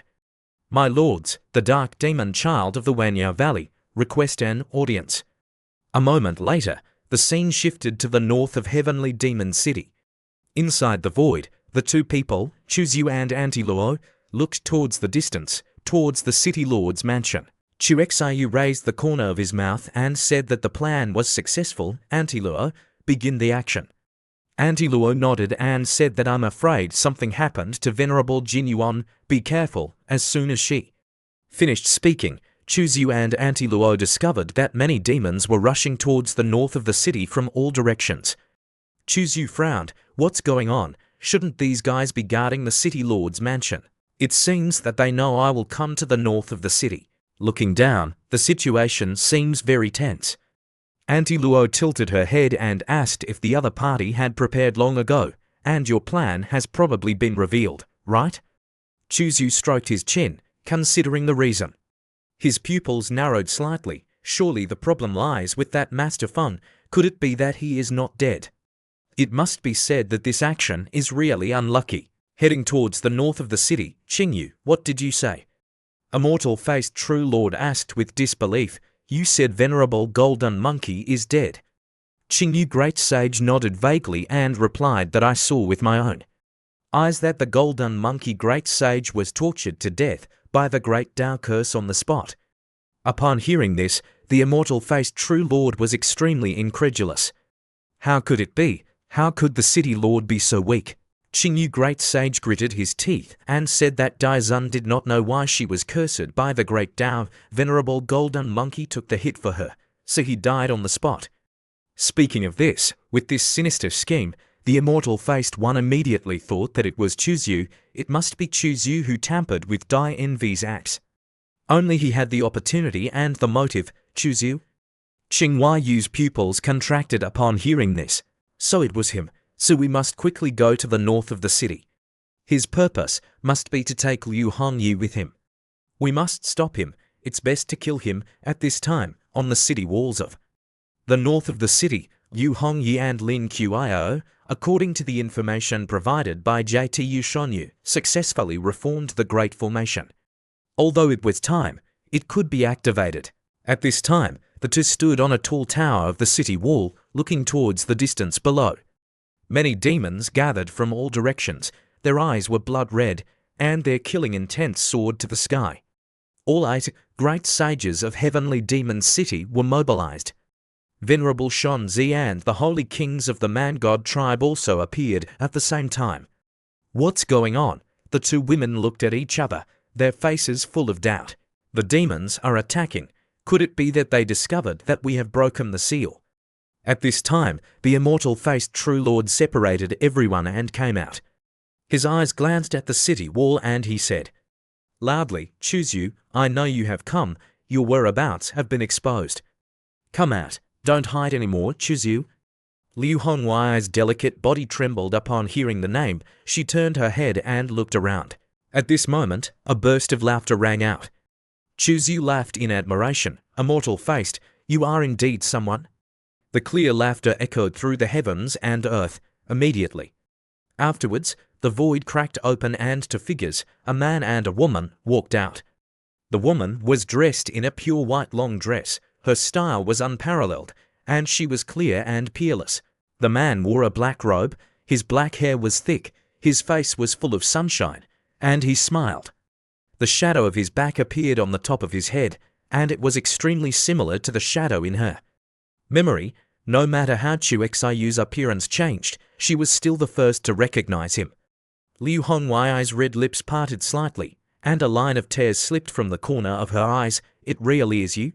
I didn't expect to see you again in this life.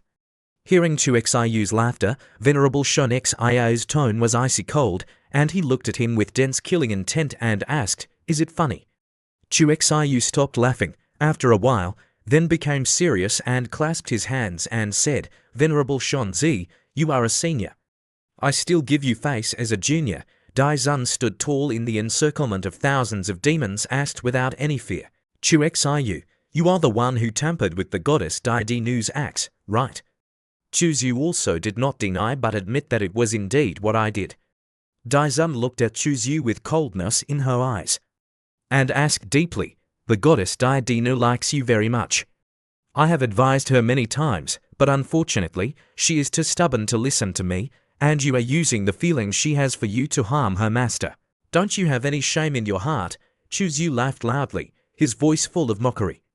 Venerable Daizun, Senior, you are so old, can't you see through it yet? There is no right or wrong in this world, only interests and different positions. Back then, you holy kings took advantage of my holy body tribulation to assassinate me, seriously injuring my supreme beginning holy lord. Can that be considered despicable? Then I used the goddess Daidinu to retaliate against you. Can that be considered a courteous reply? Don't say that my methods are dirty. The crows in this world are all the same. Daizun was silent upon hearing this, knowing that the person in front of her was Chu Xiu. Lin Xiao grabbed Liu Hongwei's hand, her eyes full of joy, and asked, Sister Liu, is he Chuzyu, big brother? Liu Hongyi nodded gently. He was still the one standing in the middle of thousands of demons, speaking eloquently without any fear, even uttering words of ridicule. But who is the woman next to him? Why is she so close to him? The immortal-faced true lord raised his head and said, Chu Xiu, next to you there is a quasi-emperor who wants to take Liu Hongyi away. Heavenly Demon City may not be able to stop it. If you can sit down and negotiate, why do you have to take such cruel measures? Could it be that the fall of Venerable Golden Monkey and the anger of all the cultivators in Heavenly Demon City are the results you want? Chuzyu said with a cold face, who told you that I only came here to take Liu Hongyi and the others away? You have been exposed, so what are you pretending for? Chu Shanyu, who was hiding in the dark to observe, was slightly startled upon hearing Chu Xiu's words, wondering what the master meant.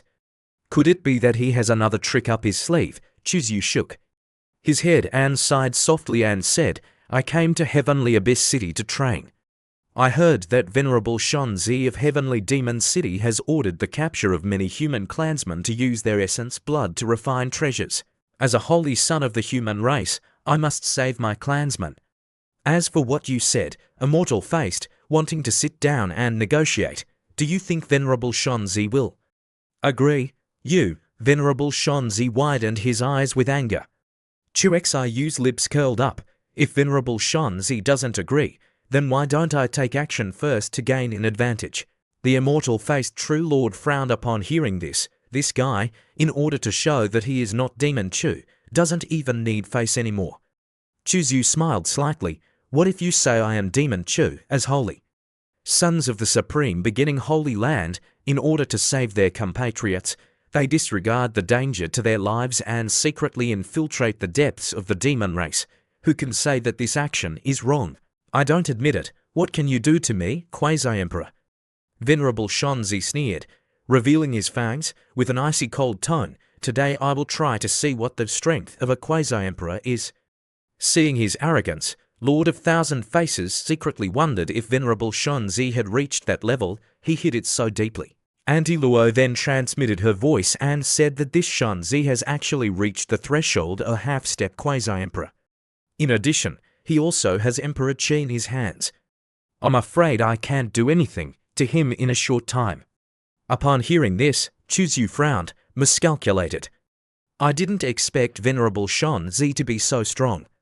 If this is the case, Daizun is afraid that she will take the opportunity to attack me. Once that happens, I will be very dangerous.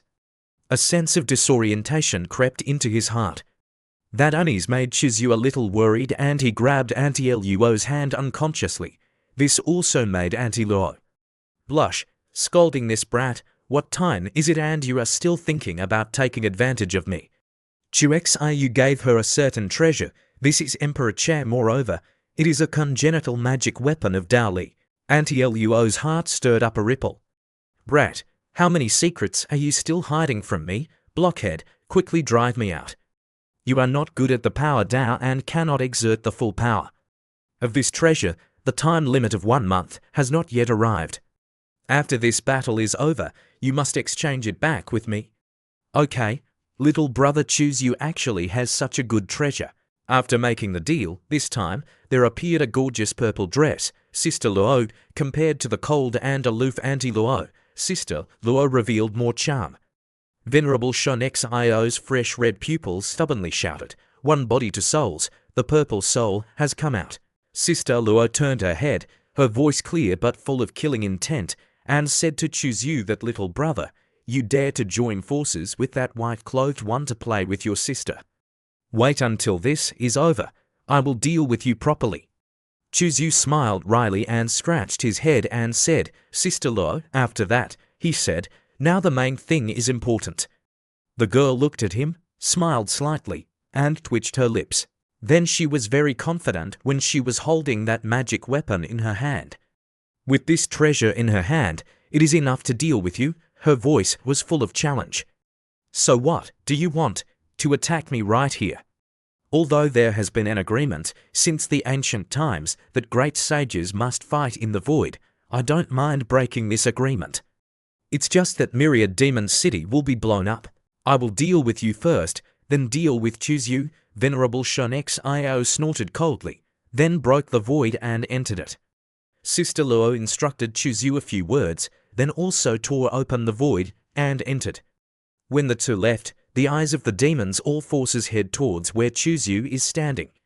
Kill him, don't act rashly, anyone who disobeys the order will be killed without exception. Thousand Faces' true lord frowned, he raised his hand and shouted loudly to stop them. Don't get too agitated, being stopped.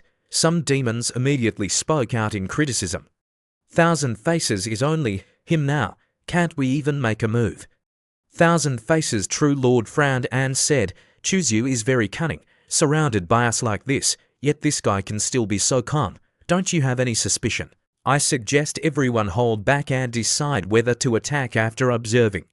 After reminding them, he yelled towards Chuzyu, don't think I don't know what you're planning. Same trick. Do you think we'll fall for it again? You underestimate our intelligence too much. Seeing Thousand Faces' expression, Chuzyu chuckled to himself. Then Chuzyu raised his voice and said, everyone, Golden Ape Venerable died for me, his bones are not yet cold, don't you want to avenge him? Hearing those sarcastic words, all the demons became furious. Great lords, give the order to let us rush over and avenge the Venerable. Yes, let us avenge Golden Ape Venerable. Thousand Faces still hasn't let them attack. He's standing in one place, still hesitant in his heart, wondering what this Chuzyu is trying to do. But just before anyone could act, a heavy figure fell from the void with a crash. It was Butterfly Empress. She held two axes in her hands, extremely mighty. It was Butterfly Empress. The Empress has arrived. She looked up at Chuzyu with red eyes. She raised the axe and pointed at Chuzyu with an extremely resentful tone. Chuzyu, why did you treat me like that? After saying that, she stomped her foot and jumped towards Chuzyu. Chuzyu just stood there, looking at her with cold eyes. When her attack just touched Chuzyu, he slightly leaned his body and easily dodged it. Seeing the two fighting, Thousand Faces felt that Chuziyu's cultivation was much stronger. He couldn't believe that Chuzyu could easily dodge such a powerful attack from the Empress. Qingyu, with a worried face, asked Thousand Faces if they should stop Butterfly Empress. Thousand Faces shook his head and said, can't stop her, let her vent. We'll only make a move at a critical moment. We can't let Chuzyu hurt her. Butterfly Empress was now extremely furious. Her killing intent filled the air. Chuziyu's voice was cold and sharp. His eyes filled with contempt as he said, that's right, hatred is indeed the ultimate source of power. You finally have a bit of the appearance of a heavenly demon god. Because of you, I killed my master. She didn't stop and swung the axe towards Chuzyu again, but Chuzyu disappeared in the blink of an eye, leaving only an afterimage. Chuziyu's speed was so fast that it was hard to catch with the naked eye. Immediately after that, Chuzyu appeared right behind her, his voice sarcastic as he said, aren't you always too fond of me? Those words hit her heart, her face flushed, but her heart ached unbearably. She resentfully swung an axe again, but he easily blocked it with one hand.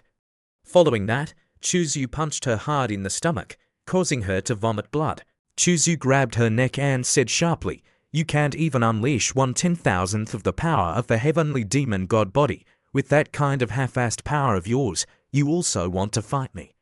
How ridiculous. Look at you. You're so weak that I have to hold back. You can't even hurt me a little bit.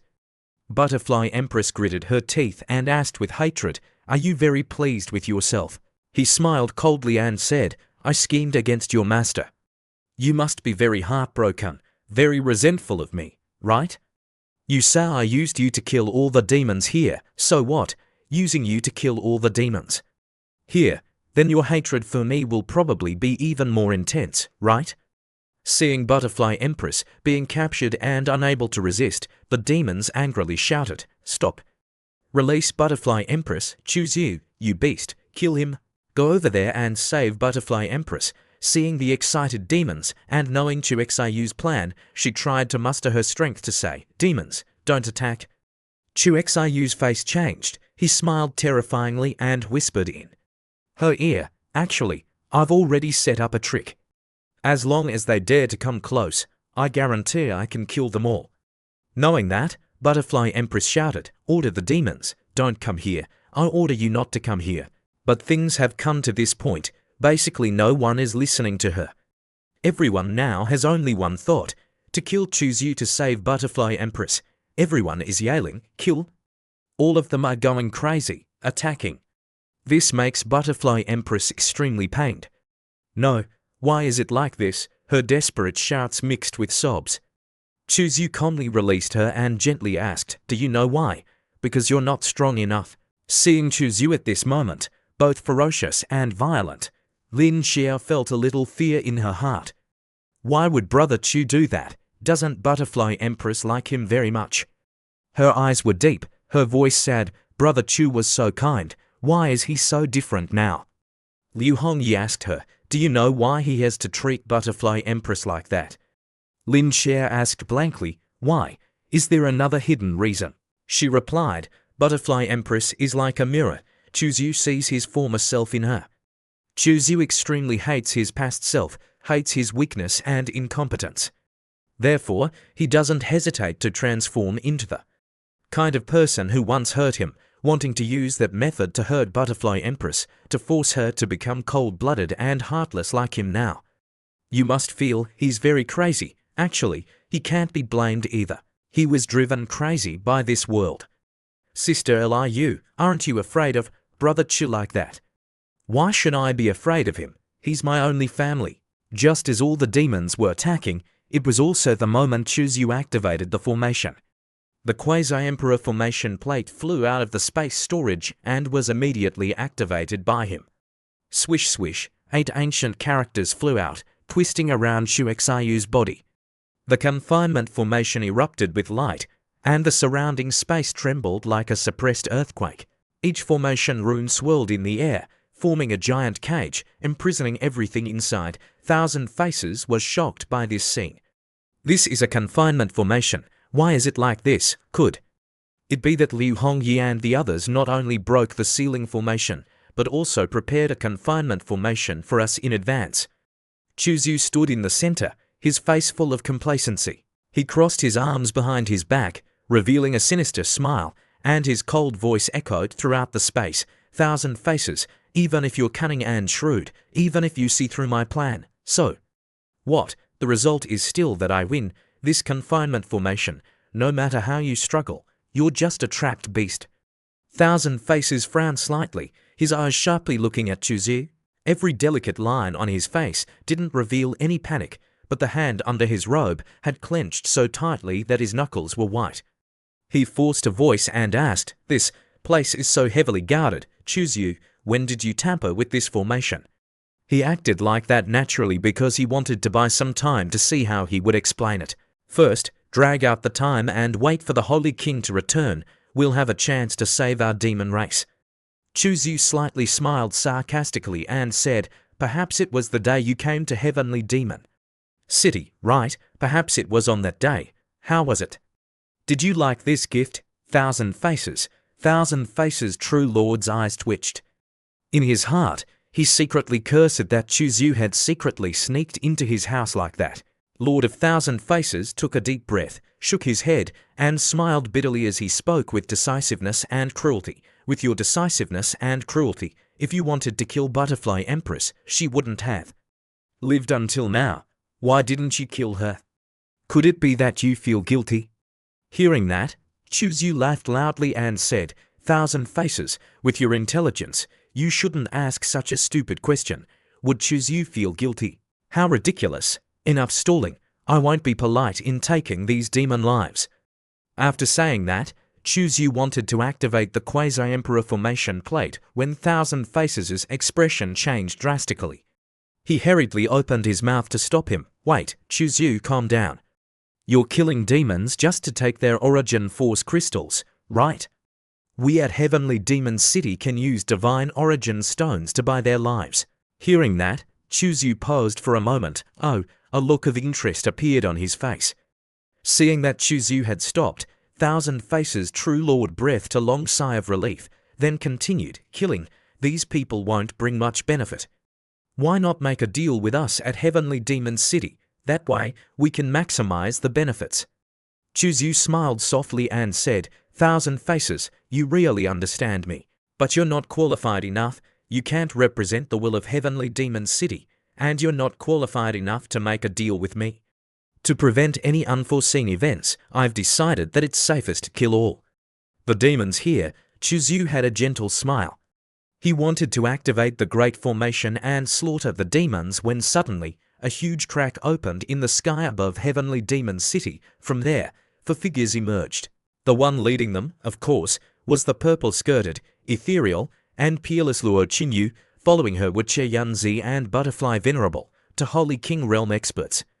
This time, there was one who had just entered the Quasi-Emperor realm with the appearance of a small loli.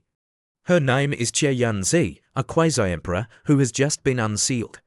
Chu Xiyu's pupils slightly moved. He stopped his hand movement and frowned slightly. Luo Qinyu clearly didn't kill the two Holy Kings, Shunzi and Butterfly Venerable. And who is that one standing next to Sister Luo? Although she's small, her cultivation is extremely high. Butterfly Venerable crossed his arms and raised his voice. Chuzyu, quickly release Butterfly Empress. Since Venerable Butterfly has spoken, I naturally have to show respect to the senior. Chuzyu smirked and said, after all, she's useless. I'll return it to you. After saying that, the right hand of Chuzyu used force to throw Dai Dinu out. Dai Zun waved his hand, and an invisible force spread out, wrapping around his daughter and pulling her to her side.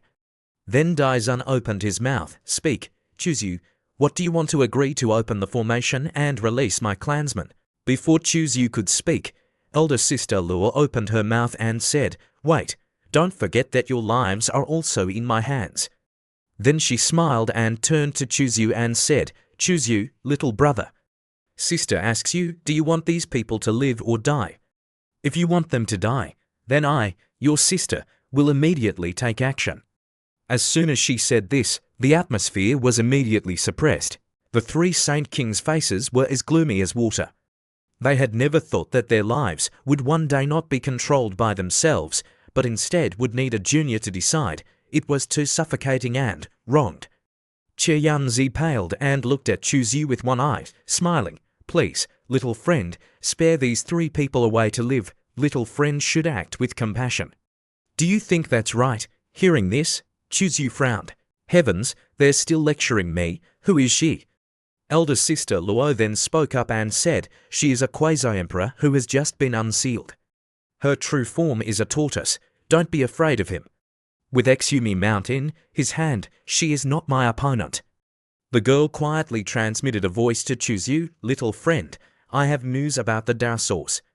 If you are willing to yield, I can tell you where the Dao source is located, really. Of course, I swear on my turtle shell, I will never deceive you. The Holy Venerable of the Tai Su Holy Land is injured by the Dao. If you want to heal her, there is only one way, which is to find the Dao source. You know a lot. Living longer naturally means knowing more. Knowing this, Chuzyu respectfully clasped his hands at her and said, just now, the senior taught me to act with compassion. I can release the demons imprisoned in the formation, but it was very difficult for me to catch these demons. Heavenly Demon City, you have to pay a corresponding price, right? Hearing this, the name Shunzi was dissatisfied and loudly blamed Chu Xiyu. Are you sure that I will agree to your request for these little demons? At the same time, a shrill scream rang out from outside the formation. I'm trapped in here. Help me. Why you here? When Lord of Thousand Faces saw Yue being imprisoned in the formation patterns, he gritted his teeth and immediately pleaded with the Venerable, clasping his hands. Yue is trapped inside. I only have one younger sister. Chuzu smiled, raised his hand, and counted 1 pair, 2 pairs, 3 pairs. Seeing Chuzu at this moment, they were worried to the point of being on edge. I've counted carefully. There are a total of 24,787 people in the Great Formation, including 8 Great Saints, 47 Lesser Saints, and 5,784 people. In the Divine Power Realm, all right, say it, what do you want? Chuzu decisively said, 1 billion Divine Origin Stones. After Chu Xiu made the condition of 1 billion Divine Origin Stones, the Shonzi Venerable could only grit his teeth and endure it. He tried to suppress his heartache and said, okay, I promise you to release the people. The intention had just been decided. Chuzu received 1 billion Divine Origin Stones, and without saying a word, he opened the Great Formation. Immediately afterwards, the formation disappeared into nothingness. Yu at this time was also happily waving her hand and transmitting her voice to Chuzu in a soft voice, but full of expectation. Master, how did Yue perform? Chuzu indifferently praised her. Very good, very good. I'll reward you later. Yu smiled, her eyes sparkling. Then I want it like that night. Chu Xiu had a brief moment of silence. Then he replied with a voice full of pampering, okay, this is easy. You go back and wait for me. I have something to say to Liu Hongyi. Yue happily and excitedly nodded. Okay, Yue is waiting for you. Night. The moonlight is dim. Liu Hongyi stood there, her red dress fluttering in the wind, her long black hair slightly disheveled. When she saw Chuzu appear, her eyes flickered and tears welled up. Chuzu took a step forward and stood in front of her. Time passed. After 15 years, the two people finally met again. A smile appeared on Chuzu's face. Long time no see. Hongyu bit her lip, and tears fell. Chu Xiu gently wiped away her tear-stained face. Why are you crying? We're meeting again. Isn't that a good thing? She clenched her hands, her voice choked with emotion as she asked, why didn't you come to find me? Chuzu sighed softly, his eyes slightly sad as he said, the people I offended are too many. If I went to find you, I would be harming you. Hongyi's tears kept falling. She trembled slightly and said, after hearing the news of your death, I was very angry. I hate the people who pursued you, and I hate you too. Chuzu raised his right hand and stroked the top of her head, gently saying, if you hate me, then why did you avenge me, you silly girl? Liu Hongyi slightly raised her face, huffed, and complained, you're the silly one. Knowing that those forces are so powerful, you still went to provoke them. He smiled softly, a hint of helplessness appearing in his eyes as he said, I didn't want to either. She took out a pendant and handed it to Chu Xiu, asking, you must be very curious about this, right? Chu Xiu accepted the pendant, a devil's face, and gently stroked it with his fingers.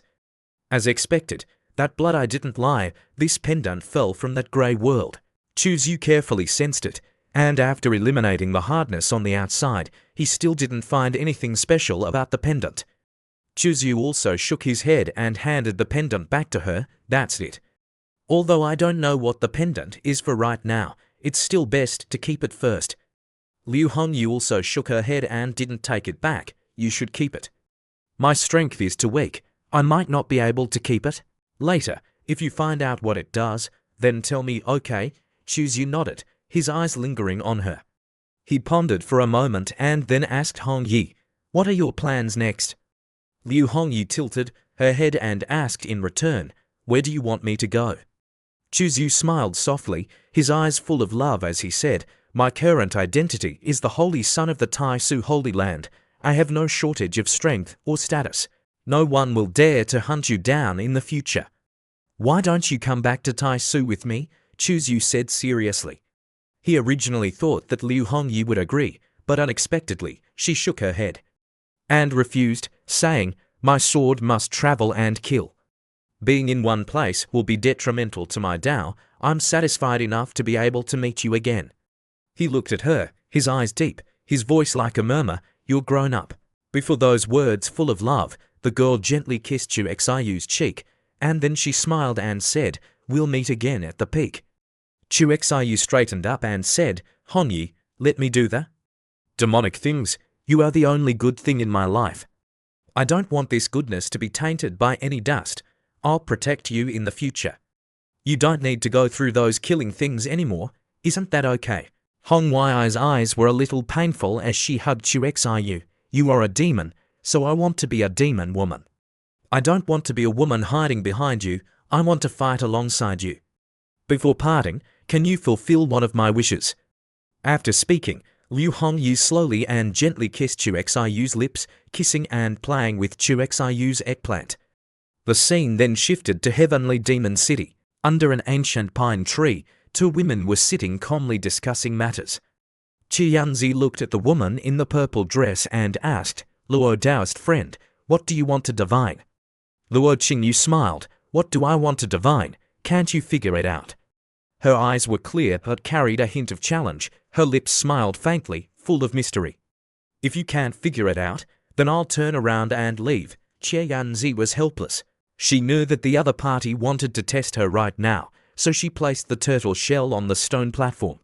Following that, a strange fluctuation reverberated on the turtle shell. After a long time, Tian Yanzi's expression was strange as she opened her mouth and asked, "This, you want to divine for Chuzu?" Hearing this, Luo Qingyu smiled beautifully, her jade hand gently clapping as she praised her. "Not bad. As expected, you has some ability, so can you divine his fate?" Qi Yanzi shook her head, smiled bitterly, and sighed.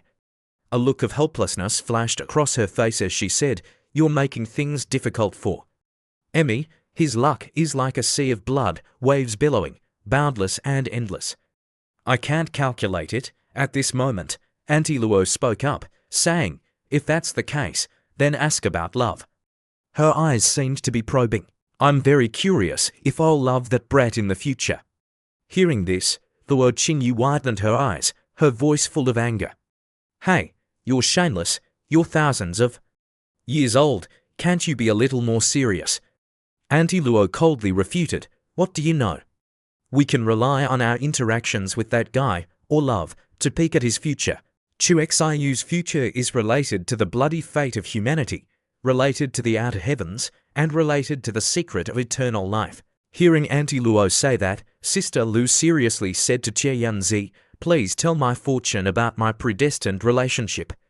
Hearing that, Qi Yanzi gently breathed out, "As long as you don't make me tell the fate of Chu Xiu, anything is fine." Qi Yanzi threw the turtle shell onto the stone platform again, then she performed a magic trick. A strange energy wave rotated on the turtle shell. After a while, she said to Sister Lu, "Sister Luo's path of predestined relationship is very complete, with both sons and daughters." Wait a moment. The words of she was choked in her throat. Her face suddenly turned pale. Her eyes seemed to be filled with chaos. Seeing Qi Yanzi's face, she couldn't help but ask, "What's wrong?" Qi Yanzi choked and screamed, tilting her head and spitting out fresh blood. Her aura was exhausted and her face was full of horror. Seeing her like that, Sister Lu was surprised and asked, "What exactly did you see?" Qi Yanzi, her aura weakened for a long time before regaining her composure. She struggled to say that she looked at your path of predestined relationship to observe the future. "I saw the sky cracking open a huge gap. Inside there were strange grey bones spreading throughout the continent. In those grey bones, there were countless monsters. They were fierce and terrifying, sweeping like a tide across the world. Their goal is to kill a great emperor. I can't see the face of that great emperor clearly, but I can be sure that that person is not any great emperor in history. At that time, you were also by his side. Perhaps that great emperor is the person to whom your path of predestined relationship is attached." Then she tilted her head and asked, "Why did you vomit blood?" Auntie Luo also secretly recognized who that was and said to Sister Lu, "Just now, Qi Yanzi saw that it is very likely that it is Chuzu, the younger brother of this era. Currently, he is the only person who has the ability to attain enlightenment and become an emperor." Qi Yanzi's hands trembled and her voice was heavy as she said, "He is too special, but when I looked too deeply into the future, I was discovered by a monster in the grey bones. It only glanced at me with the corner of its eye and it severely injured me. My body and soul almost shattered.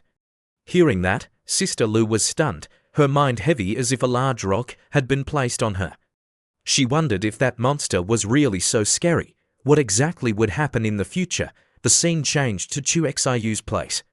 After Chu Xiu agreed to her request, the two of them spread out a cloth and made love on the city wall, communicating. After finishing, she stood up and took her clothes. Chu Xiu sat up and realized she was a little hurried, so he asked Hong Yi, "Are you about to leave?" Hong Yi stood in the golden sunset light of Chiao City. Her eyes could not hide a bit of sadness, but they sparkled with determination. Her hand gently stroked her hair that was blown by the wind. Her voice was as soft as mist. "I want to be stronger. I don't want to become a burden to you. Only when I am strong enough can I help you." Liu Hongyi turned around and slowly walked to Chu Xiu's side. She leaned down, her slender waist and soft hands caressing Chu Xiu's cheek. Then she lowered her head and her red lips kissed his forehead. Chu Xiu clenched his fist slightly, his lips pursed as if wanting to say something but unable to. After a while, he smiled sadly, his eyes gently looking at her and saying, "We have to part again." Liu Hongyi stroked a strand of hair on his forehead and smiled softly. "Parting is only to meet again better next time." "Isn't that what you once said?" Chu Xiu nodded helplessly. If Liu Hongyi already wanted to find her own Dao, then he couldn't stop her. "If you have decided, I won't stop you. Tomorrow I will see you off from Chiao City." Suddenly, Chu Xiu remembered something. "That's right, there is something I want to give you." "What thing?" she asked innocently, but Chu Xiu only smiled. Then Chu Xiu said goodbye to her and returned to Shan Yu's residence.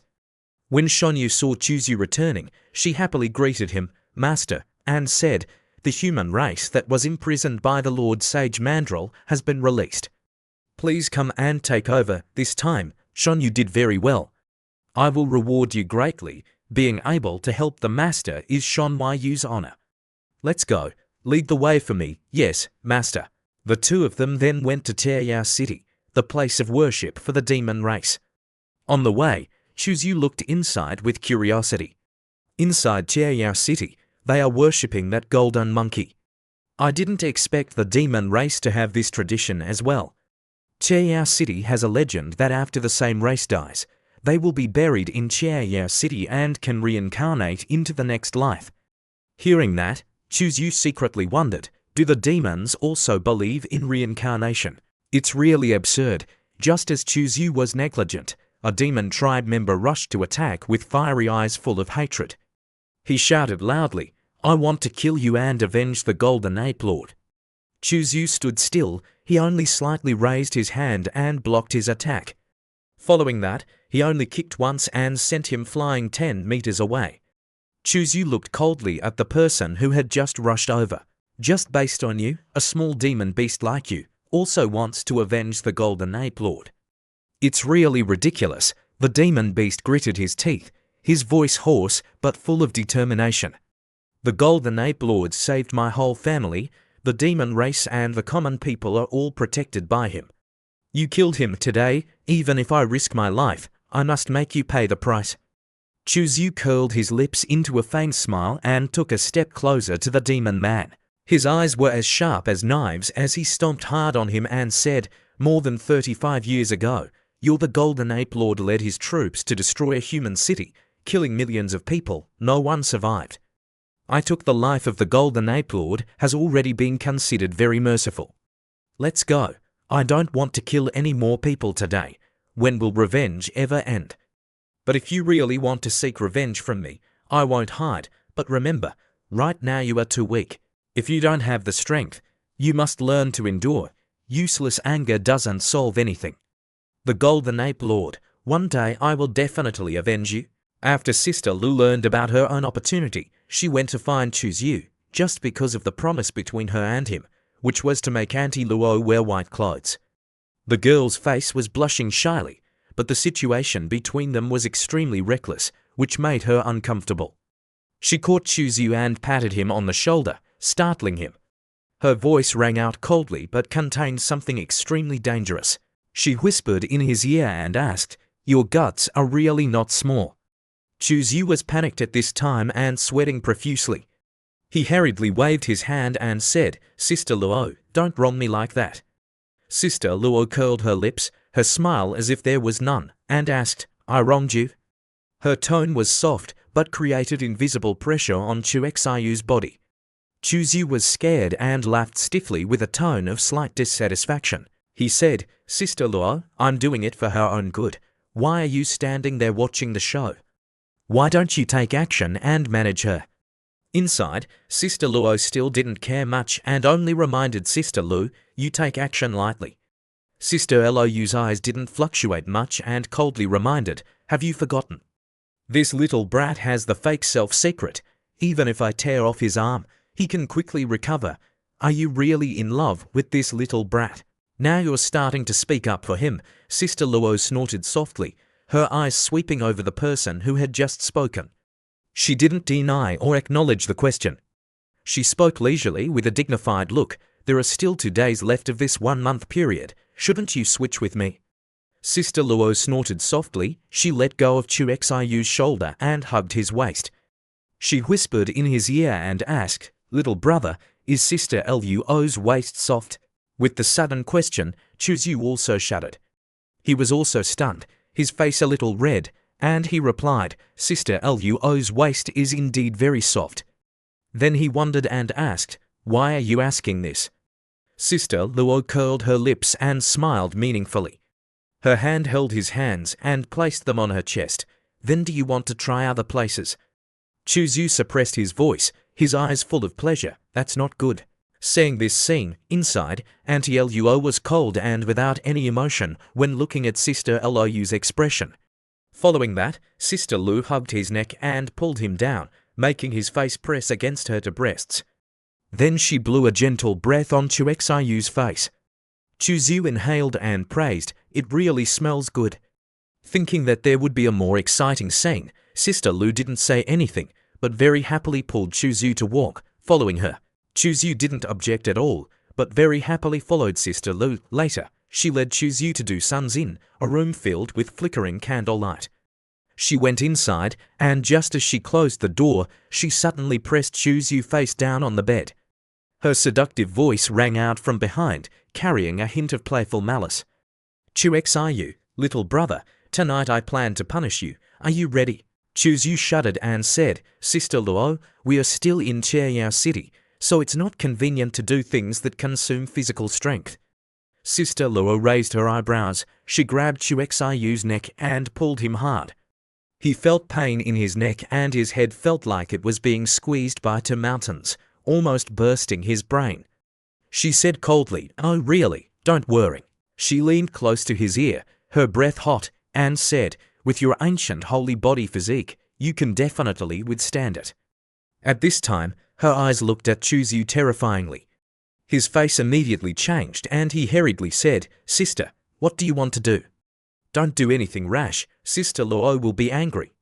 Her words were like threatening her, so it made her actions become stronger, which made the whole room echo with Chu Xiu's screams. "Sister Luo, I know I'm wrong, spare me." In just a moment, Chu Yu was hung upside down from the ceiling. She smiled softly and said, "Little brother, if you want to take advantage of me, you're still too young and inexperienced." Chu Yu didn't know whether to laugh or cry as Sister Luo turned around and left, leaving Chu Yu in a daze in the room. He unconsciously shouted, "Sister Luo, just leave like that. Can't you treat me like that? I know you don't have the heart to treat me like that." After a while, after Sister Lu left, then outside the quiet night sky, a figure appeared, gently pushing the door open, initially joyful. However, there was a slight disappointment when it wasn't Luo Qingyu forgiving him, but why Yui are opening the door. He looked a bit embarrassed, seeing himself hanging upside down. Yua was extremely surprised and asked, "Master, what's wrong?" Chu Yu slowly sighed, "Let me down first." Afterwards, Chu Yu put on his clothes and asked, "Why are you looking for me so late?" Yua said, "Master, the human race that was captured by the great Saint Shangshao has been released. Go and receive them." Chu Xiu pondered for a moment, then gently nodded, saying, "Why Yui, your performance this time was good. I will reward you." Yua happily bowed her head, her voice filled with absolute loyalty as she replied, "Being able to help Master is why you are his honor." Chu Zhu turned around, his black cloak gently fluttering in the wind. "Let's go. Lead the way for me." "Yes, Master." The two then went to Chongyao City, where the demon race's sacrifices took place. Once again entering Chongyao City, he realized the entire city's atmosphere wasn't suitable. The air was filled with sorrow. When the human race wreaked havoc in Chongyao City, too many demons died. Even Golden Ape Honored One had already become grass. Now, white silk was hung in front of every house, and occasionally there were sounds of crying coming from inside. They wanted to bury their relatives in Chongyao City, deep within the Chongyao domain. Chu Xiu's expression didn't change at all as he looked inside.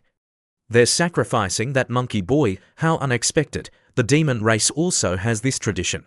"Yes, Chongyao City has a legend that after members of the same race die, they will be buried in Chongyao City so that they can reincarnate in the next life. After reincarnation, they will live very happily and well." Hearing this, Chu Zhu secretly suspected the demon race also believes in reincarnation. How absurd. Just as Chu Zhu was absent-minded, a demon clan member rushed to attack with fiery eyes full of hatred. He loudly yelled, "I want to kill you to avenge Golden Ape Honored One." Chu Zhu stood still, he slightly raised his hand, blocking his attack. Following that, he only gave a kick, which sent him flying 10 meters away. Chu Xiu coldly looked at the one who had rushed over. "Just based on you, a small demon beast like you also wants to avenge Golden Ape. How laughable." The demon beast gritted his teeth, his voice hoarse but full of determination. "Golden Ape Honored One saved my whole family.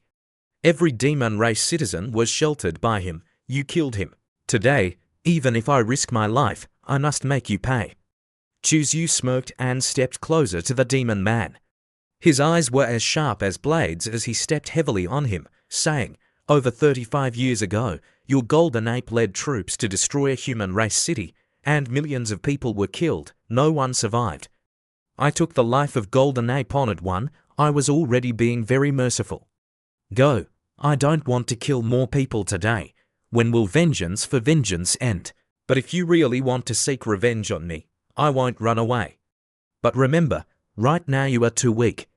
If you don't have the strength, you must learn to endure. Useless anger doesn't solve anything. Kim Ape Honored one day I will definitely avenge you for the honor." The scene shifts to the main square of Chongyao City, where the wind howls, bringing with it the thick smell of blood. The atmosphere in the square seems suffocated by tension. Many eyes, filled with confusion, fear, anger, and hope, are focused on the center. A trembling voice rang out from the crowd. What is happening? Is it possible that the demon clan is preparing to kill us? I don't want to die, the imprisoned human crowd cowered. Many people even knelt down trembling, so frightened that their legs gave way. They had been captured by the demon clan for a long time, suffering enough torture and starvation. Now, seeing this strange scene, who wouldn't panic? What should we do? Who can save us? Suddenly, someone shouted, their voice mixed with horror and astonishment. "Look, what is that?" All eyes simultaneously turned toward the gate. Two figures, ethereal yet radiating an astonishing pressure, were slowly walking toward the square. One person was radiant and dazzling, like a divine butterfly. It was Butterfly Empress. The other carried an absolute, overbearing, and arrogant aura. It was Butterfly Lord. Beside them, light radiated brightly from a coffin, its spiritual power shaking in all directions. Some of the humans called out and asked each other, "Holy King, opening a tomb, who is the person in the coffin?" "Who? So it's Golden Ape Honored One from our Chongyao City." The words of the demon clan member rang out, and rage and murderous intent surged out from him. Hundreds of red eyes, filled with hatred and anger, glared at the demon clan, saying, "Taisu, holy son of the human race, you are evil.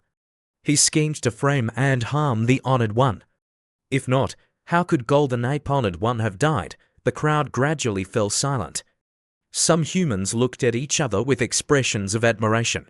A woman whispered to her companion, "Taisu, holy son, Chu Zhu, I've heard of him. I heard he is very powerful." I didn't expect that this highness, having come to Cheonya City, could kill a holy king. Amidst that shock, another voice suddenly rang out, filled with excitement and infatuation. Look, who is that? Is it Taisu, holy son? It's Chuzyu, it really is him. We're saved. On the human side, fear turned into joy, their eyes lit up with hope. Some women's faces turned red, their eyes filled with infatuation. He's so handsome. I didn't expect the holy son to be so handsome. I wonder if he has a partner yet. Chuzyu calmly walked past Butterfly Empress. At that moment, Butterfly Empress looked directly at Chuzyu with her beautiful lake-like eyes gleaming with a complex light. Her voice was soft but carried a stubbornness. Chuzyu, there will be a day when I defeat you. Chuzyu walked past, his tall figure, his robe fluttering gently in the wind. His eyes were deep and unfathomable, but a faint smile bloomed on his lips, filled with unparalleled domineering. Welcome at any time. After speaking, his voice carried a hint of coldness, but it was also full of implication. But I already gave you one chance. Next time, I won't show mercy. Butterfly Empress was momentarily stunned, her hand clenched slightly. She softly gave a cold laugh, her voice full of sarcasm. So, I should thank you for sparing my life. You must think I like you. How ridiculous, right? Chuxiyu's tone was steady and firm as he replied, No, I never laughed at you. In this world, only deep feelings do not allow others to laugh. In the silent space, his words were like a sharp sword cutting through the night. Her heart was cut into pieces, causing streams of tears to flow into a river. At this moment, on top of the roof, Sister Luo smiled lightly and whispered, Perhaps I know why Chuzyu spared Butterfly Empress' life. Auntie Luo still didn't understand and asked, Why? Sister Luo smiled and replied, If not, why would I call you a blockhead? Don't you look at your little brother Chiyu, who is decisive in killing, with a malicious heart, constantly claiming to be the great villain, Demon Chu. In fact, he values love and relationships very much. Hearing this, Auntie Luo laughed with great delight. In this world, only deep feelings do not allow people to laugh. Therefore, he didn't make a move to kill the Emperor Dai daughter. If it was someone else who fell into his hands, they would have died dozens of times already. So that's it. It seems I chose him correctly. Seeing Aunt Luo's heart move, Sister Lu purred like a cat and smiled in her heart. A thin woman clasped her hands together, her voice filled with sobs and gratitude, saying, If it weren't for His Highness coming to save us, we would have definitely been used as blood sacrifices. Chuzyu was extremely humble at this moment. His voice was low, but did not lose its dignity. He compassionately said, We are all humans, there is no need to be so polite. Born as humans, this is what we should do. Hearing this, these people were even more moved to tears. The human race who had been imprisoned before also knelt down together, their voices trembling. Your Highness, we are willing to be oxen and horses to repay you. We are also willing. Chuzyu waved his hand and smiled modestly. Everyone, please be courteous. If there's nothing else, quickly follow me out of here. At this time, everyone wanted to leave, but the injuries on their bodies did not allow it. Holy Son, Your Highness, some of us are seriously injured. I am afraid we cannot get out of Cheonya City. During the time the demon clan imprisoned us, they were very harsh to us. Not only did we not have food, but they constantly beat us. We all have injuries on our bodies. Knowing this, Chuzyu still didn't forget to turn toward the city lord's mansion and opened his mouth. Senior Shonzi, my people are seriously injured and probably still have to trouble Cheonya City for one day to recover from their injuries. Senior, you don't mind, right? A powerful voice came from the city lord's mansion. It's up to you, but you better not go around randomly and don't attack the people of Cheonya City.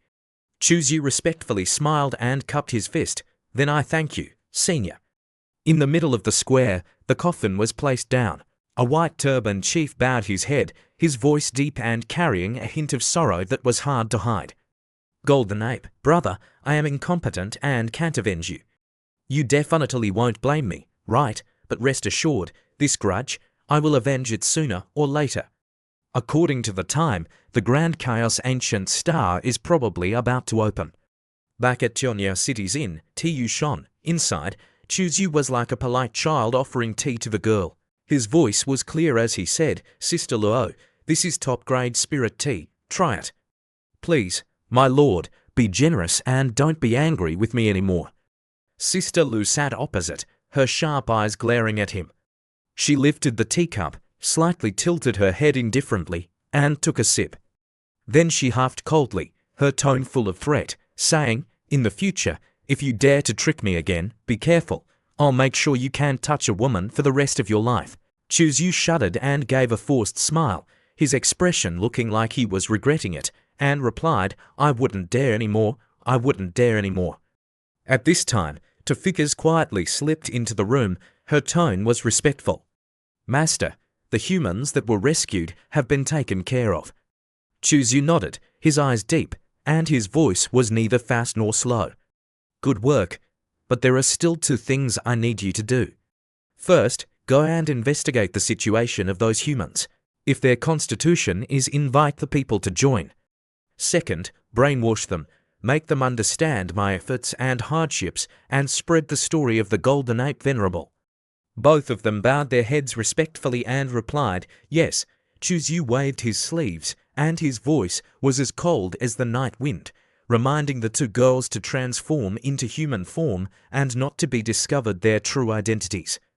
In another scene, Thousand Faces planned to harm Chuzyu.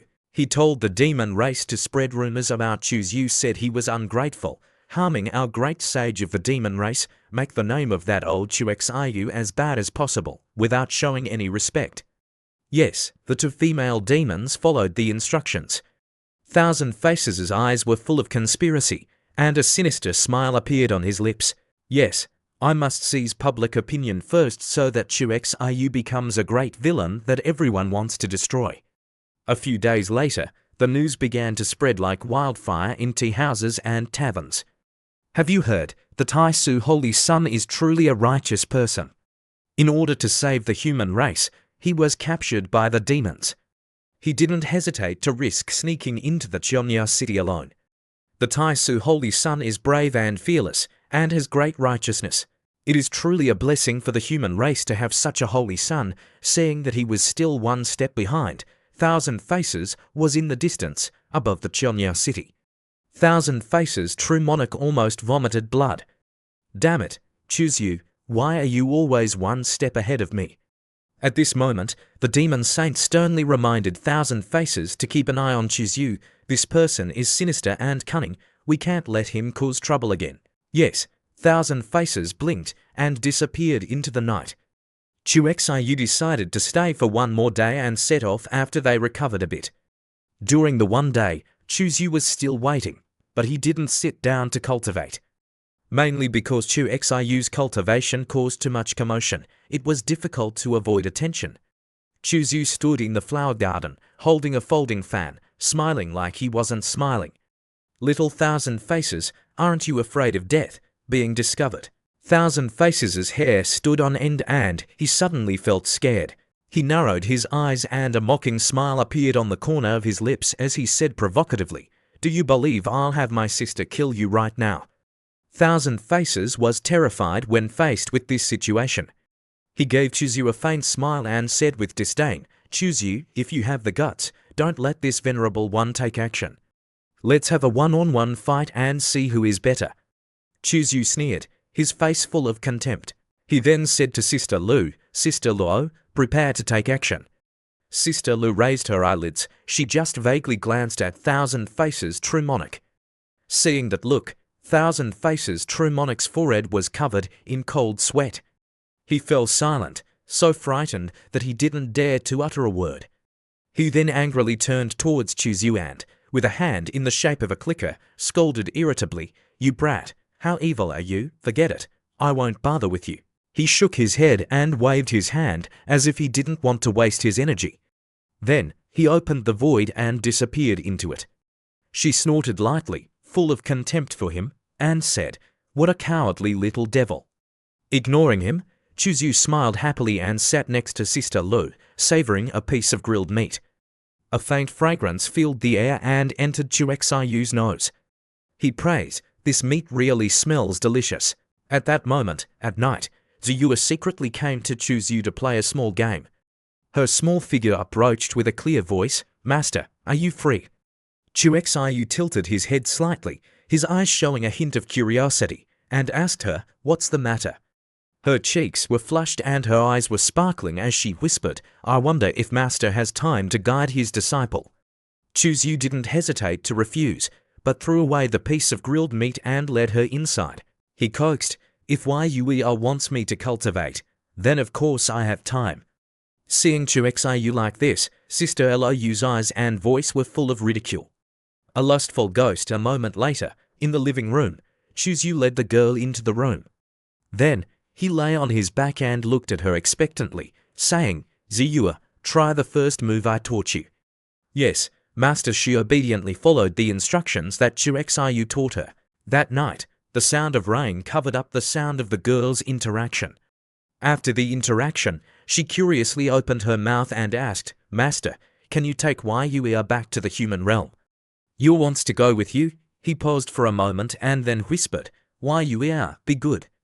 Stay in the demon race and continue to be an informant and pass on information to me. Wait until I have time, and I'll come visit you." Hearing this, her face was a little sad and she bit her lip, but in the end, she still bowed her head and obeyed. Then, that night, Chu Xiu led a few members of the human race with him and left on the flying boat. Outside, when some demons saw Chu Xiu's flying boat leaving, the atmosphere here immediately became lighter. "This plague god is finally gone. Finally, we can breathe a sigh of relief." At this moment, inside the flying boat, Chu Xiu sat cross-legged and began to cultivate. Suddenly, the restriction had changed. He felt that the entrance restriction was being tampered with, so he slowly opened his eyes. A very gentle girl opened her mouth outside. "Little girl, Enche has met the Holy Sun." Chu Xiu raised an eyebrow and slowly asked, "I don't know what Taoist Enche wants from me." She hesitated for a moment and then said, "Can the Holy Sun come inside to talk?" He glanced at her and stroked his chin. He led the girl inside and then signaled her to sit down and talk. "Tell me, what's the matter?" Enche nodded slightly. She carefully looked around before saying, "Your Highness." Chu Xiu calmly and slowly handed her a cup of tea and said to her, "Don't worry, no one dares to eavesdrop on my residence." She stretched out her two hands to accept it and said in a solemn voice, "Thank you, Your Highness." Finally, she decided to point her hand at her brow. A seven-colored light appeared on her brow, and from it, 7 large seven-colored divine stones flew out from her brow. Following that, she said that this was a family heirloom that could change the rules of time. Seeing it, Chu Xiu's pupils flickered slightly, suspiciously. Even a holy king could hardly completely grasp the rules of time. Such a treasure was rare even in the vast Qiangkong continent. Enche opened her mouth and said that she wanted to give this divine stone to Chu Xiu. Hearing this, Chu Xiu's expression didn't change at all. He asked her, "Tell me your request. If it's not too much trouble, I can help you." She took a deep breath and then slowly said, "Has Your Highness heard of the South Territory Chu family Blue Star Academy?" Hearing the question, Chu Xiu pondered for a moment and then nodded. After he took over as the Taisu Holy Sun, he heard his master mention this family. The Chu family of the South Territory Blue Star Academy, he thought with his chin propped up. In the South Territory, the status of this family was very special, with a long history. It could be said to date back 100,000 years. It was said that the founder of the Taisa Holy Land and the Taisa Emperor had two other people. The two people were a man and a woman. The man's surname was So, and no one knew the woman's name, but the Taisa Holy Land had a statue of her, but it didn't depict her face. As for why there was no statue of the man with the surname So, the master didn't know the reason either. The Chu family of the South Territory was the family that the man with the surname So passed down. Then, he asked her, "Could it be that the thing you want to ask me for is related to that Chu family?" The girl replied, "That's right. I wonder if the Holy Sun is willing to help me." Chu Xiu waved his hand and said, "Don't rush. Let me see this stone first before deciding whether to help you or not." He decided to check the goods first and not cause himself trouble for a small gain. He then closed his eyes and asked, "Holy Sun, I've never seen this thing before. Can you scan it for me?" The system scanned it and laughed. "Brother, The information will cost 50,000 points. The breakthrough has begun to scan. Seeing that he was charged for upraising a magical treasure, Chuzyu frowned and reprimanded the system. You're too much, aren't you? You're deducting my money for that too. The system displayed the answer. If you don't give money, it's difficult for the system to work for you. The item information has been scanned as follows. Item, time sand, type, special item, grade, emperor grade. Introduction. Produced from the 5,000-year-old river of time, never found a single piece, very rare. Function, can be used for refining weapons and pills. Special function, consumes 200,000 breakthrough points to unlock. System, you're really a profiteer. You want money for everything. The system chewed his money again, which made him very angry, but he had no choice but to give the system another 200,000 points. The system displayed, the item has a very special function. After injecting primal force and crushing it, it will reveal the river of time. The user will be wrapped in the river of time. Note, the river of time is extremely dangerous. If you cannot resist the rules of time, the host will die of old age in the river of time. Please cherish your life and do not seek death.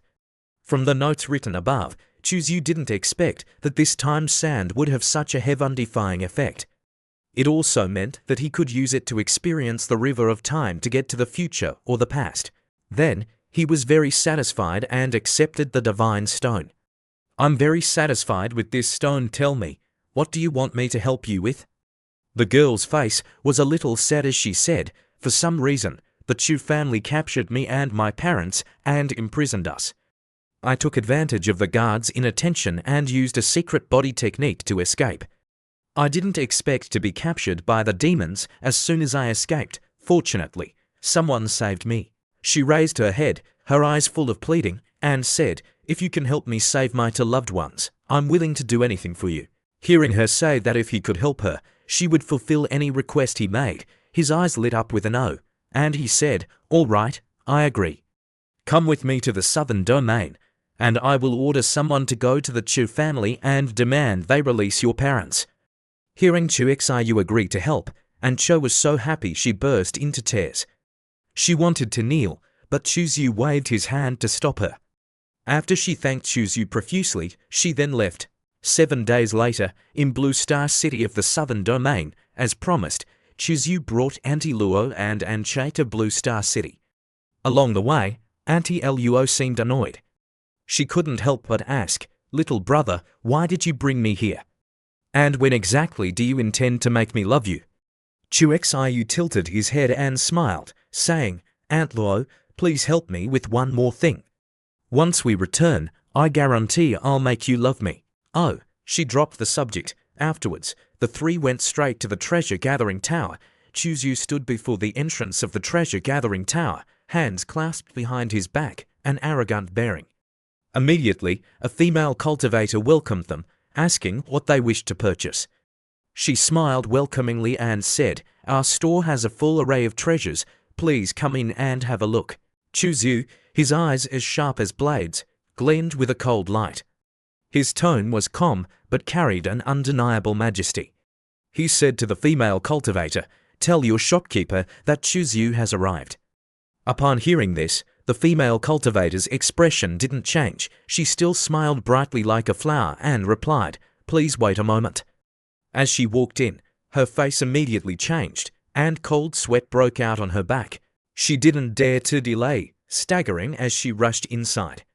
Inside the treasure-gathering tower, Jin Chengshu, the shopkeeper of the treasure-gathering tower, was standing there. Seeing her rush so frantically, he asked in a strained voice, what's wrong? Why are you in such a hurry? She then said in a panicked voice, His Highness, the Holy Sun. His Highness, the Saint Sun, has arrived at our branch. He's outside right now. Upon hearing the two words Holy Sun, the shopkeeper was startled and broke out in a cold sweat, wondering, why would His Highness the Holy Sun come to Blue Star? Could it be that he found out about my embezzlement? His face turned pale, and his hands trembled. A series of possibilities immediately flashed through his mind, and only one thing terrified him the most, the discovery of his bribe-taking. Jin Chengshu took a deep breath. He quickly composed himself and rushed out to greet them. He bowed deeply, his voice full of respect. Jin Chengshu pays respects to His Highness. May I ask what brings Your Highness to Blue Star City? Chuzyu did not beat around the bush. His gaze swept over Jin Chengshu as if looking at an ant, and he said coldly, her parents were captured by the Chu family. I want you to send someone to tell them to release the people. There shouldn't be any problem with that, right? The intimidating words and gaze caused the shopkeeper to panic. Jin Chengshu was momentarily stunned, but then immediately bowed his head and repeatedly affirmed, with Your Highness's command, of course, there's no problem. He swallowed hard, trying to hide the fear in his eyes. As long as it's not about being punished for my kickbacks, I'll do anything you ask. Witnessing Chu Xiu's overwhelming power, and Che stood to the side, her clear eyes gleaming with astonishment. Just a single word from the Holy Sun was enough to sway a powerful family like the Chu family. She couldn't help but whisper, the Holy Sun just needs to say one word to save my parents. The shopkeeper then happily welcomed, Miss Anne, follow me, I'll take you to the Chu family to retrieve your respected parents. Thank you, shopkeeper Jin. She followed the shopkeeper to the Chu family. Auntie Luo frowned and immediately asked Chuzyu, will the Chu family obey shopkeeper Jin and release the people? Chuzyu shook his head and replied, I don't know. Let's see if the Chu family will show me respect, Aunt Luo, we just need to wait for news. Come with me to the treasure-gathering tower to see if there are any good treasures inside. As for NQIs to relatives being released, at the Chu family in Blue Star City, Old Man frowned, his tone sharp and somewhat unwilling, saying, Ancestral Patriarch, we haven't even found out the location of our hidden treasure yet. Are we just going to release the En family members like this? The Chu family's Ancestral Patriarch sat imposingly, his aged eyes gleaming with wisdom. He stroked his beard, his low voice resounding, the Saint Sun himself has spoken, my Chu family must give him face. Old Man unwilling words then resounded, Ancestral Patriarch, but what about the treasure? We've expended so much financial and spiritual effort to find the En family members. Are we just going to give up because of a single word from Chuzyu? The Ancestral Patriarch chuckled faintly, his eyes sharp as blades as he said, my child, you are too hasty. I must give the Holy Sun face, but after he leaves Lam Tin City, we can just capture them again. Ancestral Patriarch is truly brilliant. Chu Chion's spirits lifted upon hearing the plan, and he said that Chuzyu has a noble status, he probably won't care about the En family's affairs. Once Chuzyu leaves Blue Star City, I'll send people to capture them. Sitting nearby, the old man laughed heartily, Chu Che, I'll leave this matter to you. In this southern domain, who does my Chu family fear? Later, outside Blue Star City, after being rescued, the three En family members bowed and clasped their hands in salute to Chuzyu, saying, Thank you, Your Highness, for your rescue, my wife and I are deeply grateful. Chuzyu waved his hand casually and said, No need to be so polite, uncle, if there's nothing else, we'll return to the sacred land now. We'll meet again if fate wills it.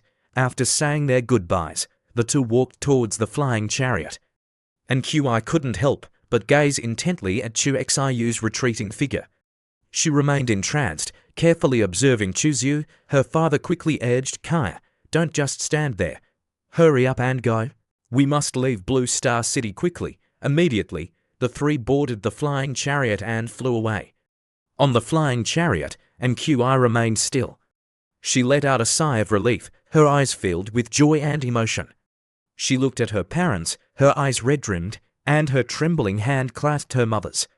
Finally, she was reunited with her parents. But her parents' expressions showed no joy, while she happily said, Mother, Father, we're safe. Her father's face immediately turned grim as he said, QIR, we cannot stay here long. The Chu family will not let us go, Kier, you shouldn't come back. And Che was stunned to hear this and said, His Highness, the Holy Sun, personally intervened. How could the Chu family dare to break their word? Father, are you perhaps overly worried? Her mother said nothing, only looking at her with a complicated gaze. She gently stroked in QI's hair and said, QIR, you must walk your own path from now on. The Chu family will not spare us, We only pray they can spare you." Hearing this, Anche was stunned, a sense of unease rising in her heart. Without another word, her father pushed her off the flying chariot. "Kia, we must part ways. Kaya, although our own family has fallen, we once had a glorious era. 100,000 years ago, when the En family was first established, we had a mission to protect the Jishui divine treasury. Now, I will use my divine sense to transmit the map of the Jishui divine treasury to you. After I give this map to you, I will forget it. Kaya, you must protect it well. Soon, someone will find you." Her father then slowly placed a finger on her forehead. A faint red light with characters flashed from it, and a streak of red shot straight into her forehead. And in Nqi's mind, an ancient map appeared. Anche looked at the map in dismay, but said, "But I don't understand any of these characters." Her father said gravely, "The person who can read it is the one my En family needs. When that time comes, hand the map to him, and our En family's mission, which we've kept for 100,000 years, will be considered complete." Sounds echoed from afar. The Chu family was coming. "Kaya, run, take care of yourself, live well." "Mother, father," but no one answered her anymore. Nqi gritted her teeth, tears streaming down. The flying chariot's silhouette gradually disappeared from view. She now carried the fated map, and a turbulent future awaited her. Then, her feet touched the ground, she looked up and gradually saw the flying boat disappearing. Finally, her tears couldn't be contained and flowed out. Her head was full of doubts as she wondered, why? Why is it like this? The Holy Sun has come forward. Could it be that the Chu family will still take action against us? She kept asking herself. And family's flying boat changed direction and flew in another direction, and Nqi fell into a forest. Her eyes penetrated the gaps in the shadows of the trees and watched the flying boat disappear. Before she could wait, she was feeling sorry for herself when several flying boats in the sky chased after Anche, shrinking her body violently, just as her father had predicted. So, the Chu family really didn't let us go. Why? Aren't they afraid of the Holy Sun's punishment? No, their ancestor, So-Am, is protected by the leader of the Tai-Su Holy Land, so they are not afraid of the Holy Sun. And Nqi finally understood everything. She didn't hesitate anymore and took out the communication talisman that Chuzhu had given her before leaving. "This is a sound transmission talisman. The Holy Sun left it for me." She immediately activated the sound transmission talisman and told the Holy Sun about her situation. The sound transmission talisman turned into a purple electric light and flew away. Hopefully, the Holy Sun will receive the talisman and take action to save my parents. The scene changes to Hongfong City, where the streets are bustling with activity. Candied hawthorns, sweet and sour. This is exactly what Auntie Luo likes. She just stares blankly at the candied hawthorn in the child's hand. Chuzhu smiles and asks, "Auntie Luo, we'll rest here tonight and set off tomorrow morning, okay?" Seeing Auntie Luo staring unblinkingly at the candied hawthorn, Chuzhu took out a coin and gave it to the little girl. "Little girl, sell me a hawthorn, thank you, young master." "Auntie Luo, it's the candied hawthorn you like to eat." She looked at the candied hawthorn and was moved by it. She took the candied hawthorn, licked the top, pulled off a piece, and put it in her mouth to chew. It was extremely delicious. All her emotions were revealed as she ate the candied hawthorn. Seeing this side of Auntie Luo, Chuzhu chuckled to himself. Who could have imagined that the renowned quasi-emperor would actually like to eat candied hawthorns? At this moment, a transmission talisman flew towards Chuzhu from behind. Sensing it, Chuzhu raised his hand and caught the transmission talisman. Chuzhu immediately recognized that it was the transmission talisman that he had given to Anche. He gently touched the sound transmission talisman with his index finger, and immediately Nqi's voice rang in his mind. Anche, with a panicked and pleading expression, said, "Holy Sun, the Chu family is attacking us again. Please save us." The sound transmission talisman shattered and dissipated into the air. Knowing this, Chuzhu lowered his eyes, and the smile on his face gradually turned cold. "So, the Chu family completely doesn't take me seriously." Auntie Luo looked at Chuzhu's expression and asked, "What's wrong?" He calmly said, "Auntie Luo, let's go back to Lam Tin City for a trip. I want to see what the Chu family is up to." Auntie Luo nodded and took Chu Shu's hand, then disappeared into the void. The scene changes to the Chu family's front gate in Lam Tin City. As the Chu family's flying boat got closer, the two members of the En family had already prepared themselves. They hugged each other and then lit a fire to burn themselves to death.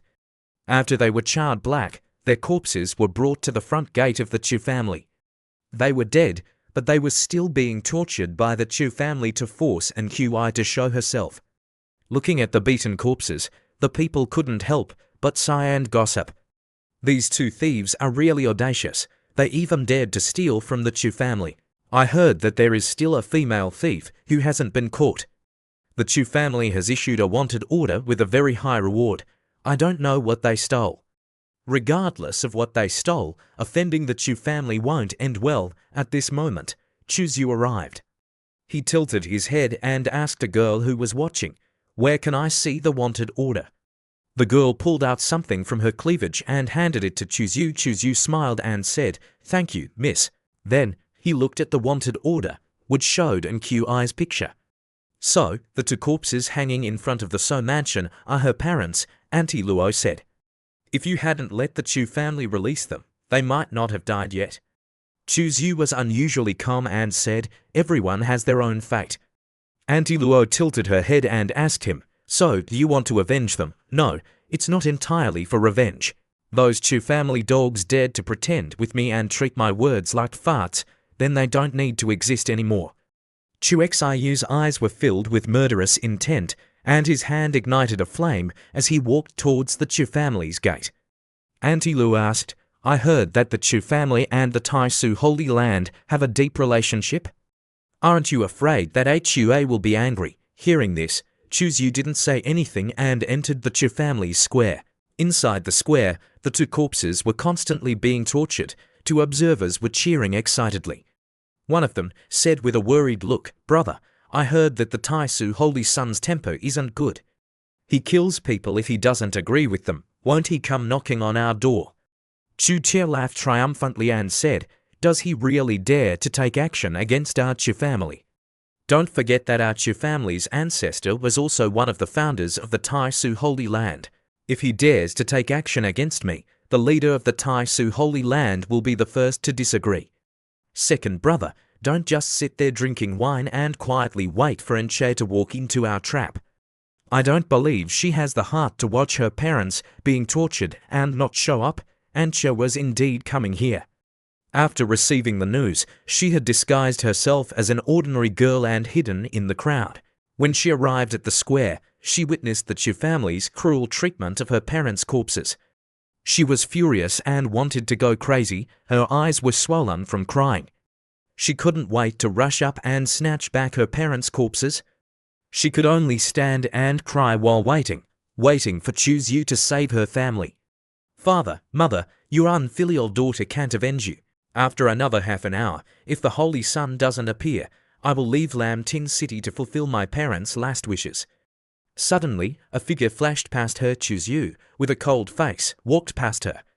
Seeing him, and Qi was surprised and said, "The Holy Sun has really come." Chu Zhu coldly walked towards the Chu family's statue. Seeing him walk there, the crowd started buzzing and gossiping. "Who is that person? I don't know. What is he doing?" Chu Zhu then lifted the stone statue and threw it straight at the main gate of the Chu family. Seeing this scene, everyone was shocked. "Who is this person?" "Oh no, he dared to smash the Chu family's gate. We're doomed. He's definitely dead." Chu Xiu's throw shattered the Chu family's main gate with a loud crash. A domineering aura swept out from Chu Zhu, causing the entire Chu mansion to shake. Chu Zhu, with a tall and proud figure, fluttering robes, and cold eyes like an emperor, stood majestically in the middle of the gate. His voice was deep but filled with endless pressure, resonating throughout the entire mansion. "All the managers of the Chu family, get out here for me." The servants in the mansion panicked and ran in all directions. The two elders of the Chu family quickly stepped out, their faces filled with tension. Leading the way was an old man with white hair and beard, his eyes as sharp as an eagle's. He looked at Chu Zhu in front of him, his heart shaking violently, but he still tried to maintain a composed expression. He clasped his hands and asked, "I wonder why the Holy Sun has graced the Chu family with his presence.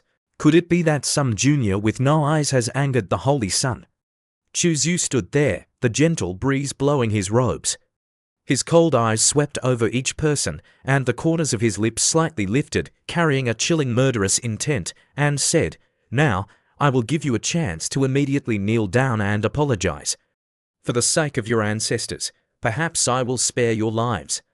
At this moment, the air seemed to freeze. The cultivators were stunned and filled with fear. The Tai Su Holy Sun came to the Chu family and even smashed the Chu family's gate. "What is going on?" he said with a gloomy face. "Holy Sun, our Chu family has a deep relationship with the Tai Su Holy Land. I hope you don't misunderstand, lest you end up not even being able to be the Holy Sun."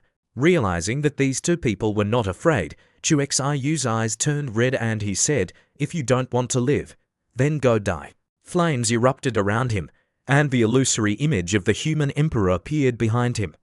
The overwhelming power of the emperor suppressed the square, causing many people's faces to turn pale. So strong, what a powerful aura.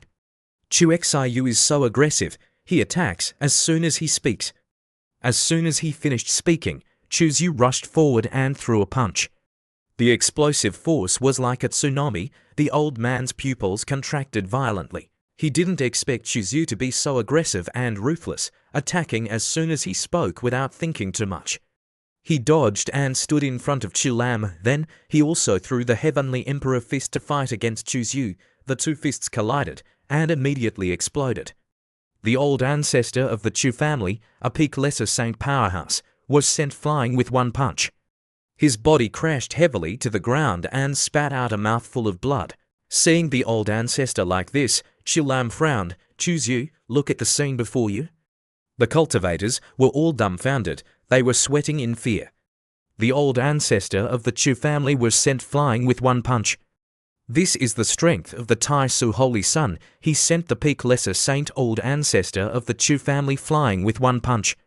Chu Xiu's eyes were cold as he frowned and looked at Chu Lam and asked, "Chu family, do you also know the human emperor fist?" Chu Lam took a step back, pretending to be strong and said, "The human emperor fist was passed down by my Chu family's ancestor. Every head of my Chu family can cultivate it." Chu Zhu narrowed his eyes and thought with a wave in his heart, could it be that my human emperor fist also came from the Chu family's ancestor? Chu Lam's eyes were filled with anger as he shouted and threw the human emperor fist at Chu Zhu. Chu Xiu dodged it with a single movement. Then, Chu Zhu slapped Chu Lam hard on the back of his head, causing him to spurt blood. He lay prostrate on the ground. Chu Zhu stepped heavily on his back, looking extremely imposing. At this moment, a figure appeared with a strong murderous aura. Her voice echoed throughout the mansion. "Chu Lam, Chu family, you resorted to any means to obtain the aquatic god's treasury and forced my parents to death. Heaven has eyes. Today, the Holy Sun is helping me to act on behalf of heaven. Your death is coming." She raised her foot and pressed it on Chu Lam's forehead. Then, she pressed down hard, causing a hole in his skull and blood to spurt out everywhere. Seeing his father being killed, Chu Chon's expression was ferocious as he rushed out of the Chu family. "Chu Xiu, you dare to cause trouble in my Chu family?" Then, he rushed forward and grabbed Nqi's neck, and Chu panicked and called out, "Holy Sun!" Chu Che was full of angrily shouting at the demon woman, "You dare kill my father!" Sewing back, his eyes were coldly murderous, taking Nche from him. Want to die, his eyes were bloodshot. His hand pointed, and just as he was about to cast the spell, the fat manager of Wanbao Pavilion rushed over to stop him. Trembling, he hurriedly said, "Your Highness, Chu family cannot be touched. The old ancestor of the Chu family is one of the founders of the Tai Su Holy Land. Please think carefully." He was panicking in his heart. "For years, I have been able to throw my weight around in Lam Tin City thanks to the Chu family's backing. If the Chu family falls, I won't have good days anymore. I must stop the Tai Su Holy Sun at this moment." Luo Qinyu appeared and grabbed Temen's neck. She was very calm. "Don't move, dare to move and I'll break their necks." At this moment, a resonant voice came from the void. Holy Son, can you spare the Chu family head's life? Appearing from the void were three figures with an air of authority. Among the three was also the master, Chomengdi. Chomengdi made a stern face, appearing aloof, making Chuzu full of anticipation. Master is here too. I feel like Master is even more plump and charming after not seeing her for a few days. He couldn't help but smile brightly. Master, long time no see, this disciple misses you so much. Do you miss this disciple? Chomengdi's phoenix eyes contained a cold look. She glanced at him, secretly blaming this rebellious disciple for being so glib. Chuzu smiled and moved closer to the master. It's been so long, I miss you so much. She snorted softly, but couldn't hide the smile in her eyes. Her eyes revealed a trace of affection as she said, You only know how to cause trouble for this master. Chomengdi said with a stern tone, Chu Xiang, your Chu family has resorted to any means to obtain treasures. If I condone you today, how can the Tai Su Holy Land convince the world in the future? Chuzu secretly smiled in his heart at this moment. Master is indeed the best to me. Yuzu spoke up and said, Leave the rest to me and the heavenly punishment Peak Lord to handle. Chu Xiu, you and your master go back to the Holy Land first. The Holy Lord has something to discuss with you. Okay, I'll go with master first. Chuzu smiled, while Chomengdi blushed and was a little annoyed. Chuzu was secretly happy in his heart, finally going back to the Holy Land. I must have master instruct me on a few more moves later, he thought. Then he and Mengdi left first. The manager saw Chuzu leave and was extremely respectful, but Chuzu still didn't let him off and said, Oh right, if you decide to deal with the aftermath, then investigate the accounts of the treasure-gathering pavilion as well. The manager was terrified upon hearing this, while Chuzu walked away very naturally. He couldn't help but place his hand on Mengdi's butt, which made her embarrassed and reprimand him, rebellious disciple. Where are you touching? Chuzu chuckled and said, This disciple accidentally touched the wrong place. Please forgive me, master. Then he leaned closer to her and whispered, Master, you don't know.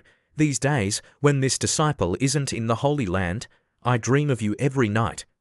Seeing Chuzu being so brazen, her face flushed and she scolded, Rebellious disciple, you're too glib. Quickly take your pig trotter away. No way, I'm still waiting to cultivate with master. A moment later, Chuzu and Chomengdi crossed the void and arrived at the Tai Su Holy Land, Tai Su Peak. Before leaving, he didn't forget to slap Mengdi's butt and say, Master, I'm going to report this to Sister Hua first. I'll come find you later. Rebellious disciple, who needs you to find me? She liked it very much, but was still embarrassed. After saying goodbye to her, Chuzu went to see Sister Hua. Upon seeing her, he asked, Sister Hua, did you look for me? She turned around, her body slender and graceful, and said, I heard you have a conflict with Chu family. Chuzu smiled arrogantly and replied with a hum, then said, The Chu family relies on its relationship with the Tai Su Holy Land to do whatever they want and kill innocent people. I was indignant for a moment, so I wanted to teach them a lesson. I know the relationship between the Chu family and the Tai Su Holy Land is good, so I should think for you, sister. Sister Hua smiled charmingly and said, I don't blame you, you did the right thing. The Chu family has been relying on its relationship with the Tai Su Holy Land to become a one-man rule in Lam Tin for years. Out of consideration for face, I can't punish them heavily. This time, it can be considered a warning to Chu family. So I did a good deed for the Tai Su Holy Land. In that case, how are you going to reward me, Sister Hua? Getting carried away, Chuzu said softly and whispered to her. His two hands weren't idle, but each placed one on her waist and wrapped around her. Chuzu whispered to her, but her voice was cold but carried a hint of anticipation as she said to Chu Xiu, the Tai Chi ancient star is about to open. You should go back and prepare. After you're ready, I'll come to test you. Chuzu took a deep breath, his eyes firm. Okay, Sister Hua, we promised. Then Chuzu returned to his room and began to cultivate. In the cultivation room, the light from the formation rotated like small, sparkling stars. The space fluctuated slightly, and a mysterious aura filled the air. A mechanical voice rang in Chuxiu's ear. Host, this system has detected that the action word secret can be upgraded. Is there a breakthrough? Chuxiu closed his eyes, and the spiritual energy in his body surged like a roaring ocean. Without hesitation, he said in a deep voice, breakthrough. A powerful stream of light erupted from Chuxiu, and the spiritual energy around the cultivation room was sucked in like a whirlpool. The space seemed to vibrate with the rhythm of his breath. Congratulations, host, you have successfully broken through. The action word secret has reached the ultimate sublimation. Chuxiu opened his eyes wide, and a bright light flashed in his pupils. A new feeling filled his entire body. Time seemed to slow down before him, ultimate sublimation. He muttered, reaching out in front of him and gently drawing a circle. The surrounding space distorted, and the flow of time slowly became clear, like a flowing river. This is the flow of time, he exclaimed in his heart, filled with awe and excitement. He closed his eyes again, sensing the flow of time flowing around him. When he opened his eyes again, a confident look flashed in his eyes. HMPH, the action word secret is known as the unsurpassed spacetime divine ability. Cultivating to this level, it's not strange that I can sense the flow of time. He clenched his fist, his palms trembling with excitement. Let's try it. Chuxiu took a step forward. The space in front of him overlapped, and his figure disappeared on the spot. In a short while, Chuxiu's figure appeared in the courtyard of the cave, just as Sister Luo was sitting and grilling meat. She suddenly turned her head to look at Chuxiu, her eyes filled with surprise.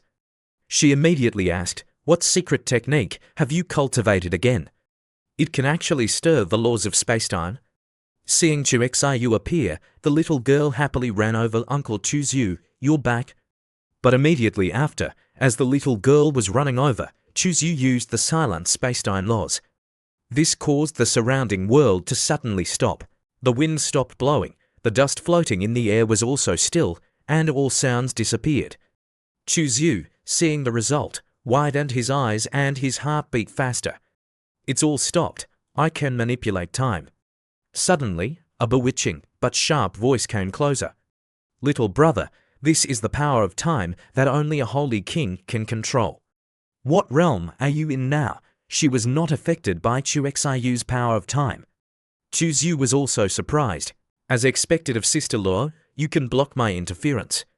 She smiled, her eyes flashing with a cold light. Sister really wants to cut you in half to study you. Chuxiu laughed happily. Study me, sister. There's no need for that, right?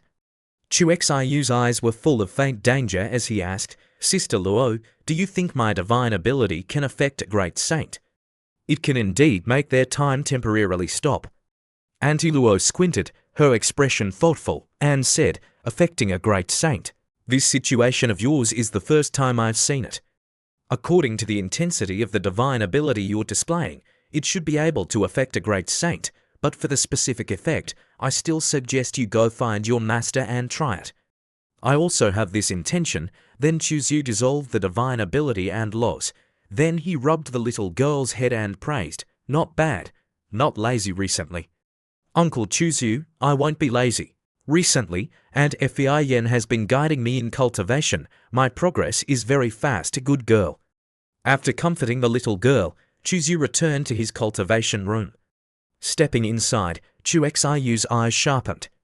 Next, I must break through my realm and strive to bring the 9 origins to the little saint level.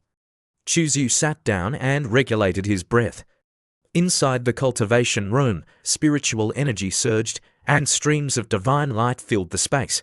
At the same time, Chuxiu transmitted his voice outside and said to Luo Di, Sister Luo, I'm about to break through. There may be heaven and earth phenomena appearing outside later. Auntie Luo leisurely grilled meat and ate, and responded with a hum, then said, just break through with peace of mind. With me here, nothing will happen to young Shapik, hum. Heaven and earth shook, and thunder rumbled. The system voice rang in his ear. Host, this system has detected that the host's 9 origins are about to break through to the little saint level, leading to heaven and earth phenomena. Information on the manifestation of the 9 origins will descend after 20 breaths. Please be prepared, host. At this moment, the external phenomena changed constantly. In the high sky, a huge vortex swirled violently. The disciples in the sect raised their heads in shock and looked at the sky. Could it be that the holy sun is breaking through again? One person gasped, their eyes full of shock. This time, the scene is more exaggerated than the 5 elements tide last time. I'm very curious. What is His Highness the Holy Sun's realm now? In the distance, a tall figure stood with arms crossed, looking towards the phenomenon, her eyes full of suspicion. These 9 origins are gathered on that rebellious disciple. What technique is he cultivating? Why can he reach such a level? Auntie Luo smiled slightly, her eyes shining brightly as she looked at the shaking heaven and earth. 5 elements, 9 origins gathered on Chuzyu, little brother. Could it be that you really have the qualifications to become an emperor? 6 days had passed. Spiritual energy still lingered everywhere in the cave, and faint streams of light flickered in the air. Chuxiu, suspended in midair, emitting a faint divine light around him, his breath is strong but restrained. Having just undergone a difficult breakthrough, his body emanates a powerful energy, tearing his clothes, leaving only his manhood dangling. At this moment, the system rings, congratulating the host, Chuzyu, on successfully breaking through to the little saint level. The atmosphere and dust in the room explode outwards. Chuzyu then breathes a sigh of relief. Just then, Auntie Aunt Luo leans in, craning her neck to peek inside. When Chuzyu opens his eyes, he realizes she's secretly looking at his body, and he can't help but laugh and cry. He says awkwardly, Sister Luo, please don't be such a pervert. Okay, can't you see I'm naked? Even a pervert like me thinks you're perverted, Auntie Luo says, stepping closer, her eyes looking down at his manhood in a very natural way. Chuzyu hastily stands up, his movements extremely clumsy, his face flushed, clearly very embarrassed. Auntie Luo continues to stare at his manhood, saying in a triumphant tone, What do you have to be shy about? It's not like Sister Luo hasn't seen it before. Chuxiu frowns and says, You're really shameless. Chuxiu curses while putting on his clothes. He asks awkwardly, Right, how long did it take me to break through?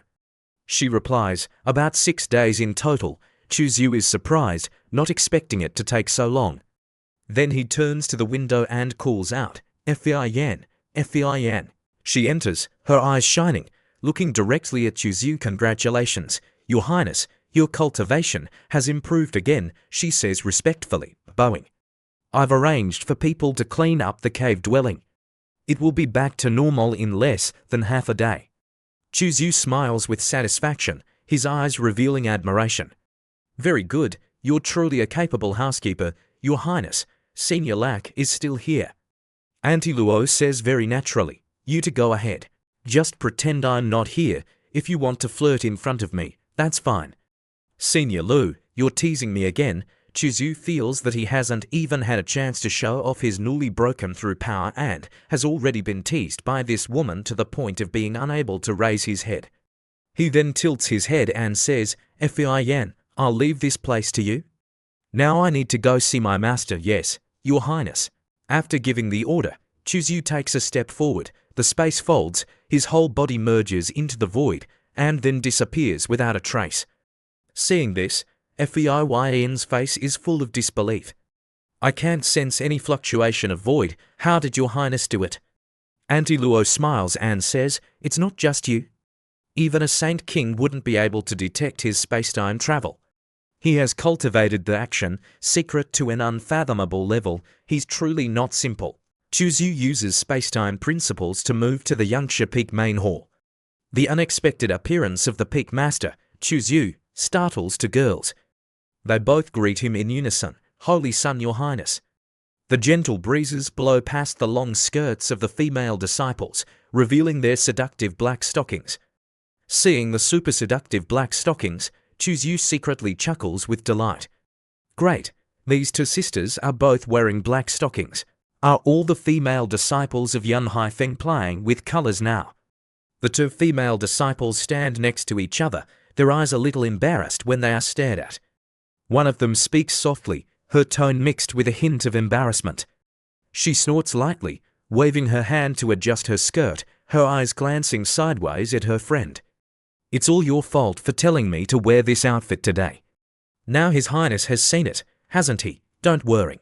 The other girl giggles, covering her mouth with her finger, her eyes playful. "His Highness definitely doesn't hate it. Didn't you see him smile just now?" Oh, the girl narrows her eyes, a smile flashing on her lips, and asks, "How did you think of this?" The female disciple smiles brightly, gently twirling, her skirt fluttering like a butterfly, and says, "I saw the peak master wearing it, and I thought it was very beautiful, so I copied an outfit. Don't tell me, it's really comfortable to wear." Meanwhile, Chuzyu slowly walks along the corridor, passing through the flower garden, heading towards Chemengdi's palace. He pushes open the door and strides in. "Master, your disciple is here." The arrangements in the bedchamber are unchanged. The master, Chomengdi, is wearing a white dress, leaning against the table, holding a tray of apricots in her hand. She glances at him with a cold and aloof demeanor and asks, "What do you want from me?" Chuzyu chuckles and says, "Master, I've come to spar with you." Chomengdi thought Chuzyu was going to lay bricks, so her face turns red and she scolds, "Shameless day, shameless brat, don't go too far."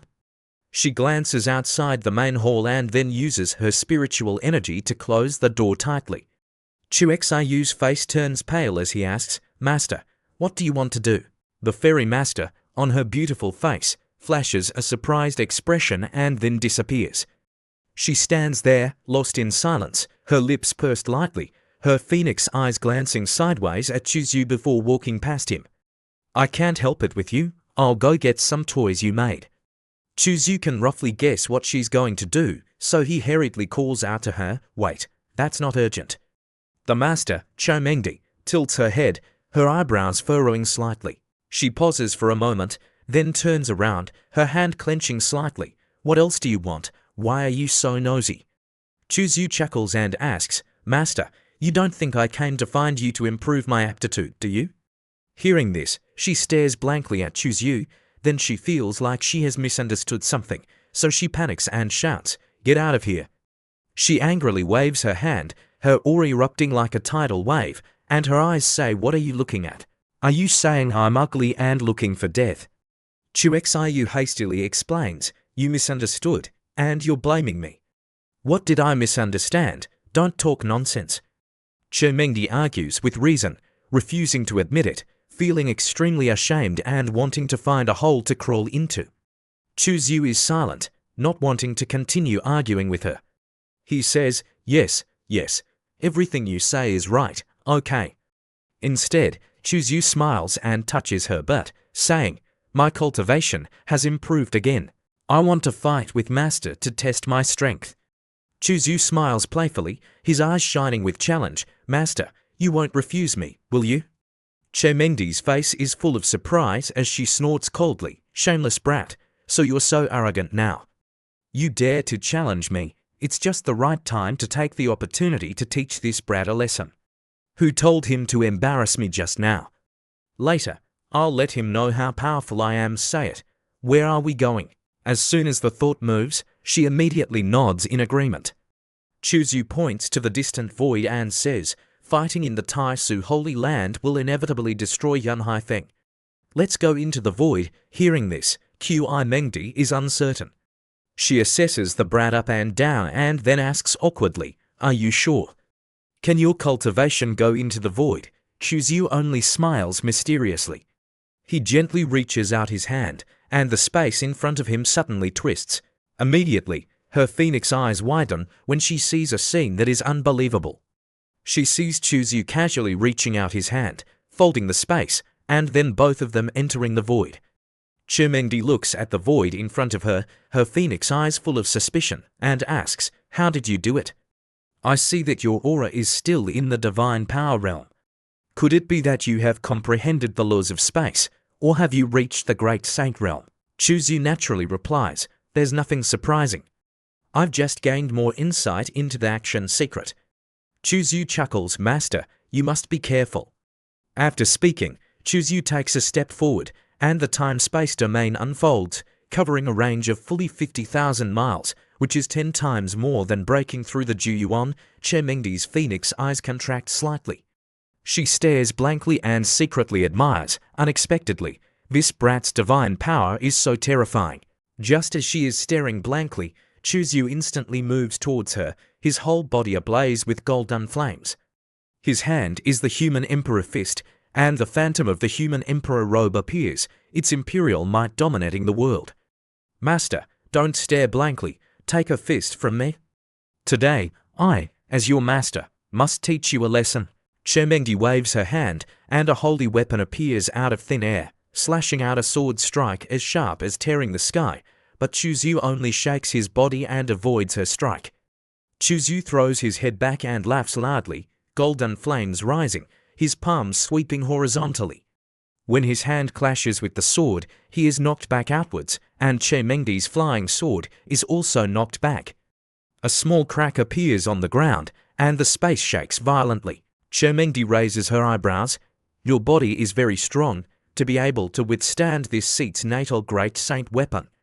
Chuzyu stands in the void, his hands trembling, his skin cut open, and a few drops of red holy blood float in the void. Chuzyu curls his lips. Master's holy weapon is also powerful to be able to cut through my holy body. Master, don't hold back, I want to test how strong I am now. Then the two continue to fight, causing the void to constantly shake. In another corner, Auntie Luo and Lak Qingyu inside the void, after observing Chuzyu and Chemengdi's battle, both of them are constantly evaluating. After breaking through, his strength has not only increased tenfold. This improvement is too amazing, far beyond common sense. If Chemengdi doesn't use her ultimate divine power, she won't be able to catch him. The general trend of what little brother is cultivating has been achieved. In another period of time, I'm afraid no one in the great saint realm will be able to do anything to him.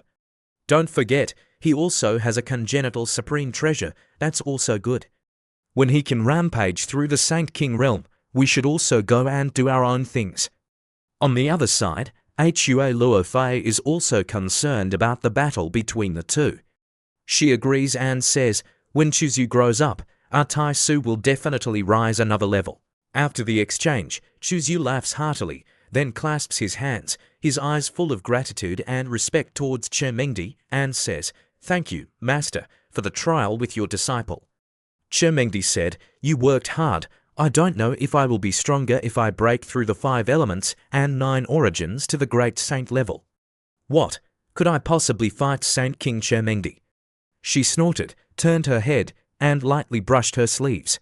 Today, I'll just play along with you, but only because my condition isn't good today.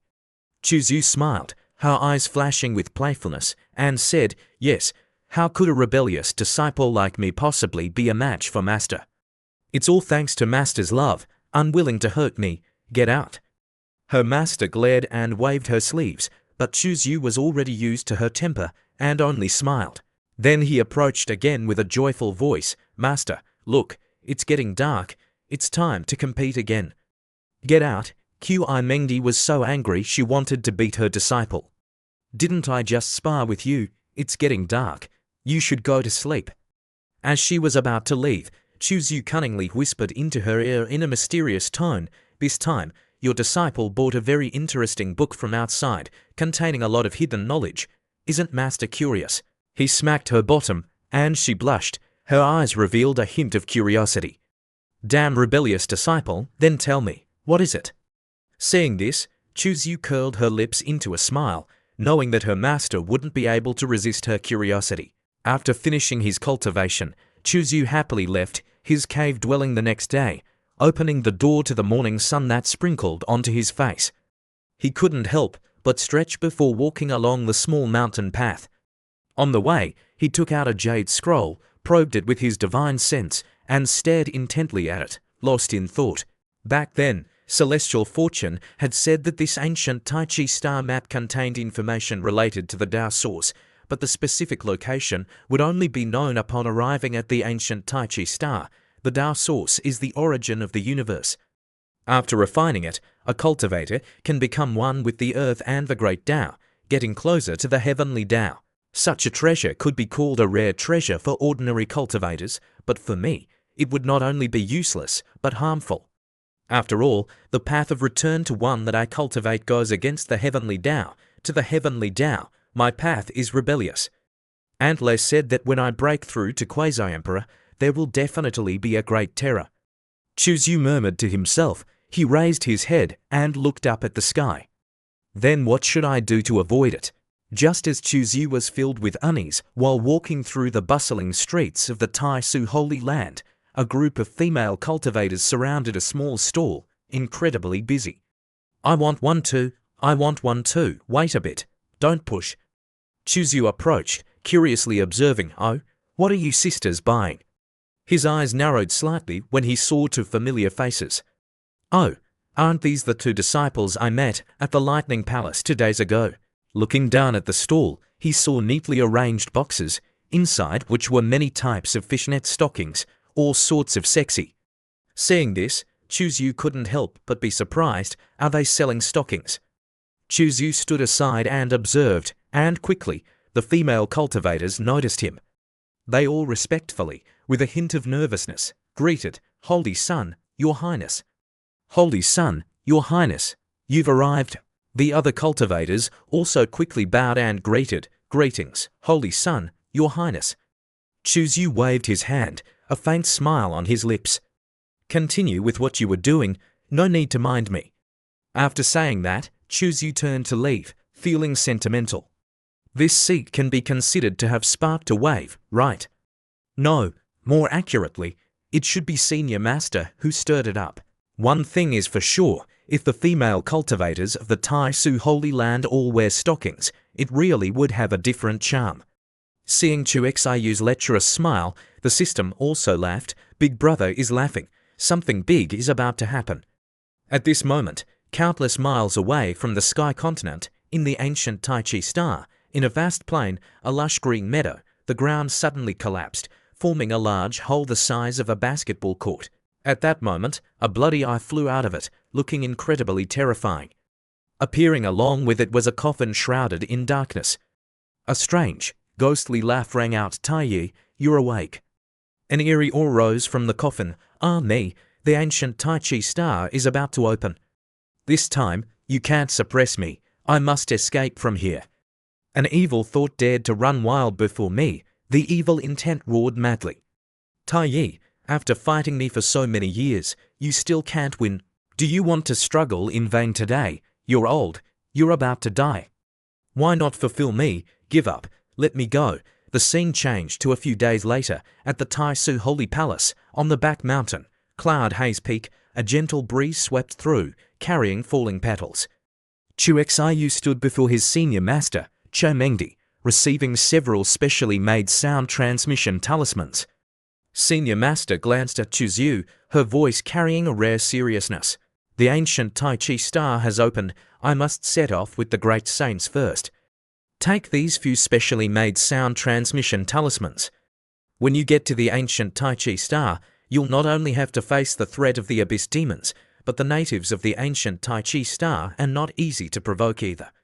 There are also many dangerous and bizarre places. Although you have some strength now, don't be careless. Chuzyu smiled, his eyes full of confidence. Don't worry, disciple won't act recklessly. Before she could react, Chu Xiyu put his arms around her and hugged her.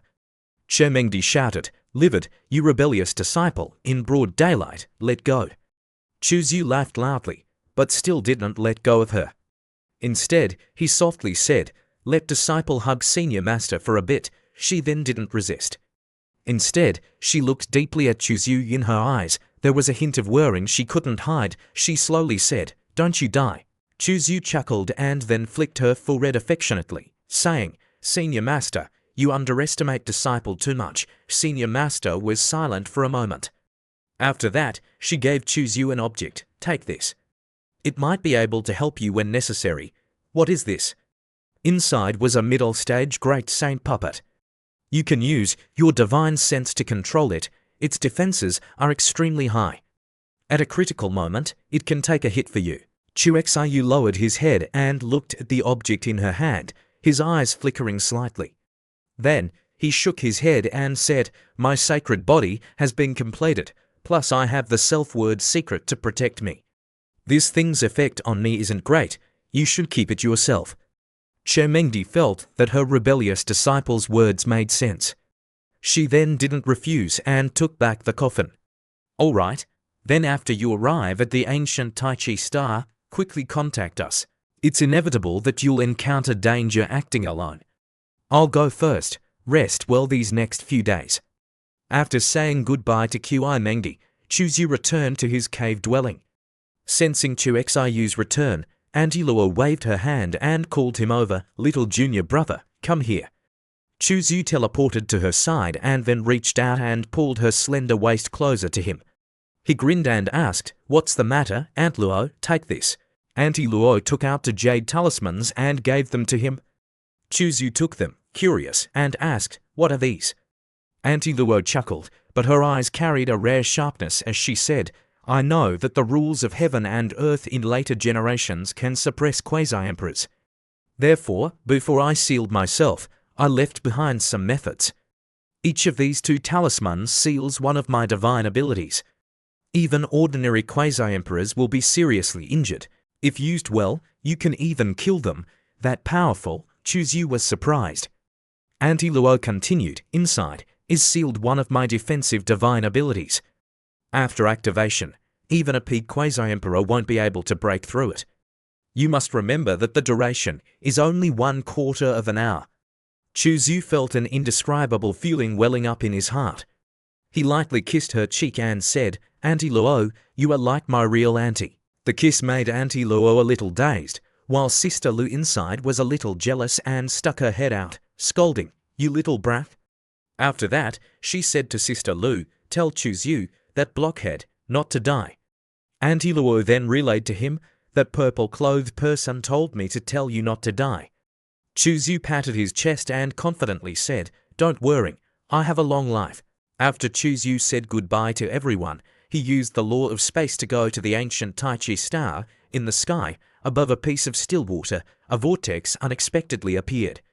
Chuyu fell out of it, feeling the sunlight and the sound of the wind in his ears. He slowly opened his eyes, filled with emotion. The ancient Tai Chi star is so vast, I've just set foot here and haven't had time to locate myself. I've accidentally landed on one of the important points. Is this the benefit of strong luck? But very quickly, his eyes darkened and his expression became serious as he looked towards the lake opposite him. That's not right. This lake is too quiet. He frowned, listening to his surroundings. Not a ripple, no insect sounds, not a hint of life. Everything was eerily quiet. Xiu tried to dive into the water, but the surface was like an invisible wall, blocking Chuyu. No matter how he punched or bombarded it with divine abilities, he couldn't enter the water. Chuyu sighed, "It seems I can only move forward." He walked, each step gently touching the ground. A cold feeling traveled from the soles of his feet up his spine. Just at this moment, behind Chuyu, a ferocious monster suddenly appeared and rushed towards him. Xiu's pupils contracted and he abruptly turned his head. A bizarre monster with sharp teeth was baring its fangs, wanting to bite Chuyu. Without the slightest hesitation, Chuyu turned around, golden sacred flames blazing, and punched towards his back. One punch tearing through the void, sending the monster flying backwards.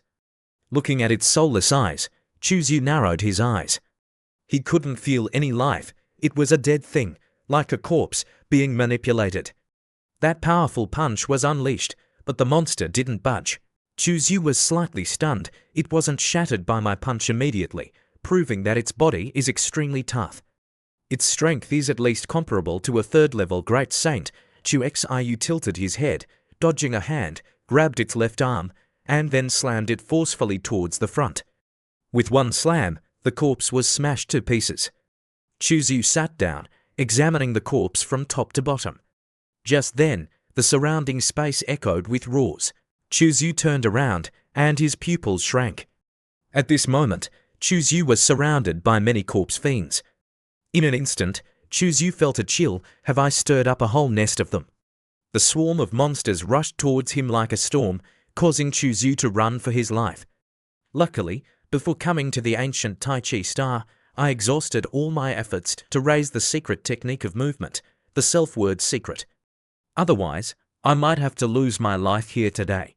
Behind him, many ferocious monkeys were chasing after him. Suddenly, he sensed something, and his pupils slightly moved, sword energy. From within the spatial ring, Chuzyu took out the bronze compass and looked at it. It was constantly flashing a green light, scattering, and then finally forming a small island. Chuzyu was surprised. The island. Could it be that the innate sword embryo is on the island? Before he could think more, suddenly, an invisible force swept across. The lake under his feet then disappeared.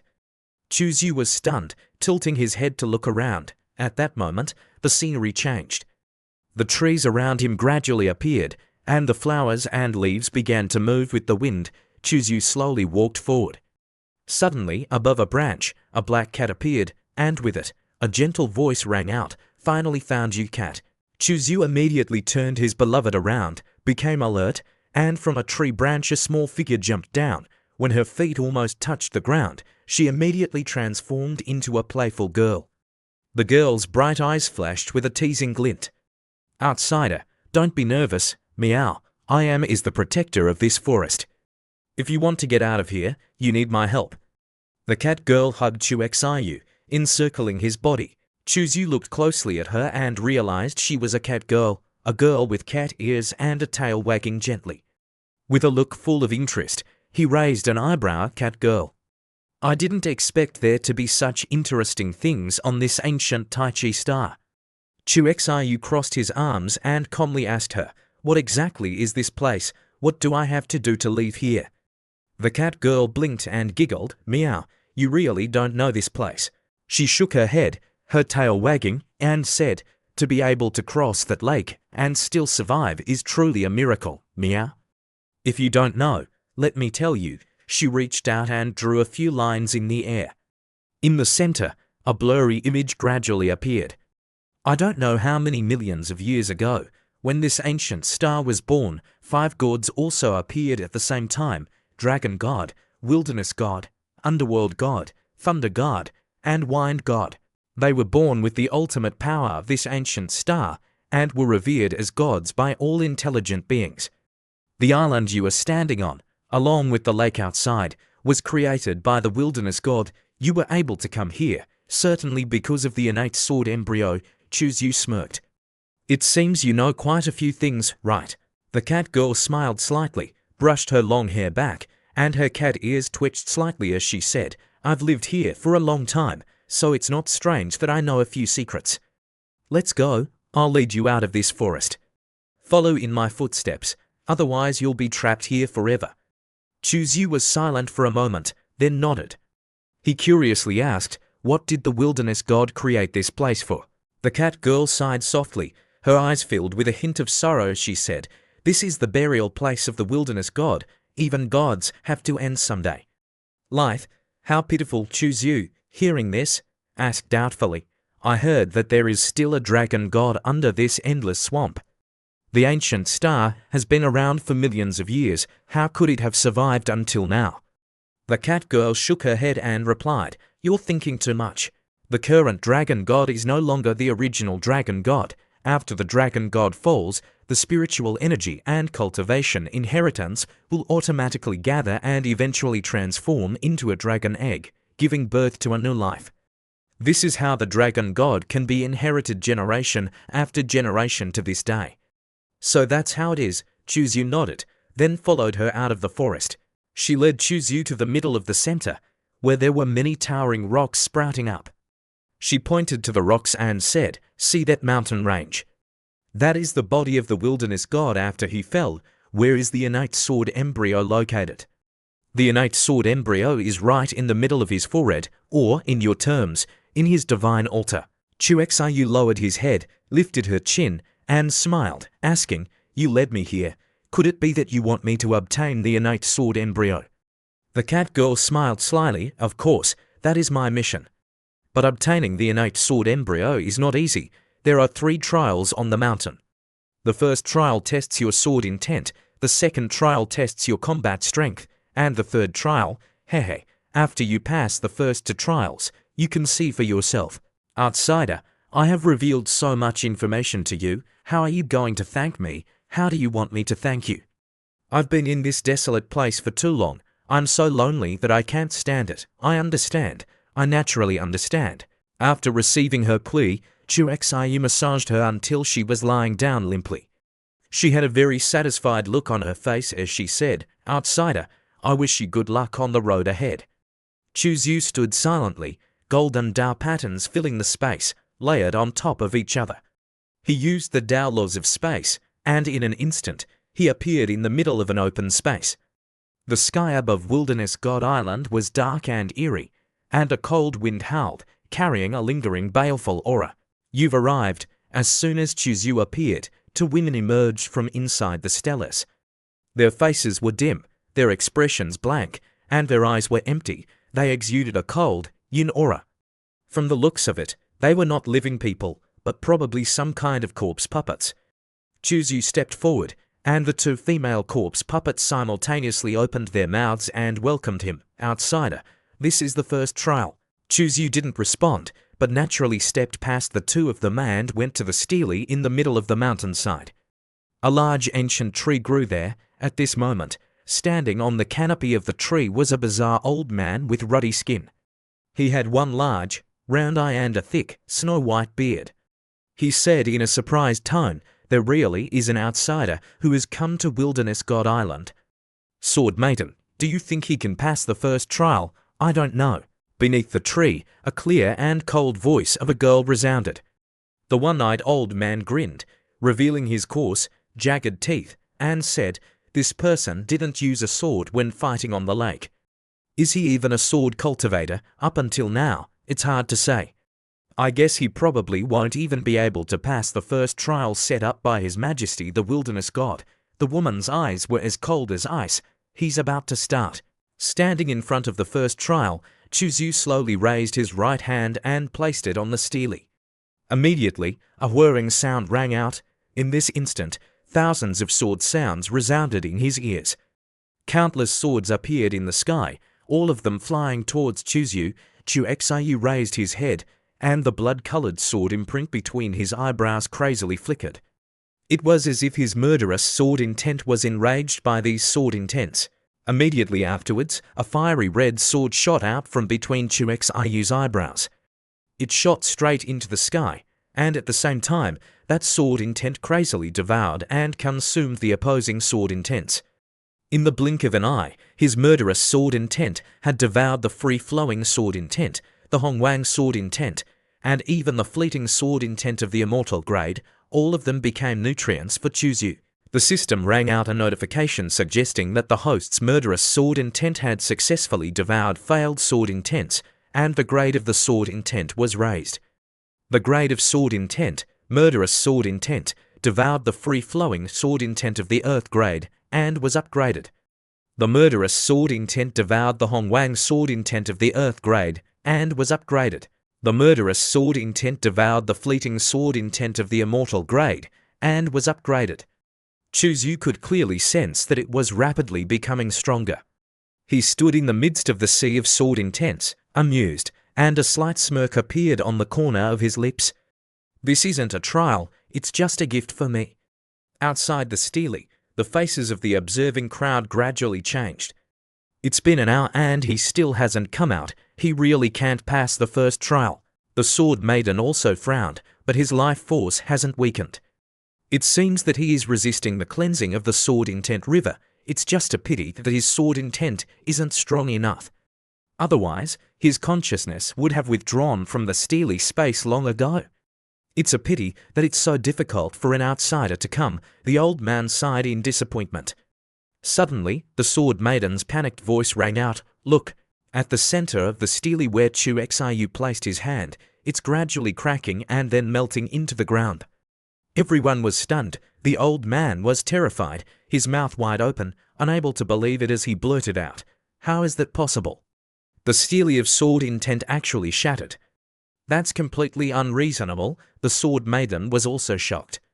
"The stele of sword intent relies on the sword intent river to survive. If the sword intent river is indestructible, then it is indestructible." Now that the stele of sword intent has been destroyed, it proves that this outsider has annihilated the sword intent river. His sword intent must be extremely powerful, even surpassing the divine grade. After devouring it, Chuzyu stared intently at the pile of rubble. His sword intent had broken through again, reaching the realm of enlightenment. Reaching the initial stage of Tao comprehension. Seeing the stele shatter, the two women, still soulless, said in unison, "Congratulations, outsider.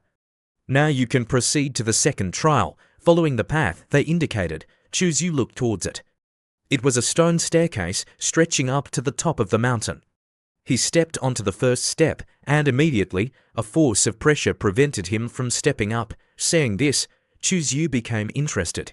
Then, Chuzyu stomped his foot lightly and shot up to over 10,000 feet. Seeing this scene, the old man was in shock. He couldn't help but twitch wildly. Is this guy tired of living? How dare he run on this path? As Chuzyu advanced on the path to the back of the mountain, thunder suddenly began to pour down from the sky. A dense baleful aura, along with streams of thunder, roared down like steel whips, striking down on Chuzyu. With a loud bang, Chuzyu took the brunt of those lightning bolts. Seeing Chuzyu struck by the lightning, the old man laughed gleefully. As expected, he was struck by the heavenly lightning. Let this kid continue to act. The old man stood and laughed loudly. The sword maiden laughed mockingly at the old man and said, "Look closely and then speak." The smile on the one-eyed old man's face gradually stiffened. He was surprised to discover that inside the lightning tribulation, Chuzyu clearly didn't suffer even a strand of hair's damage. Even the corner of his clothes wasn't torn. Chuzyu's eyes became coldly murderous. He raised his head and roared at the sky, "Come on, let the lightning come down a little more fiercely." Boom! Stream after stream of thunder struck down on Chuzyu's body. Seeing this scene, the one-eyed old man was even more terrified, his eyes wide open. That outsider is actually using lightning to temper his body, passing through the Tao tribulation. Chuzyu slowly walked towards the ancient tree. He looked at the two people in front of him and smiled. "Are you the guardians of the second trial?" The scene at this time was in a tense atmosphere. Two figures stood with cold eyes staring at Chuzyu. They were not humans, but high-level puppets, more advanced than any that Chuzyu had faced before. The one-eyed man's voice was full of calmness, but apathy. "Yes, we are the guardians of the second trial. According to the rules set by the wilderness god, you must defeat us before you can advance." Chuzyu did not show any anxiety. He raised the corner of his mouth into a faint smile and replied, "No problem." His eyes looking at the two people with a sharp expression, he muttered softly as if talking to himself. These two are also puppets, but compared to the water monkey in the lake and the two women, one white and one black, in the square, they are much higher level. In Chuzhu's heart, a strange thought suddenly arose. He wondered how the desolate god existed. Just this puppet technique was enough to make him roam the starry sky. Also, I don't know if I will have the chance to get the puppet technique of the desolate god when I reach the third level. Chuzyu was stunned. The one-eyed old man thought that he had cultivation and could suppress the world. Then the old man confidently opened his mouth and said that outsiders come. "Don't worry, our cultivation will be suppressed to the same realm as you." At this moment, the old man also secretly sneered in his heart. "Even if suppressed in the same realm, you can't possibly be the opponent of me and the swordswoman joining forces." Chuzyu smiled lightly, but a hint of cunning flashed in his eyes. Okay. Thank you to seniors for taking care of me." Suddenly, the old man exclaimed, "Wait a minute." The smile on the old man's face froze, and his expression gradually turned to surprise. "Wait, kid, you are at the divine power realm." The swordswoman also found it hard to believe. How could it be the divine power realm? How could you withstand the blood lightning and come here? Chuzyu nodded and smiled brightly, starting to leave. "I have other things to do and don't want to waste too much time here." Then, the two of them suppressed Chuzyu's cultivation to the same level as Chuzyu. The cultivation continued to decrease. Great Saint Stage 8, Great Saint Stage 7, Great Saint Stage 5, Great Saint Stage 1, Little Saint Stage 9, Little Saint Stage 8, Little Saint Stage 1, Divine Power Realm. Looking at Chuzyu at this moment, the two of them couldn't help but become serious. "You are really at the divine power realm?" Chuzyu shrugged and replied very truthfully, "This time you believe it, right?" Just as the two of them were still in shock, Chuzyu moved. He used the traveling secret and instantly appeared behind the two of them. Without warning, Chuzyu suddenly took action. A streak of light flashed, carrying a sharp aura, striking straight at the opponent. Chuzyu first knocked out the one-eyed old man, while the swordswoman was startled and jumped back. She reached out and drew her sword, but soon after, Chuzyu had already appeared in front of her. Then, he unleashed a palm and sent her flying backward. The two puppets were ambushed unexpectedly. The old man frowned, his voice sinking. "Little brat, you have such a great advantage, yet you still attack sneakily. You are really shameless." Chuzyu smiled and shrugged innocently, saying, Hey, the battle has already begun. I can attack whenever I want. Do I still have to remind you?" "What's wrong? Can't play anymore, being defeated." She then said, "Outsider, you have passed the exam and can go to the 3rd level." Then Chuzyu moved like a gust of wind and stepped onto the stairs. Stepping up, but there was no pressure at all, making Chuzyu doubt there is no pressure from heaven and earth. The road up the mountain is indeed easier now, but on the way I came here, it seems I didn't encounter any difficulties. This level seems to be made specifically for me. Even the black cat leading the way seems to be intentionally setting up things. Things are not as simple as they seem. Chuexiu quickly climbed to the top of the mountain and saw a wooden house. He walked over and slowly opened the door, then stepped inside. Stepping inside, it was a vast emptiness. He looked at an object inside and was stunned. On it was a very large stone. The stone exuded an extremely powerful cold air. Chuzyu put his hand on it, his face full of surprise. "This is the innate sword embryo. This volume is too exaggerated." Meow. At this moment, a soft voice rang out. "Actually, the real volume of it is about 10,000 times smaller now, right?" A small figure of a black cat with eyes as bright as stars suddenly appeared in front of him. She opened her mouth to say hello and said, "We have met before. I am Amayo Shachi, the innate spirit of the innate sword embryo." Meow. Chuexiyu's expression didn't change much. He opened his mouth and said that my name is Chuzyu in everything can be repaired. The girl was very happy and jumped up, then hugged Chuzyu and introduced herself, saying that I am Amayo Shachi, the innate spirit of the innate sword embryo. Chuexiu tilted his head and stared intently at the black cat. The black cat also looked up at him as if seeing through Chuexiyu's thoughts. She smirked and asked, "Are you wary of me? We already have a relationship. Why would I harm you? Moreover, a cute little meow like me. How could I have bad intentions?" Chuzyu still didn't rush to believe, his eyes deep as if trying to see through the essence of this spirit. He said that humans are naturally suspicious, and things that are obtained too easily always make me feel insecure, but such a great opportunity is presented before my eyes and I can't help but be tempted.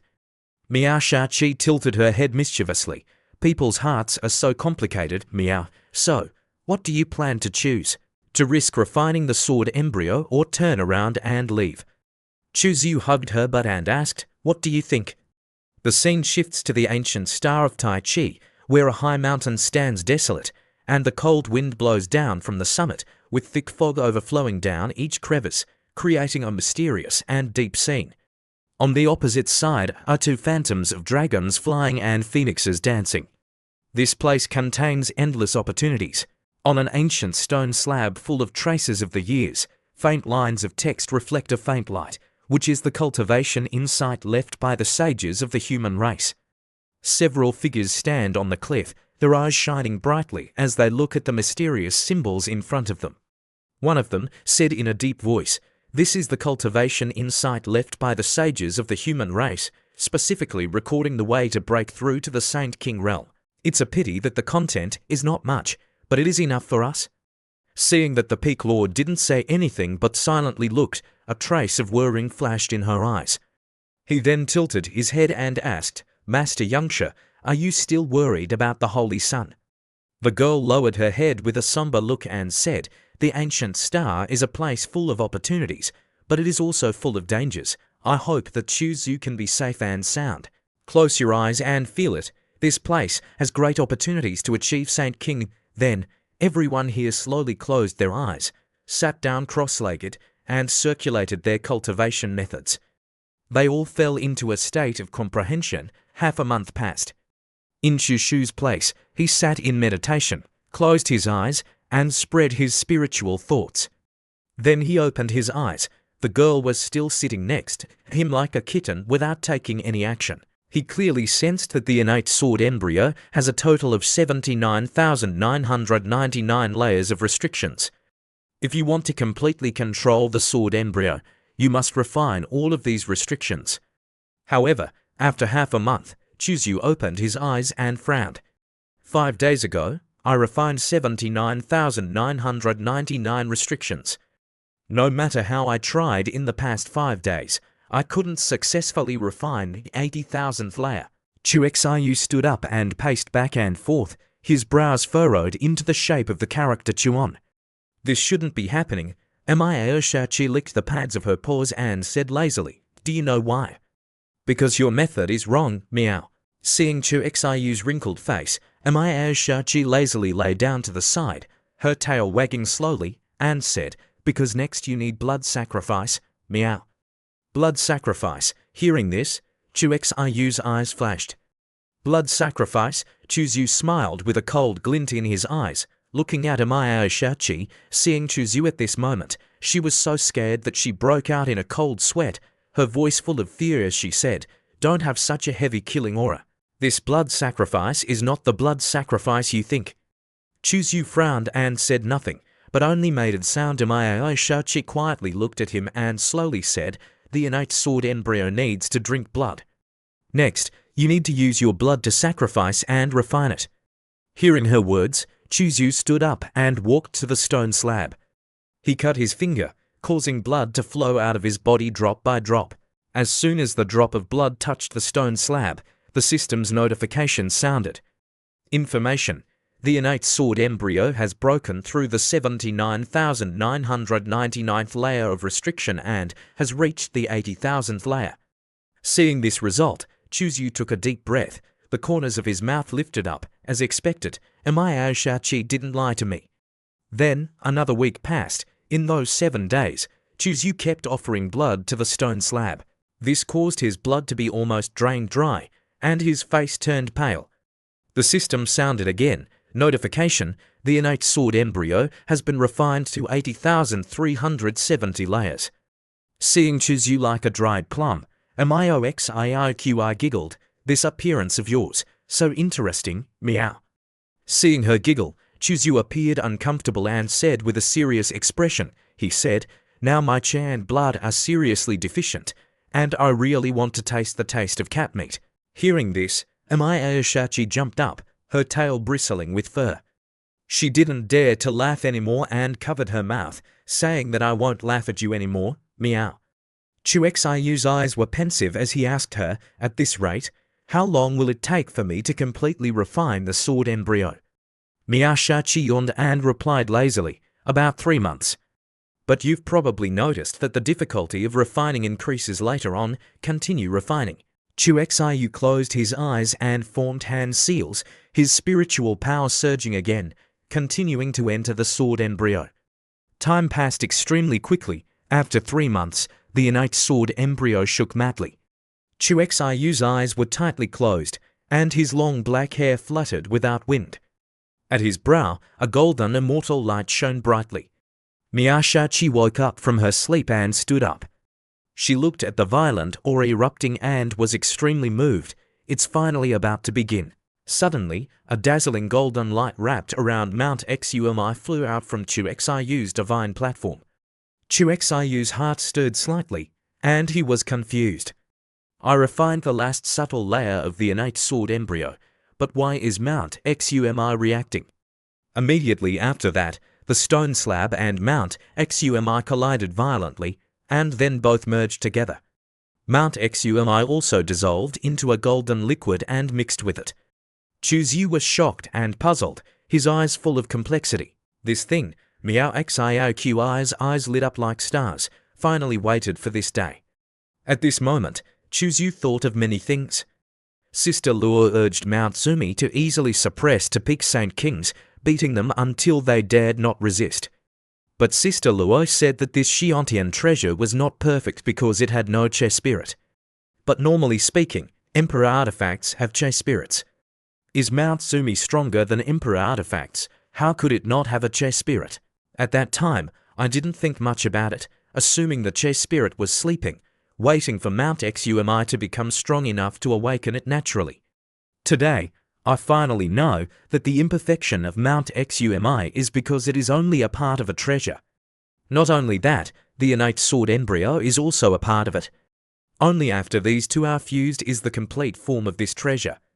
And the spirit of the treasure after fusion is Miao Shachi. Thinking of this, Chuzyu smirked. Miao Shachi smiled and came closer. Looks like you understand. Miao Chuzyu stared and asked, have you been waiting for me here? Miao Shachi looked at him, her eyes as deep as containing the entire universe, and replied, I'm always waiting for you. Chuxiyu's eyes were full of doubt, and he continued to ask, who exactly arranged these things? Is it the desolate god? Miao Shachi shook her head. Not the desolate god, he's at the quasi-emperor level, not qualified enough. Then who is it? Miao Shachi was silent. After a long while, she slowly said, some mysteries can only be explored by yourself. I can't tell you much, that's why heavenly secrets cannot be revealed, but I must remind you that with your current cultivation, you are not yet able to face that one. She rubbed her stomach and said, this big sword still needs to be in my body for a few days to complete. These few days, you stay here and rest. 3 days later, the sword inside her stomach was almost complete. She reached into her private parts and did something, and the ecstasy erupted from it. She shouted loudly, then pulled out a long sword almost as tall as her. Her eyes happily handed it to Chuzyu. It's refined. Chuxiyu took it and couldn't help but praise. Good sword. Then he asked, so, are you the sword spirit of this sword now? That's right, Miao. He continued to ask, then you must know its characteristics, right?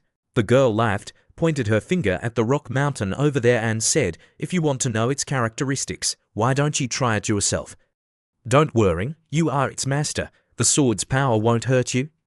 Without further ado, Chuzyu carried the sword to the towering mountains. Following that, he swung the sword with great power, and a streak of red light shot out, slicing the mountain in half. At this time, the system rang, reporting, ding, scanning item information, 1%, 2%, 3%, 100%. Scan successful. Do you want to check the item information immediately? Note, checking item information requires a payment of 100 million breakthrough points. Don't pay. This system is very difficult to work for you. Chuzyu was silent, his eyes narrowed, the corners of his mouth twitching. System, you're good. Your appetite is getting bigger and bigger. In the chaotic void, Chuzyu didn't argue with the system's ambition. He gritted his teeth and said, check it out, system. You deduct the fee yourself. Now, quickly bring up the attribute interface. Immediately, a burst of light flashed before his eyes, revealing lines of information, unnamed category, sword, illusory and boundless, grade, Chaos Supreme Treasure, top grade, characteristics, never wears out, incredibly heavy, uses force to break laws, infinitely variable, intended for nurturing. The host can integrate sword intent into nurturing, accelerating the breakthrough of sword intent. Introduction, a product of the perfect fusion of Mount Xumi and the innate sword embryo, surpassing Xiantian Supreme Treasures and reaching the level of Chaos Supreme Treasure. Note, the host's current cultivation is too low, barely able to activate the Supreme Treasure. Reading those lines of information, Chuzyu clenched the hilt of the sword, his heart filled with excitement, and laughed loudly. I finally have a weapon that fits my hand. This treasure perfectly combines the advantages of Mount Sumi and the innate sword embryo. It's really strong, Chuzyu exclaimed, staring intently at the sword. The system smiled and said, this system sends congratulatory telegrams to the host. By the way, host, don't name this supreme treasure. At this moment, a Mioxi's voice appeared in Chuxiyu's sea of consciousness.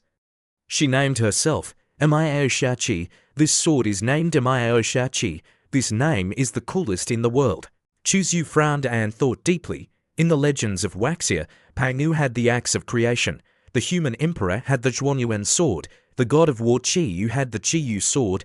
And Nuwanayan Yong had the Xiontian human destiny divine artifact Red Hydrangea. The three pure Dao ancestors also have famous titles, so my magic weapon naturally needs to have a good name too. It's just, what's a good name to give it?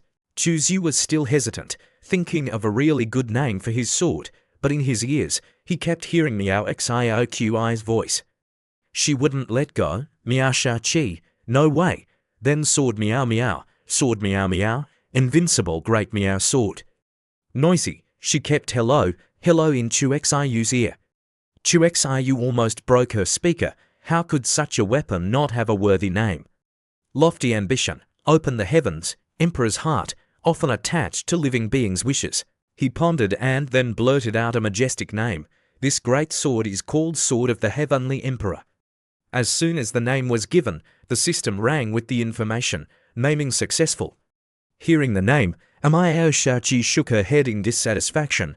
This name isn't cute at all. At this moment, the void trembled, the surrounding space seemed to be crushed, proving that the name had been accepted by the sword. Miao Shachi said in a panic, quickly leave. This place is about to collapse, leave now. Being caught in the chaotic void flow will definitely kill you, Chuzyu, I'll take you away now.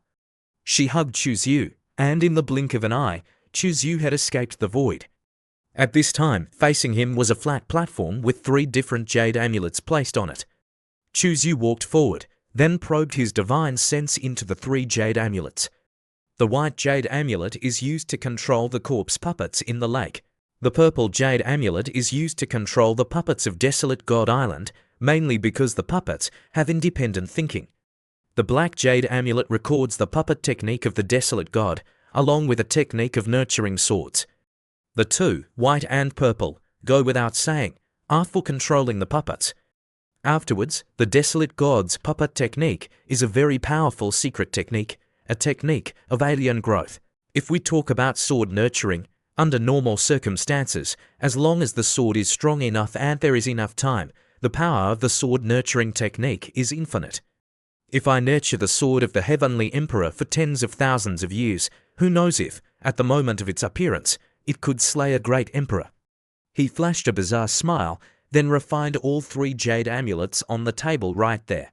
Outside the house on the mountainside, the one-eyed old man and the swordswoman seemed to sense something, and they simultaneously turned their heads to look at the top of the mountain. Both were surprised and shocked. He succeeded. The swordswoman nodded. She thrust the great sword backwards into her back, then followed the mountain path up. Let's go. We should go meet our new master. At the same time as she and the old man walked, behind them, many different people emerged from the corners. Their faces were expressionless, all heading towards the wooden house on the top of the mountain in unison. They all shouted, "Greetings to the new master! Greetings to the new master!" Looking at the crowd below, Chuzyu smirked. Looks like after refining the jade amulet, I got a group of underlings. First to the top of the mountain were the one-eyed old man and the swordswoman. 2 figures flashed and knelt behind Chuzyu, performing the ceremony. Swordswoman and One Eye have met the master. Chu Xiyu crossed his arms, his eyes calm but containing a hint of satisfaction. He said sternly, "You 2, stand up." Then he tilted his head and asked the swordswoman, wanting to know how many people there were here. The swordswoman respectfully replied, reporting to the master, "On Desolate God Island, there are 4 peak great saints with independent consciousness, including myself and One Eye. There are 20 great saints in the middle stage without consciousness. In the Divine Lake, there are 2 third-level great saint corpse puppets." Hearing this, Chuzyu raised his eyebrows in surprise. Oh, there are so many. Very quickly, the void in front of him opened up, and 2 independent consciousness puppets with peak great saint cultivation stepped out. Both greeted Master of the 2 sisters, one white and one black, also respectfully greeted Master. Chuzyu looked at the entire crowd and felt a powerful aura emanating from them. He was increasingly satisfied. Taking them to fight wouldn't be great. Based on the great saints of the heavenly vault continent, they think they have the qualifications to compete with me for opportunities. The scene shifts to the other side of the Tai Chi ancient star. At this time, the entire sky is dark and heavy, with bloodstains everywhere, indicating that this place has experienced countless bloody battles. At this time, Thousand Faces and another woman are fleeing at full speed. The woman clenched her fist, her voice deep but unable to hide her pain. Thousand Faces, are you really okay? Thousand Faces shook her head, her eyes flashing with determination. I'm okay. It's just a pity for Qingyu, the other person sighed, but there was no time to be sad. Behind them, a group of monsters was screaming hideously, getting closer and closer. Amidst the thick darkness, the space around the group feeling like being squeezed by an invisible pressure. The sky is dyed a pale red, the space is frighteningly silent, only heavy gasps and hurried footsteps on the cold ground. Chermengdi is lost, whereabouts unknown. The group braces themselves and runs to the lake, hoping to find a way out. But at this moment, the sharp eyes of the white-haired man momentarily reveal a look of gravity while fighting. Chermengdi is lost from us. I don't know if she is in danger. Liu Xui tilts her head and asks, Heavenly Figure Master, brother, is what you said really true that it can save us? That lake area is very dangerous, one of the forbidden areas of Taiyi Ancient Star. Living beings usually don't go there at will. Persevere a little longer. When we get to that lake, we'll be safe. When running near the edge of the lake, the group of people stop, everyone panting, looking hurried, seeing the strange scene. Eliuzu immediately reminds everyone that this place is too quiet. Very strange, be careful a bit. There are also some people rushing to run away over there. Snake Woman turns her head and tells fellow Dark Crow that among us, your fort is speed. Please take action to explore the movements of those monsters to avoid us being caught off guard. Thousand Faces immediately stops fellow Dark Crow, saying there's no need to go, they've arrived. The trigger restriction that I specially placed in the void outside the lake at this moment is being triggered simultaneously. We are about to be surrounded. When everyone triggers it at the same time, it signals that monsters are rushing in. Thousand Faces bites her lower lip, a miscalculation. Suddenly, in the void, a huge crack appears. From it, dozens of black, fierce-looking monsters burst out like tigers being released from their cages. They appear simultaneously, rushing down towards the group of people.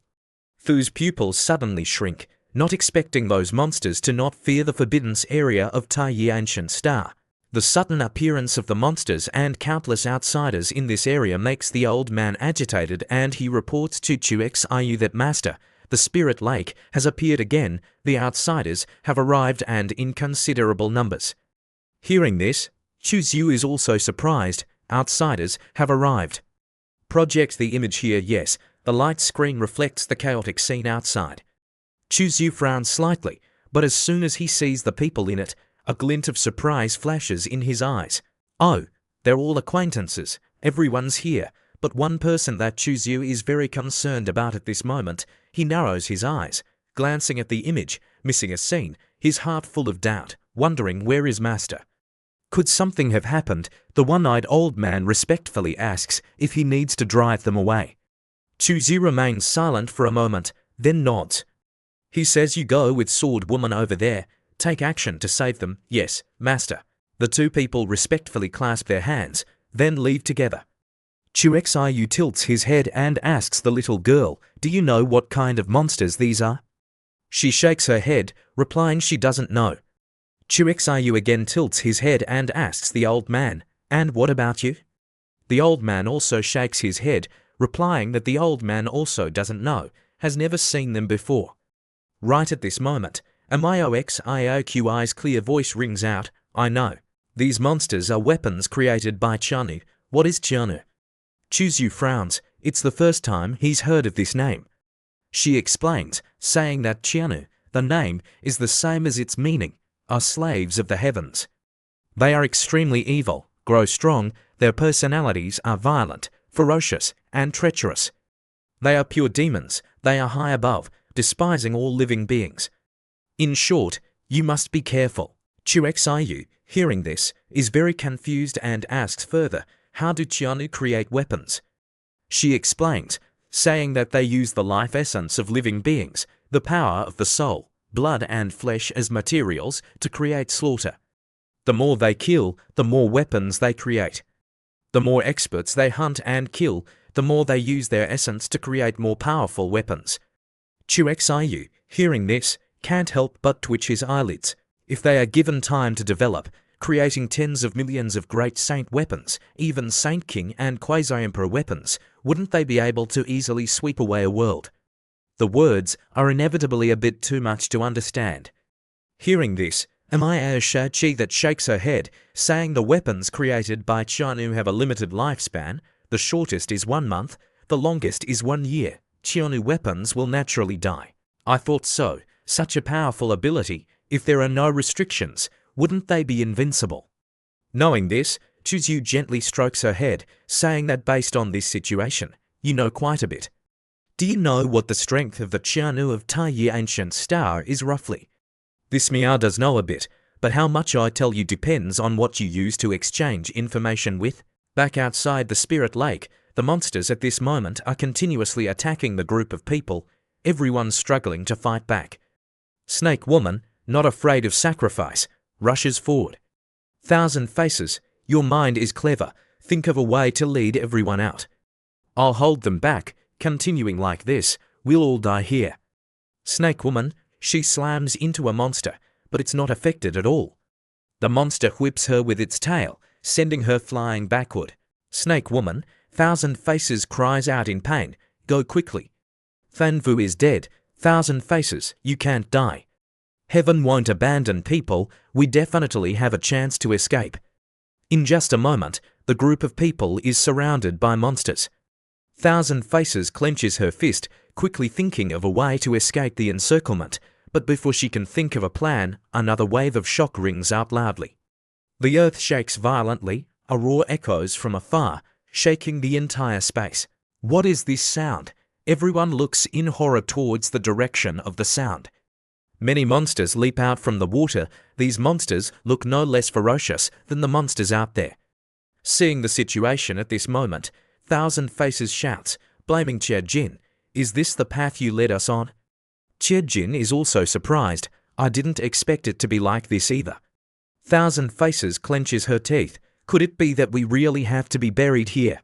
Suddenly, Thousand Faces' gaze freezes, appearing again on the surface of the lake is a one-eyed old man and a woman who looks somewhat gloomy, standing there. After appearing on the surface of the water, Sword Woman draws the sword on her back, her eyes sharp. She first opens her mouth. The master has ordered to save these outsiders, kill all these black monsters. Kill. Hearing her order, 2,000 monkey soldiers all move with lightning-fast movements and rush forward. She also rushes forward at the same time. The two sides clash in a fierce battle. So many great saints fighting makes the group of Thousand Faces feel frantic in their hearts. Thousand Faces frowns. The master that Sword Woman speaks of is willing to help us, proving that he doesn't hate outsiders as much as we thought. If that's the case, then, he slightly narrows his eyes, his face revealing a bit of ambition. The two sides have a basis for cooperation.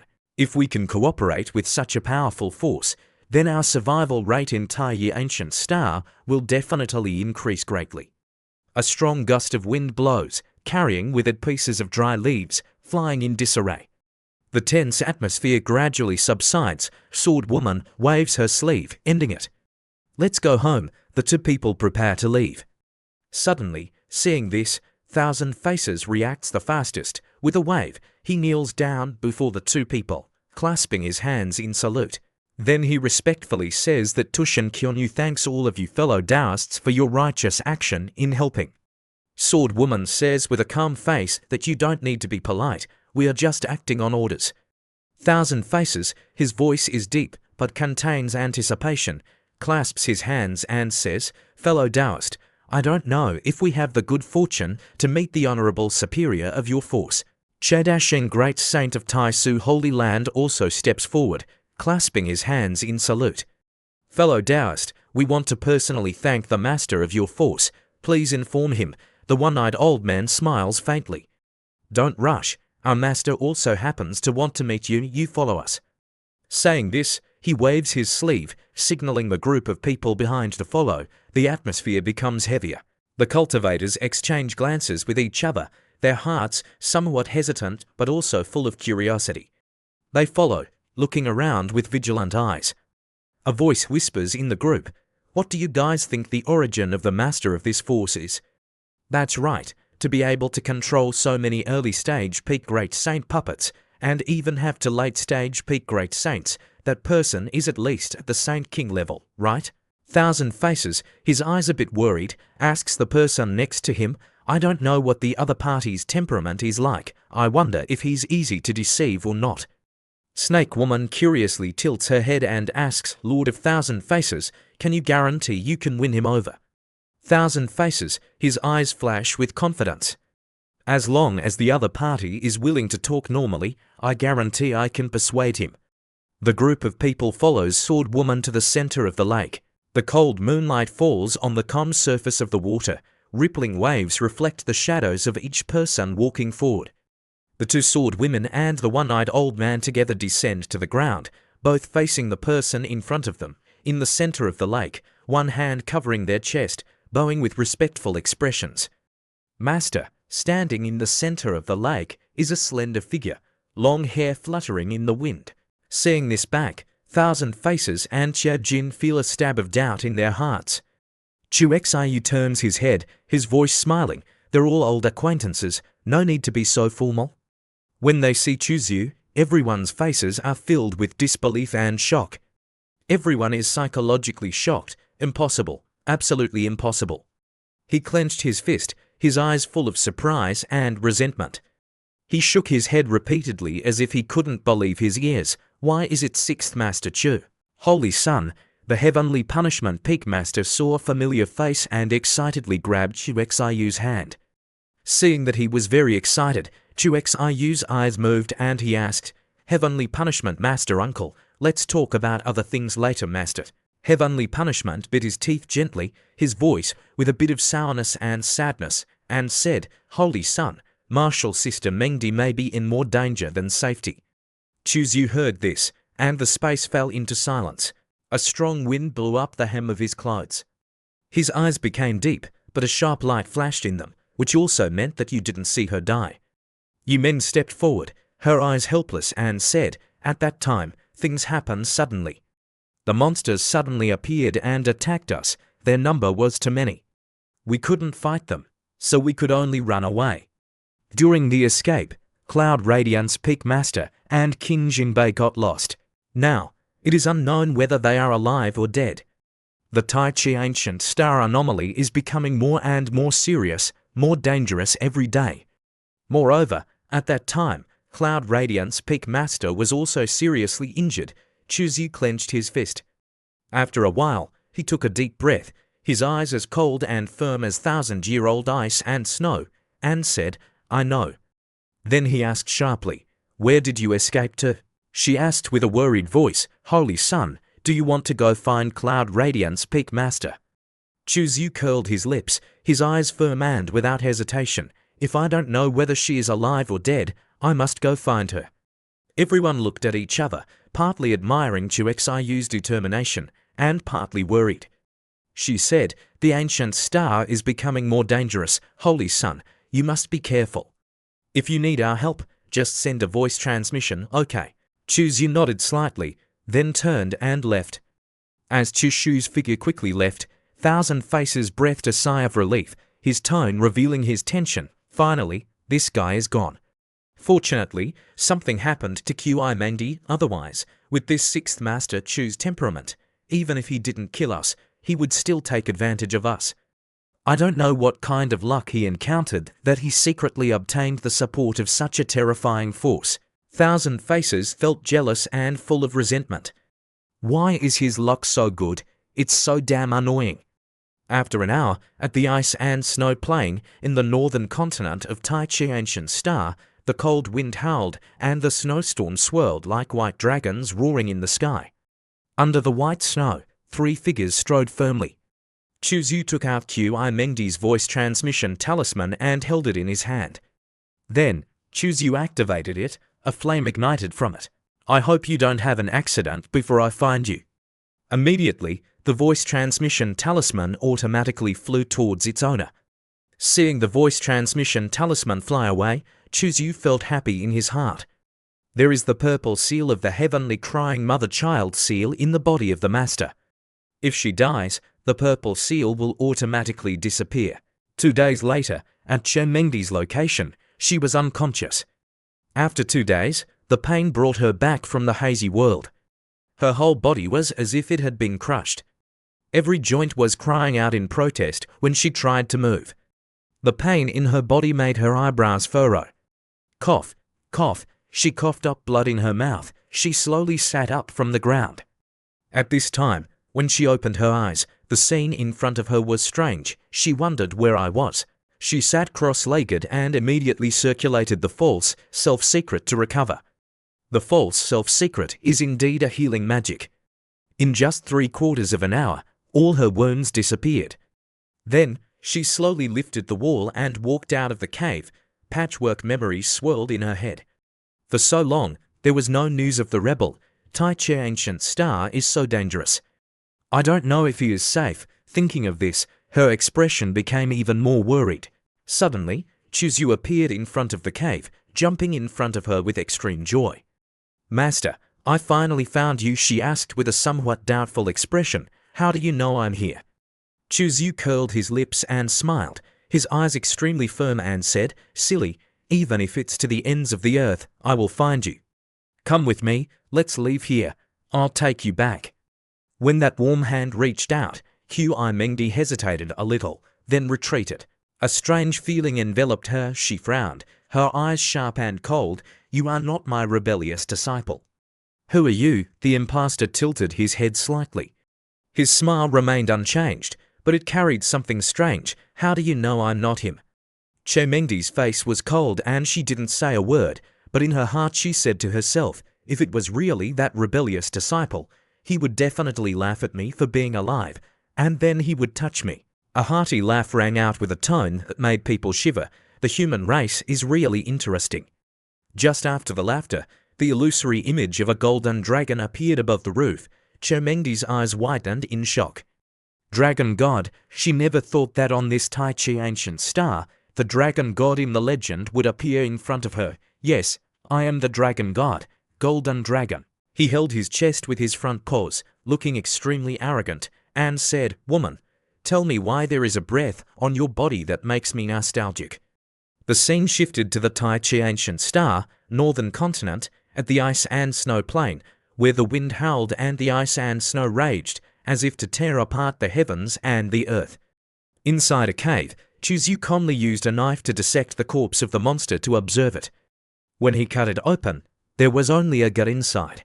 This made Chu couldn't help but reveal fear and admiration on his face. There are no heart, liver, lungs, kidneys, only a huge esophagus and a strange internal organ like a stomach. It's really a strange creature. Little Meow lowered her head, her eyes coldly evaluating, and said, I suggest you don't take out what's inside. It's really disgusting. Meow. Chu frowned, his eyes full of suspicion. Then, he didn't listen to her, but strongly cut a line on the stomach. Immediately, a terrible stench emanated. Oh, the strong stench immediately burst out. Chu immediately covered his nose and stomach and vomited. Damn it, it really smells terrible. Immediately, Chu threw away the cleaver and ran out. Little Meow laughed mockingly. So you didn't listen to me. This time, you know how scary it is, right? She laughed and entered the void, but she was grabbed by Chuxiu's hand. Are you watching the show? Let's go. His right hand picked up Black Meow without any hesitation and directly threw her into the mountain cave. Flying in, she was full of anger and resentment, but she still had to carry out the mission. She shouted loudly, scolding Chu, this Meow swears to never coexist with you. Woe is me, woe is me, woe is me, you bastard, I'm stinking to death. After experiencing the dissection experiment, Chu confirmed that through the dissection, it was found that the heavenly slave weapon was indeed pitch black. Except for a little bit of poor intelligence, other aspects had no weaknesses. speed, strength, resistance to impact, all were at a high level. Knowing this, Chu tilted his head and ordered the sword maiden, "Go catch a few heavenly slave weapons for me. I want to try to use the return to wonder seed to devour and transform them." Suddenly, a voice rang out from behind. The one-eyed old man stepped out from the void. "Master, a clue has been discovered. Oh, tell me about it." The old man knelt down and respectfully said, "An hour ago, we met a Tai Chi ancient star native. That guy was being chased by a heavenly slave weapon. From his mouth, we learned an important piece of information. A few days ago, a group of heavenly slave weapons chased a girl from outside. That woman was seriously injured and finally fainted in the mountains not far from the endless great marsh. At the moment, when the heavenly slave weapons were about to tear her apart, a huge claw, as if cast in gold, emerged from the endless great marsh. In just a flash, all the heavenly slave weapons were slapped to death, and the girl was conveniently taken away. Master, it must be the dragon god who took action. What should we do next?" Chu sighed softly, his eyes narrowed. "This time, it's troublesome. I had read about the dragon god's reputation in ancient books before coming to Tai Chi Ancient Star. In this place, she represents absolute peak power, at least on par with Aunt Luo, who is at the level of a demigod. It's a pity that Aunt Luo is not by my side. Otherwise, if I lend the Heavenly Sword Emperor to Aunt Luo, I will definitely be able to defeat the dragon god." His eyes were a little pensive, and then he slowly asked, "If I use the identity of the master of the desolate god island to pay a visit to the dragon god, do you think she will benefit me?" The one-eyed man said, "Master, rest assured. Since the creation of the world, the 5 gods have made an agreement not to attack each other. Although now 5 gods only dragon god, but this agreement is still in effect. As long as you do not actively harm the dragon god, she cannot attack you." Hearing this, Chu nodded. "Okay, follow me to meet the dragon god." The scene shifted to the dragon god's palace. Inside, the dragon god was in human form, very leisurely, while Chemengdi was holding a tray of 5 fruits, serving this to horned big sister. At this moment, she felt something unusual from the outside. Oh, someone is coming. At the dragon god's palace, a faint mist swirls around the temple's tower. A deep voice echoes in the main hall. A female servant approaches with utmost respect, holding up a token and saying, "The desolate god island already has a new owner." She hands it to the dragon god, who examines it for a moment before nodding. Her rosy lips slightly part as she says to the envoy of Desolate God Island, "The master of Desolate God Island can come at any time. It's perfect timing. I also want to know who the master of Desolate God Island is." "Yes." The maid acknowledges and withdraws. After the maid leaves, the dragon god forces Chemengdi to kneel at her feet, her hand gently lifting Chemengdi's chin with a hint of teasing yet containing oppressive force, saying, "Mengdi, I have a distinguished guest coming later. You must help me make a good impression, understand? Why not dance a little to liven things up?" Mengdi clenches her hands, her eyes resentful yet trying to restrain herself, thinking, "I, a dignified great saint-level expert, have now been reduced to dancing for the amusement of others." Seeing her dazed expression, the dragon god's eyes gleam with malice as she lets out a cold laugh. "Why are you unwilling? You wouldn't want me to kill your lover, would you? That way, the child in your womb would be born without a father." Mengdi's body trembles slightly with anger as she says, You are a traitor. How can you be so shameless?" Seeing Chemengdi's cold face and silence, she knows that the other party has compromised. "Stand up and come with me to prepare. A guest will be arriving soon." The dragon god's gaze sweeps over Mengdi's body like a venomous snake crawling, saying, "Your body, your appearance, even I, a woman, I am moved. I heard that the new master of Desolate God Island is a male prisoner. What do you think if I give you to him as a gift?" Mengdi's eyes turn red, she clenches her teeth, her eyes full of determination. "Before that happens, I will commit suicide. Even if you are a quasi-emperor, you cannot stop someone who is determined to die." The dragon god frowns, but then curls her lips and says, "Then what if I use your lover to threaten you?" At this moment, outside the dragon god palace, a silver-haired turtle respectfully conveys the dragon god's words to Chu, the master of Desolate God Island. His Highness the Dragon God invites you into the palace to speak. Thank you. Chuzyu steps inside with steady steps, looking at the splendor within the palace, his eyes without any fear. In his mouth, he whispers, according to the legends of Hua's ear, the treasures glitter. It is indeed true. He glances at the treasures displayed all over the palace, a slight curl at the corner of his mouth. A bold idea flashes across his mind. Is there any chance to rob the dragon god? Not thinking about it, Chuzyu suddenly thinks of the long legend that dragons value treasures more than their lives, so he puts the previous plan aside for now. Putting those thoughts aside, Chuzyu continues to delve deeper into the main hall. At this moment, in the main hall, the dragon god and Chemengdi are both silent. They quietly look out the main entrance of the hall, waiting for the mysterious master of Desolate God Island to appear.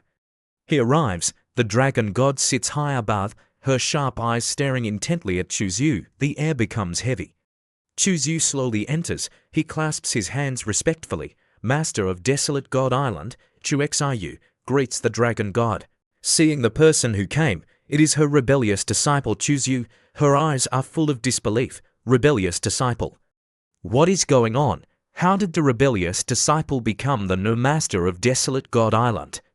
Her eyes are full of worrying. Could it be that the rebellious disciple is impersonating the master of Desolate God Island?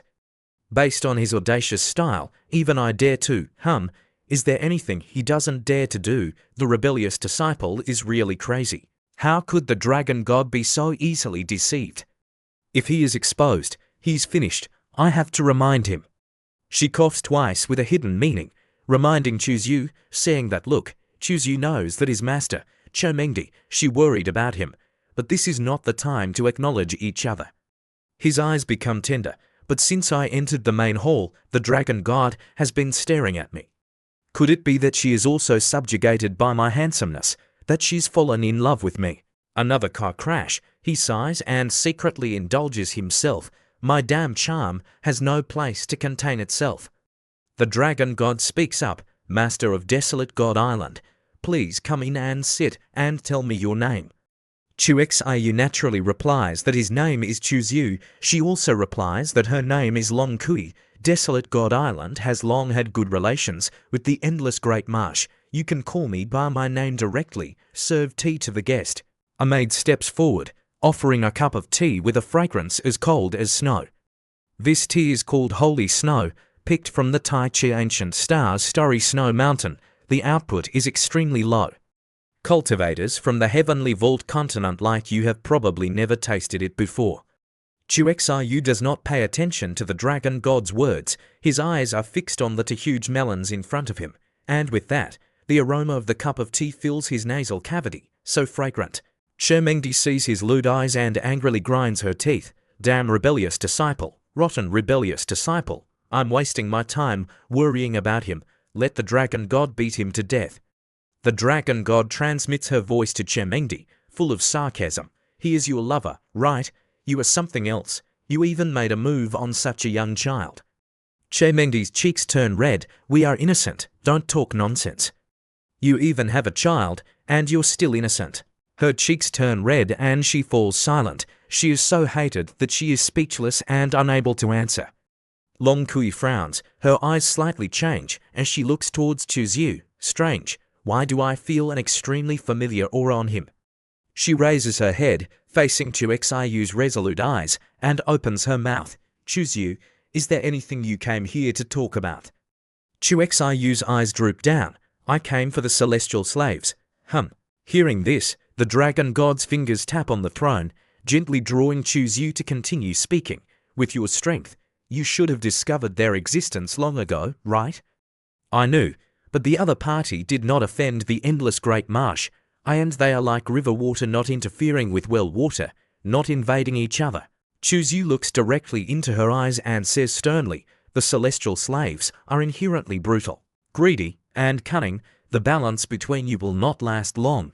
Once they accumulate enough strength, they will definitely attack the great marsh. Long Kui frowns. The light in her eyes deepens. You mean you want to invite me to take action?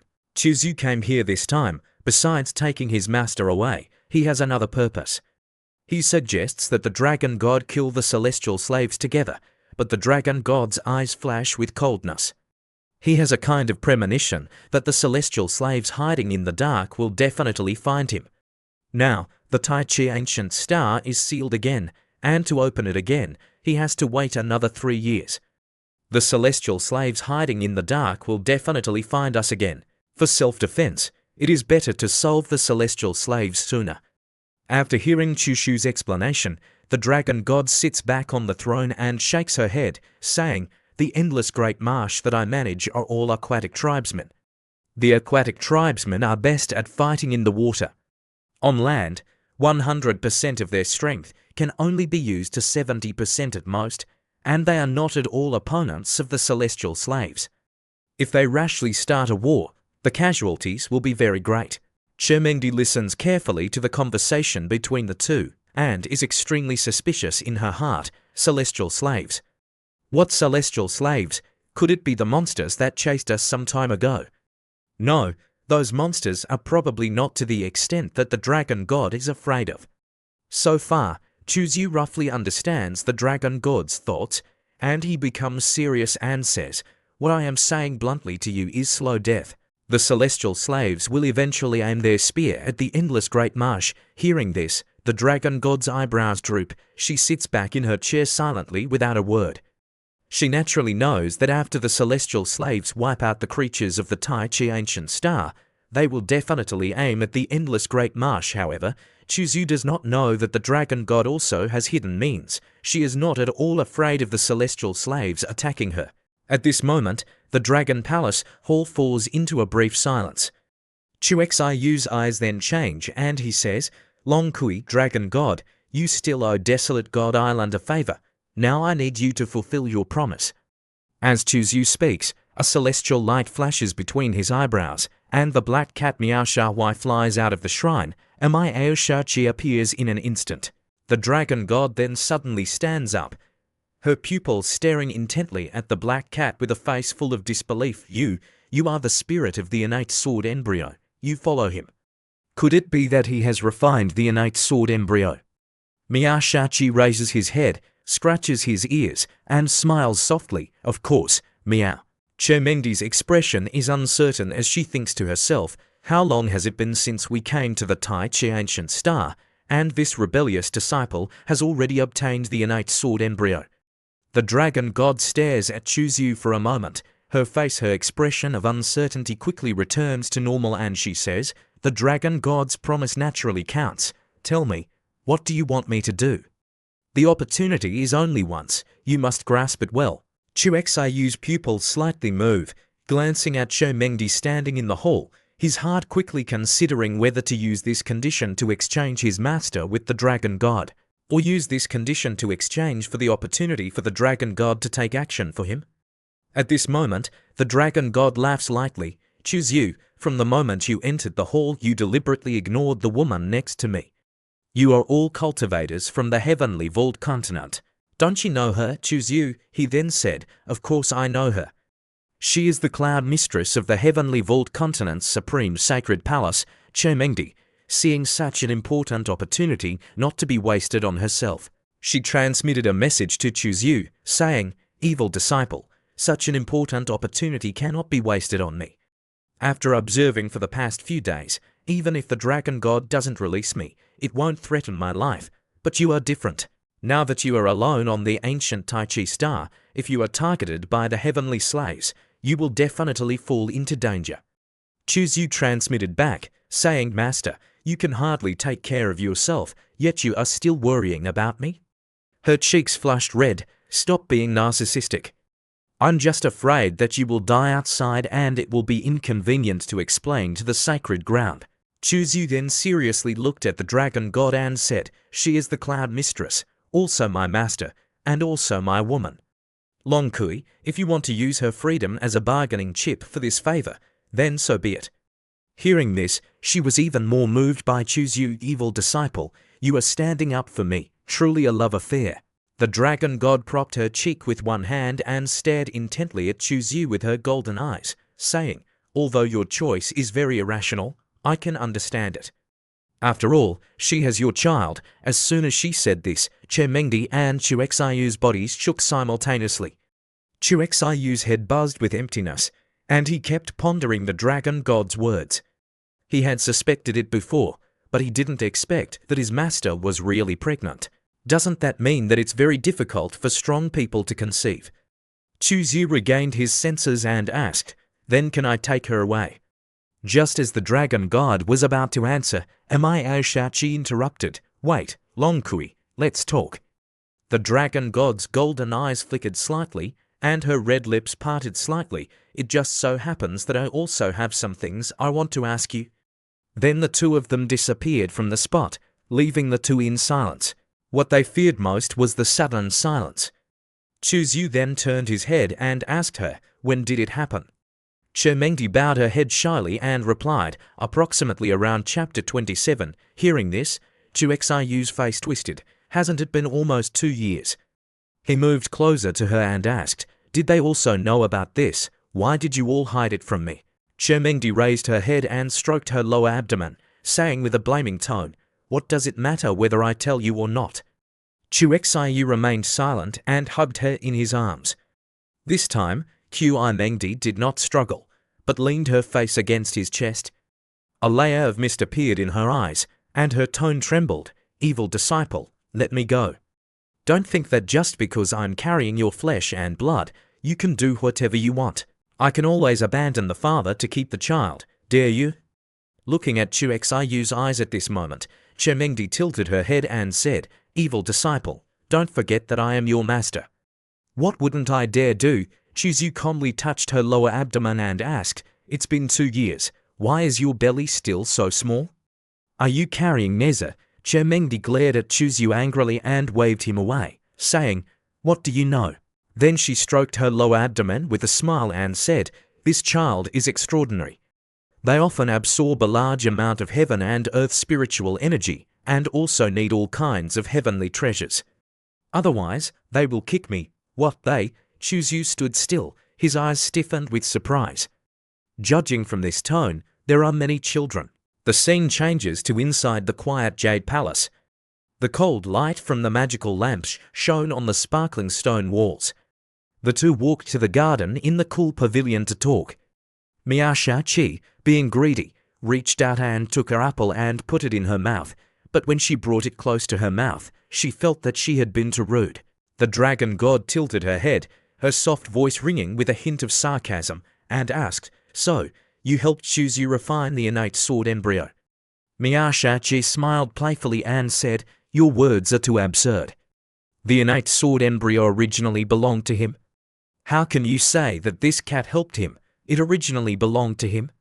As soon as Amaya Shachi said these words, the dragon god's pupils suddenly contracted.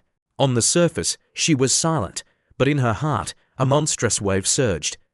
After a long time, she muttered, "No wonder I felt his familiar aura. If that's the case, then everything can be explained." Miashachi chuckled, "So, your thoughts have changed now." Meow, her eyes changed. If that heavenly slave discovers Chuexayu's existence, he will definitely take action and launch a thunderous strike against him. The heavenly slave will definitely not allow him to continue to grow. You won't turn a blind eye to his death, will you? Thinking of this, the dragon god stroked her chin and said, "I know. At a critical moment, I will take action to protect him." But her words paused slightly, her eyes full of suspicion. Hearing the dragon god's interrupted words, Amaya Shaxiao looked blank and full of doubt. The dragon god's voice was like a breeze, saying, "I have no other way. The dragon god lineage has been extended to my generation, and it is almost at the end of the old nirvana." She raised her head, her eyes containing a hint of determination.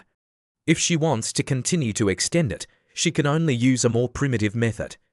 As long as he agrees that after this matter, he will let me have his child, I will definitely try my best to help him.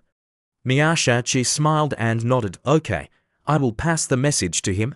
As for whether he agrees or not, this cat can't guarantee."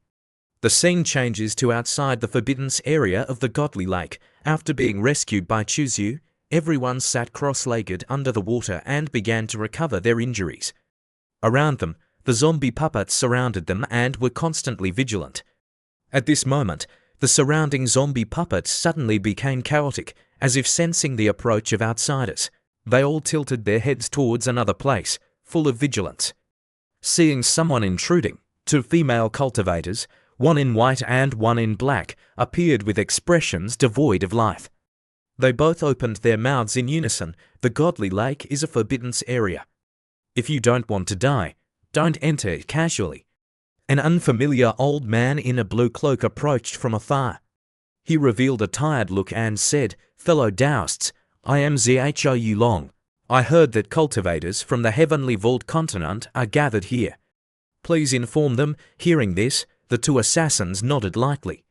With a flick of their bodies, they disappeared without a trace. After a moment, a distant voice came, "You can enter." A smile appeared on his face. Entering, he looked at the zombie puppets and it was not difficult to guess. He murmured in his heart that there was such a group of strong people here.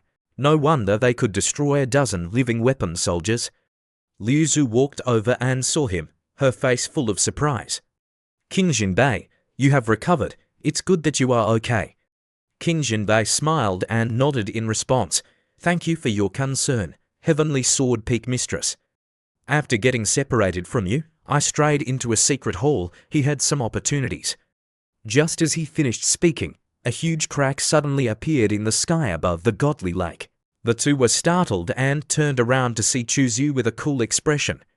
Seeing Chu Zhu, he couldn't help but wonder in his heart why there was an aura of the innate sword embryo in Chu Xiu's body. Seeing Che Mengdi, Heavenly Punishment's senior brother, was overjoyed and came forward to ask, "Mengdi, you're okay?" "That's great. I was so worried." She smiled palely and responded softly, "Thank you for your concern." As for True Lord Thousand Faces, a wave of whirring rose in his heart. His eyes were full of unease. Now, we demons are all chickens. How will Chu Xiu treat us when he returns? Will he drive us away or hunt us down? Or will he take a big hit from us? If he doesn't take action immediately, he can still talk and take the initiative. Then Lord of Thousand Faces stood up and said, "Chu Zhu, I want to talk to you." Chu Zhu just glanced at him and said indifferently, "Let's talk about your matters later. I have more important things to deal with now." Hearing this, True Lord Thousand Faces was puzzled, not knowing what Chu Zhu wanted to do. However, he didn't say much. He nodded and then retreated. Chu Xiu's eyes fell on King Jinbei again.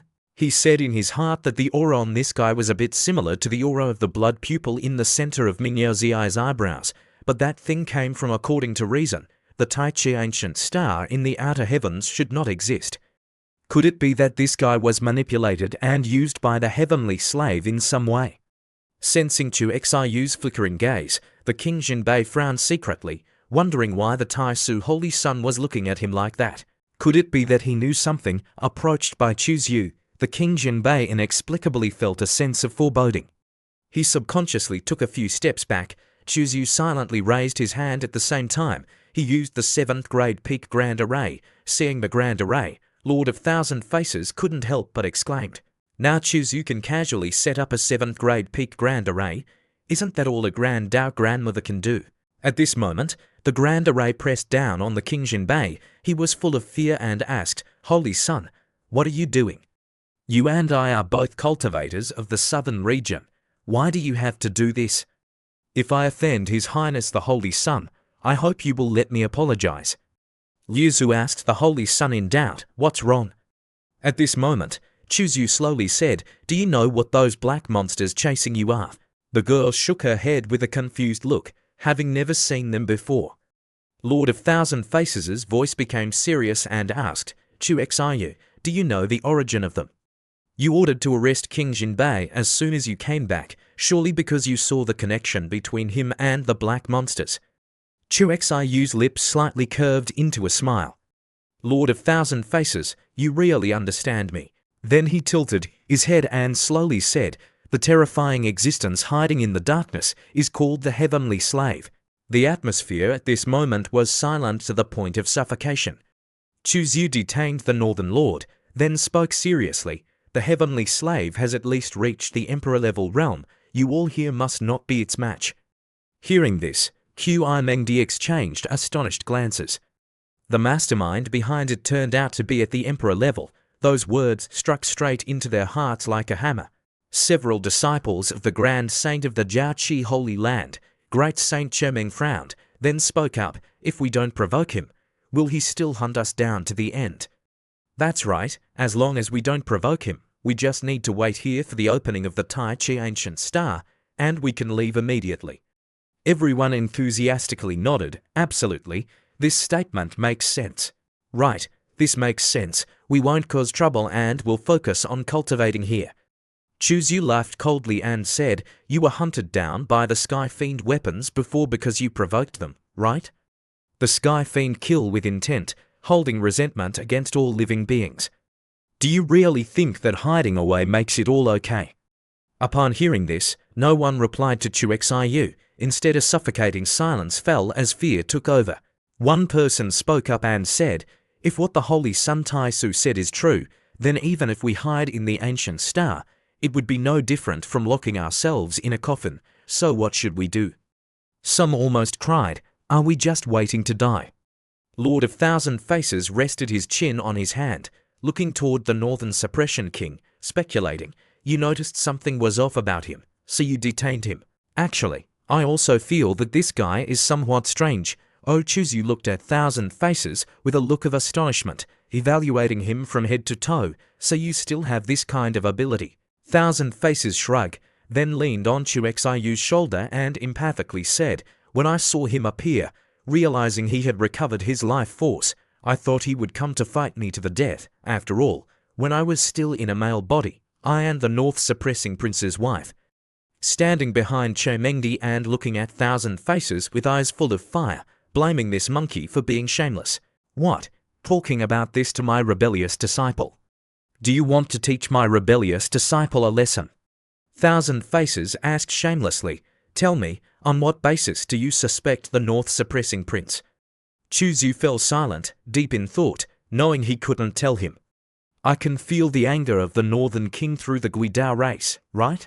On this world, the only people who know about the first rule of our race are monks, aunts, sisters, cardinals, and a few people who have been rehabilitated. You don't want to talk about it." Seeing Chuzu with this appearance, the Thousand Faces immediately knew that this was related to the secret of Chuzu. Now that his life was important, he didn't want to offend Chu Xiu, so he didn't ask, but instead said, "What should I do next?" "You make arrangements. Now the life and death of all of us are all on you." As soon as he finished speaking, Chuzu waved his hand, and a battle force swept away, covering the entire area except for Chemengdi. Everyone was taken out of the battle by Chuzu. Chemengdi innocently asked, "Where did you take them?" Chuzu replied, "The rule of the Dao is not convenient for them to see. We can only temporarily block them. Follow me to interrogate the King Jinbei." Stepping closer, Chuzu carefully examined the King Jinbei, blood-red spiritual energy rotating slowly in a clockwise direction, with strands of blood dripping down, surrounding the King Jinbei. Seeing this, Chu Xiu's pupils slightly shifted. Suddenly, Chemengdi pointed into the air and said, "Naughty child, what do you see over there?" Chu Xiu raised his head to clearly see the direction pointed by Chemengdi, and his pupils contracted slightly as a jet black, chillingly eerie streak appeared in the void. Those dark things continuously entered the center of the divine platform of the King Jinbei. Chuzu looked at it and whispered, "Is that the Tao of Sky Fiend? But why is the ultimate source of the Black River the heavenly Tao?" Thinking about this, a thought arose in his mind that made him feel numb. The Tao is not the Tao. Humans are not humans. We are all entangled, suffering in many ways. It turns out that even the heavenly Tao is also enslaving the living beings. Just as questions filled Chu Xiu's mind, a whiff of fragrance wafted into his nose. Chemengdi wiped away the sweat from his face and asked with concern, "What's wrong with you?" Chuzu regained his composure. He grasped her hand tightly, shook his head, and smiled as he replied, "I'm fine. It's good that I'm fine." Chuzu looked towards the silkworm cocoon. Suddenly his expression changed wildly, and he said in a heavy voice, "It's not good. The Northern King has been enslaved, and now I have to connect his Tao with my unified Tao seed." This is like being ambushed by the celestial slave, and the celestial slave will definitely notice. If the unique characteristic of my Tao species is discovered by the celestial slave, he will undoubtedly disregard everything to kill me. Hearing this, Qi Mengdi asked, "So what should we do?" Chu Yu did not answer her, but slowly approached the Northern Suppression King and then proceeded to stop the transformation. The Northern Suppression King let out a cry of pain, while Chu Yu looked up at the black aura and smiled. Miao Zichou once said, "The celestial slave exists for the great Emperor Taiyi. The great Emperor Taiyi is still resisting the celestial slave. Just a moment ago, I sensed a connection between the Black River and the Northern Suppression King, and a small crack appeared." Mengdi said it might be the great Emperor Taiyi taking action, creating an opportunity for you. Well, if not, we will not be able to smoothly channel the energy of the blood spirit into the body of the Northern Guardian King. Next, Zhou Yulong is just a pawn in my hands. Sky Fiend, Emperor Taiyi, now the game has changed hands, and Sky Fiend doesn't even know. Only I and Emperor Taiyi know. At this moment, the Northern Guardian King weakly wakes up and pleads, saying, "Your Highness the Holy Sun and the Peak Lord of Yangsha, you must kill me quickly. I have been enslaved by a monster." Chu Xiu placed his hand to calm the Northern Guardian King's fearful expression, waiting for him to regain some alertness before speaking in a deep voice. "Listen to me first, Northern Guardian King. You still have a little bit of clarity left. Use this time to tell me what you saw at Sky Fiend. I need to formulate a plan to deal with him." Chu Yu smiled fiercely. Then in that brief moment, the Prince of the North recounted everything about the celestial ghost to Chu Yu. After a short while, he came back out and approached the group of Thousand Faces. The Lord of Thousand Faces came forward and asked, "Is everything arranged?" He answered with a nod, then smiled brightly and said, "But there is still one final step.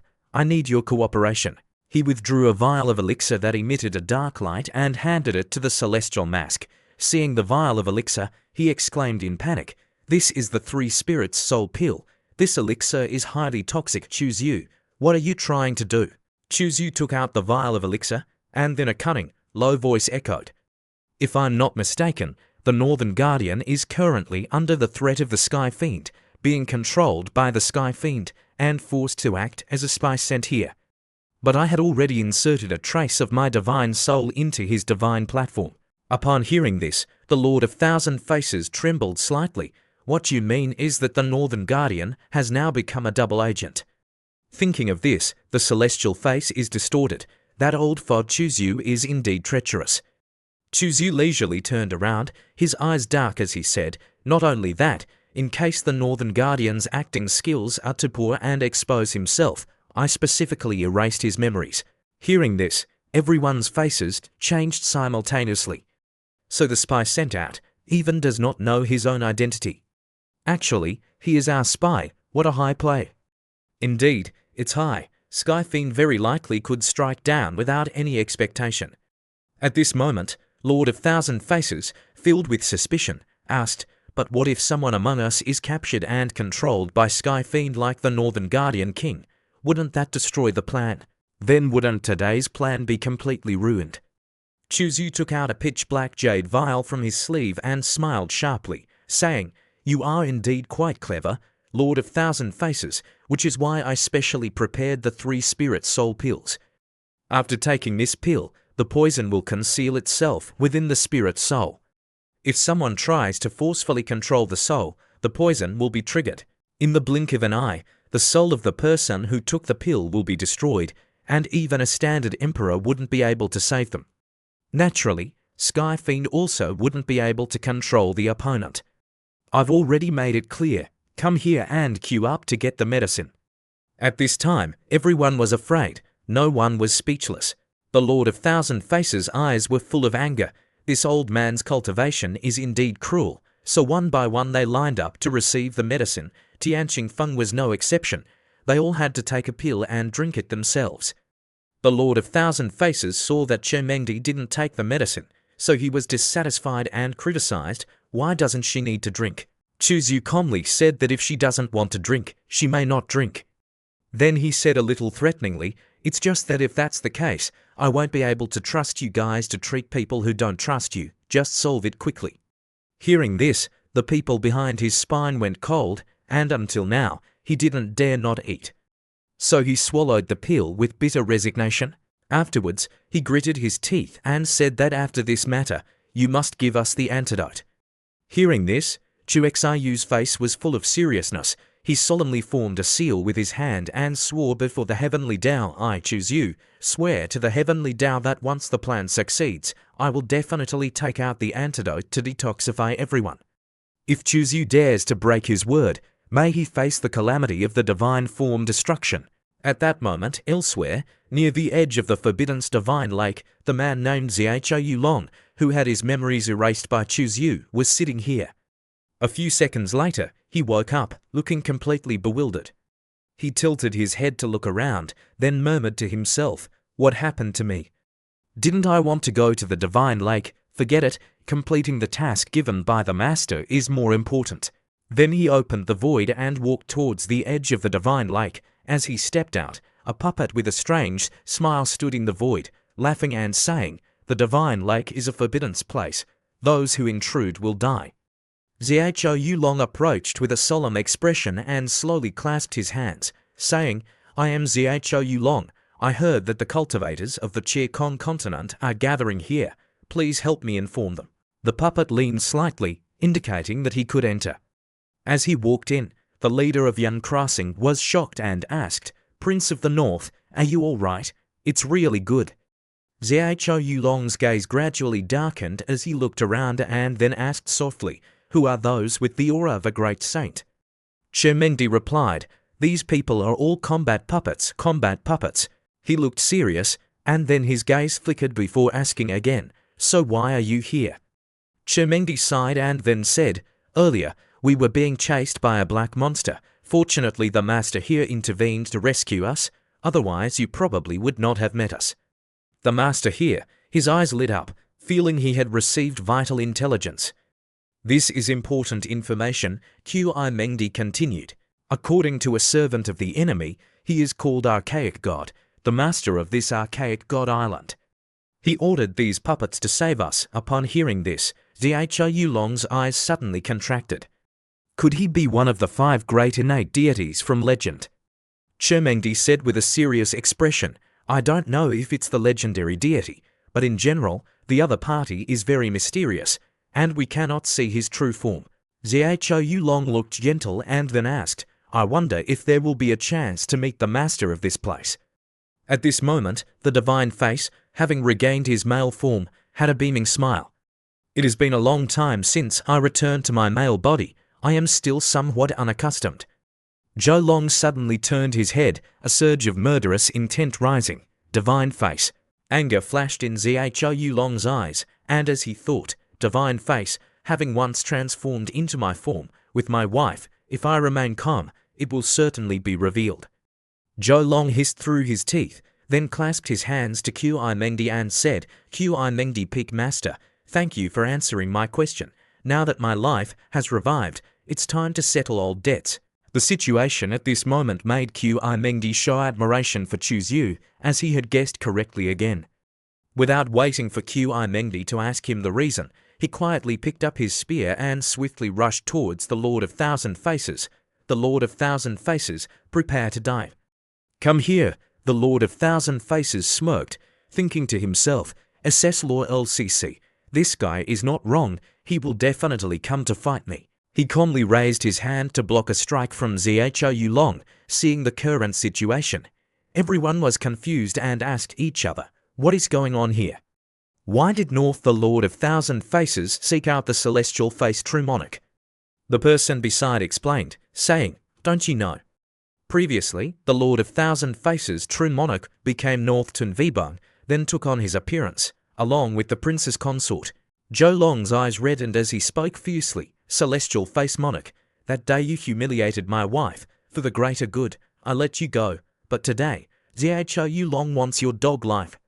The Lord of Thousand Faces true monarch, holding a fan in his hand, lightly shook it and coldly said, "Xiaoyu Long, you are no match for me. Don't forget your pain once your wounds heal. This place is the divine lake, the territory of His Majesty the Wilderness God. I won't provoke you to avoid displeasing that predecessor." Upon hearing this, Xiao Yulong's pupils trembled slightly as he thought to himself, could it be that the wilderness god is really not dead? No, we must seize this opportunity to probe. Before he could speak, he heard the Lord of Thousand Faces continue, there's no denying that the figure of the Princess of North Guardian is indeed impressive. It's delicate, enchanting, and smooth, making people yearn for her in an unforgettable way. Xiao Yulong was furious and grasped the golden heavenly mask. Just then, a fist like a heavenly figure descended onto the ground, causing it to tremble. At that moment, the heavens and earth changed color, a kingly pressure descended, shaking the ground, and the Lord of Thousand Faces shouted, "Senior Archaic God, save me. Someone is trying to kill me on your territory." She cried out in panic for mercy, while the North Guardian's pupils trembled, realizing that there truly existed a kingly being. Chermengdi looked up in shock. This was the aura of a true emperor. How could a mere rogue exude such pressure? Amidst the night sky filled with thunder and lightning, on the pitch-black, bottomless lake, lay the divine lake of the forbidden area where no one dared to approach. At that moment, a heavy pressure like a meteor suddenly descended from the sky, crushing the calm surface of the lake into tumultuous waves. A voice echoed from the void, shaking the very soul. "Who dares to cause trouble in my divine lake?" The Lord of Thousand Faces appeared frightened and bowed his head. Clutching his head, he knelt to the ground, crying out for the senior deity to spare him. The man Xiao Yulong felt as if an invisible hand was squeezing his heart, his face pale, cold sweat pouring out as if he had just taken a bath. He panicked. Archaic God, there really is an archaic God existing here. He shivered and struggled to suppress his panic, his voice hoarse as he clasped his hands and bowed, saying, "I hope Senior Archaic God will forgive me. I have a grudge with this person, so I momentarily acted impulsively, disturbing the saint." This pressure made even the white-hair master question himself. Is this the pressure produced by Taisu Holy Sun? How could he achieve this? The woman beside him also changed her expression. If I hadn't been aware of the plan beforehand, I absolutely would not have suspected. This is certainly a pseudo-emperor. That powerful voice echoed again, but this time, if there is a next time, I will not hesitate to strike down. The crowds behind him also voiced their agreement, so it turned out that Xiao Yulong was indeed still alive. This time we have been saved. As long as His Majesty Xiao Yulong is here, those black monsters don't dare to come near. With the imperial protection, we will certainly be worry-free. Xiao Yulong received good news and smiled slightly in his heart. The existence of a divine emperor in Xiao Yulong Island must be quickly reported to his master. Chermengdi couldn't help but admire the increasing skill of this rebel's deceptive schemes. After Chuzyu and the others deceived Xiao Yulong, they let him go, and then the group led by Chuzyu also left, leaving only Chuzyu sitting in the middle of the divine lake. He continuously activated the divine talisman in his hand, marveling at how unexpectedly the jade talisman given to him by Sister Luo could be used like this. Miao Shachi lazily lay on his thigh and gently meowed once, while Chuzyu tightened his grip and contemplated. The cunning celestial being, Sky Fiend, with a suspicious personality, would definitely hesitate upon knowing that the archaic god was still alive. If he didn't find a way to clarify whether the archaic god truly existed, he probably wouldn't sleep well. This way, I will have time to find Dayuan and also prepare for the next plan. Meow meow, the Sha lazily told Chuzyu, but now is not the time to be complacent. That old monster Sky Fiend has lived for who knows how many years. It won't be easy to trap him. After a while, Chuzyu returned to the palace in the Divine Lake, sitting quietly in front of the palace, his gaze looking far ahead. At this moment, Qi Mengdi gently carried a warm teapot, her voice softly asking him what was going on. He smiled lightly and said, "Qianu is accelerating the collection of life essence." Oh, she wasn't surprised and gently sat beside Chuzyu. He continued, "This proves that our initial coercion plan has succeeded. The celestial slave is panicking." He raised the steaming cup of tea in admiration. The sacred snow famous dragon tea is indeed very good. After sipping the tea, he gently set it down. Then, he tenderly embraced Chermengdi's waist and said to her, "Please stay on the wasteland island. Don't go anywhere. Hearing this, Qi Mengdi showed indifference towards him and said, quickly let me go. He continued to say that the God-abandoned island conceals quite a few secret teachings along with the cultivation insights of the predecessors you can cultivate here in peace. At this moment, she looked worried and said, you must be careful, don't push yourself, absolutely don't die here. Chu Xiu's eyes flickered slightly. Are you cursing the child's father? Che Mengdi blushed and lightly scolded, don't talk nonsense. What nonsense did I say? The rebellious disciple. Quickly let me go. Chu Xiu then pushed her down to the ground and then pressed on top of her and said, Master, you haven't passed down teachings to your disciple for a long time. Che Mengdi, feeling a bit flustered, scolded, rebellious disciple, what do you want to do? This is outside, you. Shameless one, Master, you are about to say goodbye to me. Why don't you take advantage of the time to teach? He reached out to touch her belly, then took it somewhere, causing her to stammer and cry out, but few understood the reason. Suddenly, Chu Xiu stopped his fingers, his expression became serious and he asked. That's right, she was taken aback by the unexpected interruption and asked, what's wrong? He gently asked, if it's hesitant, it won't affect the child, right? As the saying goes, under the rod, there is no problem for filial sons, right?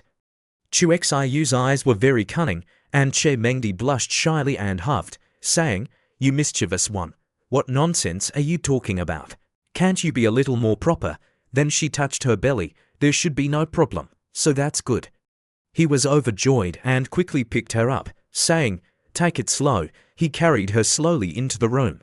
Following that were a few hours of strenuous training for Chu Xiu, he was exhausted and slept a little longer before waking up.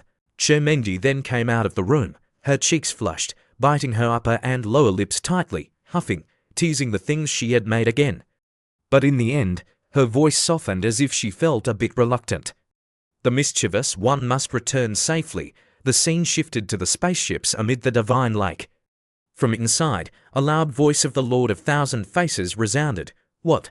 Chu Xiu told me to transform into a weapon for the Qianu and secretly search the Qianu stronghold.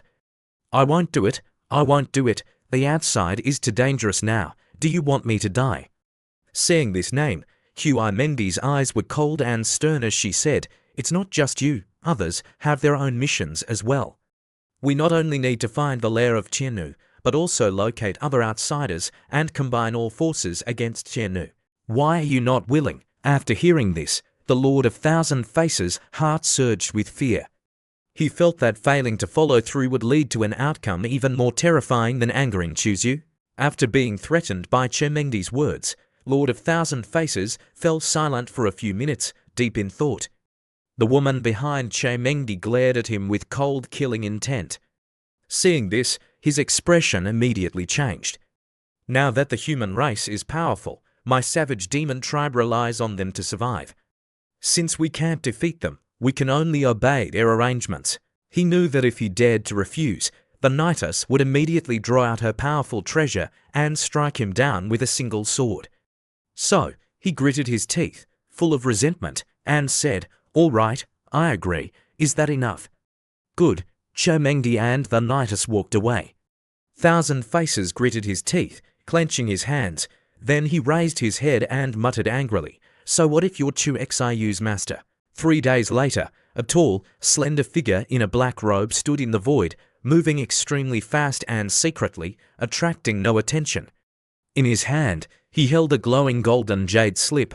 He had finally arrived. The jade slip noted the potential existence of Da Source.